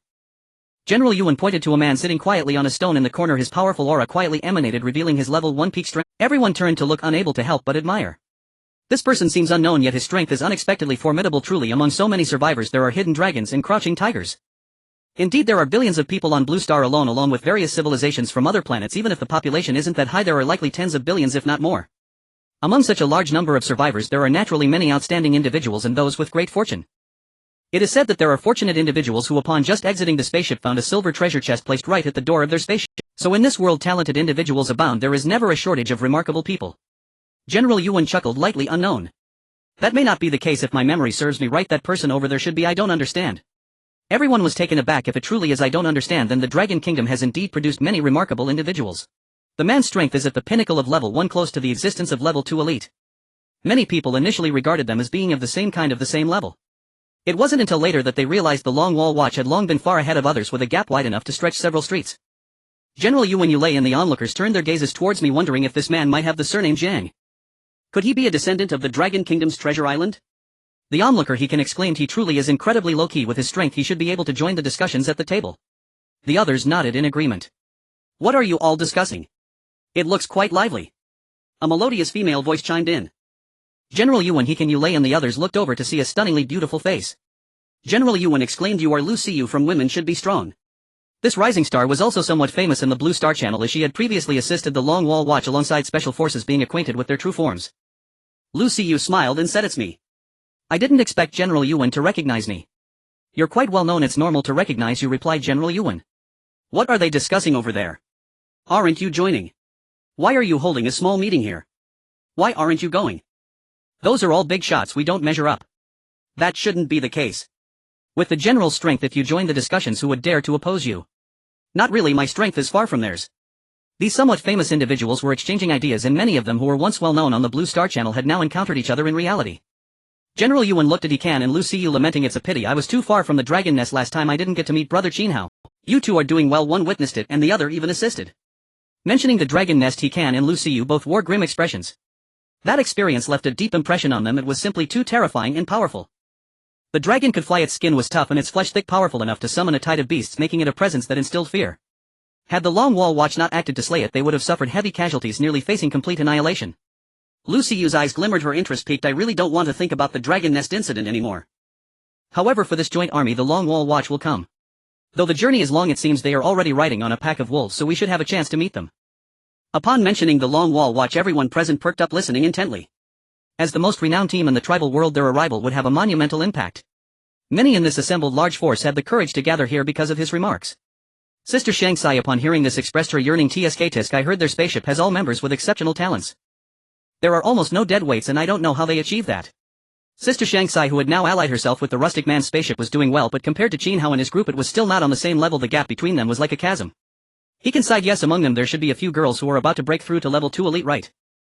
General Yuan, being somewhat more knowledgeable, pondered. Having all members with exceptional talent is nearly impossible according to probability. It's also possible that the opposing side has some powerful talent that can replicate talent stones. Back then many girls received enhancements from the physical strengthening liquids he had, allowing them to progress rapidly, nearing the strength of level 2 elites now. Upon hearing General Yuan's analysis, the others were momentarily speechless. Indeed, his insights were quite convincing. Some people expressed confusion about the talent stones, wondering what they were. They had neither seen nor heard of them before. You don't know about this. This is a treasure of precious level. Even the chances of it appearing from a silver treasure chest are extremely low. If obtained, it's incredibly refreshing, as this treasure can grant an additional talent to a person. If someone already has a talent, they will gain 2 talents. With General Yuan's explanation, many onlookers were astonished to learn of such a treasure. No wonder it has never circulated in the trading channel. Such treasures would only be used personally. Some speculated that the mysterious Long Wall Watch likely still possessed such treasures, but due to their extreme importance they had not been disclosed. Everyone gained a new understanding of the strength of the Long Wall Watch. With all members possessing exceptional talents, enhanced physiques, and level 5 spaceships, aside from Qin Hao, several girls were on the verge of breaking through to level 2 elite. What they didn't know was that the strength of Qin Hao and his group was still underestimated by them. Currently Qin Hao was a high level 2 elite, while Ruo Shuqing and the 4 girls were at low level 2 elite, and Ran had reached the pinnacle of 2 elite through treasures, boasting an unprecedented strength with a total of 6 level 2 elites. If the others knew, they would surely be shocked. While the small teams were discussing and exchanging ideas, they occasionally heard furious voices from those sitting at the table. Why should our human race be the vanguard? Exactly do you think our human race is easy to bully? The muffled voices of Zhao Guorong and Su Ligua carried discontent with the decision. They had come to the alliance to prevent survivors from being picked off one by one, not to seek death. The Romani and the archaic gods remained indifferent, their silence radiating intensity. The Raven Feather clan Xialing smiled. Everyone, please don't be so irritable. Why draw swords against each other? Aren't we here to discuss? The Shadow clan's Yuhan nodded, saying you should know that being the vanguard isn't that dangerous. There's no absolute deadlock, and moreover your human race has the largest numbers. Having a small portion as the vanguard is quite reasonable. The archaic god Gu Feng slightly agreed. The frail human race had little say unless backed by the Long Wall Watch. Sending them as vanguards wasn't tantamount to sending them to their deaths, so why be so agitated? The Romani man Biao understood the underlying meaning of their words. They were leveraging their own strength to pressure the largest human race to send a small portion as the vanguard. He felt a stir within. He owed a favor to the Long Wall Watch. Now that he hadn't reached out yet, if the human race were oppressed, it would be news he wouldn't want to hear. Thus he decided to speak up. I believe this decision shouldn't be defined by the number of races. The Blue Star human race has a large population, and that's how they survive. I think deciding the vanguard through a drawing of lots is more reasonable. As Man Biao's words spread, the other races' champions turned their gazes.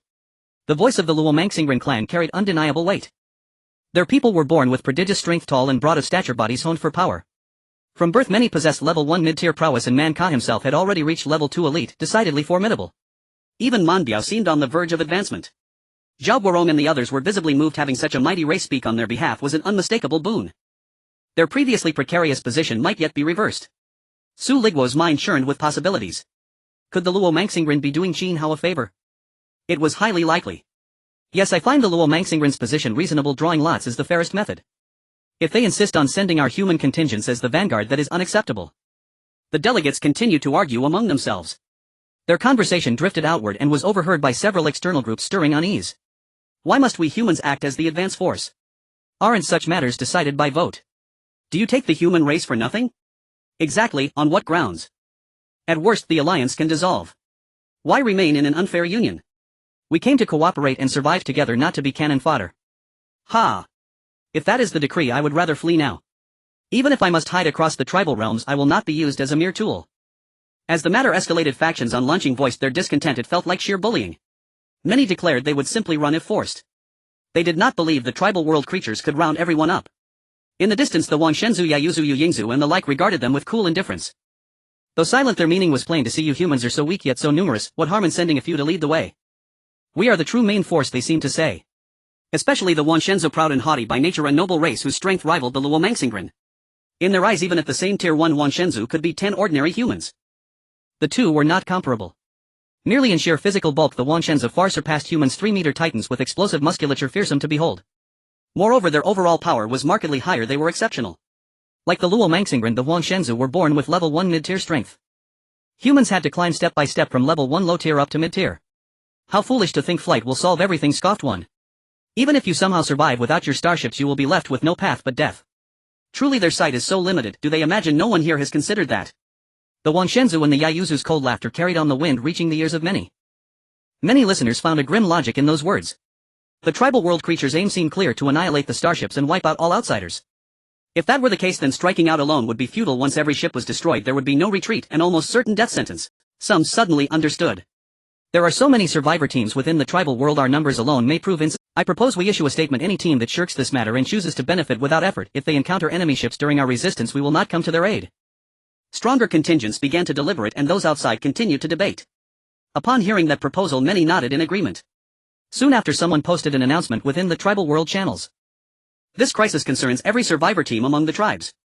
The motive of the tribal world creatures is apparent: to destroy the starships and eradicate us outsiders. We must unite to resist. We fight for the fate of all survivors. Those who hide or profit from war when ships are encountered will receive no aid from us. We will even take action against them.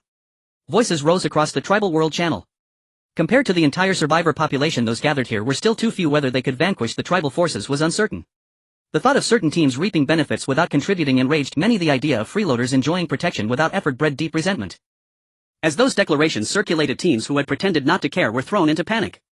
If this stance held, how could they possibly withstand the consequences? The tribal world channel buzzed with activity. General Yuan Yulei, Sister Xiang Sai He Can Lu Siyu Zhen Shuangshuang Nangang Qingya, the Boxing King, and others who met secretly all stirred. They had overheard the stronger team's plans. Forcing the humans to be vanguards was outrageous. Fortunately the Luomangsingren had spoken for them, or they would have stood at a severe disadvantage. The humans' collective strength could not match the Wanshenzu. Perhaps those races were merely showing courtesy to Changcheng Shuang and so refrained from taking extreme measures, otherwise they might have compelled compliance. Sister Xiang Sai curled her lip. How dare those brutes bully us humans? If Changcheng Shuang were here would they still press us so? Others nodded in agreement. Indeed, Changcheng Shuang had given prestige to their Longwa. Those arrogant races dared not be utterly ruthless, for they feared his presence. Zheng Shuangshuang and Lu Siyu exchanged looks, newly impressed by Qin Hao and his companion's prowess.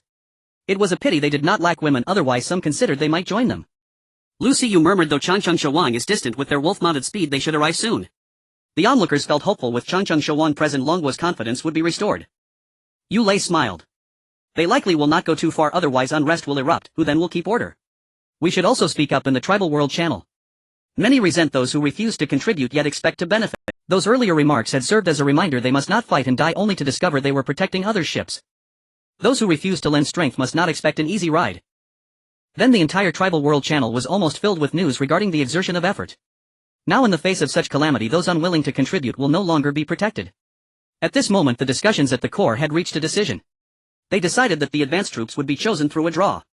Immediately under the witness of everyone, representatives of various races began to draw a lot swiftly.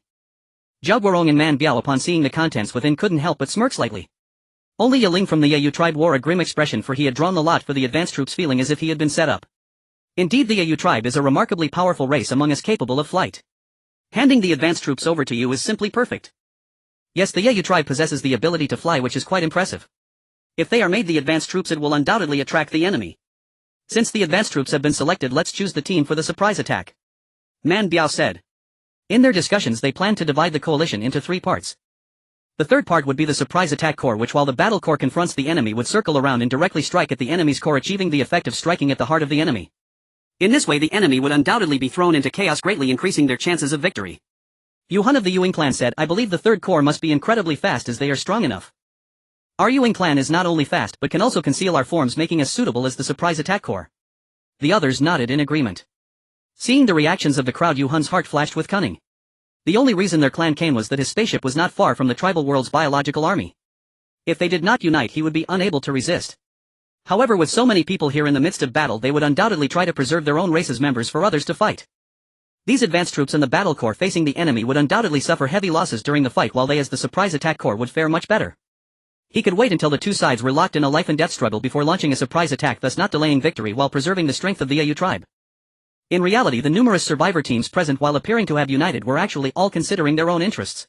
This included both interracial and inter-team dynamics. The snake race's Qin Ji also spoke. Time is running short, we must make a decision quickly. There were reports that the tribal world's large army had annihilated another spaceship, and had they not escaped in time they would have been completely wiped. The representatives of the various races were also shocked and quickly made their decisions. The Yeu tribe and the Beast-Ear girls with their fox-eared members would serve as the advanced troops, as they were the fastest. Then the Yuing clan along with several strong human teams and the Tiger-Ear girls and the Horseman tribe would act as the surprise attack corps. Following that, the majority of the human race, Luoman Star people, Horseman tribe, Six-Armed clan, Desolate God tribe, Beast-Ear girls, Snake women, Yeu tribe, Cat girls and others would form the main force of the army. Report. After the tribal world's large army annihilated a spaceship, their direction has changed, starting to circle around the edges in a counterclockwise manner, and they are now not very far from us. A man from the human race reported this. It seemed he had watched too many war shows, as he was now fully immersed in the scene. The bigwigs quickly checked the news. They saw that the tribal world's direction, which had originally been heading south, had suddenly changed to the east. Their coalition's position was precisely in the southeastern area, as it could gather the most survivor teams. Everyone thought that they could find a suitable battlefield not far from those tribal world beings, luring the advanced troops over and then annihilating them. Now it was just what they needed. There's no time to lose, let's implement the plan now. The advanced troops will attract the enemy while the remaining teams head to advantageous terrain. Man Biao said solemnly. With so many talents at their disposal, they had already scouted several advantageous terrains in the southeastern area that could serve as a battlefield. With favorable timing, location and manpower combined, they believed they could not lose to the enemy. Shouldn't we wait for Chang Cheng's watch and Man Ka to arrive? They will be here soon, the Desolate God clansman Gu Feng asked. The others quickly replied. There's no time. If we wait any longer, all those spaceships will be destroyed and more of our ships will be annihilated. Already some are dissatisfied with this situation. Let's conclude our coalition meeting here, it's time to go to war. Man Biao said firmly. Now as time passed, the tribal world's large army had already wiped out one spaceship after another. Among them, some survivor teams within their coalition had just witnessed their spaceships being destroyed, which was utterly despairing. They lamented and shouted in anger, questioning why they hadn't launched an attack sooner, otherwise their spaceships would not have been destroyed, creating quite a commotion. Some survivors, upon seeing the rout of the large army, felt their hearts leap to their throats, for that direction was where their spaceships were located. Hurry up and send troops. My spaceship is about to be annihilated. Damn it, this tribal world's large army is heading for my ship. Let's fight. Some survivor teams began rushing toward the group, holding discussions, but were stopped. Zhao Guorong, Man Biao and Gu Feng also realized that they could not afford to wait any longer, they had to go to war. Although their discussion seemed brief, quite a bit of time had already passed, which was enough for those beings to take many actions. Now is the time to fight. A resounding roar came from the core, exuding a powerful momentum. Subsequently, the simple plan was disseminated, ensuring everyone was aware of the battle deployment. The majority of the main battle faction, the advanced troops consisting of a dozen teams, had already set off. The surprise attack corps also had hundreds of survivor teams marching forward in a grand manner. The remaining teams would serve as the battle corps. At a glance, the sea of people seemed endless. As time passed, many survivors also realized the gravity of the situation. The tribal world's large army aimed to annihilate all spaceships and all outsiders. Moreover, without joining the coalition, their spaceships would be unprotected and those unregistered ships along the routes would not receive assistance. Man Biao, looking at the many survivor teams, felt his spirits stirred. There were probably several thousand teams just here. Calculating an average of 20 people per team, the total number of participants should already have reached over 100,000. Additionally, there were many teams like Qin Hao on their way, and some teams had realized that not joining would lead to exclusion. More teams would definitely join, forming a terrifying force of resistance. As the core's thunderous roar echoed, the phenomenon of voices spreading from person to person instantly emerged. From within to outside, the sounds rose and fell, ultimately forming a terrifying wave of sound. Fight! Fight! Fight! The domineering, intense battle cries resonated throughout the area, igniting the passion of everyone present. To witness such a shocking scene, even death would carry no regrets. Some individuals even turned red with excitement, clearly unable to contain their emotions. This grand feast gathered many people.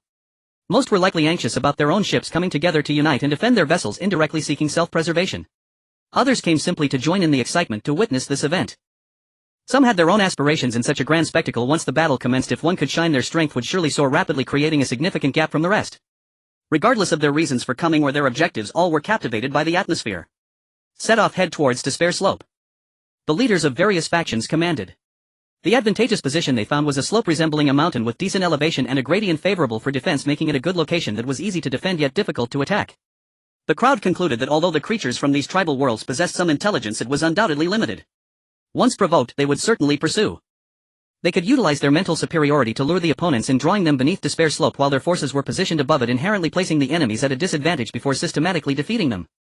With a strong team of survivors leading the way, the massive following behind them also came along their steps almost synchronized, exuding a fierce moment. With serious expressions on their faces prepared for battle, a chilling aura of death began to form. Tap. Tap. The strong and powerful footsteps stirred up gusts of sand, giving the atmosphere a somewhat desolate feel. Among the army, a few teams were less serious, appearing somewhat laid back. Sister Cilantro covered her mouth and chuckled, whispering, "What should we do? I feel like I can't hold it in anymore." It was all so serious, and those people had seamlessly entered their roles as if they were about to head to the battlefield to meet their doom. How were they achieving this? The onlooker, he sighed. What was that saying? The merchant girl knows not the hatred of a fallen nation, singing the song of the rear courtyard across the river. Although it feels like it doesn't convey the same meaning and isn't quite appropriate. Well, as long as you know what I want to express, that's enough. The others couldn't help but laugh. Was poetry really meant to be used like this? What was he trying to express? Was he suggesting that Sister Cilantro was indifferent to this battle? But the opponents were also here to join the fight. So moist, I didn't expect the onlookers to know poetry. Yes. Someone next to them spoke nonsense with their eyes wide open. Many teams also found these celebrities amusing and came to join them chatting away, and now they were just trying to flatter. Sister Cilantro slightly moved and said, can you really get into character that quickly? It's just a battle, it's not like we've never fought before. General Yuan Chang stood with his hands behind his back chuckling. Although some of you find it awkward and can't immerse yourselves in this mindset, that's simply because you haven't taken this matter to heart. If your ship were facing the risk of being flattened and the only way to avoid disaster was to secure victory in this decisive battle, your mindset would naturally align. Sister Cilantro murmured, "Who says I'm not taking it seriously? Even though our ship is on the opposite route from that large army, if we don't win we will definitely be trampled, alright." General Yuan continued, "So you're saying you haven't entered that state yet? In fact, among the leading teams there are still some capable individuals. This is called momentum. It can also be described as a kind of force. Once everyone merges their body and mind into it, there arises a shared thought of victory, greatly increasing the odds of winning this battle." As General Yuan's words spread, those present began to ponder. Is that how it is? In other words, these leading teams were creating a kind of momentum. Once established, everyone's combat power would significantly increase. Conversely, if the teams became disorganized, their combat effectiveness would decline. Yulei laughed. "I see, I didn't expect there to be such rules here." Quickly they all grew serious, following the main army, absorbing the atmosphere as they advanced. At the head of the teams, Zhao Guorong and Zhang Chuan called for teacher Qin Hao's team, which included Zhang Yu and Xiao Ping. They learned that these individuals had once been teachers to Qin Hao and had met him briefly at the Flying Dragon Nest. Zhao Guorong addressed Zhang Yu, saying, "Hello, you must be teacher Zhang. Could you please inform Qin Hao that we have mobilized and are preparing for battle? When they arrive they should flank the battle teams from the side, and they will have a great chance of disrupting the enemy's formation." They considered various strategies: a vanguard, a main force, and an ambush unit, along with reinforcements arriving from behind to join the main force, which would ensure more stability. Captain Zhang Yu nodded. "Understood, I will contact them as soon as possible." At this moment he felt a surge of excitement. To participate in such a grand battle was thrilling. Moreover, he felt honored to personally relay instructions to Zhao Guorong and Zhang Chuan, as their former identities were quite remarkable. It seemed that they were still benefiting from the prestige of Qin Hao. The few teachers felt somewhat moved. Their students truly brought them honor, the reputation of the Great Wall Guardians striking awe in the world. They could sense that nearby teams cast them respectful glances. After all, they were teachers of Qin Hao and had a good relationship with him. Then Zhang Yu and the others began to contact Qin Hao's group, relaying the message. Qin Hao and the others were still on the Windwolf, and since they were all powerful they ventured deep into the core of the tribal world, making their journey back extremely long, preventing them from regrouping with the main army. He glanced at the tribal world channel, slightly moved, saying, "They have already gathered many teams and have already engaged in battle. Divided into vanguard, main force, and ambush units, huh? Interesting." He quickly scanned through the messages, understanding their arrangements. Sun Yan asked, "So how do we arrange ourselves? I thought they would wait for us first." Qin Hao smiled. "The situation is urgent, they can't wait any longer, they must engage or they will incite dissatisfaction among the masses." As he spoke he noticed a message from teacher Zhang Yu. "Zhang Yu, Qin Hao Director Zhao asked me to inform you that your role in this battle is crucial. You are a remarkable force that will flank the enemy from the..." Upon seeing this, Qin Hao also became alert, rushing in from the side. "Are they a special force? This arrangement of theirs is quite interesting." He replied. Great Wall Watch understood him, hurrying over. "When the time comes I will strike from the side, catching them off guard." At the same time he informed the women of this matter. A few of the girls were somewhat moved. Lin Mangyao said blankly, "It seems they regard us highly, assigning us as a special force to influence the outcome of the war." Rao Shuqing replied with a wry smile, "Not necessarily. How many of us are there? While we are quite powerful we lack the capability to directly decide victory or defeat." Qin Hao chuckled lightly. "While that's true, there is some truth in Menjio's words. We have 6 second-tier elite fighters, 4 lower tier, I am of high tier, and Enran is top tier. With the fall of the 2 kings of the tribe world, the Flying Dragon slain and the Goblin leader dealt with, their main forces likely do not have as many second-tier elite fighters as we do." Qin Hao analyzed the situation, letting the women know just how strong their team truly was, indicating that they indeed had the potential to decide the outcome of the battle. Of course this is only under the condition that both sides are not vastly mismatched. If the survivors team were to be directly crushed by the large forces of the tribe world, even if they joined, they would struggle to withstand. As time passed and with the movements of various parties, the situation of the battle has now changed. Despair Slope is a vast mountain slope located on the southeastern edge, resembling a large mountain with a manageable incline. At its mid-level there is a platform large enough to accommodate many people. This slope continues to undulate, surrounded on three sides, with one side facing directly ahead and the other two flanking it, forming a circular shape. From a distance it appears as a valley encircled by mountains, making it suitable as a burial ground. On the seemingly barren Despair Slope with only a few weeds, many survivor teams stand solemnly, their expressions grave. They had expended considerable effort to climb up here. From their vantage point on the slope they could see a swarm of dark creatures rushing toward them. Before that group of creatures were the members of the Crowfeather clan flying and the agile Fox-eared clan fleeing rapidly. If they slowed down even a moment they could be instantly devoured by those powerful beings. Yet even so, those advanced teams had suffered casualties to varying degrees. The fleeing teams bore visible injuries, clearly having sustained considerable harm. Behind them the bloodbats and carnivorous birds pursued crazily. These flying creatures were the fastest. Following them were numerous various strange creatures, including the roaring lion, the North Wind Wolf King, and the nine-headed serpent, all rushing over with immense might. Looking back there were many formidable beings, towering giants over 2 meters tall, appearing to have astonishing defenses. Barbarians and archers interspersed among them could engage in battle at any moment, while goblins wielding curved blades acted as assault troops. At the rear the most oppressive were those covered in full armor known as the Pika. While they had incredible defenses, their combat abilities were equally terrifying. With a swing of their mighty blades ordinary individuals could be instantly reduced to blood mist, an extremely terrifying prospect. The mages clad in dark purple robes bore cold expressions, and once they cast spells their offensive power was extraordinary. Moreover, there were terrifying demon trees, sentient trees from the core of the tribe world capable of moving into battle. Among them were bizarre ugly creatures, mysterious beings carrying lanterns seemingly known as the lantern spirits. The main forces of the tribe world were vast in number, their strength extraordinarily daunting, instilling fear. Among them the carnivorous birds and bloodbats were the fastest, relentlessly pursuing the Crowfeather clan and the Fox-eared clan. If caught they would be directly torn apart. Bloodbats would suck blood, while carnivorous birds possessed terrifying beaks capable of biting away flesh. The crucial point was that the Crowfeather clan did not dare to stop for even a moment, for stopping would not only risk attack from these flying creatures but also a multitude of other tribal biological armies. Among the Crowfeather clan, Crow Ridge cried out, "What on earth are these terrifying beings? They're so fast they've caught up to us already."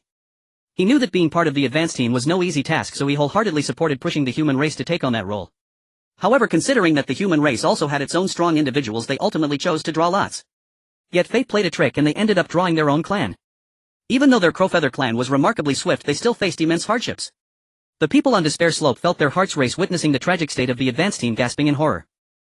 This was a selection made for speedy races. Had the human race been chosen, they might have all perished without even drawing the enemy's attention. At this moment everyone gazed with hearts pounding at the densely packed tribe world creatures, overwhelmed by deep shock. Such a scene was hard to forget. Gulp. Many swallowed hard, wondering why they felt so dry in their mouths. Hiss, this is too terrifying. Can we really overcome them? Indeed, all kinds of strange creatures, various demon beasts and tribal beings. This is overwhelmingly oppressive. They couldn't help but question themselves, could they win? Even though they had gathered many teams and occupied a geographical advantage, they still felt somewhat uncertain, for the sheer number of these tribe world beings was too great and too oppressive. They were so densely packed that it was nearly impossible to count, for as they slaughtered along the way they also attracted more and more other creatures, making their numbers keep increasing. The crowd watched as the vanguard successfully attracted the creatures from the tribal world, feeling a surge of excitement. Good news, they had smoothly drawn the main forces of the tribal world here. However, the bad news was that it felt somewhat terrifying, as if they might not be able to withstand the oncoming forces. The Yeyu clan, led by the Fox-eared maiden, shouted towards the people on the Despair Slope, "Hurry up and take action, for heaven's sake. Indeed, this damned Despair Slope. We still have to climb it, so hurry up and act." The Fox-eared maiden couldn't fly, although she could run swiftly. Climbing this slope was a different challenge. Zhao Guorong and others, including Man Biao, issued commands. Archers, prepare to shoot. Instantly some already prepared archer teams swiftly knocked their arrows and aimed at the bloodbats and man-eating birds. Whoosh! Whoosh! Whoosh! Arrows flew out, accompanied by the sound of whistling winds, targeting the enemies.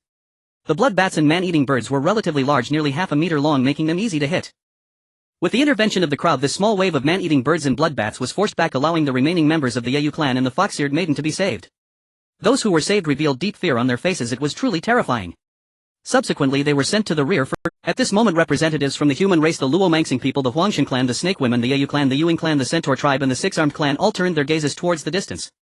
In the distance loomed the dark mass of the tribal army, which had halted its advance, gazing at the survivor teams on the Despair Slope. The mages and the King of Pikachu also noticed the anomaly and ordered the army to stop and face off against the survivor teams. The bloodbats and man-eating birds were circling in the air, emitting shrill cries.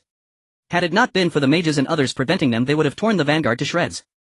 The mage, dressed in a dark purple robe, gazed at the outsiders on the Despair Slope and spoke softly. "Pikachu, these outsiders were indeed sent to lure. The people here must be the coalition of those outsiders. Once we annihilate them, the survivors within the tribal world will be left without any power to resist. It matters not, although they occupy some advantageous terrain, their numbers and strength cannot compare to ours. Let's crush these ants completely. Could there be any traps? Are we really going to engage directly? The lantern spirit voiced, its voice seemingly emanating from the lantern itself. Upon hearing this, the mage evaluated both sides' strengths and decisively stated, even if they hold the terrain, what of it? Our strength surpasses theirs. The disparity in strength between the two sides was immense. They certainly wouldn't be able to stir up much trouble. Their united purpose was to eliminate the outsiders, eradicate everyone, and plunder their resources.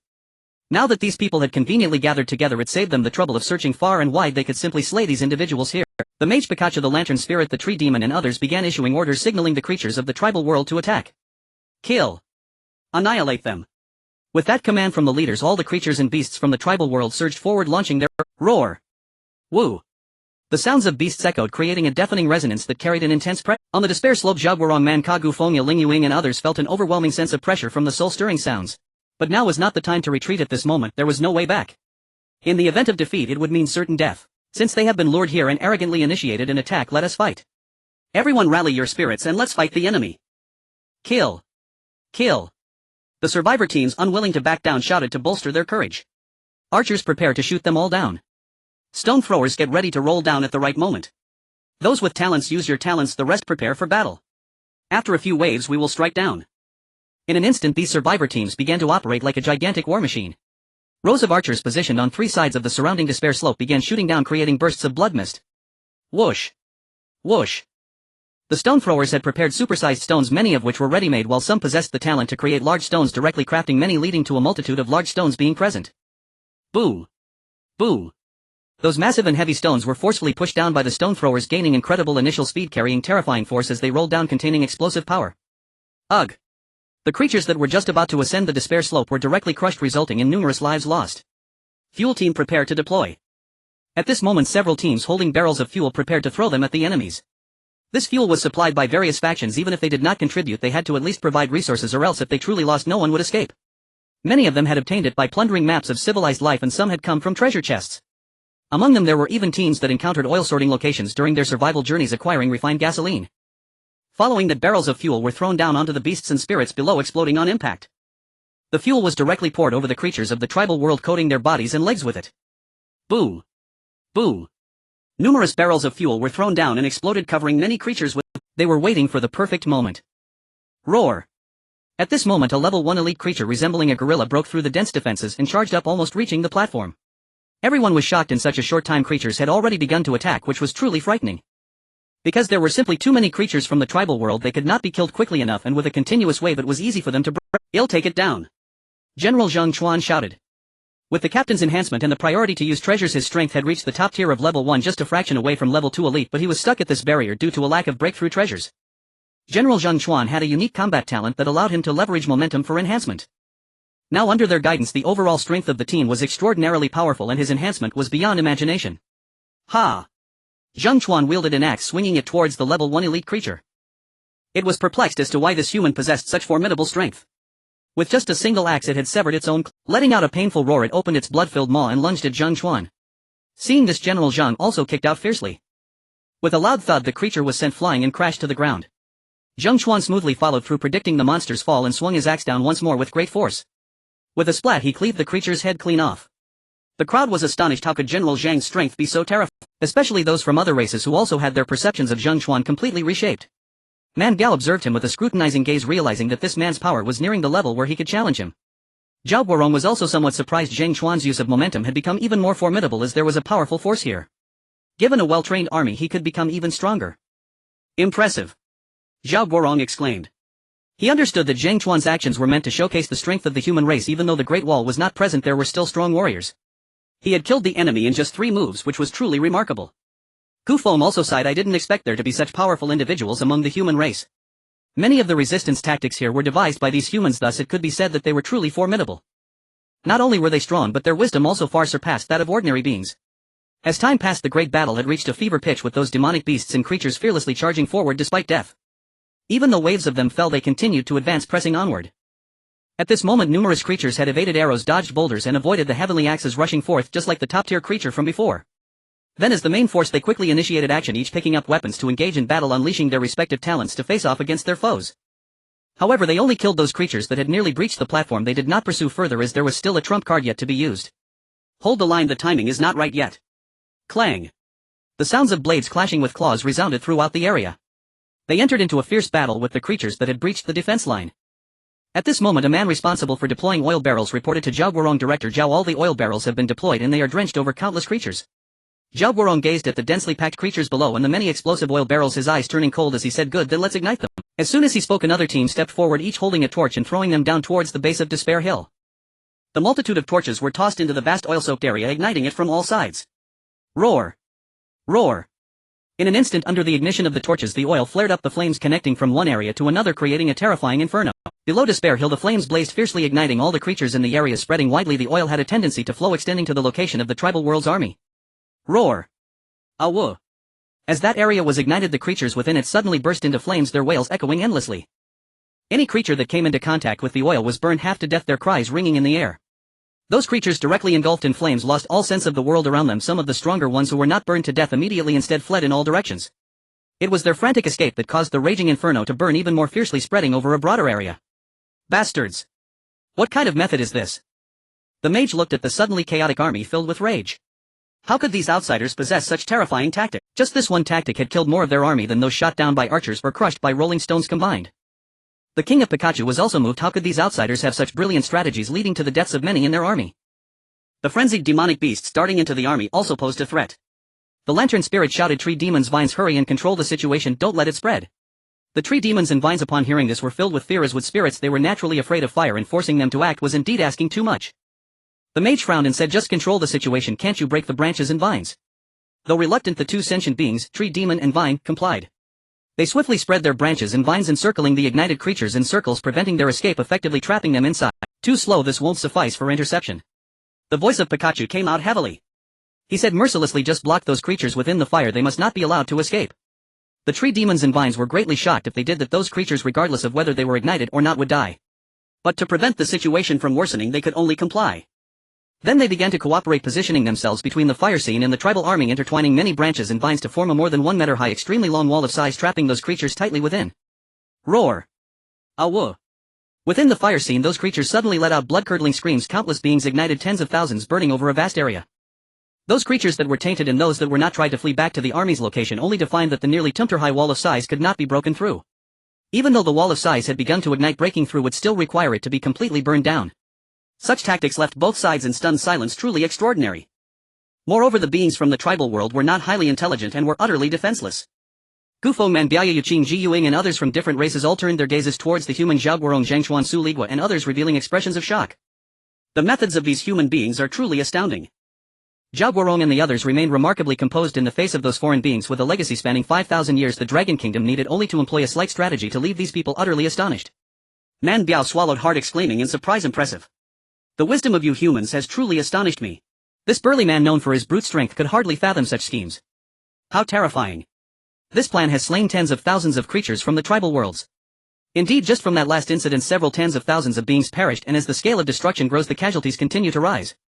If those creatures from the tribal worlds hadn't tried to block with that plant wall, even more would have been caught in it." The crowd here engaged in lively discussion. If one were to look down from the sky, they would see an expansive and horrific cremation ground beneath the despair slope where countless lives were interred. In that area, fierce flames raged, nearly creating a vacuum. The creatures above were forced to flee towards the platform of the despair slope, but they were systematically annihilated by the coalition of the main combatants. Outside the inferno, a few creatures yet untainted by the flames rushed back, only to be blocked by a wall formed by various tree spirits and vine spirits. It was only a matter of time before they too would be engulfed in flames. Atop the despair slope, many beings from other races cast wary glances towards the direction of the humans. Qing Ji quietly remarked, "Humans are truly clever, such tactics are genuinely formidable." Zhang Chuan smiled and said, "Too kind, this is merely the result of everyone's support in favorable circumstances." Over there, General Yuan along with the onlookers and Sister Xiangxai exchanged smirks. Indeed, those elites of the Dragon Kingdom were cunning, devising such underhanded tactics against their foes. General Yuan sighed, "I can't shake the feeling that the schemes of those fellows go far beyond this." He believed that the potential for further damage still loomed. Indeed, at that moment Zhao Guorong stepped forward, commanding, "This raging fire is advantageous for us, but to avoid our disadvantages and to amplify our advantages, I need gifted individuals to assist me." With that he solemnly declared, "Harness the east wind." I call upon all wind-type gifted individuals to come forth to fan the flames of this great fire and push it onward against the forces of the tribal world. Upon hearing this, the crowd gasped in astonishment. It could be done this way. Harnessing the east wind. The Dragon Kingdom's people pondered thoughtfully. Indeed, that was a clever old fox.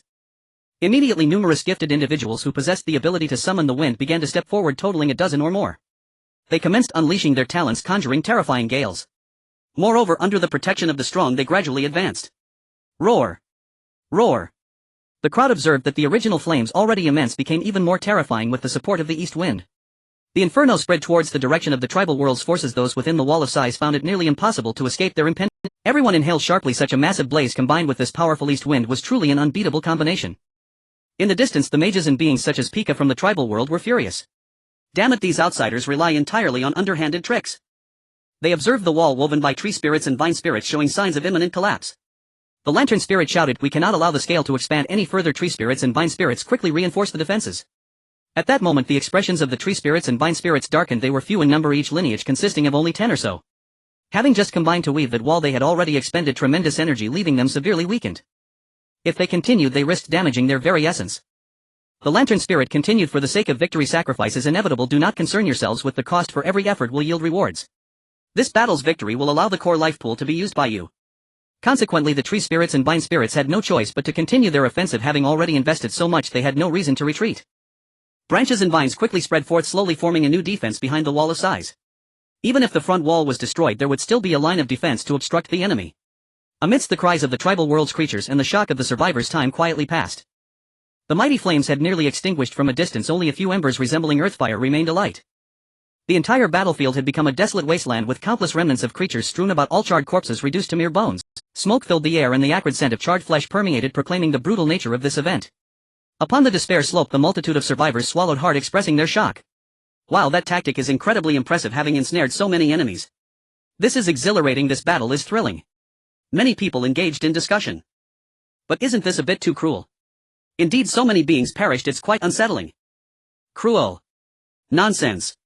This is survival. If we don't act decisively, we'll be the ones dying. Exactly. If we wait until they annihilate our ships, who will survive? In this moment, right or wrong had become irrelevant. They only knew they sought survival, and the creatures of the tribal world sought to live as well. The true fault lay with the world itself. On the side of the tribal world, although they had just suffered significant losses, they were still numerous enough that it couldn't be said to be crippling. They had lost about 20 to 30%. Now that the flames had been extinguished, the situation had been brought under control. Mages Pika, the king, the lantern spirit, tree spirits and vine spirits all exhibited fierce determination. Kill them. Exterminate them all. Having just suffered heavy losses, they now sought the blood of their foes to honor the fallen. This time it was not the monsters and spirits leading the charge. Instead, the mages and Pika took the lead. Suddenly the massive army of the tribal world began to roar and charge towards the despair slope. The battle was about to erupt, marking the true beginning of the conflict. Since arrows were not an endless resource and stones would eventually be depleted, with so many creatures slain, the supplies were nearly exhausted. Those creatures found it easy to break through the defenses and began to advance. Zhao Guorong and the others understood that they could only engage in a real fight now.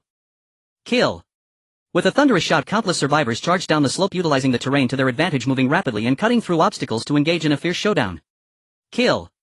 Brothers fight with daggers. Charge, annihilate them. Countless survivors began to descend from the platform like a torrent, rushing toward the main force of the tribal world. The two sides instantly engaged in battle, creating a scene of tremendous shock with cries and screams echoing through the air. Various survivor teams clashed with the diverse beasts and members of the tribal world. Among them, the representatives of the major races were the most powerful, able to hold back numerous enemies almost single-handedly. However, the tribal world was even more formidable. Giants stood at the front, boasting immense defensive power, absorbing substantial damage. The mages began to cast fireballs, launching them one by one. Each fireball caused area damage, inflicting suffering on survivors wherever it lay. Creatures like Pikachu were even more terrifying, as the survivors could hardly breach their armored defenses, and instead Pikachu harvested lives with each strike. The spirit of the lantern possessed an ugly face. Beneath its withered hand was a strange lantern emitting eerie, sinister light. Every time it vibrated, the strange lantern would emit waves of sinister light, sometimes a dozen beams aimed directly at the survivors. Once a survivor was contaminated by the light without evasion, they would immediately become disoriented, their gaze vacant as if under a spell, falling into absolute passivity. Subsequently, those dazed survivors would be killed outright under the assault of those creatures. The tree spirits also began to exert their strength, with countless branches emerging sharp and deadly. Being struck would deal immense damage. Their attacks sometimes even surged from beneath the ground. The vine spirits extended countless tendrils, coiling towards the survivors. Once ensnared, resistance would be nearly impossible. Creatures from the tribal world launched relentless attacks, demonstrating overwhelming strength. The losses from the previous battle did not deter them, instead they became more ferocious. Among them the most powerful creatures of the tribal world were 4 in total. They were the Mage King, the Pikachu King, the Lantern Spirit and the Tree Demon, all possessing the strength of level 2 elites, with the Pikachu King reaching an alarming mid-level 2 elite. Each of their attacks could slay numerous survivors, showcasing their tyranny. In contrast, the strongest among the survivors seemed to only reach the pinnacle of level 1. Though they were enhanced by treasures and possessed great talent, they could easily defeat ordinary level 1 elites, but against slightly stronger creatures they would find themselves at a disadvantage. As for the strength of level 2 elites, it was even harder to contend with. Only powerful races like the Romanians and the ancient god tribe could manage a confrontation, but the outcome would undoubtedly be defeat. The human race represented by Zhao Guorong and Zhang Chuan was limited by their ordinary physique. Despite their remarkable talent and past use of physique-enhancing treasures, they still couldn't match a level 2 elite. In fact, they were not even a match for the Romanians. Thus, in the midst of battle, although the survivor teams had previously inflicted great damage on the creatures of the tribal world with arrows, stones and fires, and occupied advantageous terrain that provided leverage from above, faced with such a multitude of tribal world creatures, they still found themselves in a stalemate, with signs of being at a disadvantage emerging in a short. On the tribal world side, mages and the Pikachu King faced no obstacles, advancing like a raging tide, treating the survivors as inconsequential, though initially the survivors held a significant advantage, depleting many of their foes. Once the real battle commenced, it became evident just how terrifying the strength of the tribal world was. Not only were they numerous, but their spirits were also incredibly strong. Man Biao said in a deep voice, "Let's gather a few stronger individuals to restrain those level 2 elites, or we will surely be at a disadvantage." If allowed to continue their slaughter, how many survivors would be left to fight back? However, on the side of the tribal world there were as many as 4 level 2 elites, making it truly difficult to entangle them. Zhang Chuan and Man Biao along with several Romanians charged towards the Pikachu King, aiming to restrain it. This creature was far too powerful and possessed armor that was nearly impossible to breach, necessitating the dispatch of more strong individuals. Zhao Guorong also led the Crow-winged clans Ling and other strong fighters to besiege the Mage King. Although the Mage King's attack was fierce, its defense was relatively average. Thus several giants surrounded it, and if they could maneuver around the giants to attack, they might be able to restrain this Mage King. Su Ligua also led General Yuan and a host of strong fighters toward the Lantern Spirit. This creature was simply too strong. Ancient god tribesman Gufeng also brought many of his fellow clansmen to stop the Tree Demon. If left unchallenged, its output environment would be quite advantageous. Kill. We survivors are not to be underestimated. We are invincible. Hold firm, perseverance is victory. We have reinforcements. The roar reverberated throughout the area. From a distance one could see a shocking scene. Countless survivors descended from the Despair Slopes platform, engaging in battle with the dark mass of tribal world creatures advancing toward them. They seemed to merge into one, beginning a close-quarters fight entangled with each other. The scene was incredibly intense. At this moment, behind the creatures of the tribal world, several hundred survivor teams emerged. They were the shadows from the Yueying clan along with strong individuals from other teams charging in. Due to the entanglement of various teams in this surprise attack, the shadows intended to delay their arrival, but under pressure they had to come quickly to provide support. Kill. Attack from the rear, annihilate them. The several hundred teams began to charge into the rear of the large tribal world forces, striking at the enemy's back. This surprise force, having approached from behind, was akin to a sneak attack, yielding excellent results, instantly wiping out many tribal world creatures and causing chaos among their ranks. With the emergence of this surprise force, the strong individuals atop the Despair Slope also showed a flicker of excitement. Reinforcements had arrived. Just moments ago they felt a hint of despair, but now the appearance of this surprise force seemed to have a remarkable effect, causing the main forces of the tribal world to fall into disarray. At this moment, with the addition of the assault troops, the situation indeed underwent a subtle change, causing a slight turmoil among these creatures as they were caught in a pincer attack. However, before long as time passed, they would realize that the integration of these hundreds of assault troops was akin to a small stream merging into a lake, causing little impact on the densely packed creatures of this tribal world. After all, the two sides were not on the same scale.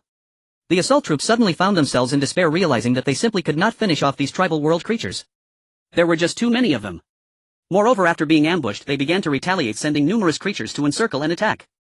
The King of Mages, upon noticing the assault troops, was initially somewhat surprised, as they had attacked from behind and he was caught off guard. However, they quickly understood that the number was estimated to be only around 10,000, which was negligible compared to their grand army. Even with heavy casualties and the loss of many lives, they still had millions left. Furthermore, the creatures of the tribal world generally possessed substantial strength, otherwise they would not have seen half of the survivors fall after the blood moon. Overall, the strength of the tribal world far exceeded that of the survivor team. The Mage King showed a disdainful expression and sneered, "Do you think that flanking from both sides can turn the tide of battle? How naive. In the face of absolute strength, everything is futile. You cannot stir up any waves. Today you shall be utterly annihilated here." After saying this, he hurled a large fireball which killed many survivors within its range. On the other side, the King of Pikachu stood with a knife, effortlessly slicing through a powerful Luoman alien who was at level 1 high rank. He uttered in a deep voice, "Boring. These feeble survivors are truly no match. They even dare to unite and resist. How interesting." The King of Pikachu was indeed the strongest among all present, possessing the capital to be arrogant. Even when facing this naturally powerful Luoman alien, he could dispatch it with a single strike, embodying an invincible presence. Whoever stood before his blade was destined to die. Though the King of Pikachu's attacks were slow, each strike was a display of violent aesthetics. Just then he swung his sword again, ending the life of a level 1 high-ranking 6-armed clan member, which was terrifying. Among the survivor teams, those kingly figures with level 2 elite strength revealed expressions of despair.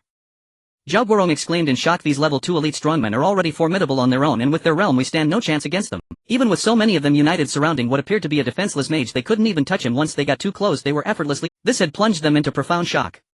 If this was the king of mages encountering the king of Pikachu, would mean certain death. They were simply no match. This is far too powerful. Man Biao felt a chill run down his spine, having thought that his Luoman aliens were strong enough to at least hold their own against this level 2 elite king of Pikachu. But reality had shown him how naive he was. The king of Pikachu belonged to the strong echelon, and now at level 2 elite strength he was even more unfathomable.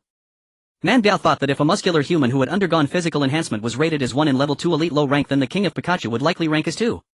His Luoman aliens would probably be around 1.8, while the Mage King should be about 1.1, the Lantern Spirit 1.2, and the Flying Dragon at 2.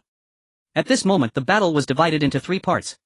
One part involved the leaders attempting to restrain the level 2 elite kings, but they were having little effect and found themselves in an absolute passive state. The second part was the battle between the ordinary army of the tribal world and the survivors. Due to the sheer number and overall strength of the tribal creatures far exceeding that of the survivors, they were essentially being beaten down without any power to resist. The third part involved the rapid, unstoppable assault troops. Initially taking the enemy by surprise had indeed granted them a significant advantage, but once the enemy reacted they were quickly suppressed. All the survivors had collapsed, all fronts were defeated, with the creatures of the tribal world nearly completely trampling them. The joy of having gained the advantage earlier had now vanished, replaced by deep despair. The ancient god clan's Gu Feng had his arm pierced by the branches of the tree demon king, gritting his teeth and letting out a muffled groan.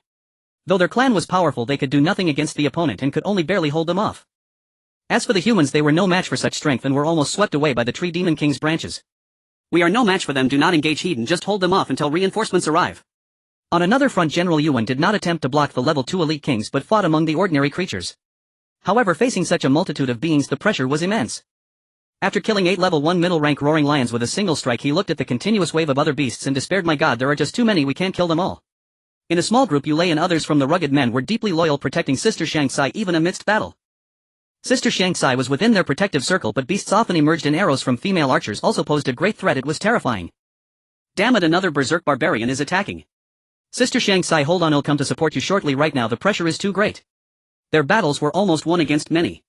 Although they had previously used the terrain advantage to ambush and kill many lives, it was still far from enough to cripple the enemy. The creatures of the tribal world remained overwhelmingly large. Nangong Xingya, under the motto "Healer cannot heal oneself," wielded her long sword, slaying one wild wolf after another.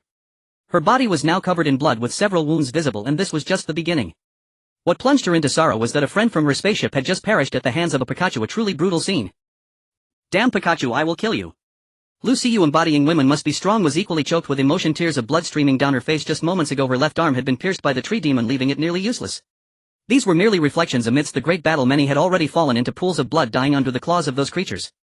Many others were also severely injured. Some had broken arms, others were missing legs, and various tragic states were frequent. Everyone in the fight was plunged into deep sorrow. In just a short time their coalition had fallen into absolute passivity. The previously advantageous mood was instantly shattered, turning into profound despair. Among the survivors, some individuals possess talents suited for analyzing battle statistics and thus do not engage in direct combat but instead relay messages within the tribe's world. They continuously transmit information and were initially quite pleased with the recent battle outcomes, sharing their joyous reports. Among them, the reporter Li Xian was the most enthusiastic in his updates. "Truly impressive. Our Dragon Brothers strategist lured the enemies using the vanguard, then capitalized on the geographical advantage. First they depleted the enemy's forces with arrows, then followed up with rolling boulders. After that they unleashed a massive attack, turning this place into a crematorium, even harnessing the east wind to leave the creatures of the tribe world dumbfounded. Absolutely remarkable." He reported extensively here, not forgetting to urge the other survivor teams to join the battle. "Only by uniting all survivors do we have a glimmer of hope. Otherwise, if these tribal armies win, all survivors will be exterminated. All ships will be annihilated and all survivors will be killed with resources wholly plundered." In fact, with the earlier discoveries, the previously gathered survivor teams have continued to grow in number as many have come to realize the severity of the situation. Even in fear, they felt compelled to participate, otherwise defeat would mean near certain death. At this moment many in the comments section were urging for updates on the situation. "Brothers, how is the situation now? After the previous victory, having slain so many creatures from the tribal world, what is the status now?" Li Xian replied, "The situation is grim. As the real battle with real weapons has commenced, we have fallen into a disadvantaged position. Some powerful individuals went to encircle the 4 secondary elites, but they could only slightly hold them back. We have a raid force composed of hundreds of teams. Initially it was effective, but soon after they adapted and fought back. Now we are being crushed on all fronts, suffering numerous casualties, and it is extremely tragic. As these words spread, the entire survivor team and the tribal world was plunged into a state of shock. Is the current situation truly that dire? There are simply too many creatures from the tribal world, leading to a near defeat of the coalition. Many were responding below. Brothers, hold on. We are coming to support you. Don't fall. My ship is not too far away. If you fall, we're done for. Yes, don't you dare give up. Don't lose. This battle is crucial to the fate of many and is of utmost importance. On the wolf on the gale, Qin Hao and the others furrowed their brows, their moods having shifted from previous joy to current heaviness. Initially they were quite elated, as the great victory of the survivor team was undoubtedly a delightful surprise. However, as the real battle escalated, the devastating defeat of the survivor team not only increased their stress but also quickened their pace. If they lose, even we cannot retreat unscathed, Qin Hao assessed. Their ship's trajectory was nearly identical to that of the creature's previous attacks. If they were to destroy another 10 or 20 ships, they could reach the location of their own vessels. And currently the ships cannot operate on a large scale, so this battle absolutely must not be lost. Defeat would spell doom. Rao Shuqing, Lin Mangyao and the others were equally anxious, never having felt such gravity before. Below the despair slope, both sides clashed fiercely, with the battle reaching a fever pitch. The clashing sounds of weapons filled the air while desperate screams echoed incessantly. In this period both sides had suffered numerous casualties, becoming numb to the loss of life. Even those who once smiled broadly now wore serious expressions, treating the situation with utmost gravity. Sister Xiankai's charming face had been cut and her tears had long dried. She had never faced such hardship. Her opponents were two formidable mountain tigers and she had to face them alone. By the side the onlookers, Qin had lost all motivation to simply watch, now appearing haggard and evidently overexerted. The sturdy men like Yulei were also struggling to protect themselves, facing numerous enemies and scarcely able to attend to Sister Xiangcai. General Yuan, leading the warriors of their ship, was also resisting with great tenacity. Nangong Qingya, the healer who cannot heal herself, felt her heart grow cold. The continuous loss of her friends had left her numb. The Ruin organization was also experiencing casualties. Zhao Guorong, Zhang Xuan and Su Ligua among the human race were deeply affected, feeling the weight of their coalition's defeat against the threat of secondary elites. If this continues, they are almost certain to lose, ultimately being ruthlessly trampled by the creatures of the tribal world, and the remaining teams will find themselves in a state of disarray. They urgently needed someone to break the impasse, someone who could rally everyone and lead them to victory. At this moment the survivor team was being utterly crushed and the advantage of the despair slope had vanished. Every survivor faced numerous tribal creatures attacking them, creating immense pressure. In the battlefield even the mages, when up close, remained formidable. After defeating nearby foes they hurled fireballs into the survivor ranks, incinerating many. It chuckled, saying, "Ha ha ha, well done. Eliminate all these outsiders." The Mage King looked at the resources scattered on the ground, feeling somewhat excited. These outsiders have resources dropping upon their defeat. If we kill them all we can directly share the spoils. Yes, very good, replied the Lantern Spirit. How delightful. After we finish off this wave these outsiders will no longer be able to gather in such numbers, right? If that's the case we can push through and eliminate all the outsiders' vessels, seizing their resources. They understood that these outsiders possessed some intelligence, managing to unite just like them in the tribal world. However, despite their large numbers they were far inferior to the tribal world's depth. This is only natural, as the tribal world originally had more creatures than outsiders, making them significantly stronger. Thus it led to the loss of over half of the survivor team on the first night after the Red Moon. After all, this was a brilliantly orchestrated survival game by the Heavenly Tao. At this moment the King of Pikachu was also slashing down one survivor after another, while the survivor's attacks merely bounced off its armor, showing little effect. It emitted a dull sound, saying, "Boring, so boring. Weak survivors, so fragile, none can put up a fight. Annihilate them all." The Mage King shook his head and said, "Indeed, they are simply too fragile to withstand our invincible army. Under the assault of our grand forces they stand no chance whatsoever. Kill, trample them." Below the despair slope the land, scorched black by the flames, had been trampled anew, almost restoring their original appearance save for some dark patches. Winds blew in gusts, raising waves of dust and sand in this desolate land, which was nearly bare except for a few weeds appearing exceedingly bleak. The survivors, upon hearing the mockery from the second-tier elite warriors of the tribes, wanted to refute but found no grounds for a counter-argument. Indeed, facing those powerful beings across from them they had no strength to resist. Neither the sheer number of the Grand Army nor its top-tier strength could be compared. Many faces showed despair. They had previously enjoyed great victories, yet now were they to face utter defeat. But if they were to be defeated, these tribal beings would mercilessly annihilate them. Of the thousands of teams here, perhaps only a mere 10% would escape. Yet even if they managed to flee, what then? They would still be relentlessly hunted down, ultimately succumbing on the path of pursuit. Perhaps some could successfully evade, but all survivor teams aboard the spaceship would be obliterated. How could they survive? Surrender. You are bound to lose. If you beg for mercy now we might still spare your dignity, perhaps even leave you with complete corpses. Ha ha ha. Exactly. You have no path but certain defeat, or you could choose to ally with us, turning traitor, and perhaps gain a chance at— How utterly boring, so weak and pathetic. The mocking words from the tribal beings rang sharply in everyone's ears, so grating to hear. Within the survivor teams many had already broken down some entertaining thoughts of fleeing. In such a short time of battle they had lost so many, and being completely overwhelmed the hope for victory was nearly non-existent, compounded by the derisive taunts that had nearly shattered their psychological defenses. Ah. I can't take it anymore. I don't want to die. I want to escape from here even if it means hiding forever, a man screamed. Having said that, he abandoned the fight and began to flee, heading for the side of the despair slope. I can't hold on any longer, let's disperse and leave our fates to the heavens. Perhaps some can survive. Another person shouted, wah. I don't want to die either. A girl, her psychological defenses shattered, also fled to the side. However, before anyone could dissuade them, they were already caught up by the monsters, all savaged and perished beneath their jaws. Once the thought of abandoning the fight arose, their combat power drastically diminished, making resistance even more impossible. Among the stronger teams, those entangled with the tribal elite warriors were also shouting fervently. We have no retreat. Once we withdraw, death is almost guaranteed. Do not choose to flee, it will only hasten our demise. We must resolutely resist, only then do we have a glimmer of hope. We cannot retreat. Yes, brothers. Once we retreat, we will find no escape. If we grit our teeth and endure, perhaps we can still turn the tide. Clear the fog and see the blue sky. With the words of Manka Gufeng Zhaoguorong and others, many survivors also chimed in, boosting morale while explaining the fate of fleeing.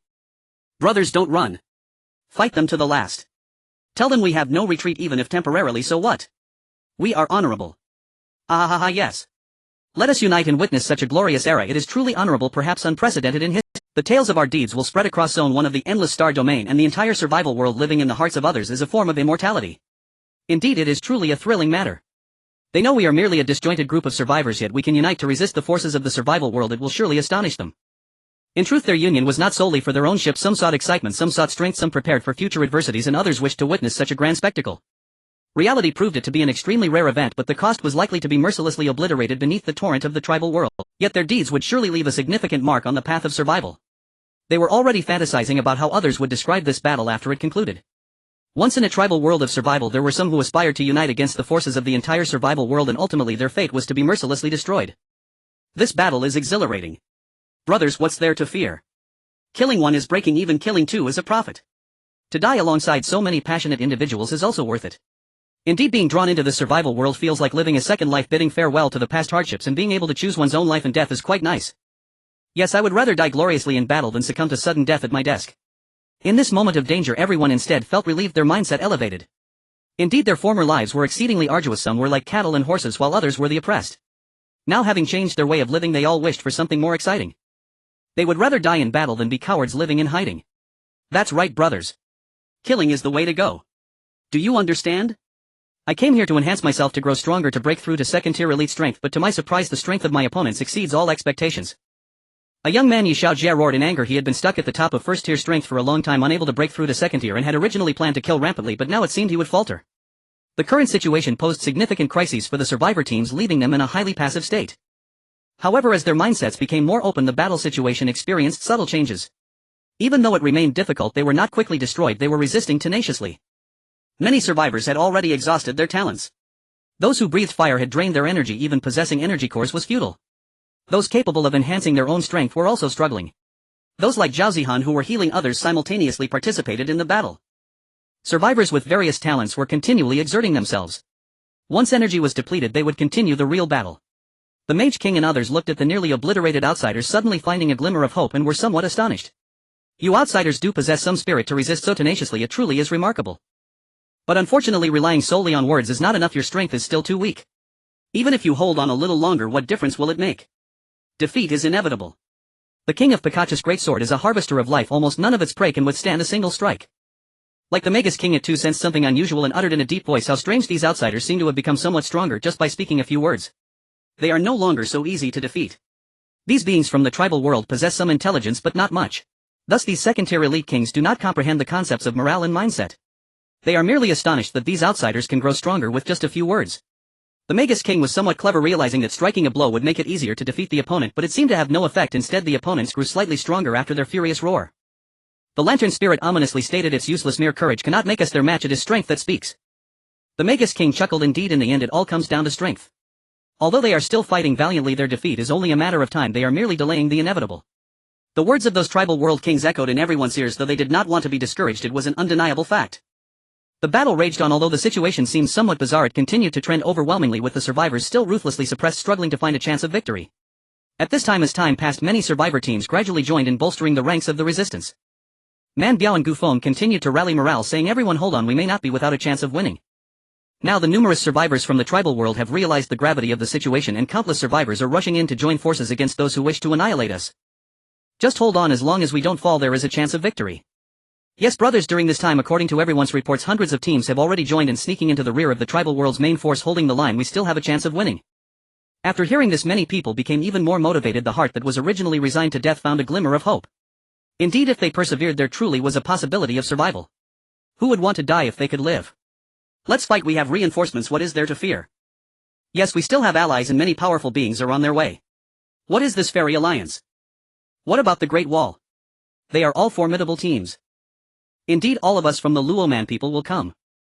Moreover, our incredibly powerful Captain Manka and another captain of second-tier elite strength are also on their way. As these words were spoken, everyone's eyes lit up. Yes, they had reinforcements. If they could hold on, there was indeed hope for survival.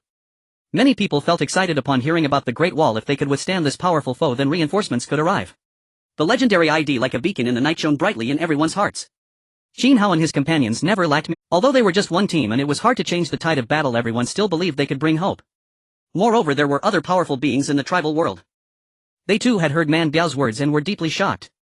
No wonder the Luoman people are known for their innate strength, being a level 1 intermediate race from birth. Hearing his words, they already had 2 captains of second-tier elite strength among them.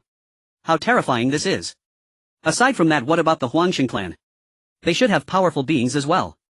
As these words spread, everyone rekindled hope. If that were the case, there truly was hope. At this moment it seemed that the Mega side also heard something and revealed a look of disdain. How ridiculous do you outsiders think you have reinforcements? Ha ha ha. Do you still dare to hope for a miracle to happen? Not a chance. Our tribal world is united and we are invincible. Besides us there are goblins heading to summon the goblin chief, and some demon beasts are also calling for the Earthshatter Bear King to come. Moreover, there are at least 2 kings coming to aid. Can you withstand that? As the words of the Magus King spread, a chill engulfed everyone's hearts, chilling them to the core. Indeed, the overall strength of their tribal world is undoubtedly stronger than that of these survivors. They did not expect that they had made thorough preparations and that 2 kings were on their way to support them. What could they do? How is this possible? They actually have reinforcements. Doesn't that mean we're doomed? Everyone felt uneasy, but there was no way around it. The battle must go on and they had to hold on. The fighting continued, fierce and intense, escalating to a boiling point. Not far from the side of Despair Hill, Qin Hao and the others were nearing their destination. With the wind and wolf spirit enhancing their speed, they moved swiftly, but due to the long distance they even switched out for a wave of demon beasts to arrive. Qin Hao held the listening wind ear device and overheard some of the previous conversations, realizing how serious the situation was. Upon arriving at the scene, Qin Hao immediately took the lead and charged back. This group, consisting of 3 second-tier elite strength experts, led a multitude of top-tier level 1 experts marching powerfully into battle. Though they were only 10 people, they were as formidable as an army of thousands, directly breaking into the left flank of the tribal world's main force. Kill! Qin Hao's roar echoed as he swung his great blade, charging through like a raging tide, unstoppable, creating a vacuum around him, fierce and unyielding. The Great Wall Watchers have arrived. What is there to fear? A thunderous shout erupted, amplified by innate talent and extraordinary abilities, reverberating across the battlefield so that nearly every soul heard it. At the sound of that mighty cry, despair in many hearts instantly ignited into fervent hope. All survivors' eyes blazed with renewed determination. The Great Wall Watchers had come. That commanding voice, coupled with their formidable 5th-tier strength, sent waves of exhilaration through the ranks. It calmed the anxious, stirred the weary, and carried more weight than any prior rallying speech. This surge of confidence sprang from the Great Wall Watchers' overwhelming power, their legendary renown, and the mythic aura that surrounded them. Heavens above, the Great Wall Watchers have arrived to reinforce us. What marvelous news! Brothers, hold fast, we have hope now. With Qin Hao's arrival, morale soared, every fighter burned with fierce anticipation. General Yu and Sister Xiang Sayulei Kan Nan Gong Qingya, the Fist King Isiajia, all lit up at once. He was here. Zhao Guorong, Zhang Chuan and others likewise felt their spirits stir. This man's presence alone proved more potent than any exhortation. Man Biao, hearing the voice that once thrashed him mercilessly, experienced a complex surge of emotion.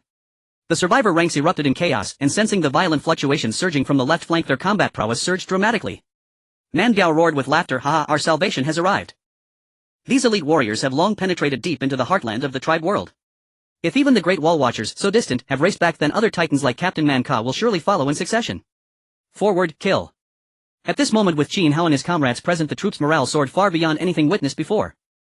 Indeed, these elite forces had already advanced deep into the tribe world's core. The reinforcements arriving now were overwhelmingly among the strongest.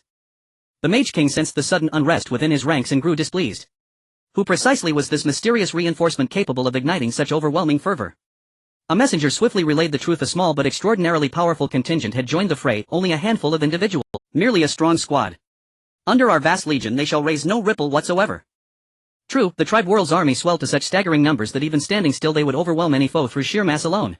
The Mage King exchanged glances with Pikachu King and others preparing further psychological assaults upon the invaders. How laughable, you've lost your wits. A single formidable squad arrives and you rejoice as though victory were assured. Before our overwhelming host they are utterly insignificant. Precisely. Our reinforcements, the Goblin Chieftain and the Earth-splitting Bear King, are drawing near. When they arrive your defeat will be absolute. No sooner had those words left their mouths than Qin Hao's thunderous voice echoed anew. A hollow jest. That so-called Goblin Chieftain lies dead by my hand, his ultimate technique never even fully unleashed, his entire tribe annihilated. You'll wait for him in vain. Stunned silence followed Qin Hao's declaration. Truly worthy of the Great Wall Watchers, having already slain 2 kings and the Sky Dragon, he had now eradicated yet another Goblin Chieftain. The feat was nothing short of awe-inspiring. Amidst this tense grinding stalemate the news struck like lightning, pure unadulterated elation. Even the Mage King and Pikachu King recoiled in disbelief, the Goblin Chieftain slain. What? Who is this newcomer? How could he possibly possess such terrifying might? The Mage King gasped aloud. Gazing toward Qin Hao's position, its expression hardened with wary trepidation, chaos churned violently in that direction. Clearly this newly arrived force possessed overwhelming strength enough to fracture even the tribe world's massive vanguard. Pikachu King for the first time wore an expression of grave seriousness. Its low resonant voice rumbled forth, could it be, the strongest among the outsiders has finally arrived? If so then indeed, this demanded utmost vigilance. The Lantern Spirit murmured thoughtfully, one who can slay a Goblin Chieftain, could it be that the Savage Chieftain, the Archer Chieftain, and even the Sky Dragon, fell beneath his blade as well? As the monarchs conferred, dread deepened across their ranks. They issued urgent commands, summoning ever more yokai and beastkin to encircle and crush the intruders. Kill. Grind them down even if it takes 1,000 lives, wear them into dust. Yet Qin Hao would never permit such a fate. He led the women forward in a sweeping unstoppable assault, like a steel-clad beast carving through chaos. Among them Qin Hao reigned supreme, but Lin Mangyao's prowess dazzled all observers. Harnessing her innate gift she tamed beast after beast, turning them against their own kind. Within moments dozens of high-tier level 1 monsters shifted allegiance, now tearing into tribe world creatures with savage fury. By the sacred name of the Saintess I command you, eradicate every creature threatening me, kill. As she invoked her power, radiant divine light enveloped her, lending her voice the authority of celestial decree. Her gift only grew stronger with each use. Ling Konger's ability lay in purification and healing, steadily mending survivors as they advanced. Those bitten by venomous serpents found toxins purged, the wounded received swift restorative care. Each woman wielded her unique gift in unison, advancing resolutely behind Qin Hao. Qin Hao cleaved through hordes of monsters with casual ease, his gaze fixed upon the core battlefield. His objective remained unshaken: carve a path inward, breach the enemy's heart and confront the elite level 2 adversaries hidden. He had forewarned them victory hinged on seizing the initiative, strike the leaders first. With Lin Mangyao's power turning enemies into allies, they could shatter the coalition at minimal cost. Secretary Wan, inform Ran and Lung Sure upon arrival, converge immediately on the core. Together we shall eliminate those elite level 2 foes. In the rear Wan Xinran nodded sharply and dispatched the message instantly across the main channel. Ran responded without delay. Ran Captain, we're nearly there. Astonishing. We assumed you'd be farther behind, yet you've already arrived. Ruan Xingran, situation critical, hurry. She paused, then transmitted their strategic intent directly to the Tribe World's network. Great Wall Watchers allies, our captain's objective is unequivocal: decapitate the leadership. Eliminate the elite level 2 adversaries at the core, then dismantle this coalition from within. The moment those words appeared, the Tribe World channel flooded with replies. Great Wall Watchers are legendary, we've just received word and are en route. Unbelievable speed. Truly astonishing, the coalition's morale, once lifeless, now burns brighter than ever. Understood, we'll coordinate fully with the Great Wall Watchers. Upon realizing the motivations of Qin Hao and his companions, the others from the tribal worlds expressed great admiration. Indeed, they are the guardians of the Great Wall, boldly carving out a path towards the core region. At that moment a vibrant shout rang out from the right side of the battlefield. Kill! The second team of the Great Wall Guardians is here to support. And Ran, with her top-tier strength, had a voice that resonated widely in the area. Her words reached many ears, stirring excitement. Kill! Kill! Let's crush them, we are invincible. Zhao Zihan also clenched her small pink fist, shouting energetically. And Ran Langshur, Zhao Zihan and Shen Xiao's team had also gathered remnants of spaceships from the outskirts, arriving slightly later than Qin Hao but still at a swift pace. Upon their arrival they quickly launched a vigorous assault. And Ran, being the strongest, unleashed beams of light, harvesting lives one after another. Her brilliance resembled a series of sharp unstoppable blades. Wherever it passed no grass would grow as enemies were cut down one by one. In an instant she transformed into a goddess of light, turning the area into a realm of illumination, radiant and fiercely unstoppable.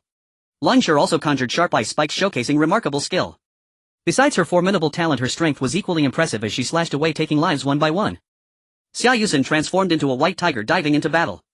Gu Qinghan became a sword immortal, wielding 10 flying swords as they wreaked havoc upon the creatures of the tribal worlds.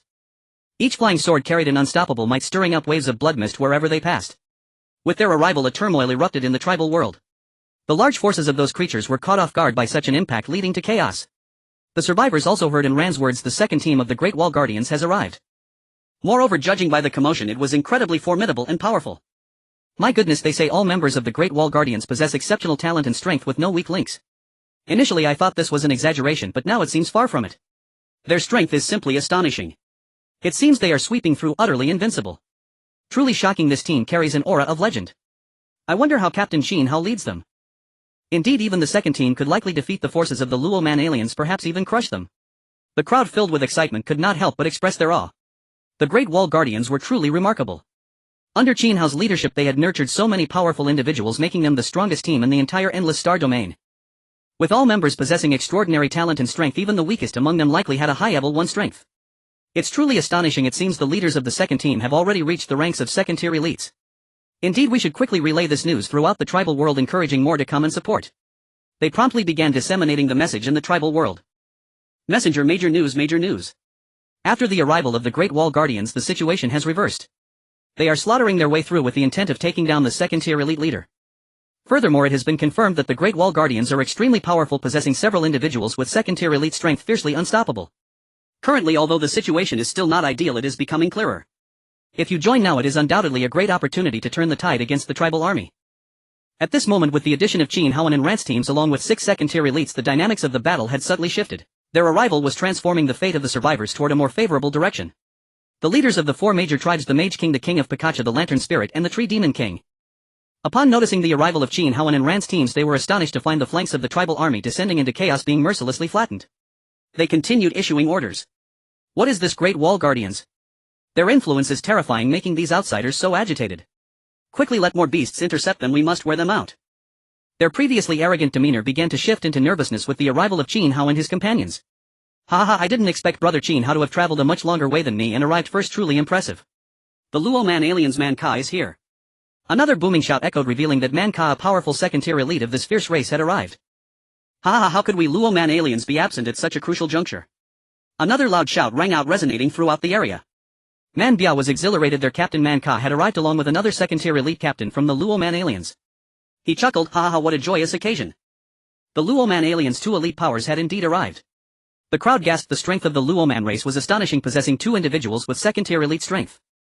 With their arrival, they immediately surged toward the core region, responding to Qin Hao's plan. On the left flank, Qin Hao was incredibly powerful, sweeping through obstacles with ease. He also noticed the arrival of Man Ka and nodded. This made the plan to slay the leader even more assured. Next, an exciting event unfolded with the arrival of Gu Tang from the Yaoxing clan. He had already broken through to second-tier elite strength. The Yaoxing clan's Gu Tang has arrived. Kill. After Gu Tang arrived, he was fiercely brave, engaging in battle with remarkable prowess. Subsequently, the Little Fairy Alliance and several other strong teams also arrived to support, but they did not make a grand announcement. Because they understood that those who boasted loudly were all second-tier elites. Without that strength, it was better not to embarrass themselves. While others were boosting morale, why would they join the fray unnecessarily? On the left flank, Qin Hao's team had carved a bloody path littered with corpses of slashed creatures and beasts. In addition, over 100 beasts had defected, battling against those creatures, creating a shocking scene. Qin Hao gazed at the distant core, feeling a stir in his heart. Was it still so far? His hands were already numb from the slaughters. Had it not been for the support of second-tier elite strength, he could hardly have managed. However, he was now the focus of attention. He could not show any signs of discomfort and had to maintain a grand image. He coldly declared, they are merely a rabble before me, the great Emperor Qin Hao. Do they think that their numerical superiority can stop me? It is impossible. As Qin Hao's cold gaze shot over the powerful and daunting eyes, evoked a deep sense of apprehension among the 4 leaders of the Mage clan. They saw a young man standing atop a mountain of corpses, wielding a sword and emanating a formidable pressure. A gentle breeze brushed against his stern face and hair, causing his strands to dance as if he were a war god. The Mage King was genuinely moved. This fellow was undeniably powerful. Although the King of Pikachu was somewhat intrigued, he showed no signs of fear, instead revealing an expression of interest. From within his armor a muffled voice emerged. Interesting, is he truly that charismatic figure? It seems his strength must be considerable. He could make a formidable opponent. The King of Pikachu looked at the Mage King and the Lantern Spirit, saying, no worries, you may fear him, but I do not. I will handle him when the time comes. As the words of the King of Pikachu echoed, the 3 tribal leaders turned their gazes towards him. His strength was the greatest among them, being a level 2 elite. Moreover, the opposing species was quite remarkable, fully armored with astonishing defensive capabilities. How powerful they truly were remained a mystery. But could he really subdue that man? With Qin Hao and Man Ka, Gu Tang and the other powerful teams joining in, they abruptly tore open numerous gaps, throwing the entire tribal world's forces into chaos. Even with their vast numbers, they found it somewhat difficult to cope. After all, 5 teams led by level 2 elite powerhouses had arrived. Among them Qin Hao's side was the most powerful, followed closely by Ran's team, who were also showing their strength. At this moment the situation on the battlefield was becoming clearer. The battle between the survivors and the creatures of the tribal world continued, albeit with a notable difference: the survivors were now significantly empowered, making it much easier to cope. The 5 powerful teams led by Qin Hao surged like poisonous arrows from 5 different directions, gradually piercing through the defenses of the tribal world's main forces, slaughtering their way towards the core. Among them Qin Hao was nearly at the core area. And Ran and her team were not far behind. At that moment Qin Hao stood atop the mountain of corpses, applying pressure on the opponent for a moment before continuing his assault. Die. Finally, as he rampaged closer to the core area, he spotted the 4 kings restrained by Zhao Guorong and Man Biao. Zhao Guorong, Zhang Chuan, Su Liguaman, Biao Gu, Feng Yiling and Yuing were all incredibly excited to see Qin Hao burst forth from the densely packed hordes of monsters. The wall of the Long City, you have finally arrived. They exclaimed in unison.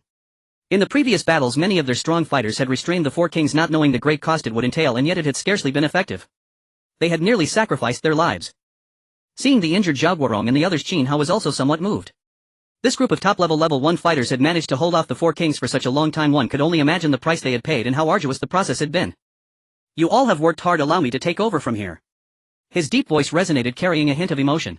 These individuals were indeed worthy of his respect, having restrained the 4 kings and prevented them from slaughtering indiscriminately, which was no easy feat. It should be noted that when their level 2 elite team arrived, the massive army of the tribal world posed no real threat to them. They were essentially being crushed all the way.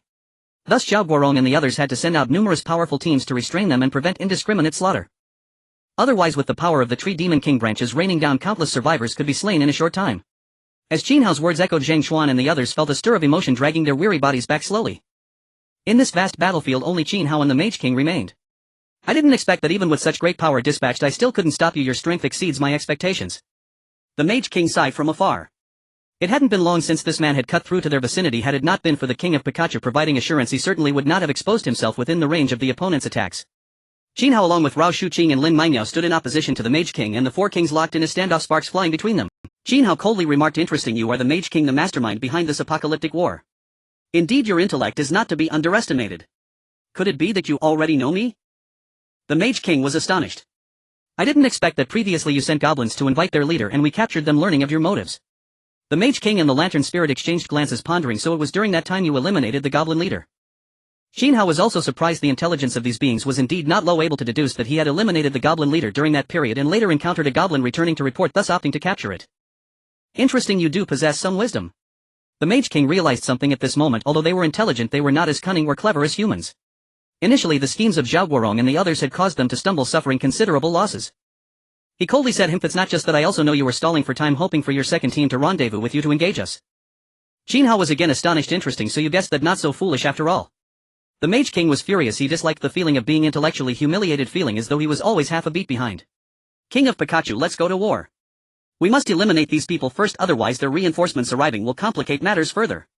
The King of Pikachu also looked towards Qin Hao and the others, his deep voice resounding. Indeed, he is a worthy opponent, deserving of me showcasing my abilities. The 4 kings took fighting stances, determined to eliminate them before the enemy reinforcements arrived. The 2 factions locked eyes as Qin Hao's 3 second-level elite experts faced off against the 4 kings of the tribal world preparing for battle. Qin Hao was not afraid, but why engage in an unknown duel when they could gang up? And Ran and the others were also approaching swiftly, ready to join forces for an overwhelming attack. However, the opposing side was somewhat clever, seeing through such tricks and eager to start the fight. Kill! The deep voice of the Pikachu King resounded as it charged toward Qin Hao. The Mage King, the Lantern Spirit and the Tree Demon King were also brewing their attacks, preparing to deliver a harsh blow to Qin Hao and the others. Qin Hao's expression turned serious. He would not underestimate any opponent. Instructor Xiao Mingyao, your abilities are unique. Wait until the situation is right before unleashing them. Xiao Menjiao's ability allows her to summon directly. Instructor, take your time and unleash your abilities when the moment is right. Rao Shuqing and Lin Mengyao nodded, accepting Qin Hao's arrangements. At this moment Lin Mengyao was also channeling her innate power, and with a delicate shout she declared summon of the abilities. Soon a creature exuding an overwhelming presence began to descend. Everyone turned to see a robust beast appearing. It had sharp claws and terrifying fangs, looking incredibly daunting. But upon closer inspection it seemed more like an illusion than a living entity. It was indeed a powerful gorilla monster. With second-level elite strength it had just been summoned and immediately obeyed Lin Menjiao's command, bypassing the Pikachu King and charging toward the Mage King and others.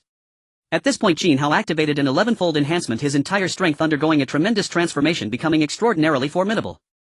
He felt a surge of emotion, murmuring to himself, although I possess an 11-fold enhancement, my combat power doesn't seem excessively outrageous.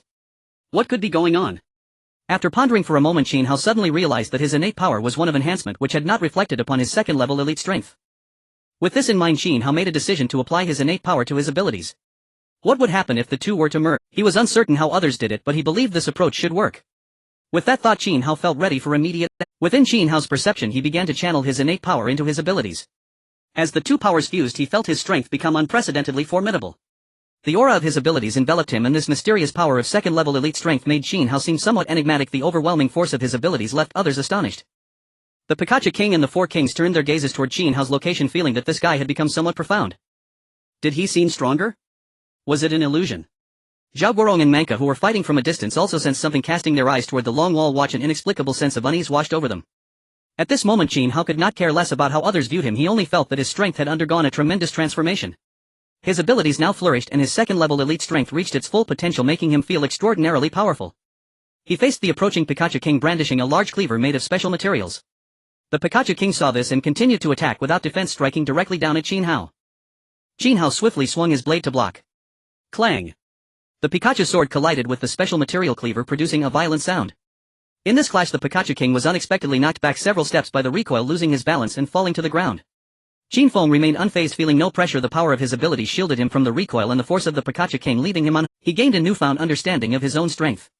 The power of abilities was a hallmark of second-level elite strength. Once one entered this realm, they could unleash it at any time. If he wished to strengthen this power further, he could activate the 11-fold enhancement and apply it to it. A slight smile crept across Qin Hao's lips. So that's how it is. I truly didn't know. It feels as if I possess a mountain of gold without knowing how to mine it. The fallen Pikachu King, astonished, exclaimed in a deep voice, impossible. How can your strength be so great? You are truly human, or are you perhaps a powerful being akin to a dragon? For the first time, the Pikachu King doubted its own strength. The Pikachu clan boasts a significant innate advantage with great strength. One blow is nearly impossible to withstand, allowing them to compete with the strongest beings in the tribal world. Now in their first clash, it had not vanquished the opponent as usual, turning them into mist. Instead, it had been sent flying by a single blow and could not even match Qin Hao's strike. Those present amid the battle couldn't help but direct their attention toward the heart of this fierce clash. Feeling the gravity of the situation, they were struck with fear. The Long Wall Watch was simply too powerful, genuinely astonishing. Man Biao was equally shocked. No wonder the Long Wall Watch surpassed their Romans. Aren't human physiques supposed to be weak? Qin Hao did not waste words with his opponent at this moment. He had to slay all four kings for any chance of turning the tide. Otherwise, with so many beings from the tribal world present, even he could not fight them all off. Nothing is impossible. If you want to go to hell, then let's go. A mysterious ring of abilities emerged behind Qin Hao. With immense speed bolstered by 11-fold enhancement, he rapidly closed in on the Pikachu King and struck down. Bang! The battle began between the two, and unsurprisingly, the Pikachu King was being crushed. Qin Hao thought to himself, isn't the armor of the Pikachu King like a turtle shell? Why is it so hard to cut through? Meanwhile, Lin Menjiao's summoned second-level elite gorilla monster paved the way, effortlessly carving a bloody path. Lin Mengyao and Rao Shuqing quickly followed, their abilities enveloping them as the ability ring emerged, entering battle mode. The other girls stayed back, engaging with the ordinary creatures. The fight among second-level elites was beyond their capacity. Instantly, a grand battle commenced. The massive giants and various creatures unleashed their attacks, charging toward Rao Shuqing and Lin Mengyao, plunging the scene into chaos. Rao Shuqing and the others were not to be underestimated. Their abilities surged as they swiftly countered with their long swords. At that moment, a commotion arose as if something had occurred. The person responsible for delivering messages quickly announced, there is some bad news. Reinforcements from the tribal world have arrived. That seems to be the earth-shaking Bear King mentioned by the Mage King. It has come with a host of beast allies to provide support. Everyone was alarmed, but fortunately the Long Wall Watch had enough second-level elite strength to keep them from feeling too anxious. At this moment, someone expressed immense relief, saying fortunately the Great Wall Watch had previously slain the Goblin leader, which means the enemy has lost a formidable foe. Many who heard this also sighed with emotion, acknowledging the prowess of the Great Wall Watch, which had eliminated one of the opposing reinforcements ahead of time, significantly reducing their pressure. Not only that, have you forgotten? In the tribal world there are also the terrifying barbarian leaders and the Queen of Archers, both of whom are extremely powerful second-tier elite kings. Yes, and that fearsome dragon, all of which were dealt with by Qin Hao and his companions, simply remarkable. They were astonished. Had they not dealt with these formidable opponents earlier, this chaos would have been immensely difficult to handle. Even though the Great Wall Watch was formidable, they should still be at a disadvantage in terms of high-end combat power. They were unaware that among Qin Hao and his companions there was a peak-level powerhouse of second-tier elite strength. As they marveled, Qin Hao at this moment had already pinned the King of Pikachu down. This terrifying creature that sliced through beings was ruthlessly crushed by Qin Hao. His speed, strength and agility far surpassed his opponent, establishing absolute dominance. Ping pong. The massive blade made of special materials was rapidly striking against the armor of the King of Pikachu, causing several dents. Qin Hao also sighed, saying, if this great blade were not made of special materials, and if it weren't for Lu Shuang's tremendous effort, this great blade would have probably broken by now. To be fair, this King of Pikachu was truly resilient. He began to understand the pain Zhang Chuan and Man Biao experienced when they restrained the king of Pikachu. This creature was not only powerful in combat but also astonishingly defensive. These individuals could only pay with their lives. Qin Hao could only infuse his extraordinary power onto the great blade to inflict damage, otherwise he would not be able to cause any harm. The powerful extraordinary force made this great blade seem enchanted, possessing extraordinary combat strength. Bang bang bang. Qin Hao continued to strike tirelessly. At this moment the king of Pikachu also sensed a tremendous threat amidst the battle. It was forced back by the counterforce of Qin Hao's great blade. Then its entire body radiated extraordinary power as it bellowed Pikachu's sacred blade. Instantly that terrifying extraordinary energy wildly converged on the king of Pikachu's great sword, shimmering with terrifying brilliance. Slash. It unleashed its ultimate move, charging towards Qin Hao, intending to cleave him in two. At this moment Qin Hao also revealed a grave expression. The opponent was unleashing its ultimate move and he could not afford to be careless. However, in such a short time it was not suitable to unleash an ultimate move. If he forced it he would fall into a disadvantageous position. Therefore he prepared to respond with sheer strength. Qin Hao focused all his energy, amplifying it to the utmost 11-fold as his innate powers enveloped him, merging with his extraordinary powers, bringing him to a peak state. In his hand appeared a fruit, the dragon spirit fruit. Qin Hao consumed it directly, acquiring the dragon's blessing, his strength skyrocketing almost exponentially. He charged forward, meeting the fearsome sword strike. At this moment Qin Hao felt that saying, "There will always be beings on the ground who dare to face the might of thunder," was rather fitting. Boom. One was the powerful ultimate move of a mid-tier second-level elite, the Pikachu's sacred blade, and the other was Qin Hao's ordinary strike. The two began to collide. Pong. The immense energy caused a whirlwind of dust obscuring the battlefield. Moments later, as the smoke dissipated, Qin Hao's handsome figure was revealed. Just moments ago he had used a mere ordinary strike to block the king of Pikachu's ultimate move. Moreover, he even managed to deflect some of the residual power back, leaving one to wonder just how powerful he had become after consuming the dragon spirit fruit. Bang! The king of Pikachu could hardly believe that its opponent had not only survived its extraordinary ultimate move but had even returned some of the residual power back. It was sent crashing to the ground, disbelief etched on its face. Impossible. This is absolutely impossible. Such immense power was something it could not accept. Qin Hao did not waste the explosive power from the dragon spirit fruit and swiftly advanced, striking furiously at the king of Pikachu. Pong. Ping pong. Under the relentless assault of Qin Hao's punches, kicks and blade strikes, bolstered by his powerful explosive strength, after a dozen rounds of attack the king of Pikachu's resilient armor was finally shattered. Thump. The heavy and indestructible armor was suddenly shattered under the continued assault. Without its armor the king of Pikachu resembled a turtle without its shell, almost like a lamb waiting to be slaughtered. No way. My Pikachu tribe's accompanying armor is indestructible, how could it be broken? The king of Pikachu, having lost the protection of its armor, cried out in despair. Its true form was now exposed to the eyes of the crowd. This creature's body resembled a miniature giant, also possessing decent defense. But in comparison to its accompanying armor it was like the difference between heaven and earth. Qin Hao was also surprised, chuckling lightly. I thought once you lost your accompanying armor you would turn into an ugly and weak goblin. This creature in its true form was indeed a miniature giant, which was quite impressive.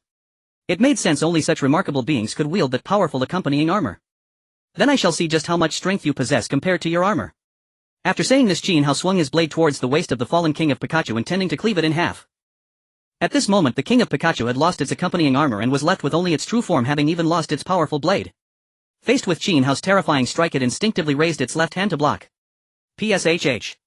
With this strike the king of Pikachu's giant left hand was severed from palm to elbow by the terrifying great blade, blood gushing forth, extremely gruesome.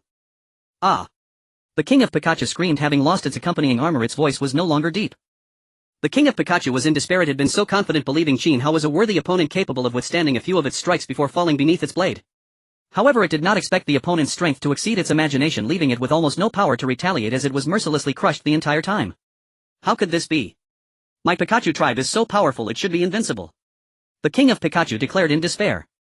In the distance the other Pikachus engaged in battle were brutally taking down ordinary survivors, demonstrating their overwhelming dominance. They too felt a stirring within, glancing over with a sense of foreboding. Then they sensed the dire situation of the Pikachu king, whose accompanying armor had been destroyed, plunging it into a precarious state. No king! They expressed disbelief with a muffled roar amidst the fighting. Their invincible Pikachu king had fallen to such depths, and upon realizing this they felt as if the sky itself had collapsed. In fact, the most despairing were the Mage King, the Lantern Spirit, and the Tree Demon King. The Mage King, being a level 2 elite king, was confronting the terrifying gorilla monster that had breached their defenses. It also moved slightly and then unleashed a sonic boom. Pikachu King, how could you lose? The only reason they remained here was due to the Pikachu King's mysterious confidence, believing that with this strong ally they could unite to overcome all intruders. However, they never expected this intruder to be extraordinarily powerful, reaching a terrifying level. While dealing with that monster they were also filled with rage. With the defeat of the Pikachu King, who could possibly be a match for that human man? Even now, with the earth-shattering Bear King coming to aid, they would likely be powerless. At this moment the Mage King, while defending, was struck by the terrifying gorilla monster sent flying into the distance. Rao Shuqing wielding her sword pursued for a counterattack and the two engaged in battle. Everyone noticed that despite so many giants and demon beasts they could not stop Lin Mengio's level 2 elite gorilla, their faces showing horror. Lin Mengyao looked cautiously at the Tree Demon King and the Lantern Spirit. She did not want to attack recklessly but preferred to wait for the level 2 elite monsters to unite, increasing their odds of victory. The Tree Demon King and the Lantern Spirit began to communicate, silently planning to unleash their ultimate abilities if necessary, relying on their overwhelming numbers to execute a strategic retreat. The defeat of the Pikachu King truly revealed the strength of the man on the opposite side. He might very well be the mastermind behind slaying the dragons. If even the four kings united were no match, then this battle would almost certainly end in failure for their high-end combat forces. Once they naively believed that with the strength of the Pikachu King, the sheer number of troops, their three kings and the Goblin Chief and Earth-Shattering Bear King who came to support, they could secure an easy victory. But reality had shown them that this was a naive thought. The man guarding the Great Wall was cutting through their ordinary demon beasts with ease. And the most powerful Pikachu King was no match. Though the Pikachu clan was considered a single race, they were inherently powerful, possessing accompanying armor. The entire race had only 10 Pikachus. Yet from such a small population, the Pikachu King, a level 2 elite of considerable strength, was born. In the distance, Qin Hao also noticed the battle conditions of Rao Shuqing and Lin Mengyao, surprisingly gaining some advantage. Lin Mengio's ultimate move had a certain flair. However, this was before the three kings on the opposite side had unleashed their ultimate abilities. Once they did, it would likely become dangerous. We'll take down this Pikachu King first, then rush to support Mengyao. As the school belle, Lin Mengyao was Qin Hao's beloved. He had to cherish her, ensuring she would not be harmed. Immediately Qin Hao began to take action. With the Pikachu King having lost half its armor, Qin Hao swiftly beheaded. The sound of the beheading signified the demise of the Pikachu King. A powerful level 2 elite king was eliminated under Qin Hao's explosive prowess. After slaying the Pikachu King, he paid no mind to the astonishment of others and continued forward, rushing to support little Mengyao and the others. Step. Step. Step. Qin Hao's strides were swift and powerful, producing a rhythmic sound akin to galloping horses moving at incredible speed. The Mage King and the Lantern Spirit along with the three kings displayed expressions of shock. Unleash our special abilities to snipe them, then each flee when calamity descends. The Mage King commanded. How the tribal forces would act was no longer its concern. It hoped to exhaust these opponents. However, now they had to escape best to unleash their ultimate abilities and then flee under the cover of the tribal forces. Fireball. Go. Power of 10,000 branches. Kill. Absolute light sensation. After being obstructed by demon beasts, the Mage King, Tree Demon King and Lantern Spirit, the three level 2 elite kings, unleashed their ultimate abilities. Immediately a massive and terrifying fireball began to form slowly. Before the Tree Demon King, terrifying branches were gathering. The lantern held by the Lantern Spirit was trembling violently. At this moment Qin Hao also raised his right hand to the heavens, unleashing his own ultimate ability, the Human King Seal. In an instant the skies changed color and a golden banquet slowly took shape, inscribed with the two characters of Human King beneath intricate runes. Its attack range encompassed all three elite kings, the Mage King included. Instructor, the time is now. Rao Shuqing, entangled with demon beasts, also recognized that the moment had arrived to unleash her special talent. Time delay. In an instant, as the power of special abilities spread throughout at that moment, centering on Rao Shuqing, her enemies, the ordinary demon beasts, were almost frozen in place. The three kings in the distance found their movement slowed and even their ultimate abilities faced difficulty in gathering an impressive sight. What? Why has my ultimate ability become so sluggish? The three level 2 elite kings were utterly astonished. The power of these human elites was astonishingly strong. Not to mention the level 2 elite monsters, they could even hinder their movements. Furthermore, while they were shocked, their eyes caught sight of Qin Hao in the distance. He raised his right hand to the heavens and that terrifying seal was taking form. If it were to land, wouldn't that be akin to striking it lucky? Oh no, damn it. Quick, unleash your ultimate abilities. The three level 2 elite kings were in a state of panic, urging their hands to move quickly. Hurry and unleash. Otherwise they would be in for a stroke of bad luck. But with Rao Shuqing's talent continuously spreading, it prevented them from moving quickly, their abilities slowing down. At this moment a smile crept across Qin Hao's face as he chuckled. It's about time. Human King Seal, strike for me. With each successive use of his special ability, his Human King Seal not only became more skilled but also grew increasingly powerful. When he struck down, it seemed to carry the weight of thousands of tons, overwhelmingly powerful, descending with an invincible momentum. The Mage King, Tree Demon King and Lantern Spirit looked at the terrifying massive seal with dread. They all aimed their three ultimate abilities at the Human King Seal, prioritizing their survival. Boom! The powerful Human King Seal clashed with the yet obviously unleashed ultimate moves of the three secondary elite monsters, resulting in a fierce confrontation. A surge of tremendous energy erupted, appearing terrifying with intense light radiating outward, turning night into day in an instant. The colossal sound reverberated, causing nearby listeners to wince in pain. Everyone instinctively turned their gazes toward the terrifying battle. The clash of secondary elite powerhouses was truly horrifying. Heavens! Is this a battle of secondary elite powerhouses? It's too terrifying. Even a slight ripple could pose a lethal threat. The Great Wall Guardian is simply too powerful. It's astonishing. Amidst the crowd's astonishment, the outcome of the battle began to slowly unfold. The battlefield was filled with desperate screams, Ah. No. The survivors were horrified, wondering what had transpired. What happened? It seems that the Great Wall Guardian eliminated the three kings of the tribal world with a single strike. What? Everyone fixed their eyes on the tragic state of the three kings who had turned to blood mist, utterly defeated. While others were unaware of what had occurred, Qin Hao saw it all clearly. His immensely powerful human king seal directly crushed the ultimate moves of the three kings, first shattering their attacks effortlessly, then pressing down upon them. Even as the three kings resisted, they ultimately could not withstand the might of the king seal, and in a chorus of screams they were crushed into meat paste. Qin Hao commented, "Their strength is decent, but unfortunately they encountered me. The strength of these fellows can only be described as passable. Once the most formidable Pikachu king was dealt with, they posed almost no threat. Acquired crystal cores, 4 bronze treasure chest 1. With this strike the battlefield erupted in chaos. All the survivors let out deafening roars. The Great Wall Guardian is awesome. The Great Wall Guardian is invincible. Brother Qin Hao is so handsome, I want to have your children." The overwhelming cheers erupted, almost forming a wave of sound as he forcefully slayed the Pikachu king with unmatched strength. Then under the astonished gazes of the crowd, he single-handedly eliminated the three secondary elite kings of the tribal world with a single blow. Such a feat left everyone in shock. Unheard of. Even upon witnessing it, they were astonished and incredulous. At this most critical moment, the survivors were on the brink of extinction, facing the risk of annihilation and the shame of becoming a disgrace in the endless star region. It was the Great Wall Guardian Qin Hao who resolutely stepped forward, providing hope to the despairing crowd in supporting the crumbling structure. He, with his absolutely overwhelming strength, saved everyone and obliterated the terrifying four kings. Hero. Hero. Invincible. At this moment everyone cast grateful looks at Qin Hao and others at this mysterious and powerful ID, which brought them not only surprise but also hope for survival.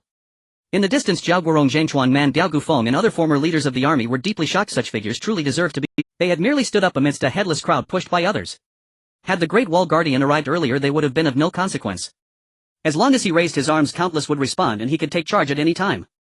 Such matters concerning all survivors could only be handled by such figures. Truly powerful. In the battlefield, the onlookers exclaimed, "The Great Wall Guardian is invincible, you are my idol." General Yuan, though confused, looked towards Qin Hao with thoughts varying. Such figures were indeed powerful. Yulei, the sturdy man, and Nangong Xingya, who could not heal themselves, were also deeply moved. Sister Xiankai's eyes sparkled. How wonderful it would be to join such a powerful team. Surely they could relax. Unfortunately, it seemed the other side preferred a clean approach and were not interested in that. Yulei slightly moved. What was wrong with Sister Xiangcai? Could it be that she wanted to ally with the Great Wall Guardian? That wouldn't do. Lu Xiyu, who was from women should be strong, was poked by Zhang Xuanshuang, her eyes sparkling. Xiyu, look, he is too powerful. Those from other races such as the Crow Feather clan, the Shadow clan, the Centaur clan and the Serpent clan were also incredulous. The power of the human race was astonishing. From the Beast Ear clan there were several types, including Rabbit Ear girls, Fox Ear girls and Tiger Ear girls. They looked at Qin Hao with immense surprise. The Rabbit Ear girls, amidst the slaughter against the creatures of the tribal world, also turned their gazes toward the human male, showing interest. The Beast Ear girls had furry ears and a fluffy tail with human-like faces that were extraordinarily beautiful, somewhat reminiscent of a two-dimensional style. They were amazed that such beings truly existed. Wow, the Great Wall Guardian is so powerful. My heart has long taken the form of the Great Wall Guardian. For such a high-quality and powerful human male, they found it hard to resist such temptation. At this moment Qin Hao was unaware that he was being eyed by the Beast Ear girls. Currently his women ranged from classmates to teachers as well as flight attendants and ocean horses. The only exception was the white-haired girl Lilia, a dual-star person. The Little Fairy Alliance had 4th-level ships, yet no one could break into the secondary elite level. Their strongest individual was Captain Shangguan Qinglan, who possessed top-tier 1st-level strength. Upon sensing the fluctuations from Qin Hao's side, she was also taken aback. A one-hit kill was simply terrifying. She looked at a seemingly obedient girl, Shenleng Yue, who only spoke harsh words. She teased Shenleng Yue, "Are you still thinking about capturing the Great Wall Guardian to warm your bed? Look at this might. Dare you?" Shenleng Yue was also startled, saying, "Sure, I was just bragging." "Don't say that or it'll be troublesome if someone hears. Captain Shangguan, you're so beautiful, don't let him grab you and ravage you later." At this moment Qin Hao had already arrived next to Rao Shuqing and Lin Mengyo, who had just stepped out of the attack range. He gently rubbed Lin Mengyo's head and softly asked, "Little Mengyo, are you injured?" "No, thank you for your concern, Captain," Lin Mengyo replied in a dazed manner. Rao Shuqing was inwardly complaining, all right, it seems you only care about little Mengyo." Qin Hao also noticed her unusual behavior, placing a hand on Rao Shuqing's waist to comfort her. "Instructor, you must have had a hard time, are you all?" At this moment Rao Shuqing's face flushed slightly. This bad boy, how could he do this? There are so many people here, does he see everyone as his playthings? At that moment Ran and the others had already fought their way into the core area, spotting Qin Hao and the others. Then they saw Qin Hao rubbing Lin Mengyo's head while touching Rao Shuqing's backside, creating an extremely awkward scene. "Hello, Captain," Nanny Zhao Zihan said with a mischievous smile. Anran and Lang Shur along with others couldn't bear to look. It was one thing for the captain to be a bit mischievous in the spaceship, but doing so outside was quite damaging to his image. Qin Hao also chuckled foolishly and withdrew his hand, not realizing how natural it had been. He looked at Anran and the others, praising, "Not bad, I didn't expect you to arrive so quickly." Anran awkwardly replied, "Still a bit slow." After saying this her gaze shifted towards the King of Pikachu and the Mage King who had been crushed into blood mist, continuing on. When we arrived we didn't expect Captain had already killed them all, truly impressive. They sighed in amazement. After a fierce battle they finally made it, but it seemed the fighting was already over as the high-level combatants had all been taken down by Qin Hao and his team. Qin Hao waved his hand saying, "Not slow, this is the perfect time. Currently among the second-tier elite kings of the tribal worlds only the earth-splitting bear king remains and we are not afraid. However, the tribal world's army is simply too numerous. This is a significant problem. Therefore we need to undermine them from within." Looking around, the current situation is becoming clearer. The high-level combatants of the tribal world's main force have been slain, leaving only the earth-splitting bear. However, the other creatures are countless, far outnumbering the Survivor Alliance, making them extremely difficult to deal with. In fact, after the fall of several kings here, the remaining creatures have already begun to riot, lacking a leader, which left them without a target. Qin Hao said to Anren, "You along with Langshi and Zihan go deal with the earth-splitting bear king and take the opportunity to eliminate more of those monsters along the way." "Okay, Captain." Anren immediately replied. She along with Langshi and Zhao Zihan made their way towards the earth-splitting bear king. On Qin Hao's side, he planned to undermine these creatures from the tribal world internally. He knew that with Lin Mengio's talent she could tame most spirits and beasts, but it wouldn't work on the Pikachu barbarians, archers, tree monsters, and the like. Therefore he intended for Lin Mengyao to control more beasts and spirits, then command them to cease fighting. Thinking of this, Qin Hao immediately said, "Mengyao, the situation is urgent. These survivor teams have been almost entirely defeated, suffering heavy losses. We need to control more beasts and try to make them retreat. Once they withdraw, the pressure on the survivor teams will lessen and they might even be able to pursue the retreating enemies." Lin Mengyao nodded saying, "Okay, Captain. Instructor Conlinger, you should try to kill those tribal creatures and provide as much assistance to the survivor teams as you can." "All right." Rao Shuqing also led the team, continuing the slaughter. Qin Hao cooperated with Lin Mengyao to assist her in taming the beasts. Among the tribal world's battle group, Manka learned of the news that the Great Wall Watch had already slain 4 kings and was utterly shocked. This Great Wall Watch is truly astonishing. He was still on his way ready to rush in and help, but the opponents had already been dealt with, needing no assistance whatsoever. On the other side, the member of the Wasteland God clan Gu Tang also reacted similarly upon learning of the news. He chose to start killing nearby. Gu Tang also showed a look of apprehension. He had once thought about sparring with the Great Wall Watch, but it seemed that if he did he would almost certainly lose. At the same time he gained a new understanding of the strength of humanity. Previously he had thought humans were frail and weak, but now a significant transformation had occurred. The current humans are extremely powerful. It seems that the Great Wall Watch has 6 second-tier elite strength warriors on one spaceship. While Lin Mengyao was taming the beasts, Anren and the others approached the earth-splitting Bear King, witnessing the terrifying Bear King. The earth-splitting Bear King, true to its name, was extremely hefty and covered in pitch black, with its powerful grip almost overflowing. With every step it took, the ground trembled, making a booming sound, and one could even see cracks forming in the ground from its weight, truly deserving of the name earth-splitting Bear King. Roar! Upon sensing Anren and Langshi's gazes, the earth-splitting Bear King felt a chill run down its spine and provoked lunged towards Anren and the others. Anren, Langshi and Zhao Zihan, 3 second-tier elite strength warriors, faced such a terrifying Bear King without a hint of nervousness. They were well trained and handled this well. Anren said, "Sisters, countless eyes are watching us now. As the second team of the Great Wall Watch, we need to showcase our strength and let them see. Perhaps Captain wanted us to come kill this earth-splitting bear for this very reason." Langshi nodded, feeling the same way. Currently most survivors from the tribal world are willing to unite, forming an alliance among various races. It seems very solid, but in reality it is merely due to pressure from the tribal world's main forces. Once the main army of the tribal world is annihilated, this alliance will disband weakly, returning to their own homes, each looking for their own kind. Various races will also undoubtedly engage in subtle conflicts. Now is the time for them to fight for the interests of humanity, to let all races know just how strong humanity really is. How formidable is the Great Wall Watch. In this way, regardless of any future disputes, they will definitely hold the advantage. Roar! The earth-splitting Bear King charged towards Anren and the others, shaking the ground beneath it with immense pressure. Behind it were the earth-splitting Bear Clan and various beasts coming in a mighty wave. As a top second-tier powerhouse, Anren could actually exhaust the earth-splitting Bear King just with her radiant talent, but she chose not to do so, instead opting to showcase peak combat power like Qin Hao, suppressing the lesser beings. She looked at Langshi and smiled. "Langshi, let's unleash our powerful abilities together." Langshi was momentarily stunned. Were they going to use their ultimate powers right away? They had not even drained the opponent yet. However, given Anren's strength, she could probably defeat the opponent even without utilizing her powers, and with their cooperation it would be nearly impossible to counter. Alright. The two began to unleash their ultimate moves, their supernatural powers swirling around them as a mysterious energy ring appeared behind them, unleashing their full combat strength. Anren waved her hands, creating an arc, softly stating, "Supernatural Light Slash." Under the enhancement of her supernatural power, an incredibly powerful beam of light burst forth, dazzling and impossible to gaze upon. Langshi also shouted, "Supernatural Ice Palm." Langshi's ability was still related to coldness, which she had evidently embraced. And Ran and Langshi's 2 extraordinary abilities were continuously converging, emanating intense fluctuations. The earth-splitting bear, charging forward, halted in its tracks upon sensing such formidable energy. To be struck by such power would mean absolute peril. A flicker of fear flashed deep within its heart. Yet now it had no choice but to retaliate. It let out a roar and began to unleash its extraordinary ability. The earth-splitting bear king raised its paw, and between its two paws the power of its ability swirled slowly, forming into a massive sphere of light. Sky-splitting shockwave. A remarkable force gradually took shape and then surged towards and ran. At this moment Ran and Langshur had also completed their moves, charging swiftly towards the earth-splitting bear king. Boom! The collision of three forces occurred due to Ran's overwhelming strength. The earth-splitting bear king's attack was nearly suppressed, while Langshur's ice palm further expanded their advantage. Together they shattered the shockwave effortlessly and directly charged towards the earth-splitting bear king. The bear was immensely shocked. How could its ultimate move be broken so easily? However, there was no time to ponder such thoughts, for the terrifying dual powers of abilities, one a radiant slash the other an ice palm, were already upon it. In this moment it lost its composure and began to flee. As it turned to escape, it inadvertently exposed its back to the enemy. The two attacks, both immensely powerful, struck precisely at the earth-splitting bear king. Boom! The radiant slash was extraordinarily powerful, akin to a heavenly cleaving blade, slashing into the earth-splitting bear king, instantly leaving it severely wounded and in a state of utter despair.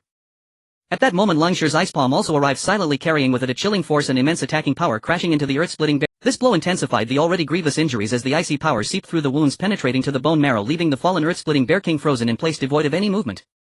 The earth-splitting bear king fell. In just 2 strikes this powerful beast king collapsed into a pool of blood, never to rise. The onlookers were astonished, their gazes fixed on the battlefield. How could this second team of the Great Wall Guard be so formidable? Both of these individuals were not only of elite second-level strength but had also combined their powers to decisively slay the earth-splitting bear king without hesitation. Heavens! What kind of power is this? This can't possibly be above elite second level, can it? It's simply unbelievable. Everyone speculated about the strength of the second team of the Great Wall Guard, believing it must be elite or even top-tier second-level strength to exhibit such combat prowess. This meant that this extraordinary team, aside from Qin Hao, actually had other experts. These women of elite second-level strength were not ordinary at all. Each one could suppress everything. Man Ka and Gu Tang were equally astonished. Even with their racial advantages facing the earth-splitting bear king, they could not possibly defeat it in a single strike. The opponent's strength was simply too overwhelming, leaving everyone in awe. Amidst the admiration at the battlefield where Qin Hao was located, many powerful beasts were gathering. They were mostly peak-level first-tier beasts, diverse in kinds, belonging to various races. These included the roaring lion, swift wind wolf, lightning leopard, hydra, bloodbat, man-eating bird and demon monkey, among others. At this moment Lin Mengio's beautiful face also flashed with a hint of pallor. Controlling and taming such a multitude of powerful beasts was challenging even for her. Her current strength was only at low-level elite second tier, otherwise she would have no capacity to control so many beasts. Qin Hao was somewhat touched. Seeing Lin Mengyao in this state made him feel some pity. He sighed. "You've worked hard, Mengyao." Lin Mengyao forced a smile and replied, "It's nothing, Captain. I can hold on." She then focused, her eyes becoming sharp, and with her extraordinary power radiating she began issuing commands to the dozens of powerful beasts of various races. "The Mage King has angered the heavens and has been punished. In the name of the Saintess, I command you all to cease your attacks on outsiders and retreat slowly." At the same time she used her innate power to cover as many creatures as possible. Roar! Roar! Roar! The roaring lions, swift wind wolves, lightning leopards, hydras, bloodbats, man-eating birds, etc. were all peak-level first-tier beasts, almost at the leader level of their respective kinds. They roared out to their respective races, their cries echoing throughout the area, causing a commotion among all beasts. The Mage King had already perished. Now the Saintess and the kings of their respective races were also issuing commands, causing their attacking movements to slowly retreat. The beasts began to entertain thoughts of fleeing. The recent battles had already claimed many of their kin, resulting in significant losses, instilling a deep-seated fear within them. Roar! Wail! These beasts began to slowly retreat, rushing in all directions like a tide. These creatures had low intelligence, merely acting on instinct driven by those higher beings. Now that the Mage King had perished and their own kings were issuing commands, they began to flee in all directions. Qin Hao and the others had already informed the tribes of the situation, letting them know. Just as the beasts and spirits were fleeing, the survivor army surged forward. "Brothers, the Great Wall Guard has declared the time has come for a full counterattack." Everyone's blood boiled with the fall of those elite second-tier kings, and the beasts and spirits fleeing this moment declared victory for the survivors. Countless survivors began their counterattack, frantically assaulting the barbarian tribes, archers, goblins, giants, tree demons, vines, and other tribal creatures. Seeing the beasts and spirits retreat, these creatures understood the tide had turned, with their kings fallen, leaving them without a backbone. This alliance had completely crumbled. Then the creatures of the entire tribal world began to flee in all directions. The survivors, on the other hand, pursued these fleeing beings mercilessly. Kill! Kill! In a short span of time they annihilated countless creatures from the tribal world, as those fleeing had almost no combat power left, with the death rate rising sharply. This counterattack continued for a long time. Some teams even chased several miles away, while others still pursued relentlessly. At this moment, on the vast blood-soaked land beneath Despair Slope, only a group of bloodied survivors stood tall. Although the survivors suffered heavy losses in this battle, it ended in victory, which is still a commendable outcome. They deeply realized that if they lost this battle, over 90% of the spaceships would likely be eradicated by the creatures of that tribal. If they won this battle, the crisis would be averted as the opposing side's elite-level kings would all perish, leaving the remaining creatures severely weakened and unable to resist. In the following time, even those who had been slacking off could come out to collect supplies. At this moment, Qin Hao had gathered with Ran and Lang Shi's second team. Listening to the overwhelming shouts, they felt a sense of emotion. This feeling was truly wonderful. Kong Linger and Zhao Zihan helped treat the others, as today they were temporarily a coalition and could not ignore those in need. Qin Hao smiled at Ran and the second team, saying, "Well done, you've truly brought us honor." Ran, Lang Shi and Zhao Zihan all responded in kind. "Thank you for the captain's praise." Amidst the heartfelt exclamations of the survivors, many people began to gather towards Qin Hao. They came to see the guardian of the Great Wall, the hero who saved everyone, and to witness this miraculous and legendary team. With the great victory in this battle, they were considered comrades, and it was unlikely that they would turn against each other so soon. On the surface, they remained extremely friendly. However, unwittingly factions began to emerge, with various races gathering together. On the human side, there were numerous heroes including Zhao Guorong, Zheng Chuan, Su Ligua, and Yuan Chang. On the side of the Romanians, Man Ka and another elite-level individual led a multitude of Romanians, their imposing presence remarkable. If it weren't for the presence of Qin Hao and others, the Romanians would not be as powerful. The Godless clan had Gu Tang, an elite-level strongman, as a counterpart to the Romanians, but appeared somewhat inferior. Here there were also many races, including the Snake Woman clan, Six-Armed clan, Beastier Maid clan, Centaur clan, and Crow Feather clan. They gathered here looking at Qin Hao, feeling deeply shocked. This young team was terrifyingly powerful. Qin Hao not only killed the king of Pikachu but also effortlessly dispatched the Mage King, one of the 3 elite-level monsters. The second team was no exception. The Earth-splitting Bear King was instantly killed under their united efforts. Guardian of the Great Wall, you are truly amazing. I am your fan. Qin Hao, you're so impressive. I want to have babies with you. You all are so amazing. You are heroes who saved everyone. The praises were ceaseless. Among them, Zhao Guorong and others introduced themselves to Qin Hao, letting him know who they were. Qin Hao nodded, saying, "So it's Director Zhao. I've heard much about you. I've been told that you can easily defeat those creatures from the tribal world with just a little strategy. General Zheng Chuan, I heard your talent is extremely outstanding, even able to contend with races like the Romanians." Qin Hao exchanged pleasantries. "Big brother Qin Hao, I am Sister Xiang Sai." At this moment, Sister Xiang Sai was also throwing flirty glances at Qin Hao, resembling a little Qin Hao slightly moved. He recognized Sister Xiang Sai from the Blue Star Channel, where she often clamored to join their spaceship, saying it was her first. He opened Sister Xiankai's panel and took a look. Namely, Yenji, age 24, awakened talent, Fireseed, strength level 1, intermediate race, Blue Star, Huaxia, height 171, weight 53 kilograms, appearance 91, size C, charging count 37. Qin Hao was secretly amazed. The Sister Xiang Sai, namely Yenji, had a pretty good name. Other aspects were commendable too, an appearance score of 91, extremely beautiful. However, the charging count was somewhat intriguing. She had mentioned that there had been a few people before. Now at 37, it meant that everyone on the spaceship had experienced her charm. Sister Xiang Sai was indeed not lacking in food, but her life was still quite tough. Thinking of this, Qin Hao felt a bit of a shiver. Sister Xiang Sai was indeed impressive, making even him feel a bit cautious. Qin Hao nodded, saying, "Hello, Sister Xiang Sai. Guardian of the Great Wall, we are the Little Fairy Alliance. Are you interested in joining us? There are many benefits." On the other side, Shangwan Qinglan hadn't spoken yet, but Qianlang Yue couldn't hold back any longer and excitedly spoke. Shangwan Qinglan covered her mouth. What a scandalous thing to say. This seemingly quiet person was the most unruly. Qin Hao was taken aback by such remarks and looked back, catching sight of Shangwan Qinglan's exquisite face, which flashed a hint of amazement. She was undeniably a stunning beauty. Before he could speak, even more outrageous words were uttered. "Guardian of the Great Wall, I want to have your babies." The voice seemed to come from the Beast Ear Maid clan. They appeared to be divided into 3 branches: Rabbit Ear Maids, Fox Ear Maids, and Tiger Ear Maids. Among them, the Rabbit Ear Maids had human-like faces, extremely beautiful and cute. The Fox Ear Maids appeared enchanting. The Tiger Ear Maids looked ordinary but were slightly stronger in power. On the side of the Rabbit Ear Maids, there were already several bunny girls whose hearts were long since filled with the image of Qin Hao. The previous remark was indeed made by them. Seeing the adorable Rabbit Ear Maid, Qin Hao felt somewhat tempted. Hadn't they said they wanted to catch some Rabbit Ear Maids to raise before? Ahem, it seemed they were now offering themselves to him. In that case, those fluffy ears could be freely petted. Qin Hao smiled and replied, "That's not a problem at all." With these words, everyone was both amused and exasperated. Qin Hao truly felt no pressure. Rao Shuqing and Lin Mengyao pouted. Qin Hao's charm was too great, attracting so many beautiful women. However, they couldn't say anything. The achievements of their spaceship were almost solely due to Qin Hao. Qin Hao also recognized various celebrities from the Blue Star Channel and the Tribal World Channel, including those from the Slackers organization and the healers who cannot heal themselves and the Godless clan members. He had gained some understanding of them. "Brother Qin Hao, Yefei hasn't had enough to eat every day. Can you take me in?" On the other side, a charming woman shyly spoke, resembling an innocent young girl. This person was indeed suffering and happy. When Qin Hao looked at this person's panel, he was somewhat stunned. Name Lu Yefei, age 26, awakened talent, gradually improving, strength level 1, high race, Blue Star, Huaxia, height 168, weight 54 kilograms, appearance 89, size C, charging count 93. Seeing Lu Yefei's panel, Qin Hao was astonished. This was practically 100 people's journey. Moreover, what on earth was that talent? Was her level 1 high strength related to her talent? In this light, this fellow can indeed be considered a divine being. It seems he is on the verge of completing the journey of 100 individuals, and by then his strength will gradually improve. Qin Hao chuckled lightly, saying, Miss Liu Yifei, could it be that your first time is refreshed daily? This fellow seems somewhat familiar. He vaguely recalls that the comments section mentioned her desire for 1,000 partners. As for such individuals, Qin Hao believes they are not to his taste. Though they appear rather alluring, they are too dirty for his liking. He prefers to play it clean. This type is favored by fans of Boss Chow. Liu Yifei felt a bit awkward. She looked at Qin Hao and revealed a polite yet graceful smile. How does Qin Hao know she isn't a novice? Does she not disguise herself convincingly? Liu Yifei believed her masquerade was seamless and she could easily feign the shyness of a young girl. At this moment someone came to report on the current situation. He addressed the various powerful figures, saying, Esteemed leaders, under the coalition of various teams we have roughly discerned the movements of those fleeing creatures. Among them the vast majority of the creatures are fleeing towards the core area, occupying about 60%. However, nearly 20% are escaping towards the sides. These 20% of the beasts may pose a threat by attacking some of the ships and teams along the way. Everyone was taken aback, not expecting that even after the major defeat of the tribal world's army there would still be some lingering threats. Qin Hao frowned and said, If that's the case, it may not bode well. I suggest you all return to defend yourselves. These creatures, while appearing to have only 20% combat power, often attack ships only out of necessity for blood and food.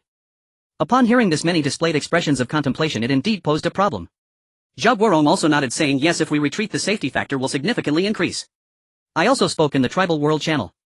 As members of the Alliance, those survivors who catch up will assist the ships involved in the coalition. Zhang Chuan smiled, saying, Yes, we will also establish a mutual aid organization.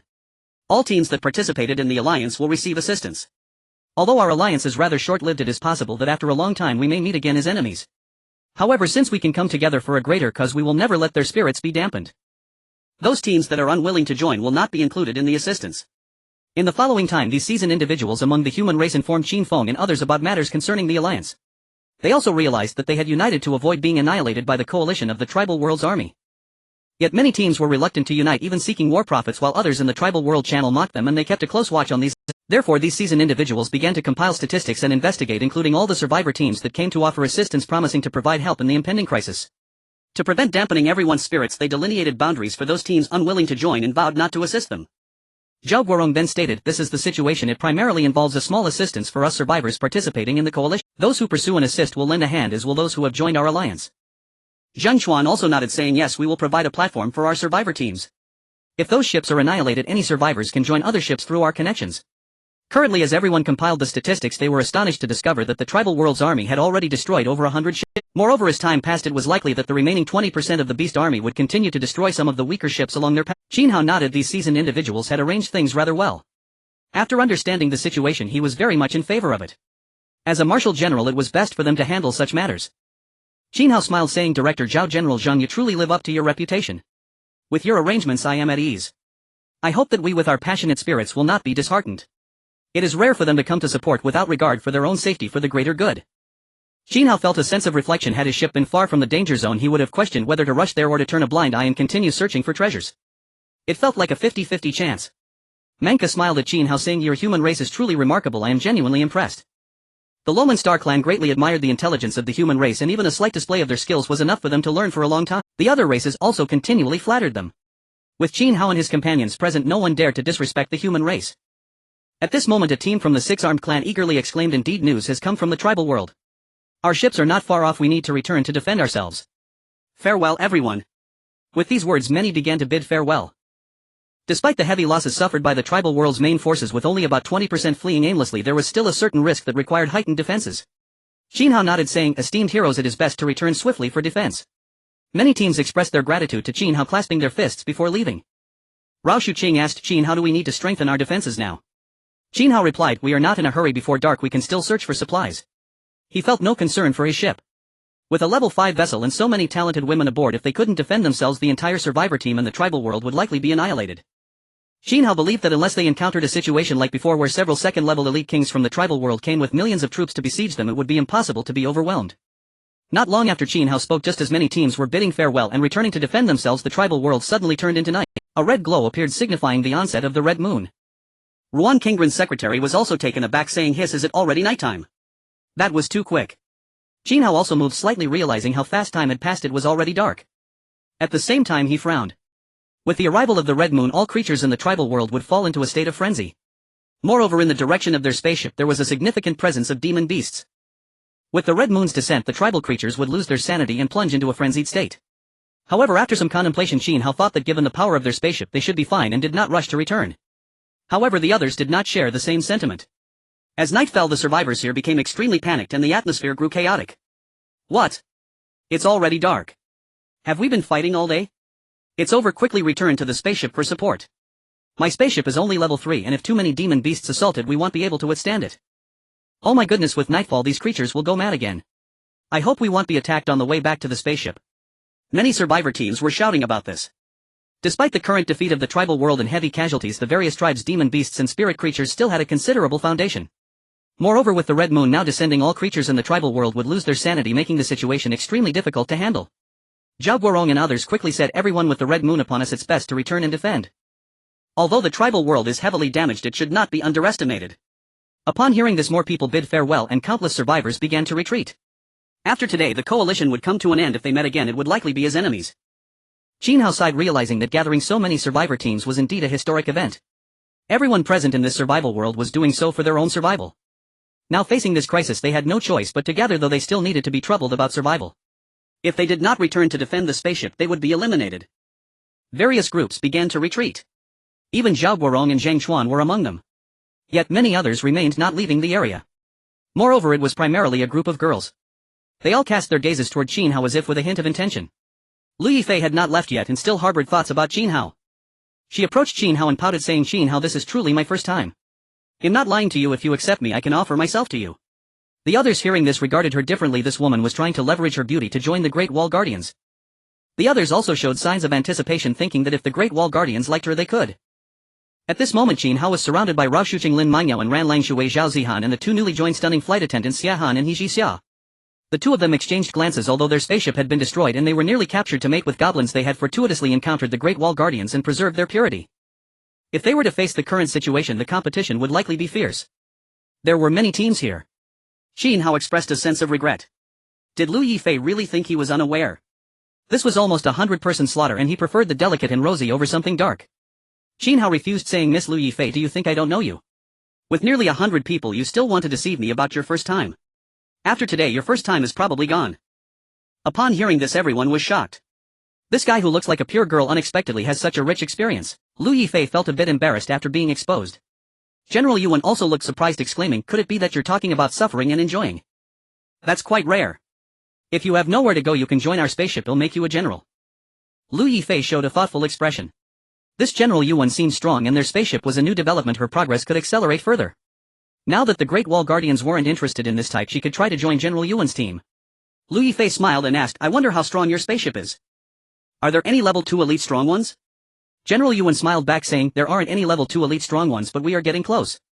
Furthermore, apart from the Great Wall Guardians it seems that only the Luoman Star people and the Huangshan ethnic group have such strong individuals. They are extremely rare. If you wish to join such a team it might be a bit challenging. Lu Yifei also realized that not much time had passed and elite level 2 strong individuals were still quite scarce. Having the potential to become one was already commendable.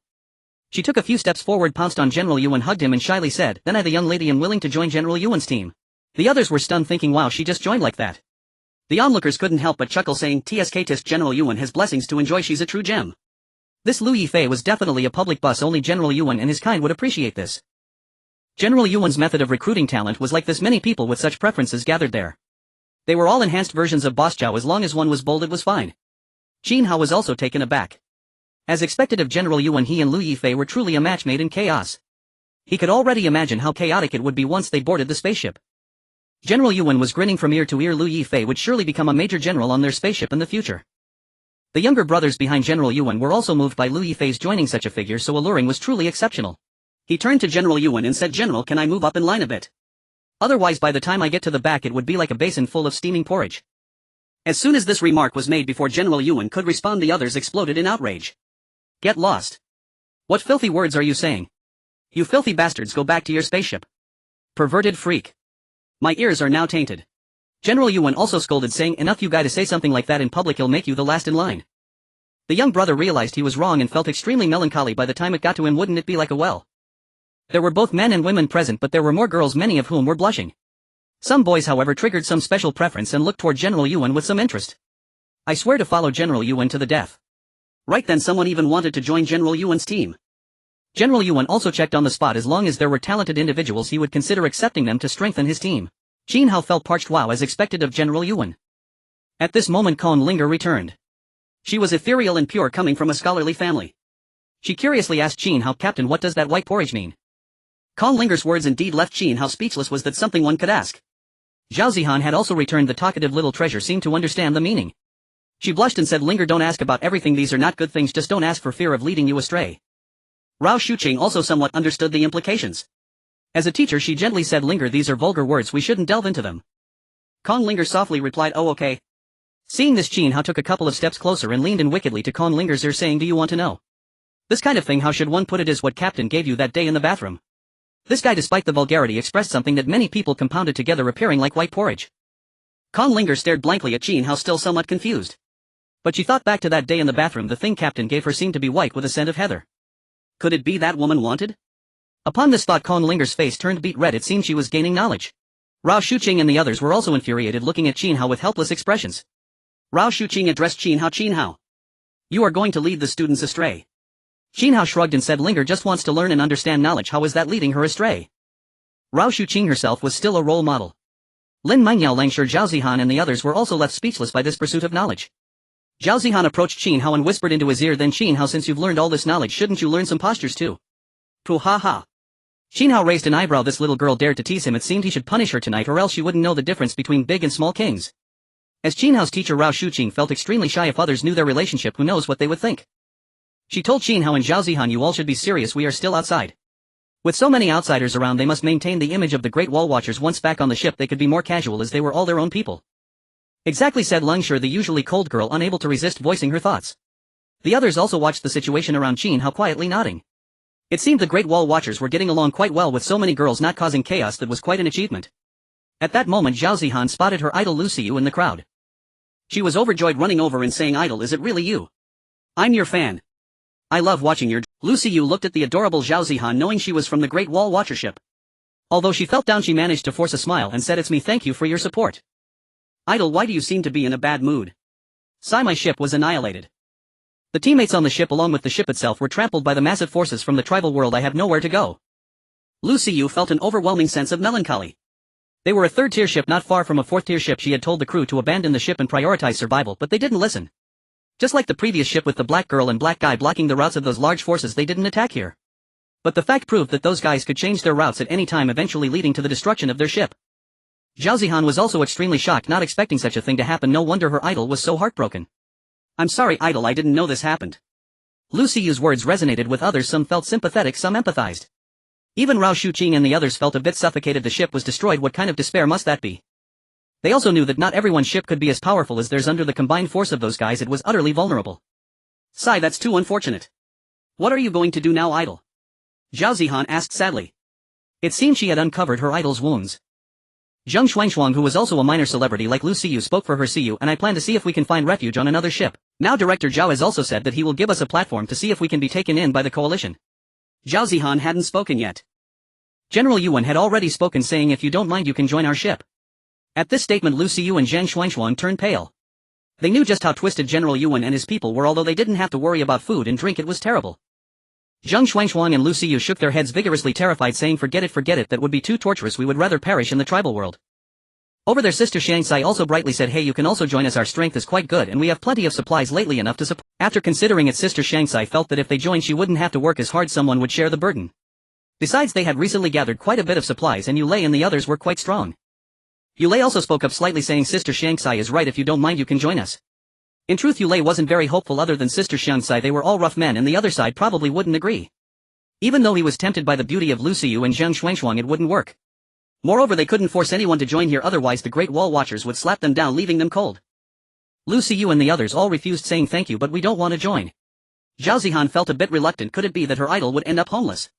In fact, she did want them to join her ship, but it had to be approved by the captain, and if they joined her ship she would feel very uncomfortable. But she couldn't just watch them die, could she? After thinking for a moment, she gritted her teeth and whispered to Lu Xiyu, idol, do you have any interest in our ship? If you do, I can recommend you to the captain. But usually there are conditions.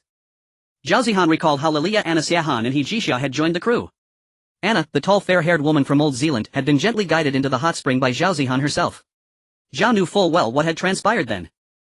As for flight attendants Xia Han and He Jixia, they had set up a tent and begun their integration without hesitation. What followed was all too obvious to any discerning observer. Lu Siyu and Zheng Xuan were visibly moved. Earlier they had jokingly remarked how wonderful it would be to join the Great Wall Watchers. Now an opportunity seemed within reach. Lu Siyu had Zhao Zihan as a personal recommender, significantly increasing her chances. Moreover, among the Great Wall Watchers crew, Qin Hao was the sole male. Lu Siyu turned to Zhao Zihan and asked, "What are the conditions?" Zhao Zihan whispered, "Generally speaking, one must become sister-in-law to brother Qin Hao." "Well, not entirely. There are many women aboard the ship who aren't his consorts." After uttering those words, Zhao Zihan felt utterly drained, torn between wanting her idol to thrive and fearing she'd suffer in the process. After all, she feared her idol would be overwhelmed by brother Qin Hao's attentions, and that thought pained her deeply. As for the other women aboard who weren't his consorts, the reason was simple: brother Qin Hao was simply too busy to attend to them all. Upon hearing these terms, Lu Siyu and Zheng Xuan were profoundly shaken. Was this truly the prerequisite for joining the Great Wall Watchers? They hesitated, steeling themselves. Once rising stars in the entertainment industry, they had withstood coercive advances and weathered career lows, yet still emerged successful. Even amid this survival game they had fared well. Women must stand strong had been their creed. Yet fate intervened. Their spacecraft had been destroyed by an irresistible force. Lu Siyu and Zheng Xuan exchanged glances, silently seeking each other's resolve. "It's a promising refuge, but ultimately it rests with the captain whether he'll accept us." Zheng Xuan voiced the sentiment, to which Lu Siyu nodded in agreement. Even Lu Yefei had attempted to join earlier, only to be unceremoniously rejected. Zhao Zihan understood their assent. She then led Lu Siyu and Zheng Xuan, 4 women in total, toward Qin Hao. "Captain, their vessel has been destroyed. They wish to join our crew. What do you think? Will you grant them passage?" Zhao Zihan asked, eyes hopeful. Though intimately familiar with Qin Hao, and even counted among his consorts, she knew such decisions rested solely with him. Qin Hao appraised the 4 celebrities before him, undeniably beautiful with alabaster skin and faces of breathtaking elegance, each radiating refined grace. He activated his true sight eye to scan them. Name: Lu Siyu, age 26, and awakened talent, wind affinity, power level tier 1, high rank and race human of blue star, Huaxia origin, height 171 cm and weight 56 kg and beauty score 93 and physique rating D and consort count 0. Name: Zheng Xuan, age 25, and awakened talent, non and power level tier 1, high rank and race human of blue star, Huaxia origin, height 170 cm and weight 54 kg and beauty score 91 and physique rating C and consort count 0. Name: Hua Zioqian, consent count 5 and name: Yu Yenner. Consent count 6 and Qin Hao reviewed each profile. Lu Siyu and Zheng Xuan were both marked first time, a rare novelty that surprised him given the entertainment industry's notorious reputation. The other 2 women, however, bore different records.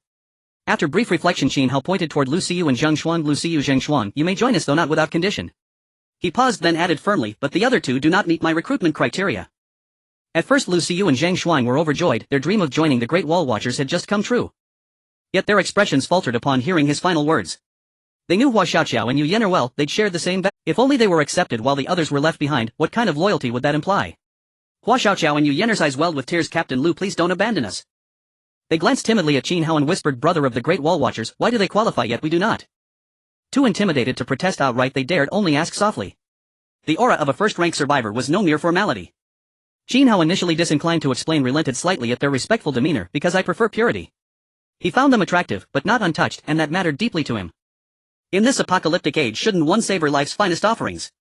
To settle for less would invite ridicule. The Great Wall Watchers scavenged castoffs. A mockery he refused to endure. Worse still, former partners might emerge mocking him for accepting what others had already claimed, calling him a collector of discarded treasures. Qin Hao would never allow such slander. Indeed, during the ship's initial inspection he'd confirmed every woman aboard was untouched, an astonishing rarity. No wonder the harmony cultivation system had descended upon their vessel. Hearing his reasoning, Hua Xiaoqiao and Yu Yenner's eyes shimmered with quiet sorrow.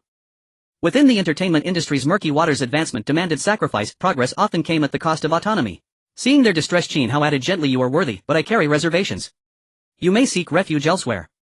Then turning to Lu Siyu and Zheng Xuan he said, "Your choice remains yours alone. I will not interfere. Either both of you join, or none of you do." His words hung in the air, final and unyielding. He lacked for nothing. Beauty abounded aboard his ship. Lin Mingyao, the campus beauty, Sun Yan, the academy's jewel, and countless others graced his crew. Rao Shuqing, Lin Mingyao, and the rest remained silent. This was Qin Hao's domain and he deserved absolute authority. A flicker of inner conflict crossed Lu Siyu's and Zheng Xuan's faces. His words had echoed clearly in their ears. Their acceptance hinged entirely on remaining untouched, while the others, having surrendered that purity, were disqualified. Their gazes met, waited, knowing almost right. "So, you're still untouched after all." Now came the moment of decision. They turned to consult quietly with the other 2. Ultimately, after deliberation, they provided Qin Hao with an answer. "Captain Qin Hao, both of us are very eager to join you, but the other 2 hope you can also point them towards a path so they too can find a place." Lu Siyu said. After their recent exchanges, they felt that once they integrated into the powerful team of the Great Wall Watch, they might even be able to look out for them in the future. Qin Hao nodded, saying, "That is acceptable." He turned to the two individuals and added, as for your destination you can join teacher Zhang Ye's team as well as that side of I don't understand. They have a balanced number of men and women and they won't act too recklessly, it all depends on willingness. Also if there is a team you fancy you can use my name to apply for inclusion. Once this was said the two individuals behind also brightened their eyes, such words were not disadvantageous. With the reputation of the Great Wall Watch many teams would likely open their doors. In the end Lu Xiyu and Zhang Xuangshuang gained Qin Hao's approval and stood behind him. The other two sought a different path. With Lu Xiyu and Zhang Xuangshuang's addition the other girls were somewhat excited. Although that Lu Yifei had failed, these two girls surprisingly succeeded. Does this mean they also have a chance? Sister Xiang Sai was extremely envious, but unfortunately she had no opportunity. However, staying with Yu Lei was quite good. At this moment, seeing Lu Xiyu and the others successfully join the beast-eared girls, particularly the rabbit-eared girls, bounced over. Brother of the Great Wall Watch, we also want to join you. Our spaceship has been trampled, boo-hoo. Here there were three adorable rabbit-eared girls with human-like faces and pleasing looks. The key was that they had a pair of rabbit ears and fluffy tails, making them extremely cute. With the arrival of these three rabbit-eared girls, Rao Shuqing and Lin Mengyao were somewhat starry-eyed. These creatures were truly adorable. Lin Mengyao tiptoed forward, touched the rabbit ears and exclaimed, wow, such fun ears. Brother Qin, how they are so pitiful, why not take them in? The rabbit-eared girls, though very shy, did not resist and allowed Lin Mengyao to pet them. Rao Shuqing also smiled. Didn't Li Mengmeng say she wanted to catch a rabbit-eared girl to raise? Now it seemed that this matter was about to come true.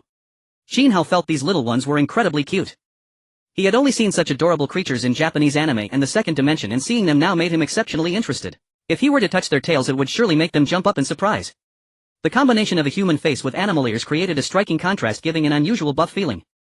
Qin Hao looked at their panels. Name: Naifu, age 19, awakened talent, acceleration, strength level 1, high race, rabbit-eared girl, height 155 centimeters, weight 50 kilograms, appearance 88, size D, charging count 0. Name: Zhao Tang, age 18, awakened talent, sugar production, strength level 1, intermediate race, rabbit-eared girl, height 156 centimeters, weight 42 kilograms, appearance 89, size A, charging count 0.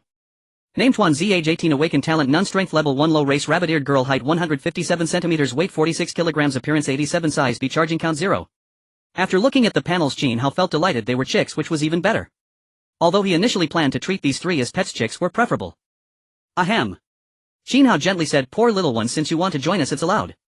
Yay. Sun Yan and Lin Mengyao were the first to speak. Such cute little creatures must be fun to tease. Naifu, Zhao Tang and Tuan Zi, three overwhelmingly sweet rabbit-eared girls, all chimed, yay Onayakan. My dear Qin Hao, Onayakan, Naifu, Zhao Tang and Tuan Zi will give you baby monkeys. The three rabbit-eared girls were extremely proactive, bouncing up to hug Qin Hao. Qin Hao looked at the three adorable little ones and liked them immensely. However, some of them had just turned 18, making it a bit awkward for him to proceed, especially Zhao Tang, who looked extraordinarily sweet, and her talent was sugar production with a sweetness level off the charts. Yet she was an A cup lighter than Ling Xiaoka. This was quite such a scale, ahem. At this moment Qin Hao felt somewhat excited, inexplicably gaining a buff. Naifu was the most outstanding among the three beast-eared girls because Zhao Tang and Tuan Zi were only A and B cup. She was a direct D, and her two soft mounds pressed against Qin Hao made his feelings ripple. Zhao Tang inadvertently even felt Qin Hao's hard third leg. Captain, you seem quite anxious. Do you need to cool off? Zhao Tang asked. Qin Hao was speechless. Was this something to say in such a situation? This little beast-eared girl was unbeatable. He hurriedly had Rao Shuqing and the others take these three little ones to play elsewhere, planning to deal with them later. At this moment Qin Hao saw a few familiar faces approaching. It turned out to be junior sister Luo Yunqi and her group. He remembered these junior sisters were academic achievers. Qin Hao was stunned. Had their spaceship also been annihilated? If that were the case, the creatures of these tribal worlds were too terrifying. Luo Yunqi approached, looking pitifully at Qin Hao. Her stunning face combined with her forlorn expression was exceptionally beautiful. Qin Hao gently asked junior sister Luo Yunqi, what happened? Was your spaceship flattened? Luo Yunqi replied with a pout, no senior Qin Hao, our spaceship was not flattened, but it was close. Our spaceship was originally weak. Many girls felt it was too insecure, they couldn't eat well or dress warmly and were constantly worried, so they left for other teams and joined different spaceships. Our originally weak spaceship is now left with only a few girls. Qin Hao was speechless. They hadn't been flattened by the tribal world's large forces, but rather their own people had scattered. Qin Hao comforted, it's okay junior sister Luo Yunqi. If you have no place to go you can come to me, I welcome you. He glanced at the panel. These high IQ junior sisters from Jin University were all chicks and they had learned so much knowledge. In the future if they had children they could also be teachers. Cough. Culture cannot be lost. The originally nearly 30 individuals aboard the ship after death and escape, now only 4 remained, which was quite extraordinary. Rao Shuqing also sighed deeply, realizing that in the face of life and death choices even those with high intelligence could not remain detached. Upon hearing that Qin Hao had a place to shelter them, Luo Yunqi was overwhelmed with gratitude towards him. Little did she know everything came with conditions. Now with Lu Xiyu the rabbit-eared girl and Luo Yunqi joining, the others could no longer sit still and were eager to try.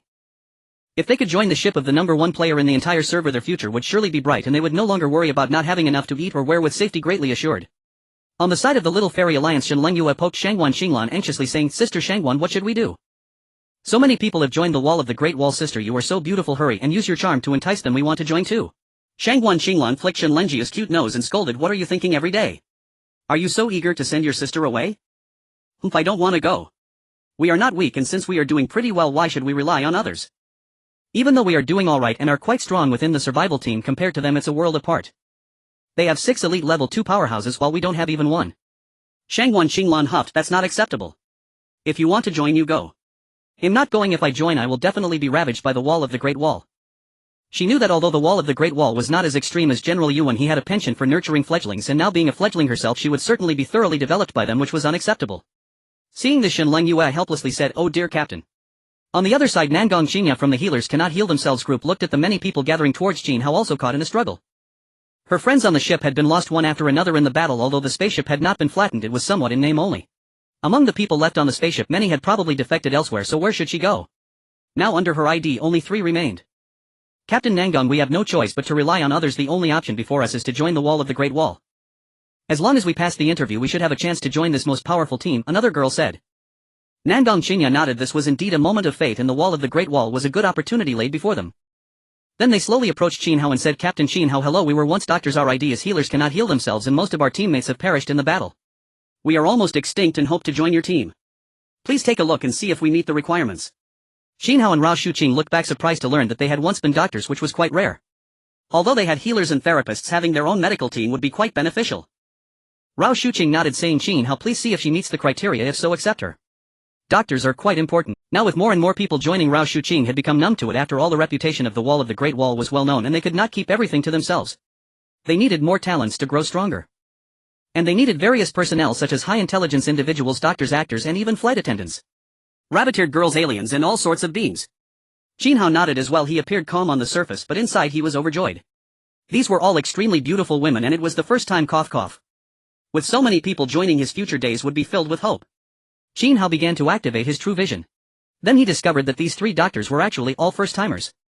Could it be that they were too busy, or were they just too— Nangong Xinya was 24 years old and the other 2 were around 24 to 25. They might have just graduated from medical school. Qin Hao said to Nangong Xinya and the others, Sister Nangong, you have passed the selection and can join us. With Qin Hao's approval, the 3 of them breathed a sigh of relief, feeling extremely excited to be able to join the wall of the Great Wall. In the back, Rao Shuqing and Zhao Zihan shook their heads. These women were still happy, but they would soon have their moments of sorrow because Qin Hao's strength was simply too formidable. As more and more people joined, those present could no longer sit still. If they could join the wall of the Great Wall, it would be fantastic. But at the same time, cries of despair could be heard. The wall of the Great Wall shouldn't be so strict about gender. If it doesn't work, I can sell myself. Right, I'm a talented individual, please accept me. Qin Hao immediately retorted, get lost, we don't accept males. The entire spaceship was his harem, how could he accept males? Approaching was not allowed. Once they did, weapons would be drawn and they would be reduced to scrap. The other males upon hearing this regretted not being female. General Yuan on the other side was full of vigor. With Lu Yifei's addition, their ship had recruited a few more excellent talents, further strengthening their ranks. He said to everyone, although the wall of the Great Wall is good, it is both conservative and twisted, preferring fledglings. General Yuan welcomes the joining of talented individuals regardless of background. On the side of Sister Shanxi, she was almost in tears because just earlier the rough men had recruited a few capable males and she would have to suffer later. Woo-woo, are there any sisters joining us? We are quite strong too, and we are no longer worried about food and drink, we have plenty of supplies. Sister Xiangxi was almost crying. He Qin from the onlookers group initially wanted to join the wall of the Great Wall or General Yuan's team, but later decided to go solo as his own development was also quite good. Now most of the people here were from teams with no direction. Even they had recruited some individuals, so they stood up. At this time more and more people were heading towards Qin Hao for interviews. Once they passed the interview, it would be a path to greatness. Even if they didn't pass, they could try to join the other teams here. At this moment an unusual team arrived. Qin Hao looked over and saw that it was the Snake Woman clan. Wow, a presence of Medusa level. With the arrival of the Serpent Women clan, not only was Qin Hao shocked, but also Rao Shuqing and Lin Mangyao were somewhat surprised. Even the Serpent Women have arrived. Although they have transformed and possess human faces and bodies, they still have beautiful serpent tails, which seems rather intriguing. Could it be that Qin Hao is going to play with snakes? Qin Hao also took a look. The appearance of the Serpent Women was exceptionally striking, considered as beauties among the human race, yet they were extremely alluring, resembling enchanting fox spirits. What stood out the most were their slender waists and the tails of the Serpent Women. Qin Hao did not recognize the group from the Serpent Women clan. They were not the same ones as Qing Ji and her companions. However, his danger perception indicated that there was no threat or malice. In fact, when Qin Hao assessed new arrivals, aside from using his true sight eye to check if it was their first time, his danger perception would also sense any malicious intent. If there was any malice present, it would be impossible to accept them. I'm Captain Qin Hao, we also want to join you. The leading woman from the Serpent Women clan cast a flirtatious glance and said sweetly, her voice extremely alluring. Qin Hao felt a bit flustered and then asked, I need to ask first, can your tales be accepted? The furry tales of beast-eared girls cannot be accepted, but they don't affect things. However, these serpent women have quite large tails, which might be an issue. The leader of the Serpent Women clan Chang He immediately replied, yes brother Qin Hao, we can completely transform into human forms and you can adjust us as you like, however having the serpent tails allows us to move a bit faster. Qin Hao understood, so that's how it is. Hiss, this feels reminiscent of that by Nyang Zi. He glanced at the panel. Name Chang He. Age 50. Awakened talent Venom. Strength level 1 high. Race Serpent Women. Height 171. Weight 59 kilograms. Beauty 90. Size D. Number of charges 0. Name Cheng Jiao. Age 48. Awakened talent no poison. Strength level 1 low. Race Serpent Women. Height 170. Weight 58 kilograms. Beauty 89. Size C. Number of charges 0. Aside from that, among the 5 serpent women, 3 of them were not first-timers. Qin Hao was shocked not just by their ages but also wondered why these shape-shifting serpent women seemed so youthful. How could they be 50 and still in their prime? He could almost call them aunties. At the same time he was astonished by Qin He's ample bosom, another D-cup. Qin Hao said to them, Qin Jiao, you meet the standards, the others do not, so decide for yourselves. Then we too will join and the others will seek elsewhere, Qin He said first as if she had already made a decision. After that Qin He and Qin Jiao successfully joined. In the following days there were others wanting to join, but many of them did not meet the standards and Qin Hao's danger sense even issued warnings. Warning, this person has thieving intentions, recklessly accepting them onto the ship may cause property loss. Qin Hao was furious and scolded the girl loudly, those who steal have already made it onto their ship. If it weren't for the presence of so many people he would have properly punished her. After that Qin Hao lost interest, their ship had already recruited so many people strong and well-equipped and did not need to recruit anyone else. Qin Hao said to everyone, the Great Wall Watch will temporarily stop recruiting, so you need not come anymore. With these words Rao Shuqing, Lin Mangyao, Sun Yanlang, Shi Zhao Zihan and others all breathed a sigh of relief. Finally no more recruitment, there were too many already. However, the remaining people were somewhat in an uproar. No. Great Wall Watch brother, we haven't joined yet. Woo please. I also want to join. Qin Hao waved his hand and said, you all should seek elsewhere. It's getting late and the arrival of the Red Moon may bring increasing danger. I hope you can find a suitable team soon. There were still many ships here, mostly teams wanting to join other ships and some looking to recruit talents. But Qin Hao could no longer manage so much, they were already saturated. He rejected all requests to meet so they could only seek other teams to rely on. Looking at his own team, Qin Hao felt a wave of emotion, it had grown significantly. Besides their first team and second team there were also 2 flight attendants, 4 freshmen, 2 young stars, 3 beast-eared girls, 3 doctors and 2 serpent women joining. This trip had directly added over 10 people.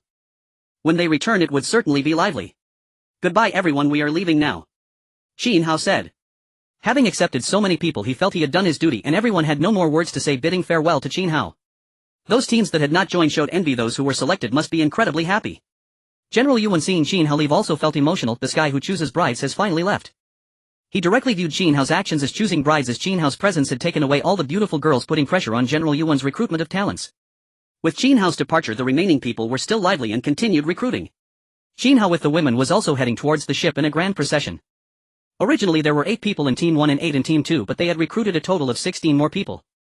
The total number of people in the group reached 32, which was quite substantial. Rao Shuqing, Lin Mangyao, Sun Yanlang, Shi Zhao Zihan and others were also communicating with the newly joined individuals. Lucy Yu looked at the 2 flight attendants Xia in surprise, saying, you actually had your ship flattened by goblins and yet you benefited from the misfortune by joining Captain Qin Hao's crew. What great luck! The other girls were also alarmed, everyone understood the terror of goblins. Xia Han and Hijixia nodded and said, yes, at that time we felt we were as good as dead, but thankfully brother Qin Hao and the others came to rescue us. She still had some words unspoken, such as how she gained trust to join Qin Hao's team and how she had torn open the white shirt to sneak into the tent. At this moment the secretary Wan Qingran smiled mischievously at Qin Hao, saying, Captain, these newcomers just joined. Should we let them express their intentions on the spot? With these words the newly joined individuals looked confused. What intentions should they express? Loyalty. Rao Shuqing and Xia Han however understood immediately. Nangong Chenya asked, I genuinely want to integrate into this group. How should I express my intentions? Ruan Qingran smiled faintly and said, of course becoming the captain's woman counts as our sisterhood. With these words the newly joined girls were all stunned. What is going on here? Is the way to join the group to become Captain Qin Hao's woman. The women were astonished, realizing that there was such a they turned their gazes toward the 2 flight attendants Xia Han and Hijixia, revealing a look of inquiry. Yes, there is such a tradition. When we joined we set up tents directly in the forest. Hijixia spoke up.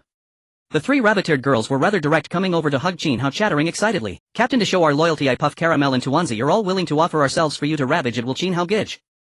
The other girls gazed at Qin Hao with flirtatious eyes, showing no sign of retreat. Before they joined, they had already considered that Qin Hao was the only man here, and if they wanted to be part of it they had to become his women. Many had prepared themselves mentally. Some people even had their eyes lit up. Qin Hao was not only powerful but also handsome, which was quite a deal. Qin Hao was overwhelmed, having pinched Wan Xingran's slender waist. He chuckled, "You Secretary Wan, always coming up with ridiculous ideas. If all the 10+ girls here wanted to sleep with him, wouldn't he be busy all night and end up sleeping until daybreak?" Qin Hao gently pushed away the three rabbit-haired girls, waving his hand. "There's no rush on this matter, we will discuss it later. The red moon is rising, let's head back to the spaceship first." The others didn't say anything. Indeed, it was more important to return to the spaceship now. Doing such things here was somewhat inappropriate. The original crew on Qin Hao's spaceship grew anxious after witnessing this scene. The counselor and Lin Mangyao had become Qin Hao's women, so they weren't worried. But they had not yet formed such bonds. If all these girls bonded with Qin Hao, wouldn't they all take precedence over them? Bai Shui'er, Chen Xiao and Shen Mengshi were all a bit anxious. It seemed they had to find an opportunity. The next moment Qin Hao led the group of women toward the spaceship, effortlessly slaying the monsters and spirits they encountered along the way. In the current tribal world, it seemed there were no more elite monsters, they had a clear path ahead. Even the disorganized groups could venture out in search of resources during the day. After a while, Qin Hao and the others arrived near their spaceship, catching sight of the massive vessel from a distance. Although the spaceship's space had progressed towards the Su-Ni direction from the outside, it still appeared to be the largest spaceship in the entire Flight attendant Xie Han, the beast-eared Puff, and junior sister Luo Yun, she gazed at the enormous spaceship, their hearts racing with excitement.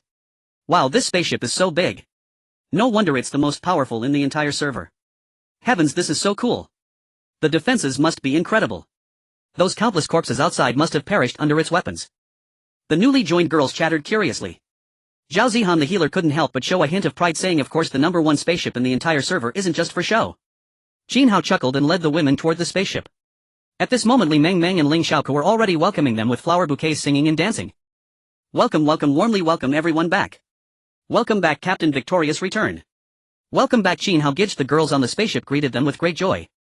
Qin Hao smiled brightly. After fighting outside for so long, mostly in battle, to return home and receive such treatment was simply delightful.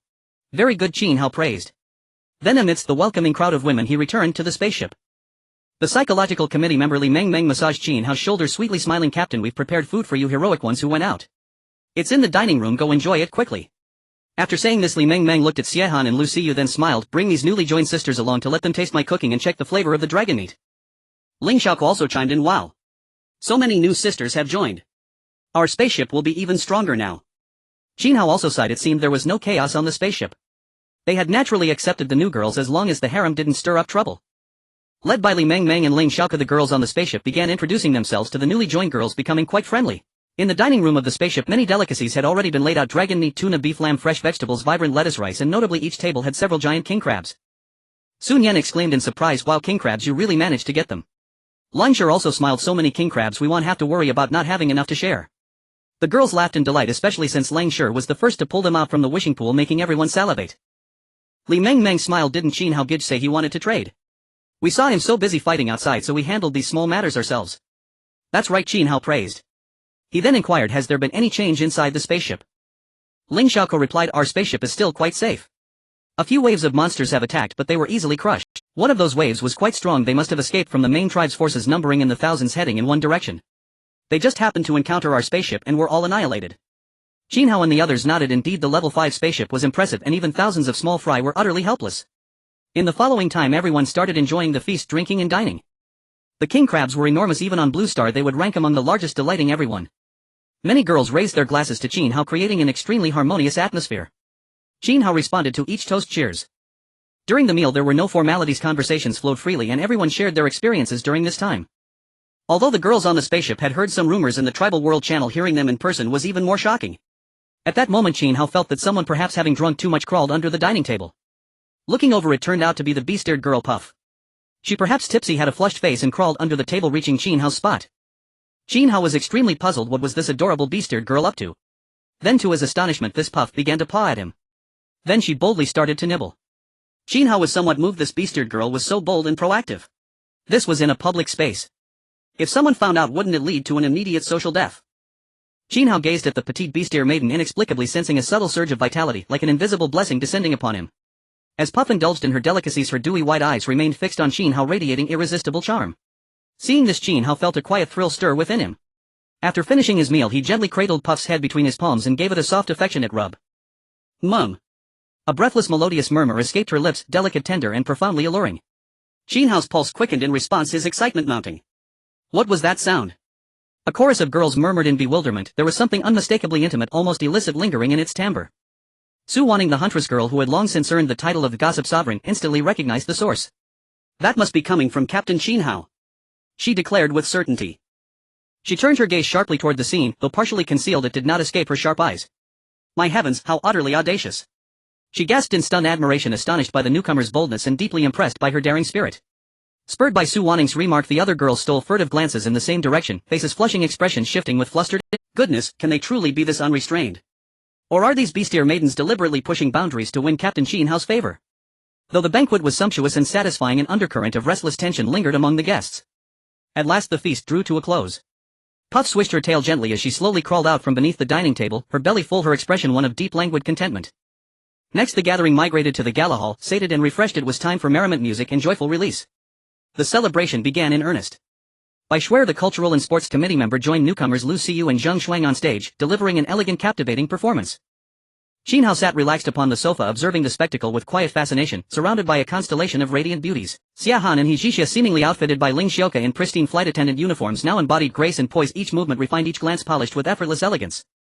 Their uniforms featured crisp white blouses adorned with the iconic insignia, paired with sleek form-fitting miniskirts that accentuated their statuesque silhouettes. High heels clicked rhythmically against the starship's polished floor, each step resonating with poised confidence. Qin Hao watched, momentarily captivated. Clad in those heels, the two attendants stood nearly eye to eye with him, exuding an intoxicating blend of sophistication and allure. Beneath those skirts, sheer black stockings traced every elegant curve, sensual, hypnotic, impossible to ignore. With trays balanced gracefully, Xia Han and He Zhixia served post-dinner fruits and fine wine, every gesture flawless, every detail convincing. They approached Qin Hao, bending forward with practiced grace, and in that fleeting deliberate motion revealed delicate curves and the soft shadowed valley between them. Captain, your wine, please enjoy.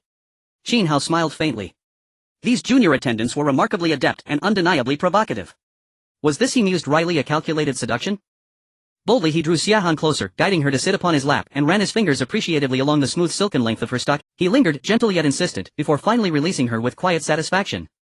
Xia Han flushed crimson, her breath unsteady. As she rose she cast him a coy chastising glance. You're such a scoundrel, Captain. Her teasing words only stoked the heat already kindling within him. She truly was a temptress.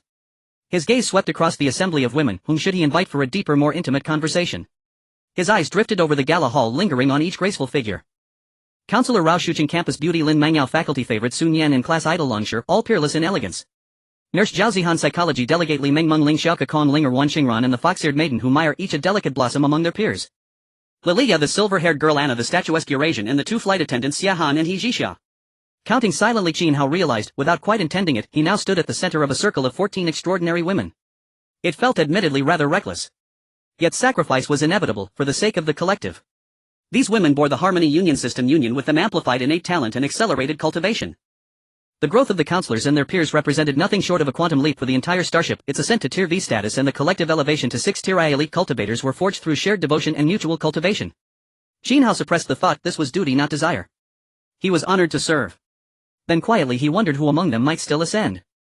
His eyes alighted upon Bai Ruoya, bouncing lightly as she watched the performance, and settled there. He strode forward. Clumsy Ruoyo. She pouted. I'm not clumsy. Don't you long for snacks? Haven't you dreamed of filling your entire room with them? Today Captain grants you special privilege. Her eyes sparkled with disbelief. Truly, Captain, that's absolutely wonderful. If you fill my room with snacks, I'll happily be your clumsy little fool. She tugged his hand playfully, swaying it back and forth with childlike sincerity. Captain, you're simply the best. Giving me snacks.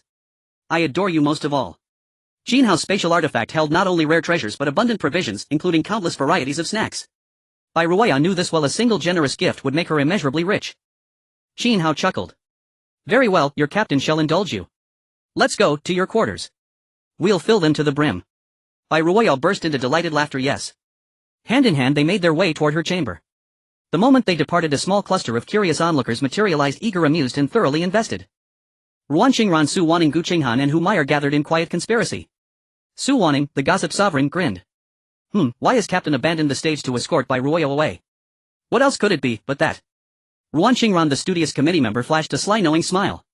Gu Qinghan and the others exchanged glances. Studious committee member, must you be so direct? I recall you wore glasses once, so demure, so proper. How delightfully contradictory you've become. Humayr laughed softly. Our studious committee member is no longer who she was, her true nature has fully awakened. And yes, she's already experienced it firsthand. Su Wanning leaned in, eyes gleaming with mischief. Studious committee member, what was it like? Gu Qinghan says you began your battle right in the main hall, how thrilling. Ruan Qingran's cheeks bloomed scarlet. Oh, hush. That's far too embarrassing. Her voice dropped to a whisper. It was exhilarating. Intense. Utterly unforgettable. It was almost frightening, because Captain is that extraordinary. As Ruan Qingran's words echoed, the girls present felt their faces flush crimson. What outrageous words these were. Su Wanqing, feeling a bit parched, asked, is it really that powerful? But now we should be able to sneak off and enjoy some gossip. We need to be cautious this time, otherwise just like last time Humayr was captured and forced to mine herself. The few of them nodded in agreement. Su Wanqing, Humayr, Ruan Qingran and Gu Qinghan took the opportunity while everyone was having fun to stealthily slip away toward a room. Inside Bai Ruoyo's room, after they entered, Qin Hao casually shut the door and locked it. Bai Ruoyo, startled, exclaimed, Captain, why did you close the door? Guess. I don't know, Ruoya. Of course it's to do something. Upon hearing this, Bai Ruoyo instantly became extremely nervous and began to frantically search for a place to hide.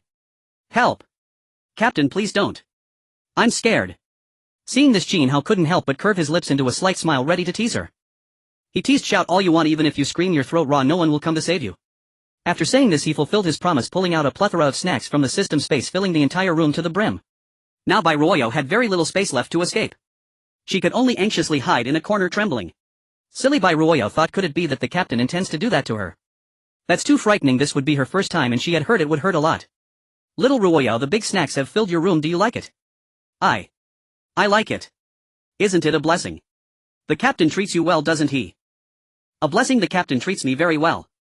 Since the captain is so generous, you shouldn't be so selfish. Shouldn't you repay him and let the captain enjoy a bit too? Ah. How? The captain enjoys it. Bai Ruoyo asked, puzzled. Qin Hao hinted, just take off your clothes and lie on the bed without moving and the captain will enjoy it. Ah. Is it really like that? Bai Ruoyo was shocked, seemingly understanding what was meant by enjoyment. So the captain intended to use her. Qin Hao stepped closer to her, feeling a bit excited at her reaction. No, captain, please let me go. Bai Ruoyo was incredibly frightened, running about in a panic, removing her little shoes and climbing onto the bed. Seeing this, Qin Hao also took off his shoes and cornered Bai Ruoyo. Bai Ruoyo bounced up and down on the bed, but she was easily captured by Qin Hao. Since little Ruoyo is unwilling to take off her armor, the captain will help you with that. Whoa, I'm scared. Don't be afraid, it will be over soon. With Qin Hao's strength, Bai Ruoyo had no power to resist and was easily subdued. She was completely stripped clean. Little Ruoyo, you are quite appealing, your figure is rather nice. Qin Hao chuckled lightly. Bai Ruoyo had a cute appearance and her figure was acceptable, she must have at least a C cup. Beneath her clothing she resembled a piece of art.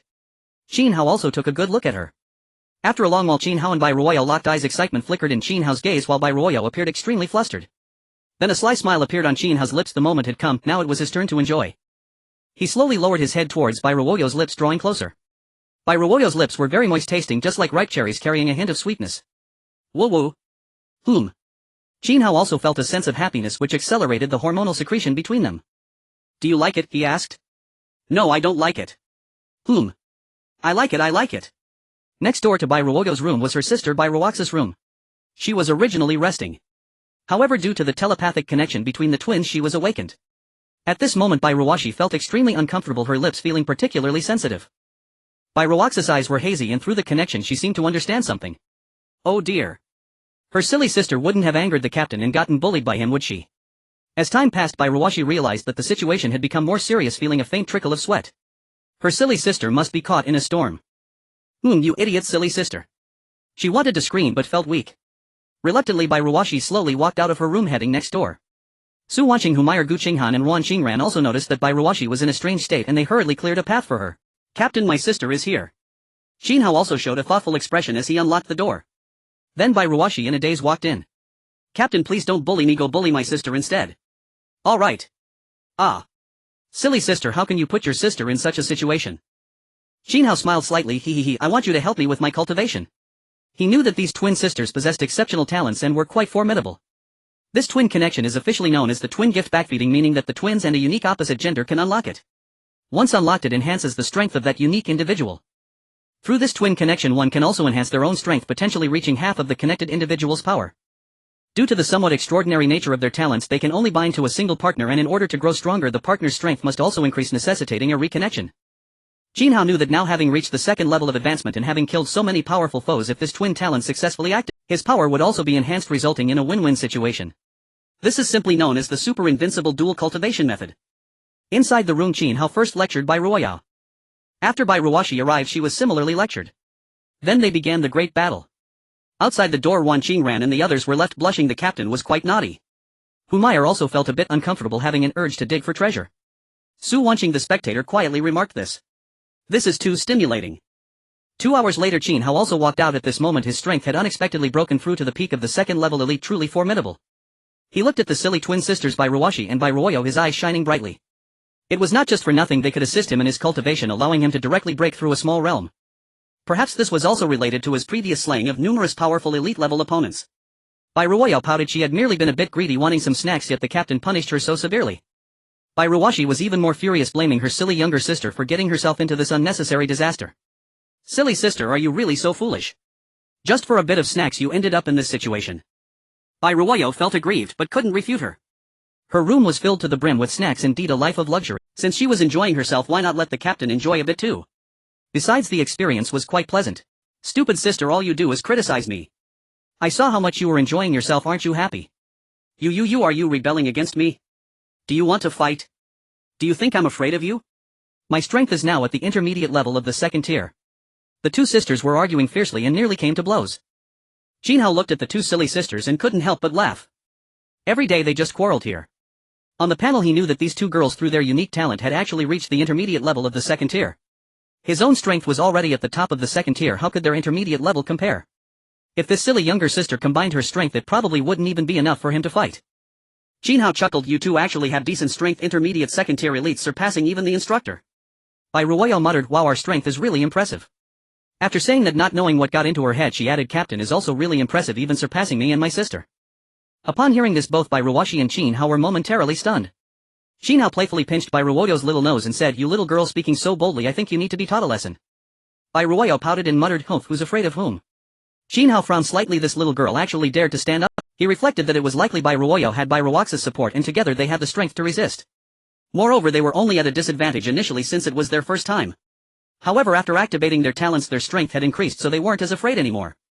Qin Hao sneered, not afraid, huh? When I unleash my 11-fold amplification, let's see if you're still not afraid. Bai Ruoyao and Bai Ruoxi immediately showed expressions of shock. They both knew that captain had an extremely powerful talent which, once activated, would greatly enhance his strength. If he was already this powerful, wouldn't he become invincible then? Such strength would be unbearable for anyone. That could be disastrous. Bai Ruoyao immediately shrank back, pleading, woo-woo, I was wrong, captain. Please don't do that. In the evening party hall, the girls were extremely lively, not sleeping at night and enjoying their vibrant nightlife. Currently most survivor teams were struggling with hunger and cold, facing the danger of annihilation, yet they were able to live well, which was a comfort. At the same time, everyone deeply realized that only by being strong enough could they maintain such a lifestyle. The newcomers were most affected, like Lu Xiyu and Zhang Xuanxuan, two popular young stars. Along with Puff and three beast-eared girls Luo Yunqi and four top students and flight attendants Xia Han and He Zhixia, as well as Dr. Nangongqing, they were the most shocked. After all, it was the #1 spaceship in the entire server. A level 5 spaceship was not only enormous but also had astonishing defenses, requiring only a few guards while the rest could sing and dance. This is truly impressive. We used to be on edge, barely getting any peaceful sleep, fearing that monsters would breach the spaceship. Xia Han sighed. Lu Xiyu responded, who hasn't? Since the beginning of survival I haven't had a proper sleep. Sometimes I wake up in the middle of the night and sometimes I have to deal with powerful creatures attacking us. Lu Xiyu, who used to be the captain of the spaceship, was the strongest among them and hardly ever rested.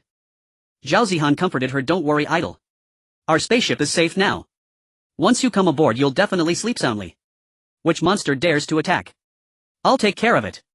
The others nodded. Zhao Zihan was not only a healer but also quite powerful indeed, exuding confidence. Luo Yunqi also expressed her agreement, but she was puzzled. Where had Senior Qin Hao gone? Sister Zihan, where did Senior Qin Hao go? Why haven't we seen him for 2 hours? Zhao Zihan speculated that Qin Hao must be up to no good. She thought this little junior seemed obedient, but she felt she had to let her know, so she was about to speak. However, someone jumped in first. A group of onlookers nearby Su Wanqing also came over, and without waiting for them to say anything directly stated, "TSK just now the captain went to play doubles. It was really amazing." Upon hearing this, the girls were incredibly shocked. Some realized what it meant. Ha! With whom? With the twin sisters. What do you mean? I don't understand. Luo Yunqi asked. Su Wanqing made a vivid gesture, her right hand forming an OK sign. And her left hand showing the middle finger then. This is what it means, junior sister. Haven't you ever watched a short film? That's too outrageous. With Su Wanqing's lively explanation, everyone understood what was going on. Oh my, is this something we should be hearing? Luo Yunqi and her group were also shocked. Lu Xiyu swallowed hard, so impressive captain has such a life. The moment she boarded the spaceship she realized that she might also have to submit to its overwhelming power. Dr. Nangong Qinghao was also astonished. Can we really talk about this? You all eavesdropped, you are really bold. Su Wanqing pouted, I just wanted to help you all get used to it in advance. Cough. Su Wanqing knew that during this time more than a dozen girls on the spaceship had successfully advanced and it had not even been a month. Those indescribable topics and words that couldn't be spoken were now all fair game. After all, even the instructors had fallen into it. This is a teacher. Gu Qinghan lightly coughed, you'll get used to it, it will only get more open from here on out. The newly joined girls were shocked, is it really that open? Luo Yunqi then asked, Sister Zihan, do you have that? Su Wanqing immediately replied, she's quite proactive, I heard that she almost got into bed the very next night. Actually, it didn't take long afterward, it seems she's ranked 4th. As Su Wanqing's words echoed, Luo Yunqi and the others were also taken aback. Was senior sister Zihan that proactive back then? Moreover, she is now a level 2 elite. Could it be that she has received special privileges because she is the captain's woman? Zhao Zihan's face flushed as such embarrassing matters were brought to light. However, at this stage there was no need for shyness, being generally open is the trend. She chuckled, saying, I had no choice, the situation compelled me and I was striving for progress back then. Zhao Zihan possessed the Hahuan system, which she hadn't disclosed to anyone, likely only the captain knew. Back then her union with the captain allowed her to strengthen her abilities and enhance her talents. After enhancing her talents back then, her nurturing talent could even cure the zombie virus. Flight attendant Xiehan looked at Luo Yunqi and Lu Xiyu with frustration, saying, you all are better off than we were. When we first joined the team we endured a lot and had to pledge our loyalty right on the spot. He Xia also muttered, that's right. I was ready to watch the show, but I didn't expect you to hold that mysterious initiation ceremony. Luo Yunqi the junior, Dr. Nangong Qingya, beast-eared girl Pao Fu and little star Lu Xiyu all looked at Xiehan and the other girl in shock. They all knew the implications, that mysterious ceremony was nothing but a public display of affection. At this moment Qin Hao led the twin sisters by Ruoyao into the ballroom. Seeing the lively discussion among the girls, he chuckled, what a lively scene. What are you all talking about? Zhao Zihan playfully responded, we are discussing what the captain and the Bai Ruoshi sisters are up to. Qin Hao, who had long stopped pretending, was quite straightforward.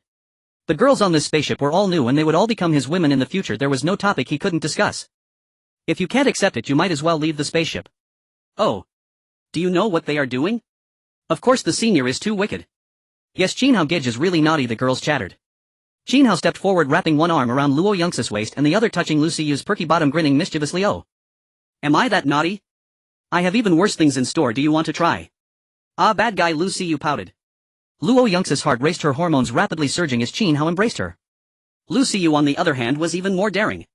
As a former star she had always paid attention to her scandals and interactions, avoiding close contact with the opposite sex. Now with Qin Hao touching her backside it felt too wicked. Both girls blushed deeply. Luo Yunqi exclaimed, no Qin Hao senior, I'm scared. Lu Xiyu quickly declined, saying, Captain Qin Hao, I don't want to try either. Qin Hao looked at the two girls who seemed like startled fawns, feeling quite pleased. Watching these shy girls was a unique experience. He touched Lu Xiyu's bottom and kissed her enchanting face, exhaling softly, don't want to. Then I'll have to insist. Qin Hao had a special feeling towards Lu Xiyu, who was once a trending star, someone he couldn't have approached in the past. Now with her in his arms it felt like he was gaining a buff. He felt a desire to conquer. Qin Hao smirked, saying, that's not up to you. With his left hand around Luo Yunxi's waist and his right around Lu Xiyu's, he started walking toward the nearest room. No Qin Hao senior, spare me. Ah, smelly brother, this is too fast, sister hasn't adjusted yet. Lu Xiyu, older than Qin Hao, surprisingly called him smelly brother. Little Xiyu, aren't you being naughty? What do you call me? Qin Hao said while pinching Lu Xiyu's chin. This trending little star Lu Xiyu actually called him smelly brother. Was she getting a bit carried away? Lu Xiyu, uncertain of what to say, felt that Qin Hao disliked the term smelly brother. She then said, should I call you captain? Not enough. Then what should I call you? You think of something. Lu Xiyu was almost in tears, wondering if calling him captain wasn't enough. It seemed calling Qin Hao smelly brother had displeased him. At this point she had to resort to this tactic. Daddy, hearing the beautiful little star call him this made Qin Hao feel an unusual kind of excitement. Woman, you are playing with fire. Without caring, Qin Hao left with Luo Yunqi and Lu Xiyu in his arms, leaving the crowd in stunned silence. Lu Xiyu's good friend Zheng Xuanshuang swallowed hard. It seemed her good friend was about to be claimed. Tsk tisk, little Xiyu has kept herself pure for so long without any rumors, yet now in this apocalypse she is about to be conquered. Zheng Xuanshuang sighed. Idol, my idol. Zhao Zihan cried, tears streaming down her face. She regretted bringing Lu Xiyu back. She felt she had harmed Lu Xiyu and her own idol. Her idol who had never had any scandals was now about to become the captain's plaything. This damned capital, no, this damned apocalypse survival game. As Zhao Zihan and the others were in despair, someone had already gone to gossip. Let's go eavesdrop and see who screams louder, the twin sisters or the junior and the little star. The gossip king Su Wanqing shouted. Fox Meyer was also a bit tempted if many people when she could secretly mine on. Ruan Qingran and Gu Qinghan were very excited and the four of them went to eavesdrop. Zhao Zihan thought for a moment and decided to join them. Ruan Qingran asked in confusion, Zihan, isn't Lu Siyu your idol? She's in that state, she probably doesn't want you to. Do you really want to go? Zhao Zihan's idol Lu Siyu seemed to be in danger. Wasn't Zhao Zihan just asking for trouble by going? Her beloved idol would be ruthlessly ravaged by the captain. Just thinking about it made her sad. Yes, I want to be there for my idol. Everyone couldn't help but smile. If Lu Siyu knew that her fan was eavesdropping on her embarrassing moments outside the door, she would surely feel mortified. The group went curiously to eavesdrop. Inside the ballroom, the girls had also played enough. Seeing Qin Hao come over, they felt a bit sour as he directly took two beautiful girls away. Especially for the girls who had been on the spaceship, they felt they were not proactive enough and now they had been surpassed by the newcomers. Why did newcomers surpass them? Because the former ones were not competitive. They all had different thoughts with so many girls on the spaceship. Now Qin Hao was definitely interested in the new, and if they didn't take the initiative, when would they have their turn? Bai Shuerchen, Xiaosu, Jejo Song Weining and others had never tasted anything yet. They had all considered themselves Qin Hao's women, but now there was no progress. Ah. Mum. No. Spare me. Wah. Outside the door, Zhao Zihan was crying her heart out. Wah, idol, I have harmed you. The louder her voice got, the louder Zhao Zihan cried, imagining the current predicament of her. In the silent room, the flames flickered as if dancing. This should not be the case. If one were to investigate further, they would be astonished to discover that it was indeed the sound that made the flames sway continuously. Ah. The sounds of hoarse cries echoed in the quiet room. With the buff active, Qin Hao was exceptionally brave. This internet celebrity stirred something different within him. Lu Siyu, with her delicate charm and her status, was indeed captivating. The pitiful Luo Yunqi, being Qin Hao's top student junior, exuded a youthful naivety that easily left one feeling a sense of loss. Ruan Qingran and Hu Meyer flushed with embarrassment. My heavens, why are the cries so loud this time? Right. Could it be that the captain is excited? Hu Meyer discreetly slipped her hand beneath her skirt while others were not paying attention. She also sensed this time it was too intense. Could it be that the captain is thrilled to have captured the star? The girls discussed among themselves, feeling that it must be so. The once distant and untouchable figure who had been unreachable had now come here, possibly igniting a desire for conquest. 2 hours later, Qin Hao walked out feeling exceptionally refreshed. Now strengthened in every aspect, he possessed a golden vitality and was full of energy throughout. He sighed, I am quite satisfied with the strength of this body. If it were in the past, even with superior physical qualities, I would not have endured. However, this cannot be compared. Back then there were no such conditions, right?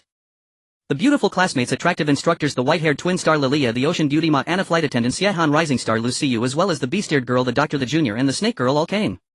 His spaceship gathered all kinds of beauties. Qin Hao turned around and looked at the beauty he had lulled to sleep, feeling somewhat. Was he being too reckless in treating these beauties so? Moreover, during this time he had already acquired a dozen or even 20 beauties. Qin Hao shook his head, possibly because the sage moment had arrived. How could he think this way?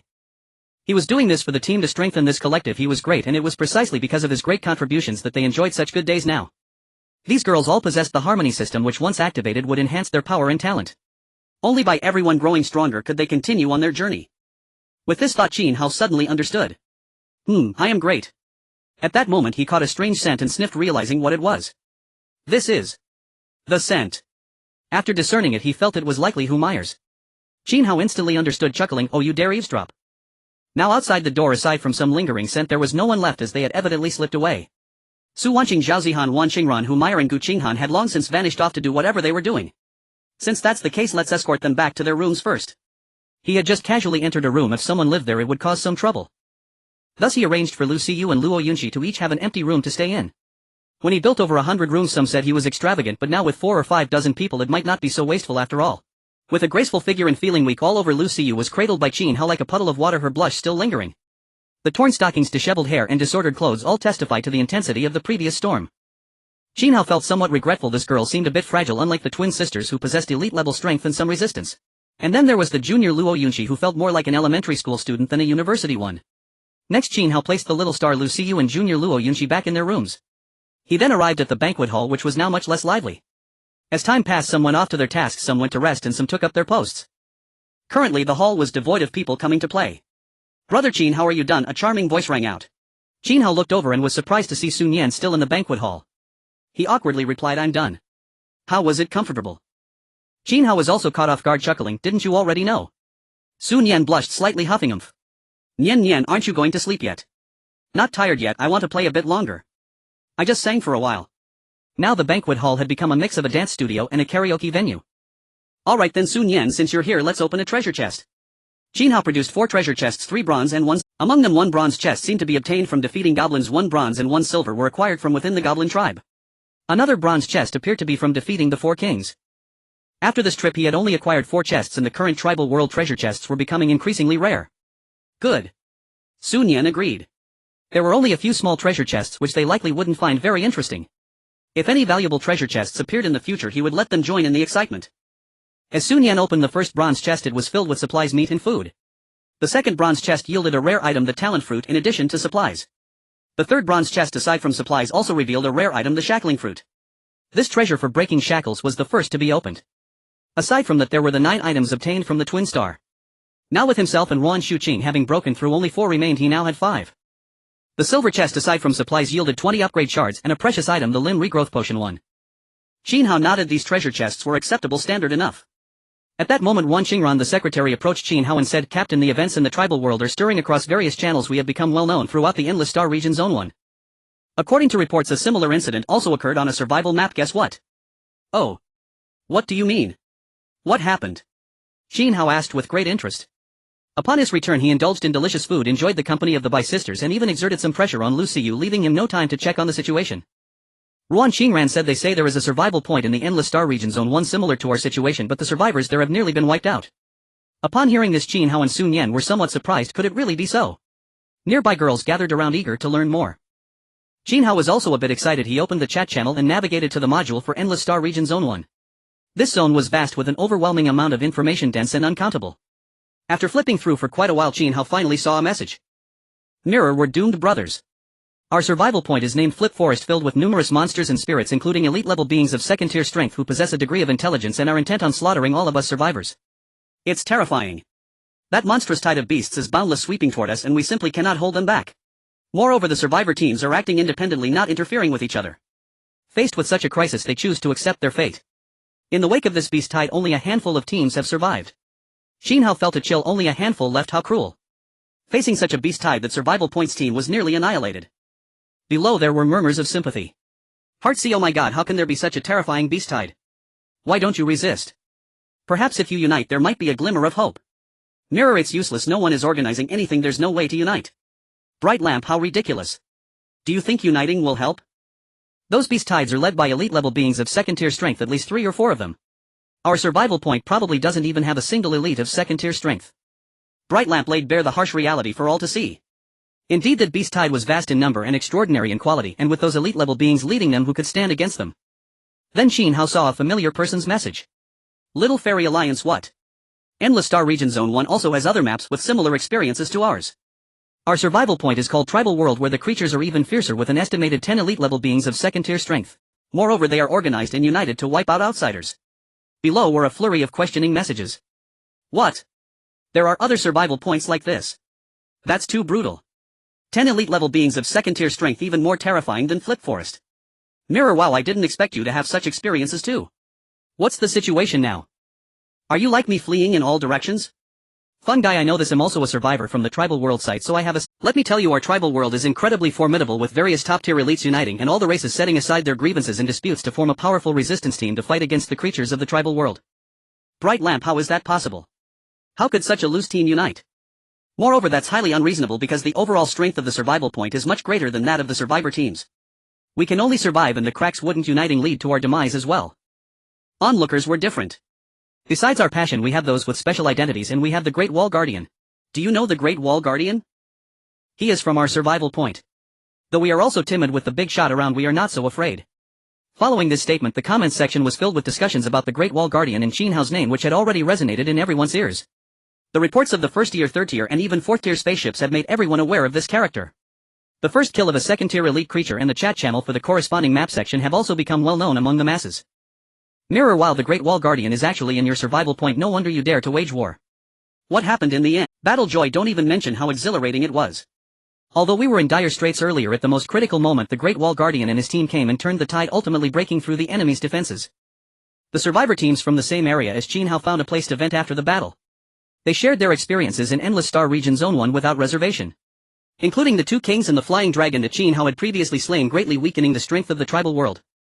Then they united using stones and bows, and with one great fire they caused chaos among the enemy forces, who were left dumbfounded by the sudden turn of events.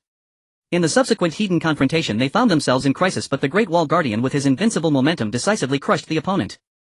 Little Fairy Alliance, yes, that's right. It was simply too cool. Below there were praises and envious remarks. Incredible. The Great Wall Guardian is amazing. Mirror, damn it. You actually have a big shot leading you, that's too awesome. Over here it seems we are all rookies, not even having a second-tier elite to fight back. Bright Lamp, yeah, comparing people can be infuriating. We don't have such conditions.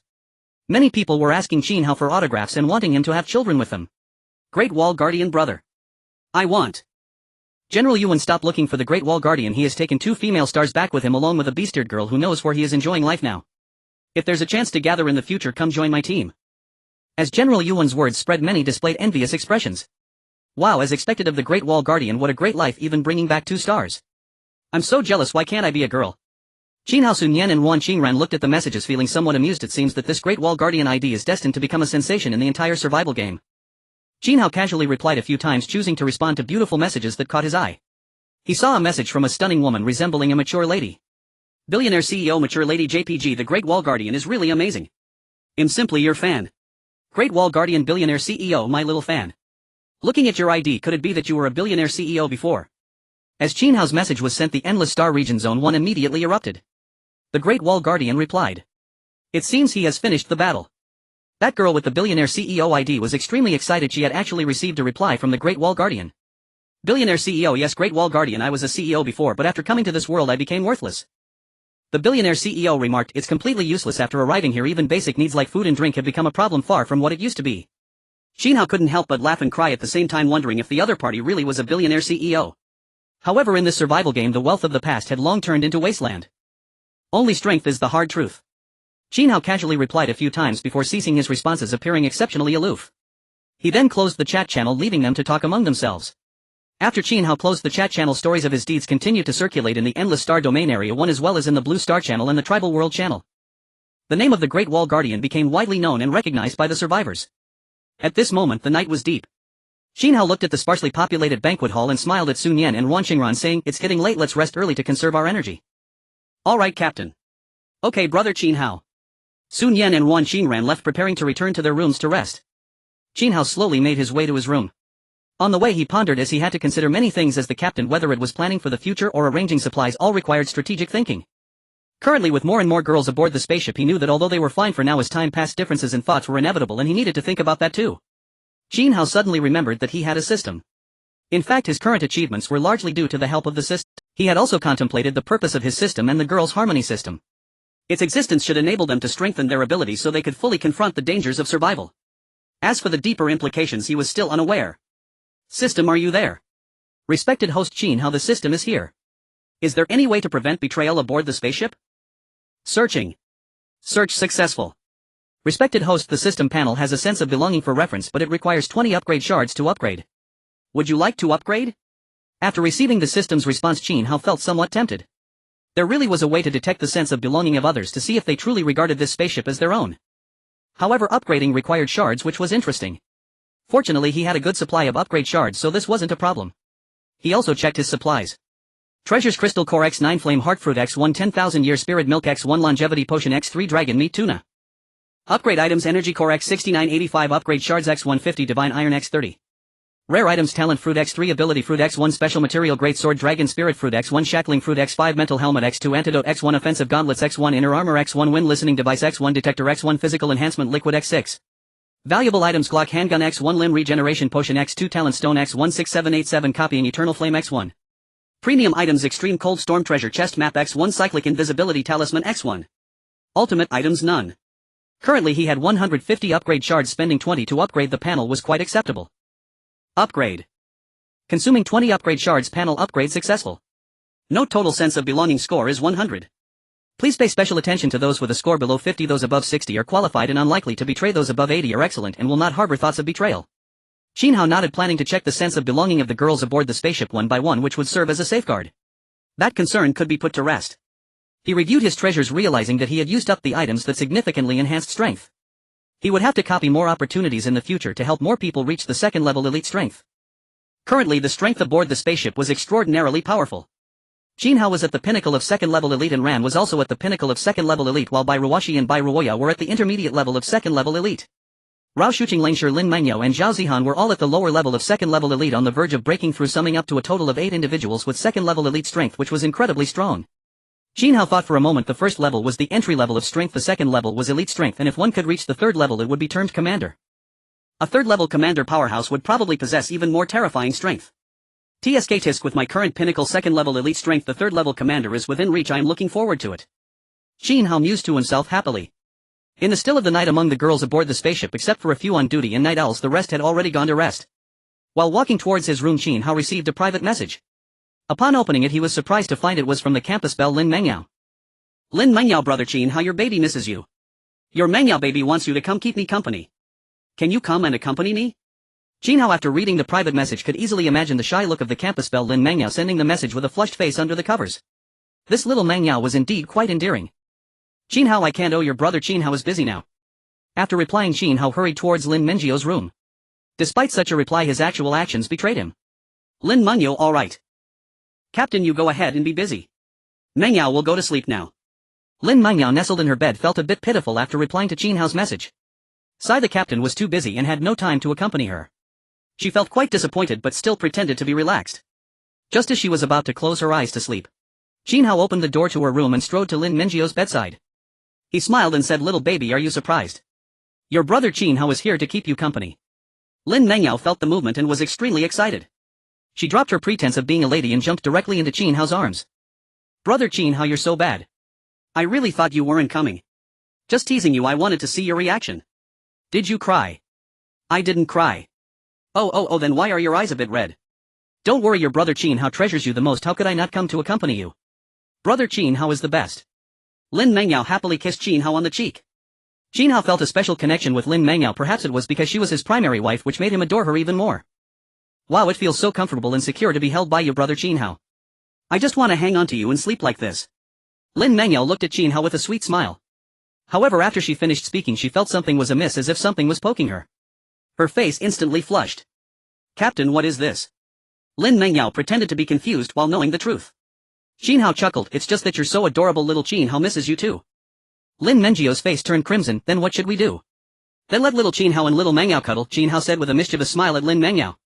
"I heard that this can promote sleep." "Is that so?" All right. Qin Hao's hands began to wander. "Let me touch and see if little Mengyao misses me." Lin Mengyao's heart raced. She was indeed a bit tempted, knowing very well that the captain would find out about this.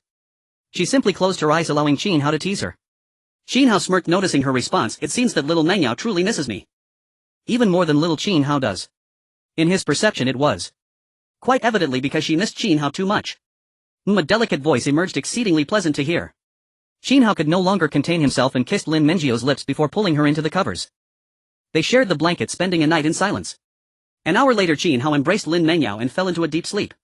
With Qin Hao beside her, Lin Mengyao felt exceptionally secure, tightly holding onto him, feeling extremely blissful. The next day, as dawn broke, the morning glow shone through the ship's windows. Qin Hao looked at the sleeping Lin Mengyao and planted a kiss on her lovely face before slowly getting up. "I must say it's comfortable to sleep with a little beauty in my arms." Originally intending to head to the hall, Qin Hao found himself stirred by little Qin Hao's feelings. In the early morning, with the dragon raising its head, he gazed at the charming Lin Mengyao, who was still sleeping, feeling quite fond. Lin Mengyao looked so beautiful even in her sleep, with a silly expression. At this moment Lin Mengyao lay on her side, exposed and showing off her perfect voluptuous rear. "It's already sunny. Little Mengyao still hasn't gotten up. Let little Qin Hao wake you up." Qin Hao slowly approached. "Ah. Captain, what are you doing? Please let me go. Captain is calling you to get up, little Mengyao." "Then is this how you wake someone up?" "There's no other way. Little Qin Hao can't even move seeing you like this."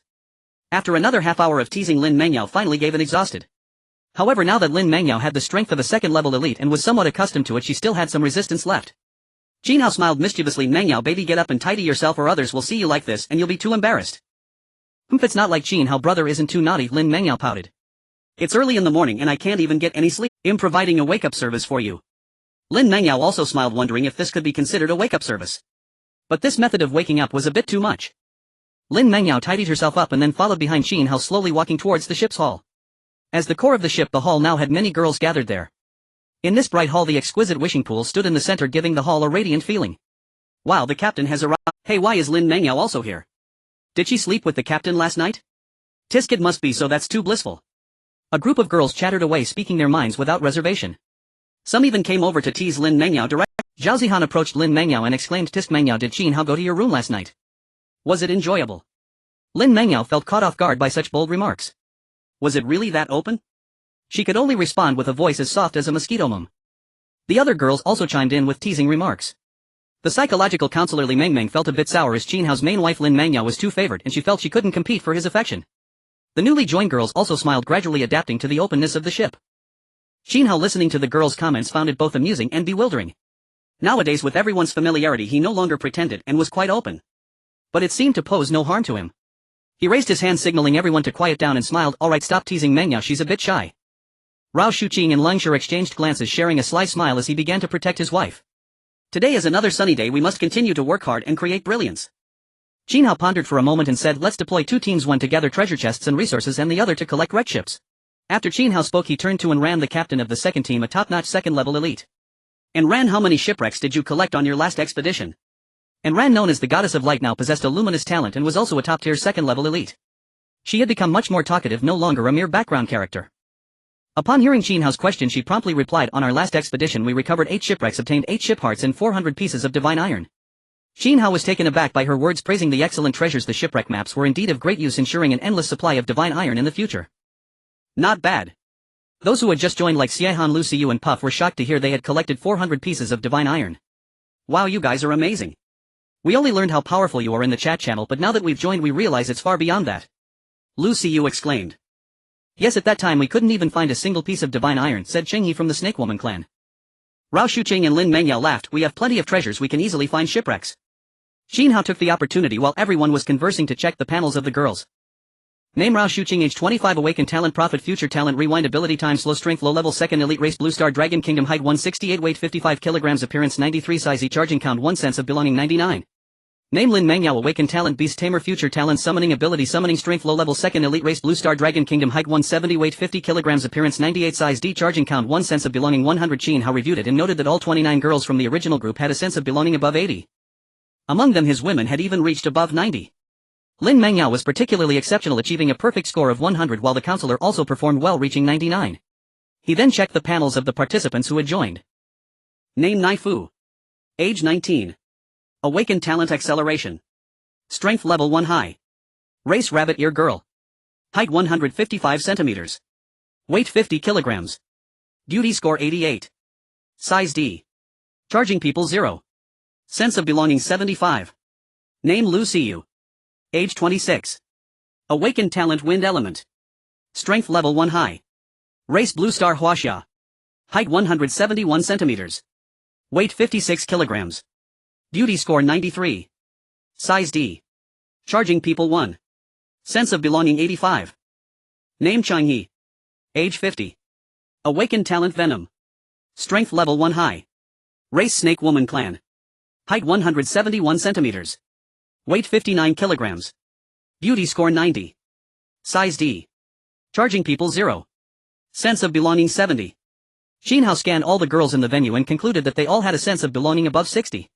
Indeed, the girls who joined this spaceship would to some extent gain a significant sense of belonging, which would grow stronger over time.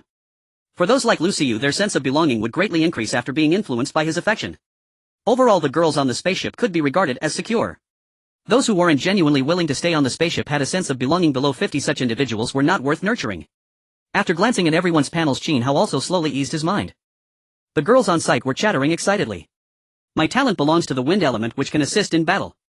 I want to join the main battle faction led by the captain," Lu Siyu said softly. Luo Yunxi replied, "Then I will join Team 2 with Senior Anren and search for the spaceship together." Bai Ruoyo shouted, "I become super strong, I also want to slay demon beasts." While everyone was eagerly making their choices, the seer Rao Shuqing frowned deeply. She looked at Qin Hao and said, "Qin Hao, in my visions all the treasure chests scattered throughout the tribal world have already been cleared. There are no more treasure chests on the entire map." Upon hearing this, everyone was greatly alarmed. Had all the treasure chests really been found in just a few days? That was too fast.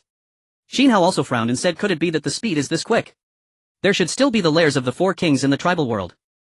Though the level 2 elite kings in the tribal world were mostly slain by Qin Hao's team, the actual places he had raided were limited to the lairs of the barbarian archers, the flying dragon and the goblin tribe. He had not collected from the territory of the lantern spirit and the tree demon king. Sun Yan pondered, it's also possible that when we went to rescue those territories of the 4 kings were breached. Lin Mengyao and the others nodded in agreement. It should be like that. With the alliance of the Mage King, Lantern Spirit and others, they would surely make a move which would leave their lairs poorly defended, allowing the other survival teams to pick up the scraps. As for other treasure chests, they had long become exceedingly rare over time. It's important to note that when they arrived 30 minutes early initially, Sun Yan could pick up treasure chests while walking with an astonishing drop rate. After several days of raiding by the survival teams, the number of treasure chests had already been nearly exhausted. Qin Hao smiled and said, it doesn't matter, we have definitely occupied the majority of the treasure chests in the tribal world and the remaining ones can just be evenly distributed among them. Now that the treasure chests have been cleared, we can take a break. He continued, living in this survival world is filled with anxiety, every day worrying about finding treasure chests and supplies. Currently there are still a few days until the next destination, so we can take a proper rest, and as for supplies, we can collect them occasionally. Qin Hao felt that since there were no more treasure chests, taking a break was acceptable. As for food and water, they were not in short supply at all and were definitely enough for everyone. As Qin Hao's words spread, the girls were somewhat delighted. The captain was actually going to give them a break, which was too blissful. Though their conditions were better than other teams, they often found themselves back out seeking supplies as soon as they opened their eyes. For instance, Rao Shuqing, Lin Mengyao and Zhao Zihan hardly had any breaks. Now that there were no more treasure chests, being able to rest was indeed quite nice. Really? Captain, of course it's true. Wow, Captain is so great. Oh my, we can take a break and rest well. So lucky. I want to go swimming. I want to go soak in a hot spring. I want to practice yoga. The girls were extremely excited and happy after hearing this. Qin Hao smiled as well. Proper relaxation and a work-rest balance were the long-term strategy. Even Lin Mengyao was very happy and said, it's a break, I'm so happy. Counselor Rao Shuqing also showed a delighted expression. She could finally relax. The newly joined girls were also very surprised. They had caught a good time getting a break right after joining the spaceship. The spaceship had quite a variety of rooms. Although many were merely nominal and lacked actual content, they were still satisfactory. The second ring had study rooms, library, sign rooms, flower rooms, plant rooms, animal rooms, courts, large water storage pools, food rooms, snack rooms and dining halls.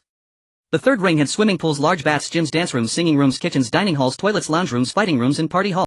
I want to practice dancing. Bai Shuer said happily.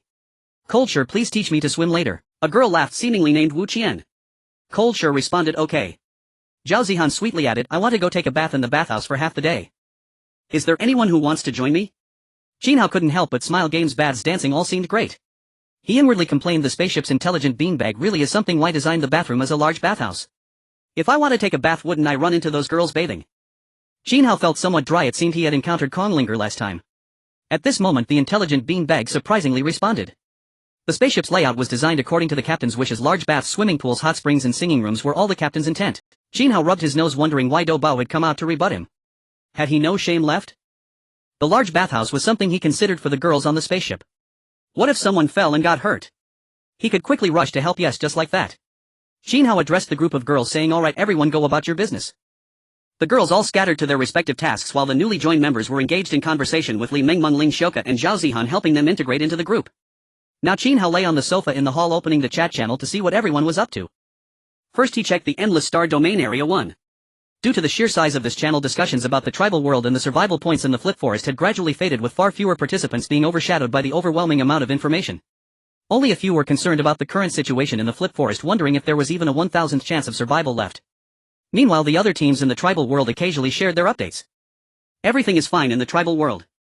With the arrival of the Red Moon, the danger has significantly decreased. As for daytime exploration, the difficulty has also lowered. Even the slacker groups have come out. Next, Qin Hao looked at the Blue Star channel. At this moment he felt uncomfortable as he saw Sun Yan observing in front of the wishing pool, and he called out to her. Nian Nian, come here for a moment. Oh Qin Hao Gij, why did you call me? Sun Yan asked in confusion. Sun Yan obediently sat down on the sofa. Qin Hao extended his hand and smoothly placed it on Sun Yan's thigh, beginning to stroke it. Sun Yan's thigh was fair and long, straight and delicate with an excellent feel. Even the long legs of the flight attendant Xiahan, who stood at 176 centimeters, couldn't compare to Sun Yan's. At this moment Sun Yan understood why Qin Hao had called her over. She pouted, saying, Qin Hao Gij, you were so bad, always touching my leg. Qin Hao glanced at Sun Yan sideways and chuckled, what is this? Just touching your leg, I haven't done anything bad yet. At this time there were still some girls in the hall. If he were to do something inappropriate, it would not be good. Although all the girls were aware of those matters, it still felt inappropriate, especially since girls tended to be more shy. Qin Hao then looked towards Lu Siyu in the hall, who was glancing around seemingly amazed at how spacious the level 5 spaceship was. Lu Siyu, you come here too. Ha! Why did you call me smelly little brother? Lu Xiyu laughed lightly. Qin Hao frowned, saying, it seems you still can't tell the difference between the big boss and the little boss, huh? Is last night's punishment not enough? Lu Xiyu suddenly realized, questioning why Qin Hao had been so intense last night. It turned out that her teasing words had provoked him and he was retaliating with punishment. Lu Xiyu instantly transformed into a small cat, softly saying, Baba, don't be angry. I was just joking with you. Lu Xiyu felt somewhat wronged. After all, she was once a star, and now calling a college student Baba felt too embarrassing. But it seemed nothing mattered, as in the chat channel billionaires had all become Qin Hao's fans. Qin Hao snorted coldly, saying, that's more like it. Otherwise I would have handled you right then and there. Go wash some fruits for me and feed them to me. Oh, okay. Lu Xiyu went to wash fruits for Qin Hao. And that snake girl Qinghe, come here and give me a shoulder massage. Qin Hao said to the snake girl Qinghe.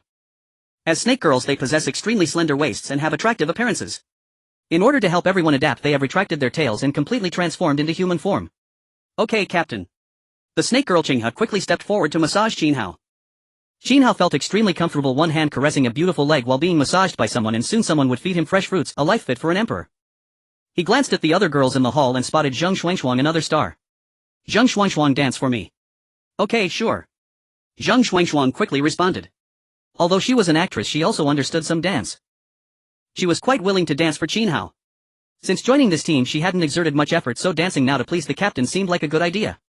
Then Zheng Xuanshuang began dancing in the hall, performing a Latin dance.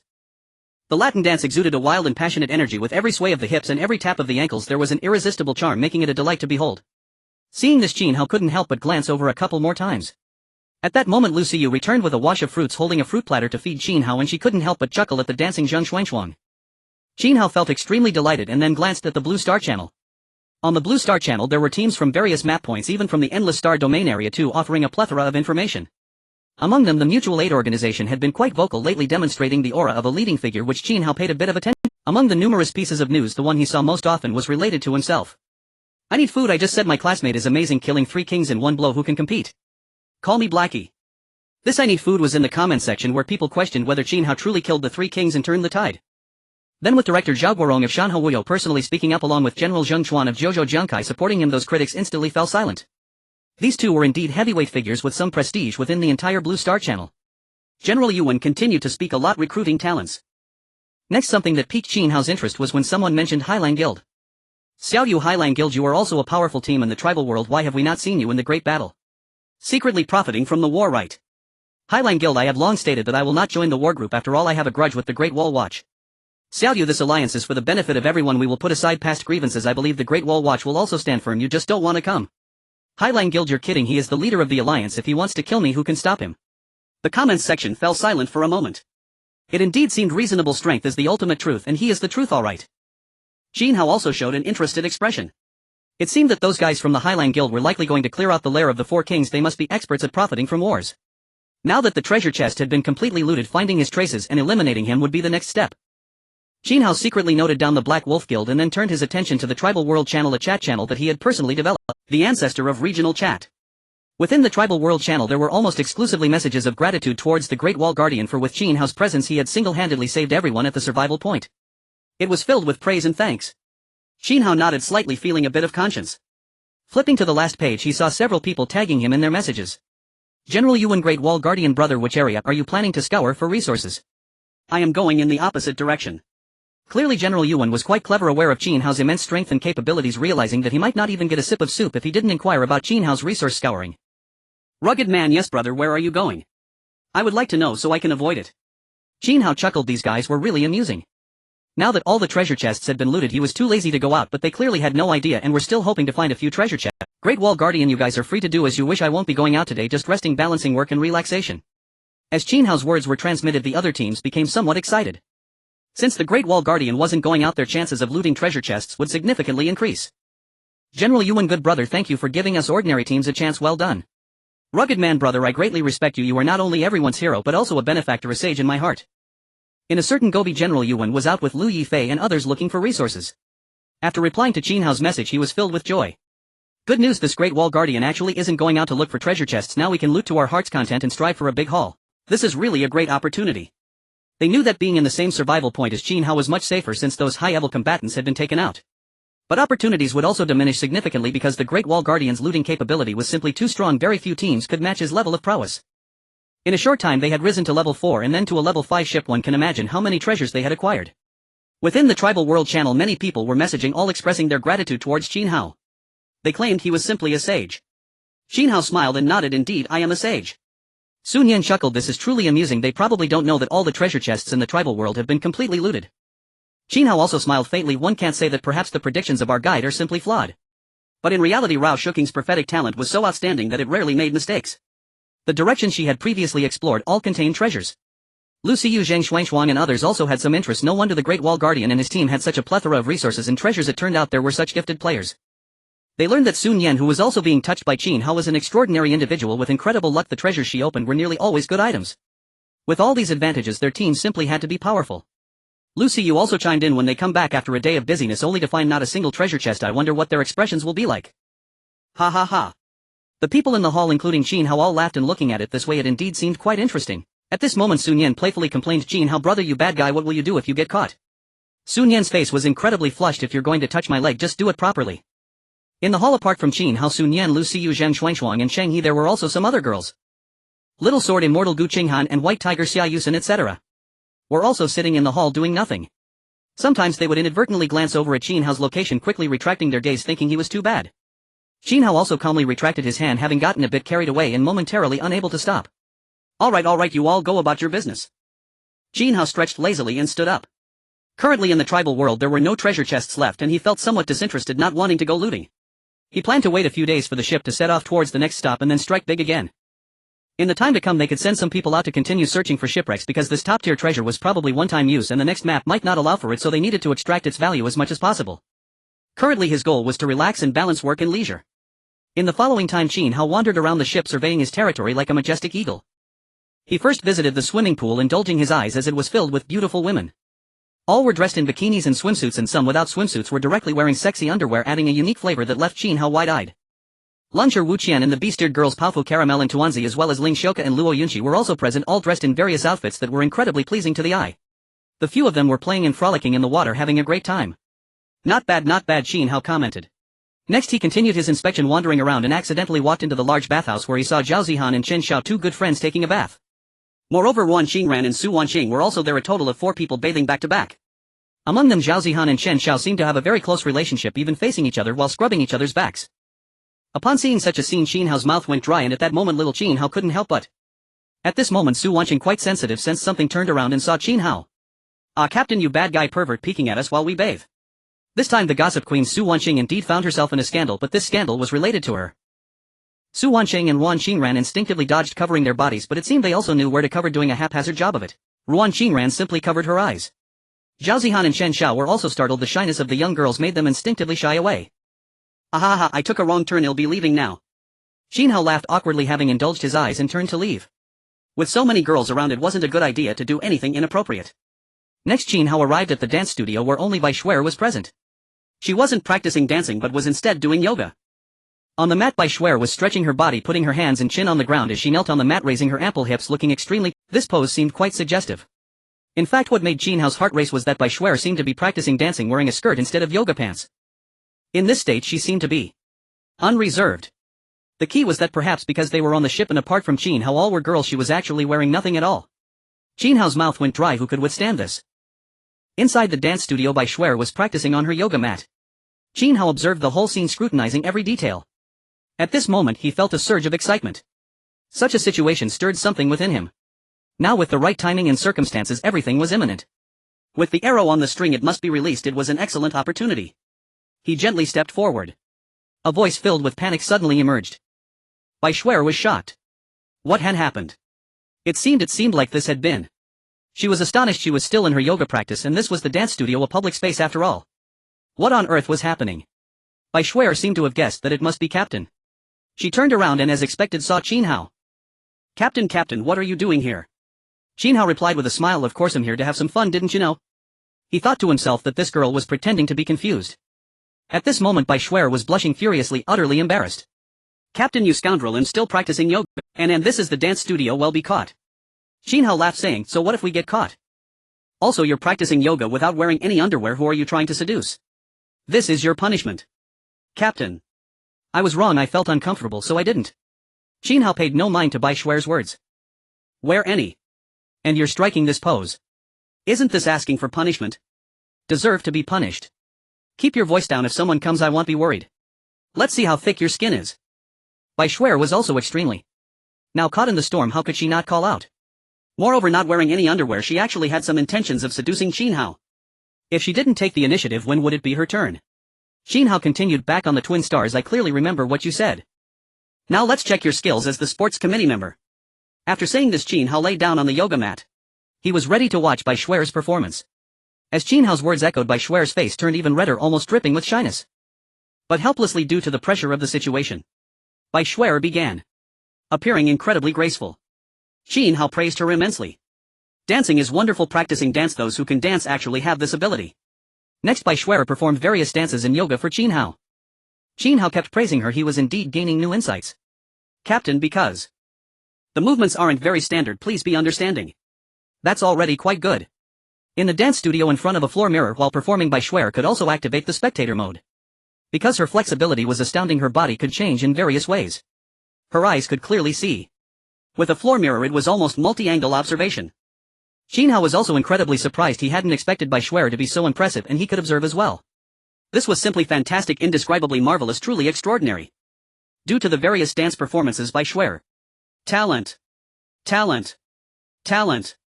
Bai Ruox's talent was birthed from the talent stone, and in the future it would be named something. Bai Xuer, this girl is truly extraordinary, a rare gem. Time passed and an hour and a half went by. Finally Bai Xuer showcased all her dances to Qin Hao, pleasing his eyes greatly. At this moment Bai Xuer, exhausted from practicing her dance, had collapsed on the ground lying on her yoga mat. The entire dance studio was filled with Bai Xuer's talent.